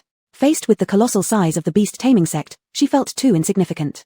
Therefore, she had no choice but to seek external assistance. After listening to what Fan Yuan said, Lu Xingran did not think about it for long. She asked only one question: is your connection to the death of that Yuan infant elder of the beast-taming sect related? Lu Xingran naturally heard about He Kang's death. Prior to that, she would never have associated it with Fan Yuan. Fan Yuan nodded solemnly. Because of causing the death of a Yuan infant elder of the beast-taming sect, Fan Yuan worried they might make a last-ditch effort. Although she did not kill the person herself, there was always a possibility the beast-taming sect might one day trace it back to her. Any sect would be unable to calmly accept being toyed with by a core jade practitioner. Upon getting the answer, Lu Xingran shook her head and laughed. You really know how to cause trouble. As she spoke, Lu Xingran approached Fan Yuan, raised a finger, lightly tapped her forehead, and scolded her. Why didn't you say so earlier? Are you treating me as an outsider? I haven't even returned to the sect yet and came straight to find you. Fan Yuan felt warmth in her heart. Lu Xingran said, don't worry, leave it to me. I'll get that old man at home to step in, and the beast-taming sect won't dare touch you. Of course, this old man referred to sect leader Lu. Upon hearing this, Fan Yuan relaxed a bit and leaned her head onto her shoulder, sighing, it's really great to have a sister like you. Lu Xingran's lips curled slightly. Stop pulling this act with me. By the way, Fan Yuan lifted her head. How did Sister Lu know I was here? Lu Xingran recounted the message given to her by Zhu Heng and the predictions of the free-spirited scholar. So it was Senior Zhu. Fan Yuan made a note in her mind. Lu Xingran, do you have anything else to do while you're here? Fan Yuan thought about the longevity charm in her storage pouch, shook her head, nothing else. Alright, rest tonight, we will set off for Forget Worry City tomorrow, and take the teleportation array back. Fan Yuan obediently responded positively. The sun began to rise. The group came to the outside of the Lin estate, preparing to leave. Finally sending off these Grand Masters left Master Lin feeling light-hearted and joyful, praying that nothing would go wrong again. How come we don't see Deoist Li? Fan Yuan looked around, and saw no sign of Li Changyu. They were fated acquaintances, it was best to bid farewell before departure. Master Lin also looked around and asked his servants, did anyone see which way eldest Li went?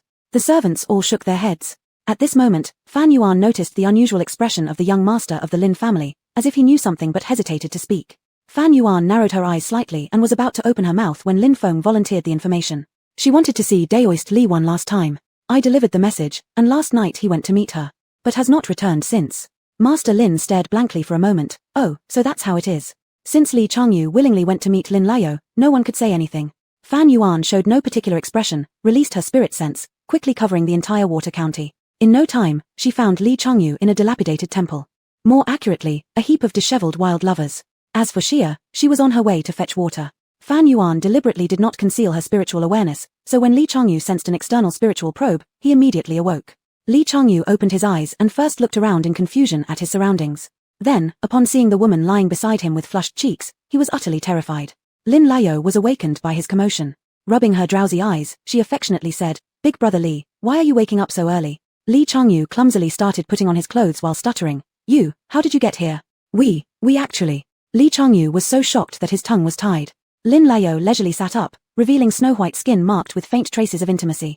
Li Changyu quickly turned away, tightly closing his eyes and muttering, do not look if it is inappropriate, do not look if it is inappropriate. Seeing this situation unfold, Fan Yuan lost interest and disappointingly withdrew her spiritual awareness.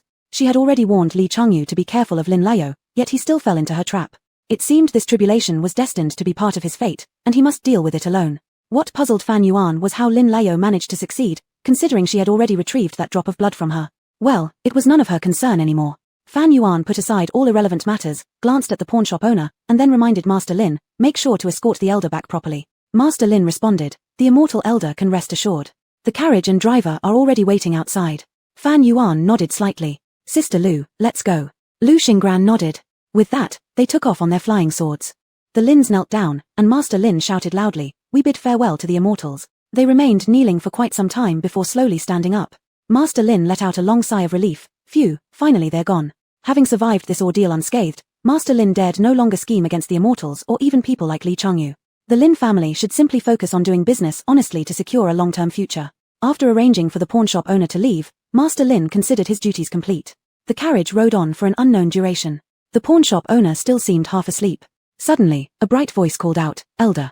The pawnshop owner woke up and clearly startled when he saw Fan Yuan, who had somehow reappeared inside the carriage. Girl, why have you come back? Fan Yuan placed a spirit-infused jade in the old man's trembling hands. Assuming it to be something precious, he rejected it without hesitation. Oh no, I couldn't possibly accept this.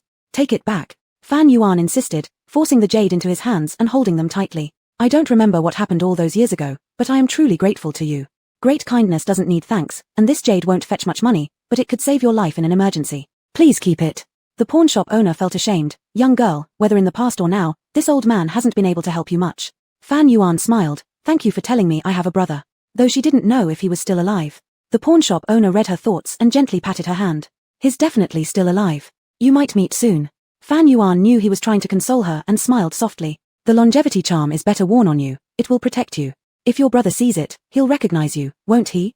The last sentence made Fan Yuan decide to wear the longevity charm around her neck. Considering Lu Xingran and the others were still waiting, Fan Yuan prepared to take her leave. Elder, take good care of yourself. With that, she bent over and lifted the curtain of the carriage, ready to step out. However, as she raised her eyes, she spotted Xiao Yang smiling at her. Xiao Yang stretched out his hands and laughed. Jump, I'll catch you. Fan Yuan questioned, what a coincidence. Xiao Yang smirked, just that kind of coincidence. The pawnshop owner curiously looked over and thought to himself, this young man's attire was indeed peculiar. Why was he adorned with so many tinkling silver trinkets? Fan Yuan asked, is Scholar Mai also here? Xiao Yang tilted his chin upward, behind you. Fan Yuan turned her head and, sure enough, saw my Shaolin dressed in white, a veritable gentleman refined as jade. The pawnshop owner suddenly became agitated. Girl, it's him. He's the one who tried to redeem the longevity charm years ago. Chapter 119, would you call me brother? Fan Wan was startled at once, her phoenix-like eyes wide open.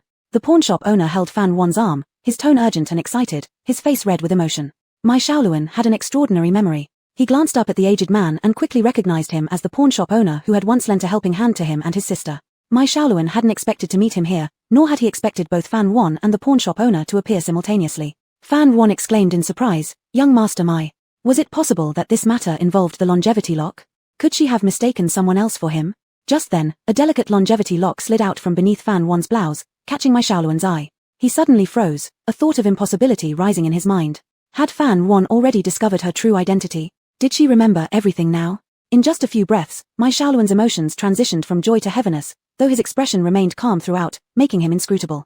Fan Wan's feelings were equally complex, uncertain of what to say. She helped the pawnshop owner out of the carriage. The old man approached my Shaoluan, staring intently at him and saying, "Young sir, it is you, isn't it? Don't you remember me?" My Shaoluan noticed Fan Wan kept looking at him but did not lift his gaze to meet hers.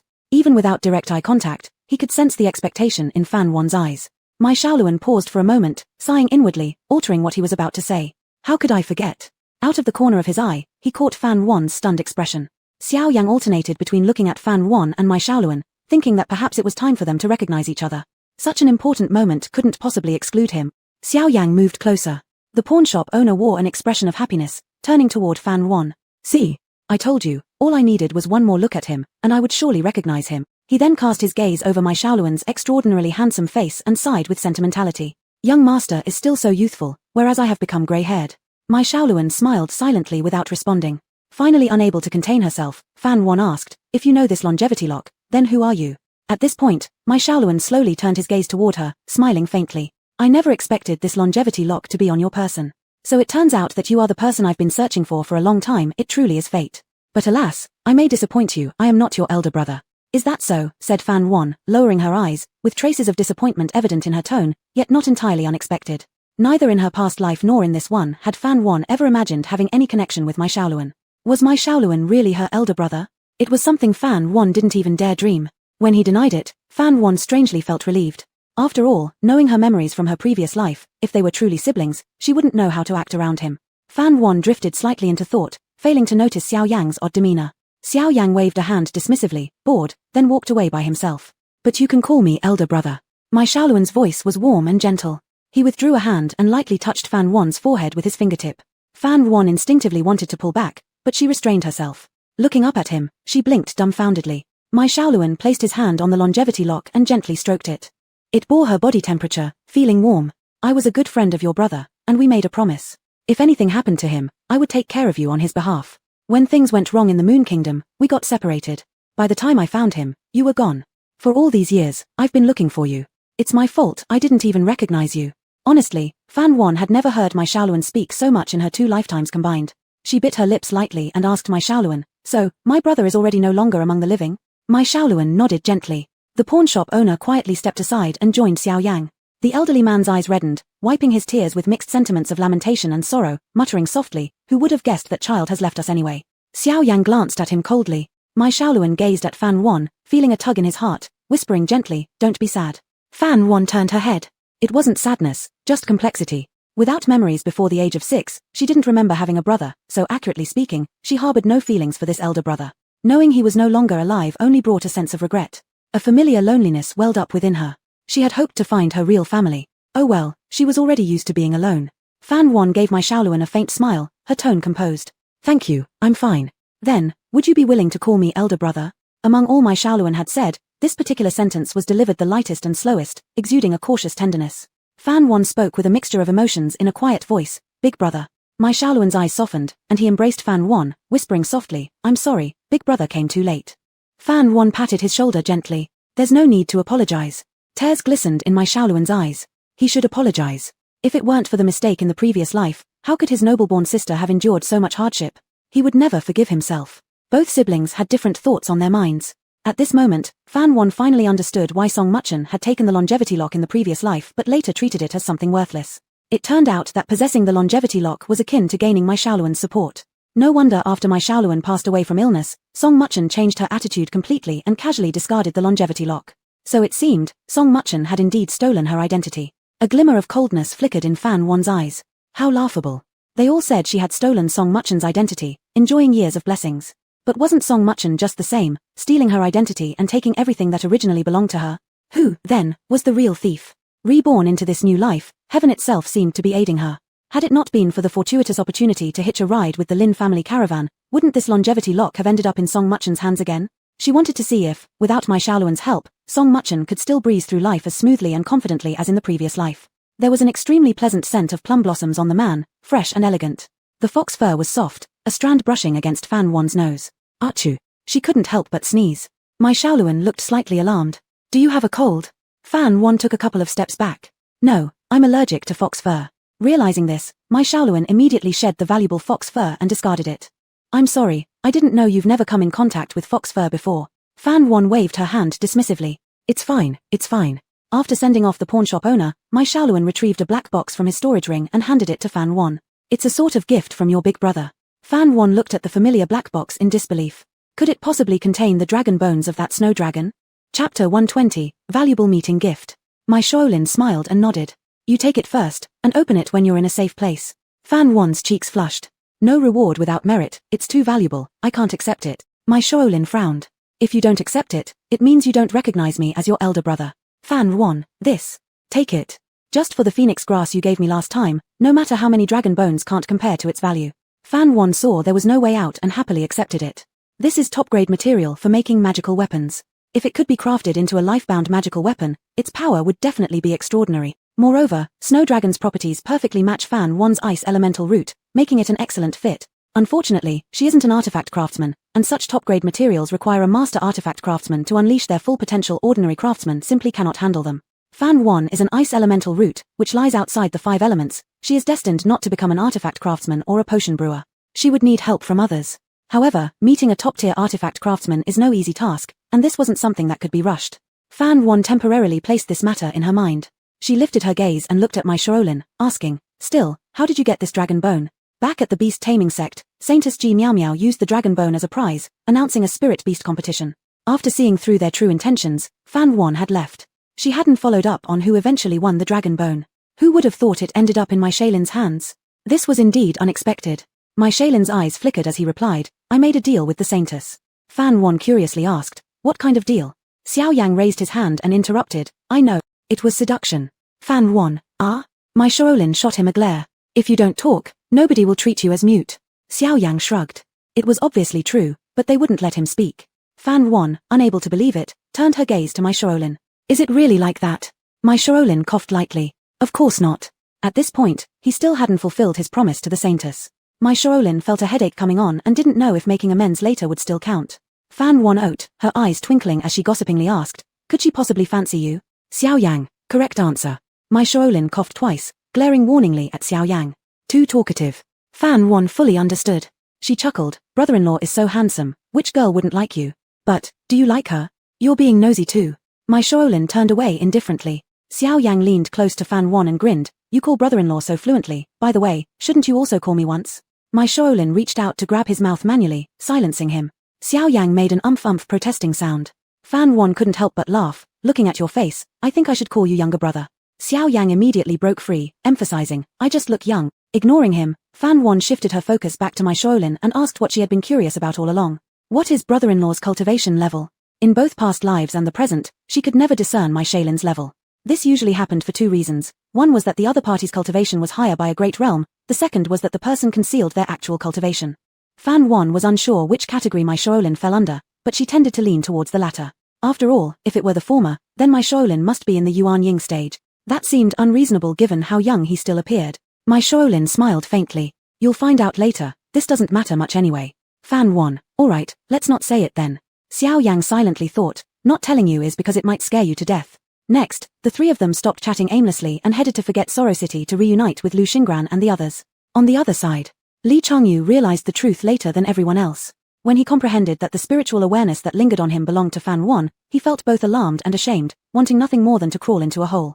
Without hesitation, he abandoned Lin Layo and rushed windlike towards the Lin family residence. But when he arrived at the Lin mansion, he hesitated again, afraid to enter. He stood outside in anguish, not knowing how to face Fan Wan. The senior would undoubtedly be extremely disappointed in him. As a cultivator, he had actually been tricked by an ordinary human and committed disgraceful acts in the wild, all while being witnessed by the senior. The more Li Changyu thought about it, the more he suffered, clenching his fists tightly and feeling like his feet were filled with lead, unable to lift them. At this moment of indecision, he was spotted by Lin Feng who was just about to go out. Daoist Li, you've returned. Lin Feng noticed the troubled expression on Li Changyu's face and kindly asked, Daoist Li, are you facing some difficulties? Li Changyu looked at him, naturally not daring to say that he had slept with his own sister. Li Changyu's face alternated between pale and purple. To be honest, he was now somewhat resistant to seeing anyone from the Lin family. Lin Feng was sharp and observant. He realized that Li Changyu's silence had something to do with Lin Layo. Lin Feng felt a faint sense of unease and asked, "Is there something wrong with you?" As soon as Lin Feng mentioned Lin Layo, Li Chongyu reacted like a startled deer and shouted, "Nothing happened between her and me." It was as if he was digging his own grave by trying to deny it. Lin Feng. An atmosphere of awkwardness filled the air. Li Chongyu, stuttering, said, she the elder. "The immortal has already left," Lin Feng said. Li Chongyu stared blankly. "She left?" Lin Feng nodded. "She left early this morning." Li Chongyu rested his forehead against the wall, looking disheartened. He hadn't gotten the chance to say goodbye or express his heartfelt words to the senior. He had wanted to follow the senior after leaving the Lin family. No, he didn't have the qualification or face to see her anymore. After cultivating for many years, Li Chongyu felt utterly disheartened for the first time. Lin Feng had never seen Li Chongyu look this way either. He consoled him, "If you want to say goodbye, perhaps you can still catch up with her in Forget Sorrow City." "Still, I'd rather not," Li Chongyu said, hanging his head as he entered the Lin residence. Lin Feng stood there pondering, furrowing his brow. He immediately sent someone to find Lin Layo and see if she had really left Water County. Soon, the servant returned with an uncomfortable expression on his face. "To report to Master, she is still in Water County, and—" "Lin Feng, speak." The servant reluctantly replied, "She's dining without paying at Ba Wei Fang, boasting about having a lover who's a celestial and claiming the Lin family will soon invite her back. She's even causing trouble at Ba Wei Fang right now." The shopkeeper, considering she is a member of the Lin family, did not dare to take action against her. "Young master, would you like to go deal with this?" Lin Feng's face turned ashen. How could he not know he had been taken advantage of by Lin Layo? He feared Master Li might misunderstand and think this was all the Lin family's plan. What a fool. Even after severing ties with her, she still managed to drag the Lin family into her affairs. He truly wished he could open her brain and see if it was stuffed with tofu. Lin Feng gritted his teeth and quietly called over the steward. He whispered, "Tell that shopkeeper publicly that Lin Layo is no longer a member of the Lin family. Let him deal with her as he pleases. Additionally, announce that she's gone mad and cannot be trusted." After instructing the steward, Lin Feng returned to the study of the Lin Manor to privately inform the Lin Patriarch of what Lin Layo had done. Unsurprisingly, the Lin Patriarch was once again frantically pressing his philtrum. What a calamity. Couldn't she just stay out of trouble? "Fenga, you've handled it well. The Lin family must no longer be burdened by her." After some thought, the Lin Patriarch made an important decision in his heart. He decided to personally visit Deoist Li. Coincidentally, Li Chongyu was also looking for him. "Master Lin, you speak first." The Lin Patriarch bowed deeply and respectfully to Li Chongyu, earnestly saying, "Deoist Li, these past 2 years, you've helped the Lin family greatly. I am extremely grateful." Li Chongyu used his spiritual power to support him. "There's no need for such formality, Master Lin. I'm merely repaying a debt." The Lin Patriarch expressed his gratitude. "What I want to say concerns exactly this matter. Deoist Li, you've repaid your debt to the Lin family. From here on, the Lin family will manage on its own. We don't dare to hinder your cultivation any longer." Li Chongyu looked surprised. Lin Feng also bowed to Li Chongyu. "Deoist Li, go and do what you wish." Li Chongyu originally came to tell the Lin Patriarch that he would be away from the Lin family for a while, but the situation fit perfectly with his intentions. Li Chongyu said no more. After handing over the talisman on his body to the two of them, his figure instantly disappeared before their eyes. The Lin Patriarch looked at the talisman in his hand, his eyes brightening, moved by the gesture. He knew he had made an incredibly correct decision. The Lin family would now be protected by a celestial being, and it would be a long-lasting protection. Lin Feng couldn't help but smile with joy as well. But just at this moment, a spoilsport arrived. "Master, Miss Lin has returned and is demanding to see Deoist Li," the steward hurriedly reported, with scratch marks on his face. The happy expressions on both their faces instantly vanished. Lin Feng said solemnly, "Father, let me handle this time." The Lin Patriarch nodded and gestured to him, indicating he could deal with her however he wished. Outside the Lin mansion, a group of servants blocked Lin Layo from entering, and Xia was not present. Lin Layo placed one hand on her hip and pointed at their faces with the other, scolding each of them in turn. "Blind fools, do you know who I am? How dare you stop me? I'll have my father sell all of you." Then, she stretched her neck and shouted inside, Big Brother Li, don't hide from me. I know you're in there. I won't eat you." Chapter 121, I follow the ruthless path. Deoist Li has already left. A deep and cold voice sounded. Lin Layo slightly froze, turned her head and saw Lin Feng walking over. Lin Feng had a grim expression on his face, holding a stick as thick as a fist in his hand. Lin Layo felt something was wrong, shrank her neck. It seemed like she thought of something, then stubbornly said, "Don't try to fool me. The 3-year period hasn't ended yet. How could Brother Li leave? He is the most trustworthy person." Lin Feng sneered coldly. It was the Lin family that made him go.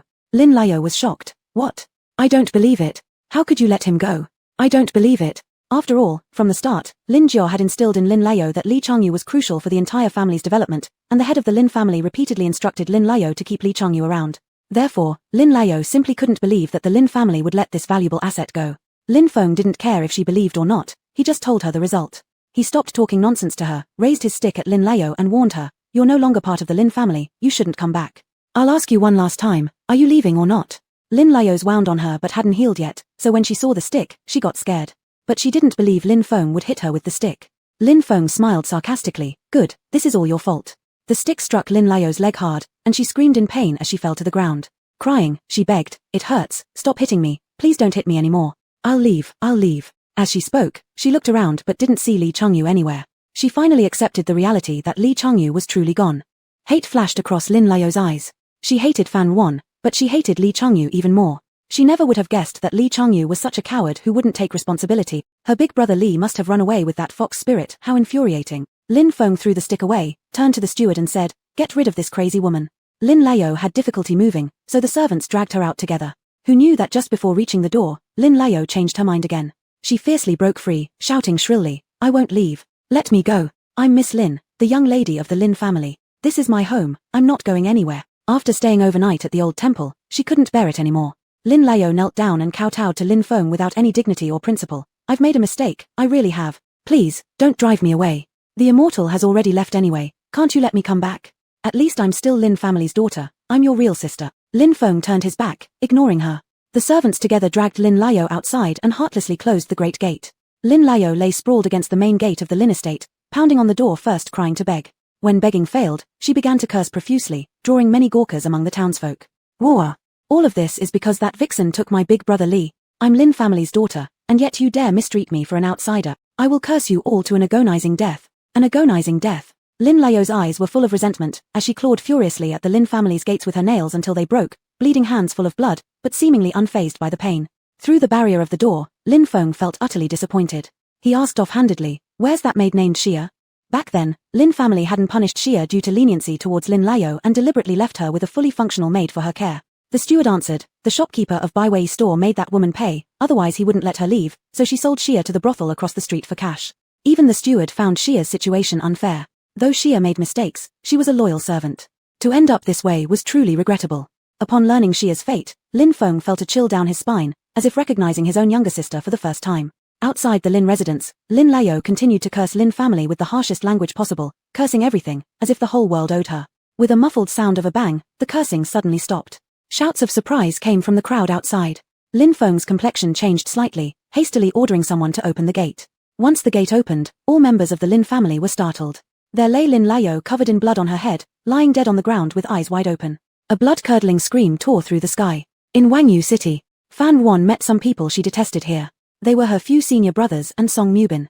Only Su Jiawen was nowhere to be seen. Han and Ming et al. Were very anxious about fatal sect chasing after Fan Wan, planning to leave one person behind to watch over little junior sister while searching for help separately. However, just then, they encountered those who had returned from Shui County, people from Zhenmeng sect, and learned that Fan Wan was unharmed, hence decided to wait in Forget Worry City. Seeing Fan Wan safe and sound, everyone let out a sigh of relief. Song Mubin was the first to rush forward, red-eyed and saying, 7th junior sister, we've finally found you. Seeing that you're okay, I am reassured now. Fan Wan took a step aside, avoiding her, and bluntly said in front of everyone, have you finished pretending yet? Song Muchin's expression stiffened for a moment. Perhaps she hadn't expected Fan Wan to be so disrespectful. Song Muchin looked like she had committed a grave mistake, appearing at a loss. 7th senior sister, Shen Di couldn't help but frown and immediately scolded, Fan Wan, don't go too far. The younger sister went through great lengths to find you, traveling thousands of miles from the sect to get here. She was worried sick about you that she couldn't sleep, and if you're not moved by that, why do you give her the cold shoulder? Shen Di voiced what Guizishuan was thinking. Exactly. Little 7, how can you act like this? Haven't you seen how exhausted younger sister looks? Song Muchin quickly wiped away her tears and then gave a weak yet resilient smile, saying, 2nd senior brother, 3rd senior brother, I'm fine. Don't blame 7th senior sister anymore. Her well-being is all that matters. But her words only added fuel to their discontent instead of suppressing it. Fan Wan's indifferent look further infuriated them. Guizishuan angrily said, Little 7, why can't you see how good the younger sister has been? And she's still defending you. Shen Di replied with sarcasm, truly, one cultivates the way according to one's nature, and that statement makes a lot of sense. Fan Wan heard his implied meaning but remained unmoved, scratching her ear as though annoyed by a buzzing fly. Lu Xingyan's eyes darkened, and her icy gaze shifted back and forth between Guizishuan and Shen Di. She had never met these two before. Were they also senior brothers of little A Yuan? How surprising. It seemed none of Fan Wan's senior brothers were decent. Lu Xingyan couldn't help glancing at Fan Wan, admiring her sincerely. She didn't know how Fan Wan had endured all these years. Seeing their two senior brothers reprimanding Fan Yuan again, Han and Ming felt utterly exhausted, thankful that he had already vented all his negative energy yesterday from his left hand, or else he might lose control right now. I'm begging you, stop arguing, alright? Han and Ming pleaded wearily. However, Guo Zishuan and Shen Di paid no heed to his words. If not for considering who was backing Fan Yuan, Shen Di would have probably lost control and attacked her by now. Let alone how sincere younger sister has been to you. What about us? All our years growing up together. Have they all gone to waste? Guo Zishuan said, his eyes bloodshot red. Shen Di snorted coldly, a dog has more compassion than her. We went through all this trouble to find her, and she hasn't even said a word of thanks. Look at her. Finally, Fan Yuan decided to respond to them. So what? Did I ask you to come looking for me? What exactly are you self-righteously moved about? Shen Di was momentarily speechless. Do you even have a heart? Fan Yuan shrugged, adopting a laissez-faire attitude. As you've said, I cultivate the path of no emotion. Hearing Fan Yuan admit this in person, Shen Di felt a stab of pain that he couldn't control, causing him to take several hurried steps backward. Fan Yuan did not miss the flicker of pain in his eyes, and she smirked, feeling satisfied. Fan Yuan failed to notice my Shaoling's gaze filled with pity for her. Chapter 122, Worry-Free Dream. Shen Di has always been famous for his sharp tongue. He doesn't use foul language, but his words always make people question their existence. But now, no matter what he says, Fan Yuan's response to him is only one sentence. So what? I practice the path of indifference. Shen Di feels like he has thrown a punch into a cotton ball, and it makes him so angry that he hurts himself internally. Shen Di turns around, holding his chest, looking like someone who never wants to speak to Fan Yuan again. Song Muin was sobbing while secretly observing others' expressions. She didn't know until she looked, and then she got quite a shock. In the past, at this time, the people around would pity her endlessly and thus blame Fan Yuan. This trick had worked every time for her. But now, besides Guo Zishuan and Shen Di standing up for her, everyone else was cold and indifferent. How could this be? The pride in Song Muin's heart gradually turned into unease. She looked up at Lin Songfeng and Han and Ming, and found that they were also looking at her with complicated eyes, without a trace of compassion. Song Muin panicked inside, just as Guo Zishuan was about to force Fan Yuan to apologize to her. Song Muin quickly stopped him, saying magnanimously, "Second master brother, calm down. It's not a big deal, please stop." Guo Zishuan saw the pleading look in her eyes and quieted down. Alright, for your face, I won't quarrel with her. Fan Yuan gave a mocking laugh. Song Muin then looked at Han and Ming and proactively changed the subject. Fourth master brother, wasn't there something important you wanted to tell our senior sister? Han and Ming came back to his senses. He then walked to Fan Yuan, ready to say something, but then looked at the Genmen sect people behind her, along with my Shaoling and Xiao Yang, seeming hesitant to speak. Fan Yuan said, "Speak directly. They are all my friends." Only then did Han and Ming speak. "Little Seven, someone placed a kill order on you in the Jueming Hall. There are people everywhere wanting to kill you now. If we can find the Piao Miao Pavilion, we might figure out who is truly behind this."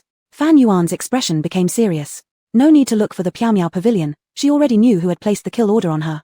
Yusho sect really wanted to annihilate her completely. They hung her name on the Jueming Hall. Jueming Hall is the top assassin organization under heaven. Once a kill order is issued, it cannot be revoked, and the hunt will only end once the target is killed. He Kang failed his mission, and Yusho sect had lost its most precious opportunity. They didn't dare confront her directly, so they decided to kill through others. A disciple of Genmen sect exclaimed in surprise, "It's actually the Jueming Hall. Little Fan, have you recently made an enemy of anyone?" This was also what Han and Ming and the others wanted to ask. Fan Yuan helplessly shook her head. Lu Xingran didn't say anything, obviously she had also guessed who the other party was. A flash of ruthlessness passed over her eyes. "You guys in the Yusho sect, little Ayuan just revealed your conspiracy, and you're so intolerant." My Shaoling and Xiao Yang stood in the back of the crowd. My Shaoling coldly stared at Xiao Yang, as if asking something. Xiao Yang widened her eyes, looking bewildered and panicking, whispering to him in secret. "Don't look at me like that. I really don't know. You know I haven't returned home in a long time. Whatever they do has nothing to do with me." My Shaoling remained silent, his expression still cold, like an emotionless king of hell. Xiao Yang raised both hands, hastily saying, all right, I'll go solve it immediately." Only then did my Shaoling reply, 2 days. "Xiao Yang, can't it be 1 more day? I need time to rush back." My Shaoling, 1.5 days. Xiao Yang shot him a weak glare and disappeared from where she stood. No one noticed Xiao Yang's departure. Fan Yuan handed Han and Ming a storage pouch. Han and Ming didn't understand. "What does this mean?" Fan Yuan replied, "Thanks for warning me." Han and Ming frowned. "Are you giving me a reward?" "Yes." Fan Yuan didn't want to owe them anything. Han and Ming understood her meaning, feeling deeply hurt. He didn't reach out to accept it, looking dejected and saying, "Please don't be like this." Seeing Han and Ming insist on not accepting it, she threw it to Guo Zishuan instead. Guo Zishuan instinctively took it, resulting in being glared at by Han and Ming. With a worried expression, Han and Ming said, "Little Seven, with Jueming Hall assassins after you, you should stay with us. We will protect you." Fan Yuan smirked mockingly, "I wouldn't dare to stay with you all. If your junior sister gets hurt by the assassin, wouldn't I take the blame again?" Lin Songfeng frowned slightly, wanting to say something, but ultimately closed his mouth. Although Fan Yuan's statement sounded sarcastic, it made sense. Now that assassins are hunting Fan Yuan everywhere, and the junior sister is so fragile with low cultivation, it would be absolutely unacceptable to let her get into danger. Thus, Han and Ming fell silent again. Fan Yuan let out a cold sneer. She knew it would end up like this. As she was about to leave with Lu Xingran and others, Song Muqin suddenly called her. Seventh senior sister, the eldest brother refuses to go back with us. Can you persuade him? Fan Yuan looked around and only then noticed that Su Jiawen wasn't there. Fan Yuan coldly said, if he doesn't want to go back, why should it concern me? Song Muqin said with sadness and reluctance, the eldest brother is only staying because of you. Fan Yuan still couldn't understand how this related to her. Han and Ming sighed and said, when the eldest brother learned that you had taken up the path of indifference, it hit him hard. Jiyu Zishuan added, that's right. He came here for you too, and now he's trapped in this worry-free city because of you. You can't just stand by and do nothing. On the other side, in a dimly lit yet soft-lit room, an ancient bed stood in the center, and the only sound breaking the quiet was the breathing of the person lying on it. The person on the bed was none other than Su Jiawen. His eyes were tightly shut, but his lips curved slightly upward, as though content. It seemed like he was having a wonderful dream. On the table nearby were leftover pastries. Not far away, from a beautifully crafted incense burner, a light purple smoke wafted out. Strangely enough, the thread of smoke curled around the man as if it were alive and coalesced into two slender, delicate hands in midair. The hands moved to his head, gently massaging his temples. Su Jiawen involuntarily let out a pleasurable moan. In the beautiful dreams woven by the forget-worry herb, Fan Yuan was no longer cold or distant. She became the gentlest woman in the world, her eyes brimming with love for him. In the dream, they weren't disciples of Tianji sect or cultivators, they were merely ordinary couples living in a secluded peach sauce, as if the entire world consisted only of him and Fan Yuan. Su Jiawen lived in this place happily. The only thing that felt odd was how overly proactive and passionate Fan Yuan sometimes became. However, Su Jiawen gradually grew fond of this feeling. As long as it was Fan Yuan, anything she did didn't matter. He swore he would treat her well forever and not let her feel wronged. Yuan also made him a promise, whispering tenderly in his ear, as long as you don't betray me, I will never betray you. Her fingers traced circles on his chest. But if you betray me, I might kill you, she said softly. Su Jiawen held her hand earnestly. If I betray you, I won't even wait for your hands, I'll kill myself first. Yuan wrapped her arms around his neck, smiling silently. The worry-free incense continued to spread throughout the room, completely cutting him off from the noise and troubles of reality, allowing him to sink deeper and deeper into the fabricated beautiful dream, unwilling to wake up. But soon, the course of the dream changed. One day, a celestial being intruded upon their peach sauce. The celestial being remarked that their bones were exceptional, possessing great affinity for immortality cultivation, and proposed taking them on as disciples. Yuan was delighted and quickly pulled him to kneel before the celestial being. Truth be told, Su Jiawen wasn't particularly interested in leaving the peach sauce to pursue cultivation, but Yuan loved it. Wherever Yuan went, he followed, so they left the peach sauce together and ascended the immortal mountain with the celestial being. Once the celestial being accepted them as students, Yuan addressed him as eldest brother. Su Jiawen disliked this title and instinctively wanted to avoid something. He still wished for Yuan to call him husband. But Yuan insisted on calling him eldest brother, and seeing her happiness, Su Jiawen allowed it. Regardless of how many times she called him eldest brother, he was fundamentally still her husband, a fact that would never change. Cultivation life was monotonous and long, but luckily, Yuan was always by his side. They engaged in dual cultivation almost every day, envied by everyone as divine soulmates. Gradually, Su Jiawen began to think that cultivation was actually quite nice. It led to longevity, enabling him to stay with Yuan forever. Any traces of unease in Su Jiawen's heart disappeared, and he continued to live a carefree life with Fan Yuan. Until one day, that rarely seen celestial being accepted another female disciple, and specifically asked Su Jiawen to personally mentor her. Su Jiawen resisted deeply inside, but teacher's orders cannot be disobeyed. Yuan trusted him completely, saying nothing, yet he always felt uneasy, as though something was slipping beyond his control. So Su Jiawen firmly grabbed Yuan's hand and said, Yuan, rest assured. I will treat her as a younger sister, you are my wife. His Yuan smiled brightly, pushing him towards the little junior sister, saying, all right, I trust you. Big brother, remember your promise. Chapter 123, Aryuan, don't leave me. Su Jiawen began to earnestly teach his young female disciple how to practice swordsmanship and wield a sword, day after day.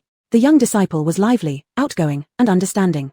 Although she was a bit clumsy, her pleasant personality made everyone like her. Su Jiawen liked her too, but it was merely out of admiration. In contrast, Aryuan's temperament seemed rather dull by comparison.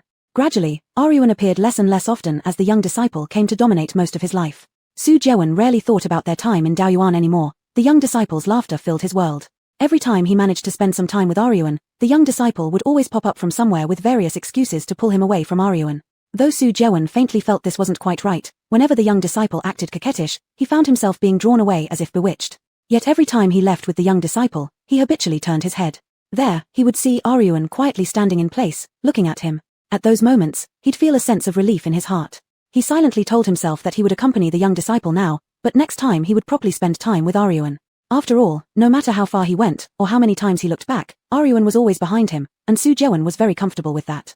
Time flowed endlessly on the celestial mountain. As days and months passed quickly, Su Jeon grew more troubled than before. Initially, this trouble started when Aryuan accidentally injured the young disciple during a sparring session. He knew that such mishaps were common in these situations since blades have no eyes, but he still couldn't help reprimanding Aryuan. Aryuan looked at him sadly, and then he regretted it. But he didn't apologize or lower himself. Thus, this sort of situation repeated itself first once, then twice, 3 times, so many times he became discontented with Aryuan because of the young disciple or for other reasons.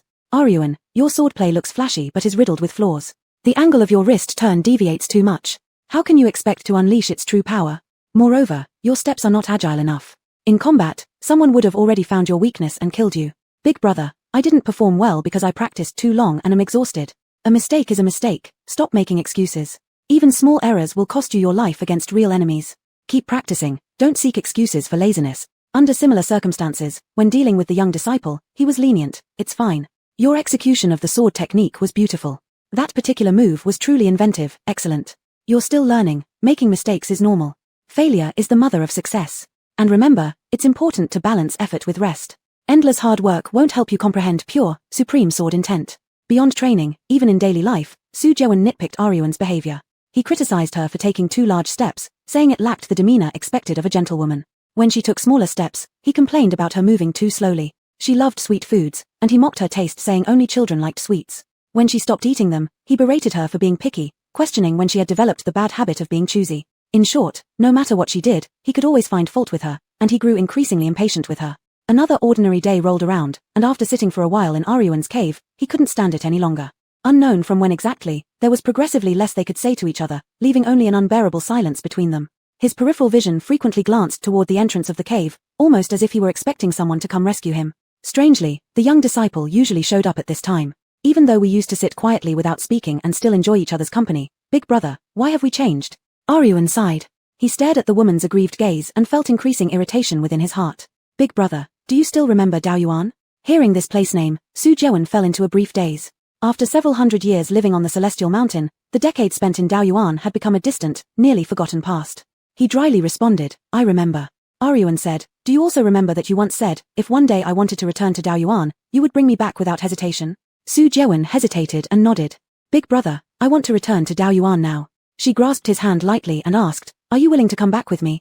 Su Jeon furrowed his brows. He was now the master of the celestial mountain. Aryuan, as his companion, was the sect's mistress.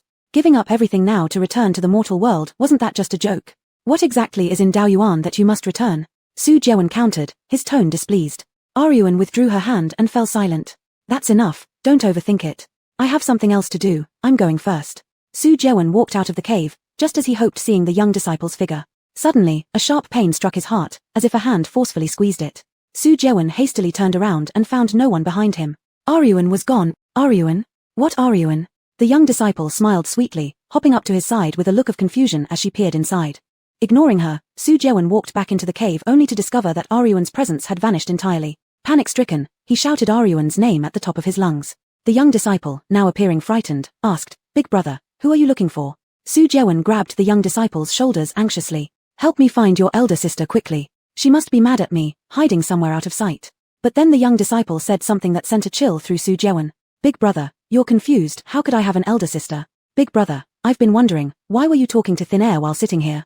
Concern spread across her face as she reached out to touch his forehead. Big brother, are you alright? Su Jeon reacted fiercely. You're talking nonsense. Aryuan is real, she has spent hundreds of years living with us. How can you not know her? The young disciple still appeared bewildered and said, Big brother, who on earth is Aryuan? With a low growl, Su Jeon declared, she is my companion, your elder sister. The young disciple couldn't believe it and angrily shot back, Big brother, have you lost your mind? I am your companion. Su Jeon stumbled backward a few steps.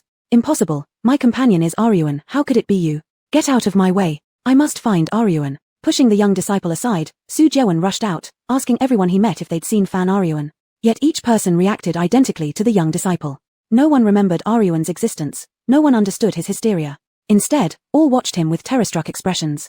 After searching the entire celestial mountain, Su Jeon failed to find even the slightest trace of Aryuan. He was almost driven insane. It seemed Aryuan had truly disappeared from his world. Ah, right, Daoyuan. Aryuan must have returned to Daoyuan. Eyes ablaze with renewed hope, Su Jiawen dashed toward the Celestial Mountain's exit, completely forgetting everything else along the way. However, when he reached the mountain gate, he suddenly lost his bearings. He forgot the path he came from. He couldn't recall where Daoyuan was located. He would never be able to find Aryuan again. Collapsing to his knees in despair, Su Jiawen broke down in tears, muttering repeatedly, "Aryuan, don't leave me. I have realized my mistake." And it was just at this moment that memories of Daoyuan came flooding back into his mind, but too late. At that moment, a streak of azure light descended before him. Looking up dazedly, Su Jiawen saw the very immortal who had brought them to the Celestial Mountain. Adorned in water-blue robes, the immortal exuded an extraordinary aura that commanded respect and distance alike. Their face remained shrouded in mist, unclear as ever. For some reason, Su Jiawen sensed a subtle change in the immortal, though what it was eluded him. Seeing the immortal, Su Jiawen believed perhaps heaven itself was aiding him. Surely this being must remember how to get back to Daoyuan. Thus, crawling forward like holding onto the last straw of salvation, Su Jiawen raised his tearful eyes toward the immortal. "Master, please take me back to Daoyuan." The immortal replied coldly, "What is this Daoyuan you speak of?" Desperately, Su Jiawen exclaimed, "It's where Aryuan and I once lived. You've been there before." The immortal gave a soft chuckle, and Su Jiawen stared at her in bewilderment. Bending slightly closer, the immortal pinched his chin and softly murmured, "Daoyuan does not exist. You merely created it as an illusion to escape reality." Wide-eyed in shock, Su Jiawen felt a blow strike deep within his soul, turning him pale. "It's impossible. I came from Daoyuan. How could it be fake? You're lying. You're deceiving me." Straightening, the immortal stated mercilessly, "Not only is Daoyuan false, but everything you've experienced so far is nothing more than an illusion, a fleeting dream." Su Jiawen refused to listen, his features warping in anguish, bloodshot eyes glaring furiously as he roared, "Did you hide Aryuan? Was it you?" The immortal slowly shook their head. "Su Jiawen, look clearly who I am." Chapter 124, A man's love cannot withstand any test. The immortal lightly waved his sleeve, revealing his true identity. Su Jiawen's pupils suddenly shrank, and he couldn't help but stagger backward. His expression was a mix of shock and fear. "Aryuan, how can it be you?" Fan Wan stood before him, her gaze calm, devoid of any emotion, as if she were a statue without feelings. "You were the immortal who took me to the sacred mountain back then. How could this happen?" Su Jiawen clutched his head, his thoughts in utter chaos, like they were being shredded. "If you are Aryuan, then who is the person I spent every day with, sharing the same bed? Of course, that person is also fake." Fan Wan's composure filled Su Jiawen with immense despair. He wildly shook his head in denial. "You're not my Aryuan. I don't believe it. Please, give me back my Aryuan, return my Aryuan." Fan Wan looked down at Su Jiawen's pitiful demeanor with a sense of satisfaction. There had been a time when she too had begged him, humbling herself so thoroughly that she sank into the depths of despair, yet never managed to earn even a glance of pity from him, resulting in excruciating heartache. Now their roles had reversed, and it was his turn to beg her. It felt pretty good. This realization sparked a sense of malice within Fan Wan. She interrupted Su Jiawen's words with a smile. "Do you know why your Aryuan won't see you?" Su Jiawen was already in tears, his handsome face streaked with tear marks. He asked anxiously, "Why?" Fan Wan blinked. "Do you remember your promise?" Su Jiawen paused, recalling two voices resounding in his mind. "If you do not betray me, I will never betray you. If I betray you, without you lifting a finger, I'll kill myself first." As Fan Wan saw that he remembered, she handed him a sword appropriately, saying, "Do you know what to do now?" Su Jiawen took the sword from her hands but hesitated. Fan Wan narrowed her eyes threateningly. "What? You don't want your Aryuan back?" This statement triggered Su Jiawen, determination flashing in his eyes. He raised the sword, pointing its tip at his own chest. Fan Wan waited patiently, but instead, Su Jiawen dropped the sword. I can't do it." Su Jiawen lowered his head. Fan Wan suddenly laughed, understanding why. In this dream, Su Jiawen had become a highly revered practitioner who reached the realm of Huashan cultivation, the respected leader of a sect admired by all, and his world contained many things far more important than Aryuan. Fan Wan was no longer significant to him. How could he abandon all these privileges for an illusionary Aryuan in his dream? How could he possibly be willing to die? Though this was just a dream, for Su Jiawen, this was reality, and his changes were real as well. Fan Wan entered his worry-free dream primarily to rescue him, deeply trapped in it. Secondarily, out of curiosity about the kind of dreams Su Jiawen might have. The worry-free dream is a projection of desires. What one craves most right now, the worry-free dream would offer, fulfilling desires. Likewise, desires indirectly reveal one's true nature. When she saw the scenery in the peach sauce, she couldn't help but laugh bitterly. Su Jiawen appeared strong and fearless on the outside, unmatched in bravery, a dependable older brother who could be relied on wholeheartedly. Yet, internally, he turned out to be such a timid individual, constructing an illusory peach sauce world, secluded from the rest of society. And his greatest desire right now was her. Any other woman would surely be moved by Su Jiawen's deep affection. If Fan Wan hadn't experienced the events of her past life, she would have been touched to tears. But she was clear-headed now. She would never again lose herself in the false affections of a man. Thus, she transformed into an unnamed immortal, using a little trickery to change the direction of the worry-free dream. She wanted to see how long Su Jeon's love would last after leaving the peach source. She placed Su Jeon in a non-existent celestial mountain where everything went smoothly for him. And at the peak of their mutual love, she introduced a charming little junior sister. This little junior sister was not Song Mooching. In fact, her personality and aura were entirely different from Song Mooching. Their sole commonality was that this little junior sister also liked clinging onto Su Jeon and was even more clingy and skilled at pleasing others. Fan Won observed covertly, noting how much Su Jeon enjoyed the attention from this little junior sister. The outcome was as expected. What unfolded in the dream wasn't much different from reality. In the dream, Su Jeon promised he wouldn't betray her. In reality, Su Jeon once made the same assurance to her. Yet, neither the Su Jeon in the dream nor the one in reality kept their promises. Indeed, only those who listen to such vows remember them. More tragically, Fan Won realized that even without the little junior sister, Su Jeon's love would still be tainted by other factors. See, a man's love truly cannot withstand any test. Upon realizing this, Fan Won suddenly felt a sense of openness and relief, as if some knot deep in her heart had been untied. In the past, she always thought that the reason she lost to Song Mooching was because she wasn't as good as Song. She often thought, if there were no Song Mooching, her relationship with Su Jeon wouldn't have deteriorated. The worry-free dream enlightened her, revealing the true root of the problem, Su Jeon himself. He simply wasn't worth it from the start. Fan Won deeply comprehended what the Supreme Indifference Doctrine had said, that love is like flowers in a mirror or moonlight on water, whereas only the Tao is eternal truth. Fan Won should thank Su Jeon for making her resolve firmer than ever. She believed that with a little more time, she would break through to the mid-stage of golden core cultivation soon. Fan Won raised her hand and formed a mystical seal. Instantly, a streak of white spiritual light flew into Su Jeon's brow center, and at the same time, she spoke. Su Jeon, it's time to wake up. At once, a thunderous sound resounded in Su Jeon's mind. Soon, his eyes became clear. The surrounding scenery gradually distorted, cracks appeared, resembling an eggshell splitting apart. As the dream shattered, all illusions vanished. In the vast universe, only the two of them stood facing each other. Su Jeon remembered everything. Now standing before her was truly him.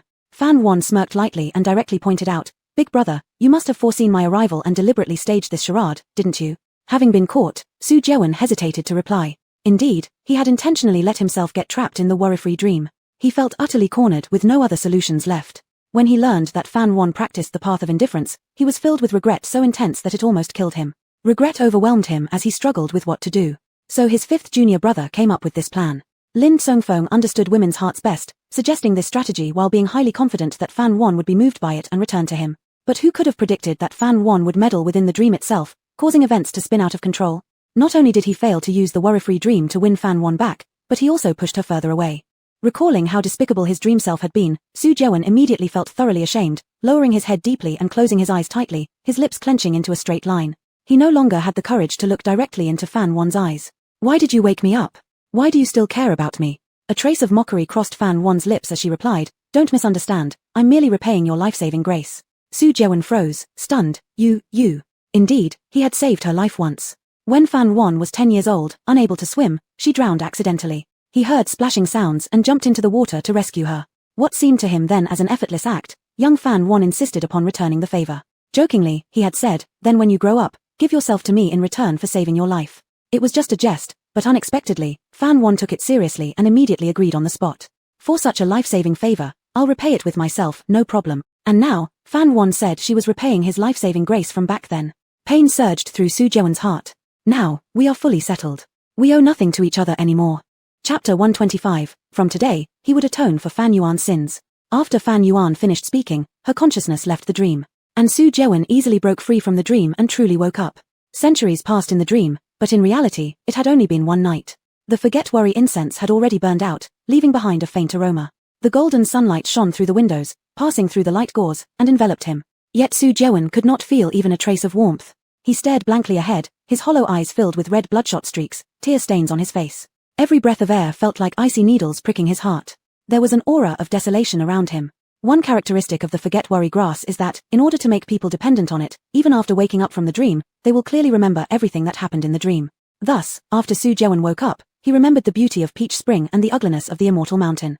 He thought himself a gentleman, valuing emotions and righteousness, despising those who chased fame and profit or were greedy and cowardly. In the end, he turned into the very person he once detested most. Su Jeon could not accept it. He wanted nothing more than to kill the despicable version of himself in the dream. It was precisely because of experiencing the forget-worry dream that Su Jeon finally realized how excessive his past had been. If it were all a dream, that would have been fine, but unfortunately, what happened in the dream overlapped too much with reality. Fan Yuan in the dream was fake, but the real Fan Yuan had genuinely suffered injustice. Thinking of his little junior sister, Su Jianwen's eyes flickered with a cold glint. After the incident of the love poison, all he felt toward Song Mucheng was a cold hatred. This hatred arose mysteriously, and Su Jianwen could only control it with great effort to restrain himself from harming her. He could not harm Song Mucheng, otherwise, the master wouldn't forgive him, and Fan Yuan might be affected as well. Su Jianwen was not stupid. He naturally guessed that this highly targeted hatred was a side effect of the love poison. Upon realizing this, he could have completely expelled the toxins using his spiritual power. But he did not choose to do so. He feared that after returning to normal, he might unintentionally harm Fan Yuan because of the little junior sister. Therefore, he chose to stay away from Song Mucheng through this hatred. He had committed too many wrongdoings in the past. From today onward, he would atone for Fan Yuan's sins. With this thought, Su Jianwen's eyes grew determined. Jiyu Zixuan and others were waiting outside. Not long ago, Fan Yuan came out of the room and said that she had already cracked the forget-worry dream. Now it depended on whether Su Jianwen wanted to come out. Then Fan Yuan left them behind and went off with Lu Xingyan and others. For this, Shen Di complained a few times. Song Mucheng sat on the side, lost in thought. She saw the longevity lock on Fan Yuan's chest and heard Fan Yuan call my Shaolin brother. Song Mucheng knew that they had successfully recognized each other. Her mood was terrible. Even though she had been forced to give up on my Shaolin long ago, seeing Fan Yuan and him recognizing each other smoothly still made her feel oppressed. The smoother things went for Fan Yuan, the more discontented she became. Just half a year ago, she hadn't even considered Fan Yuan as a rival. How had Fan Yuan progressed so rapidly in the blink of an eye without her noticing? Fan Yuan was becoming stronger and stronger, and before turning 20, she had already formed the Golden Core, ranking among the top in Tianji sect, which was known for its abundance of talents and geniuses. As for herself, she remained stuck in the mid-level foundation building phase. Though she had improved slightly, she had been far surpassed by Fan Yuan. Especially since Fan Yuan had deviated from the original storyline and cultivated the emotionless path. It wasn't until now that Song Mucheng realized that Fan Yuan truly abandoned Su Jianwen. It wasn't some trickery like catching by letting go. Ironically, she realized this only when Fan Yuan had already reached a higher level while her thoughts and abilities remained stagnant. Song Mucheng was deeply shaken. She was truly astonished by Fan Yuan. Fan Yuan actually carried out her word and gave up on such a good man like Su Jianwen. Song Mucheng raised her head and glanced toward the house where Su Jianwen was, her eyes crossing with a hint of confusion. She felt she needed to properly organize her thoughts. Using discomfort as an excuse, she entered another room to be alone for a while. They could all tell that Song Mucheng's mood was not good. Too many things had happened these past few days. None of their moods were particularly pleasant either. Soon, Su Jianwen came out of the house. Seeing his haggard appearance, everyone was startled. Lin Songfeng worriedly asked, "Big brother, has younger sister Qi still not forgiven you?" None of them knew exactly what had transpired in the forget-worry dream. Su Jianwen shook his head and didn't wish to say more. Lin Songfeng sighed, thinking it must have something to do with Fan Yuan cultivating the emotionless path. Otherwise, there was no way this method wouldn't work. "Let's rest for a moment and prepare to return to the sect," Su Jianwen said. Everyone nodded, without objections. Not long after, Song Mucheng came out of the room. Shen Di was just about to step forward and show concern when he saw her eyes clear and bright, her smile at the corner of her mouth, the gloom between her eyebrows dissipating. After a brief period of depression, she had returned to being the same junior sister as before. "Third elder brother, is there something you wanted to say?" Song Mucheng asked gently. Shen Di shook his head and swallowed his words of concern, instead saying, "Now that we've rested enough, we should return to the sect." Song Mucheng hesitated. Seeing this, Shen Di asked, "What's wrong?" Song Mucheng said cautiously, "We rarely get a chance to leave. I want to take a look at other places." They had snuck out while Yunmeng Immortal was in closed meditation, with the goal of finding Fan Yuan. Since she was fine now, they needed to go back soon. Hearing this, Shen Di remembered that the junior sister rarely went out for cultivation and thus saw very little of the world. Unconsciously, his heart softened with pity. So Shen Di directly overrode the others' opinions and agreed to follow Song Mucheng to see other places. Besides him, Jiyu Zixuan also stayed behind. Lin Songfeng suddenly developed an ambition to progress, saying he wanted to return and practice. Han and Ming, having previously accidentally attacked Song Mucheng, voluntarily chose to return. As for Su Jianwen, although he didn't voice it, everyone understood clearly that he planned to follow Fan Yuan's path, so they tacitly didn't ask him. Shen Di thought the junior sister would be sad, but he noticed that her expression hadn't changed much, which secretly relieved him. Song Mucheng smiled and said, "It's fine, elder brother 1, elder brother 4, elder brother 5, you all can go back first. I feel embarrassed always having all of you circling around me." Han and Ming replied, "Junior sister, don't say that. Protecting you is our duty." Seeing the gentle smile of the junior sister, Shen Di couldn't help but think of Fan Yuan again. The junior sister was so magnanimous and reasonable, nothing like Fan Yuan, who always caused trouble for the slightest grievance. Changing to cultivate the emotionless path, it seemed like the whole world had wronged her. Shen Di silently shook his head inside. Though both were women, their mindsets and breadth were as different as heaven and earth. Song Mucheng smiled, turned her head toward Shen Di and Jiyu Zixuan, and said, "Second elder brother, third elder brother, let's head to Muyang Ridge next." Shen Di and Jiyu Zixuan had no objections. Muyang Ridge wasn't too far from here, and the direction was also on the way back to the sect. Before returning to the sect, Song Muching planned to visit several places to steal opportunities and enhance her strength, preparing for the grand gathering of 10,000 immortals in 3 years. As for Su Jewen, she wasn't willing to give up on him. In the past, she had been too stupid, focusing only on deepening her relationship with Su Jewen, limiting her vision to men, causing her to neglect important cultivation matters. Inadvertently, Fan Yuan had surpassed her.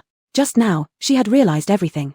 She shouldn't always be circling around the elder brother, for it would only have the opposite effect and make him grow tired. She should appropriately loosen her grip and focus back on her cultivation. She had the greatest cheat tool in the entire world, no one could match her. The day would come when she would crush Fan Yuan and ascend to the summit of the immortal mountain.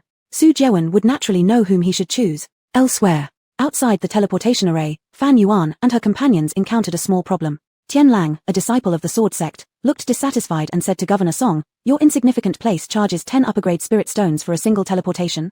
That's utterly outrageous. You're just a minor official with such a big appetite, aren't you worried you'll burst yourself?" After all, the largest teleportation array required only 500 medium-grade spirit stones, yet Forget Worry City, being such a remote and tiny place, dared to ask for 10 upper-grade spirit stones. There were greedy people, but none as greedy as these. Other cultivators might have simply slashed through his neck, without anyone raising an objection. For they truly deserved death. To deal with such scoundrels, it wasn't even necessary for the eldest sister to step forward. Tian Lang immediately drew his sword, the awe-inspiring power of his foundation establishment sufficient to terrify ordinary people. Governor Song knelt down in fear, trembling as he spoke, "Great Daoist, please stay your sword and hear me out." Chapter 126, Imposter. The disciples of the sect were not bloodthirsty people. Tian Lang let out a cold snort and sheathed his sword. "What? Aren't you in charge here?"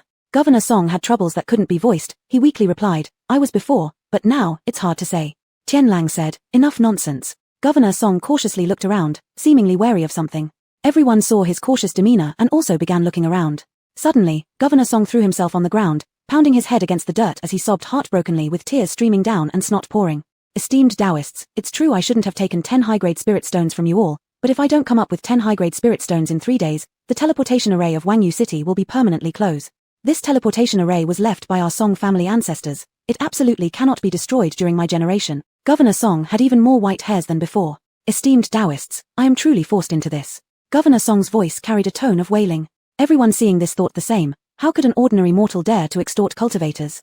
There must definitely be someone behind him. Only a cultivator would dare do such a thing. Fan Wan seemed to guess something and stepped forward to ask, "Who is coercing you?" Upon hearing this clear and cold voice, Governor Song felt it was familiar, so he raised his head to look for the speaker. When he saw Fan Wan, Governor Song suddenly turned as pale as a ghost, his face turning deathly white instantly. You, weren't you already dead?" Lu Xingran abruptly raised her eyes, killing intent flashing in them. "Watch your mouth." Then Lu Xingran looked at Fan Wan and asked, "Have you met this old man?" The old man's teeth chattered. Fan Wan responded insincerely, "Just now."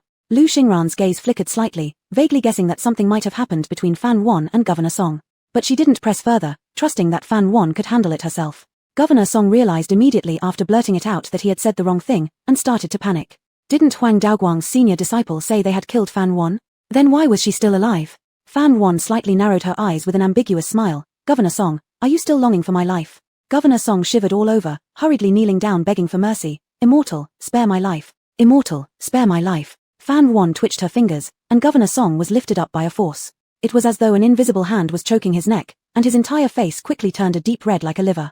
Governor Song originally had small eyes, but now they were wide and round. Fan Wan's tone was icy. "Who told you I was dead? Take me to see him." Governor Song nodded continuously and struggled to say, "Respected elder, that great person is at my residence. Allow me to take you there. Can you please let me go first?" As soon as the words were out, that terrifying force disappeared. Governor Song's legs were so weak he could barely stand, supporting himself on the wall and coughing a few times before clearing his throat and saying, "Don't blame me for not warning you. That great person here is someone none of you present should offend." Fan Wan tilted her head. "Could the person you're talking about possibly be Mr. Mai?" Governor Song was slightly surprised. "Your prediction skills are truly divine." Lu Xingran said, "Wait a moment, is Mr. Mai at your place?" Governor Song, "That's right. Mr. Mai passed through here and decided to stay as my guest." And he looked quite pleased with himself. Everyone exchanged glances and smiled knowingly. Lu Xingran gestured towards a certain individual. "So who is he?" Governor Song was somewhat confused but obediently followed the line of sight, squinting his little eyes until they became slits. After carefully examining, admiration flashed in his eyes. What a handsome gentleman. A man of jade-like charm, how else to describe someone of such refinement? Lu Xingran urged, "Say it, who is he?" Governor Song looked at Mai Shaoling and cautiously answered, "Should I know him?" Fan Yuan raised an eyebrow, turned to my Shaoling and said, "Brother, since Governor Song has kindly invited us, would you like to come along with me?" My Shaoling agreed. Governor Song, wait. Did I actually extend a kind invitation? Fan Yuan thought about it for a while and changed her mind. An imposter isn't worth troubling, brother. I'll make him come personally. Saying this, Fan Yuan took a talisman from her sleeve and quietly recited an incantation. The next moment, the spiritual talisman flew into the air. In the garden, two Taoist robe-wearing cultivators were drinking cups of wine opposite each other in a pavilion. A gentle breeze swept by their faces, making them appear utterly at ease. Not far away, several maidservants and servants knelt on the ground awaiting orders, not daring to lift their heads. One of the cultivators, his face full of pockmarks, drank all the spiritual liquor in his cup in one breath and then said worriedly, "Senior brother, aren't 10 high-grade spirit stones too much for Governor Song?" The cultivator opposite him looked young with tender skin but sported a strange moustache, giving off a rather incongruous vibe as though a child were pretending to be an adult. He said calmly, "What do you know? The transmission array in Wangyu City has been running for over 100 years. Little by little, it must have accumulated quite a bit of profit. Otherwise, how could Huang Ergu stay here for so many years? And don't forget who we are. Mr. Mai is richer than any nation. How could he possibly be interested in medium-grade spirit stones?" The pockmarked cultivator thought it made sense. The young cultivator stroked his strange mustache and narrowed his eyes, speaking earnestly, "Details determine success or failure, younger brother. You still have much to learn." The pockmarked cultivator's eyes were full of admiration as if he had learned something profound. "Senior brother speaks wisely. I understand." Then, remembering something, the pockmarked cultivator added anxiously, "Speaking of Huang Ergu, not long ago he sent me a message saying that there was a gold core expert in Wangyu City, and then he fled. Now I can no longer contact him. Although that gold core elder has left already, what if they return?" Fa with Macron Ng Peng let out a TSK sound, sneering, "Why are you always worrying about this and that? With this timid attitude, how will you ever accomplish anything significant?" The pockmarked cultivator drew his neck back. "Didn't you, senior brother, say that caution is key to enduring 10,000 years? Fa with Macron Ng Peng was momentarily silenced, coughing lightly to save face. "One needs to adapt and act flexibly. Use your common sense. Do you really think this shabby place would attract a gold core expert willing to stay?" The pockmarked cultivator scratched his head, but Huang Ergu said so. Fa with Macron Ng Peng cursed, "You fool. Why believe everything people tell you?" Innocently, the pockmarked cultivator replied, "Senior brother, why do you berate me? If Huang Ergu said it, how could it not be true? Isn't it possible for it to be false?" Fa with Macron Ng Peng said confidently, with an air of wisdom, "He deliberately said this so that we wouldn't dare come to Wangyu City, allowing him to reap all the benefits alone. Would I fall for such a scheme? But, didn't Ergu flee?" Fa with Macron Ng Peng realized his reasoning sounded somewhat contradictory. He coughed twice, his mind turning, quickly finding a way to justify himself. "You don't understand. Acting requires authenticity from start to finish. If he hadn't fled, would we have believed him? If there truly were a gold core expert, I'd change my last name to Dog." Fa with Macron Ng Peng snorted coldly, his sharp gaze appearing as though it could see through everything. "It's probably the case that Huang Ergu is hiding somewhere right now, even looking for a fake gold core expert to stage a performance, scaring us away, so he can monopolize the spirit stones of Wangyu City for himself." The pockmarked cultivator clenched both fists, infuriated. That despicable Huang Ergu. After being fellow disciples together, how dare he treat us like this? His conscience must have been eaten by dogs. If I encounter him, I'll flay and shred him into pieces. A slight smirk curled at the corners of Fa with Macron Ng Peng's lips. This idiot was much easier to control than Huang Ergu. Once he plundered all the spirit stones from Wangyu City and stole the formation disk from the transmission array, it would be another big fortune. As for this pockmarked one, he'd be forever left behind in Wangyu City. At that moment, a magical talisman floated towards them from afar. Fa with Macron Ng Peng paused his thoughts, squinting his eyes and noticing the talisman heading straight for them. Before Fa with Macron Ng Peng could react, the talisman transformed into a streak of magical light and swooshed directly into Fa with Macron Ng Peng's body. Startled, the pockmarked cultivator asked, "What's happening? Could it be that Huang Ergu has acted?" Fa with Macron Ng Peng's expression changed suddenly, uncontrollably standing up, walking briskly outward as if controlled by invisible strings. Still unaware of what was going on, the pockmarked cultivator shouted from within the pavilion, "Senior brother, where are you rushing off to? Are you coming back to eat dinner tonight?" Fa with Macron Ng Peng's angry voice came from far away. "I've reached the foundation building stage and have entered the abstinent phase already. How many times must I tell you to remember? No, that's not the point. I've been cursed. Come and help me." The pockmarked cultivator immediately rushed over, only to find Fa with Macron Ng Peng rolling on the ground, utterly speechless. Fa with Macron Ng Peng rolled while shouting, "Idiot, what are you waiting for? Come help me." Chapter 127. After the matter is settled, you will be a great benefactor to my Shan. But, senior brother, how can I help you? Marzi was in a panic. In one swift move, he stepped in front of Fang Peng, trying to block him, but ended up tripping over Fang Peng. Thus, the two were tangled together and rolled out. The servants in the manor were stunned, yet they didn't dare step forward, only watching from afar as these two revered immortals rolled all the way onto the street. Fang Peng was almost going crazy. He took his chance to kick Ma Zi aside, roaring angrily, "Idiot, use your spiritual power." Ma Zi quickly stood up. But when he looked again, senior brother Fang had rolled far away. Ma Zi rushed forward and caught a glimpse of a servant carrying a load on a pole. An idea flashed across his mind, and he immediately used his spiritual power to snatch the load from the servant. The servant felt the burden lifted, froze for a moment, and glanced around left and right. Then he saw the buckets of feces intended for fertilizer flying away. The servant rubbed his eyes hard, finding it hard to believe. Upon reopening them, he witnessed the buckets of feces dumping entirely on a person. Servant. Ma Zi. Fang Peng was about to explode with anger, subconsciously wanting to open his mouth to curse, but couldn't. Because opening his mouth would result in eating excrement. And due to the rolling posture, he coated himself thoroughly. Not only did the passers-by find it smelly, Fang Peng was about to choke on his own stench. Worse still, he couldn't activate his spiritual powers at that moment and therefore could not seal off his 5 senses. Shouts of shock echoed throughout the streets as people scattered to avoid whatever was causing such commotion. The cultivators mistook it for some malevolent throwing weapon and seriously scrutinized the situation. Once they realized what it was, they burst into uncontrollable laughter, perhaps the loudest they'd ever laughed. Utter humiliation, utter humiliation. Fang Peng burned with shame. After he untangled this damn spell, he must kill Ma Zi immediately, without delay. No, not just Ma Zi, but also the despicable villain behind it who played with him like a puppet. Fang Peng had determined after attempting to dispel the spell that this wasn't the work of Huang Erdog. Huang Erdog lacked the ability to pull something like this off. But perhaps he's an accomplice. Regardless, Fang Peng would slaughter them all and quench his resentment. Ma Zi knew he messed up big time. He thought to himself, it's all over, senior brother Fang must be very angry now. In desperation, he asked a passing cultivator for help. Li Changyu heard the noise over here, performed a talisman gesture, and casually saved Fang Peng. However, Li Changyu didn't completely break the spell binding Fang Peng. Fang Peng was still moving awkwardly forward. Fortunately, Li Changyu used a cleansing technique to wash off the feces on him, which was akin to pulling him out of water and fire. Still, there remained a faint nauseating foul smell on him. This friend of the Tao, what kind of divine being have you offended that caused such a strange curse? Li Changyu curiously followed by Fang Peng's side. It wasn't out of Li Changyu's intention to make fun of Fang Peng, but their roots coincidentally matched. Sensing the other party's cultivation surpassed his, Fang Peng quickly formed an idea to draw the person into his camp. In just a short journey down the road, Fang Peng and Li Changyu exchanged surnames, and through Fang Peng's cunning eloquence, Li Changyu came to believe he was none other than the renowned Lord Mai mentioned in legends. Cultivators like Li Changyu wouldn't easily meet the real Lord Mai. He only knew Lord Mai's reputation, understanding that he was an extremely talented array master. As for cultivation level, outsiders often discussed the unmatched skills of Master Mai's arrays, so no one really knew what his exact cultivation was.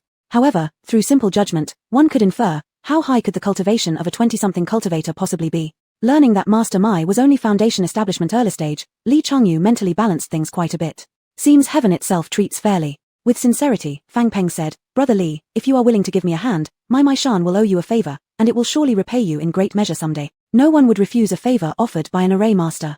Without hesitation, Li Changyu responded, Master Mai, if I can be of any assistance, I shall put my heart and soul into it. Though, he cautiously held back a part of his commitment. Inside, Fang Peng was overjoyed, his gaze flashing a glint of fierce ruthlessness. With an aide at Foundation Establishment late stage on his side, Fang Peng would soon see how long the despicable figure behind the scenes could remain haughty. Daring to toy with him, he vowed the other would pay an immeasurable price. Shortly thereafter, they passed through a tranquil garden and reached the outer perimeter of the teleportation array. Guarding the array were 4 majestic stone statues. The statues were incredibly tall, dozens of jong high, each holding axes and blades. From a distance, one could see them encircling the teleportation array, heads lowered, emanating a severe and solemn atmosphere. According to legend, those were specially crafted guardians by the ancestors of the Song family when setting up the transmission array. Should anyone try to force open the array or create chaos, they would face expulsion by the statues.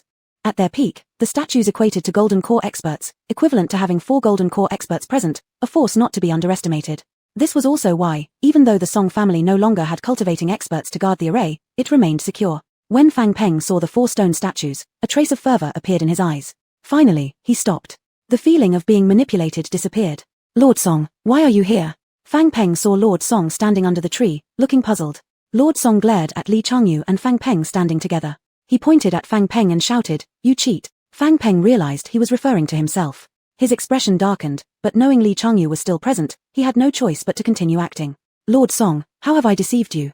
Don't let yourself be misled by villains. Ma Zi also feigned anger, saying, Lord Song, is this how you speak to Master Mai? With forced patience, Fang Peng asked, could it be that my good-for-nothing apprentice has told you something? How long do you think you can hide, Huang Erdog? Come out now. Ma Zi yelled loudly, his voice echoing through the mountains. Neither of them noticed Li Changyu's strange expression behind them, as cold sweat poured down his face. Lord Song shot Li Changyu a glare before turning back to Fang Peng. You clearly claimed you had killed those 2 people for me, yet they're still alive. Isn't that deceit? Startled for a moment, Fang Peng glanced at Li Changyu. Wasn't he one of the men Lord Song wanted dead? What an unfortunate coincidence.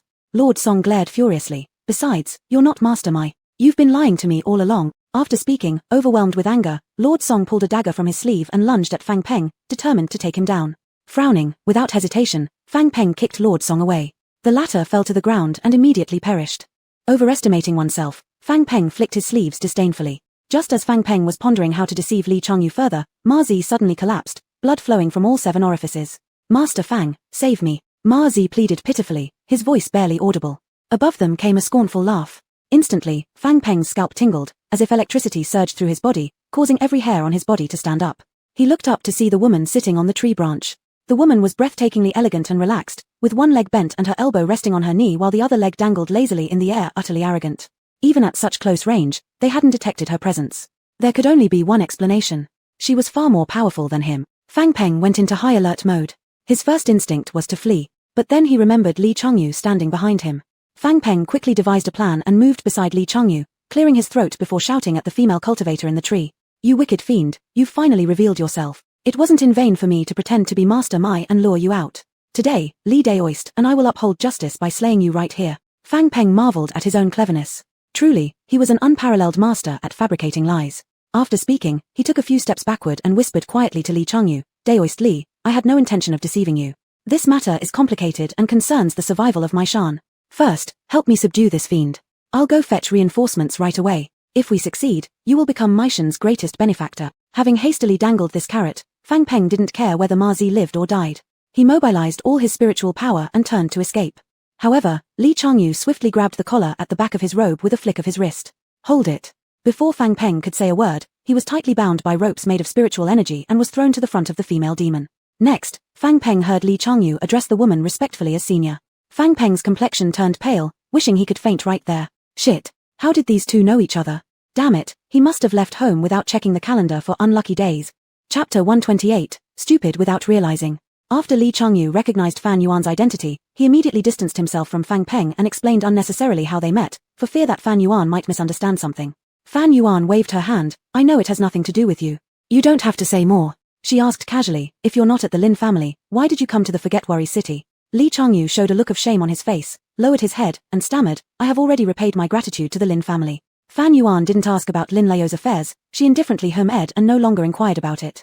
She wasn't concerned with Li Changyu's matters and shifted her focus back to Fang Peng lying on the ground. No matter how Fang Peng had been bragging and deceiving people outside, as long as he was borrowing the name of Mai Shaolin to deceive others, she had to intervene. Fang Peng said, You witch, I am from Mount Mai, and Lord Mai is my master. If you dare to harm me, prepare for the retribution from Mount Mai. Fan Yuan looked down at him disdainfully and asked, Do you know what the most pitiful thing about a person is? The abrupt change of topic startled Fang Peng. What is it? Fan Yuan answered, It's being both bad and stupid, and worse yet, unknowingly stupid. Fang Peng's eyes almost spewed fire. Fan Yuan smirked slightly, but you still have some luck to be alive today. After saying this, she raised her gaze toward a certain place and asked, Big brother, what do you think we should do with this person? Fang Peng turned his head and saw cultivators descending from all directions, along with a white-clad gentleman walking slowly from the forest. Fang Peng's eyes finally settled on the white-clad gentleman. His eyes widened suddenly, astonished. My Master Mai. Li Changyu was stunned. Mai Shaolin stopped in front of Fang Peng and looked down. Fang Peng's shock turned into joy. He wriggled like a maggot to Mai Shaolin's feet and looked up, saying, Master Mai, do you remember me? Fang Peng's eyes were filled with anticipation and fervent admiration. Mai Shaolin's expression was apathetic, clearly not remembering who Fang Peng was. Fang Peng paused for a moment, then laughed cruelly. I knew you wouldn't remember. Also, someone of your stature, how could you remember someone insignificant like me?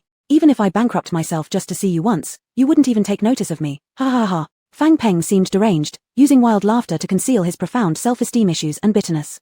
Mai Shaolin responded, Sorry, I truly haven't seen you before. Fang Peng's laughter came to an abrupt stop, and he viciously retorted, No, you have indeed seen me, 5 years ago, when I eagerly climbed Mount Mai to apprentice under you, and you kicked me down the step. Later, my father died of anger, my mother passed away due to lack of money for treatment, my only sister was sold to a brothel and committed suicide out of shame, while I became the laughingstock of the whole city. Veins popped on Fang Peng's forehead and neck, each word drenched in blood, recounting the unfairness he suffered back then. That kick, I will never forget in my life. His expression was filled with both sorrow and fury as he stared intently at Mai Shaolin. And my Shaolin made no effort to refute, standing coldly like a deity who couldn't be offended. Everyone exchanged glances, their expressions complicated. They initially thought it was merely a case of fraudulent behavior but didn't expect there would be such a backstory behind it. Bankrupting the entire family and leaving everyone without a proper ending, anyone would find it hard to move on from such an ordeal. In this light, it seemed reasonable that Fang Peng impersonated Master Mai to swindle people. The disciples of Jianmen's sect began to cast furtive glances towards my Shaolin. Even if the person lacked talent, and Master Mai refused to accept them as a disciple, kicking them off publicly like that was indeed excessive. Their looks seemed to suggest, "We didn't expect you, Master Mai, to be this kind of person," making him appear unfamiliar. Fan Yuan frowned slightly, holding a different opinion from others. She believed my Shaolin wasn't that type of person. People always say things beneficial to themselves, a trait Fan Yuan understood deeply from Song Mucheng. Fan Yuan asked, "Who sold your sister to the brothel?" Fang Peng quickly answered, "The creditor." "Why were you in debt?"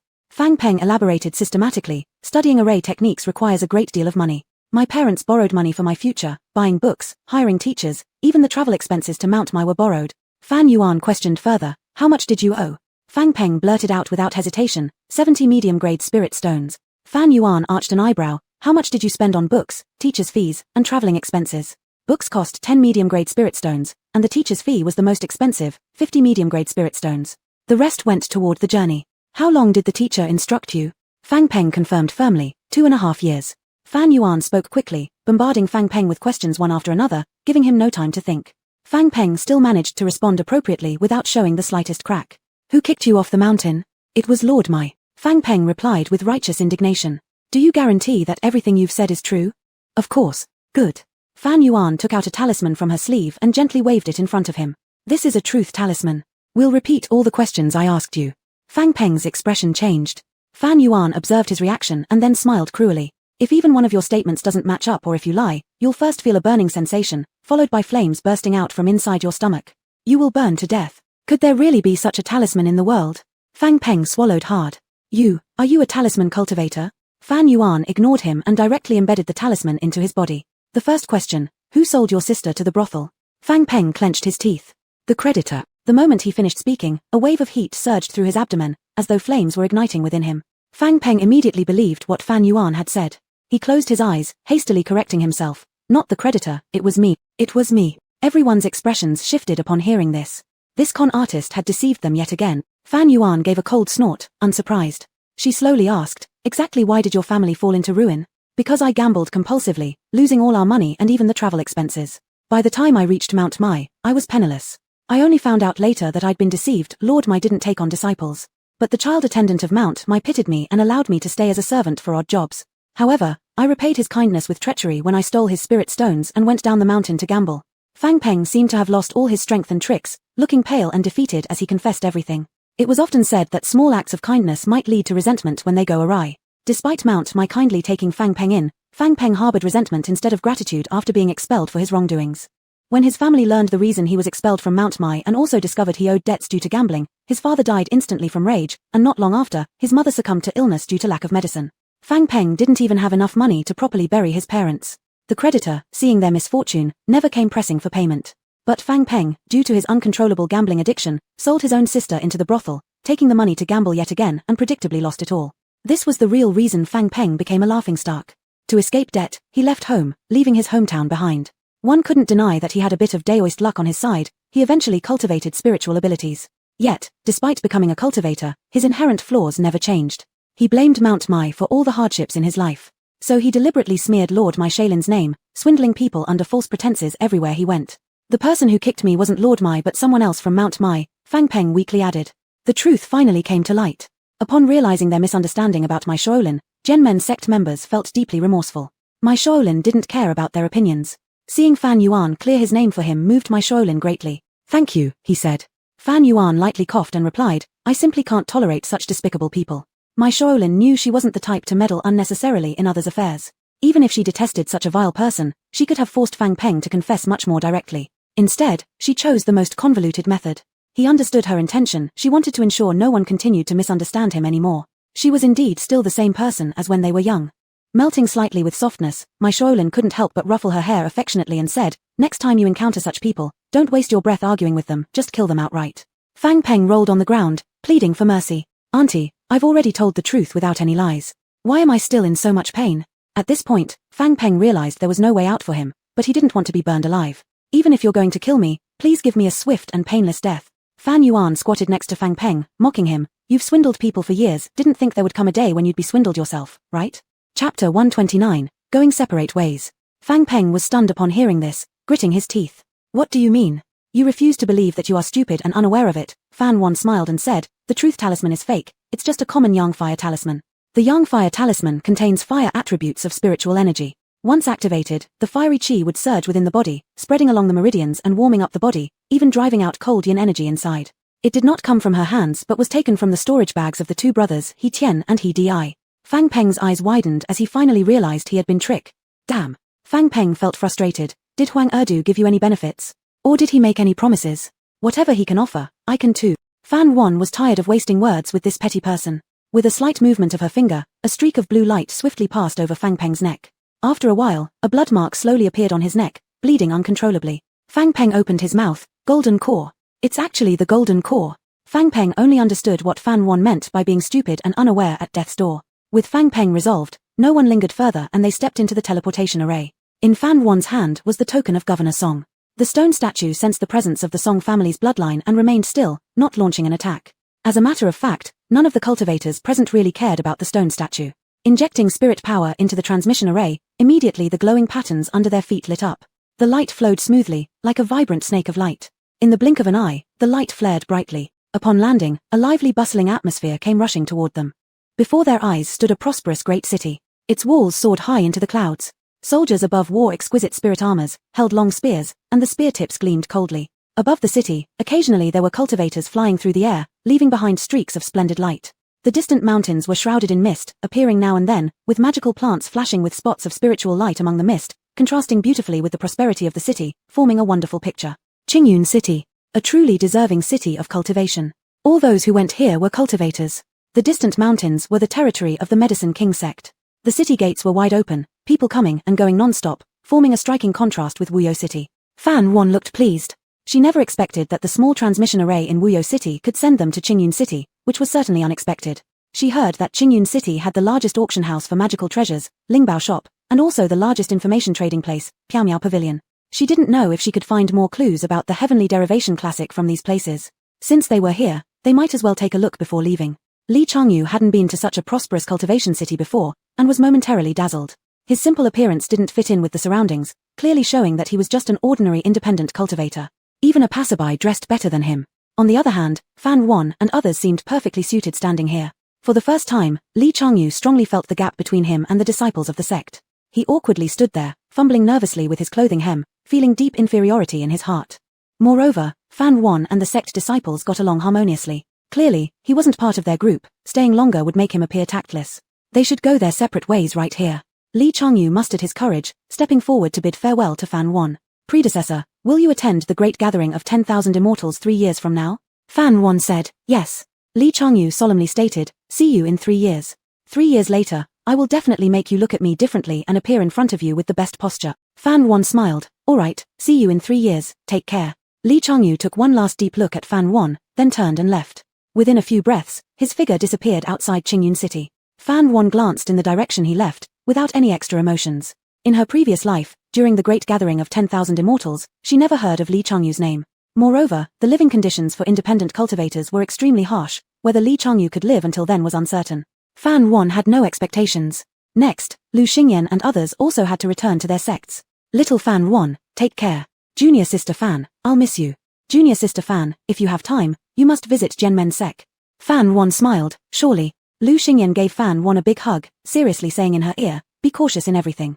If you cannot stay in Tianji Sect someday, come to Jianmen Sect. As long as I am in the sect, it will be your safe haven. Fan Yuan was deeply moved, nodding heavily. Finally, Lu Xingyan affectionately patted her head, giving a meaningful glance at Mai Xiaolong before taking a group of disciples and leaving. It wasn't that she didn't want to stay and accompany Fan Yuan, she still needed to rush back to inform her father. After everyone left, only Fan Yuan and Mai Xiaolong were left here. At this moment, a huge, great rock that blocked out the sun came with howling winds. Its wings spread like 2 dark clouds. Behind the golden rock were several smaller green birds, making a grand appearance. Nearby cultivators were terrified and quickly erected their spiritual barriers, retreating hastily. They wondered if some great personage had arrived. Just as the cultivators were guessing the identity of the visitor, a voice resonated suddenly, resembling a melody in an empty valley, yet laced with suppressed anger. My Xiaolong. It was a young woman's voice. Fan Yuan found it somewhat familiar and involuntarily glanced at my Xiaolong. Her gaze seemed to say, "What kind of romantic trouble have you caused?" My Xiaolong sighed softly. The rock slowly landed, its wings stirring up gusts of wind that surged like waves in every direction, with sand flying everywhere. Then a few graceful female cultivators descended lightly. To their surprise, they turned out to be familiar acquaintances. Fan Yuan raised her eyebrows slightly and watched as a woman dressed in white approached fiercely. Fan Yuan decided to keep away from the conflict and stepped aside. However, the holy maiden had already set her sights on Fan Yuan when she was still in the sky. Seeing Fan Yuan retreat behind my Xiaolong, the holy maiden snorted inwardly, thinking exactly what she suspected. Lord Mai, is this why you left without a word? Though it appeared as if she was speaking to my Xiaolong, her eyes glared at Fan Yuan, sharp as daggers. The instant Fan Yuan made contact with the other's gaze, she realized that Ji Miao Miao had misinterpreted something, finding it somewhat laughable and pitiful. Yet, at that exact moment, my Xiaolong responded with a simple, yes. No further explanation followed. The holy maiden felt a wave of sourness upon seeing his cold attitude, feeling aggrieved but unwilling to vent her frustration on him. So without hesitation, she redirected her hostility toward Fan Yuan. To prevent any melodramatic scenes, Fan Yuan interjected first, "AG, do you know her?" Of course Fan Yuan knew that they were acquainted. Her question was more a subtle provocation. Ji Miao Miao paused for a second after hearing Fan Yuan's term of endearment for my Xiaolong, extinguishing the rage bubbling within her as though doused by cold water. What did you call him? My Xiaolong seized the opportunity to clarify Fan Yuan's position. Miss Ji, this is my younger sister. Hearing this, Ji Miao Miao's face immediately flared up red. She suddenly remembered her misunderstanding, causing her embarrassment to multiply. Is she, truly your sister? The holy maiden's voice softened considerably, sounding charmingly enticing. Pausing briefly, my Xiaolong replied, "No, she is my adopted sister." The holy maiden awkwardly uttered, "Oh," feeling relieved. Ah, so she's just an adopted sister. No wonder she'd never heard of my Xiaolong having a sister before. Quickly forgetting about the sister issue, the holy maiden gazed tenderly at my Xiaolong, displaying a rare girlish shyness. Lord Mai, the matter you promised me last time. My Xiaolong took the initiative to apologize for leaving without farewell last time. The holy maiden generously brushed it off, saying, "It doesn't matter as long as you remain true to your words." "I will," confirmed my Xiaolong. With a radiant smile, the holy maiden revealed her extraordinary beauty, her charm unparalleled, making the nearby cultivators' eyes widen in admiration. Upon seeing this, Fan Yuan was inwardly surprised, not expecting the holy maiden to genuinely like my Xiaolong. And she looked completely under his spell. That explained why, after Lord Mai passed away in her previous life, the threshold of the beast-taming sect was almost trampled flat by talented young men, none of whom could capture the holy maiden's interest. As Fan Yuan's gaze flicked back and forth between them, she couldn't help but wonder what my Xiaolong thought about the holy maiden. Suddenly realizing she hadn't asked Fan Yuan's name, the holy maiden turned towards her and smiled gently. "May I ask, miss?" Calling her sister came naturally to her lips. Strangely, although Fan Yuan looked familiar, she couldn't recall where she'd seen her before. "I humbly go by the surname Fan Yuan." Fan Yuan, what a beautiful name. The holy maiden praised with a smile but suddenly froze, realizing something odd about it. Chapter 130, Moral Coercion. Isn't Fan Yuan the woman that the sect master wants to hunt down? Are you Fan Yuan, the personal disciple of Yunmeng Zhenren? Just to be sure, the holy maiden had to confirm again. She prayed in her heart that it wouldn't be the same person. Fan Yuan observed her expression changes and pretended not to know, replying with a polite smile, "It's me, what's wrong?" "Nothing." The moment she learned the answer, the holy maiden felt a bit dizzy. Even with her excellent psychological quality, she couldn't help but feel shaken in her spirit, exclaiming internally how dire the situation was. This was too unlucky. How could the person they were supposed to kill from the Yusho sect be related to Lord Mai? If Lord Mai were to find out about this, would she still have any chance with him? At this moment, many unpleasant scenarios flashed through the holy maiden's mind. Just then, the female cultivator beside the holy maiden came forward and whispered something into her ear. It was a complex set of ancient phrases. Even if someone nearby heard it, they wouldn't understand their conversation. But that didn't stop Fan Yuan from guessing. She presumed there were new moves from the Yusho sect side. The holy maiden's expression slightly changed. The sect had dispatched 2 additional Yuan Ying elders, clearly showing Schecter sect master's intention to eliminate Fan Yuan. The sect master instructed her to cooperate with the elders. Should she spot Fan Yuan's trail, she was to report immediately and preferably lead Fan Yuan to an isolated place outside the city. Turning her back, the holy maiden fell into a prolonged dilemma. To choose between the future prospects of her sect or Mai Gongzi, this was a tough decision to make. Mai Shaoling was unaware of the grudge between the Yusho sect and Fan Yuan, but being highly perceptive, he quickly noticed something was amiss from the holy maiden's unusual reaction. Mai Shaoling's eyes narrowed slightly, yet he remained silent. Fan Yuan's gaze was enigmatic, her curiosity piqued about the holy maiden's choice. Before long, the holy maiden turned around, making her decision. In feigned concern, Mai Shaoling inquired, "What is the matter?" With gentleness, the holy maiden replied, "Nothing, just some insignificant sect affairs." Lord Mai, it is time for you to honor your promise, come with me. The holy maiden had regained her elegant and composed demeanor, a glint of determination flickering in her eyes. Mai Shaoling glanced at Fan Yuan. Go ahead, I'll be fine on my own, said Fan Yuan. Mai Shaoling nodded, if anything happens, use the transmission mirror, I'll be available anytime. He knew Fan Yuan had her own matters to attend to, and his presence might be inconvenient. Fan Yuan gave a faint smile, all right. As she spoke, she looked at the holy maiden, winked, and teased, Miss Ji, take good care of my brother. He has delicate skin, a gentle push and he'll fall, he's quite fragile. Mai Shaoling cast a glance at Fan Yuan, revealing an air of helplessness in his expression. What nonsense was this? A light flush rose on the holy maiden's cheeks, who reminded gently, it's unsafe outside. If there's nothing urgent, return to the sect soon. Fan Yuan's smile became more genuine, you're as nagging as my brother. The holy maiden cleared her throat lightly, farewell. Fan Yuan watched the great Peng soar away into the distance, her smile gradually fading. Turning around, she entered Qingyun City. She already knew what the holy maiden planned to do. Beauty can indeed lead one astray, the ancients weren't lying. Qingyun City was undoubtedly ranked among the top 3 largest towns in the cultivation world. Inside the city, it was bustling with activity, brimming with spiritual energy. The streets were crowded with people, their robe sleeves fluttering gracefully. It was more prosperous and several dozen times larger than the Penglai town at the foot of Tianji Sect's mountain. Fan Yuan only passed by Qingyun City in her previous life, and this was her first time stopping here. Naturally, she paused to look around for a while. Not long after, a group of ragged children emerged from somewhere. They quickly gathered together, blocking Fan Yuan in the middle of the road. Fan Yuan stood still, lowering her eyes to observe them. The little beggars held hands forming a circle, humming off-key songs along with praising words, chattering incessantly. O immortal elder, having graced this humble place, may your righteous bearing bring us glory. We poor souls in the alleys lack clothes and food, enduring great suffering. Have mercy upon us, bestow some spirit stones to comfort our hearts. The children's voices were crisp, speaking in rhythmic motions, their synchronized performance clearly indicating they frequently engaged in such extortion of spirit stones from visiting cultivators. No spiritual fluctuations were detected from these small beggars, they were all mortals. Occasional glimpses of scars peeked through their tattered clothes, every one of them was skin and bones thin, with big black eyes, looking pitiful. However, Fan Yuan didn't feel any sympathy and instinctively frowned. For some unknown reason, the sight made her extremely uncomfortable. Without releasing her divine sense, Fan Yuan noticed that someone was observing from the shadows. She swiftly glanced around. There were 2 Qi refinement cultivators, one male and one female, sitting by a tea stall occasionally casting looks towards her. Fan Yuan comprehended the situation immediately. Evidently, she had been under surveillance since entering the city. Being a vast place where all sorts existed, encountering incidents like this wasn't particularly strange. If Fan Yuan didn't give them spirit stones, these little beggars would just keep singing non-stop and wouldn't let her leave. They had clearly preyed on the fact that she was a female cultivator. Female cultivators usually tended to be softer-hearted and more generous. Especially beautiful female cultivators. Even if Fan Yuan refused to give them the spirit stones, it wouldn't matter because they had more tricks up their sleeves. The little beggars continued chanting, with a strong sense of moral coercion. Immortal elder, if you have compassion in your heart, please bestow a few spirit stones upon us. Your kindness will be rewarded when we reach greatness. The nearby vendors were already used to such scenes. A kind-hearted vendor said, Miss, just hand over a few low-grade spirit stones to get rid of them. It'll save you time from being bothered. Some children stopped chanting but still held on tightly, staring at her with wide, dark eyes. Their eyes were filled with pleading expressions, appearing as pitiful as could be. Fan Yuan knew even if she gave them spirit stones, those stones wouldn't end up in their pockets.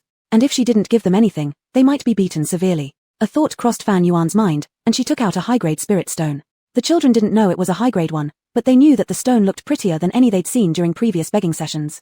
Their eyes lit up instantly. They even tiptoed and stretched out their hands trying to grab the spirit stone. Beautiful sister, give it to me, me. Not far away, the 2 Qi refinement cultivators noticed this too, their eyes gleaming with fierce greed, almost losing control. Get out of the way, that's mine. Among the little beggars, an older boy who stood taller and stronger shoved a young girl aside. She bore some resemblance to him, so they were likely siblings. But when the girl hit her head on the ground, he didn't even spare her a glance. His eyes were solely fixed on the clear and dazzling spirit stone in Fan Yuan's hand. However, just as his fingers were about to touch it, Fan Yuan turned her hand behind her back, leaving him empty-handed. The boy was taken aback for a moment, then grew visibly angry. Perhaps seeing that Fan Yuan was a woman and appeared amiable, he wasn't intimidated and blurted out, "Weren't you going to give us the spirit stones?" Fan Yuan tilted her head slightly down, looking at him indifferently. "When did I say I'd give them to you?" The boy became furious. "Then why did you take it out? Were you just playing with us? After all the compliments we gave you for being beautiful and kind." The other little beggars chimed in. Exactly. No one paid attention to the fallen little girl. She climbed up herself, silently standing behind the group, fidgeting with the edges of her torn clothes, bowing her head without uttering a word. Fan Yuan didn't bother wasting words with the little beggars. She took out the spirit stone again, tossing it up slightly. As soon as the spirit stone came into view, the noisy voices ceased immediately. The little beggars gaped open-mouthed, their eyes glued to the floating spirit stone moving up and down. Fan Yuan said calmly, "There's no free lunch. I won't just give you the spirit stone for nothing, even though you are beggars." The boy repressed his impulse to rush forward and snatch it, swallowing hard. His attitude quickly shifted to respect, and at such a young age, he had learned how to flatter. "What do you need me to do?" He emphasized me rather than us. Fan Yuan smiled faintly, slowly saying, "I need a guide." The boy quickly recommended himself, "Beautiful sister, you've really found the right person. I've lived in Qingyun City since I was a child, and I'm very familiar with everything here, every little alleyway, every household in the city. I know it like the back of my hand." Saying this, he cast a threatening glance around at others. Upon receiving the threat, the other beggars indeed dared not utter a sound, helplessly watching as the opportunity was stolen from them. The boy spoke slickly, "Beautiful sister, my name is Wen. Let me be your guide. They don't know the place like I do. You then." As Fan Yuan finished speaking, a victorious smile blossomed on Wen's face. Chapter 131, Extortion. As the saying goes, wealth should not be flaunted. Fan Yuan could easily take out a high-grade spirit stone as payment, and the other cultivators were envious. Seeing that she was alone, they then developed malicious intentions. Fan Yuan naturally sensed the change in the surrounding atmosphere. She slightly curled her lips and no longer concealed the aura of her gold core. As soon as the gold core aura emerged, the cultivators showed fear on their faces and quickly repressed their malice, pretending nothing had happened. Fan Yuan slightly raised an eyebrow and said to the little girl behind Oren, "Look up." It was only then that Oren realized Fan Yuan wasn't speaking to him, and the person standing behind Oren was precisely the little girl he had pushed down earlier. The little girl timidly looked up, her chin appearing pointed due to her being too thin. She looked at Fan Yuan with some unease. Fan Yuan used her spiritual power to bring the little girl closer and asked, "What's your name?" The little girl seemed to have just realized she was chosen by a fairy, simultaneously feeling honored and very frightened. She tugged at her clothing hem and whispered softly, "My name is Lan." Fan Yuan said, "Lan, can you be my guide?" Oren clenched his fists nearby and anxiously said, "Pretty sister, Lan doesn't understand anything, I can." Lan's eyes lit up, responding firmly. Oren glared at Lan unhappily. Fan Yuan had already made her decision. Oren knew he had no chance and thus closed his mouth, watching them leave. After their figures disappeared, Oren continued leading the other little beggars to search for the next target. Soon, their attention was drawn to two female cultivators. These two female cultivators were dressed even better than Fan Yuan, certainly richer. Oren signaled the little beggars with a glance, repeating the same trick, holding hands and encircling them. Sheng Yinyan was feeling annoyed because of some trivial matters. Suddenly surrounded by dirty little beggars, she became even angrier. Just as she was about to lose her temper, she heard the little beggars flatter her, causing her anger to subside somewhat. She crossed her arms and waited for them to finish singing. Oren saw that the time was right, so he stopped and began asking for spirit stones. This caused Sheng Yinyan to frown again. Last time at the beast taming sect, she got into a conflict with Fan Yuan, which cost her quite a few spirit stones. Since then, she had been living rather frugally. Could these little beggars really expect her to hand over spirit stones just by talking? How naive. Sheng Yinyan furrowed her eyebrows, coldly said, "Get lost." The little beggars refused to leave, kneeling down and loudly begging for spirit stones. The commotion grew too loud to ignore, and everyone around took notice. A fellow Daoist, just give them some spirit stones to get rid of them. "Don't waste your time, it's not worth it," said the kind-hearted shopkeeper who'd spoken earlier. Seeing this, the yellow-robed woman beside Sheng Yinyan then took out two low-grade spirit stones and threw them on the ground, saying like she was driving away stray dogs. "That's enough. Here you go. Don't block the way anymore." Oren couldn't help but frown. These two low-grade spirit stones looked extremely rough, dull in color, only slightly better than roadside stones. The little beggars had seen high-grade spirit stones before. Knowing there was something better, the low-grade stones couldn't satisfy their greed, so they still refused to leave. No one even bothered touching the two low-grade spirit stones.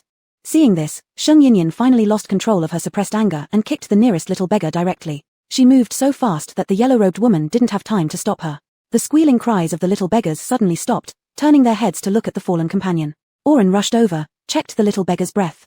"Murder. The cultivator killed someone," Oren shouted first. After the words were spoken, the little beggars erupted in fearful screams, their voices piercing like a boiling kettle.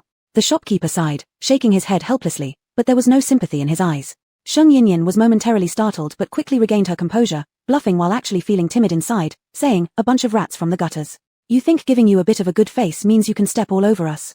Learn your lesson next time, stay away from me when you see me." When Sheng Yinyan was about to leave, a couple suddenly rushed out from a corner, hugging the dead little beggar and crying bitterly. This pair of husband and wife were actually two Qi refinement cultivators who had been observing secretly. "No justice. In broad daylight, a cultivator killed someone," the woman screeched. The little beggars also burst into loud sobs, howling as pitifully as possible. Sheng Yinyan wasn't paying attention, and before she knew it, they were surrounded by locals, staring at them unfriendly. Sheng Yinyan felt a pang of panic, sensing something amiss. She just killed a mortal, So why were these cultivators looking at her like this? Soon, several soldiers clad in spirit armor escorted a venerable elder towards them. The elder claimed he was the supervisor of this street, and he recited the rules of Green Cloud City to Sheng Yinyan. Anyone who enters our Green Cloud City must not kill innocents indiscriminately. Even a little beggar is a living life. Master here sees you as a disciple of a sect, a real cultivator from the righteous path, so how could you be so cruel and merciless? Which sect are you from, and whose disciple are you? Sheng Yinyan had already caused trouble before, and she dared not disclose her identity to bring shame to her sect. Her face turned green with embarrassment then red with anger as she replied weakly, It wasn't intentional. Though the overseer was just a foundation establishment cultivator, he represented the entire Green Cloud City, and Sheng Yinyan didn't have the audacity to defy them. Besides, she had important matters to attend to here and couldn't risk being kicked out. Sheng Yinyan regretted her rashness. Thinking the overseer would definitely hold her firmly accountable, unexpectedly, his attitude changed suddenly. He said, Master here finds you amiable. This must not have been on purpose. If it was all a misunderstanding, then it's easy to settle.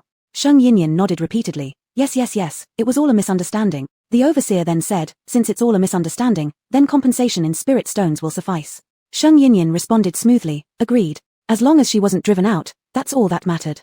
Sheng Yinyan was already preparing to take out the spirit stones when the overseer immediately quoted a 2-digit figure. 50 high-grade spirit stones. Fine, wait a moment. Hold on, what did you say? Sheng Yinyan exclaimed in shock. Are you sure you didn't mean 50 low-grade or even medium-grade spirit stones? The overseer stood calmly, mouth moving with assurance. 50 high-grade spirit stones, you heard correctly. Sheng Yinyan widened her eyes. A single beggar doesn't possibly amount to so much money. The woman hugging the little beggar retorted angrily. What do you mean by my son being worth nothing? You seem like a nice young girl, but why do such cold words come out of your mouth? The gazes of the onlookers turned more unfavorable towards Sheng Yinyan. The overseer, now impatient, urged, enough, quickly hand over the spirit stones. I've other things to deal with. Sheng Yinyan begrudgingly paid the spirit stones. The overseer left immediately afterward, and the crying beggars disappeared in a flash. As the crowd dispersed, Sheng Yinyan belatedly realized she'd fallen for a trap. The beggars and the overseer were in cahoots. If she had initially used spirit stones to dismiss the beggars, perhaps she'd only have lost a bit of them instead of a substantial sum. That little beggar probably wasn't even that woman's child. It was despicable. She had just entered the city and got extorted a large chunk of spirit stones. The outside world was truly perilous. These 50 high-grade spirit stones were given to her by Master, meant for her to secure the Dream Soul Melody score at the auction. Although she still had quite a few stored in her ring, 50 high-grade spirit stones weren't an insignificant amount. How was she supposed to explain this to Master later? Wailing in distress, Sister Yinyan, let's go. Let's go. With an air of misfortune, Sheng Yinyan walked away. Sister, I'm very familiar with Green Cloud City too. If there's anything Sister wants to know, feel free to ask me. Once they distanced themselves from the group of little beggars, Lan grew more courageous. Her voice became crisp and clear. Lan walked alongside, occasionally looking up at Fan Wan. Fan Wan replied coldly, take me to Piao Miao Pavilion. All right, please follow me, sister. Lan quickly moved forward to lead the way. Throughout the journey, Fan Wan didn't engage in further conversation. Unlike what Lan imagined, she thought the fairy-like personage in front of her would be a gentle older sister. After about half an incense stick time, Fan Wan arrived at Piao Miao Pavilion. Lan respectfully waited outside. Chapter 132, Ethereal Pavilion. Upon entering the Ethereal Pavilion, the first sight was a spacious and bright hall, with a floor paved in jade. Further inside were rows of tall bookshelves filled with various jade slips and ancient texts, a dazzling array of treasures. These were all precious resources and information from the cultivation world. All information here was for purchase. Fan Huan walked straight into a private room designated for trading without looking around. The private room had an array set up to shield against external spiritual awareness, ensuring the privacy of its guests. There was a chair and a table in the room. Notably, there was a large mirror on the table. Fan Huan sat on the chair. Her reflection in the mirror appeared just as she did, seated normally with no apparent differences. Then something amazing happened. A faint ripple appeared in the mirror. Afterward, the person in the mirror smiled and said, buy, sell, or seek. What does Daoist friend need? The tone was gentle and soothing, making one's bones go limp and their scalp tingle. It was easy to understand what buy, sell, seek meant. It referred to buying or selling information, or seeking people or items. Fan Huan said, seek. The person in the mirror asked, seek a person or an item? The base price for finding a person is 100 medium-grade spirit stones, and 200 for an item. Fan Huan took out the stone tablet containing clues about the Qianyang technique's missing scroll from her storage bracelet and placed it on the table. It was thus understood she was looking for an item. The person in the mirror remained still and said, please wait a moment, Daoist friend. Soon, the person in the mirror happily announced, Daoist friend has excellent luck. There is currently a clue available. Please pay 200 medium-grade spirit stones first. As instructed, Fan Huan placed the spirit stones on the table, and they disappeared in the next instant. The person in the mirror then slowly said, this is a fragmented treasure map. Besides the piece in your possession, 2 others are scattered elsewhere. The ethereal pavilion knows that one of them is at the spirit treasure shop, which will be auctioned tomorrow with a starting bid of 10 high-grade spirit stones. As for the other piece, you may choose to pay 500 medium-grade spirit stones to entrust the ethereal pavilion with helping to find it. If the search exceeds half a year, the ethereal pavilion will refund half the spirit stones. If not found within 2 years, all funds will be refunded, along with an additional compensation of 100 medium-grade spirit stones as an apology. The person in the mirror's tone carried a note of confidence. Indeed, they had good reason to be confident since the ethereal pavilion specialized in this kind of work. No one knew how the ethereal pavilion operated behind the scenes, but at the same time, no one questioned their ability to gather information. Without hesitation, Fan Huan paid the 500 medium-grade spirit stones.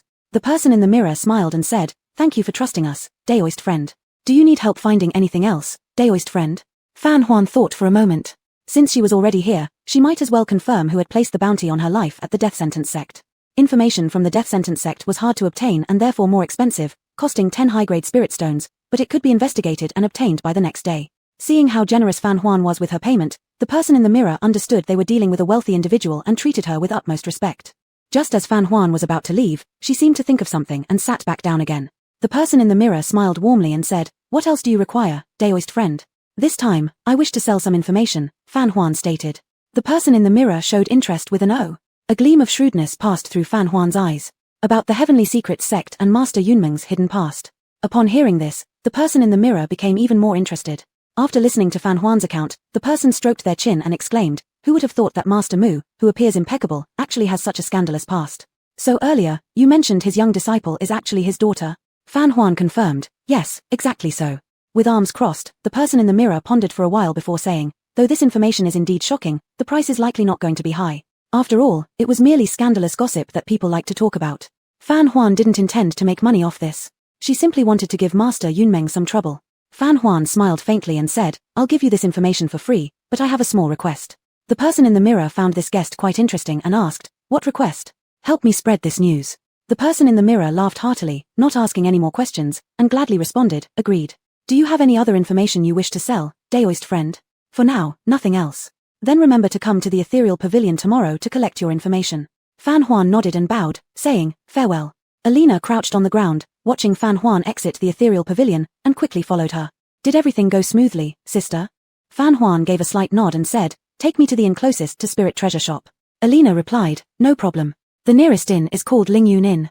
But because the auction is about to begin, there might not be any vacant rooms." Fan Huan said, "Let's check first." Alina stopped talking further and quietly led the way. Upon arriving at Lingyun Inn, it was indeed fully booked, as Alina had predicted. Fan Huan didn't insist further and asked Alina to take her to another inn. Alina was afraid of another failed attempt that might tire Fan Huan, so she suggested Fan Huan wait at Lingyun while she went ahead to scout the way. Fan Huan had no objections. In fact, she also wanted to try the delicacies at Lingyun. "Wait a moment, take this with you." Alina looked at the spirit jade in her hand and instantly understood Fan Huan's meaning. Sister was worried that as a little beggar, she wouldn't be allowed into the inn, so she gave her something to show authority. "Sister, wait for me here. I'll be right back." Alina ran off without further ado, putting in great effort. Fan Huan ordered a few dishes imbued with spiritual energy at Lingyun and sat on the second floor, waiting for Alina to return. Fan Huan liked to enjoy her meals quietly alone, so she chose a seat by the window. The view was excellent, allowing her to take in all the beautiful scenery outside. But whenever she relaxed, there were always a few unwelcome people to ruin her mood. Su Jiawen, Han Anming, and Lin Songfeng suddenly came into Fan Huan's field of vision. It wasn't strange to see them here, after all, they had taken the same teleportation array as her. Fan Huan just found it curious that there were only the three of them. Wasn't Song Muchen with them? At the same time Fan Huan noticed them, the three also became aware of Fan Huan's presence. Upon seeing Fan Huan, the three were momentarily stunned.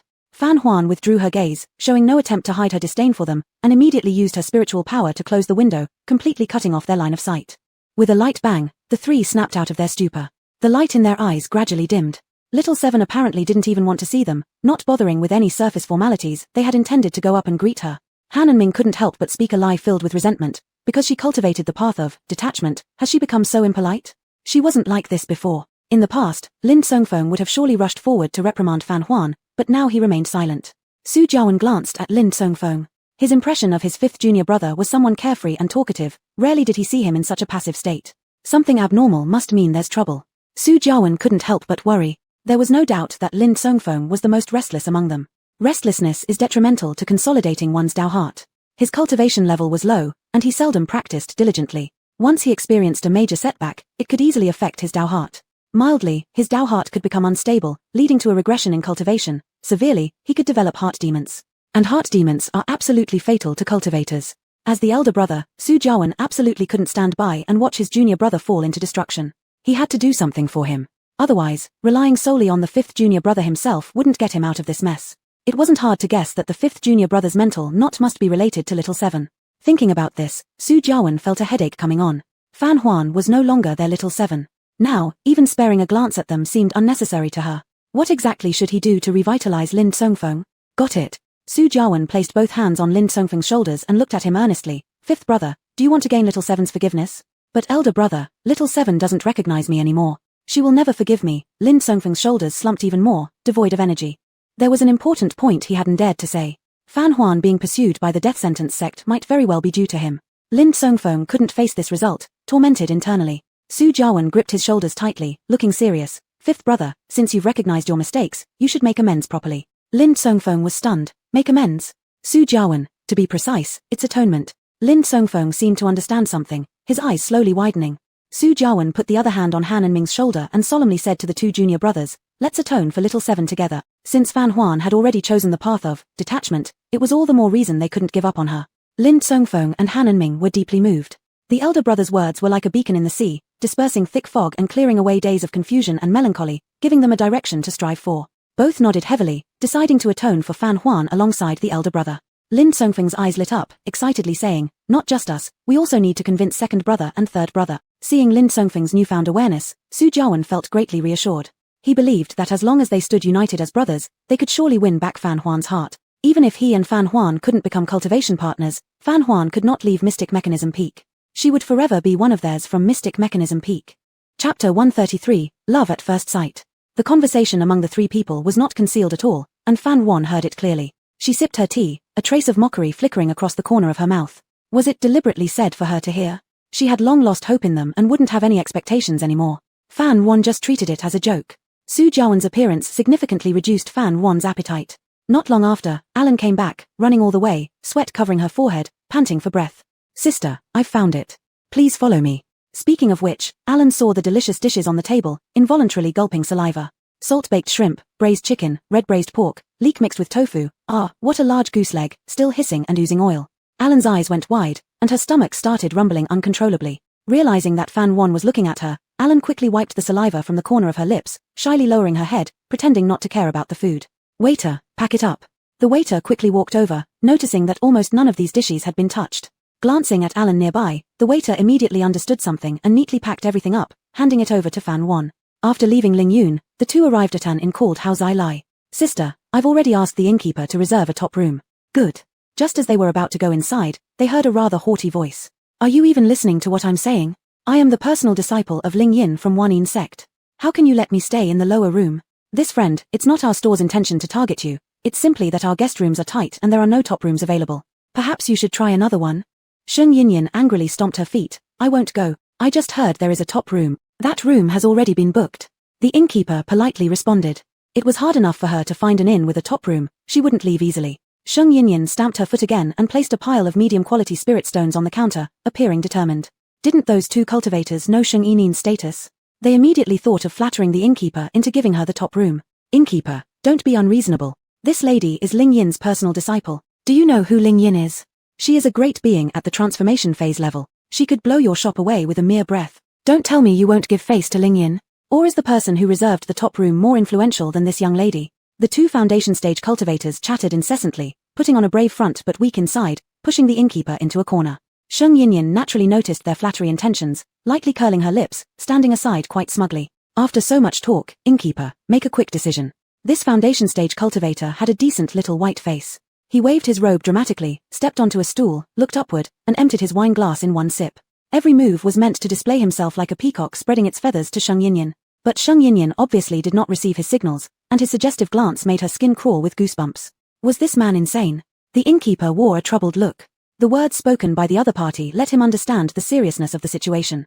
Just as he was about to relent, a clear and cold voice came from behind. Innkeeper, booking a room. Oh my goodness, here comes another one. The innkeeper was just having a headache when he turned around, first catching sight of Fan Huan. For a moment, he nearly thought he encountered a goddess. Then he noticed Alan beside the goddess. Only then did he suddenly realize who this person was, the distinguished guest who had reserved the top room. Another core formation cultivator. What could he do now? That person didn't seem easy to deal with either. How should he open his mouth to ask the person to give up the top room? Looking at Fan Wan, the man with the neat white face widened his eyes, a touch of astonishment crossing them. They meet again.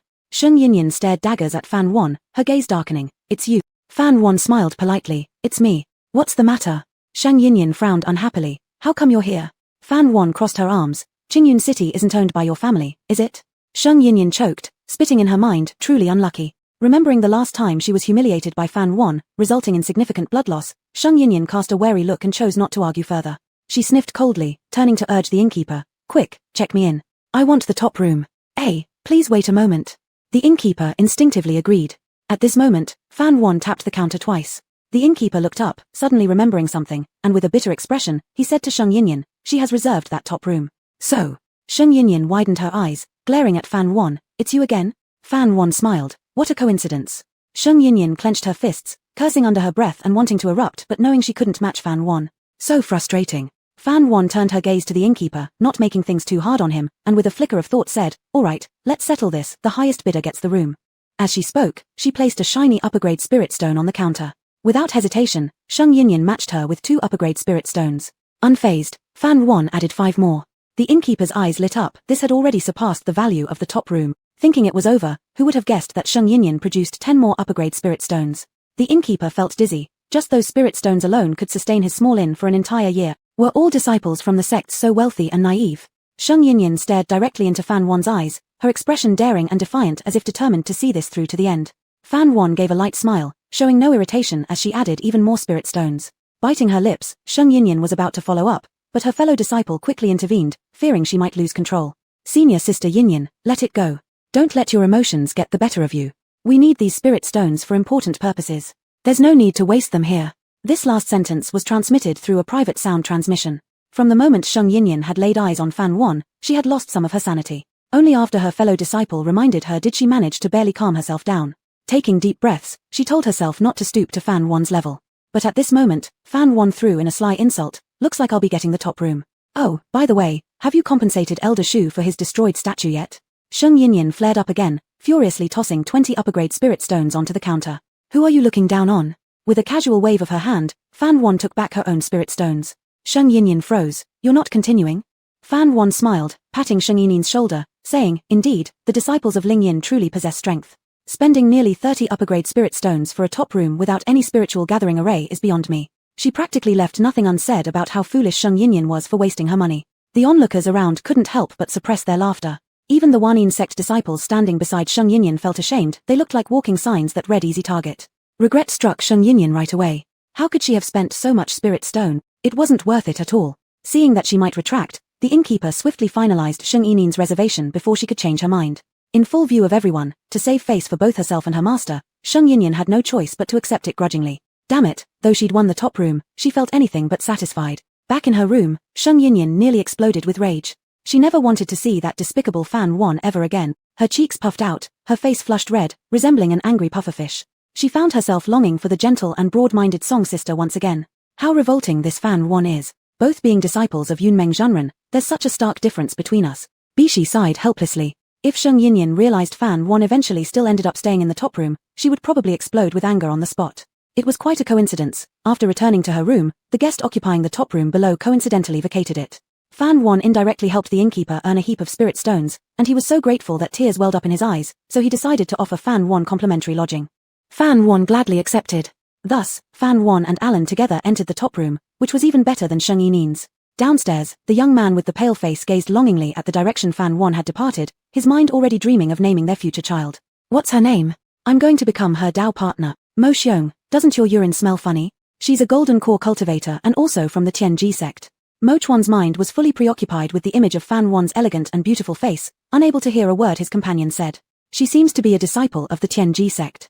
Speaking of which, isn't the biennial apprentice recruitment meeting for the Tianji sect starting soon?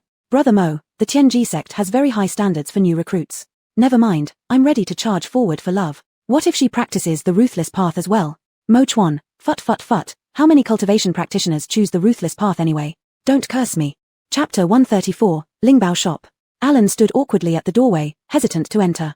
Her cloth shoes were dirty and she feared they would soil the clean and beautiful floor inside. Fan Yuan spoke without turning her head. No one told you to stand outside. Come in. Alan's face lit up with joy as she stepped in and gently closed the door behind her.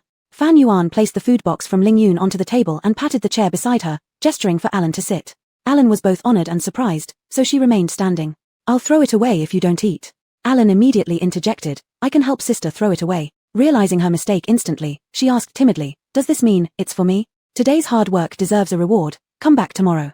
As Fan Yuan opened the food box, a fatty goose leg was revealed on top. The food from Ling Yun was infused with spiritual energy and despite the time that had passed, it was still warm, emitting a distinct aroma as though it had just come out of the oven. Alan no longer held back. She had never tasted such delicious goose legs before.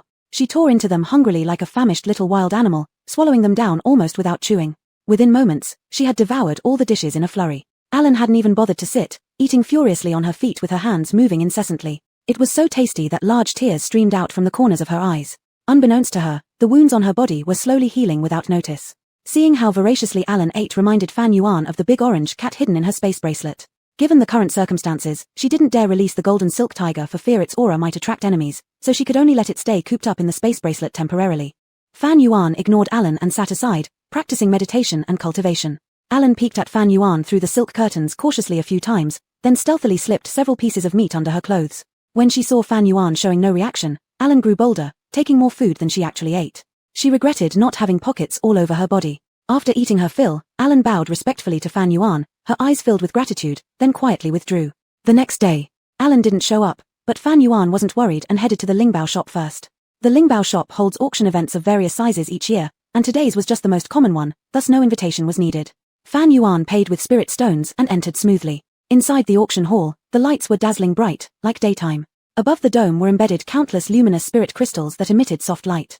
Fan Yuan glanced upward briefly and couldn't help but marvel. The Lingbao shop truly deserved its title as the premier auction house with its astonishing wealth. Using spirit crystals for illumination, it was indeed extravagant. No wonder upon entering, she felt an essence-rich spiritual energy dozens of times stronger than outside.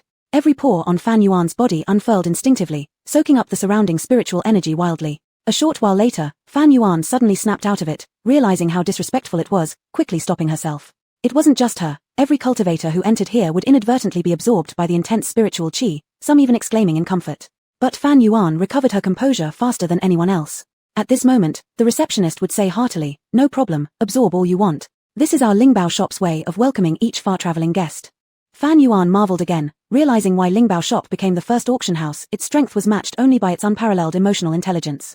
Lingbao shop showed its emotional intelligence in every detail, from the ordinary seats to the best service for guests, making everyone feel welcome. Sitting among many other cultivators, Fan Yuan was relatively towards the back. She spotted Sheng Yin sitting in the front row at once. To sit in the front row, one either had to have high status and great strength or an exceptionally wealthy background. Sheng Yin undoubtedly belonged to the former. Fan Yuan quietly retracted her gaze. The instant Fan Yuan's eyes landed on Sheng Yin, she noticed it too, sharply turning around. Upon seeing it was Fan Yuan, her expression darkened instantly. She glared daggers at Fan Yuan, grinding her teeth. Fan Yuan acted as if she noticed nothing, completely calm. In her eyes, Sheng Yin was merely a spoiled child and she'd never given her much thought. Before the auction started, the venue was already bustling with chatter. With a single glance at the audience, Fan Yuan realized there were cultivators of at least Gold Dan level present in the auction. Even a trace of a terrifying aura could be faintly sensed. If her guess was correct, there should be a Yuan Ying stage elder hiding among them. Fan Yuan didn't dare to look around recklessly and subconsciously began suppressing her own aura, keeping as low profile as possible. She hoped the items she desired had nothing to do with the Yuan Ying elder, otherwise, things would get difficult. Meanwhile, Sheng Yin pulled her gaze back and sneered inwardly. Fan Yuan must be here alone looking for something she wanted. A mischievous smile appeared on Sheng Yin's face. This time, she resolved to turn the tables and make sure Fan Yuan didn't leave content. In Sheng Yin's view, the grudge between her and Fan Yuan had been established at Yusho sect long ago. Bishi, standing beside her, reminded Sheng Yin with a worried expression, "Senior sister Yin, don't forget our main task here." Sheng Yin waved her hand dismissively and said composedly, "Enough chatter. I know what I'm doing." As a melodious bell sound rang out, the auction officially began. All the voices seemed to vanish. The lights dimmed, focusing on the auction podium, drawing all the cultivators' gazes there as well. A purple ribbon floated down from the dome. With a series of clear bell sounds, a beauty wearing a fox mask descended gracefully along the ribbon, descending from above with an alluring charm that was incomparably feminine. Had it not been for the glaring Adam's apple, one would have mistaken her for a female cultivator. Ladies and gentlemen, welcome to this auction. I am the auctioneer today, Z. You may call me Z Gongzi. Her voice was crisp and pleasant, echoing through the hall, clearly reaching every ear effortlessly and capturing everyone's attention firmly. Zigongzi smiled faintly, no more talk. Today we have 37 items up for auction, all carefully prepared by Lingbao shop for you all. The first item, a 1,000-year-old spirit ginseng. As soon as she finished speaking, an uproar broke out below. The venue immediately bubbled over with excitement. Even Fan Yuan couldn't help but be slightly surprised. She hadn't expected the first auction item to be so impressive. This auction was definitely worth coming to. Zigongzi lightly patted her hands toward the audience, signaling a servant to step onto the stage carrying a jade tray. On the jade tray lay a crystal-clear spirit ginseng, glowing with intense spiritual energy. Zigongzi raised her lips in a smile. There's no need for me to elaborate much, all of you are well aware of the high value of a 1,000-year-old spirit ginseng, but according to regulations, Z still needs to give a brief introduction. This spirit ginseng grows beside the spirit spring deep within the Lingshu Valley, having absorbed thousands of years of lunar and solar essence and the spring's spiritual energy. Its medicinal effect is strong enough to help someone break through their cultivation bottleneck and elevate their cultivation realm. The starting bid is 100 upper-grade spirit stones. Immediately, a chorus of bids erupted from below. 150 spirit stones. A rough voice sounded first. 180 spirit stones. Another voice followed closely after, seemingly determined. 300 spirit stones. Yet another person added, his voice tinged with urgency. 300 upper-grade spirit stones were already a high price. Zigongzi looked around. Is there anyone else willing to bid? A 1,000-year-old spirit ginseng is extremely rare. This is also the first time Lingbao shop is auctioning off this treasure. If you miss this opportunity, the next one might take several hundreds of years. After hearing these words, another round of fierce bidding ensued. As the bids continued to rise, the atmosphere became increasingly intense and heated. A satisfied smile flickered on Zigongzi's lips. Anyone with weak willpower was easily affected emotionally, feeling as if missing this chance would mean losing out on a tremendous benefit. No one let the others have it, their faces turning red from argument. Fan Yuan's eyes narrowed slightly, a hint of alertness flashing across them. She quietly activated her mental techniques and exhaled gently. Almost fell for Zigongzi's trick. This person must have cultivated some special skills. There was a subtle fluctuation of spiritual force in their speech, capable of making people lose rationality. Just the first round of bidding managed to stir over half of the people present into frenzied competition. This Zigongzi wasn't ordinary at all. If someone observed attentively, they could notice that among the people sitting in the first 3 rows, only a few joined in the bidding, while the rest remained seated calmly without being influenced at all. Ultimately, the 1,000-year-old spirit ginseng fetched an astronomical price of 988 spirit stones. The eventual buyer was a gold Dan roaming cultivator. He slapped his thigh as if slightly regretful, then rose to leave. Apparently, the spirit ginseng had depleted all his budget. No one paid any attention to his departure, all their focus shifting to the next item up for auction. The auction went on. Sheng Yin kept a constant eye on Fan Yuan's every move. Finally, when the 6th item, Bingling Grass, appeared, Fan Yuan participated in the bidding. 103. Sheng Yin quickly chimed in. 105. Fan Yuan recognized Sheng Yin's voice and arched an eyebrow. Looks like this young girl hadn't learned her lesson from before yet. Chapter 135. Deceitful and cunning. Then she would play along with her. Ice Remedy Grass was a therapeutic spiritual herb specifically for fire attribute artifacts. It was also remarkably effective in alleviating the consequences of uncontrolled internal fire. Due to its rarity and difficulty in harvesting, it was quite expensive. Lingbao Pavilion had brought out 3 Ice Remedy Grasses at once, demonstrating considerable strength. However, the Ice Remedy Grass could only work when refined into a pill, and it was very hard to refine, with an extremely high failure rate. Therefore, usually only master alchemists would purchase it. It would be useless for ordinary cultivators. Thus, there were few bidders. If the price got too high, people generally gave up. The starting bid for the Ice Remedy Grass was 100 high-grade spirit stones. Prior to this, 4 people had participated in the bidding. But when Sheng Yin raised the price to 105, 3 individuals opted out. Perhaps they felt the price had exceeded their budget, or maybe they didn't want to tangle with Sheng Yin's backing sect, the 10,000 Sound sect. 106, another cultivator gritted his teeth and cried out. Zigongzi swayed the fan in his hand and chuckled lightly. Is there anyone else willing to bid? The Ice Remedy Grass is quite rare, you know. Fan Huan spoke up. 107. Sheng Yin quickly countered. 109. 109, first call. Zigongzi turned towards the other 2. That cultivator no longer made any sound, sighing while hanging his head. 109, second call. Zigongzi then shifted his gaze onto Fan Huan. Fan Huan closed her mouth, with no intention to bid further. A trace of slight disappointment flickered across Zigongzi's eyes, before he finally dropped the hammer. 109, third call. Congratulations to this young lady who has successfully bid for the Ice Remedy Grass. Sheng Yin froze in astonishment. What? Did Fan Huan give up so soon? She originally planned to turn Fan Huan's own strategy against her, and since she herself couldn't use the Ice Remedy Grass, Sheng Yin clenched her fists tightly, feeling frustrated once again. But the more frustrated she felt, the more defiant she became. Fan Huan paid no attention to what Sheng Yin thought and continued meditating with her eyes closed. Fan Huan did not truly need that ice remedy grass. She simply didn't want her purpose to be too obvious.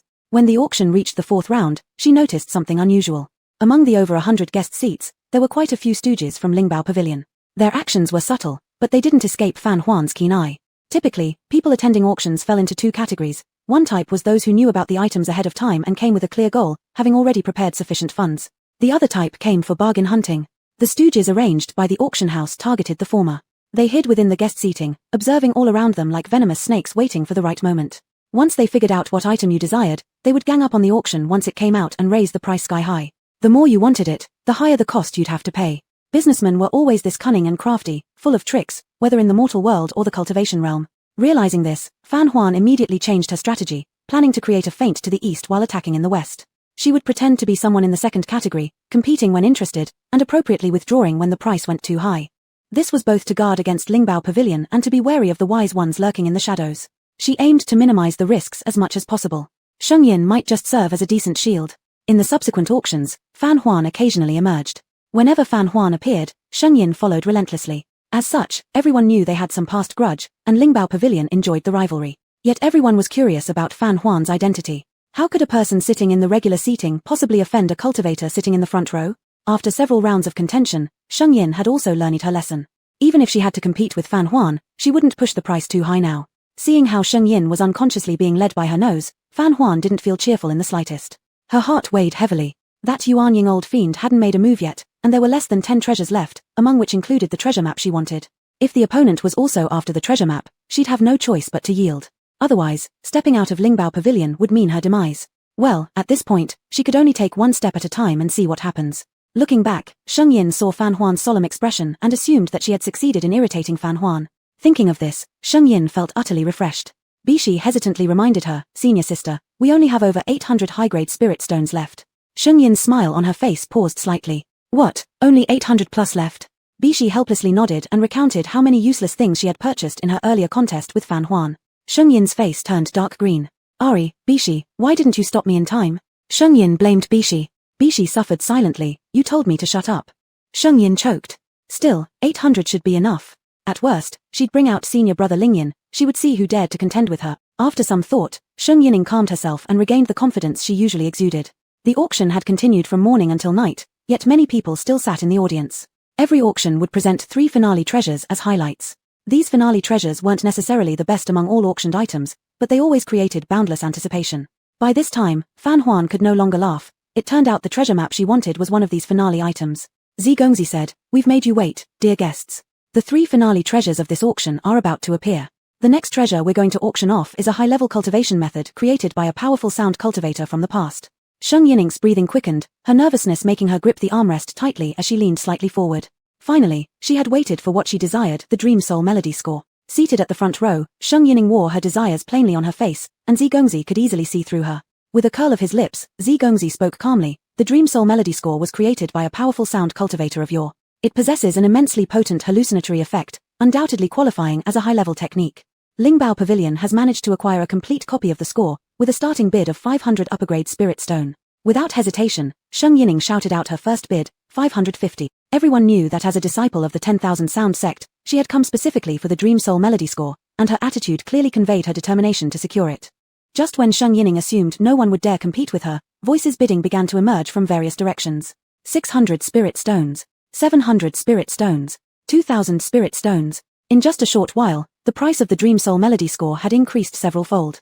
Sheng Yining's complexion drastically changed as she completely slumped back into her seat. She hadn't even had the chance to call upon her master for assistance. How unlucky. Why had there been such a sudden increase in people wanting the Dream Soul melody score? 2,000 spirit stones were already far beyond her budget. No, it should have been enough if not for Fan Huan. Fan Huan naturally had no idea that Sheng Yining was blaming her for all the issues. She gave the bidders a faint glance. All of them were stooges of Lingbao Pavilion. It seemed like Lingbao Pavilion had their eye on Sheng Yining. However, as Sheng Yining remained silent, it appeared her funds were insufficient after all. Fan Huan felt curious by Lingbao Pavilion's relentless price hiking. Wouldn't it mean that Sheng Yining couldn't afford the item? If so, Lingbao Pavilion would be left holding the item unsold. Such a high price, no other cultivators would be foolish enough to buy it. That's quite a loss indeed. A servant of Lingbao Pavilion hurriedly ran up to Sheng Yining, whispering something in her ear. Eyes lighting up, Sheng Yining immediately called out confidently, "I'll pay 3,000. This declaration sent a ripple of surprise through the crowd. Instantly, those who had been enthusiastically bidding went quiet. Thus, Sheng Yining successfully acquired the Dream Soul Melody score. Fan Huan suddenly understood everything. She was evidently too inexperienced compared to others. How could Lingbao Pavilion ever conduct a losing deal? She nearly forgot they offered loans right then and there. As Fan Huan suspected, Sheng Yining had borrowed spirit stones from Lingbao Pavilion, allowing her to continue placing bids. Sheng Yining might have fallen for Lingbao Pavilion's scheme, but she also owed gratitude to them for providing financial aid in her moment of need. Lingbao Pavilion achieved 2 goals in one move, truly crafty. There were clever minds among the spectators. They had long seen through Lingbao Pavilion's intentions in setting a trap for Sheng Yining. When she announced the astronomical bid of 3,000, sighs arose among the spectators. This girl's worldly experience was still far too lacking. Sheng Yining obviously failed to recognize this level of cunning. With a straightforward mindset, she didn't understand such complexities. She exhaled heavily, collapsing onto her chair like jelly. Securing the Dream Soul Melody score sufficed. It was the task assigned to her by her master, and she mustn't betray her trust. Fan Huan's gaze shifted towards Sheng Yining, now filled with additional tenderness. Zi Gongzi clapped his hands, signaling the servant to present a palm-sized stone tablet. The attention of the gathered cultivators was instantly captured. Fan Huan's breath caught, her fingers slightly curling as she focused her gaze intently on the object in the servant's hand. It had finally appeared. The missing portion of the treasure map. Chapter 136. Careful navigation lasts 1,000 years. This time, Zi Gongzi did not rush to introduce. The cultivators below the stage were intently observing the stone tablet. At first glance, there was no sensation of any spiritual energy fluctuation. It seemed like an ordinary rock one might find on the side of the road. But after a closer examination, they could faintly detect an extraordinary aura. This aura was subtle yet intricate. It seemed as if it came from the deep ocean, carrying a salty and damp quality, and yet at the same time, as if it originated from the desert, giving off an ancient, weathered feel. Since it could be the centerpiece for the auction, there must be a reason for it. People in the front couldn't help but ask, Zi Gongzi, what exactly is this thing? Zi Gongzi, stop playing riddles and just tell us already. Everyone waited for Zi Gongzi's explanation. However, Zi Gongzi replied, I sincerely apologize, I do not know what this is either. A chorus of voices arose from below, clearly dissatisfied with this response. A rugged-looking man immediately slammed his fist on the table and glared at Zi Gongzi on the stage. If you don't know what it is, why are you auctioning it? Is Lingbao shop trying to deceive us? That's right. You have to give us some kind of explanation. Zi Gongzi wasn't flustered at all. He lightly opened his thin lips. Please calm down, everyone. With his voice, a slight wave of spiritual energy spread out, instantly calming the chaotic scene. Lingbao shop indeed does not know its function, but we can be certain that this stone tablet holds great mystery. As he spoke, Zi Gongzi personally demonstrated. He placed his palm over the stone tablet, beads of sweat appearing on his forehead. He slowly infused it with spiritual energy. Instantly, a layer of pale blue protective barrier emerged on the surface of the stone tablet, resembling water ripples. A flash of white light appeared, and Zi Gongzi's hand was repelled. Though the barrier looked soft and elastic with seemingly no lethal power, in reality, the wave spreading from it had strength approaching that of an infant spirit master, Yuan Ying. The cultivators instinctively erected barriers of spiritual energy to resist the force of the impact. However, Lingbao shop had anticipated this, presetting an array on the stage to dissipate most of the force. Even so, the cultivators below were startled quite badly. Even Zi Gongzi, who always maintained his composure, now looked disheveled. After quickly adjusting his appearance, he said, I'm sure all of you have realized that this item is protected by restrictions. So powerful are these restrictions that one can imagine the secrets within are also significant. Perhaps it hides a fairy's cave? There is one more point that Lingbao shop must truthfully inform you, it's incomplete. Whispers echoed through the crowd below. The uncertainty was too great. Who knew whether the secret behind it would be rare treasures or something deadly? And it wasn't even complete, so having just this piece wouldn't be of much use. Zi Gongzi's ears twitched slightly as he smiled. Rest assured, taking various factors into account, Lingbao shop won't set too high a price for this item. All of you can afford it. Therefore, the starting bid is only 30, with each subsequent bid requiring a minimum increase of 10. 30 superior spiritual stones. Compared to the treasures before, this was indeed very cheap. The first bidder appeared. It was a foundation establishment cultivator. 40, 50, 70. Compared to the previous intense atmosphere, this time, there were clearly fewer people interested. Even though Zi Gongzi tried hard to stir up interest, the price barely rose past 100. Fan Yuan clenched her clothing corner, trying her best to restrain herself. On the surface, she seemed calm, but inside, she was undergoing an upheaval. Perfect, the infant spirit master old monster wasn't interested in the stone tablet. Her heart, which had been hanging anxiously, finally settled down. Yet, Fan Yuan still hesitated to make a move. She knew it wasn't the right moment yet. Zi Gongzi had already clearly explained that the stone tablet wasn't complete. If she showed too much enthusiasm, it would easily raise suspicions. Moreover, she couldn't guarantee whether this was a trap deliberately set up by Lingbao shop to catch someone interested. Careful navigation lasts 1,000 years. An auction was a war without smoke. The cunning of Lingbao shop was something Fan Yuan had deeply experienced, so she had to remain vigilant at all times. What Fan Yuan didn't know was that her guess was correct. Right now, a pair of eyes somewhere was secretly observing everyone's expressions. This person was the true owner behind Lingbao shop. Also the infant spirit master old monster sensed by Fan Yuan, the terrifying aura she felt was unintentionally released by him. The price of the stone tablet stagnated at 130, and the person who called out was a plump-faced golden core cultivator. He only increased the price twice, showing a bit of interest but not much. Zhi Gongzi asked, "Is there anyone else willing to place a bid?" This could be a very rare opportunity indeed. Just then, a clear voice sounded from the first row. 150, it was Sheng Yinyan. Bishi exclaimed in surprise, "Sister, we have no more spiritual stones left." Sheng Yinyan impatiently responded, "Don't we still have more than 800? The cost of the Dream Soul Melody score was covered by Lingbao shop's spirit stones, so they still had the original 800 plus left." Bishi hesitated, "That's true, but..." "There are no buts, you're so naggy."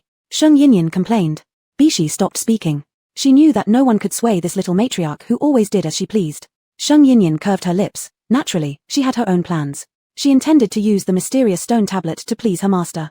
Restrictions others couldn't solve would surely be unraveled by her master, a transformation sage cultivator. If there were indeed any astonishing treasures hidden inside, perhaps the master would forgive her for carelessly spending spirit stones. Zhi Gongzi said, 150 once, 150 twice.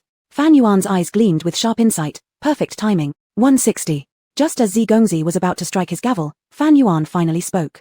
The man in hiding glanced over and fixed his gaze on Fan Yuan's face, narrowing his eyes. Zhi Gongzi also looked at Fan Yuan. He had a deep impression of her. It was this girl who had tricked Ling Yin Zhenren's disciple. He thought Fan Yuan wouldn't participate this time. Honestly, Zhi Gongzi couldn't figure out her purpose in coming to the auction house. She always seemed indifferent. Perhaps she was just here to find bargains. This time, however, it was clearly a standoff against Sheng Yinyan. Not only Zhi Gongzi thought so, but the cultivators present also believed it. After all, the two had been secretly competing from the start, nearly ready to fight each other. Sheng Yinyan cursed under her breath and shouted, 200. Fan Yuan wouldn't let go, 201. 206. 207. No matter how much Sheng Yinyan bid, Fan Yuan added only 10 superior spirit stones, never more. This made everyone even more certain that Fan Yuan was being deliberately obstinate. Sheng Yinyan gritted her teeth in anger. This wretched woman was so irritating. When the price reached 330, Sheng Yinyan stopped following. 303 once, 303 twice. Zhi Gongzi slowed down his speech, and with a final bang on the table, he announced, "Congratulations, young lady, the treasure is yours." Zhi Gongzi smiled sweetly at Fan Yuan. Sheng Yinyan turned around and took another look. Seeing Fan Yuan furrow her eyebrows and showing signs of regret, Sheng Yinyan assumed she had won a round, laughing smugly. Finally, she could retaliate with the same tactic. Fan Yuan immediately stood up and swept away with her sleeves. Sheng Yinyan excitedly tugged Bishi and said, "Did you see that? She was driven off by me." Bishi got a headache from being shaken. I saw it, sister is really capable." Sheng Yinyan felt very pleased. Fan Yuan had accomplished her goal, her mood was also excellent. After receiving the stone tablet from the attendant, she quickly left the auction house. As for what the last highlight treasure was, she simply wasn't interested. "Lord of the Hall, shall we abandon the map like this? Should your subordinate pursue again?" The man's features were hidden in the shadows, not seen clearly. He waved his hand dismissively at his subordinate and turned to leave. Fan Yuan didn't know she had just walked through the gates of hell. Fan Yuan specifically took a detour outside, confirming no one was tailing her before fully relaxing.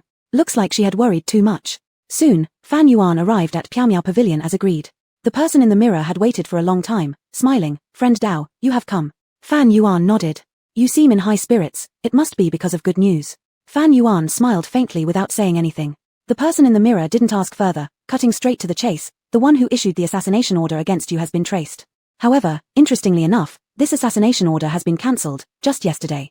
Fan Yuan was surprised. "Cancelled? But I'm still alive." As everyone knows, the assassination orders from the Death Mission Hall are only cancelled when the target is killed. It's unheard of for someone to survive while the order is removed. The person in the mirror insisted, "It has been cancelled, without a doubt." Fan Yuan couldn't unravel the reason behind it, but she decided not to trouble herself over it. Anyway, it wasn't something bad. The person in the mirror gestured in the air a few times, and soon, a name written in spiritual energy appeared on the mirror. Chapter 137, The Wise Mentor and the 1,000-Mile Horse. Yusho Sect.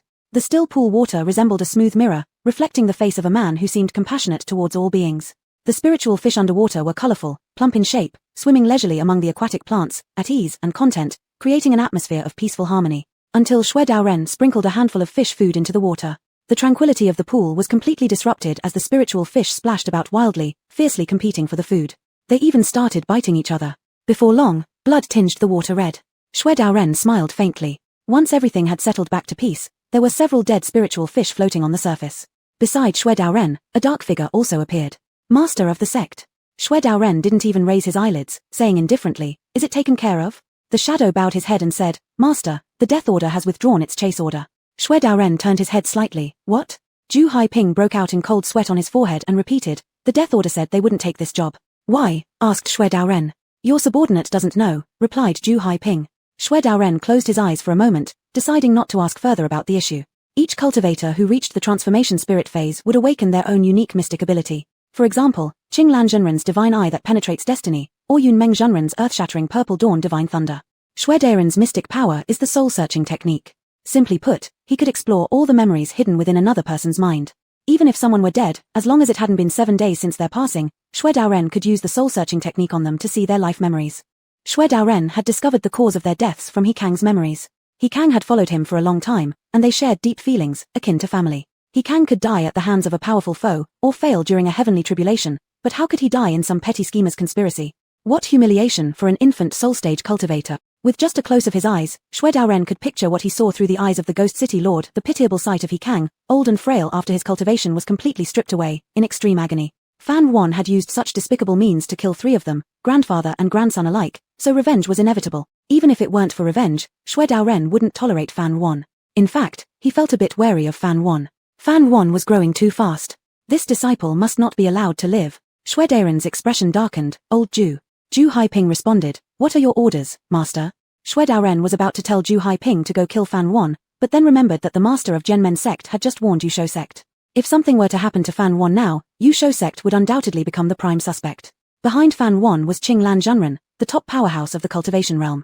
He couldn't help but tread carefully. With his hands behind his back, Xue Daoren paced back and forth, finding the situation somewhat thorny. He had thought that without Yunmeng Zhenren's protection, Fan Wan could be easily controlled. He had underestimated her. Seeing the worried lines on his master's brow made Zhu Haiping heartbroken. What was Fan Wan but a no-name Golden Dan cultivator? How could she pose such difficulty for the sect master? The killing intent surged in the sinister triangular eyes of Zhu Haiping, who dragged his feet forward and clasped his fists. "Master, allow me to relieve your worries. I'll go and kill her right now. No one knows my existence anyway. I won't drag you down." Zhu Haiping was lame. Xue Daoren lifted a hand to stop his impulsive actions. Zhu Haiping clenched his teeth, fixing his unwavering gaze on Sect Master Xue. After a long pause, Xue Daoren finally said, "Fine, let her live a little longer. At the 10,000 Immortals Conference in 3 years, that will be her end." As Fan Wan stepped out of the Piao Miao Pavilion, her mood was incredibly complex. She already knew who had issued the bounty on her head. Zhu Haiping. When Fan Wan first saw this unfamiliar name, she instinctively furrowed her brows. She didn't know him. Even by searching through her previous life's memories, she found no mention of this individual in the cultivation world. The person in the mirror seemed to have anticipated that she wouldn't recognize him and kindly provided information about who Zhu Haiping was. Zhu Haiping was an evil cultivator and the most reliable weapon in Xue Daoren's arsenal. Zhu Haiping should have died a long time ago. In his earlier years, he did quite a few wicked deeds and was pursued by righteous cultivators. But at a certain opportunity, he was saved by Xue Daoren. To Zhu Haiping, Xue Daoren was not only a savior, but also a wise mentor, or as we call it, Bo Le, a symbol of one who can identify extraordinary talent. Yes, exactly Bo Le. Zhu Haiping considered himself a 1,000-mile horse and Xue Daoren his Bo Le. Back then, Xue Daoren wasn't yet Sect Master Xue, he was just an ordinary outer sect disciple. Xue Daoren reaching the position of Sect Master owed much to Zhu Haiping. But the outside world only knows Xue Daoren, unaware of Zhu Haiping. No one knew that beneath the benevolent exterior of Sect Master Xue lies an evil cultivator. What an incredible secret. Overwhelmed with information, Fan Wan stood on the bamboo bridge, feeling a cold breeze and took a light breath. Thinking back, she had been held by Xue Daoren when she was a child and even called him Uncle Xue.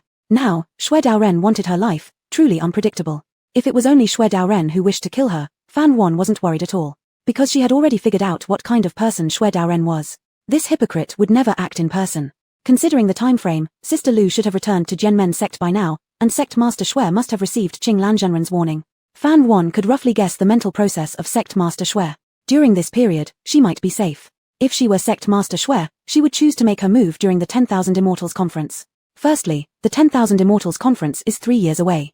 To a spirit transformation practitioner, this time span is but a snap of fingers, also his limit of patience. Secondly, if she were killed in a competition, it would be seen as her inferior skills.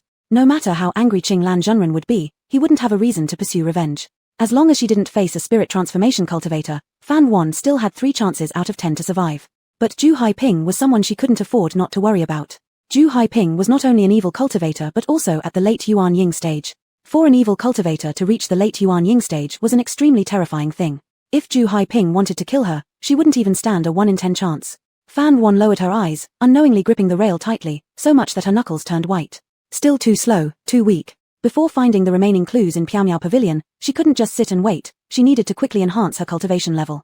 Otherwise, even if she collected all the stone tablets, she wouldn't possess the strength to obtain the Tianyang Ju scroll fragments, let alone risk losing her life here. Crisis coexists with opportunity. Fan Wan had a premonition that the deep secrets hidden within the stone tablets would bring her unexpected pleasant surprises. With a determined gaze, the purpose of coming to Green Cloud City had been achieved. It was time to leave. Unexpectedly, right at this moment, Fan Wan saw a shadowy figure acting suspiciously. This place was considered rather remote. In the depth of night, why would someone drag a sack of things to the river? Senses heightened, a cultivator's 5 senses are far beyond ordinary people's, and Fan Wan immediately detected something amiss, startled slightly. The burlap sack was moving. It contained a living person. Fan Wan originally didn't want to meddle in other people's affairs, but an inexplicable intuition told her that it was probably related to her. Thus, Fan Wan stood on the bridge, spreading her divine sense, quietly approaching the man. Unaware of everything, the man muttered while throwing the burlap sack into the bottom of the water, then turned around to leave. Just as he turned, he noticed a woman standing behind him at some unknown point in time. Startled, the man was just about to open his mouth when he suddenly felt dizzy and promptly passed out. Fan Wan gently waved her hand, and a blue glowing spiritual power drilled into the water, carrying the burlap sack continuously sinking underwater back to shore. She wiggled her fingers, and the rope binding the burlap sack untied itself. Cough cough cough. Sure enough, there was someone inside. Not someone else but Arwen, whom she had met only yesterday. Arwen didn't recognize the person before him clearly, yet he drew out the dagger concealed in his boot like a fierce little beast, determined to stab ahead. However, before the blade tip touched anyone, it slipped out of his hand and got tangled up with the rope of the burlap sack into a pretzel. Arwen twisted on the ground, viciously shouting, "I will kill you! I will kill you!" A splash sounded. Water from an unknown source splashed all over his face. Cold water jolted Arwen, making him pause. "Have you calmed down?" A cool tone reached his ears. "Huh!" By the light of the moon, Arwen finally discerned the features of the person in front of him. And the person he shouted to kill was lying down on the ground now. Arwen became agitated again, screaming loudly, "Immortal, please save Alana." Chapter 138, Third Consort. In an inconspicuous woodshed in a small alley, the sounds of whipping and cursing intertwined. "Ungrateful little brat. I raised you for so long, even a dog would have more gratitude. Speak. Where did you hide that upper-grade spirit stone?" The woman's face was grotesque as she held a thin bamboo strip. If one looked closely, they would see the strip had already been stained red with blood. Another whip stroke went down, breaking the strip. Alan could no longer scream. She sobbed and said, I really didn't. Woo woo woo. She had already explained it countless times. The celestial being hadn't even given her any spirit stones yet, but the woman wouldn't believe her.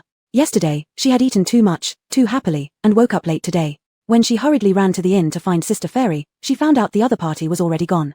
She didn't know where Fan Wan had gone, perhaps having left Qingyun City. Alan blamed herself for sleeping in and missing that upper-grade spirit stone. So, she returned to the alley dejectedly. However, the woman insisted that she had privately hidden the spirit stone and would force her to produce it. She hadn't. Even if she were beaten to death, she couldn't come up with something that didn't exist. But the woman grew ruthless, hitting harder and harder, refusing to stop. For the first time, Brother A when confronted the woman on her behalf and was dragged out unconscious after being kicked by a man. Alan's pain numbed her whole body. She thought it might be better to die. She'd had enough of this endless life of suffering. Yet, she didn't want to involve Brother A when. She always knew that while Brother A when appeared cruel towards her and treated her harshly, he was actually protecting her. Just like yesterday, if Brother A when hadn't deliberately pushed her away in front of the celestial being, making her look pitiful, the celestial being might not have chosen her. Brother A when had always been playing the bad guy. Only because he treated her badly did parents turn a blind eye toward her. Brother A when was too stupid. If he had kept up the act, then only she would have died. The woman had a prominent black mole at the corner of her mouth, making her seem very mean-spirited. Do you still dare to lie to me? I've already questioned the innkeeper. The boy there says the person left early. Didn't that woman give you the spirit stone yesterday? Where exactly did you hide it? Or maybe you took it and bought food? Seemingly realizing something, the woman hastily lifted her skirt and approached, bending down to grab Alan's collar and sniffed carefully. It's the aroma of Lingyun Pavilion, their spirit food, which can enhance cultivation levels. Even I haven't tasted it. How dare a little beggar like you enjoy it? Saying this, the woman turned her head and stared sharply at the children lined up in the corner. Discovering her gaze, they all couldn't help but show fear, trembling like quails. Before the woman spoke, a little boy confessed out of fear. Mother, last night, Alan brought back lots of good food. We couldn't resist, we ate it all, and she told us not to tell you. Sorry, Mother, we won't do it again. Please don't hit us woo woo woo. Hearing this, the woman laughed furiously. She grabbed Alan's hair forcefully, treating her like a dead dog. Alan's face contorted in agony from the pain in her scalp. Well done, so you did take the spirit stone to Lingyun Pavilion to buy food. It seems you've spent it all, hence why you didn't have it on you. And you dared to hide it from me, you're truly an ungrateful white wolf. Alan quickly defended herself. It wasn't me, I didn't do it, the food was given to me by sister. The woman let out a sharp laugh, terrifying in its cruelty. Her tone shifted abruptly. And now you dare lie to me again. Weakly, Alan said, what I'm saying is true. You're not worth much, neither are they. How can there be such benevolent cultivators in this world who would generously gift precious spirit food to a little beggar girl, a mere ant? Moreover, she's a gold core cultivator. Those powerful people are always arrogant. For her to even let a lowly beggar near her is extraordinary kindness. How could she allow you to desecrate the spirit food? What nonsense are you spouting? The woman's voice was sharp, her expression partly mocking, partly envious. Regardless of whether she believed or disbelieved, Alan had fainted and could no longer explain. Seeing this, the woman carelessly tossed Alan onto the ground, glancing at the door and complaining, how come Brother Zhua hasn't come back yet? Qingyun City forbids killing innocents without cause, even they must abide by the rules. Therefore, they took the disobedient children away at night to drown them quietly. Anyway, there were plenty of children, just a couple of lower-grade spirit stones could buy a child from human couples. Anyone who didn't listen, anyone who was useless, was drowned. At this moment, 2 knocks came from the doorway. With the task of stuffing Alan into a hemp sack underway, the woman answered curtly without turning around, just push the door open and come in, why are you suddenly so polite? Knock knock. There was another knock on the door. The woman clicked her tongue, turned around to open it. Under the pale moonlight, the man's dull face came into view. For some inexplicable reason, the woman shivered, but didn't think much about it. She asked casually, why did you take so long this time? Whack. Without a word, the man raised his hand and slapped the woman. The woman was dazed by the strike. Cheng Zhua, how dare you hit me? In terms of cultivation, the woman had a slightly higher level than the man. Though they were nominally husband and wife, it was always the woman who took the lead, while the man merely followed orders. That slap was an act of rebellion. You slut. The man spat out one curse. The woman was instantly enraged, striking a palm toward the man's chest. The man was pushed back several steps, immediately snapping back to reality. By then, the woman had already drawn her sword and rushed at him, cutting towards his face. The man turned pale with fright, rolling on the ground to avoid the blow. He barely managed to stand up and wanted to explain something when suddenly, the woman was sent flying by a wave of spiritual force. And the sword returned to the man's hands. Cheng Zhua, you actually dared to kill me, then you won't live either. There was a flicker of pain in the woman's eyes, but more importantly, there was murderous intent. With those words, she launched herself at him again. Things had come to this point. To save his life, the man had no choice but to retaliate. Besides, he had long been dissatisfied with their profit-sharing arrangement. He'd always been doing the hardest work but only received the least spirit stones, yet still had to flatter this ferocious woman every day. He'd had enough of it. A genuine look of killing intent flashed in the man's eyes. Bang bang bang. Thus, without exchanging a single word, the two began to fight. However, they didn't notice the 2 figures on the roof. Fan Wan sat lazily on the rooftop, with one leg crossed and her elbow resting on it. As for Awen, being a bit afraid of heights, he lay flat and didn't dare to move. He looked down at the fierce fight below, then glanced at Fan Wan as if he wanted to say something. Fan Wan placed a finger against her lips, signaling silence. Awen pressed his lips together and said nothing. The children cowered inside the house, too terrified to go out. This was the first time they had witnessed such a quarrel between their parents. Not long after, the woman was impaled through the shoulder by the man's long sword and nailed to a wooden post. Cheng Zhua grinned triumphantly. Third consort, didn't expect this, did you? Pale-faced, third consort spat blood onto the man's face. The man licked the salty sweet taste of blood off the corner of his mouth and smiled. Third consort, having shared a relationship as husband and wife, I will send you off on your last journey. Suddenly, Cheng Zhua's expression changed drastically as he stumbled back. An excruciating pain surged from his abdomen, and Cheng Zhua collapsed on the ground. There's poison in your blood. Third consort struggled to curve her lips faintly before gripping the long sword tightly and forcibly pulling it out of her body. Mitch, compared to me, you're still lacking in skills.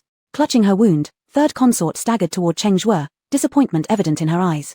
Having shared a relationship as husband and wife, I will also see you off on your last journey. Seething with rage, Cheng Zhua opened his mouth to curse, but his eyes widened abruptly as if they were going to pop out. The veins on his temples bulged violently. His head slumped sideways as the poison erupted, killing him instantly. Third consort indifferently averted her gaze. She needed to dispose of Cheng Zhua's body before dawn. Awen, come and help. She instinctively called out, but got no response. Only then did she realize Awen had already been drowned in the pond by Cheng Zhua. Third consort twitched the corners of her mouth and her eyes scanned the children in the house, not finding a single one that could match Awen. A surge of unnamed anger swelled up within her. If it weren't for her serious injury inflicted by Cheng Zhua, she would definitely throw all these useless little brats into the river to feed the fish. Infuriated and powerless, third consort leaned on her long sword, her figure wobbling precariously, looking weak as if she would fall over at any moment. Just as she turned around to prepare for a bigger hemp sack, third consort saw someone who should not have been there. Awen.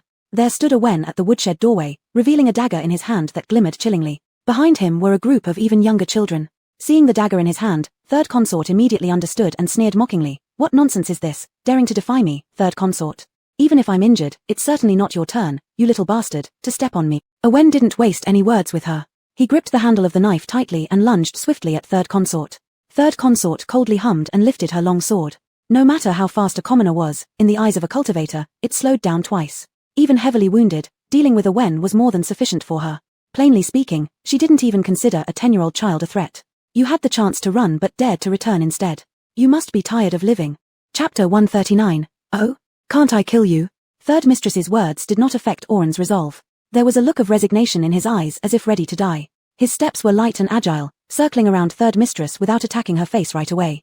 Even a dying camel is bigger than a horse. Though third mistress was at the end of her strength, she was still not someone that he, a little ant, could easily shake. Third mistress stood there, only moving her head. She looked disdainfully at Oren trying to find her flaws. Young beast, do you think the little three-legged cat skills your father taught you can deal with me? Oren angrily said, he is not my father, and you're not my mother. Third mistress neither confirmed nor denied this, her gaze following Oren's movements. The elder one has no conscience, no wonder the younger one doesn't either. Oren stopped, standing behind third mistress. He gritted his teeth and asked, what did you do to Alan? Third mistress didn't move, stating matter-of-factly, disobedient children must be killed, naturally. In third mistress's eyes, Oren had always been a good child. Sometimes, she was even more satisfied with Oren than Cheng Zhuo. Actually, when she first saw that Oren was still alive just now, there was a moment when third mistress felt relieved in her heart. Oren was so capable and would help her earn a great amount of spirit stones. Over all these years, she had only met such an Oren. How pitiful if he died. But then, this good child in her eyes also dared to rebel against her. Oren's resistance was even less acceptable to third mistress than Cheng Zhuo's betrayal. Could it be that Cheng Zhuo and Oren had already planned to deal with her? Third mistress had no time to ponder this further. When Oren heard the news of Alan's death, he let out a roar and attacked from behind third mistress. Unreasonable thing. As if having eyes on the back of her head, third mistress sidestepped slightly when Oren approached. She swung her long sword. She was about to cut off Oren's head. She licked her lips, as if she could already see the scene of Oren's blood splashing all over. However, Oren suddenly crouched down, grazing past the sword and arriving right before Huanyao's eyes. Then he quickly pulled something out of his pocket and threw it towards Huanyao. It seemed to be a powder-like substance. Huanyao slightly froze for a moment, instinctively stepping back 2 steps, but still accidentally inhaled some of that stuff. Soon, Huanyao's eyes began to feel like they were on fire, as if a bucket of red-hot oil had been poured into them, making her unable to open her eyes. Tears streamed down uncontrollably. Following this, from her face to her neck, then her entire body, she started to itch all over. The itching sensation was unbearable. Damn it, what have you done? Was it poison? Yet, she was immune to all poisons. How could this foul child possibly poison her? Huanyao was already having trouble seeing Oren clearly. She covered her flaming eyes with one hand while swinging her sword wildly with the other.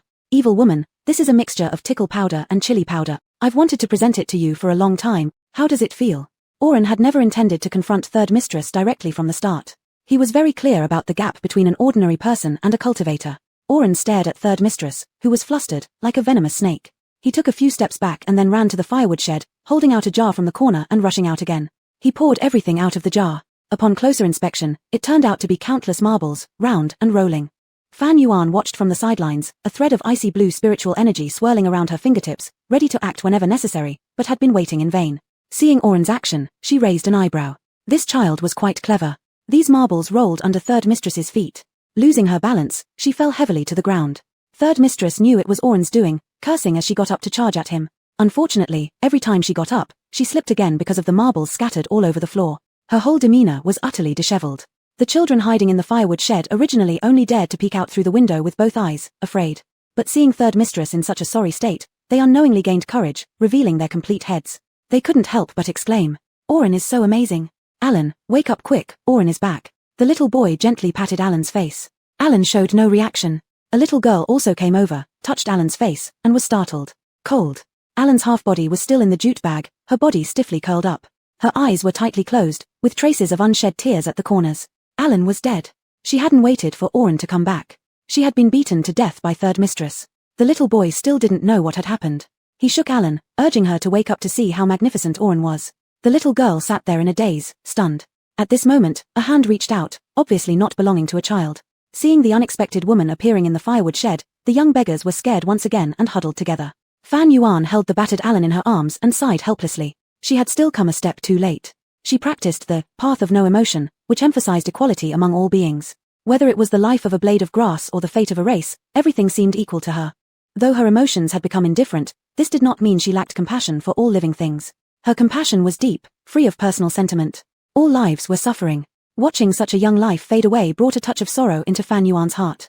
Fan Yuan lowered her gaze to Alan. The little girl lay curled in Fan Yuan's embrace, her expression peaceful with a slight smile on her lips as if she were asleep. In a way, wasn't this also a form of release for her? Fan Yuan turned her gaze towards the woman outside. That third mistress had committed countless evils, treating human lives as trivial. The children killed by her hands were probably more than tenfold. Even though she claimed to be a righteous cultivator, how different was her magic from that of an evil practitioner? A cold glint passed through Fan Yuan's eyes. Whether by morality or principle, she had to intervene. Although the third mistress could not clearly see Oren's position, she could locate him by sound. You little brat, you're dead. I'll skin you alive. This time, third mistress truly went mad with rage. She made a hand seal with one hand and used her spiritual power to pull Oren toward her. But Oren was no pushover. He gripped his dagger tightly and stabbed hard at third mistress's arm. He put all his strength into it, exposing bone. Third mistress screamed in pain and raised her sword to impale Oren. Just then, a streak of blue spiritual light shot out from Fan Yuan's hand, striking third mistress' wrist. The long sword clanged onto the ground. By now, third mistress realized Oren was not alone. She turned her head toward the firewood shed and met Fan Yuan's gaze for an instant. Her heart sank. Even though her vision was somewhat blurred and she couldn't clearly make out Fan Yuan's face, she recognized her nonetheless. The pressure of a Jindan-level cultivator pressed down upon her, forcing third mistress to kneel, pale-faced and losing all her previous arrogance. Fan Yuan carried Alan as she took slow steps forward. As Fan Yuan approached, the pressure emanating from her became even stronger. Third mistress collapsed on the ground, unable to fight back. Her face twisted grotesquely, filled with fear. You can't kill me. There's no killing allowed in Qingyun City. Fan Yuan countered. Oh? Am I not allowed to kill you? Even though it was a question, it sent shivers down third mistress's spine, her bones feeling icy cold. Third mistress panted heavily and hurriedly said, I'm Mr. Wu's person.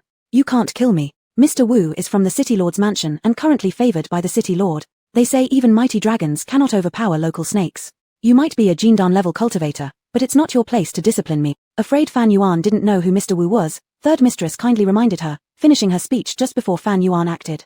Struggling to keep her head up, third mistress managed a stiff smile. Senior, getting on the bad side of the City Lord's house over a small beggar absolutely isn't worth it. Fan Yuan, naturally, had noticed her little maneuvers, yet she paid them no mind. Rest assured, I will abide by Qingyun City's rules. The oppressive aura vanished. Hearing this, third mistress let out a sigh of relief and wiped away the blood at the corner of her mouth clumsily. She thought, people are selfish, especially powerful cultivators like this one. Why would they get themselves into trouble over an unimportant person? All cultivators were the same, particularly those from righteous sects. They were only pretending to be good people better than others. In the end, they were not as admirable as herself. Third mistress supported herself with one hand and slowly got up. She spat out a mouthful of foul air and turned her gaze to Oren. She shot him a triumphant yet malicious look. Once Fan Yuan left, she wouldn't spare him even if he knelt down and pleaded for mercy. She wouldn't throw him into a well. Instead, she'd sell both him and his incompetent younger sister to Wang's buns shop. She'd have old Wang chop him up to make human meat buns. Oren stood firm, glaring at her fiercely. Treating Oren as good as dead already, third mistress no longer looked at him. She spoke humbly and respectfully to Fan Yuan. If senior doesn't mind, why don't you? Suddenly, third mistress sensed something abnormal about her body. Then, she spat out a mouthful of black blood and fell to her knees once again. It felt like her internal spiritual energy was being torn apart by a savage beast, her previously calm energy channels bursting into chaos like dry cracked riverbeds, making eerie cracking noises. With wide eyes full of disbelief, third mistress stared at Fan Yuan. You're not. Fan Yuan smiled faintly. I said I wouldn't kill you, but I never said I'd spare you. In a few breaths, third mistress lost all her cultivation skills and became a mere waste of life. Lying there powerless, third mistress' eyes dimmed. Oren felt an intense sense of satisfaction. Who dares cause trouble in Qingyun City? A deep, resonant voice sounded from above. Chapter 140, The Fleeing Wu Manager. As soon as this voice rang out, the little beggars who were just watching the drama all quickly pulled their heads back, leaving the window empty at once. A faint sliver of hope rose in third mother's heart again. Perfect, Manager Wu has come, at least she could survive now. Oren couldn't help but feel nervous. Compared with third mother and Cheng Zhuo, he was most afraid of Manager Wu behind him. Oren anxiously looked at Fan Yuan. He gently tugged at the hem of her clothes and said anxiously, Sister, run fast. Manager Wu is very powerful. Fan Yuan cast him a reassuring glance. There's nothing to worry about, stand behind me. Fan Yuan handed Alan over to him. Upon receiving Alan, Oren fell silent immediately, his eyes turning red instantly. He obediently retreated behind Fan Yuan, glaring hatefully at third mother. Manager Wu arrived swiftly and brought along a group of people. Seeing Manager Wu, third mother crawled towards him on all fours, tears streaming down her face. Manager Wu, please save me. You must save me. You promised me. Manager Wu was startled at the sight of Third Mother, nearly failing to recognize her. How had Third Mother turned into such a monstrous figure in just one day? What perplexed Manager Wu even more was that Third Mother had lost her cultivation base. Looking down at Third Mother sobbing and gasping for breath, there wasn't an ounce of sympathy in his eyes, only disappointment. Manager Wu, you must seek justice for me. That's enough, stop your ranting. Third Mother pouted in, feeling aggrieved. With someone to lean on now, she no longer feared Fan Yuan. She immediately changed her demeanor and glared fiercely at Fan Yuan. Manager Wu glanced up towards the blue-robed female cultivator in front of him, and his composed expression suddenly changed. A Gold Dan level cultivator. How did Third Mother offend a Gold Dan level cultivator? Always causing him trouble. Manager Wu instinctively reined in his own aura and swept his gaze around. Cheng Zhuo who died from poison, Oren holding Alan's corpse, the little beggars in the woodshed shaking like leaves. And standing in the yard, the righteous-looking Gold Dan cultivator. Manager Wu quickly deduced the general course and reasons for what happened. An idea popped into his mind. Whatever Third Mother had done absolutely could not be exposed to the City Lord's residence or it would implicate him. This matter had to be thoroughly resolved here. Why not curry favor with this Gold Dan cultivator? It wouldn't cost him anything. But if he didn't help Third Mother right in front of so many subordinates, wouldn't they think he lacked credibility and humanity? Then who would dare work for him afterward? Within the span of a few breaths, Manager Wu's thoughts spun rapidly. Alright then, first, let's probe the situation a bit before deciding further. Manager Wu steadied himself, raising his eyes again toward Fan Yuan, ready to speak. Suddenly, he noticed the delicate and exquisite long-life lock hanging from Fan Yuan's chest. At that instant, a peculiar sense of familiarity washed over him. Once a cultivator reaches the foundation establishment stage, memory significantly improves, sometimes even retaining impressions of random passers-by from years ago. Long-life locks weren't uncommon, but the particular one that evoked this sensation in Manager Wu belonged exclusively to Fan Yuan's. In this moment, Manager Wu confirmed that he had undoubtedly seen this long-life lock before. Soon, Manager Wu remembered where he had seen it many years ago, on a brother-sister duo, specifically, on a little girl. And oddly enough, it was also within this very dilapidated courtyard. Manager Wu. Could it really be what he suspected? Even though Manager Wu quickly managed his facial expressions, Fan Yuan still noticed something was off. She didn't dwell on it much and simply asked, "Are you Manager Wu?" "I merely wish to ask, do the rules of your Azure Cloud City only apply to outsiders?" There was a clear tone of accusation in her voice. "Certainly not."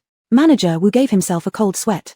Fan Yuan asked again, "Then is it my fault for acting recklessly?" Manager Wu didn't answer this time. He looked down at Third Mother, then lifted his foot and kicked her squarely in the chest. Her body flew through the air like a broken kite before crashing hard onto the ground. No one expected Manager Wu to attack suddenly and especially against one of his own people. Everyone here knew that Third Mother had followed Manager Wu for a long time. She was an old hand. In everyone's impression, Manager Wu placed great value on this woman. So, what did Manager Wu mean by this action? Everyone had different interpretations in their minds. With unrelenting hatred, Third Mother stared at the direction where Oren stood. Blood seeped from her mouth and nose, and her lips moved repeatedly, as if asking why. Why could these worthless ants easily receive the favor of powerful individuals while she exhausted every ounce of effort, being utterly loyal to Manager Wu, and ended up like this? Why? This was unfair. As Third Mother rolled her eyes upwards and glared bitterly at heaven, she passed away on the spot. Manager Wu's single kick actually killed Third Mother directly. His subordinates were all shocked by this. Weren't they here to save people? Even if they weren't going to save her, why go as far as killing Third Mother? No one could understand Mr. Wu's thoughts. Fan Yuan was somewhat surprised. Things were smoother than she had imagined. The place where the woman fell was right on Cheng Zhuo's body, the corpses of the two Avilders overlapping, both bleeding from the 7 orifices. It was an indescribably eerie scene. Mr. Wu didn't even blink, as if he didn't know this person named Third Mother. He bowed slightly toward Fan Yuan and said, "Please proceed at your convenience, we won't disturb you." After saying this, Mr. Wu gestured to the people behind him, and the group withdrew quickly. But Mr. Wu himself left faster than anyone else. They had come in great numbers and now left with equal grandeur. Yet it seemed they departed hastily, almost as though fleeing in defeat. Not until all of Mr. Wu's men had disappeared did Oren remain standing motionless in place, reacting slowly. "That's just how they left." "It's over," Fan Yuan said.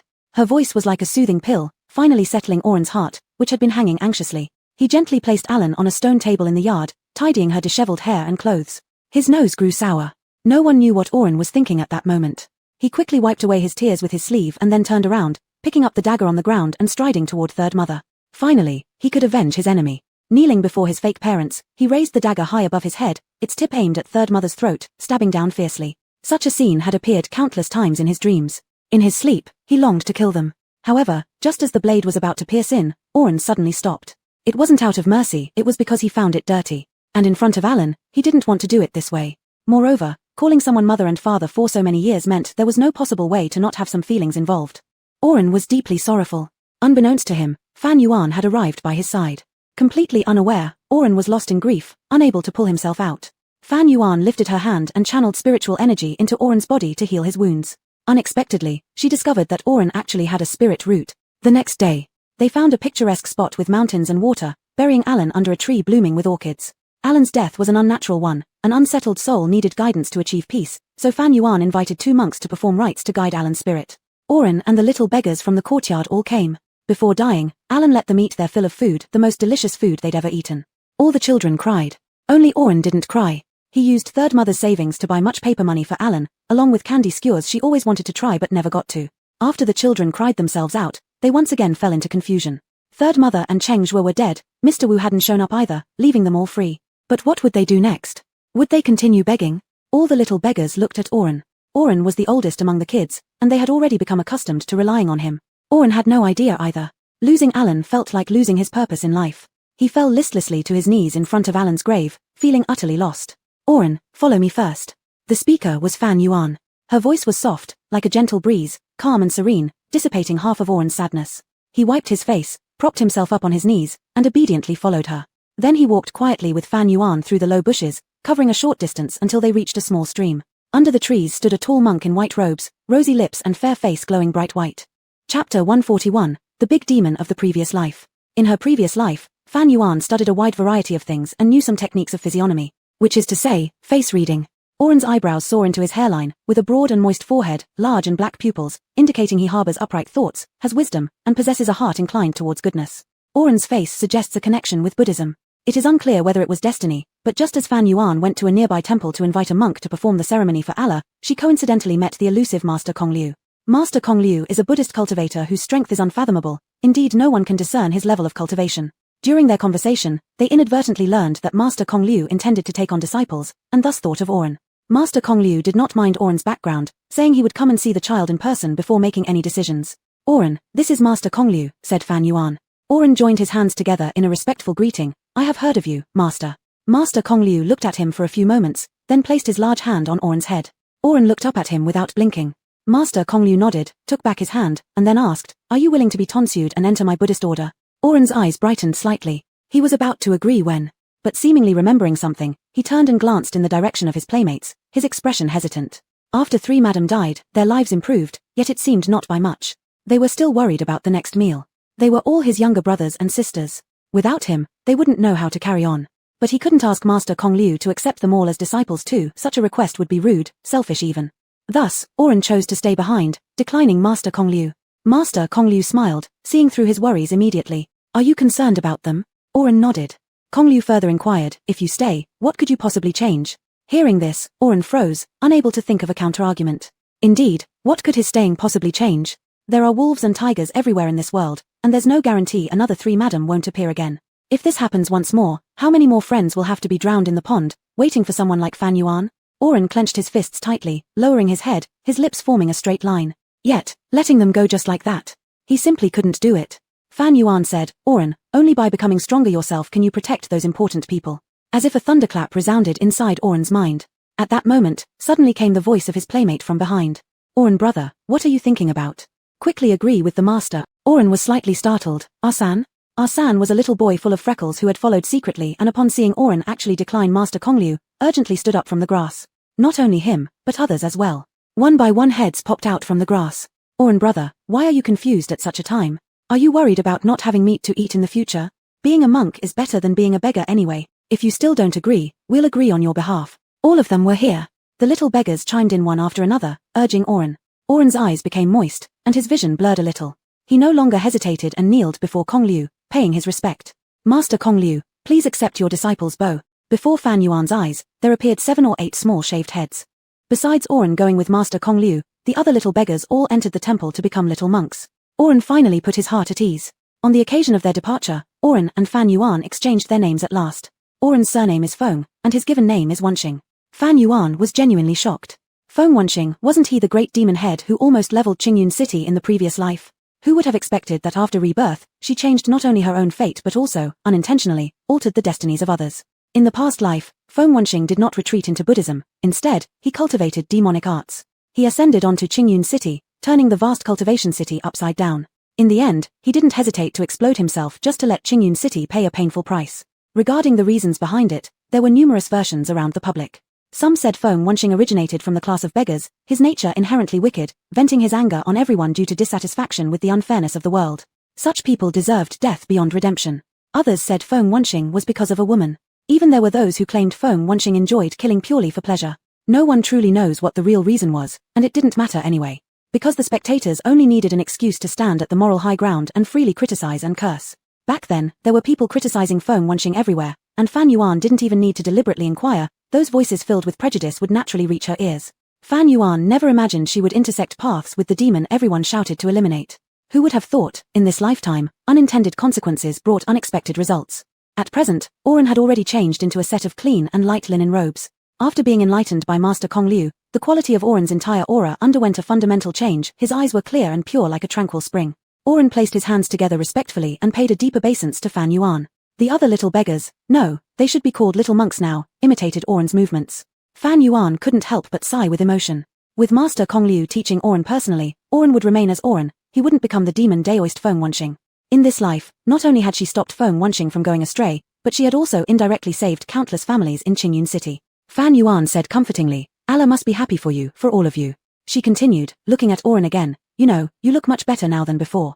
Oren straightened up and thought back to their first meeting, feeling a bit uneasy and wanting to explain something but unsure how to start. Fan Yuan smiled faintly, I know everything. Oren was momentarily stunned, you know everything? Fan Yuan explained, your acting skills are too amateurish. True satisfaction never shows on the face. Oren's face turned red, slightly embarrassed. Fan Yuan glanced toward Master Kong Liu not far away, patted Oren's bald head, and said, all right, if you have time, come find me at Tianji sect. Oren nodded earnestly. Sister, will you always be at Tianji sect? Fan Yuan pondered for a moment, not necessarily, we'll meet again when fate allows. Oren looked somewhat reluctant. Fan Yuan gave a nod to Master Kong Liu and then left gracefully via flying sword. Fan Yuan didn't notice the profound gaze that Master Kong Liu directed after her. After Fan Yuan left, Oren returned to Master Kong Liu's side and found that his master was still gazing at the sky. Master Kong Liu retracted his gaze, took Oren's hand gently, and smiled faintly. Let's go, little demon. Surprised, Oren asked, Master, how do you know my nickname is Little Demon? You told me yourself. Oren scratched his head, confused, really? When did I say that? Vast skies above, a streak of brilliant sword light flashed across like a meteor. Fan Yuan stood on her flying sword. After about an incense stick's worth of time, she saw the magnificent silhouette of Tianji sect. Fan Yuan let out a breath of stale air lightly. Finally, she had returned. Although she'd been away for less than 3 months, it felt like she'd been gone for 3 years. During this period, she had experienced so much. Now, it was time to settle down and enter a long seclusion. Fan Yuan guided her flying sword downward. Tianji sect hadn't changed much since she left. Initially planning to return directly to Xuandi Peak, she suddenly changed her mind halfway and redirected to Lingxiao Peak instead. Since she hadn't returned for such a long time, she ought to report her safety to Zhu Xie and Xie Yi. To her dismay, she only met Wang Fa. Zhu Heng and Yi Shuyi were both meditating. Apparently, these two were ready to break through their cultivation levels, otherwise they wouldn't choose to meditate at this crucial moment. Fan Yuan understood clearly, she wasn't disappointed to not see Zhu Heng and Yi Shuyi. On the contrary, she sincerely hoped they could achieve a smooth breakthrough. Wang Fa had just finished his own meditation session not long ago, and his cultivation level had progressed. He was currently at the middle stage of Golden Core. Upon seeing Fan Yuan's return, Wang Fa jumped around joyfully. I knew Master's divination wouldn't be wrong, you really came back. Only then did Fan Yuan realize that Carefree Hermit had calculated a divination for her. Carefree Hermit had even told them she would certainly return safely, urging them not to worry. Wang Fa scrutinized Fan Yuan thoroughly from head to toe and couldn't help but be amazed. He could distinctly sense the changes in Fan Yuan's surrounding energy. Though he couldn't exactly specify what had changed, it had indeed altered, and for the better. Jealousy showed in Wang Fa's eyes. As an old saying goes, misfortune and fortune coexist. Junior sister Fan must have gained quite a lot during her journey. Fang little sister, tell me quickly, what did you experience? Chapter 142, Fatal Affinity. These days, no one had spoken to him, and Wang Fa was almost suffocating. Fan Yuan skipped over some details that couldn't be disclosed, briefly sharing her experiences during this time. Wang Fa listened very attentively. When he heard that Fan Yuan had been chased by evil cultivators, Wang Fa's expression involuntarily became tense. His brows were knitted together, and the look of worry on his face was very real. Then he listened as Fan Yuan told about her experiences at the Lin family in Shuixian County. Wang Fa couldn't help but marvel at the strangeness of fate. Finally, when she spoke of Qingyun City, Wang Fa would sometimes rage uncontrollably, wanting to draw his sword to cut down the group of villains around Sanyangzi, and other times he would secretly wipe away tears, feeling heartbroken for Alan's ending. They say reading 10,000 books is not as good as traveling 10,000 miles. Fan junior sister, you truly made me understand this principle. Wang Fa said. As if thinking of something, Wang Fa then asked, by the way, I heard your several senior brothers also went to find you. Did you meet them? Fan Yuan furrowed her brow and smiled without answering. Seeing her expression, Wang Fa understood immediately. She must have met them, but they didn't return together. Either those guys went berserk again, or Fan junior sister simply didn't want to deal with them. Or maybe it was both. Wang Fa wisely did not ask further, lest he annoy Fan Yuan.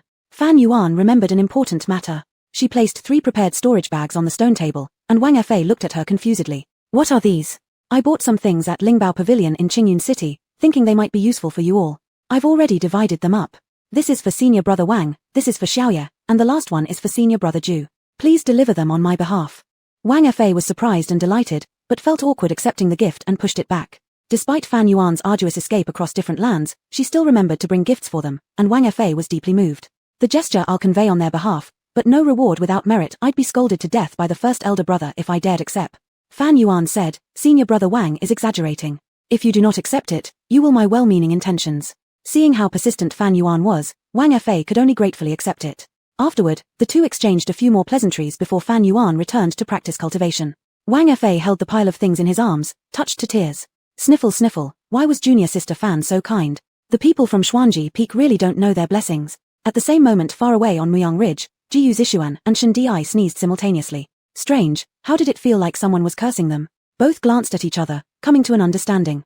At this point, the two guarding outside the waterfall detected an abnormal spiritual energy fluctuation. This spiritual energy fluctuation came precisely from the cave behind the waterfall. Jiyu Zishuan's face lit up as he stood up from the ground and said, wonderful, little miss has successfully broken through. Shen Di also revealed a pleased expression. Not long after, an intangible force moved the waterfall, pulling it apart to both sides, revealing Song Muqing dressed plainly behind it. Both of their eyes brightened. Foundation establishment, great perfection. Little Miss was making progress rapidly. Previously, Song Muqing had been overshadowed by Fan Yuan's brilliance, almost making them forget that Little Miss was also acknowledged by the Grandmaster himself as a prodigy. Shen Di said, if Little Miss weren't unwell, she wouldn't necessarily be inferior to Fan Yuan. Jiyu Zishuan nodded in agreement. On this side, Song Muqing lightly tapped her toes, crossed through the waterfall, and landed in front of the two, light as a sparrow. Not a single strand of her hair was damp. Second senior brother, third senior brother, thank you for protecting me. Song Muqing's tone was consistently soft and gentle, putting listeners at ease. Shen Di, looking closely at the woman near him, saw a flicker of admiration in his eyes. Honestly speaking, Little Miss wasn't of unmatched beauty. Upon closer inspection, her features weren't exactly delicate either, falling far short compared to Fan Yuan's. But there was always something indescribable about Little Miss that instinctively made people think of her as beautiful. Shen Di had never thought that Song Muqing was more attractive than Fan Yuan, but right now, he found Little Miss captivating. To the point that he even forgot what Fan Yuan looked like, as if Little Miss were the most beautiful woman in the world. Jiyu Zishuan shared similar thoughts, somewhat mesmerized. Moreover, he even harbored a desire to follow her. Song Muqing observed their expressions carefully, quite satisfied with their reactions, and her smile extended from the corners of her mouth all the way to her eyes. All along, the main object of her talent theft had been Ji Miao Miao, the holy maiden of Beast sect. Affinity may just be a trait among ordinary people, but on a holy maiden, it was nothing less than a naturally gifted ability. The holy maiden's affinity possessed a unique charm. Not only could it gain others' favor and goodwill more easily, but it could also instill feelings of conviction and even submission in others. This wasn't the first time Song Muqing had stolen the holy maiden's talent. In Tianji sect, she had taken advantage of Shen Di to secure Ji Miao Miao's opportunity, then swallowed 5 points worth of the other's affinity.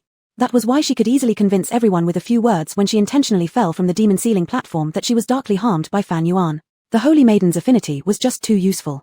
If it weren't for the fact that the holy maiden's opportunities were harder to obtain, she would have definitely prioritized stealing the holy maiden's talent over Fan Yuan's.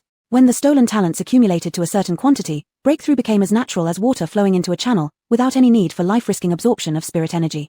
And this time around, it was only due to Jiyu Zishuan and Shen Di that she managed to obtain the water spirit pearl guarded by the water fiend. Jiyu Zishuan even contracted the cold poison of the water fiend because of it. Though he had timely consumed a detoxification pill to expel the poison from his body, leaving no major issues, the cold poison left him with severely damaged primordial energy and fragile meridians. He could not recklessly use his spirit power now. Jiyu Zishuan's complexion still bore some pallor, especially his lips which lacked any trace of blood color. These were all lingering symptoms of the cold poison. Song Muqing said guiltily, second senior brother, it's all my fault. If I had known, I wouldn't have gone for the water spirit pearl. Furrowing his brow, Jiyu Zishuan replied, don't talk nonsense. How could it be your fault? It's my incompetence and underestimation of that water fiend. If it happens again, I will definitely not let him succeed. As he spoke, Jiyu Zishuan affectionately patted her head, his smile revealing some weariness. Little junior sister, as long as you want something, I would fetch it for you, whether it be climbing up swords or descending into fiery seas. Jiyu Zishuan sincerely added, you shouldn't blame yourself, all of this is what I willingly did. Even if that despicable water fiend really poisoned me to death, Second senior brother, don't say such unlucky words. Song Mucheng hurriedly covered his mouth, cutting off his sentence, her tone scolding. Actually, she found it quite pleasant, thoroughly enjoying it. The holy maiden's affinity truly was a wonderful thing. Looking at his little junior sister, Jiyu Zishuan's heart softened unbelievably. Just as she had managed to stop Jiyu Zishuan's words, Shen Di started speaking next. Little junior sister, I'm different from second senior brother. I'll gather all the best things in the world for you before you even ask. Before Song Mucheng could make a comment, Jiyu Zishuan cut in sharply, all you do is talk nicely. If you're so capable, why don't you show us now? Shen Di let out a cold snort, rebutting, that's because my strength isn't yet sufficient. Once I advance to the transformation stage, I will certainly keep my promise. Jiyu Zishuan sneered, by the time you reach transformation stage, we don't know how many years it will take. You're not even at the golden core stage yet and you're already dreaming about transformation stage. All you can do is make little junior sister happy. Don't look down on me. When I used to cajole little junior sister, you didn't even know where you were. Shen Di frowned, getting angry. Jiyu Zishuan knew he was referring to when Song Mucheng was still in swaddling clothes. Shen Di was the first among them to hold the little junior sister and the only one who could soothe her cries to sleep. For this reason, Shen Di had boasted endlessly in front of him about how much little junior sister liked him. Jiyu Zishuan ignored what Shen Di said, folding his arms and saying, promises are empty words. Just now, didn't the water spirit pearl require most of my effort? You just threw a couple of spirit talismans. Narrowing his eyes, Shen Di retorted with a pointed tone, without my spirit talismans, you might have suffered more than just contracting the cold poison. Their eyes met in a stare, sparks almost flying between them. Song Mucheng suddenly felt a headache. Everything had been going well, why did they start arguing again? I don't care, I am the person who treats little junior sister the best. Jiyu Zishuan shouted. Shen Di raised an eyebrow, just because you say so doesn't make it true. We'll have to hear what little junior sister has to say. Jiyu Zishuan, fine, little junior sister, tell us, between me and third senior brother, who treats you the best? Song Mucheng froze momentarily, unsure how to answer. She clearly knew this was a question impossible to answer, whichever choice would be wrong. Both senior brothers stared at her tightly, their gazes like devouring flames. Song Mucheng stepped back fearfully. Things hadn't turned out as she had hoped. Chapter 143, Song Mucheng gives out porridge. It took a great deal of effort, but Song Mucheng finally managed to placate the two and skillfully steered clear of this topic. She thought silently to herself that it seemed the charm of this holy maiden had both pros and cons, she couldn't steal too much at once and needed to proceed gradually. But it certainly was a good thing. Song Mucheng was already looking forward to what effects it would have after returning to the sect. Jiyu Zishuan's lips were pale, his face full of illness, yet he said excitedly, little junior sister, where should we go next? Shen Di was also looking at Song Mucheng, waiting for her to make a decision. Unconsciously, the two of them had come to treat Song Mucheng as the mainstay. Song Mucheng had planned everything well in advance. There wouldn't be any great opportunities ahead, they would all be small chances. However, even mosquitoes, though small, are still flesh. Some independent cultivators had talents no less than those of sect disciples, but their luck was poor, so it was difficult for them to rise above. If that was the case, then why not absorb their talents into herself? Otherwise, how pitiful if they remained buried. Once she absorbed enough talent value, she could break through to the golden core stage. Second elder brother, third elder brother, there's no need to work so hard. We're just here to enjoy the scenery anyway. Let's return to the sect in this direction. Song Mucheng's smile was still gentle, but her eyes held malice. Jiyu Zishuan nodded, alright, whatever you say.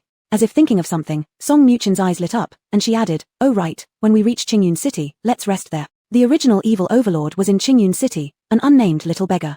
If she could give him a ray of warm light during the darkest period of his life, he would certainly remember her forever and become one of her followers. Thinking of this, Song Mucheng couldn't help but feel a bit of anticipation creeping up. Without much talk, the three quickly left Muyang Ridge. On the way, Song Mucheng was robbing others of opportunities and talents while intentionally making friends with cultivators, and finally arrived at Qingyun City after a month. As soon as Song Mucheng reached Qingyun City, she began planning on how to find the original villain described in the story. To smoothly locate Feng Wanqing, she decided to distribute porridge specifically to attract all the beggars in the city. The first day of distributing porridge was incredibly bustling. Jiyu Zishuan and Shen Di were both busy helping out, completely immersed in the task. Regarding little junior sister's sudden decision to hand out porridge, they didn't think twice about it, finding it very normal. Little junior sister was originally kind-hearted, possessing a compassionate soul, and she was an unparalleled woman under heaven. Song Mucheng's kindness also won her goodwill from many passers-by, including some traveling cultivators who came to help without hesitation. During conversations, it was learned that she hailed from Tianji sect, which caused them to be even more enthusiastic, singing praises of Tianji sect non-stop. Though this was a story involving 3 people, all the credit ended up going to Song Mucheng. Jiyu Zishuan and Shen Di didn't mind at all, watching with relief and pride as little junior sister received the admiration of others. It felt only natural. At first, Song Muchin was enjoying the star treatment quite a lot, but after half a month of handing out porridge, she still hadn't seen any trace of the great overlord. Her patience was wearing thin. What made Song Muchin irritable was that the porridge distribution did not lure the villain. Instead, it attracted some unrelated individuals, increasing her internal agitation, forcing her to put on a smile to deal with the persistent attempts of cultivators who kept coming to flirt with her. Moreover, for some reason, fewer beggars were showing up. A few days passed. That day, Song Muchin scanned the line of beggars with a scrutinizing gaze. If it was an important character from the original text, her talisman would heat up slightly the moment she captured them in her sight. After a brief moment, Song Muchin sighed and couldn't help but show her disappointment. Nope, still none. The treasure had no reaction whatsoever. Song Muchin started to doubt her methods. Could it be that her approach was wrong? Perhaps the great overlord doesn't like porridge? Second elder brother, Jiyu Zishuan looked more tired, and Shen Di was similarly weary. Jiyu Zishuan had just ladled a bowl of porridge to the beggar before him and looked up upon hearing her voice, replying gently, "What is it?" Song Muchin softly asked, "We've been drinking porridge for so many days now, it's probably getting boring and isn't nutritious either. Would you go buy some meat buns?" Jiyu Zishuan immediately agreed, passing the spoon to Shen Di, wiping his hands, and went to purchase the buns. When the beggars heard they would finally get some savory food, excitement swept through them instantly, and by word of mouth, the news grew exaggerated until it became free gourmet meal. All the beggars in the city swarmed over, each holding bowls as large as basins. In the end, all they found were meat buns and porridge, so anger bubbled up within them, feeling deceived. An ill-tempered beggar threw his bowl on the street. "Who wants this watery gruel with just a few grains of rice? Besides letting me piss more often, what use is there?" And this bowl happened to be served by Song Muchin. The beggar continued and grabbed a few meat buns from in front of Shen Di, hurling them onto the ground, smashing and stomping on them viciously. "This meat bun. The meat inside is less than the dirt under my thumbnail. I came all this way, and this is all you give me. Are you playing games?" Song Muchin, Jiyu Zishuan, and Shen Di were all speechless, unsure how to react for a moment. Even when pretending to care, have some sincerity. "Do you think we, from Qingyun City's Beggars Guild, will eat just anything?" The beggar spat and then turned away, leaving. Several other beggars also left the line to follow him. This comment was too harsh, and Shen Di noticed Song Muchin's eyes welling with tears, which angered him. With a light flick of his foot, he leaped forward, landing in front of the beggar and grabbing his shoulder. "Hold it. Go and apologize to her." The beggar had a stubborn streak, seemingly confident that Shen Di couldn't harm him, so he stuck out his neck defiantly. "Apologize for what? You should be apologizing." "What did you say?" Shen Di said word by word, a murderous intent flashing in his eyes. "I said, you should apologize." As soon as these words left the beggar's mouth, blood spattered on the ground. This time, Song Muchin didn't stop it. When the beggar threw the bowl earlier, the porridge splashed onto her dress, and his saliva even landed on her face while talking. It was disgusting. Song Muchin failed to notice 3 bald monks nearby. The beggar who died was the second in command of the Beggars Guild, and the originally calm queue became restless. Beggars who were squatting down eating stood up abruptly, their food still not swallowed. They glared at Shen Di and the others. Though they were all normal people without any spiritual energy, they made Song Muchin feel a chill run down her spine. Jiyu Zishuan immediately moved to shield Song Muchin behind him. In the deathly silence, someone suddenly started knocking their bowls, creating a repeated pounding sound. It seemed like a signal. All the beggars began knocking their bowls and stomping their feet. Their movements were uniform, creating a thunderous noise. Neighboring residents, upon seeing this, hurriedly closed their shops. "Senior brother, what are they doing?" Song Muchin asked fearfully. Jiyu Zishuan narrowed his eyes. "Don't be afraid." Shen Di was enraged by the provocative behavior of the beggars. He grabbed the nearest one and shouted angrily, "Stop it." The beggar looked calmly into his eyes, but his actions continued uninterrupted. "I told you to stop, did you hear me?" A cold, eerie smile appeared on the beggar's lips. Frowning deeply, Shen Di simply snatched the bowl from his hand and smashed it hard on the ground. There was a clattering sound. In an instant, all the sounds disappeared. Dead silent. Shen Di thought he had intimidated the beggars and a slight sneer appeared on his face. After clearing his throat, he said, "If you go and apologize to my little junior sister right now, I'll let it slide, and we can continue giving out porridge." Unexpected changes happened. Hundreds of beggars suddenly went berserk, emitting animal-like howls as they charged toward them recklessly, like moths drawn to flames. Pots and pans scattered everywhere, turning the scene into chaos. Oren glanced at the situation indifferently before walking away expressionlessly. The Beggars Guild of Qingyun City was unlike ordinary beggars, they were very united. Even when facing cultivators who could easily overpower them, they would fight to the death. That cultivator had killed a beggar without hesitation, showing he wasn't someone good-natured. As for the woman giving out porridge, Oren had nothing positive to say, but he clearly harbored no good feelings toward her. "Brother Wanxing, rumor has it that they are also disciples of Tianji sect," a monk beside him said. Tianji sect, it was the sect of his benefactor sister. Oren paused in his steps and turned back for a glance. At this very moment, his gaze met Song Muchin's eyes amidst her panic. Song Muchin froze. The metal ball in her chest grew warm slightly. A thunderous boom resonated in her mind. Foam Wanxing. Chapter 144, An Unexpected Encounter with Han and Ming. The person Song Mutuan had been searching for over half a month finally appeared. How could she not be excited? But then she froze. Wait, something was wrong. Why did the great fiend become a monk? Wasn't he supposed to be a beggar? In the original story, Foam Wanxing had never been a monk. Was this really him?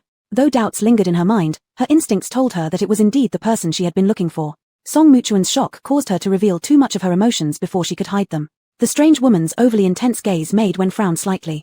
He felt uncomfortable and even wanted to leave quickly. He immediately shifted his gaze and said to the monk beside him, "Senior brother Yenhe, let's go." He only came here to take one last look at the place where he had lived with Alan.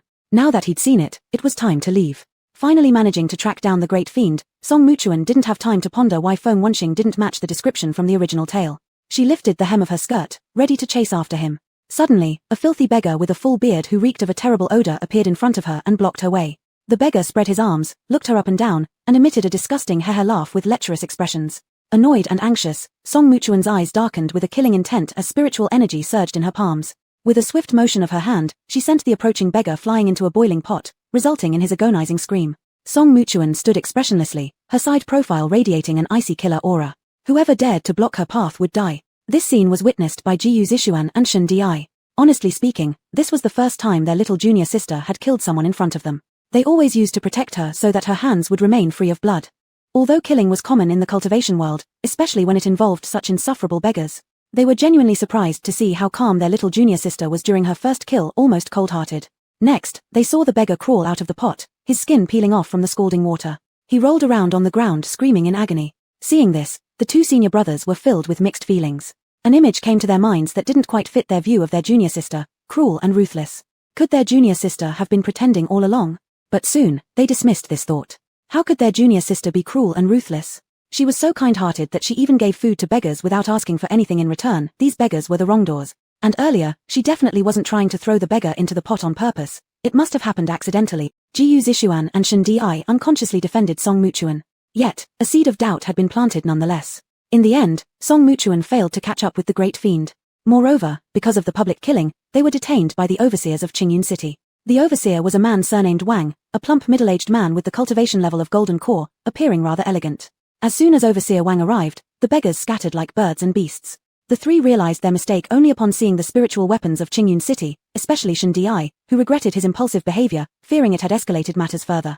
Fortunately, overseer Wang was just following formalities. After penalizing them with some spirit stones, he released them. Overseer Wang offered a piece of advice. "Young lady, you're kind-hearted, but those beggars are no good. They won't appreciate your kindness. In the future, don't bother doing such thankless deeds." Song Mutuan absent-mindedly agreed with him. Overseer Wang then led his people away. Sitting in the tea house, the three had different thoughts on their minds. Shen Di noticed her gloomy mood and consoled her. "Little junior sister, it's not your fault. Those beggars simply do not know their place." Song Mutuan was clearly troubled by something else and remained silent, propping her chin in her hand. She found it bizarre. There must have been an accident along the way that caused unexpected changes in the great fiend's situation. Song Mutuan had a vague sense of foreboding. At this point, Jiyu Zishuan suggested, "This isn't a good place anyway. In my opinion, we should leave tomorrow." Song Mutuan's train of thought was interrupted, and she nodded slightly. Until now, everything had gone smoothly. It was only in Qingyun City that they encountered trouble. She truly didn't want to stay here any longer. Shen Di also shared this sentiment and wouldn't object to leaving right away. Just then, Shen Di seemed to have spotted someone and narrowed his eyes for a moment. Surprisingly, he exclaimed, "Fourth junior brother." Song Mutuan and Jiyu Zishuan both turned their heads and indeed saw Han and Ming outside the street. However, Han and Ming's clothes were peculiar like the robes worn in temples, and he was holding an alms bowl, making him look like a wandering monk collecting offerings. Upon noticing them, Han and Ming's eyes lit up, and he hurriedly entered the tea house. "Fourth brother, how did you end up here? And what's with this disguise? Don't tell us you've become a monk." If he really had become a monk, their master would break his legs for sure. Han and Ming hadn't even greeted them yet when Jiyu Zishuan hurled a string of questions at him. Han and Ming calmly explained, "No, I haven't taken the path of monasticism. I'm merely repenting for my sins." Upon hearing this, the three of them were momentarily speechless. Shen Di asked in confusion, "What happened to you, repentance?" "Repentance for what kind of sin?" Han and Ming excitedly replied, "You came just at the right time. Right now, donating 50 mid-grade spirit stones can buy you a threshold to have thousands step on and millions trample, and then eating vegetarian food for half a year will cleanse all your life sin." "Fourth brother, what are you talking about?" Jiyu Zishuan was becoming more confused by the second. Shen Di frowned deeply and said, "Our senior brother and fifth brother, Are they also here with you? Han and Ming nodded continuously. Yes, senior brother has more sins than all of us combined and donated 10 threshold. Hearing this, Shun Di swallowed back the words. Could our senior brother really allow you to fool around like this? Song Mutuan raised her hand and touched Han and Ming's forehead, worry evident on her face. Strange, it's not feverish either. Could it be a spell of evil influence? Han and Ming took hold of Song Mutuan's hand and smiled. Not an evil spell, little sister, this isn't related to you. Hey, little sister, your cultivation level has advanced again. Congratulations to you. Song Mutuan gave a small smile. Fourth brother, let's return to Tianji sect together. Han and Ming shook his head earnestly. I still need to repent for Xiao Qi's sake. I can't go back. Song Mutuan's smile faltered. Ah? Then, Han and Ming let go of her hand and turned to look at Jiyu Zixuan and Shun Di seriously, asking, have you made up your minds yet? Shun Di's expression darkened. Decide what? Of course, it's to repent for Xiao Qi. Han and Ming tried to persuade them. Only a little price and time are required, and the sins will be washed away. Xiao Qi will forgive us. What's wrong with that? Second brother, third brother, don't you want to go back to the way things used to be when Xiao Qi would still smile at us? Jiyu Zixuan tightened his thin lips without saying a word. Flashes of anger sparkled in Shun Di's eyes as he bellowed, absolutely nonsense. Han and Ming's warm demeanor froze instantly. So, you both disagree, then? Shun Di scoffed coldly. Are all of you crazy? In 3 years is the Myriad Immortals Assembly, and you actually plan to waste precious time here? How laughable. Han and Ming stubbornly responded, you don't understand. Our senior brother said Xiao Qi cultivating there is related to us. If we don't gain her forgiveness early, once her skills grow stronger, there will be deeply embedded within her. At that time, she will completely turn into someone devoid of emotions, and will never have another chance. Since neither of you are willing to stay, then leave. Han and Ming walked out of the tea house himself, stopping suddenly, turning his head and said, and don't bother seeing senior brother anymore. Save yourselves some unpleasantness. I will inform senior brother of your intentions. I'm sure senior brother will feel deeply disappointed by your actions. After finishing with these cold words, Han and Ming turned his back without looking back and left. Shun Di gritted his teeth, so furious that he drank all the iced tea on the table in one breath, barely suppressing his rage. Jiyu Zixuan rushed out of the tea house, shouting after his retreating figure, Master would certainly get angry if he knew what you're doing, but even invoking the respect they all held for their master didn't make Han and Ming stop. Song Mutuan's face turned greenish, taking a deep breath, patting her chest that felt tightly constricted. She thought she now understood the source of the ominous feeling from earlier. It seemed it had been waiting for her here. As expected, whenever there was anything unpleasant, it was inevitably connected to Fan Wan. Just then, a pale face abruptly entered Song Mutuan's field of vision. Friend Daoist, I overheard you say earlier that you are from the Tianji sect. When Mo Chuan saw Shun Di glance at him guardedly, he hurriedly clasped his hands together. My name is Mo Chuan, though I am known only as Mo. Please do not misunderstand me, I bear no ill intent, nor was I deliberately eavesdropping. Your voices during the argument just now were too loud. I was sitting at the next table over. I could hear everything even if I covered my ears. This tactless explanation only worsened the expressions on Song Mutuan's and Shun Di's faces. They say never to hit someone who smiles, but Shun Di still couldn't stand this man, his tone carrying some impatience. We're from Tianji sect, what business is it of yours? Chapter 145, Future Dark Horse. Mo Chuan had a charming demeanor, as handsome as Pan En, his appearance surpassing Lin Songfeng's but lacking the latter's unruly arrogance, which made him appear quite soothing. Of course, this only applied to women. Shun Di didn't think so at all. There was even a trace of hostility in the glance he gave Mo Chuan. Mo Chuan's smile was warm and his attitude modest as he said, Friend, don't be angry. I have no intention of doing anything. When Jiyu Zixuan returned and saw an unfamiliar man standing beside his junior sister, he instinctively furrowed his brow. He quickly stepped forward and separated Mo Chuan from her, assuming a protective posture. Who are you? What do you want to do? Mo Chuan realized that these two were highly protective of the woman in white. Even if he just glanced at her, they would see him as a lecherous person, their eyes sharp like knives. With that in mind, Mo Chuan took 2 steps back, drawing a clear line to prove his innocence. Upon seeing this, the hostility in Shun Di's and Jiyu Zixuan's eyes diminished by more than half, but their vigilance remained undiminished. Mo Chuan helplessly expressed his previous words and reintroduced himself again. Jiyu Zixuan asked coolly, what exactly do you want to know? Mo Chuan replied gently, it's like this. I've long heard of the great reputation of Tianji sect and wish to enter the top sect under heaven, seeking to apprentice myself. So I'd like to ask the 3 of you, given my talent, what are my chances of becoming a fellow disciple with such brilliant talents as yourselves? Learning from masters was a mere pretense, chasing after the lady was the real goal. Even now, Mo Chuan could not forget the fleeting glimpse he had caught of the blue-clad fairy at the inn. However, such candid words were something Mo Chuan absolutely dared not say. Hearing that Mo Chuan wished to join Tianji sect, Shun Di blurted out directly, you? Jiyu Zixuan shot Shun Di a glance, third younger brother, don't be impolite. Shun Di turned away slightly, flicking his lips disdainfully, a hint of barely noticeable contempt crossing his eyes. This pretty face is merely foundation establishment cultivation level, with mediocre talents, yet he actually wants to become one of us. How arrogant. Jiyu Zixuan looked Mo Chuan up and down and first asked, how old is your bone age? Mo Chuan replied, 18 bone age, water, wood, earth tri-elemental root, middle stage of foundation establishment. Oh, is that so? Gu Zishuan's expression showed a bit of difficulty. Cultivators rarely achieve foundation establishment at 18 years old unless they possess exceptional talent. However, Mo Chuan's elemental roots were quite ordinary, so judging by the elemental roots alone, his talent could be considered average. Moreover, his bone age was a little high, just on the cusp. If he were 1 year older, even at the golden core stage, Tianji sect wouldn't accept him. Becoming a core disciple seemed rather challenging. Mo Chuan added, I don't aim for being a core disciple. A simple outer disciple will do. Gu Zishuan nodded, saying, Brother Mo, please don't worry. There is still a chance to be an outer disciple. Hearing those words, I'm much reassured. Mo Chuan smiled and continued, I have another favor to ask.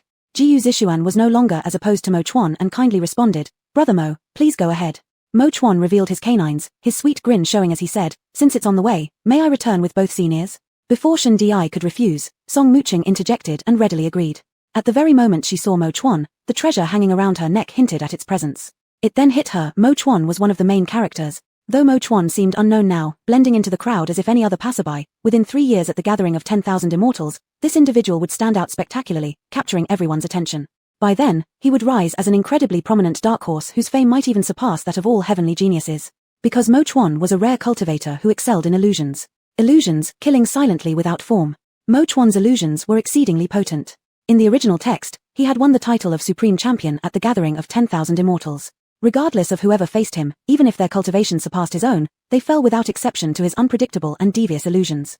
Mo Chuan might not be a genius, but he was undoubtedly a prodigy of a different sort. Song Muching was inwardly thrilled. Truly a reversal of fortune, when all hope seemed lost. She'd lost the great evil, but heaven sent her the formidable Mo Chuan. How could she let Shen Di ruin such good fortune? She had to ensure Mo Chuan stayed with them. Shen Di disagreed lowly, saying, Little junior sister, this man has unclear origins, we don't know what is scheming. Better to stay cautious. As if deliberately ensuring Mo Chuan couldn't hear. Unbothered by awkwardness, Mo Chuan loudly responded, Elder brother Shen misunderstands, I truly have no ulterior motive. Shen Di retorted fiercely, stop shouting nonsense. Who's your elder brother? Mo Chuan scratched his head, grinning shamelessly, isn't that just a matter of time? Just getting used to calling you earlier. Clenching his teeth, Shen Di had never met such a shameless person before. Deeply understanding Shen Di's temper, fearing he would offend a future big shot, Song Muching hurriedly intervened. Alright, elder third brother, I don't think he's a bad person. Let him come along with us. Seeing her speaking up for him, Mo Chuan smiled at her and said, I haven't even asked for the young lady's name yet. My surname is Song Muching. Song Muching revealed a gentle and proper smile. Mo Chuan beamed, Sister Song, greetings. Shen Di glared fiercely at Mo Chuan. Gu Zishuan said, however, we're not returning to the sect immediately. We'll likely take a pause along the way. This was mainly due to Song Muching. They had promised to accompany their little junior sister for some relaxation. Mo Chuan shrugged nonchalantly, it doesn't matter. Since there was still time before Tianji sect began recruiting disciples, there was no rush. He first needed to build rapport with these individuals, then proceed steadily from there. Thus, Mo Chuan joined them as they left Qingyun City. 4 flying swords darted through the clouds. Song Muching had already mastered sword riding. I'm warning you, stay away from our junior sister. On the flying sword, Mo Chuan received Shen Di's telepathic warning. Mo Chuan. Shen Di controlled his flying sword, deliberately accelerating from behind to narrowly brush past Mo Chuan. A fierce wind swept by, startling Mo Chuan. He wavered slightly but barely stabilized himself. Shen Di smirked smugly. Little did he know that Mo Chuan shouted loudly behind him, Brother Shen, let me clarify, I really have no interest in your junior sister. My heart is already set on someone else. Shen Di nearly fell off his flying sword.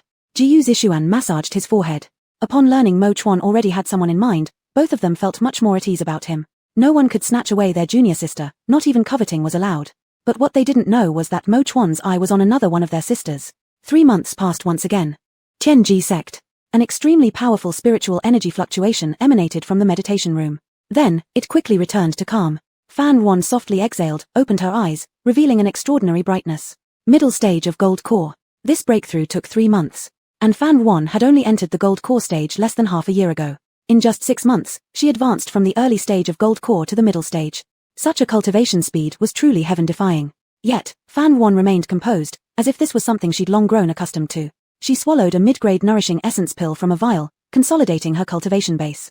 Ordinarily, each breakthrough during the gold core phase required at least half a year of solidifying practice. However, Fan Wan didn't need it. Because she had consumed top-grade nourishing essence pills and conversion pills, whose effects could last over a decade. In other words, as long as Fan Wan broke through within the duration of the medicine's effects, she wouldn't need extra time to strengthen her foundation. With another mid-grade nourishing essence pill consumed, her power instantly reached its peak, allowing her to compete against those in the great fullness stage of gold core. Just as Fan Yuan was enjoying the strange sensation of energy coursing through her meridians, an unexpected event occurred. The bed collapsed. Fan Yuan looked surprised, bent down to inspect. She discovered that the 4 legs of the bed appeared chewed on, becoming thin and fragile, hence the collapse. Her eyes narrowed, and Fan Yuan quickly guessed the culprit behind all this. Deju. After returning to Qianji sect, Fan Yuan had released the golden-threaded tiger from her spatial bracelet. Previously, in order to make it stay obedient inside the space, Fan Yuan let it eat fish eyes without restraint. In less than half a year, Deju grew another size, its body packed with taut muscles. All thanks to Wu Xiong, who trained the golden-threaded tiger while passing time within the spatial realm. The benefits were clear. The combatability of the golden-threaded tiger greatly improved, saving her a lot of effort.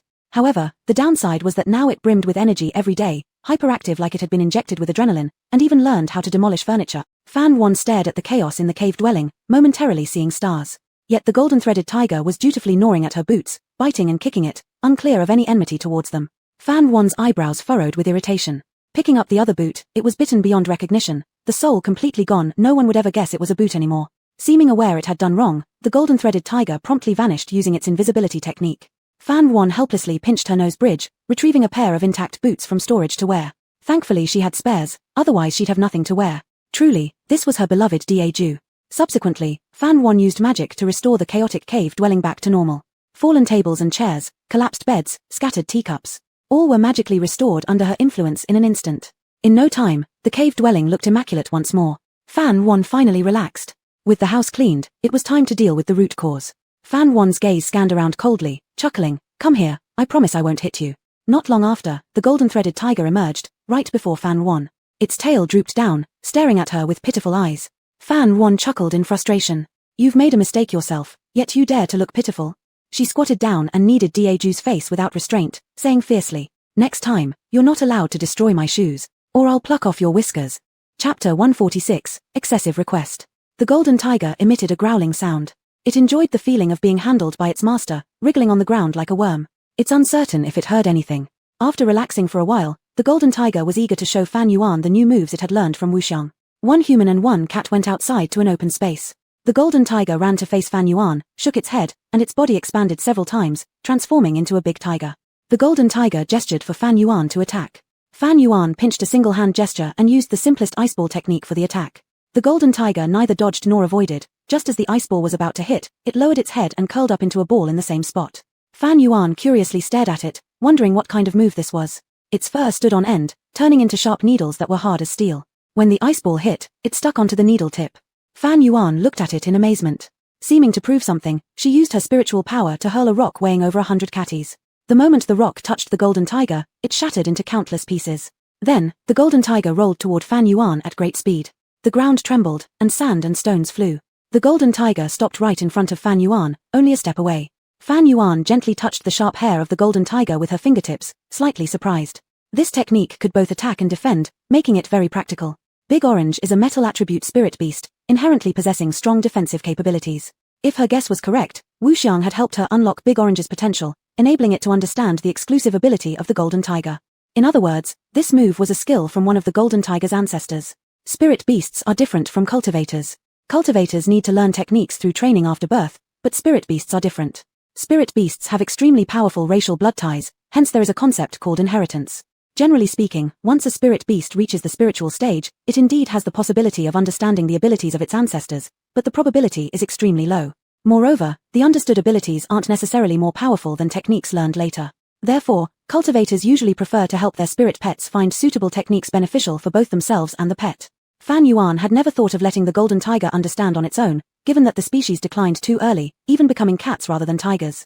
How could she expect it to awaken to anything on its own? Who would have thought? The golden tiger truly gave her a pleasant surprise. Big Orange turned back into a kitten, pawing Fan Yuan's skirt as if saying, "Praise me, praise me." Fan Yuan let out a laugh and rubbed its ears. "You're really amazing." Meow. The golden tiger emitted a loud cry in satisfaction. Fan Yuan's eyes softened. A fleeting thought crossed her mind. If it could awaken the power of the ancient divine beast, it would be even better. Fan Yuan just thought so, knowing it was almost impossible. Even Wu Xiong had said the divine bloodline in the golden tiger was extremely thin. There was only a trace of it. Good news came one after another. A paper kite flew to Fan Yuan's window ledge. Fan Yuan's expression brightened. It was a message from Piao Miao Pavilion. The paper kite landed in Fan Yuan's hands and instantly turned into a puddle of water. The water twisted and deformed in Fan Yuan's palm, gradually forming 3 words. We found it. Impressive, Piao Miao Pavilion. However, before departing for Piao Miao Pavilion, Fan Yuan needed to first accomplish a very important task. A matter of life and death. She left Jinxihu guarding the cave and went to Lingxiao Peak alone. Little sister Fan, did you break through again? Wang Fei looked at Fan Yuan, disbelief in his tone. Fan Yuan readily admitted, yes. But it was not long since you last broke through to Gold Core. Wang Fei took 2 steps back, shaking a finger at Fan Yuan. No matter who you are, get off little sister Fan's body. Fan Yuan helplessly responded, Senior brother Wangfa, it's really me. Wang Fei's tone grew serious, ready to draw his sword. He asked, how do you prove it? Fan Yuan, didn't I just give you something 3 months ago? Wang Fei scratched the back of his head and grinned, that's really you. I thought our master was playing with me. Fan Yuan. Looks like immortal Xiao Yarou, the old prankster, didn't play around using the transformation technique enough with his disciples. After a pause, Wang Fei said again, no, if you are really, how did you break through again? Yi Shuyi hasn't emerged from seclusion yet, and Fan Yuan has already broken through once again. It's too terrifying. Fan Yuan coughed lightly and wanted to pass it off with, good luck. Wang Fei nodded with an O. Hiss, something still felt wrong. Fan Yuan cut straight to the point, Senior brother Wang, I have a favor to ask. Speaking of which, Wang Fei had been thinking about how to repay Fan Yuan after accepting her gift last time. However, Fan Yuan started a retreat right after returning, so they never got the chance. Since Fan Yuan had asked for his help without even stating what it was, Wang Fei waved his hand and readily agreed. No problem. I'll take care of it. Fan Yuan said, Senior brother Wang, don't be so hasty to agree. I haven't told you what it is yet. Wang Fei confidently replied, no worries, just say it. Even if you want stars, I'll pluck them for you. Fan Yuan then bluntly stated, I want to learn the shape-shifting technique of Master Xiao Yarou. Without a second thought, Wang Fei agreed, sure. Wait a moment. What did you say? You want to learn the shape-shifting technique of my master? Wang Fei widened his eyes. Fan Yuan nodded, knowing this might come off as an insult. She thus added, I can trade an exalted breakthrough pill for it. Wan Yuan, that's going too far. No matter how close we are, no matter how many exalted breakthrough pills you offer, it's improper to steal my master's signature skill. Wait. What kind of pill did you mention? Fan Yuan seriously repeated, exalted breakthrough pill. Wang Senior brother, I'm not here to secretly learn anything. I want you to introduce me to Elder Xiao Yarou and ask for his permission on my behalf. If he refuses, I will let the matter drop. With that, she took out a medicine bottle to prove her words were true. Wang Fei rubbed his head, feeling dizzy. How did you get your hands on something like an exalted breakthrough pill? This is a crucial item for advancing to the Yuan Ying stage. Even the most basic breakthrough pill would cost thousands of superior spirit stones. Exalted. He couldn't imagine the chaos such a thing could cause. This was given to me by the sect leader of Sword Sect. Fan Yuan explained. Normally, one shouldn't reveal an exalted breakthrough pill so casually, but Fan Yuan trusted Wang Fei's character and also believed in Elder Xiao Yarou. Wang Fei's expression became complex as he struggled with the dilemma. If the reward was an exalted breakthrough pill, perhaps. Right at this moment, an unexpected event occurred. A monkey darted past their heads and snatched the medicine bottle with its tail. Wang Fei watched helplessly as the exalted breakthrough pill was stolen and shouted, Filthy monkey, how dare you? Return the bottle immediately. Sitting atop a tree, the monkey opened the bottle, and a strange medicinal fragrance instantly filled the entire mountainside. Then, the monkey spoke. Girl, follow me. With that, the monkey vanished into the woods in a few leaps. Wang Fei stood rooted to the spot. That voice just now. It was his master. Wang Fei buried his fingers into his hair, as though the sky had collapsed. Oh heavens. He actually called his master a filthy monkey. Sin, such sin. Fan Yuan was unaware of Wang Fei's inner turmoil and hurriedly bid farewell to Wang's senior brother before chasing after Elder Xiao Yarou. After a while, Fan Yuan arrived at Yu Shueju, Elder Xiao Yao's abode. The monkey had disappeared, replaced by an elderly barefoot immortal with white hair and youthful looks sitting before Fan Yuan. Upon entering, Fan Yuan kept her gaze steady, walking forward to respectfully bow. Greetings, Elder Xiao Yarou. In the elder's palm lay a lustrous pill, undoubtedly an exalted breakthrough pill. It wasn't until Fan Yuan spoke that the elder lifted his eyes, examining her carefully, then stroking his beard as he asked, Are you truly willing to exchange this fine item? Evidently, Elder Xiao Yarou thought this deal was disadvantageous to Fan Yuan. Although he had no use for this breakthrough pill anymore, he could pass it down to his disciples. If Lingxiao Peak could produce a Yuan Ying cultivator first, they would surely reclaim their former glory and crush Xianji Peak. Most importantly, they'd enrage Mu Yunli to death. Just thinking about it made Elder Xiao Yarou giddy with excitement. Still, as a senior, he didn't want to take advantage of juniors. You must think this through. This thing is very valuable to you too. Once you nod, there's no going back. Fan Yuan, of course, had no regrets, as she still had another exalted breakthrough pill left. She had expected the elder to ask why she wanted to learn the shape-shifting technique instead. The disciple has no regrets. I humbly request your guidance, elder. Elder Xiaoyaro smiled, rising to his feet as he said, "All right, I'll teach you. Whether or not you can master it, and how far you can go, is entirely up to you." Chapter 147. It was a misunderstanding of Fan 1. The transformation art can not only alter one's appearance but more importantly, it can also change one's aura. It is an excellent way to stay hidden and can even save your life in critical moments. Moreover, the transformation art can be used not only on oneself but also on other things. Fan 1 wanted to learn the transformation art mainly for the golden thread tiger. The concealment pills for cultivators are useless for spirit beasts, only the versatile transformation art could hide the aura of the golden thread tiger. Before setting out, Fan 1 had to make full preparations. In the following days, Fan 1 spent most of her time on Lingxiao Peak, diligently studying the transformation art from Carefree Hermit. In the blink of an eye, another half-month had passed. On the first day of the first lunar month, auspicious snowflakes fell everywhere. Down in the mountain, the Penglai town was festooned with lanterns, joyfully welcoming the new year. Tianji sect started as a small immortal sect near Penglai town. The founding ancestor always loved the earthly atmosphere and thus established a rule before establishing the sect: all disciples out on adventures must return to the sect to celebrate the new year on the first day of the first lunar month. This custom has continued ever since. It is a rare opportunity for the disciples to rest and relax. Song Muchen and others returned today. They knew their master was very likely to come out of seclusion on this day. At this time every year, no matter how busy their master was, he would still have a reunion dinner with them. This year, they had found the younger sister, so the master would definitely come out. Mo Chuan returned to the sect with them. This was Song Muchen's suggestion. She wanted to use this opportunity to introduce Mo Chuan to Master Yunmeng and persuade him to accept Mo Chuan as his disciple. If she could get Master Yunmeng to take Mo Chuan as a disciple, she would gain another strong ally. Even if Master Yunmeng disagreed, this move could at least win Mo Chuan's favor. After spending some time together, Shen Di did not oppose Mo Chuan as much as he initially did, and their relationship improved significantly. Thus, when Song Muchen proposed inviting Mo Chuan to celebrate the festival together, the other two did not object. However, they still didn't know that after today, they would deeply regret bringing Mo Chuan up the mountain. In front of the mountain gate, the two majestic stone lions, usually cold and dignified, now wore playful snow hats with glittering icicles hanging from their beards, greeting the returning disciples warmly. Song Muchen was sensitive to the cold and wore a fur-lined cloak. Mo Chuan looked up at the magnificent mountain gate and sighed, "So this is the first sect under heaven, I've finally seen it with my own eyes." As he spoke, he removed the hat from the stone lion, shook off the fallen snow, then placed it on his own head, looking absurdly funny. Song Muchen laughed softly, "Little brother Mo Chuan, why are you stealing the stone lion's hat?" Mo Chuan had been making unpredictable moves along the way. Seeing his mischief now, they were already used to it. Mo Chuan returned the hat to the stone lion, then turned to gaze at the majestic immortal mountain, his eyes sparkling with excitement. Seeing the longing in his eyes, Song Muchen's lips curled into a faint smile. Jiyu Zishuan let out a sigh. "I wonder if our senior brothers have returned." Song Muchen's smile faded after hearing this. Shen Di sneered, "Who cares if they come back or not? They've all become abnormal." Recalling what Han and Ming said earlier, Shen Di wanted to laugh. However, despite what he said, Shen Di was still looking forward to seeing them. After all, none of them had ever missed the annual family dinner. The three of them each had their own thoughts. Mo Chuan, unaware of what happened between them, cheerfully asked, "What are we doing standing here? Can we go up the mountain yet?" Song Muchen once again smiled innocently, saying, "I heard that Elder Sister 7 has returned. When the master learns that Elder Sister 7 is safe and sound, he will surely be very happy." Shen Di and Jiyu Zishuan remained silent and walked ahead.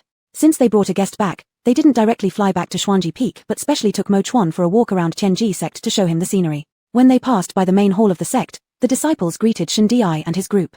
Notably, these disciples all respectfully greeted Song Muchen first with remarkable harmony. Song Muchen didn't think much of it at first, assuming it might be due to her increased friendliness, so the disciples chose to greet her over Jiyu Zishuan and Shen Di. It wasn't until she met former friendly fellow seniors when she realized their behavior was identical to the other disciples, except there was a slight hint of distance now, and they no longer treated her with warmth.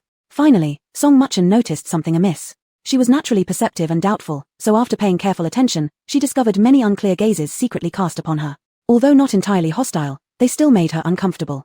Additionally, she noticed that whenever the originally chatting disciples saw her, they would subconsciously fall silent and look at her scrutinizingly. But whenever she turned to look, they would immediately lower their heads and pretend nothing had happened. Song Muchen's heart sank. Strange, why did these disciples look at her this way? Could it be that there was something on her face? When she voiced her unease to Shen Di, he affectionately pinched her reddened nose and comforted her, saying, "They sneak peeks at you because little master sister has become more beautiful." Song Muchen knew it wasn't like that. The way they looked at her made her feel very alienated and fearful, as if she had done something wrong. But she had just come back. Song Muchen felt bewildered, with a vague sense of injustice that she couldn't quite articulate. Jiyu Zishuan noticed her furrowed brows and kindly tightened her cloak for her, saying, "If little master sister is unhappy, brother will teach them a lesson so they won't dare to stare anymore." "Don't," Song Muchen quickly stopped him. It wasn't a big deal, and Jiyu Zishuan's overreaction would only make her the center of everyone's criticism. Let's go back to Xuanji Peak, Song Muchen softly said. She wanted to get away from those stares. Jiyu Zishuan agreed, then glanced at Mo Chuan. Mo Chuan appeared very casual and casually responded, just right, I want to see the renowned Xuanji Peak anyway. Xuanji Peak was the main peak of Tianji sect but stood alone in the far north, exuding an aura of aloofness. Once the four of them walked far enough away, the previously silent disciples began talking freely among themselves. Who would have thought Song Muchen was the daughter of the sect master? Come to think of it, I looked closely earlier, and her features do resemble the sect master's somewhat. No wonder there were rumors before about Song Muchen having a useless spiritual root. The sect master has such high standards yet insisted on taking this disciple. Turns out it was to see his own daughter every day. One disciple spoke while sweeping the snow. As if recalling something, he paused, leaning on his broom and lowered his voice. Do you remember more than a year ago when Master Sister Song accidentally fell off the sealed demon terrace? A group of disciples gathered upon hearing this. Of course we remember that. Other disciples nodded too. What made it so unforgettable was that Fan Wan received the harshest punishment during that incident and was mistakenly regarded as a wicked person who harmed fellow disciples, nearly expelled by the sect master. The snow-sweeping disciple lowered his voice even more. Do you think it's possible that the sect master knew Fan Wan was innocent but still vented his anger on Fan Wan because Song Muchen got hurt? Because as far as I know, even after Fan Wan cleared her name later, the sect master showed no signs of any acknowledgement. Upon hearing this, the disciples exchanged glances, none daring to speak up. Though they dared not gossip about the sect master privately, their expressions became more cryptic. Previously, they had believed outside rumors and thought Fan Wan abused her favoritism, bullying the new younger master sister. After all, it was true that Fan Wan was favored by the sect master since childhood. However, just 1 month prior, they suddenly learned the truth. Song Muchen was actually the long-lost daughter of Yunmeng Immortal hidden from public knowledge. And Yunmeng Immortal clearly knew this but chose to conceal it deliberately. The direction of the rumors drastically reversed. The disciples realized a fact they had overlooked all along. It wasn't Song Muchen who was excluded, but Fan Wan. They started reflecting. Despite enduring much suffering, Fan Wan was the one truly injured. Why had they thought Fan Wan bullied Master Sister Song? Upon further contemplation, Fan Wan never really harmed Master Sister Song and never criticized her publicly. Instead, it was Song's sister who subtly hinted that seventh sister disliked her. They automatically assumed the domineering Fan Wan was bullying the innocent and weak Song sister. In reality, Song's sister was the sect master's only daughter. How could Fan Wan dare harm her? In other words, how foolish would Fan Wan be to offend the sect master? Oh no, they misunderstood Fan Wan. Chapter 148, Ragtag Crowd. The snow-sweeping disciple was enthusiastically speaking and continued. No wonder after Sister Song appeared, Fan Wan's treatment on Xuanji Peak dropped drastically. When the real heiress is found, how could there be any room for the fake one? It's not surprising that Fan Wan feels disheartened. If I were her, I wouldn't even have the face to stay. Another disciple also chimed in. Fan Wan is truly pitiful. From the very start, she was a substitute. What are you talking about? A deep, cold voice suddenly cut through their conversation. All the disciples jumped in shock. Seeing that Zhu Heng had somehow stood among them without notice, they all instinctively shut their mouths, lowering their heads. As the eldest disciple of the carefree immortal, Zhu Heng had always been low-key, so much so that even when he nearly stepped on their foreheads, none of the group noticed him. Had it not been for Zhu Heng's sudden speech, they would not have realized his presence yet. By the way, wasn't Brother Zhu in seclusion? Is it over already? Zhu Heng had just emerged from his seclusion earlier today. Upon hearing of Fan Wan's return, he wanted to visit her. He had been secretly listening to their conversations for a long time now, openly at that. From discussing the origins of Song Muchen to now, he had heard every bit of it. He originally intended to walk away quietly as usual without intervening. However, hearing them pity Fan Wan while portraying her in such a pitiful light made him unconsciously frown and interrupt. Little sister Fan is not pitiable. She doesn't need your hypocritical sympathy. Zhu Heng's tone was flat but carried an icy chill. The disciples looked extremely uncomfortable, but they weren't afraid of him. It was still the same snow-sweeping disciple who stepped forward to argue against him. How are we being hypocritical? We didn't mean it, and furthermore, did you, Brother Zhu, never criticize Fan Wan? Sorry to disappoint you, but I really haven't. Zhu Heng stood tall and answered without hesitation. How could that be possible? I don't believe it. This disciple's face turned pale with anger. Fan Wan had an extremely bad reputation before, even stray dogs passing by would mutter curses about her. How could Zhu Heng not have criticized Fan Wan? Zhu Heng gave a cold laugh. Whether you believe it or not makes no difference to me. Nor do I care about your opinions. If something existed, it existed. If not, it didn't. Zhu Heng held himself upright and never self-validated.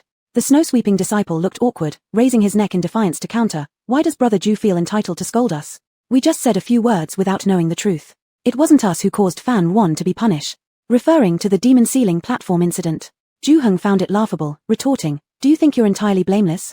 Initially intending to answer of course not, the snow-sweeping disciple hesitated upon meeting Zhu Heng's gaze, causing a strange tightening sensation on his scalp, then modified his response.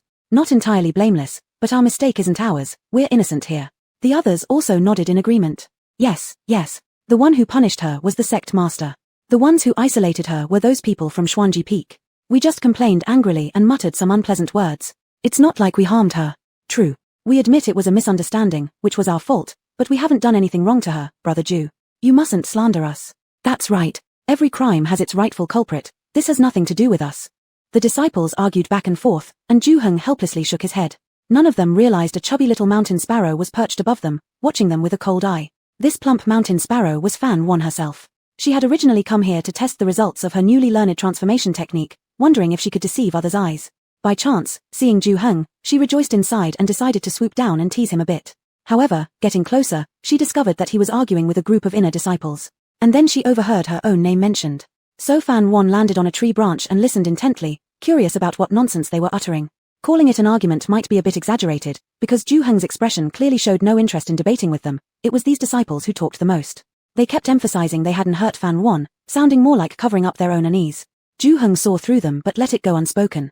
He lifted a hand, and immediately the chattering disciples all fell silent together. 7 or 8 pairs of eyes focused on Ju Heng. Only then did he speak. At first, you misunderstood Junior Sister Fan, attacking her with harsh words and claiming righteousness. Little did you know, hurtful words can make even summer months cold. Put yourselves in her shoes if you were her under such circumstances, mistrusted by everyone, cursed, misrepresented, could you sleep peacefully, pretending nothing happened? Rarely did Ju Heng speak so sharply and rarely did he say so many words at once. The snow-sweeping disciple clenched his lips, unable to look Ju Heng in the eye. That's true. Were it him, his Daoist heart might have collapsed long ago. Ju Heng looked at them coldly and said, now that you've realized your mistake, but still take her wounds as gossip material, how is that not another kind of harm? That's why I say your sympathy is false. You are not innocent in the slightest. Complete silence fell. His sharp words were like swords piercing their hearts. All the disciples lowered their heads, looking remorseful, their hearts chilling. Ragtag crowd. With that, Ju Heng let out a cold snort and swept away. The last 4 words hit them like a hammer, seeming to break their proud spines as inner disciples. Tutu senior sister?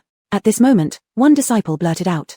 Only then did the rest notice Fan Wan, who had somehow appeared before them without anyone noticing. How could these personally taught disciples appear and disappear so mysteriously? Seeing Fan Wan now, the disciples felt utterly embarrassed, forgetting even basic courtesies. The snow-sweeping disciple bowed his head to Fan Wan, clasping hands deeply, looking at her shoe tips, saying solemnly, Senior Sister Fan, I'm sorry. Fan Wan raised an eyebrow, glaring at him. I misunderstood you before, spoke ill of you. I apologize for the hurt I caused. Please forgive me. Gradually, the others came to their senses and followed suit to apologize to Fan Wan. The disciples stayed bent, seemingly unwilling to straighten up until they received Fan Wan's forgiveness. Fan Wan said with an indifferent tone, oh. They expected a it's all right, which never came. The snow-sweeping disciple looked up in confusion, blinking, are you willing to forgive us? Fan Wan gave a faint, cold smile and uttered 3 icy words. Not forgiving. The disciples all paused, stunned. Fan Wan saw their identical expressions and couldn't help but feel amused. Why? Am I obligated to accept your apology just because you apologized? Is there such a rule? This. An insincere I'm sorry trying to erase all the damage, what a great deal. Fan Wan was ruthless. Am I supposed to accept your apologies and then pretend nothing happened, erasing your feelings of guilt? Once again, the snow-sweeping disciple was speechless, staring dumbfounded at Fan Wan. Fan Wan seemed to see through his thoughts, smiling lightly. Do you think I'm being unreasonable? That I shouldn't have damaged your pride? No one spoke. Fan Wan shrugged indifferently. Yes, I'm being unreasonable. Do as you please. Fan Wan revealed herself only because her transformation spell's time was up. Instead of falling clumsily from the tree, she chose to show herself voluntarily, otherwise, she wouldn't have bothered chatting with them. There's no true empathy in this world, she never expected anyone to truly understand her pain. She would never forgive those who harmed her. Fan Wan left. The few disciples remained rooted to the spot. This was too bad. Their facade had been cruelly stripped by Ju Heng. They wanted Fan Wan's forgiveness to relieve their guilt, only to be shattered by her words. Under the sunlight, all sins became exposed. They were silent. At this moment, images of when they insulted Fan Wan resurfaced in their minds. Long-forgotten memories bubbled up. Fan Wan is truly vicious. Why doesn't she just die? Her existence disgraces our sect. She doesn't deserve to be the master's disciple. The master should kick her off the mountain. In my opinion, we should expel her and strip her ice spiritual root to repay the sect's nurturing favor. And before driving her out, she should be thrown off the demon ceiling platform, letting her taste Laro Sister Song's fear and helplessness. These weren't harmless words. They were filled with venom. They couldn't believe that these curses actually came from their mouths. How can this be? How could I say such things? It's incredible. I have no grudge against Fan Wan. Why did I curse her to death? Have you all remembered too? As inner disciples, they all had good comprehension. Upon reflecting carefully, they sensed something was amiss. Same scene, same people, also standing here discussing Fan Wan back then. They could vividly recall their own grotesque expressions, full of malice, endlessly spitting out vile curses. Fellow disciples had become strangers in that moment, as if someone controlled them to say these words. That was clearly not normal. But why didn't they realize it at the time? A chilling sensation crept up from their feet, leaving them feeling dreadfully cold. Chapter 149, Wishing She Would Die. What is going on here? Could it be that the Tianji sect has been infiltrated by an evil cultivator, and we're under their control? Immediately, someone rebutted, impossible. The sect's protective mountain formation isn't just for show. Moreover, our sect leader is a powerful Huashan cultivator. Even the most skilled of evil cultivators would be unable to hide from him. Doubting that an evil cultivator had infiltrated the sect was akin to doubting the strength of the sect leader. The group immediately ruled out this possibility. But if it's not an evil cultivator, then what could it be? A disciple named Wang Xin at the late foundation stage said, compared to seeking reasons from before, don't you all feel that the present situation is more suspicious and frightening? Upon hearing these words, someone instantly slapped their thigh and said, that's right. How could we all suddenly recall events that happened in the past? The rest were suddenly awakened, looking around at the silent and empty surroundings, their goosebumps falling like rain. Wang Xin stroked his chin and solemnly said, I think this is a warning. Brother Wang, what do you mean? Wang Xin looked up at the sky, his eyes deep as he softly said, perhaps the Tao of Heaven is warning us. Everyone fell silent. If it was indeed the Tao of Heaven warning them, it meant that the Tao of Heaven was indirectly condemning them as well. At this moment, any pride they held as inner disciples completely dissipated. They keenly realized their own faults, regretful of their previous actions. But it was already too late. It was rumored that Su Jiawen and others were also trying their best to seek forgiveness from Fan Yuan. Thinking of this, Wang Xin felt somewhat gleeful. Fan Yuan wouldn't even accept their apologies. How could she easily forgive Su Jiawen and the others? There will be excitement at the Xianji Peak soon. Fan Yuan was unaware of Wang Xin's thoughts. After leaving the place, she used her divine sense to find Ju Heng.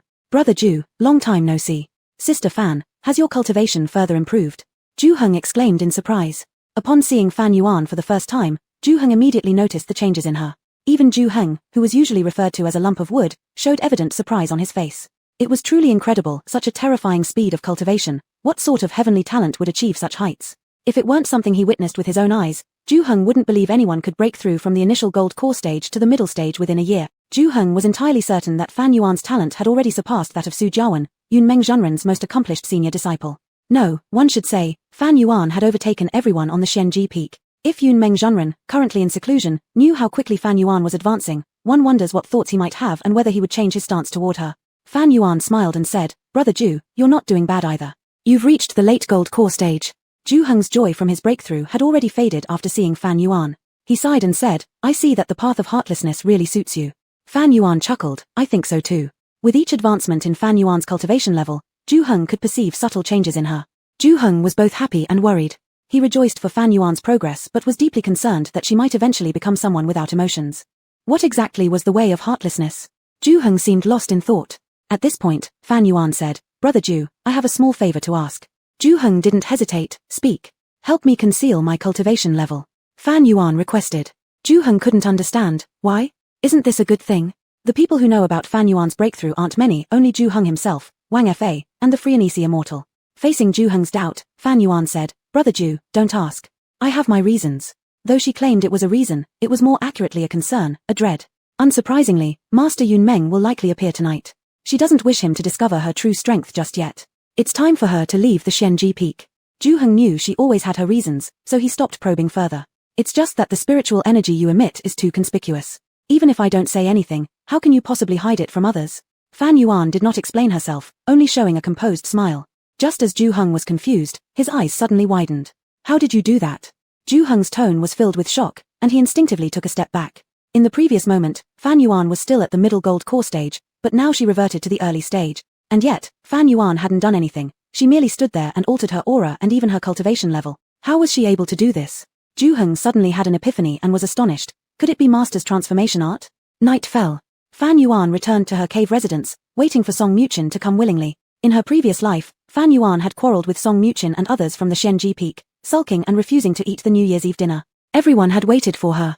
Song Muqin insincerely came to invite her over, ostensibly persuading her but in reality using her usual tactics to provoke her. Fan Yuan already disliked her, and upon seeing Song Muqin, she paid her no mind at all. Thus, she stayed hidden inside her cave dwelling, avoiding trouble. For this purpose, she even set up a barrier to block out the annoying voice that grated on her nerves. She thought for sure that this would make Song Muqin give up. Little did she expect that Song Muqin had come prepared. Next to Fan Yuan's dwelling was a waterfall, and Song Muqin staged a drama there. Only when the barriers Fan Yuan had put in place were forcefully broken did she see Song Muchen lying in Su Jiawen's arms, drenched from head to toe, her usually delicate face deathly pale, looking fragile. At that moment, Fan Yuan had no idea what had happened, but she knew that trouble had once again found her. It was common knowledge that Song Muchen was susceptible to cold. It being midwinter, Song Muchen appeared almost unconscious from the chill, yet she still managed to clutch at Su Jiawen's garment, pleading with him not to blame the seventh master sister. The story she spun for her senior brothers was that because Fan Yuan didn't promptly answer her calls, she assumed Fan Yuan wasn't inside the cave and went searching by the waterfall, accidentally falling into the water. Most importantly, Song Muchen claimed she didn't know how to swim, calling out for help in vain for a long time before anyone came to her rescue, hinting that Fan Yuan had deliberately left her to drown. As usual, Yi Yi's icy gaze pierced Fan Yuan as if trying to see right through her. Fan Yuan tried to explain that she hadn't known Song Muchen had fallen into the water, but no one believed her. Just like the incident at the demon ceiling platform, everyone believed what they wanted to believe. Even though the drowning of the younger sister had nothing to do with Fan Yuan, Su Jiawen and the others still vented their anger on her. Su Jiawen was fully aware that due to nearly drowning as a child, Fan Yuan developed a deep fear of water. Yet he unhesitatingly threw her into the river anyway. An overwhelming sense of terror enveloped her, and the feeling of suffocation wrapped around her like a venomous snake. No matter how much Fan Yuan cried or pleaded for mercy, her 6 former loving elder brothers stood unmoving on the riverbank, coldly watching her, completely indifferent. Their eyes seemed to wish her dead. If she weren't a cultivator, she'd have drowned long ago.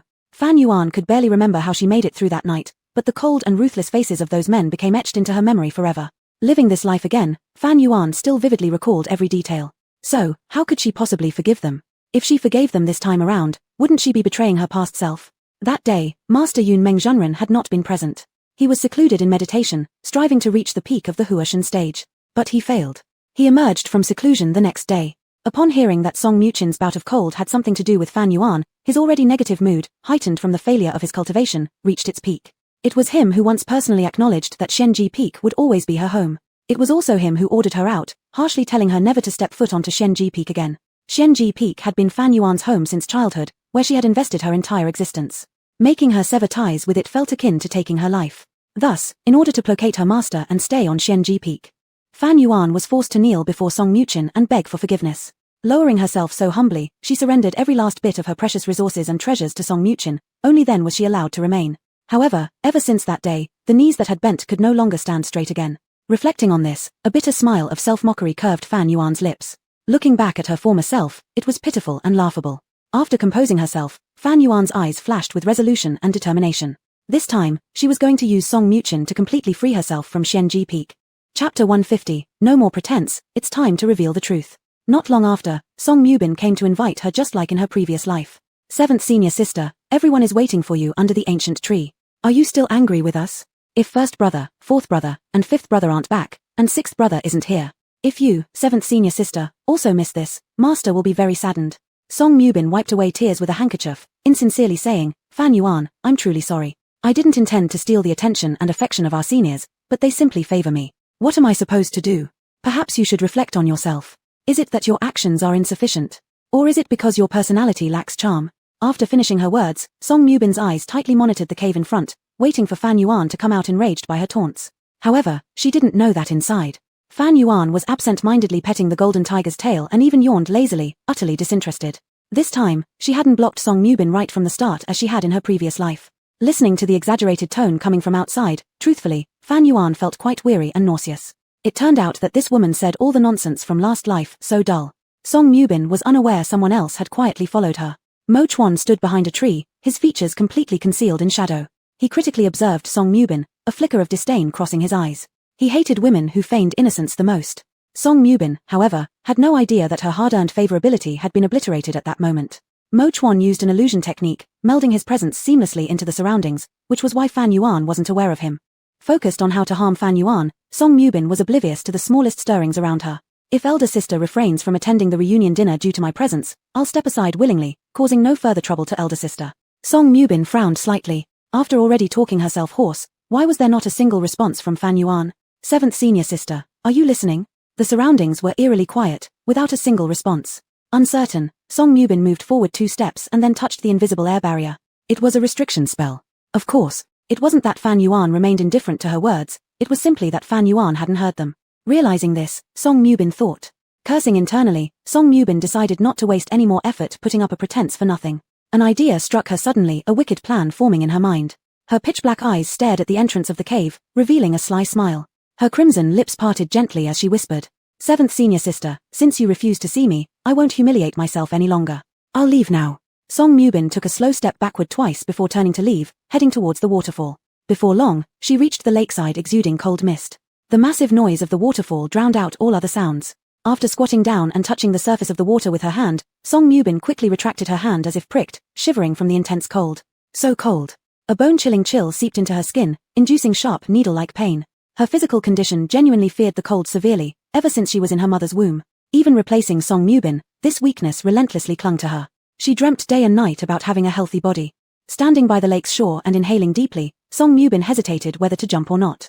Silently arriving, Fan Yuan appeared soundlessly behind Song Mubin, entirely undetected by the latter. Raising her foot, Fan Yuan kicked Song Mubin firmly in the lower back, lending her some extra force. Splash! The freezing water surged like countless needles piercing through her unexpectedly. Song Mubin flailed her limbs chaotically, half of her head rising above the water as she screamed instinctively for help. In her panic, Song Mubin recognized Fan Yuan's smiling face and froze instantly, becoming almost fully alert.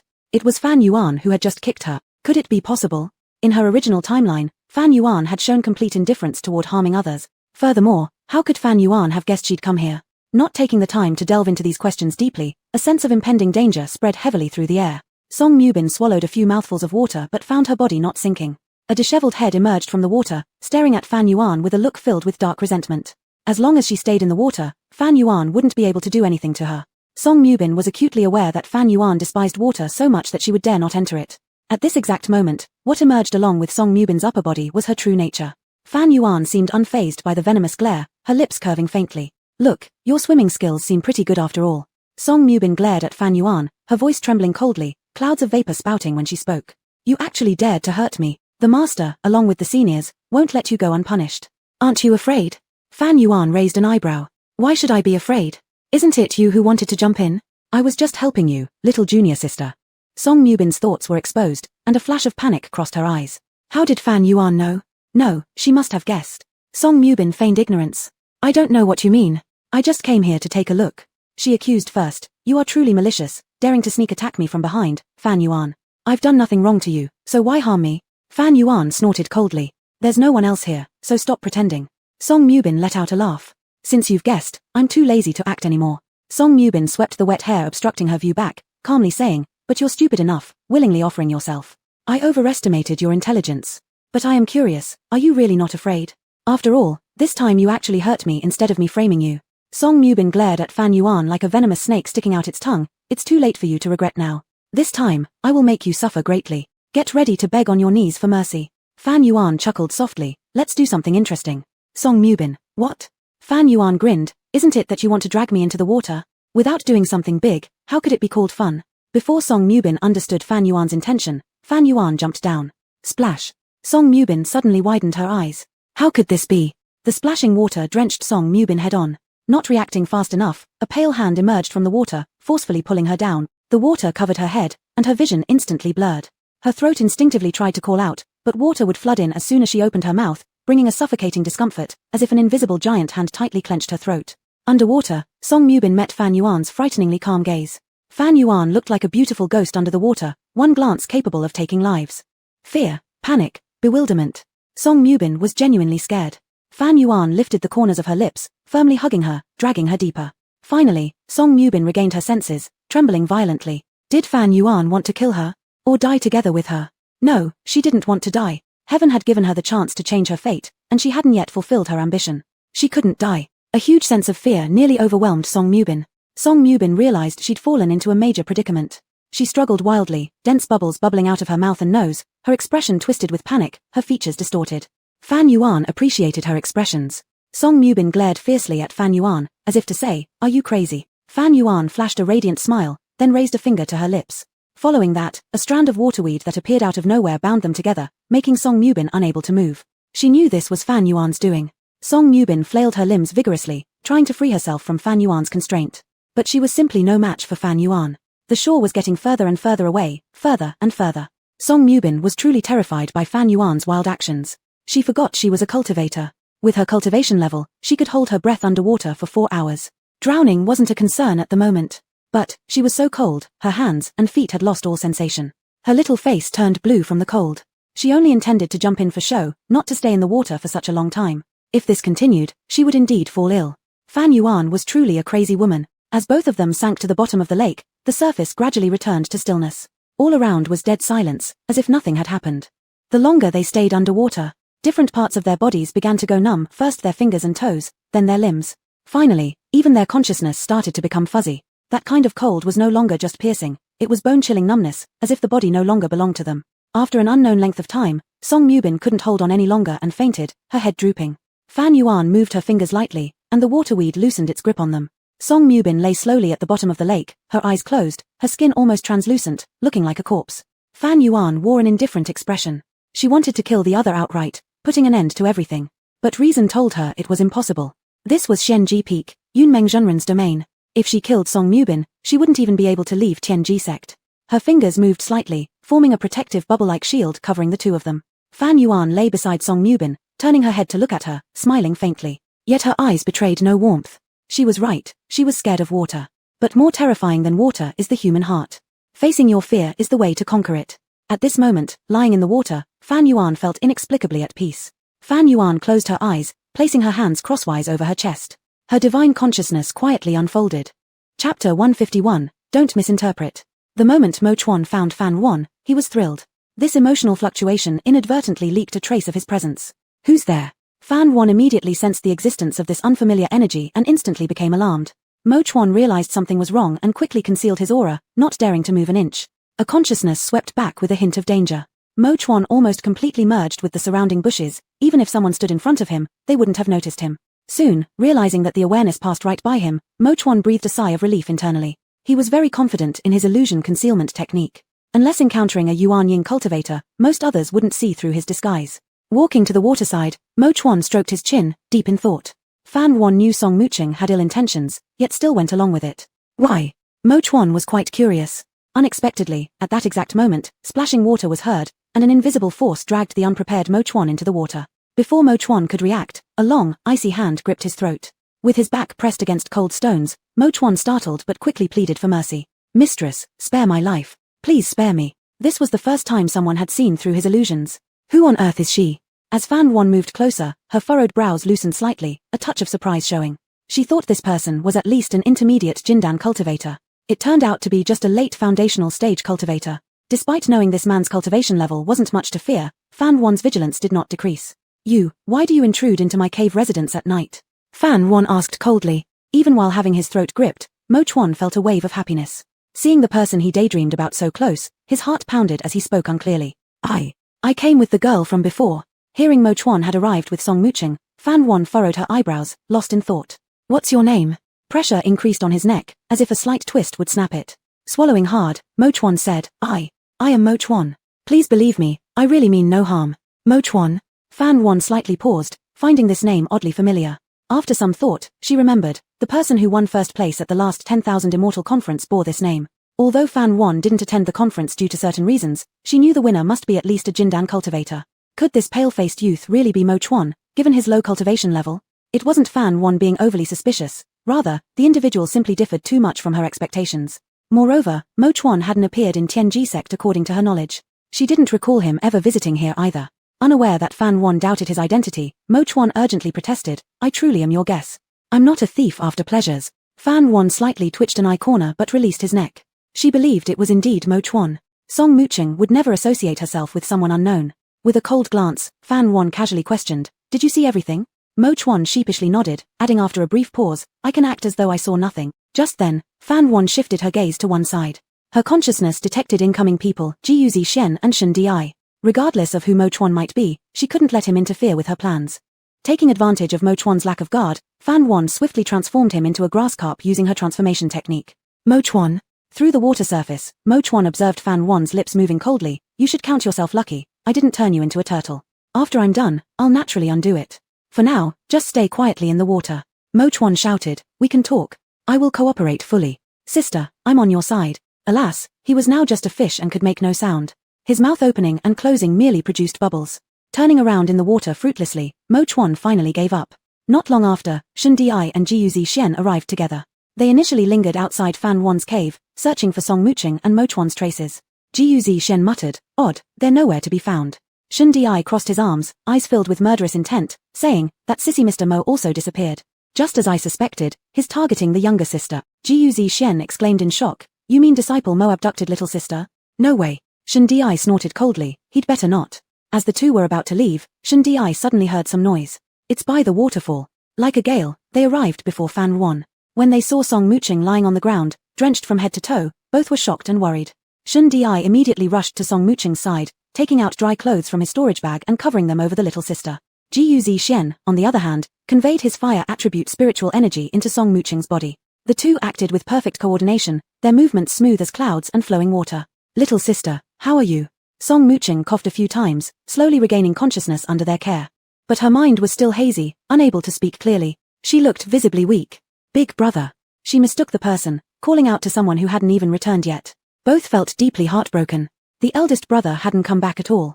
With red eyes, Jiu Shen lifted his head and questioned Fan Wan sharply. Fan Wan, what exactly is going on here? Shun Di also glared at her viciously. It was only then that he noticed Fan Wan was also soaked to the skin, with drops of water dripping from her hair. Shun Di's expression changed slightly. Fan Wan shrugged indifferently. Go ahead and ask her yourself. From beside the lake water, Mo Chuan poked his head out, watching the commotion openly. After a while, as Song Muching regained more awareness and before they could open their mouths to ask her questions, upon seeing Fan Wan, Song Muching displayed a fearful look right away. While shrinking further into Jiu Shen's embrace, she trembled and said, second big brother, seventh sister tried to kill me. I'm so scared. Jiu Shen blinked in surprise. What did you say? Clutching Jiu Shen's robe tightly, Song Muching sobbed and cried, it was seventh sister who pushed me into the water. Shun Di's expression turned shadowy and uncertain, speaking deeply, is what little sister saying true? Jiu Shen also voiced his thoughts, little sister, these are very serious words and cannot be spoken lightly. In my view, it must be a misunderstanding, right?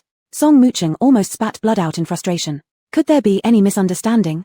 She wasn't accusing Fan Wan falsely this time. Why didn't Jiu Shen and Shun Di believe her when the facts were right before their eyes? All thanks to Fan Wan, she was still freezing to the point of numbness in her limbs. Hugging her chest, Song Muching became somewhat irate. I'm not making anything up. It was seventh sister who pushed me into the water. If you don't believe me, just ask her. All right, don't get worked up. Jiu Shen consoled her for a moment before turning to Fan Wan. Seventh, explain yourself, he said. Fan Wan tilted her head slightly, an unexpected flicker crossing her eyes. How was this different from the previous life? Didn't they usually accuse her without listening to her defense and throw her into the water? Oh, she got it now. Because it was only the two of them present, and she wasn't as weak as in her past life, unable to be toyed with by them anymore. Perhaps they realized that if they started a fight, they couldn't beat her either way, which was why they were being cautious this time. Once everything clicked into place, Fan Wan felt relieved. I have to correct something, I didn't push her down. Upon hearing this, Jiu Shen sighed in relief, I thought. I kicked her with my foot, Fan Wan said seriously. Jiu Shen wished he had misheard it. He stared wide-eyed, speechless. Song Muching chimed in, did you hear that? I told you I'm not making it up. However, no one paid attention to her. Fan Wan, do you know what you're saying? Shun Di stared directly into Fan Wan's eyes.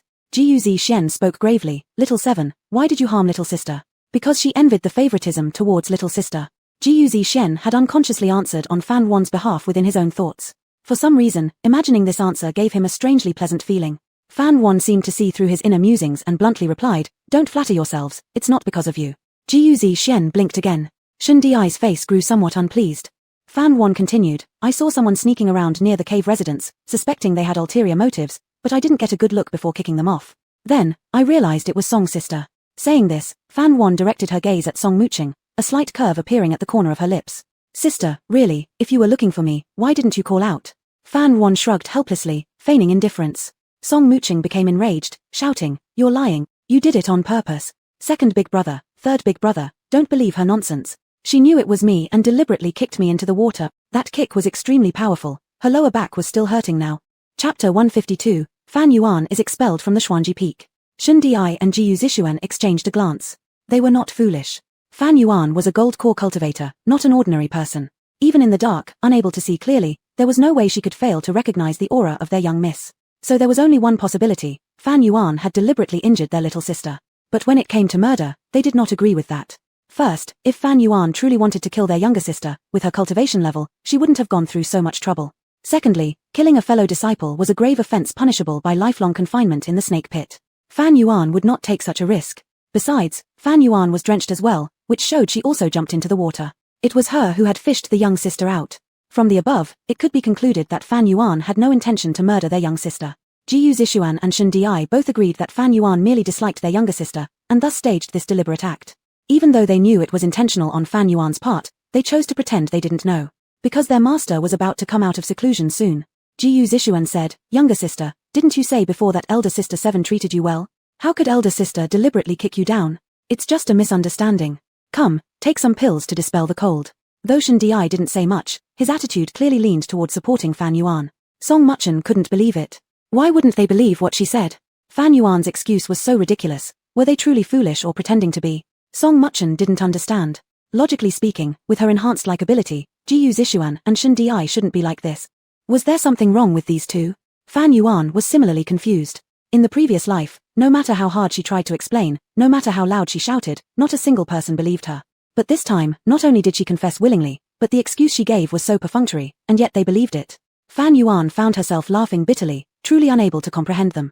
They always say that women's hearts are as unfathomable as needles lost at the bottom of the sea, but it seemed men's hearts were equally difficult to guess. Fan Yuan shifted her gaze to Song Muchen's face, watching her pained and uncomfortable expression, and felt a sense of relief within her heart. Song Muchen, doesn't it feel terrible when others don't trust you? Furious, Song Muchen swatted away the medicinal pill that Jiyu Zishuan offered. Since they weren't going to speak for her, she would seek Master Yun Meng directly. "I want to see our master," she insisted. Jiyu Zishuan's expression changed slightly as he gently consoled her. "Little sister, it's all a misunderstanding. There's no need to bring it up to the master, is there?" Tears streamed down Song Muchen's cheeks freely as she tearfully pleaded.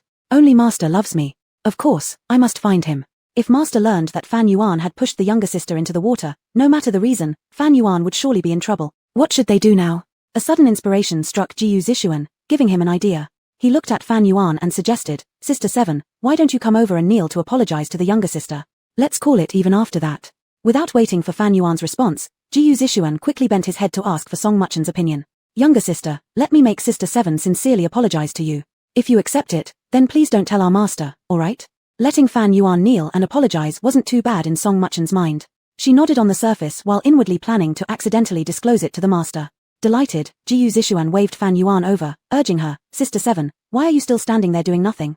Hurry up and kneel," with a demeanor suggesting he was doing her a favor. Shen Di, seeing Fan Yuan remain completely unperturbed, irritably said, "Fan Yuan, don't be ungrateful. Don't you want to avoid being punished by the master?" Fan Yuan suddenly laughed. Shen Di immediately became furious. "Don't treat it lightly." Fan Yuan said indifferently, "Kneeling to apologize is out of the question. Since you're all concerned about me, why don't you kneel on my behalf instead?" Upon hearing this, Jiyu Zishuan and Shen Di's faces drastically changed. Jiyu Zishuan stared wide-eyed. "It was your mistake. How could we possibly apologize for you?" Shen Di growled coldly, "Fan Yuan, don't get carried away." Song Muchen sighed softly, speaking tenderly, "If elder sister is unwilling, then I will have to ask master to handle it. Do as you wish. At worst, I'll get beaten, but do you think master would expel me from the Xuanji Peak over such a trivial matter?" Deliberately leaving these words behind, Fan Yuan then turned around and left without looking back. Song Muchen watched her retreating silhouette, malice flashing in her eyes. "Since you're so terrified of being expelled from the Xuanji Peak, then let me grant your fear." Feeling utterly disappointed, Jiyu Zishuan and Shen Di's expressions turned extremely grim. Jiyu Zishuan shook his head. The Xuanji Peak had turned chaotic, and tonight's New Year's Eve dinner was definitely off. After reading the entire scene till here, Mo Chuan finally understood Fan Yuan's intention. If his guess was correct, she intended to use this incident as an opportunity to be driven down from the mountain. Mo Chuan was shocked and perplexed by this discovery. Fan Yuan's master was the Celestial Opportunity Sect leader, Master Yun Meng, the second strongest individual in the cultivation world. And Fan Yuan was one of his personal disciples, occupying a position that many coveted. How could she want to give it up? If word got out, people would surely think she'd gone mad. After Song Muchen left with the other two, Fan Yuan indeed returned and removed the curse from his body. To verify his suspicions, Mo Chuan directly asked her about it. "Do you really want to leave Xuanji Peak, don't you?" Fan Yuan gave him a surprised look but didn't say anything, leaving her expression to speak for itself. Mo Chuan sighed. "You really do want to leave?" Fan Yuan said indifferently, "It's none of your business. Leave quickly." After saying this, Fan Yuan coldly walked back into her cave dwelling. Her attitude of answering or ignoring him at will made Mo Chuan more infatuated with her than ever. Standing there, Mo Chuan pondered carefully and made a decision. Though he enjoyed getting along with Jiyu Zishuan and the others, he prioritized romance over friendship and had no doubt he was on Fan Yuan's side. Since that was the case, he needed to help her. He couldn't let Jiyu Zishuan and Shen Di interfere with her plan. The next day, Master Yun Meng emerged from seclusion. Just as in her previous life, Fan Yuan was summoned. Master Yun Meng lived at the highest point of Xuanji Peak. Amidst the bamboo groves stood an imposing palace not to be trespassed upon. Before entering, Fan Yuan took a deep breath and used a transformation technique to suppress her cultivation level down to the middle foundation stage. Her face was pale, holding her chest as she moved weakly, making it seem like her cultivation had regressed due to a spiritual energy collapse. Sure enough, as soon as she stepped through the door, an overwhelming pressure swept toward her. But when the force realized the extent of her injury, the pressure paused momentarily before her. When it resumed its assault, it was far less intense, sparing her life. Even so, a fraction of a transcendent spirit cultivator's pressure was no joke. Fan Yuan fell to her knees, spitting out a mouthful of blood. The crimson splattered onto the pristine floor like blossoms. Disciple pays respects to master. Fan Yuan's complexion became even paler. Witnessing this, Master Yun Meng, seated above, frowned deeply. Initially wanting to question her wrongdoing, he instead asked, "What has happened to you?" Song Muchen stood below Master Yun Meng. Aside from them, no fourth person was present in the vast hall. Jiyu Zishuan and Shen Di, who had planned to plead for Fan Yuan the previous day, were absent. Seeing Fan Yuan's pitiable state, Song Muchen inwardly rejoiced. Karma came so swiftly, she deserved it. Fan Yuan kept her head low and spoke weakly. Disciple attempted last night to break through to the mid-gold core stage, but accidentally collapsed spiritually, damaging my foundation and causing regression in my cultivation. Master Yun Meng scanned Fan Yuan with divine consciousness, confirming her story, precisely what a spiritual energy collapse would look like. Only such a calamity could bring such grave consequences. But surviving it was already a sign of great fortune. Retracting his divine sense, Master Yun Meng thought no more of it. How could he imagine that Fan Yuan dared deceive him in such a manner? Tightening his brows, Master Yun Meng sternly reprimanded her. Rushing leads to failure. You've only been a gold core cultivator for how long, and you neglect consolidating your base in favor of breaking through hastily? It's self-inflicted pain. Did I waste my teaching on feeding dogs? It seemed to him that Fan Yuan had improved. If it became known that one of his disciples' regressions stemmed from a spiritual collapse, his face wouldn't be worth much. Fan Yuan, did I teach and nurture you only for you to repay me this way? Truly disappointing. Fan Yuan kept her head bowed, silent, looking quite remorseful. In truth, her heart laughed coldly. Ever since she'd entered the foundation stage, Master Yun Meng ceased personally instructing her, choosing instead to stay in seclusion, pushing towards the pinnacle of the transformation realm. Even prior to this, his so-called teachings consisted merely of verbal advice. Even during her breakthrough into the foundation stage, as her master, he hadn't been around. On what grounds did he boast of laboriously educating her? Fan Yuan mentally scoffed. Master Yun Meng sighed, disappointed, "You're no longer suited to remain on the Xuanji Peak." Chapter 153, he clearly did not like Fan Yuan, so why did he feel sad? The words were exactly the same as in her previous life, without a single difference. Fan Yuan's long lashes quivered slightly. Kneeling on the ground, she could not help but clench her fists. From Song Muchen's perspective, Fan Yuan's expression was very tight, as if forcibly holding back her sorrow. Her lips were pursed into a straight line. A flash of mockery crossed Song Muchen's eyes. She knew it all along, Fan Yuan still cared about Xuanji Peak. Song Muchen approached and said hypocritically, "Master, senior sister does not deserve this punishment." After saying that, she gave Fan Yuan a haughty glance, with gleeful malice flashing in her eyes. Besides, senior sister's Dao foundation has been damaged, her cultivation has regressed. If she is expelled from Xuanji Peak now, her situation outside will be very difficult. That statement was true. Fan Yuan had been driven down the mountain by the sect leader. Everyone in Tianji sect, from the elders to ordinary disciples, would take that into consideration. To avoid offending the sect leader and the main peak, Fan Yuan might likely be isolated by everyone. Continuing to stay at Xuanji Peak might not bring her much benefit, but leaving its protection would certainly cause endless troubles. Fan Yuan understood that, but no matter how bad it was outside, it was still far better than staying at Xuanji Peak. Fan Yuan quietly bowed her head and remained silent. The speech of a transcendent cultivator was as solemn as an oath, and taking back his decision was impossible. Master Yun Meng saw his own daughter's pale face and felt immense heartache. If he hadn't seen Fan Yuan already taste the bitter consequences, he definitely wouldn't forgive her easily. Master Yun Meng glared coldly at Fan Yuan. Seeing her indifferent expression, he inexplicably became angry and opened his mouth.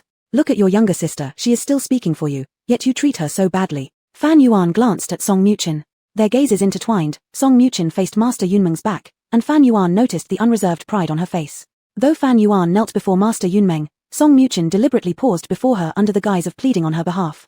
Song Muchen almost felt as if Fan Yuan was kneeling before her, a hallucination, yet it brought her some pleasure.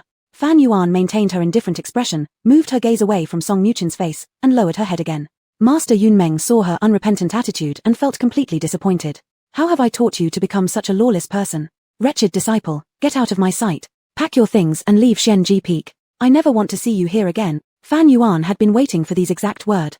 She almost burst out laughing after holding it in for so long. Master Yun Meng had originally thought that Fan Yuan would cry and beg him not to expel her from the mountain.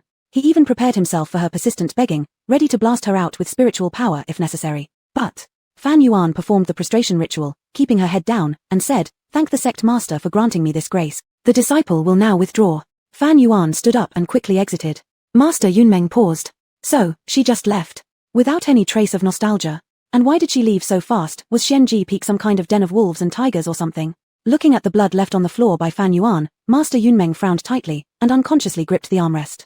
He felt inexplicable agitation. Even an astute person could tell he was quite unhappy. Song Muchin worried and said, "Master, please calm down, do not let this anger harm your body." Seeing how understanding Song Muchin was, Master Yunmeng felt somewhat comforted. His frown relaxed, and he let out a self-deprecating laugh. How ironic. When had he become so conflicted? Fan Yuan's departure was a good thing. Tianji sect had never experienced a situation where a personal disciple was expelled from the mountain. Even for unforgivable offenses, the most they'd face was severe punishment and solitary reflection. Because expelling a disciple is itself an embarrassing act, akin to declaring to the world one's failure in education. Fan Yuan was still a member of the main peak. Once expelled from the sect, it would likely stir the entire Tianji sect, becoming fodder for gossip. Master Yunmeng always valued dignity. Had Fan Yuan not crossed his red line, he wouldn't have pushed things to this point. Fan Yuan hurt her peers first, was born rebellious, and despite repeated teachings, remained uncorrected. It was reasonable and justified to expel her from the main peak. Putting aside that reason, considering Fan Yuan's current cultivation level, she wasn't even qualified to be regarded as his disciple.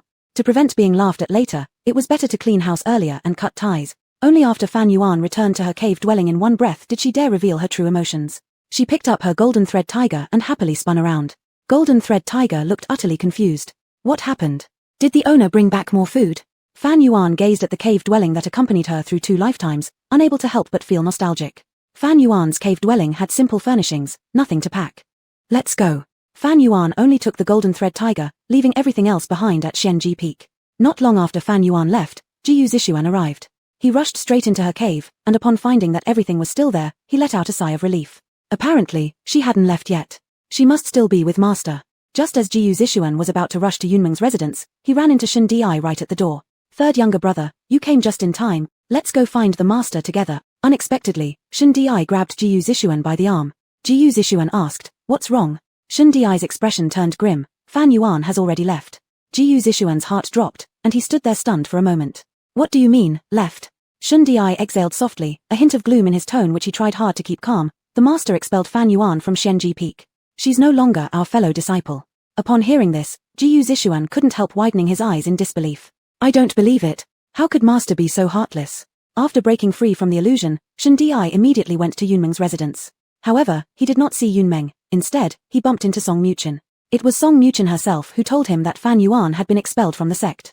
In addition to the fact, Song Muchin narrated all the details to him. According to Song Muchin, she had earnestly pleaded with the master on behalf of Fan Yuan, but since Fan Yuan showed no sign of repentance and even defied the master, she ended up being expelled from the mountain. Song Muchin's face was full of self-reproach, and Shen Di comforted her briefly before hurrying over to Fan Yuan's cave. Arriving here, fueled with suppressed anger, Shen Di intended to make Fan Yuan apologize to the master in person. Perhaps, then, things might have a chance to turn around.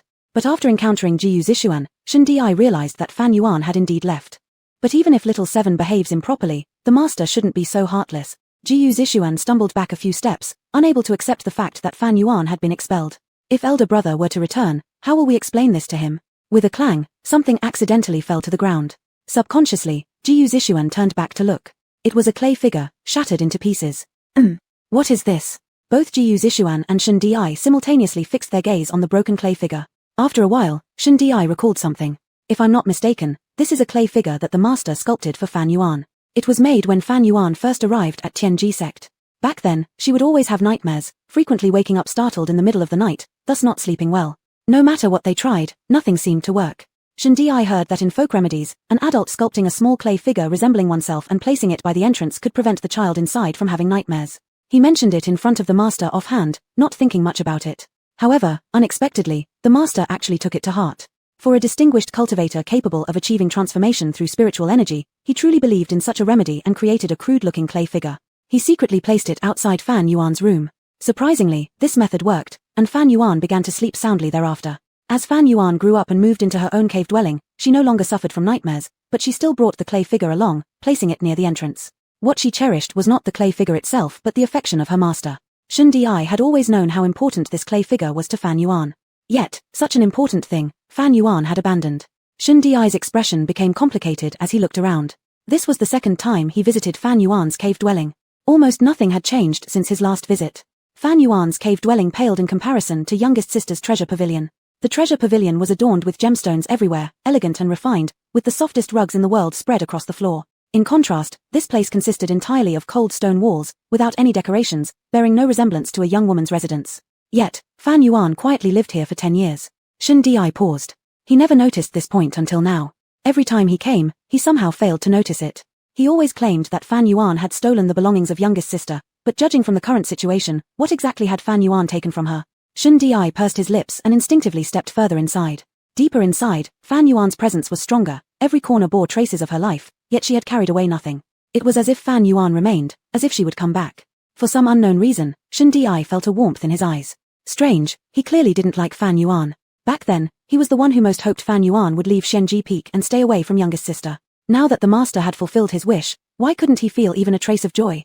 Chapter 154, Fan Yuan's world was no longer just them. At this moment, Jiyu Zixuan suddenly had an idea and his eyes lit up. He picked up the clay figure on the ground and said to Shen Di, third younger brother, let's go persuade Xiao Qi to come back first. Then we'll use this clay figure to beg for mercy from the master. If he remembers the past, he might become merciful. Shen Di, however, calmly shook his head. Second elder brother, have you forgotten? Shen Di gave a bitter smile. Fan Yuan is not the same Fan Yuan as before, she has cultivated the path of indifference. Just the first step of persuading Fan Yuan to return was already as difficult as ascending to heaven. Jiyu Zixuan obstinately declared, so what? How will we know unless we try? Shen Di looked at him quietly, second elder brother, things have come to this pass. Let it be. Jiyu Zixuan angrily retorted, how can we let it be? I disagree. Xiao Qi must come back and stay with us. I know you've never liked her. Fine, if you won't go, I'll go myself. Shen Di wanted to say something but stopped himself. Jiyu Zixuan stormed out in a huff. To his surprise, Shen Di suddenly shouted and stopped him. Second elder brother, haven't you realized yet? Jiyu Zixuan halted but didn't turn around. His fists clenched tightly, his silhouette revealed both stubbornness and desolation. Only then did Shen Di's voice come from behind him, his words seemingly trying hard to suppress something, slightly unstable. Fan Yuan has deliberately acted this way. It's been her scheme from start to finish. Jiyu Zixuan turned back in shock, bewilderedly asking, scheme? What do you mean? Rarely showing emotion, Shen Di's eyes turned red. Seeing his eyes, Jiyu Zixuan was slightly startled. Shen Di turned his head away, his jawline taut. The moment he closed his eyes, his expression reverted to its usual cold and caustic demeanor. Fan Yuan deliberately pushed our youngest sister into the water to cause trouble for master. We've all fallen into her trap. Jiyu Zixuan murmured in disbelief, how could that be? Shen Di stepped forward, staring straight into his eyes. Didn't you notice how strange Fan Yuan's behavior was yesterday? Following his words, Jiyu Zixuan carefully recalled. That's right, Fan Yuan was acting very strangely. Last night, she willingly admitted pushing the youngest sister into the water, almost as if she feared there wouldn't be enough trouble stirred up between them and their master. And now, without even bothering to take any belongings, she ran off immediately, so eager and showing no trace of sentiment. Did she want to get rid of them that much? Jiyu Zixuan felt a pang in his heart. Second elder brother, don't bother to persuade her. It's useless. This is exactly what she wants. She won't be coming back. Shen Di originally didn't intend to say it so directly, but he simply couldn't bear seeing Jiyu Zixuan deceiving himself like this. Even though the real answer was right in front of him, Jiyu Zixuan still couldn't believe that Fan Yuan had acted intentionally. I don't believe it, I have to hear her admit it herself. Clutching the clay figure, Jiyu Zixuan rushed down the mountain like the wind. Shen Di stood motionless for a long time in front of Fan Yuan's residence, appearing weary and disoriented. Meanwhile, Jiyu Zixuan had almost turned over the entire Tianji sect but found no trace of Fan Yuan. It wasn't until evening when he accidentally heard a disciple named Wang Xin say Fan Yuan had been to Lingxiao Peak. He then rushed to Lingxiao Peak and learned Fan Yuan's whereabouts from Zhu Heng. But the news wasn't good. Apparently, after being expelled from Xuanji Peak, Fan Yuan hadn't gone to Wangyu Peak where the inner disciples gathered. She hadn't even sought out accommodations before rushing out again. Her destination was unknown. Fan Yuan, now without a master, naturally didn't have to report her movements to her former master. She was free now, she only needed to inform an elder of the inner sect before leaving. Unless she volunteered the information, no one would know her whereabouts. Fan Yuan had bid farewell to Zhu Heng before she left, but Zhu Heng didn't know where she had gone. Fan Yuan only said she would return before the Myriad Immortal Gathering. When Zhu Heng learned she had been expelled from Xuanji Peak, he congratulated her. Fan Yuan was genuinely happy and showed no sadness. Zhu Heng didn't ask her how she managed it. He eagerly invited her to Lingxiao Peak. The carefree wandering cultivator also offered to take her in, but Fan Yuan thanked them for their kindness and politely declined, then turned her back and swiftly left by flying sword. Zhu Heng regretted that he couldn't make Fan Yuan stay on Lingxiao Peak. He truly admired Fan Yuan. He thought since Fan Yuan had learned the transformation technique from the carefree wanderer, she might have been willing to stay on Lingxiao Peak as their younger sister. Those people on Xuanji Peak who were unaware of their blessings were really enviable. Therefore, upon meeting Jiyu Zishuan, Zhu Heng showed no friendly expressions. Why did she bid farewell to all of you before she left, but didn't even tell us? Jiyu Zishuan frowned deeply. When did Xiao Qi become so close to the people of Lingxiao Peak? Since Jiyu Zishuan hadn't participated in the cultivation training last time, he didn't know that Fan Yuan had formed good relationships with Zhu Heng and others in the Lingfei secret realm. Zhu Heng leisurely took a sip of tea and replied unhurriedly, "She's no longer a member of Xuanji Peak. Why should she have to report to you wherever she goes?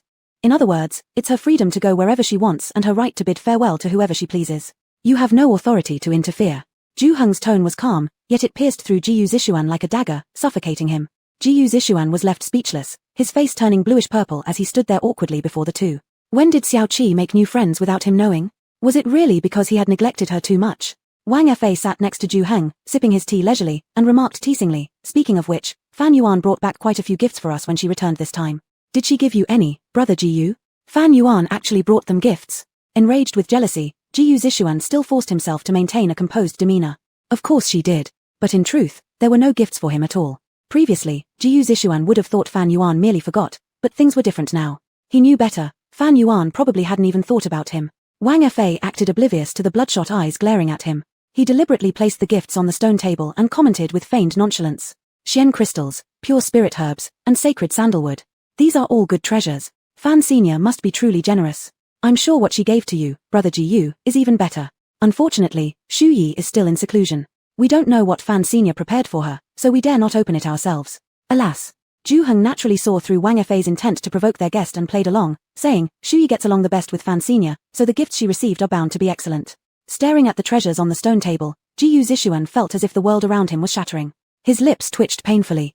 Up until now, those gifts would have included his share too. How could Fan Yuan treat such good items as mere trifles to outsiders?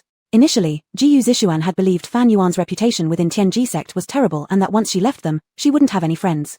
Previously, when he failed to find her, he'd even imagined her curled up pitifully in some secluded corner all alone. However, reality struck again, his assumptions were wrong. At this moment, Jiyu Zishuan finally realized an unbearably cruel fact: Fan Yuan's world no longer revolved solely around them. She had made her own friends. This should have been something to rejoice about, to feel comforted by. Yet, the price of it was Xiao Qi drifting further away from them. Seeing Wang Fa flaunting how close he and Fan Yuan were, Jiyu Zishuan felt as though his heart was bleeding. Unable to bear staying any longer, he hastily excused himself and fled in disgrace. Zhu Heng let out a cold snort, unwilling to utter another word. Wang Fa also retracted his carefree smirk, sneering instead, "You'll regret this until you're spitting blood." Late into the night, Jiyu Zishuan returned to Fan Yuan's residence in dejection. The moment he stepped inside, the strong smell of alcohol hit him. Slightly startled, Jiyu Zishuan assumed Fan Yuan had returned. Overcome with emotion, he blurted out, "Xiao Qi." But before he could finish, he realized that the person inside wasn't Fan Yuan, it was Shun Di. Why was third younger brother here? Hadn't he already left? Shun Di, resting his forehead on the desk, woke up slightly at the sound, squinting his eyes lazily. Then he smiled vacantly. "Xiao Qi, you've come back." Jiyu Zishuan felt his heart sink to the bottom, followed swiftly by anger flaring in his mind. If he remembered correctly, this was the first time Shun Di had ever called her Xiao Qi. Fuming, Jiyu Zishuan strode forward, grabbing Shun Di by the collar and roaring furiously, "Xiao Qi is gone already. What good does calling her name do now?" Chapter 155, "You are not worthy to call her Little Seven." Shun Di was brought back to his senses by Jiyu Zishuan's loud shout. Logically, cultivators would never get drunk no matter how much alcohol they drank, unless they wanted to be drunk. Shun Di's eyes gradually became clear, but they were still bloodshot. A flicker of pain crossed his eyes, yet he did not object.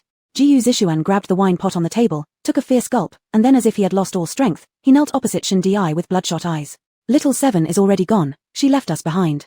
How could she be so heartless? If only she hadn't pursued the path of ruthless cultivation, would things have been different? It was this ruthless path that changed her." As he spoke, he raised his gaze and saw Shun Di silently hanging his head, looking extremely sorrowful. With clenched teeth, he set the wine pot down forcefully beside him. "Little Seven is gone, aren't you glad? What kind of act is this that you're putting up now? Little Seven." Shun Di hesitated to speak. He wanted to say he was not glad at all, he also wanted Fan Yuan to come back. Jiyu Zishuan roared, cutting him off. "I tell you, you are not worthy to call her Little Seven." Jiyu Zishuan unleashed all his inner fury onto Shun Di. He picked up the wine pot, poured the remaining wine over Shun Di's head, and then threw it hard behind him. The sound of the wine pot crashing against the wall was deafening as it shattered into pieces.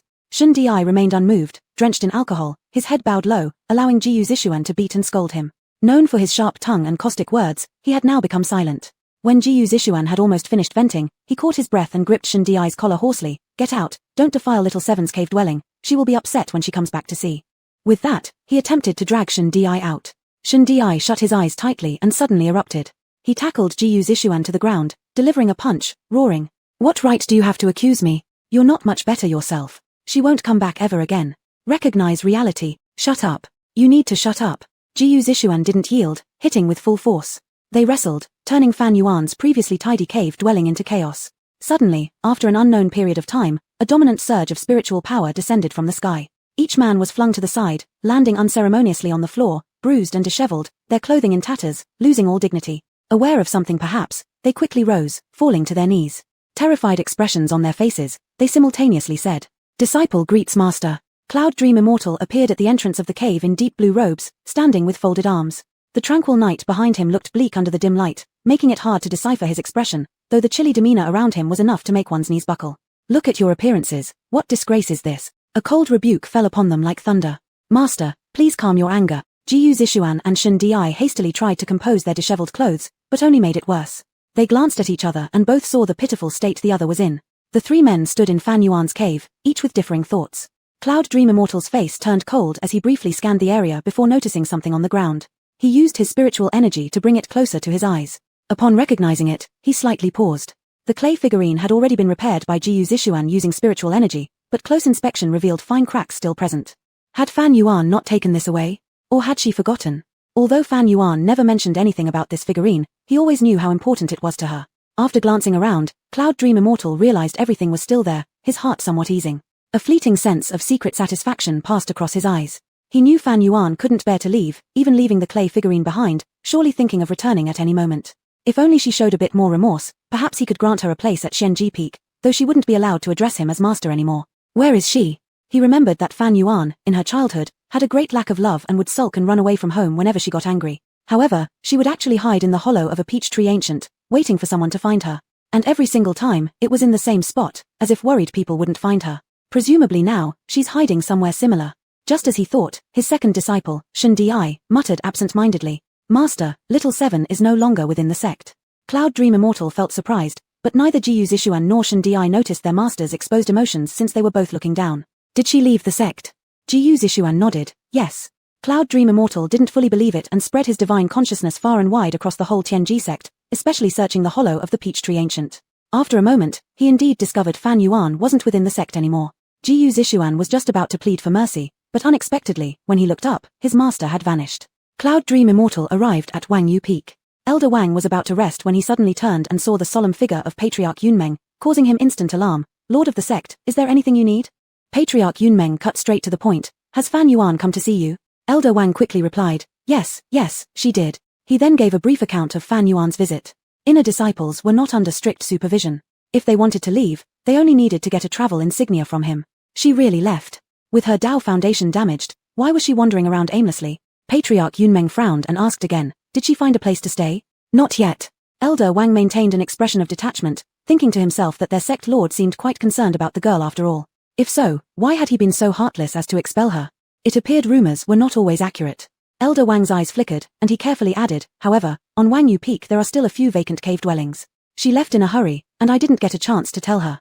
Once she returns to the sect, I'll let her choose herself. These words were said for the sect lord's benefit.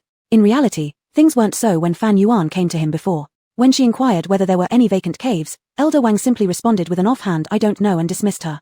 The competition among inner disciples was fierce, and caves were precious resources controlled by Elder Wang, each capable of generating significant benefits. He wouldn't give them away freely, especially not to a disciple with a bad reputation. However, realizing now that the sect lord did not dislike Fan Yuan as much as rumored, Elder Wang decided it was time to adjust his attitude.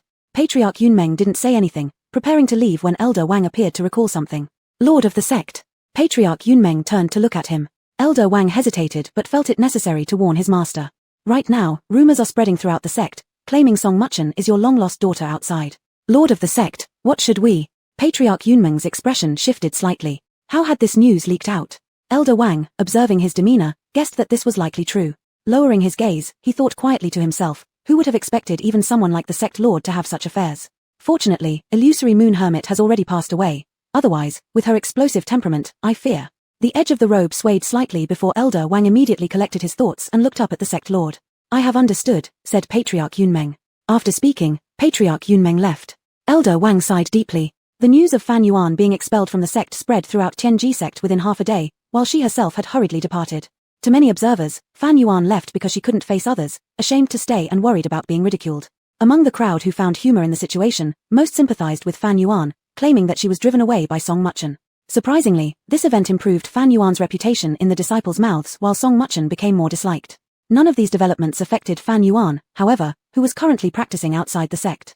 3 months later, Fan Yuan once again arrived at Qingyun City. Piaomiao Pavilion. Looking into the mirror, the person inside greeted Fan Yuan warmly. Friend Daoist, it's been a long time. Fan Yuan nodded, it's been a long time. After exchanging pleasantries, the individual in the mirror informed Fan Yuan of the location of the last missing piece of the treasure map. Fan Yuan's expression showed surprise. It turned out to be in Zhenmen's sect. Relaxing slightly, Fan Yuan knew this was easier since they were acquaintances. Thanking the figure in the mirror, wasting no time, Fan Yuan transformed into a long rainbow streak and departed Qingyun City. When she reached Zhenmen's sect via flying sword, the horizon was just beginning to lighten, the sun rising. Not pausing for a moment, Fan Yuan landed directly in front of Zhenmen's sect, quickly withdrawing her flying sword.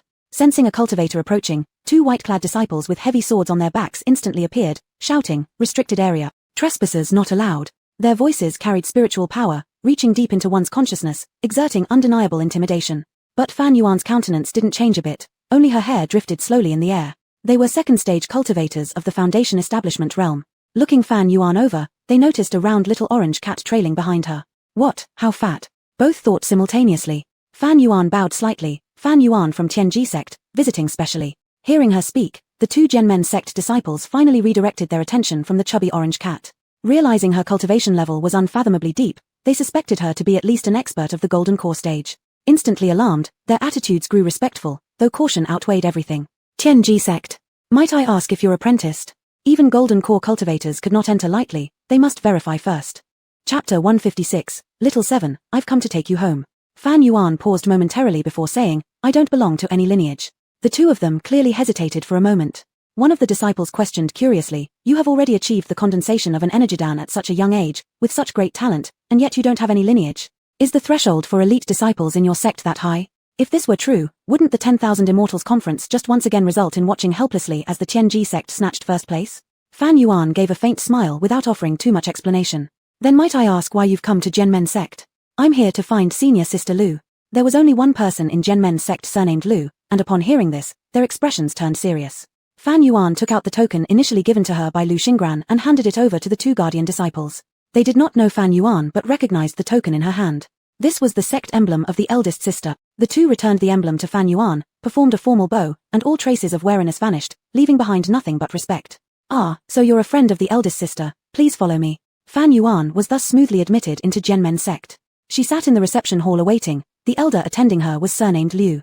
He knew Fan Yuan, being aware she had originally been the disciple of Yunmeng Zhenren, and also that she had recently been expelled from her sect. Zhenmen's sect and Tianji sect had always maintained a veneer of brotherhood, always keeping tabs on each other's moves. So, Zhenmen's sect knowing this news was not unusual. Elder Liu harbored a gossip heart and did not hesitate to indirectly probe Fan Yuan, wanting to understand why such an outstanding disciple had been expelled from the sect. This information was crucial.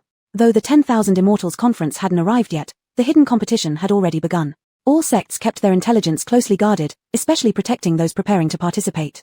If Fan Yuan was expelled due to cultivation issues, it would allow for speculating on the remaining strength of Yunmeng Zhenren's other students, enabling them to better prepare for the conference. But if it was for some other reason, like committing a grave mistake, one severe enough for even the sect to reject her, it would be something entirely different. In that case, he must advise the sect master and their most favored genius disciple, Lu Xingran, to distance herself from Fan Yuan, lest she fall under a bad influence. Yet no matter how Elder Liu probed, Fan Yuan simply dodged these inquiries with 4 words, difficult to explain fully. Elder Liu nearly lost his cool. This girl was being so evasive she might have committed some terrible taboo. And yet, at exactly this crucial time, she had rushed over to Zhenmen's sect. This set Elder Liu's heart racing. He eyed Fan Yuan suspiciously. Could it be, she'd come to poison Zhenmen's sect? Elder Liu's mind was in chaos, while Fan Yuan relaxed and drank tea calmly. She understood Elder Liu's concerns but never guessed his thoughts could be so far-fetched. The atmosphere grew slightly stifling. Fortunately, Lu Xingran soon arrived. Even before her presence was seen, her voice rang out. Little Yuan, I thought you had forgotten about me. Fan Yuan raised the corner of her lips, placed down her teacup, stood up, and turned around. There appeared Lu Xingran striding through the door, draped in red robes, full of spirit and elegance. Her posture was graceful yet exuded a gentle warmth. Fan Yuan greeted softly, Senior Sister Lu. Lu Xingran stopped in front of Fan Yuan, letting out a sound of surprise, mid-golden dance stage. You've broken through again. You're doing great. It won't be long before you catch up to me. Lu Xingran slapped Fan Yuan's shoulder playfully. Fan Yuan smiled gently. Just luck, that's all. The two began chatting warmly, creating an incredibly harmonious atmosphere, which brightened Fan Yuan's mood. Yet the more things went well, the less comfortable Fan Yuan felt making her request. Lu Xingran's sharp eyes quickly noticed she had something difficult to say. Without missing a beat, she held both of Fan Yuan's hands, acting friendly. What made you think of finding me? Don't tell me you need my help again. She guessed correctly. Fan Yuan looked somewhat awkward. Lu Xingran let go of her hand, raising an eyebrow. I knew it, you never visit unless there's something amiss. Though complaining, there wasn't even a trace of reproach in her tone. For Fan Yuan to come seeking her help indicated that Fan Yuan considered her one of her own. Besides, her father had mentioned privately that Genmen's sect should form a strong alliance with Fan Yuan, the closer, the better. Although it wasn't explicitly said, Lu Xingran realized this would surely benefit Genmen's sect. She hoped Fan Yuan would seek her help more often. Elder Liu threw a warning glance toward Fan Yuan, then very considerately excused himself, leaving the area to them. Oh, and there was a cat too. Big Tangerine, Deju, seemed quite fond of Lu Xingran, rubbing back and forth against her legs with its tail perked high. It was the first time Fan Yuan saw the feline act this way. Unless regarding food, Big Tangerine rarely displayed such affection for people. It was evident that Lu Xingran possessed great charisma. Seizing the moment, Lu Xingran lifted Big Tangerine and petted its fluffy head, looking toward Fan Yuan. Is this about Yusho sect coming after you again? As she spoke, Lu Xingran's eyes slightly narrowed, a flash of murderous intent passing through. Fan Yuan shook her head. No. Lu Xingran's expression softened again. That's good then. By the way, what is it? Lu Xingran asked with concern. Not too difficult. Fan Yuan cleared her throat and said seriously, I've come to look for something. Lu Xingran looked curious. Oh, what is it? Fan Yuan took out 2 stone tablets and placed them on the table, explaining about the treasure map. I have been looking for the last piece these past 6 months. I finally found a clue from the Piao Miao pavilion pointing towards Genmen's sect, so here I am. With Lu Xingran, Fan Yuan had no reservations. She stated earnestly, if Sister Lu can help me find the last tablet, and once the full treasure map is pieced together, I'm willing to share the treasure with Genmen's sect. All she really wanted was the Tianyang Ju, everything else meant nothing to her. She hesitated and added, but I can't be certain whether the location marked on the treasure map contains more riches or dangers. The Piao Miao pavilion only gave her the hint about Genmen's sect without indicating who within held the clue. Being an outsider, Fan Yuan found many actions inconvenient. This matter would best be handled by Lu Xingran. Besides, the existence of the treasure map must not be revealed to others, and Fan Yuan trusted no one other than Lu Xingran. Having extended her sincerity like this, if Lu Xingran were to refuse, Fan Yuan wouldn't bear any resentment. Lu Xingran glanced at Fan Yuan, then at the 2 stone tablets on the desk, smiling silently. Fan Yuan couldn't quite understand the meaning behind that smile and was about to ask when Lu Xingran simply pulled out the 3rd tablet. Guess we really are destined, Lu Xingran smiled. Look how coincidental, I just happen to have one. Lu Xingran's tablet was obtained by chance 4 years ago. She had always been unaware of its purpose, but her intuition told her it hid some secret, so she had kept it in her storage ring ever since. She had almost forgotten it existed. Had it not been for Fan Yuan's visit today, Lu Xingran wouldn't even have realized this thing was part of a treasure map. Fan Yuan was elated, her eyes twinkling happily. Wonderful. It came so effortlessly. She thought it might take another 10 days or half a month to find. Lu Xingran pushed her tablet closer, generously saying, here you go. Fan Yuan was deeply grateful, impulsively holding onto Lu Xingran's hand and asking, Sister Lu, will you join me? Her intuition told her the hidden place of the treasure would be the abode of an immortal. Whatever she found, she would certainly share it with Lu Xingran. Lu Xingran gladly agreed, sure, though I'll need to inform my father first. Do you mind me sharing this with him? Fan Yuan joyfully responded, of course not. Qinglan Zhenren was much the same as Lu Xingran. In fact, she should address Qinglan Zhenren as adoptive father. Alright, why don't you come with me to see him? Fan Yuan nodded. Next, the two went together toward the main peak of Genmen's sect, where Qinglan Zhongzhu resided. However, Fan Yuan had never expected to see Yunmeng Zhenren here. Why was he here? Fan Yuan furrowed her brows, instinctively wanting to avoid him. Lu Xingran caught hold of her hand, sensing Fan Yuan's reluctance. Her heart stirred, and she glanced up to meet Yunmeng Zhenren's gaze just as it fell upon them. At this moment, Fan Yuan suddenly recalled something, sending shivers down her spine. Yunmeng Zhenren had placed a thread of divine awareness within her long ago. This wasn't for surveillance, but it enabled him to instantly find her wherever she might be, whenever he wished. Yunmeng Zhenren, being a great adept capable of instant teleportation over vast distances, appearing here wasn't odd. What was odd was, why did he come? A bizarre thought flashed through Fan Yuan's mind. Moments later, Yunmeng Zhenren confirmed it. Little 7, I've come to take you home. Chapter 157, he truly had not chosen the wrong person. Upon hearing the familiar words, Fan Yuan almost thought she had misheard. Did he need to listen to the nonsense he was muttering? She was just kicked out and now he wanted to coax her back. Yunmeng Zhenren truly regarded her as a little trinket that could be summoned and dismissed at will, just like Su Jiawen and others did. A flicker of mockery passed through Fan Wan's eyes, but she stood calmly in place and bowed respectfully. Greetings, master. Lu Xingran detested the people from Xuandi Peak. With crooked leaders came crooked subordinates, so she was full of disdain in her heart, but still had to pay respects to Yunmeng Zhenren. Fan Wan's one word, master, brought Yunmeng Zhenren back to his senses. Since I have been an orphan since childhood, where is this home you speak of? Yunmeng Zhenren's usually still eyes rippled slightly. He wanted to say that Xuandi Peak was her home, but he had already driven her away, so those words died in his throat. Seeming to guess what Yunmeng Zhenren might say, Fan Wan remained bowed with a faint tug at the corner of her lips. Your disciple has already been expelled from the sect and knows I no longer have the right to approach Xuandi Peak. As master wishes, I will not come to bother your sight again. Each word addressed him as master, but there was distance in each one. These words reminded Yunmeng Zhenren of yesterday's unpleasantness. Yes, it was him who told Fan Wan to get out of Xuandi Peak, and it was him who said he didn't want to see her here ever again. But all of that had been in anger. Now, he personally came to give her a step down, and she was still acting entitled and ungrateful. Seeing Fan Wan standing far away without taking even a single step closer, appearing indifferent. Yunmeng Zhenren's hands beneath his sleeves slowly clenched, and the coldness on his face grew stronger. I have promised, Xuandi Peak will always be your home. Fan Wan paused for a moment, looked up at Yunmeng Zhenren, and shook her head. Master, Xuandi Peak is Sister Song's home, never mine.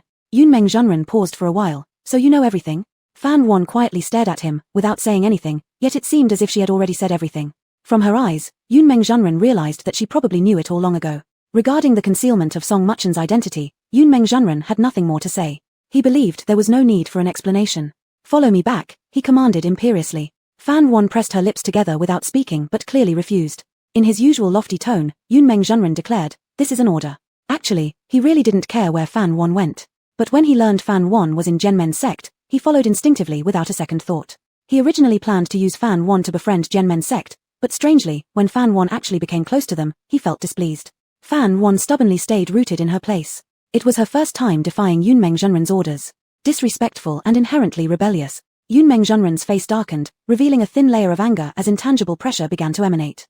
To compel Fan Wan to comply. Out of instinctive fear towards higher cultivators, Fan Wan closed her eyes in fright, her body trembling slightly. She mentally cursed herself. If things came to this, if she was forcibly taken back by Yunmeng Zhenren, she would surely suffer consequences. But so what? She wasn't the Fan Wan of the past who could be manipulated easily. Unless he broke her legs, she absolutely would not go with him obediently. Fan Wan held her back straight, fully prepared for whatever awaited her. At this moment, warmth spreading from her palm enveloped her limbs.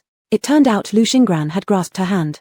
Fan Wan opened her eyes and glanced at her, touched by her actions. Lu Xingran gave her a reassuring smile. This is Zhenmen's sect. Lu Xingran only said these few words. The next instant, Yunmeng Zhenren's oppressive aura was scattered by a stronger force. Just a step away from Fan Wan, the terrifying pressure dissipated as though carried away by the wind, causing Fan Wan's hair strands around her cheek to flutter slightly. With a blink of her eyes, Qing Zhenren, dressed in a dark green robe, leisurely walked out from a waterside pavilion. On his scholarly and mild face lay an insincere smile. Senior brother Mu, you are an elder at least, why must you trouble a junior like this? She is not a child, she neither violated the sect rules nor acted against morality. If she wishes to go somewhere, let her go, why impose upon her unnecessarily, wouldn't you agree? The moment Qing Zhenren appeared, Yunmeng Zhenren sensed it immediately. He cast a glance, blandly replying, disciplining my own disciples is a matter of justice, you have no right to interfere. Qing Zhenren gradually approached, his fan swaying lightly as he smiled and replied, that is incorrect, Fan Wan is my adoptive daughter, how can I not have jurisdiction over her? In another sense, you are no longer her master, and I am better qualified than you. You! Yunmeng Zhenren clenched his fists tightly, his gaze cold and piercing. Qing Zhenren showed no fear towards him. He glanced at Fan Wan once. Fan Wan understood his intention and bowed accordingly, calling, adoptive father. Qing Zhenren smiled warmly, kind-eyed as he comforted her, as long as your adoptive father is here, no one will harm you. No one was more qualified than him to say those words. Yunmeng Zhenren suddenly felt like an outsider. This realization made Yunmeng Zhenren extremely uncomfortable. With a cold face, he kept silent, his gaze flickering. Qing Zhenren turned to look at him, half-jokingly saying, Master Mu, Fan Wan has rarely come to visit me, and you are so eager to snatch her away from me. Are you perhaps jealous? Upon hearing this, Yunmeng Zhenren let out a cold snort as if he had heard the greatest joke in the world. She can stay here as long as she wants. After that, he coldly glanced at Fan Wan and left. That glance seemed to say, don't forget where your roots are. Fan Wan sighed lightly. A bead of cold sweat rolled down her neck. She couldn't help but feel relieved. Before coming, in order to explain to Lu Xingran how she had left Xuandi Peak, she had shown her transformation skill and suppressed her aura to the foundation establishment level. Otherwise, she would have been exposed now, and deceiving an advanced cultivator was something Fan Wan did not dare to imagine. Fortunately, Yunmeng Zhenren had already left, and for now, she was safe. Suppressing her complicated feelings, Fan Yuan expressed her gratitude to Qing Zhenren and Lu Xingran. Lu Xingran frowned slightly. What are you thanking for? Don't be so distant. Qing Zhenren scrutinized Fan Yuan with concern. Why is your cultivation? Fan Yuan didn't explain. Instead, her finger twitched slightly, shattering the illusion and releasing the strong qi of a golden core cultivator. Qing Zhenren's eyes lit up. You can deceive even me. This must be the transformation skill of the Frianisi Wanderer, right? Fan Yuan replied softly, yes. Qing Zhenren whistled in amazement. To master the transformation skill of a transforming cultivator to such perfection spoke volumes of Fan Yuan's great comprehension. But he wasn't the least bit surprised. Those favored by heaven naturally possessed extraordinary qualities. Then Fan Yuan and Lu Xingran explained the matter of the treasure map. Qing Zhenren never expected Fan Yuan to bring him such a great surprise. His eyes gleamed brightly, rubbing his hands together eagerly. Come, let me take a look. Fan Yuan placed the 3 stone slabs on a stone table. Qing Zhenren cautiously set up a barrier around them, then carefully combined the 3 stone slabs. As they were merged, a massive wave of energy surged forth with mountain-moving force, incredibly awe-inspiring. Fan Yuan and Lu Xingran watched nervously nearby, their expressions tense. At the instant when the energy wave erupted, both Fan Yuan and Lu Xingran stiffened, feeling fear creeping into their hearts. Without hesitation, they erected defenses involuntarily. However, this energy wouldn't harm them, it only aimed to terrify. And with Qing Zhenren present, they were absolutely safe. As the force stabilized, golden patterns appeared on the square slabs, complex and difficult to understand. Qing Zhenren probed his consciousness into them, looking solemn. Fan Yuan and Lu Xingran watched anxiously for any change in his expression. In no time, Qing Zhenren withdrew his spirit sense. His expression remained completely unchanged, showing neither joy nor disappointment. Fan Yuan couldn't help but feel uneasy inside. Could it be fake? Was this not a treasure map? Just as this thought flashed through her mind, Qing Zhenren burst into hearty laughter. The sudden laugh startled even Lu Xingran. He indeed hadn't chosen the wrong person. Fan Yuan had brought a great opportunity to Jianmen Sek. He almost wanted to pick her up and kiss her repeatedly. Chapter 158, Immortal's Relic. Seeing the ecstatic expression on Elder Qinglao's face, Fan Yuan finally put her heart to rest. Lu Xingran wore an expression of helplessness and interrupted his unrestrained laughter, saying, Father, calm down a bit and tell us what you know. Realizing his inappropriate behavior, Elder Qinglao lightly coughed twice and said, Fan Yuan, have you mentioned this stone tablet to your master? Master Machong? Fan Yuan shook her head. This secret is currently known only to the 3 of us. I haven't told anyone else about it. Elder Qinglao joyfully patted her shoulder and said, Good, very good. Let them regret it all they want. Fan Yuan didn't care whether those from Zhuangji Peak regretted their actions or not. She was unusually eager and couldn't wait to ask, Adoptive father, have you made any discoveries? Elder Qinglao smiled and said, What is hidden inside is an immortal's relic. An immortal's relic? That's correct. Elder Qinglao gently stroked the raised patterns on the stone tablet and continued, to be more precise, it is a trace left behind by an ancient power who failed after ascending through the tribulation. Fan Yuan widened her eyes and focused her gaze on the stone tablet. A mysterious allure seemed to call out to her. Adoptive father, may I use my spirit awareness to probe it? Fan Yuan asked. The stone tablet was both mysterious and dangerous. With her soul strength, she dared not easily release her spiritual consciousness into it. If there were any restrictions hidden within the tablet, at worst, she might suffer retaliation, and at best, her soul might dissipate entirely. Moreover, this belonged to a fallen ancient power and had to be handled with caution. Should this ancient power not be benevolent, using this opportunity to seize her body would mean her doom. Thus, Fan Yuan had to proceed carefully. A look of satisfaction appeared in Elder Qinglao's gaze when he looked at Fan Yuan. Being able to remain vigilant and rational under immense temptation showed that she was someone with excellent character. He spoke warmly, Don't worry. I've already removed the restrictions within it. Proceed as you wish, there will be no danger. Speaking of these restrictions, Elder Qinglao still felt a hint of unease. Had he not been at the Huashan cultivation level, his soul would have already been absorbed into it. For cultivators, losing one's soul was akin to having a flame suddenly blown out, a catastrophic event. This stone tablet truly was strange. Moreover, if he hadn't guessed wrong, before the tablet shattered, it had already absorbed the souls of numerous cultivators. However, for some unknown reason, it was later destroyed. Now, with the forces of the restriction greatly weakened after reassembling, it was no longer something to fear. Elder Qinglao didn't explicitly say what this restriction was but had already revealed crucial information to Fan Yuan. This stone tablet had once been dangerous. As expected. Without further hesitation, Fan Yuan sent a streak of golden-sheened spirit consciousness into the stone tablet. In an instant, floods of unfamiliar memories not belonging to her surged violently into her mind. The overwhelming amount of information left her disoriented and confused. Fan Yuan instinctively attempted to withdraw her spirit consciousness but found herself firmly held by an invisible hand. Unable to resist, she could only endure the bombardment of information in her brain. This process felt like a whole day to her, but in reality, it lasted only for a few breaths. Finally, the stone tablet let her go. With a hum, Fan Yuan's spirit awareness snapped back abruptly. She staggered backward, her complexion slightly pale, her eyes filled with a sense of panic. Lu Xingran immediately changed her expression upon seeing this. Without delay, she extended her hand and swiftly supported Fan Yuan. What happened? Lu Xingran's finely shaped eyebrows furrowed with concern as she looked at Fan Yuan. Fan Yuan forcibly endured the dizziness, pressing her temples, and stabilized herself with Lu Xingran's help. After a brief pause, she responded, "It's fine, I just wasn't fully prepared." Fan Yuan decided to keep the content she saw earlier to herself. Only after Lu Xingran believed she was truly fine did she relax. "That scared me, I thought this thing would hurt you." With sharp vision, Elder Qinglao realized Fan Yuan must have encountered something inside the stone tablet. However, since Fan Yuan chose not to disclose it, he wouldn't press further. He respected her decision. Fan Yuan raised her gaze towards Lu Xingran. "Sister Lu, take a look too." Lu Xingran nodded in agreement, equally curious about the secrets within the stone tablet. Subtly, Fan Yuan observed Lu Xingran's facial expressions. After a short while, Lu Xingran withdrew her spirit consciousness. Elder Qinglao inquired, "Did you see anything?" Lu Xingran shook her head, disappointed, just blankness. Elder Qinglao remained silent. Fan Yuan thought to herself, apparently, she alone had witnessed that memory. Inside those chaotic memories, Fan Yuan identified a familiar figure.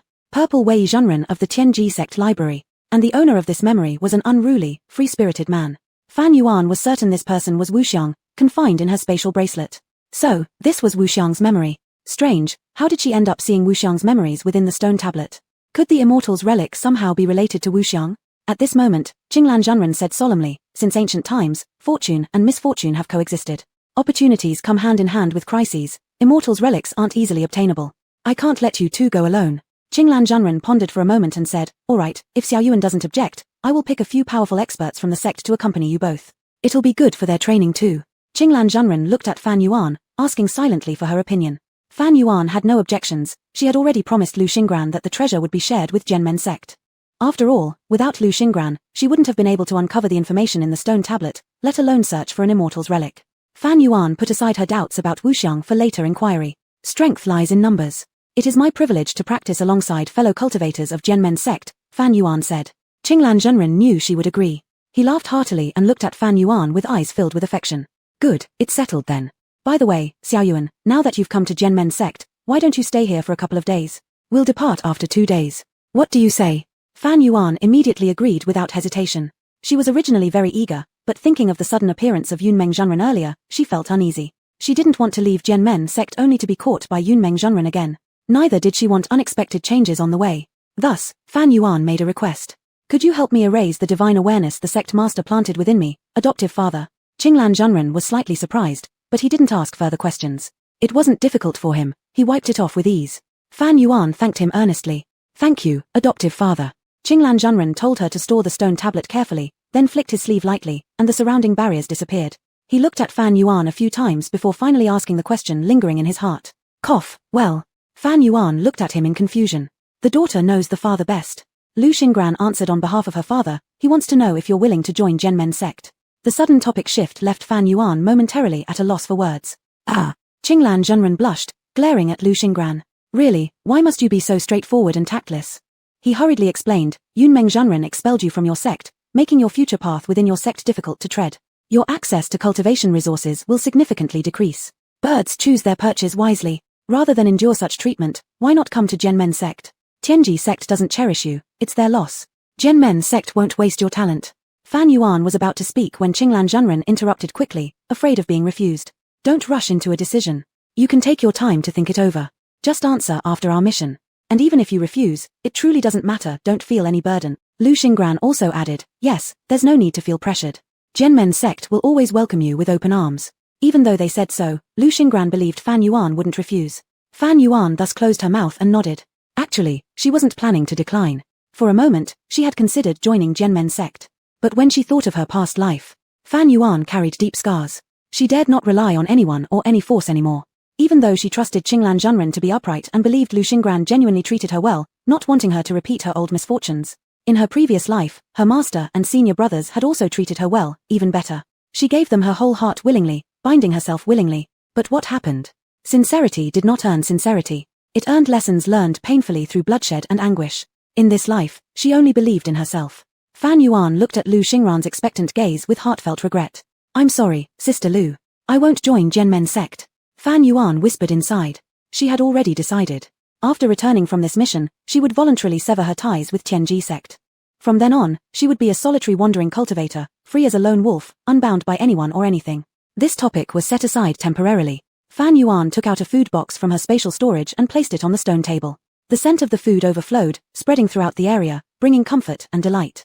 Lu Xingran's eyes lit up. Smells delicious. What's inside? Jinsihu leaped onto the stone table, drooling. Fan Yuan picked him up with one hand before answering. This is a specialty cuisine I bought from Qingyun City. Thank you, adoptive father and sister Lu, for helping me deal with the troubles caused by Yu Chu sect and Juming Hall. Fan Yuan is eternally grateful. Knowing they wouldn't accept valuable gifts, she chose this. Of course, it's natural. Jianmen sect has promised to protect you, Qinglan Zhenren said with joy. The three sat down together, savoring the delicacies. Jinsihu also got to taste the world's finest flavors, creating a harmonious atmosphere. On the other side, Yunmeng Zhenren, far away at Tianji sect, sensed the disappearance of his divine awareness and his face darkened. No need to guess, Qinglan Zhenren must have done it. Only a cultivator of the same level could erase his divine mark. Disappointment in Fan Yuan turned into disgust. How had he not realized before that Fan Yuan was so opportunistic? Once she got close to Qinglan Zhenren, she acted as if he didn't even exist. Ungrateful wretch. Let her never return to Tianji sect then. A chilling aura emanated from Yunmeng Zhenren, freezing those around him. Shun Di and Jiyu Zishuan, seated on either side, moved their chairs farther away out of fear. Song Muchen clutched her chest in distress and said, Father, I'm feeling unwell. Infuriated, Yunmeng Zhenren harshly scolded, Don't talk during meals or remain silent when sleeping. Shut your mouth. Chapter 159, Big Brother, you tricked me. Song Muchen's eyes immediately turned red after being shouted at, but she didn't dare say more. She lowered her head with her lips tightly closed. Her hands clenched the edges of her robe under the table, tears circling in her eyes. This was the first time she had been reprimanded by Elder Yunmeng since returning to Tianji sect. She felt extremely wronged. In the past, Shun Di would surely comfort her right away, but now he didn't even glance at her. Shun Di looked down, seemingly lost in thought. Song Muchen hesitated for a moment and used her peripheral vision to look at the second master seated opposite her. Jiyu Zishuan sat upright, looking towards their master as if wanting to say something but held back. It seemed like he wanted to speak, but the appearance of Elder Yunmeng was too terrifying, so he meekly lowered his head again. Neither of them paid Song Muchen any mind. Biting her lip, Song Muchen's nails almost pierced her flesh. A flash of venom passed through her eyes. She could not bear the idea that everyone was preoccupied with Fan Yuan. Looking on the bright side, Fan Yuan, the troublemaker, had been expelled from Shuani Peak, and although they still remembered her in the short term, Song Muchen believed that time would wash everything away. Soon, Shuani Peak would be hers, and she would be the most beloved little sister. The table was adorned with dishes and spirits that were flavorful and aromatic, meant to make up for the missed New Year's Eve dinner, yet the atmosphere paled in comparison to before. Previously, this large round table required people to squeeze together, but it didn't feel cramped. Now, with fewer people present, the seats were spacious, but there was an uneasy feeling in everyone's hearts. Even the delicacies on the table seemed less vibrant. Elder Yunmeng had not picked up his chopsticks, and neither dared anyone else. In the air, there seemed to be a layer of frost, making every breath cold. Shun Di quietly sent a telepathic message to Jiyu Zishuan. Have you found Mo Chuan? Jiyu Zishuan shook his head slightly from the other side, his face grim. Mo Chuan vanished at a very opportune moment. It happened on the day Fan Yuan was driven out from Shuani Peak. It was precisely that day when both Shun Di and Jiyu Zishuan failed to encounter Fan Yuan. Mo Chuan had cast an illusion spell on them. They were trapped unknowingly in the illusion, only coming to their senses once the spell dissipated. But by then, it was already too late. Both deeply regretted agreeing to let Mo Chuan go up the mountain. This man had messed up a major event and caused them to lose Fan Yuan. Shun Di secretly vowed that if he ever encountered him again, he would shred him to pieces to vent his pent-up anger. Hopefully, he has fled far enough. On the other hand, Su Jiawen, Han Enming, and Lin Tsongfeng returned in haste. Traveling through the sky by flying sword, Su Jiawen led the group with a radiant crescent moon behind him. Lin Tsongfeng caught up with Su Jiawen and cheerfully said, Big brother, your words proved true. After repentance, I feel much better. Now I can face Sister Seven calmly. Speaking thus, he massaged his knees, wincing in pain. Ouch, my knees are about to rub raw, but finally, I can rest. Lin Tsongfeng's method of atonement involved circumambulating the temple, prostrating every step, performing 300 daily prostrations, first for penance, second for praying for blessings for Fan Yuan. For half a year, he traveled tirelessly through wind and rain without slacking, confident that his sincerity would move the heavens and cleanse his sins. That's what the monks at the temple had said. Look quickly. I see Shuani Peak. Han Enming chased up from behind and flew abreast of them, pointing ahead. Su Jiawen arched his brows and said, Master has emerged from seclusion. They're waiting for us to eat. Hearing this, Lin Tsongfeng and Han Enming were delighted instantly. They returned late, hoping their master wouldn't blame them. Han Enming tightened his fists and said, This time, I want to sincerely apologize to Sister Seven. Lin Tsongfeng also said, Me too. Su Jiawen knew the two had genuinely repented, which pleased him greatly. He smiled faintly and said, "All right, hurry down, don't keep Master waiting." Afterward, all three accelerated toward Xuanyi Peak. In no time, the three landed steadily under the peach blossom ancient tree. After such a long separation, upon seeing Su Jiawen again, Song Muqin couldn't help but stand up, intending to welcome him instinctively. Reconsidering, she decided it would seem too eager, so she endured her joy, standing motionlessly and gazing at him stupidly. Su Jiawen wasn't oblivious to Song Muqin's resentful and yearning gaze. His brow furrowed almost imperceptibly as he pretended not to notice. Thereafter, leading the way, the trio greeted Elder Yunmeng respectfully. "Master, we've arrived late, please forgive our sins." Lin Songfeng sweet-talked, saying, "Master emerged from seclusion, surely your cultivation has further improved. Truly worthy of the title Master, we cannot even reach your dust." Elder Yunmeng's expression remained stern, and he stayed silent. Lin Songfeng didn't realize he stepped into a sensitive area. This meditation session had ended in failure for Elder Yunmeng. He was so close, he even touched the threshold of the divine transformation peak, yet somehow, he just couldn't break through. Unsure where the issue arose, Fan Yuan's face suddenly flashed in his mind. Annoyance surged within Elder Yunmeng, and his eyes grew darker and colder. After becoming a divine being, his emotions had not fluctuated for a long time. Fan Yuan was like a thorn in his heart. Even if he couldn't see her, just thinking about her made him feel irritated. Jiyu Zishuan kept giving them frantic signals with his eyes. The three who had just returned finally realized that the atmosphere was very off. Lin Songfeng then closed his mouth. Jiyu Zishuan took the initiative to ease the tension, standing up and saying, "Big brother, you're finally back. Please take your seat." Su Jiawen scanned everyone, asking, "Where's little Seven?" In fact, he noticed Fan Yuan's absence from the start. But he didn't think much of it until he realized the table's tense atmosphere, which gave him an ominous premonition. Moreover, when he mentioned Fan Yuan, Yunmeng Elder's increasingly cold gaze confirmed his thoughts. Su Jiawen felt his heart tighten as the joy of returning to the sect faded slightly. Jiyu Zishuan's smile faltered. Is she still mad, and refusing to come? Su Jiawen stood by the table, not sitting down. Lin Songfeng said, "It can't be, she has never been absent. Did she forget? Or have you already eaten yesterday?" This question left Jiyu Zishuan somewhat hesitant to answer. Or rather, he was reluctant to witness the moment Big Brother learned the truth, and saw the darkened expressions on their faces. Jiyu Zishuan lowered his eyes, avoiding Big Brother's probing gaze, instead looking towards their master seated at the head of the table, hesitating. The air remained frozen for a brief moment. Han and Ming spoke up, "Little Seven is too unreasonable. How could she make all of us wait for her? I'll go fetch her right away." And with that, he turned to leave toward Fan Yuan's residence. It was only then that Elder Yunmeng opened his mouth faintly. "There's no need to go." Han and Ming misunderstood, startled and confused. "Master, little Seven is part of our Xuanyi Peak. She needs to be here. She is no longer part of it." "Not. How could she not be?" Han and Ming gently asked. "Did little Seven anger Master again? She has been expelled from the sect, and is no longer of Xuanyi Peak." Shen couldn't bear to watch anymore and said this. His voice was slightly hoarse, his tone flat, as though he had no emotions, but different from what it used to be. Upon hearing these words, Su Jiawen, Han and Ming, and Lin Songfeng froze on the spot, struck like they'd been hit by lightning. For a moment, none of them could speak. Elder Yunmeng lost his appetite, abruptly standing up and leaving the room, flicking his sleeves. Leaving behind the disciples staring at each other awkwardly. The meal couldn't proceed any further. "When I wasn't around, what exactly happened?" "Speak." Su Jiawen closed his eyes momentarily, suppressing his deeply buried anger. Jiyu Zishuan sighed, recounting everything that had occurred over the last couple of days. When Su Jiawen learned that it involved Song Muqin, his sharp eyes instantly darted straight at her. Song Muqin trembled, frightened, and shrank back. A figure stepped in front of her, guarding her position. It was Shen Di, who had been sitting beside her all along. Song Muqin's eyes welled up. Of all the masters, the third brother loved her the most. Seeing Su Jiawen's attitude, Song Muqin felt extremely disappointed. "Big brother, it's not little sister's fault," Shen Di said. "It was Fan Yuan's decision to leave." He calmly stated it, as if yesterday's abnormal behavior was merely Jiyu Zishuan's mistaken perception. Su Jiawen gravely replied, "I don't believe you." Lin Songfeng became more agitated, veins popping out on his temple. "Neither do I believe it." Han and Ming had to hold down his own restless left hand, breaking into a sweat immediately, black patterns crawling up his arm. Shen Di laughed coldly, his smirk tinged with mockery. "We shouldn't fool ourselves any longer. She couldn't have been happier to escape Xuanyi Peak. Everything is our fault." Hearing this, Lin Songfeng roared in fury. "How could this happen? Where is she? I will find her." Jiyu Zishuan chuckled bitterly. "She's gone, not in the sect anymore. You won't find her. She avoided us because she feared we would bother her." Hearing this, Lin Songfeng knelt down, overcome with sorrow. Gripping onto Su Jiawen's robe, his sorrowful face filled with confusion. "Big brother, you once said that after we atoned for our sins, little Seven would return to us. Why did she leave? Big brother, you tricked me." Chapter 160. Are you ready to accept the legacy? Lin Songfeng's voice carried a sob. Su Jiawen frowned with a heavy heart, trying to speak but feeling as if something was stuck in his throat, unable to utter a word. Indeed, he was deceiving the fifth junior brother. At first, he feared that the fifth junior brother might develop a heart devil, so he said it was for atonement. Even so, he was indeed sincerely repentant. However, Su Jeon didn't dare to hope that Fan Yuan would forgive them because of this. Now an accident had occurred, Fan Yuan had left Xuanji Peak, and the fifth junior brother's heart devil might. At this moment, an unexpected event suddenly happened.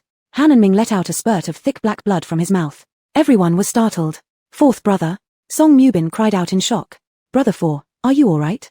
Jiyu Zishuan asked worriedly, intending to go forward to support him. Han and Ming's eyes turned red, roaring, "Get away, all of you, get away, don't come near me." Su Jeon realized that Han and Ming's condition was not normal. He immediately raised his hand signaling everyone to step back. The next moment, Han and Ming gathered strength in his left hand, punching towards the peach blossom ancient tree with a force like thunder and lightning. Lin Songfeng's complexion changed greatly. No. Boom. The thick tree trunk was smashed with deep cracks appearing on it. Peach blossoms instantly withered and turned yellow, then soon after, the ancient tree collapsed dramatically, falling down the cliff bottom. Lin Songfeng rushed forward, watching helplessly as the ancient tree carrying Fan Yuan's memories disappeared completely from sight. Fan Yuan used to love staying under this tree. He looked back resentfully at Han and Ming, but only saw the other roll his eyes and fall straight back. Others hurried to Han and Ming's side, faces full of worry. Just as Lin Songfeng was about to stand up, suddenly, a ghostly hand emerged from the bottom of the cliff, grabbing Lin Songfeng's lapel. Facing the sudden ghost hand, Lin Songfeng was unprepared, every hair on his body standing upright. A glance down revealed a smiling white face. Lin Songfeng nearly thought he had seen a ghost and screamed, almost being pulled down. "It's you!" Shen Di shouted angrily, glaring at the other person. This white face was Mo Chuan. Mo Chuan internally cursed once. "If I had known, I wouldn't have stayed here to watch the show." The unconscious Han and Ming was urgently taken to the residence of Yunmeng Zhenren. The abnormalities within his body could likely only be explained by Yunmeng Zhenren.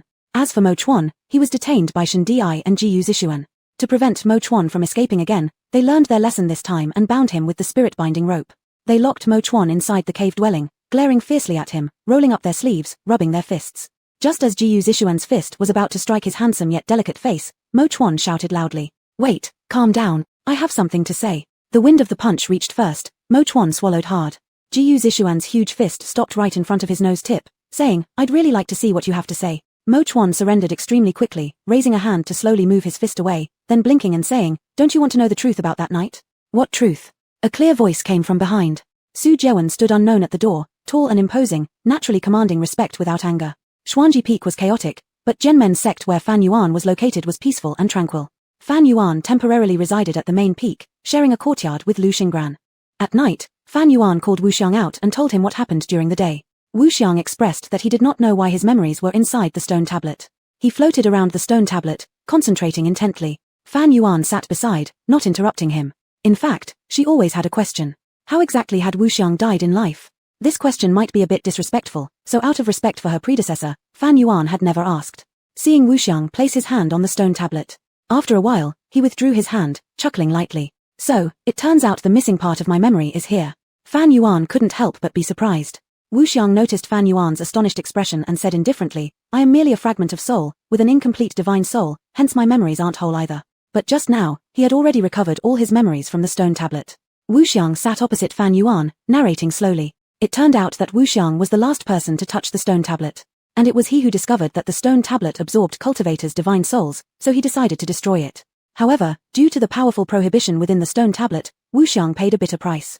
The strong and evil restriction tried to possess Wu Xiang's body, and Wu Xiang would rather explode himself than allow it to succeed.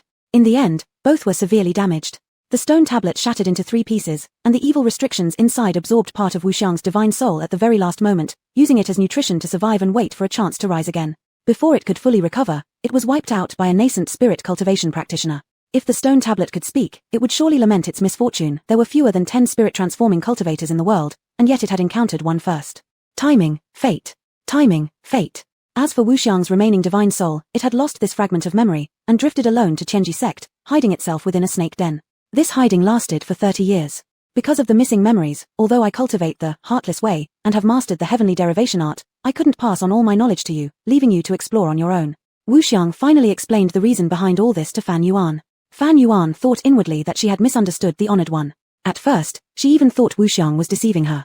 But now since I've retrieved all my memories, are you ready to accept the inheritance? Fan Yuan's phoenix-like eyes widened in surprise. So sudden. If she accepted the inheritance, didn't that mean she wouldn't need to search for the remaining scrolls anymore? Wu Xiang, in good spirits at the moment, chuckled and said, "The stone tablet carried a trace of my energy, which led me to mistakenly believe it contained clues about the heavenly derivation art. In other words, the heavenly derivation art wasn't in the immortal relic but was embedded in Wu Xiang's divine soul." Fan Yuan understood. She rose, knelt before Wu Xiang, her expression solemn and respectful. Before she could speak, Wu Xiang waved a hand, sighing with a tinge of melancholy, "Do not bow as a disciple. I am an unsuccessful cultivator of the heartless way. You possess sharp intelligence and excellent insight, a good seedling. In terms of heart and achievements, you surpass what I once was. There is nothing I can teach you except passing on the heavenly derivation art." As soon as the words were spoken, Wu Xiang extended a hand and lightly touched Fan Yuan's forehead. In an instant, it felt as if a stream of clear water flowed into her mind. Steps for cultivating the heavenly derivation art, along with channels for directing qi, poured steadily into her consciousness like a gentle stream. At this moment, her body was akin to a container, receiving newfound strength. In her vast sea of knowledge, detailed meridian diagrams unfolded one by one, representing the complete heavenly derivation art. Fan Yuan had been long prepared to refine the third level of the heavenly derivation art. Her foundation was solid, her spiritual power deep and grounded. Sitting cross-legged where she was, Fan Yuan naturally embarked on the next stage of cultivation under the heavenly derivation art. Deep within her, a surging force erupted suddenly, rampaging wildly like a ferocious beast, colliding against Fan Yuan's body. This step was crucial, testing a cultivator's willpower to the extreme. Sweat beaded on her forehead, her lips pressed into a straight line, but her expression remained calm and confident. Not long after, Fan Yuan tamed this force. The beast became tame, transforming into a gentle breeze that swept through every meridian in her body, fusing with her innate spiritual strength. Following that, Fan Yuan entered a state of deep meditation. Wu Xiang's body gradually turned transparent. Looking at Fan Yuan, his expression moved him, filled with gratification. As dawn broke, the morning mist hadn't yet dissipated, the air moist and fresh. Disciples of Jianmen sect meditated in their respective abodes, while spirit birds busily preened their feathers on the branches. Suddenly, boom! A powerful fluctuation of spiritual power erupted from Fan Yuan's room, instantly startling the spirit birds perched on the branches, causing green feathers to fall as the birds squawked angrily. This fluctuation also shocked the disciples and elders who were deeply immersed in their cultivation, forcing them out of their meditative states as they hurried out of their residences, craning their necks to find the source of the force. Who is breaking through such a massive disturbance? Upon seeing that it came from the main peak, their astonishment gave way to expressions of obvious understanding. It must be senior sister who has broken through. Only their senior sister could cause such a commotion. Some of the elders were astute enough to already rush toward the main peak to congratulate the sect master. Not just them, King Greaves believed it was his daughter who had broken through, happily arriving at Lu Xingran's courtyard. He found Lu Xingran just standing outside her room. Qingzhenren paused, feeling a vague sense of something amiss. How could someone come out so quickly after breaking through? Lu Xingran looked over, clearly delighted. "Dad, you're here. There's good news." Across the fence, King Greaves dispelled his doubts with a wave of his hand, smiling radiantly. "Dad already knows." With that, King Greaves flashed beside his daughter, scrutinizing her up and down with concern, asking, "Everything went smoothly, right? Any discomfort?" Lu Xingran replied, "Why are you looking at me? It should have gone smoothly. I trust her." King Greaves felt reassured, clapping his hands together and saying, "Good, good, good. So smooth. Now you're at Golden Core Peak. As long as Su Jiawen hasn't broken through either, you'll definitely crush him at the 10,000 Immortals Conference. As long as he's out of the way, no one else will be any challenge." Ha ha ha. Lu Xingran frowned. "Dad, you're mistaken, the one who broke through isn't me." Chapter 161, Fan Yuan breaks through to the peak of Golden Dan. Immortal Qinglan momentarily froze, then quickly realized. "You must not be talking about." He slowly turned his gaze toward Fan Yuan's room. Just at this moment, the door opened from the inside. Fan Yuan walked out, bathed in sunlight. She was still the same person, but her presence felt entirely different from yesterday. At a glance, her skin seemed even more delicate, with icy muscles and bones that looked perfectly natural. She appeared even more beautiful and radiant. But for cultivators, what's most important is the cultivation of the soul. Lu Xingran and Immortal Qinglan could tell at a glance that Fan Yuan had undergone a qualitative transformation both inside and out, indescribable. Only Fan Yuan herself was clear about it. She had received the full transmission of an advanced cultivation technique. Her soul felt as if it had been purified, going from a dusty state to being wiped clean like new. Her soul became stronger and sharper. The peak of Golden Dan. Immortal Qinglan's eyes brightened. That's right, it was indeed the peak of Golden Dan.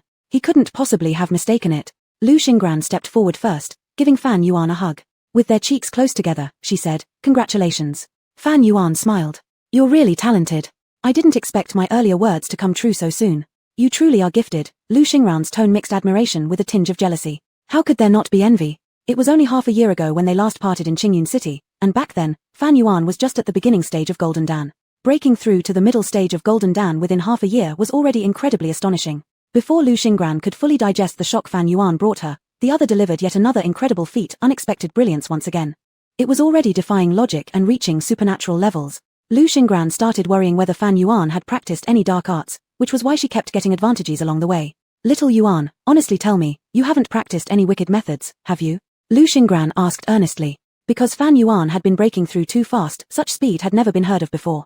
Fan Yuan giggled softly, then voluntarily extended her hand to Lu Xingran, saying openly, Sister Lu, you may inspect me thoroughly. Lu Xingran hesitated and sent her divine consciousness probing inward. And immediately, she sensed Fan Yuan's extremely vast and pure spiritual energy. It felt like a profound whirlpool of power, one might easily get sucked into it if not careful. Lu Xingran promptly retracted her divine consciousness, feeling a wave of palpitations and after-effects of fear. She had only experienced such feelings before from a certain elder at the Yuan infant stage, a memory impossible to forget. What did this signify?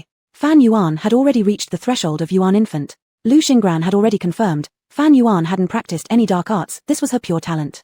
What a talent monster. Fan Yuan caused too much of an impact on her. This sensation was akin to realizing that the little kid who needed protection yesterday had now grown up overnight, capable of standing firm on their own. Immortal Qinglan was also marveling in amazement, unable to speak for a long time. He considered himself to have seen many geniuses, but compared to Fan Yuan, none of them were worth mentioning. Xiaoran wasn't wrong, Fan Yuan was undoubtedly a born genius, someone to envy. Even he was jealous. When he thought back, it took him over 10 years to go from condensing his Dan to reaching the peak of Golden Dan, and even that was celebrated as a prodigy. Immortal Qinglan couldn't help but feel grateful. Good thing he had already achieved Huishan status, otherwise, if he had met Fan Yuan during the Golden Dan phase, it would have crushed his confidence. Apart from being shocked, Fan Yuan's talent even made a proper Huishan strongman feel somewhat scared. Immortal Qinglan pondered, if given 5 more years, how high would she reach? A Yuan infant level cultivator? Child, how old are you this year? Asked Immortal Qinglan, his tone gentle and increasingly intimate. If listened carefully, one could detect the faint trace of flattery. Fan Yuan remained calm and composed. Father, my bone age will be nearing 20. Immortal Qinglan couldn't help but take a deep breath involuntarily. Nearing 20 meant she was just 19. In the cultivation world, a foundation establishment cultivator under the age of 20 could already wear the label of genius, yet Fan Yuan had already reached the grand completion of the Golden Dan stay. Would this young lady become the youngest ever Huishan cultivator in the cultivation world in the future? Father, what's wrong? Fan Yuan asked. Regaining his senses, Immortal Qinglan suddenly found the meaning behind calling him father to be exceptionally precious. He coughed lightly twice, remembering that he was, after all, an elder and should not lose composure in front of juniors, thus acting composedly as he patted her shoulder. You're very impressive. Fan Yuan humbly replied, you're too kind, father. It's mere luck. It truly was luck. She knew better than anyone else, the reason she could break through to the peak of Golden Dan in one go was entirely thanks to Wuxiang's transmission. Otherwise, she would have taken at least several more years to achieve what she currently possessed. Speaking of Wuxiang, after teaching her everything he knew, he had exhausted his last bit of divine soul force and dispersed into the heavens and earth. Even until the last moment, Wuxiang never revealed his true identity to her. To her, Wuxiang was both teacher and friend. Fan Yuan harbored immense gratitude in her heart. She owed her current achievements to standing on the shoulders of giants. She was fortunate. Just at this moment, Qinglan Zhenren's divine consciousness detected a few elders approaching. After pondering for a moment, he sent out mental communication and dismissed everyone. Happy as they were. The saying goes that the bullet hits the leading bird. If Fan Yuan's talent became known, it might invite trouble. Some ancient monsters lurking in the shadows love turning geniuses into human pills. Qinglan Zhenren's expression grew solemn as he seriously advised, Child, I must give you a warning. Before you become a Huishan cultivator, don't let the outside world discover your talent. Protect yourself. Although your strength has surpassed 9 out of 10 cultivators, the outside world is far more complicated than you think. Though I can protect you, you cannot hide under my wings forever. A frontal attack is easy to avoid, but hidden arrows are hard to guard against. As long as you remain at the Golden Dan stage, encountering someone at the Yuan infant level will still feel like hitting a rock with an egg or an ant trying to shake a tree. At least, you need to reach the Yuan infant level first, Qinglan Zhenren said with earnestness. Do you understand what I mean? Fan Yuan's expression turned serious. I understand. Qinglan Zhenren suggested, I advise you to hide your abilities and not participate in the 10,000 Immortals Conference. Your brilliance will surely overshadow everyone, but such empty fame is useless and, for you, far more harmful than beneficial. It would be better to wait 5 years for the sect competition. The 10,000 Immortals Conference was the grand competition held every 100 years where all cultivators could take part. There would also be various other practitioners gathering to watch. To make a name for oneself in the cultivation world, one couldn't miss the ruckus of the 10,000 Immortals Conference. Though it was the most grandiose contest, the rewards were much less bountiful compared to the sect competition. Qinglan Zhenren sighed deeply and said, You're young and unaware of the dangers outside. In previous 10,000 Immortals Conferences, there were always geniuses who burst onto the scene, but very few people know that those geniuses eventually faded away. Although Qinglan Zhenren did not elaborate, it was enough to send chills down one's spine. Fan Yuan felt an ominous chill creep up her spine. Do not underestimate Qinglan Zhenren's youthful appearance. Though he looked only 30 to 40 years old, in reality, he was at least over 100. He was a respected elder. He had traversed far more paths than the salt Fan Yuan had eaten, so if he said this, there must have been solid reasoning behind it. Fan Yuan originally planned to leave Tianji sect after returning from the Immortal Relic site and become a wandering cultivator, participating in the 10,000 Immortals conference afterward. After hearing Qinglan Zhenren's advice, she realized how risky that decision truly was. A wandering cultivator without any backing, if envied by others, could easily attract calamities. Not to mention Yushu sect was already watching her from the shadows. Alright, I'll listen to father. Fan Yuan decided to abandon the 10,000 Immortals conference and instead wait for the sect competition in 5 years. Of course, she would still leave Tianji sect before the 10,000 Immortals conference. That decision remained unshakable. When it came to the sect competition, she would represent Genmen sect in the contest. She believed Genmen sect would not refuse. The rules of the sect competition were relatively loose, allowing wandering cultivators to compete on behalf of their sects. It wasn't common, but it was certainly within the regulations. Fan Yuan didn't rush to tell Qinglan Zhenren and Lu Xingran about her decision. After the three of them exchanged some private words, Qinglan Zhenren called over 3 Genmen sect disciples. Xiaomu, Qin Xiaoran, Yang Zetian, they're all at the Golden Dan stage, Lu Xingran introduced to Fan Yuan. Then she introduced Fan Yuan to the trio. This is Fan Yuan, an inner disciple of Tianji sect. She will join us for future trials. The three already knew about Fan Yuan's identity beforehand. Frankly speaking, they had wanted to meet this rumored adopted daughter of the sect leader for quite some time. Everyone wondered what made her stand out so much that she caught the sect leader's eye. Now upon meeting her face to face, they couldn't help but flash a look of admiration. Fan Yuan was tall and slender with a transcendently cold demeanor. Coupled with her excellent features, she stood side by side with Lu Xingran and shone just as brightly. In the past, anyone standing next to the big sister would inevitably be overshadowed by her presence. This time, however, they noticed Fan Yuan immediately, even momentarily overlooking the big sister. Impressive. Fan Yuan greeted the three appropriately, not overly enthusiastic nor stingy, perfectly gauging the right measure. Senior sister Qin, elder brother Yang, senior brother Xiaomu. It's a pleasure to meet you. I hope we'll get along well. As they regained their composure, each responded in turn, giving her plenty of face. Qinglan Zhenren summoned them for an initial introduction since they were leaving 2 days later.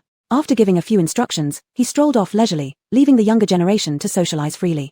Once the sect leader departed, that intangible sense of oppression disappeared, allowing Qin Xiaoran and the rest to completely relax. Among them, Qin Xiaoran was the highest in cultivation, at the late stage of Golden Dan, the same as Lu Xingran.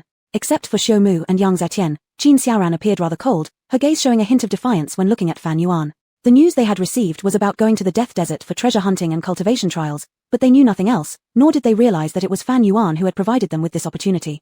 Fan Yuan had already altered her aura using the transformative shapeshifting technique, suppressing it down to the early Golden Dan stage. Qin Xiaoran, holding her sword, glanced at Fan Yuan with a look that carried a faint trace of barely perceptible hostility.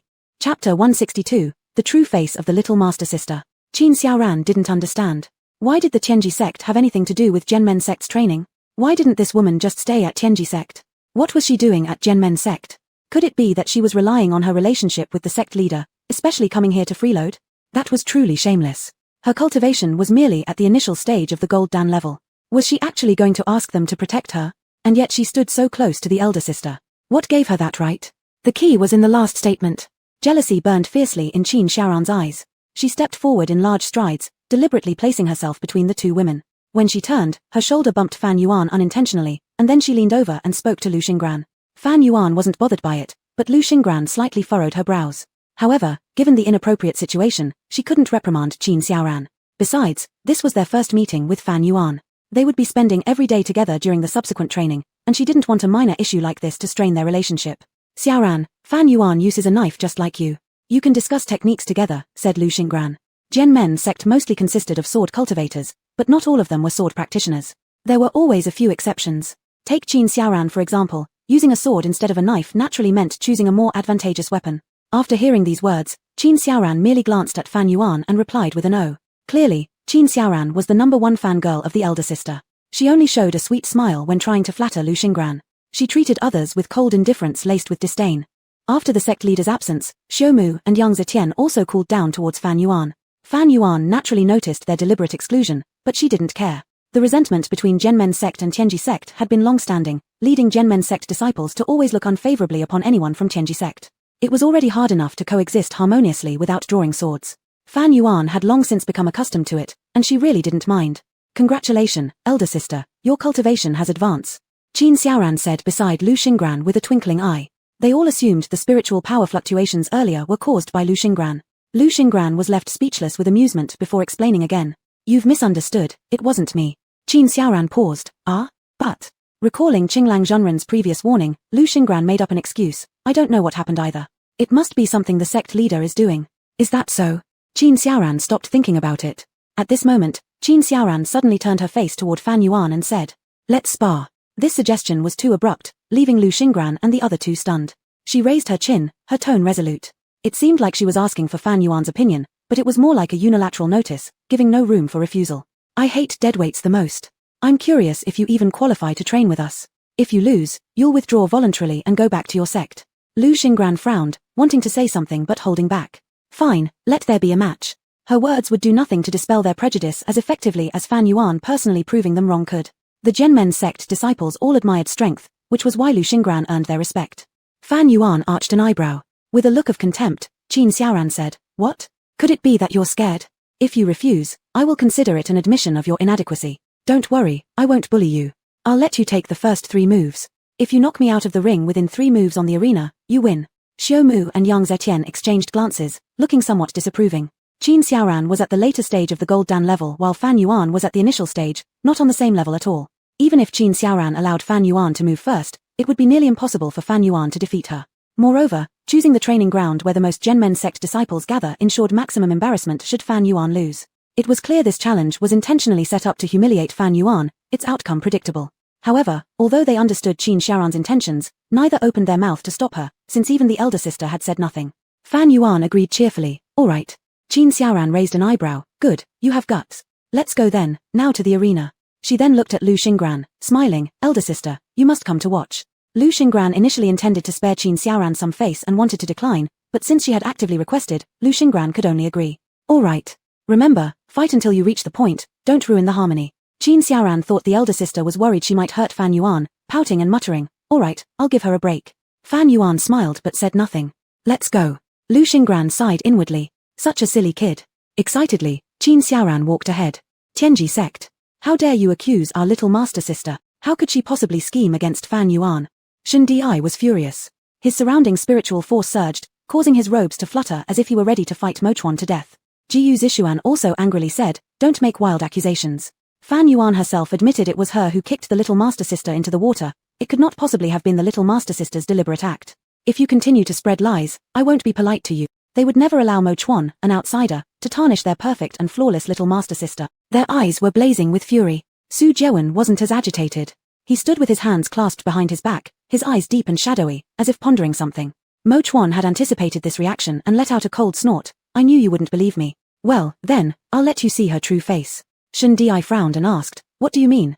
Mochuan revealed a mouthful of white teeth but gave no explanation. Instead, he snapped his fingers. The next instant, the scenery around them changed all at once.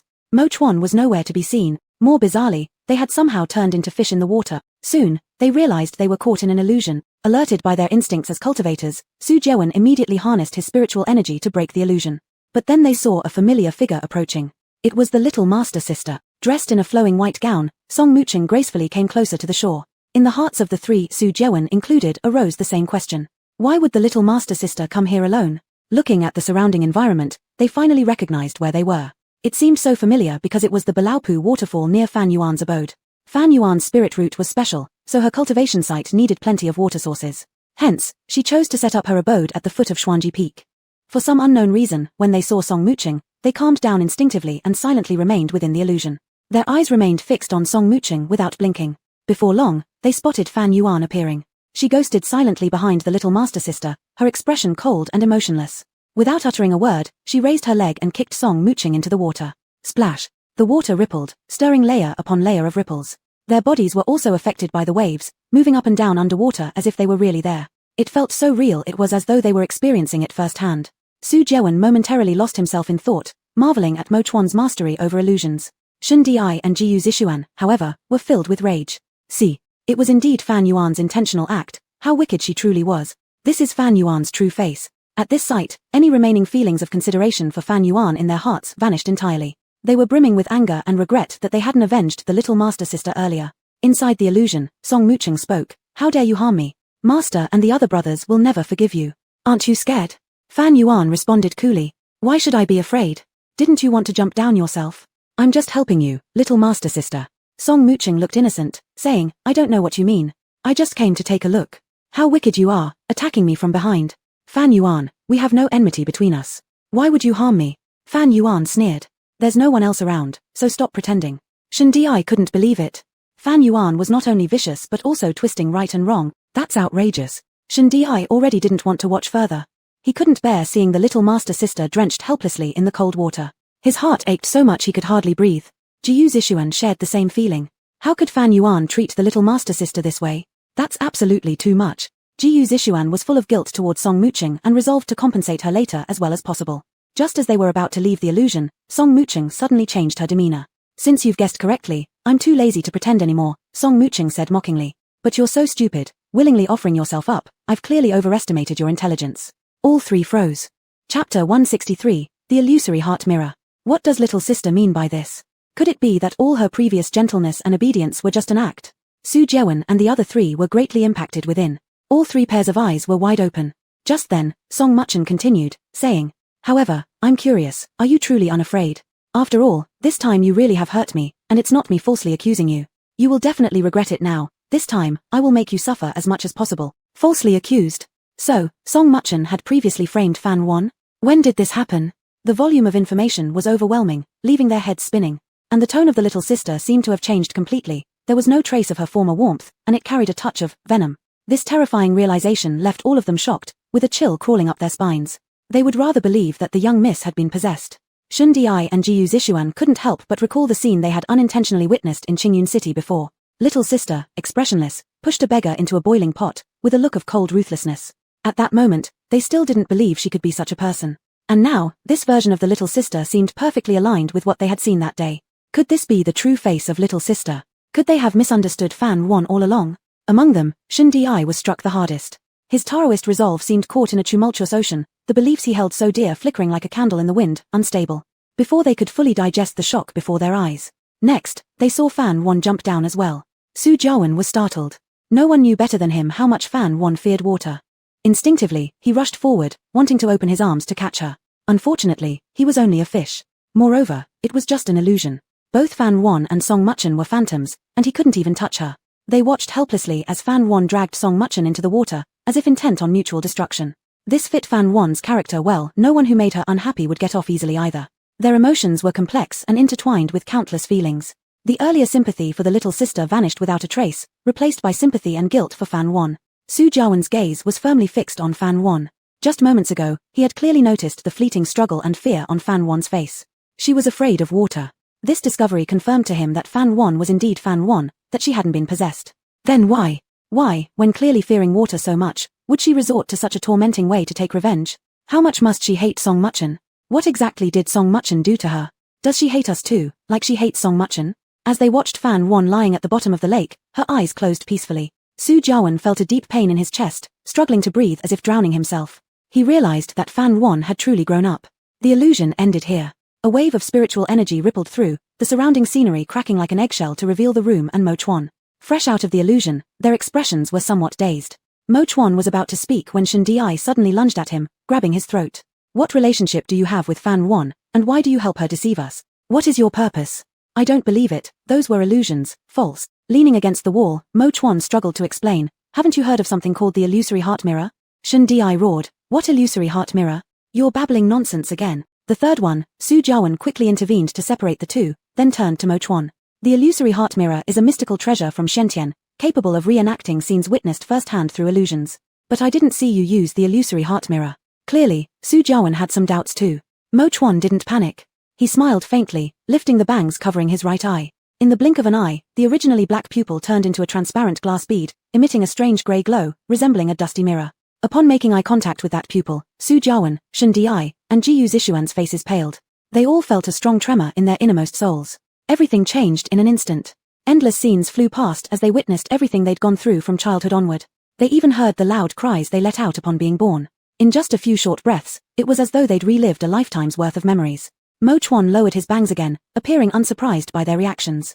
See, the illusory heart mirror resides in my eyes. This time, no matter how Shen Di might delude himself further, he could not but believe Mo Chuan and trust that everything in the illusion had actually happened. But why has the little sister become this way? Shen Di's mind was in turmoil, his face as pale as paper. He slumped onto the chair, seeming to have lost all strength. Jiyu Zishuan was the same. He stood stiff-necked, looking at his senior master with bewilderment and helplessness. To his surprise, Su Jiawen's expression didn't seem to have changed much. He couldn't help but think, senior master truly lives up to his title, his mental state is really steady. What Jiyu Zishuan didn't know was that Su Jiawen's spiritual resolve had already been on the brink of collapse. The calm now was merely the stillness before a storm. Mo Chuan shrugged and said, "Can I leave now?" "No, you can't leave yet," Su Jiawen replied. Mo Chuan widened his eyes, clutching his chest in an act of refusal. "I already have someone in my heart." Su Jiawen twitched an eye, maintaining his serious tone. "I want you to stay and help out." Mo Chuan lightly coughed. "Well, that would be a different price." Su Jiawen swiftly placed a bag of spirit stones in front of him. He wanted to find out what exactly Song Muchen had falsely accused Fan Wan of. When Song Muchen received Su Jiawen's transmission, she was somewhat incredulous. She was thrilled, her face blushing with maidenly shyness. Su Jiawen actually took the initiative to invite her for a private meeting. Song Muchen dared not keep Su Jiawen waiting. After tidying herself up carefully, she went to Mu Yun Cottage. She passed through a bamboo grove, arriving outside Mu Yun Cottage, looking around. There was no sign of Su Jiawen. At this moment, a gentle male voice came from inside. "Come in." Song Muchen's heart leapt with joy. Unable to contain herself, she raised the hem of her skirt and walked softly to the front of Mu Yun Cottage, saying tenderly, "Senior Master, I've arrived." With that, she pushed the door open and entered.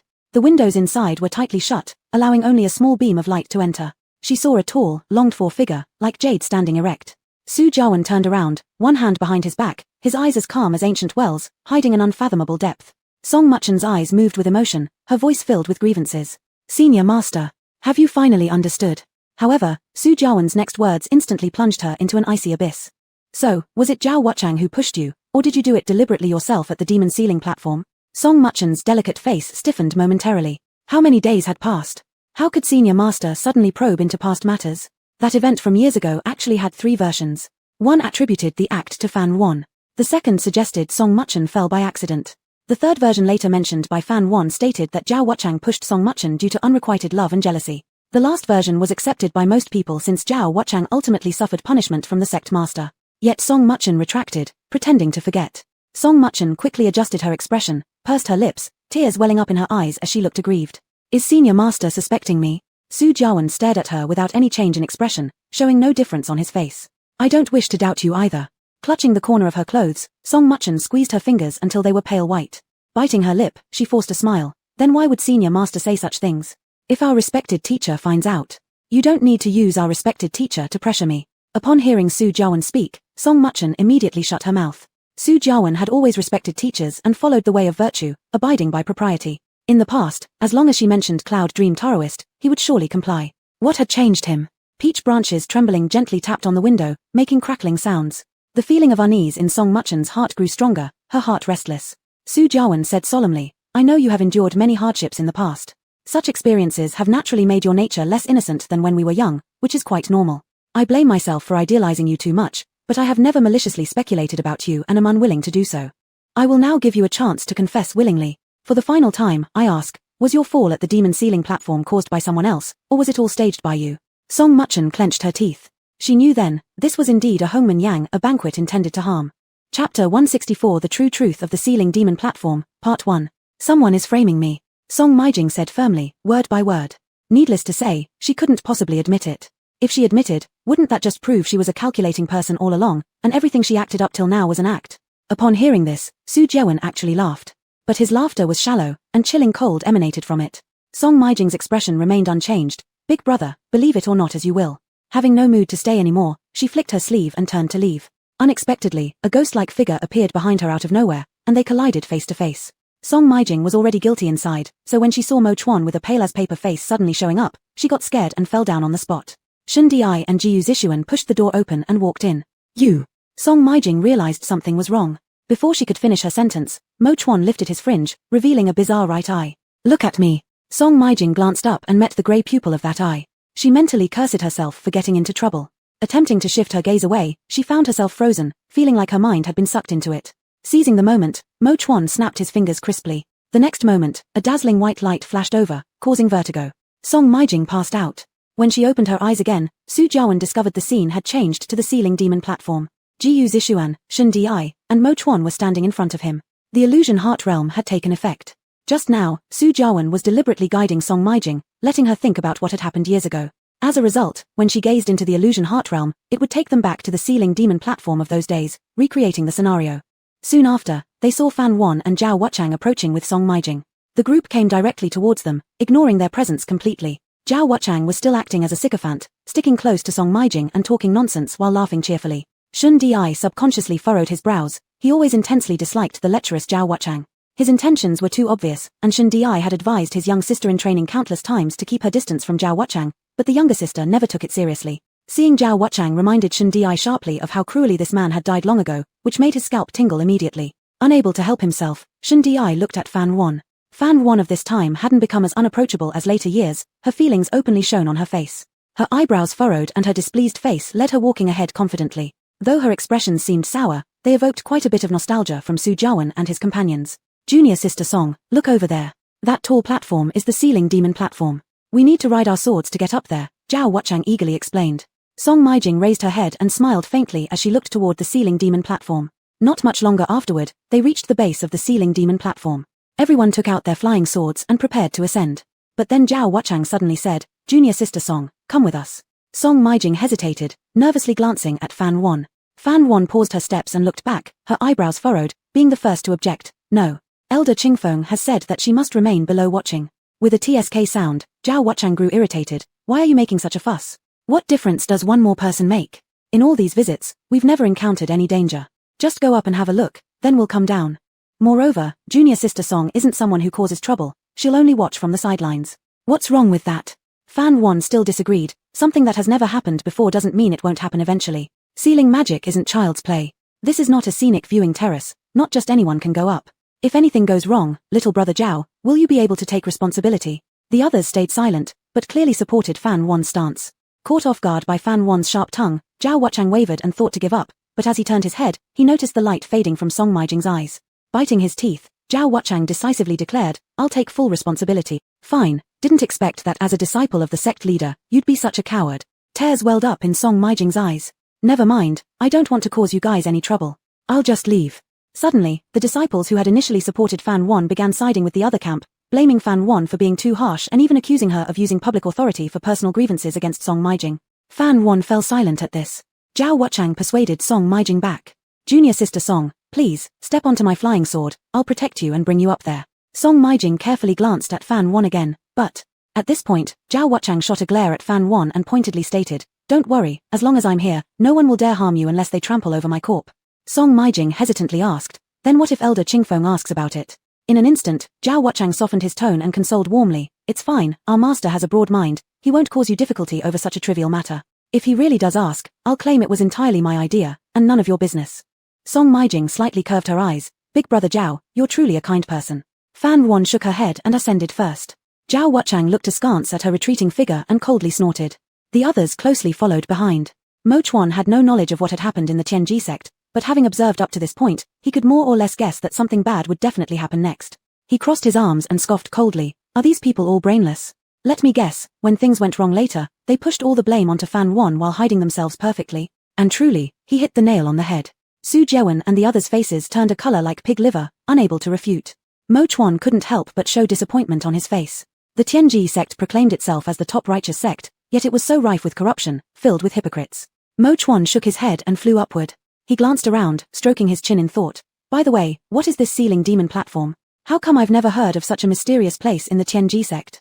When Su Jiawen, Jiyu Zishuan, and Shun Di returned to the past with different mindsets, they discovered abnormalities that they hadn't noticed before. Abnormalities about the young female disciple. Why did everyone speak for her as soon as she cried, only to indiscriminately criticize Fan Wan afterward without understanding the full story? Fan Wan was clearly not at fault. Now wasn't the time to think about this. Suppressing their doubts temporarily, Su Jiawen clenched his fingers and said gravely, let's go up as well. Shun Di and Jiyu Zishuan were breaking out in cold sweats at the back but nodded. That's because they realized they had fallen into the same trap as those disciples at certain moments. When Shun Di finally arrived at the ceiling demon platform, it just so happened to be when danger appeared there. A few inner disciples including Zhao Wuchang were controlled by malevolent aura, standing dumbfounded as if oblivious to the impending peril. Fan Wan stood firmly in front of them, blocking the chaos with her weapon, suppressing the wildly surging black qi all by herself. Her complexion was visibly pale to the point of transparency, yet her back was straight as ever. She didn't take even a single step backward. Soon, blood flowed from the corner of her mouth. She paid it no heed, hastily wiping it away and continuing to fulfill her duties. Her eyes were resolute and sharp, much like a blade of grass braving a storm. No matter how damaged it might be, as long as there was still a breath left in her, she could fight fiercely against the wind and rain. Who gave her the courage? They didn't know, but Su Jeon did. Because her juniors were behind her, she found the courage to do the impossible. Su Jeon had never felt Fan Won's figure so grand before. She had only recently consolidated her foundation. How could someone so frail endure it? In situations like this, she obviously could have fled first and requested support from the elders. Yes, even if she abandoned her post in an emergency, no one would have blamed her. However, she chose to stay behind and protect her juniors, even the very ones who misunderstood and cursed her earlier. Because they were from the same sect, she didn't hesitate for a moment and chose to remain and protect them, despite the insults they once hurled at her. Shen Di opened his eyes wide, astonished beyond measure. He had criticized her countless times for being narrow-minded, selfish, and lacking in grandeur. Those words still rang clear in his ears. They slapped him hard across the face, each word a vivid reminder of his ignorance. Could someone willing to sacrifice their life for their juniors really be selfish or narrow-minded? He deserved a good slap. Shen Di immediately struck himself in the face. Then looking at Song Muchuan, who retreated to the side, clearly afraid. Suddenly, a skull-shaped strand of dark chi suddenly rushed toward her. Startled, Song Muchuan turned deathly pale and grabbed a nearby disciple to use as a meat shield, avoiding the attack. This disciple showed signs of agony, the center of his forehead turning black. Song Muchuan, however, sighed in relief, wiping the cold sweat from her face, showing absolutely no remorse, as though it were natural for someone to shield her. Not only Mo Chuan was dumbfounded by this, Su Jeon and the others also found it incredible. It seemed as though they were meeting Song Muchuan for the first time. As for Fan Won within the illusion, she remained completely unaware of this incident, fully concentrating on dealing with these malevolent forces. But her cultivation level was too low. If only she were slightly stronger. Fan Won bit her lip, as if making a monumental decision. She held the sword in one hand and formed the necessary talisman gestures with the other. Su Jeon's expression changed instantly, shouting involuntarily, "No." The next instant, they watched as all the malevolent chi rushed into Fan Won's body en masse. Their surroundings immediately became clear. Because Fan Won absorbed all the black chi. Her long sword fell from her grip, and she collapsed to her knees, unable to suppress a hoarse cry of pain. Mo Chuan was so shocked that his mouth gaped wide open. Did she not fear death? Su Jeon covered his eyes with his hand, unable to bear watching further, his eyes moistening with tears. It felt as though an invisible hand was tightly clutching his heart, the pain spreading through every part of his body. Only by leaning against the wall could Su Jeon barely keep his footing steady. So many hardships Fan Won had endured back then. And at the time, what was he doing? Chapter 165, The True Truth of the Demon Ceiling Platform, Part 2. Jiyu Zishuan had already turned his back. He, too, couldn't bear to see Fan Won suffering. Thinking about how he had so thoughtlessly spent all of Fan Won's merits and collected the last ice heart pill, only to give it to his younger female apprentice, he wanted nothing more than to beat himself. Xiao Qi was the one who truly needed the ice heart pill. She must have been so heartbroken, so disappointed back then, which was why she had returned the 100 herbs pill that he had given her. Jiyu Zishuan, you're less than an animal. Regret mixed with self-loathing overwhelmed Jiyu Zishuan, causing him to weep silently as he turned away. People all have feelings. Mo Chuan, despite being a bystander, felt pain for Fan Won, not to mention these few masters who used to live side by side with Fan Won. The illusory Fan Won gritted her teeth, swallowing her screams of pain but eventually lost consciousness due to the overwhelming agony. Su Jeon could no longer hold back and stepped forward, wishing to take some of her suffering for himself. Mo Chuan stopped him. You cannot. His control over the illusionary heart mirror wasn't yet proficient enough, and they, as outsiders, were better off doing nothing at all. Su Jeon inhaled softly and did not approach Fan Won again. However, another figure approached instead. It was Song Muchuan. At this moment, every man present couldn't help but furrow their brows. Since earlier, when they witnessed Song Muchuan shamelessly using her sectmates as meat shields, the group had developed no goodwill toward her whatsoever. Now, seeing her nearing Fan Won, they instinctively felt something was amiss. But the past events were unchangeable. Song Muchuan slowly made her way to Fan Won's side, looking around briefly. She found the others still unconscious, and Fan Won seemed asleep. Song Muchuan leaned slightly closer, whispering, "Seventh senior sister? Are you okay?" Fan Won's tightened eyebrows never loosened, occasional flashes of pain crossing her face. Realizing Fan Won lacked awareness, Song Muchuan stood up straight, folding her hands in front of her with her pinky fingers lightly curled upward, staring down at Fan Won with a scrutinizing look. No one knew what thoughts ran through her mind right then. What followed was an act that enraged everyone. She lifted the hem of her skirt, revealing one of her slender, delicate feet. She then lightly tapped Fan Won's back with her toes, at first merely a light touch. When Fan Won showed no sign of consciousness, she grew bolder. She placed her entire foot on Fan Won, pressing against her chest. Though the damage was minimal, the insult was immense. Song Muchuan pursed her lips, a smirk curling the corners of her mouth as a malicious grin spread across her face. She clearly reveled in the feeling of stepping on Fan Won. Witnessing this scene, not only were Su Jeon and the other two filled with anger, even Mo Chuan contemplated breaking his rules to hit a woman. A single word formed in their minds. Small-minded success. In the illusion, Song Mutuan had no idea that every move of hers was clearly observed by her senior brothers. After teasing Fan Won, Song Mutuan made her way to the edge of the demon ceiling platform. As if sensing something, Su Jeon glanced toward the distance. Sure enough, he saw another version of himself heading this way. Looking back at Song Mutuan, she was already standing precariously at the edge. Then she turned, pretending to be pushed outwards, letting out a cry of shock. So that's how it was. Su Jeon clenched his fists, watching his alternate self below hurriedly coming over, catching the younger female apprentice midair. He realized from start to finish, he had been played. How dare she? Mo Chuan couldn't help but clap his hands, praising, interesting, very interesting. Full of sarcasm. Meanwhile, Fan Won and the others had gradually woken up. She was the first to fly down.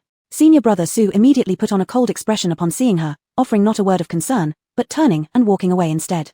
Stunned on the spot, Fan Won appeared not to expect such a reaction from the eldest brother. After a long while, a crestfallen look finally began to emerge on her face, but she neither cried nor caused a fuss, retreating alone to treat her wounds. And those whom she had saved didn't utter a single word of thanks, leaving her there. Mo Chuan looked towards Su Jeon, twitching his lips, and said, I despise you.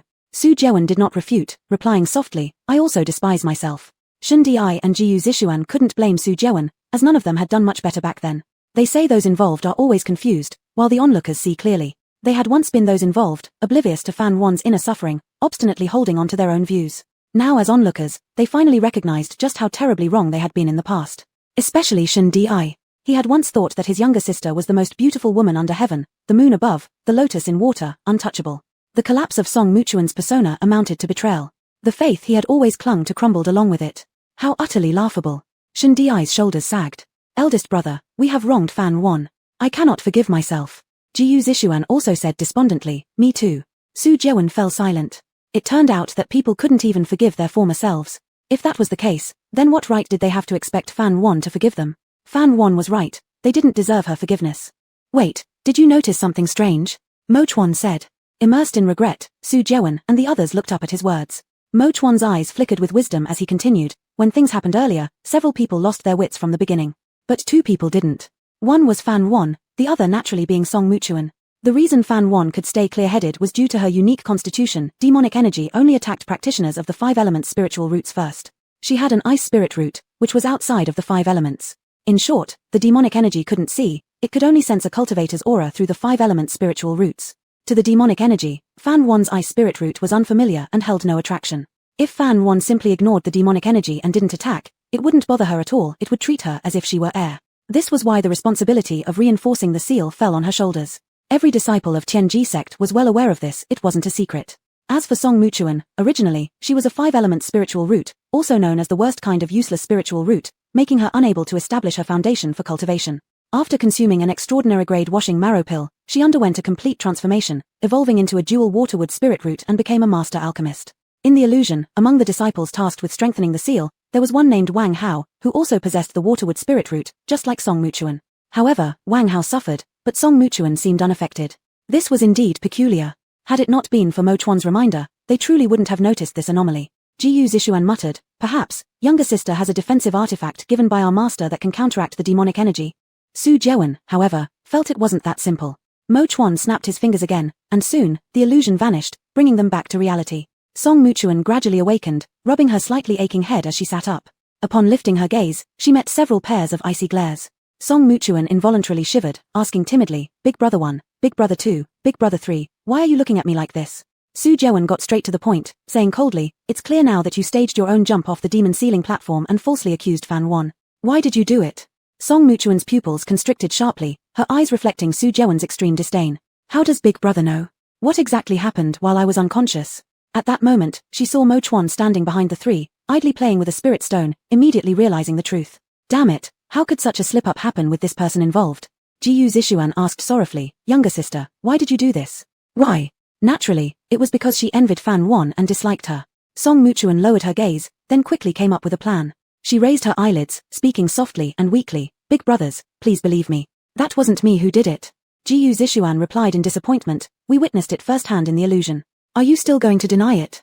As she cried, Song Mutuan explained, I was under the control of the demonic energy. I had no choice. Jiu Zishuan questioned, if so, why didn't you say it earlier? Song Mutuan responded, I didn't want you to worry about me. Su Jeon outright refused to believe her, his face filled with anger as he grabbed Song Mutuan's wrist tightly and roared, you used your sectmates as shields so easily. Not a single bit of the demonic energy could harm you. How were you supposedly controlled? Song Mutuan was frightened by his expression, shrinking her neck instinctively and trying the same trick again, saying pitifully, "Big brother one, you're hurting me." She glanced at Shun Di, hoping this elder brother who usually cared for her could lend a hand. However, Shun Di's expression was even more terrifying than Su Jeon's, devoid of any compassion in his eyes. Song Mutuan's tears streamed down her cheeks non-stop, yet her mind was calm and racing. She shouldn't have invited Mo Chuan to Tianji sect. But now wasn't the time to regret. What should she do? How could she get out of this situation? Su Jeon tightened his grip, narrowing his eyes slightly, saying coldly, "Because of that incident, because of your scheming and sowing discord, Fan Wan completely lost hope in us." Realization dawned on Jiyu Zishuan, whose face contorted hideously as he exclaimed, "That's right, it's all your fault. If it weren't for you, Fan Wan wouldn't have left us." Song Mutuan, turns out you were the malicious one. Recalling all past incidents, Jiyu Zishuan felt a chill running down his spine, prompting him to retreat unconsciously. "You're really too terrible. How could you become this way?" Song Mutuan bit her lip, hanging her head silently, her wrist still clenched tightly by Su Jeon, causing numbness. Su Jeon's expression grew colder as he suddenly lifted his foot and kicked Song Mutuan hard to the side. A dull thud resounded. Song Mutuan collided with the edge of the table, turning pale from excruciating pain. She looked up at Su Jeon in disbelief, unable to believe that he would actually lay a hand on her. Su Jeon said, "This kick is me returning it for Fan Wan." Chapter 166, Confession. Song Muchen slightly froze. Only now did she remember that she had kicked Fan Wan while the latter was unconscious. Su Jeon was doing this to take revenge for Fan Wan. Song Muchen hated it with all her heart, but on the surface, she had no choice but to continue looking pitiful. She covered her aching stomach and sobbed. "I know I've made a mistake. I was just jealous of Senior Sister 7 being loved by all of you, so I acted foolishly. Hasn't everyone made mistakes? I really know I've made a mistake." A woman's tears are always the most effective weapon. But perhaps because he'd seen too many, or perhaps because he had witnessed Fan Wan enduring even the worst pain without shedding a single tear, Song Muchen's tears seemed utterly worthless. Her attack with tears was useless now. However, Song Muchen hadn't realized this. She cried with full concentration, deliberately designing the best angle for her tears, making herself seem as pitiable as possible. Su Jeon's brow was furrowed into the shape of the Chinese character Chuan. Mo Chuan, who had been silent all along, finally spoke. "Are you mistaken? You should apologize to the person you framed, not them." Song Muchen hesitated, pulling at the corner of her mouth and said, "Of course, I will confess my error to Senior Sister 7. Su Jeon stood in front of her, coldly saying, "Good, then I'll give you 3 choices." Song Muchen looked up at him with a tear-streaked face. Su Jeon bent down, wiping away the tears on her face, seemingly turning back into the kind and approachable elder brother in her eyes. For a moment, she was lost in his gaze. But Su Jeon's next words shattered all her illusions. "Go confess to our master, and publicly apologize to Xia Qi. Or, according to the sect rules, admit your faults in front of all disciples and elders and accept your deserved punishment. Furthermore, you have to apologize to Xia Qi." Song Muchen clenched her fingers, unwillingly asking, "What is the third one?" Su Jeon sneered once, "You can remain silent, but I will definitely expose the truth. The events in the illusory realm, I've recorded everything using a shadow stone." Song Muchen's face turned pale, and she closed her eyes. No matter which option it was, it would render all her efforts wasted. I choose the first." Ultimately, Song Muchen made her decision. Su Jeon said, "All right, let's go find our master now." Song Muchen asked, "Does it have to be today?" Su Jeon mocked, "So, you're afraid too?" Song Muchen pleaded, "Can we wait until Senior Sister 7 returns, and I'll apologize then?" She wanted to buy more time. Su Jeon refused mercilessly, "The two matters do not conflict. I want you to immediately confess to our master, stop arguing with me." Panic flickered across Song Muchen's eyes. Su Jeon grabbed her hand, leaving no room for discussion. "Let's go." At the peak of Xianji Mountain, Yunmeng Zhenren sat on the most prestigious throne of Tianji sect, his dark hair neatly tied up, his demeanor cold and aloof, like an emotionless sculpture. In such an environment, even the sunlight filtering through seemed devoid of warmth. Loneliness comes with height. Time flowed through his fingertips. He had long grown accustomed to boundless solitude. He habitually used his spiritual senses to observe Tianji sect, scanning from the sect hall to Xianji Peak, checking for any anomalies. As a result, somehow, his divine consciousness stopped at the empty cave residence. Fan Wan's cave residence. Yunmeng Zhenren's usually tranquil eyes flickered slightly before quickly gliding over. Finally, they rested on the Guardian Saint instrument. The Guardian Saint instrument was a giant lotus flower, its diameter spanning several zhong wide, its petals layered upon each other, exactly 81 in total, creating a white lotus pedestal flowing with 5 colors of light. Sometimes red like blazing fire, sometimes gold like the proud sun. Its magnificent beauty struck awe and respect in the hearts of all who saw it. The Guardian Saint instrument was the lifeblood of Tianji sect. As long as the Saint instrument existed, so did Tianji sect. If the Saint instrument perished, so would Tianji sect. It existed even before Yunmeng Zhenren, truly a forebear. Honored as the headmaster of the sect, safeguarding the Saint instrument was his paramount duty, and only he could interact with it. His figure flashed, appearing in front of the Saint instrument. Old friend, I've come to visit you. The saint instrument slowly circled within the celestial pool, hovering quietly. Looking at the saint instrument, Yunmeng Zhenren's expression softened somewhat. Only here beside the saint instrument could his mood calm down. He glanced down at the clay figurine in his hand, a smirk crossing his lips. He actually brought this little thing along. Just at that moment, the saint instrument emitted a gentle hum. Yunmeng Zhenren's face lit up with joy. This was the first time the saint instrument had responded to him. According to the forefathers, if the saint instrument hadn't lost its spirit core, it would possess world-destroying power, instead of merely being the sect's guard dog. Even though the saint instrument lacked its spirit core, it retained a bit of its spiritual awareness. But it was exceedingly proud. Among all the successive sect leaders, only the founder had received a response from it. It was said that as long as one received a response from the saint instrument, it was equal to gaining its approval. Yunmeng Zhenren's lips curved upwards. Didn't this mean he was now on par with the forebear? The sacred instrument hummed again.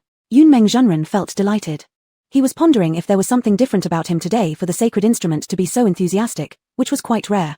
Could it be that he was close to breaking through, and the sacred instrument sensed it, so it was offering its advance congratulations? The pool water rose like a ribbon and headed towards Yunmeng Zhenren. It then carried away the clay figurine in his hand, merging into the lotus seed pod. All was quiet again soon after. Yunmeng Zhenren frowned as his joy instantly faded. So the sacred instrument wasn't welcoming him or congratulating him, but rather wanted the clay figurine in his hand. Why? Yunmeng Zhenren asked aloud, urgently seeking an answer. Why do you want it? No, it's not for you. Give it back to me. Yunmeng Zhenren raised his hand, wanting to retrieve the clay figurine with his spiritual power. But in the next moment, water splashed everywhere, drenching Yunmeng Zhenren's face. Then an even more intense humming sound suddenly erupted. Instantly it resonated throughout the entire Tianji sect. The disciples who were cultivating inside their chambers were startled and couldn't understand why. The elders put down what they were doing, assuming there was an issue with the guardian saint instrument, causing them immediate worry. They all rushed out, swirling like hurricanes down to Shenji Peak. As it turned out, they received a telepathic message from Yunmeng Zhenren. There was nothing serious to worry about, they could relax. Skeptical yet reassured, the elders returned. On this side, the guardian saint instrument threw a tantrum, forcefully ejecting Yunmeng Zhenren. However, Yunmeng Zhenren didn't dare retaliate, fearing harm to it, leaving him angry to the core. His clothes and hair were completely soaked, rarely had he been so disheveled. Fortunately, after stepping out, he returned to his quarters, where no one saw him. Yunmeng Zhenren was both angry and astonished. That clay figurine wasn't any treasure, why did it snatch it? It must be faulty. After tidying himself up and straightening his robes, Yunmeng Zhenren decided to make another clay figurine to trade with the sacred instrument. Just at that moment, he noticed someone approaching. It was his disciples. Yunmeng Zhenren had no choice but to sit back down, glaring at the door with resentment. Su Jewen stood outside the door, bowing respectfully. Master, your disciple Su Jewen requests an audience. After waiting for quite some time, Su Jewen finally heard his master's voice. What is it? His voice was deep and cold. Yunmeng Zhenren didn't want to see anyone. He thought that if Su Jewen didn't have urgent matters but just came to bother him, he would surely scold them harshly. Su Jewen glanced back at Song Muchen before speaking. Younger sister has important news to report. Upon hearing this, Yunmeng Zhenren allowed them entry. Except for Han and Ming who was still unconscious, and Ouyang Jin under house arrest at Cold Mountain Temple, all the other apprentices were present here. Yunmeng Zhenren lightly tapped his fingers on the armrests, glancing over their faces. If you've come to plead on behalf of the wretched disciple Fan Wan, you may go back and copy the sect rules 500 times. Su Jewen took 2 steps forward and calmly said, Master, we are not here to plead for Xiaoqi, but it does indeed relate to her. Yunmeng Zhenren leaned back, propping his chin in his hand coolly, saying, Go on, speak. Su Jewen lowered his hand, stepped aside, and turned his head to look at Song Muchen who seemed ready to cry, his indifferent eyes seemingly telling her. If you don't say it, I will say it for you. Song Muchen swallowed hard, stepped forward, and knelt down without a word. Her voice was choked with grief as she sorrowfully proclaimed, Master, your disciple comes to confess. Yunmeng Zhenren, displeased, glanced at Su Jewen, suspecting he'd coerced Song Muchen into something. Su Jewen straightened his spine, meeting his gaze calmly. Yunmeng Zhenren narrowed his eyes slightly, then directed his gaze toward Song Muchen's head, saying, What sin have you committed? Chapter 167, No Martial Virtue. Elsewhere. At the Sword Sect's training ground. The sword cultivators were all very diligent, and thus, the training ground of the Sword Sect was always lively with disciples practicing and sparring. They all looked solemn, their eyes determined, shining brightly with fervor. They did not let themselves be distracted by outsiders, completely immersing themselves in cultivation. Not far away, there were 3 elders seated cross-legged, also busy with their own cultivation, as they practiced breathing exercises. Spiritual energy surged around them. When Fan Yuan stepped into the training ground of the Sword Sect, she immediately felt the tense and passionate atmosphere in the air. Everyone here was sweating profusely, silently expressing their desire to grow stronger. Even though it was a training ground too, by comparison, the one at Tianji Sect had a much more relaxed and free atmosphere. The disciples of the Sword Sect seldom chatted with others during rest periods, however, at the Tianji Sect, the disciples could laugh and chat while sparring, even walking off shoulder to shoulder afterward. To meet the usually lofty elders at the training ground would simply be a dream for fools. Fan Yuan grew up in the Tianji sect, so she didn't think anything was wrong. She naturally assumed that training grounds of other sects were similar. But now that she'd arrived at the sword sect, she suddenly realized that this was what a true training ground should look like. In addition, Fan Yuan noticed another detail. It was the tiles underfoot. Many of them were cracked. The closer to the center one went, the more traces of swords and knives became visible, along with many uneven broken stone pieces. Battle marks were everywhere. In contrast, the training ground at Tianji sect remained almost spotless since its construction. Not only were there no cracks, but there was barely any dust. It could be said to be as good as new. Of course, this wasn't because the material used in Tianji sect was better. It was simply because the disciples there rarely used it. They were always distracted when cultivating. Spars were merely for appearances. Not like the sword sect, where every move was ruthless, injuries being an everyday affair. Lu Xingran, Qin Xiaoran, and the others had long grown accustomed to such scenes, ignoring them as they continued forward. Upon comparing both sides, Fan Yuan couldn't help but wonder in her heart. If everyone at the sword sect was so hardworking, why were they still trampled upon by the Tianji sect, staying forever second? That obviously didn't make sense. Where exactly was the problem? If the master of the sword sect knew what Fan Yuan thought, he would surely take her hand and pour out his grievances. It was precisely because he deeply understood how hard each member of the sword sect worked, yet could only watch helplessly as the sect declined. Qinglang Zhenren harbored 10,000 regrets, feeling unworthy to face the sect, nearly falling victim to a heart demon. Let's do it here then. First thing, no cheating. And senior sister, you shouldn't favor her, Qin Xiaoran stated. Fan Yuan snapped back to reality, realizing they had unknowingly already reached the center of the training ground. Lu Xingran responded, look at what you're saying, when have I ever favored anyone? Qin Xiaoran smiled faintly, senior sister is the fairest. Saying that, she provocatively glanced at Fan Yuan. Don't worry, I won't go back on my word, Fan Yuan said with crossed arms, but I have one more condition. It's not fair if I get punished when I lose, but you get nothing when you lose. That's right. Sorry, I forgot. It wasn't intentional on Qin Xiaoran's part, she truly had forgotten. Because subconsciously, she believed it was impossible to lose to someone at the beginning stage of Golden Dan, so she hadn't thought about the consequences of losing. Not a picky person, Qin Xiaoran replied briskly, alright, name your condition, as long as it's not too extreme. If you lose, I want all the spirit stones from you, Fan Yuan said. Qin Xiaoran frowned slightly, unsure, is that all? Yes. She thought Fan Yuan would demand to be asked to step down. Apparently, she was only after the spirit stones. What a foolish girl. Fine, we'll talk about it after you win, Qin Xiaoran declared.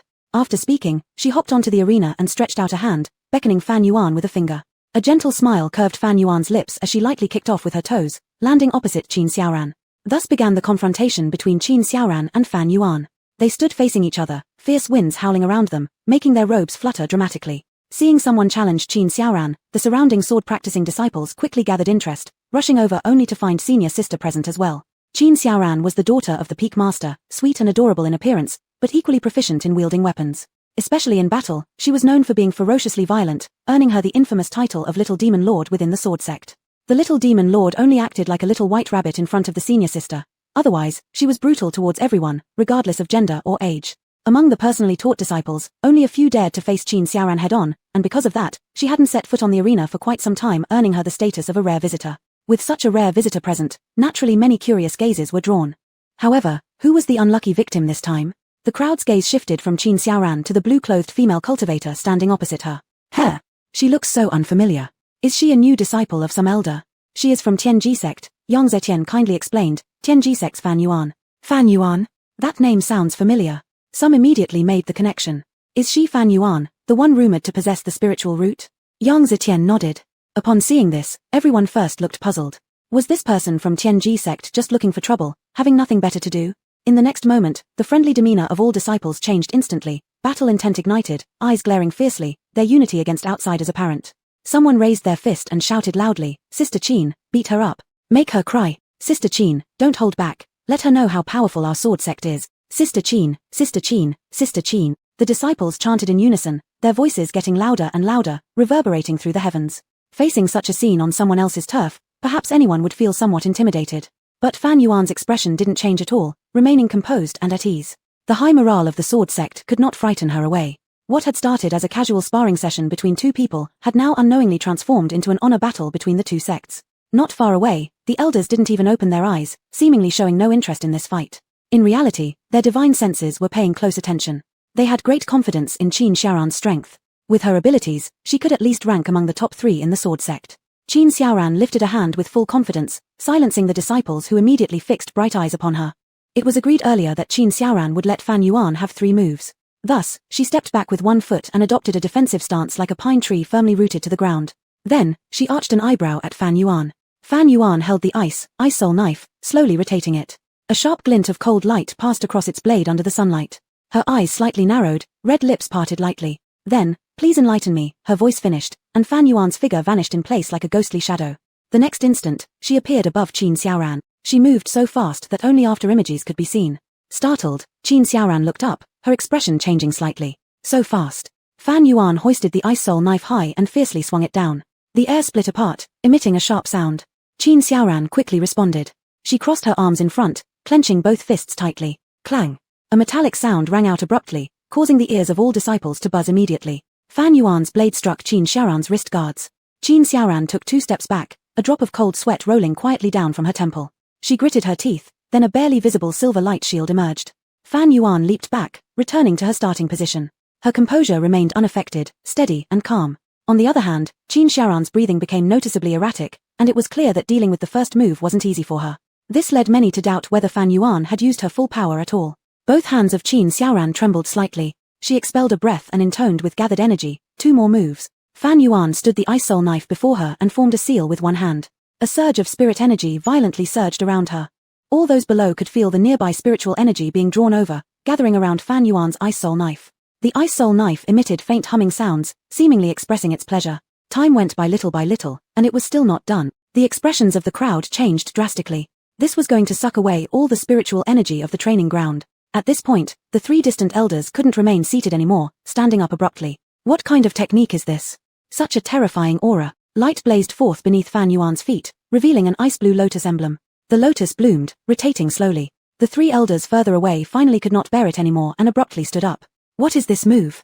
How terrifying is this aura? Fan Yuan's feet emitted radiant light, shining so brightly that the faces of the disciples turned pale blue and green, while chilling cold spread from Fan Yuan's footprints, making the front row disciples shiver incessantly, frost even appearing on their eyebrows.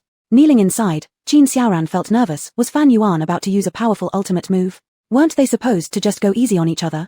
Regretting her boastful words from earlier, Qin Xiaoran realized things weren't right when she fended off Fan Yuan's first move. The might didn't resemble that of early Golden Dan at all. Feeling the terrifying aura emanating from Fan Yuan, Qin Xiaoran involuntarily swallowed saliva. This was an honor match, absolutely no retreat was possible. Moreover, she couldn't allow herself to be defeated. Losing spirit stones was a small matter, but losing face would be huge. Qin Xiaoran thus told herself, gritting her teeth to stand there resolutely, summoning all her spiritual energy to counter the coming attack. Finally, Fan Yuan stopped absorbing spiritual energy. The lotus emblem ceased spinning. All sounds faded into silence. She glanced at Qin Xiaoran, as if asking, "Are you ready to take this hit?" Qin Xiaoran sharply sensed the aura of peak Golden Dan, her heart thumping loudly, her eyes widening. Damn it. You crafty old 6, hiding your cultivation level and not abiding by martial virtue. Chapter 168, Fan Yuan grasps the Tao of the blade. Fan Yuan didn't give Qin Xiaoran a chance to shout her surrender. She raised her long sword high, and its blade glow tore through the sky as if cleaving apart heaven and earth. Qin Xiaoran's pupils shrank. It was as though she saw an incredibly enormous lotus bloom in the heavens. Immediately after, dense streams of blade shadows were unleashed, akin to raindrops, carrying a force that could destroy the heavens and annihilate the earth. Countless blade shadows fell, and in Qin Xiaoran's eyes, they instantly coalesced into a massive long sword descending from the sky towards her face. And that giant lotus grew ever closer, as if the mouth of a colossal beast ready to swallow the entire Tianji sect. Due to sheer awe and terror, Qin Xiaoran was frozen like a statue, unable to move. I surrender. I give up. What does face matter when compared to life? Let pride go to shit. Right before being split in 2 by the massive sword, Qin Xiaoran covered her head and begged for mercy. Wah! Master, save me. Your cutest disciple is dying. Qin Xiaoran collapsed on the ground with no dignity whatsoever, shouting loudly. Hey, stop crying. Look up. It was Fan Yuan's voice. Stunned, Qin Xiaoran looked up to find that Fan Yuan was standing before her at some point. Her figure was tall, hands clasped behind her back, looking at her with a smile. Such a compassionate gaze had only been seen once by Qin Xiaoran from her own master. Suddenly, a chill passed over her face, as if something had landed on her eye corner. Instinctively, she wiped it. It was snow. Qin Xiaoran looked up at the sky and froze completely. Endless snowflakes were falling, weaving and entwining, forming an endless white curtain that enveloped the entire Genmen sect. There was no trace left of the gargantuan lotus that could consume the sect or the fearsome shadow of the long sword that had terrified her, as if everything she just witnessed was an illusion. But Qin Xiaoran knew it wasn't. The feeling of having walked through the gates of death had been too real. Her heart was still pounding fiercely. Genmen sect had never experienced snowfall. Before long, The vast training grounds were blanketed in soft, white snow. Seeing such a marvelous scene, the disciples became ecstatic immediately and ran out to play in the snow.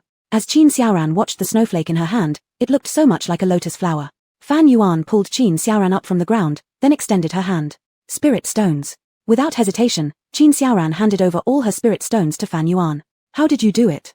Fan Yuan gazed up at the sky and smiled slightly. Are you talking about the snow? Qin Xiaoran nodded, then shook her head again, not knowing how to phrase her question. Fan Yuan said, when you manage to defeat me, I'll tell you. Having spoken, Fan Yuan strolled away gracefully, her little finger hooked around a bag heavy with spirit stones. Qin Xiaoran looked at her retreating back with complicated eyes. This person was truly strange. Stepping off the arena, Qin Xiaoran approached Lu Xingyan and asked, Big sister, who exactly is she? Lu Xingyan brushed the snow off her head without answering the question directly but instead smiled and asked, Are you convinced now? With a pout, Qin Xiaoran replied, You're mean. You even help her bully me. She's clearly not a beginner-stage golden elixir cultivator. Lu Xingyan glanced at her. Even if I told you, would it change anything? Don't I know you well? To handle someone like Qin Xiaoran, words are useless. Only physical strength could silence her. Qin Xiaoran was momentarily choked. That did seem to be the case. Speaking of which, Xiaomu nearby curiously asked, Junior sister Xiaoran, what exactly did you see back there that made you so scared? Yang Zetian was also curious, as they'd never seen Qin Xiaoran so discomposed during combat. Startled, Qin Xiaoran replied, Didn't you guys see it? Xiaomu scratched his head. We only saw Fan's senior brother swing her sword toward the sky. Yang Zetian chimed in, Yeah, then we saw you surrender. Xiaomu added, Then the snow began to fall. Furrowing her brows, Qin Xiaoran couldn't understand. Are you really saying you didn't see anything? Are you sure you're not fooling me? Qin Xiaoran's face was full of suspicion. That earlier scene had been so shocking, impossible that only she alone had seen it. Qin Xiaoran refused to believe it. Not until Lu Xingyan echoed this statement did Qin Xiaoran finally trust that they weren't lying to her. Qin Xiaoran scanned the surroundings, coming to an understanding. That's right, if everyone had seen it, how could anyone have stayed so calm and happily play in the snow? Strange. What happened exactly? Could it have been an illusion? Qin Xiaoran muttered. Hearing this, Xiaomu and others became even more confused. It seemed Qin Xiaoran had seen something extraordinary. What exactly was it? They were burning with curiosity. It's the Tao of the Blade. A deep and steady elderly voice came from behind them. Qin Xiaoran's face lit up with joy. Master. One by one, Lu Xingyan, Xiaomu, and Yang Zetian greeted respectfully. Senior Elder Shen. Senior Shen was the only elder among the many elders of Genmen sect who used a blade instead of a sword. He was also a fervent devotee of blades.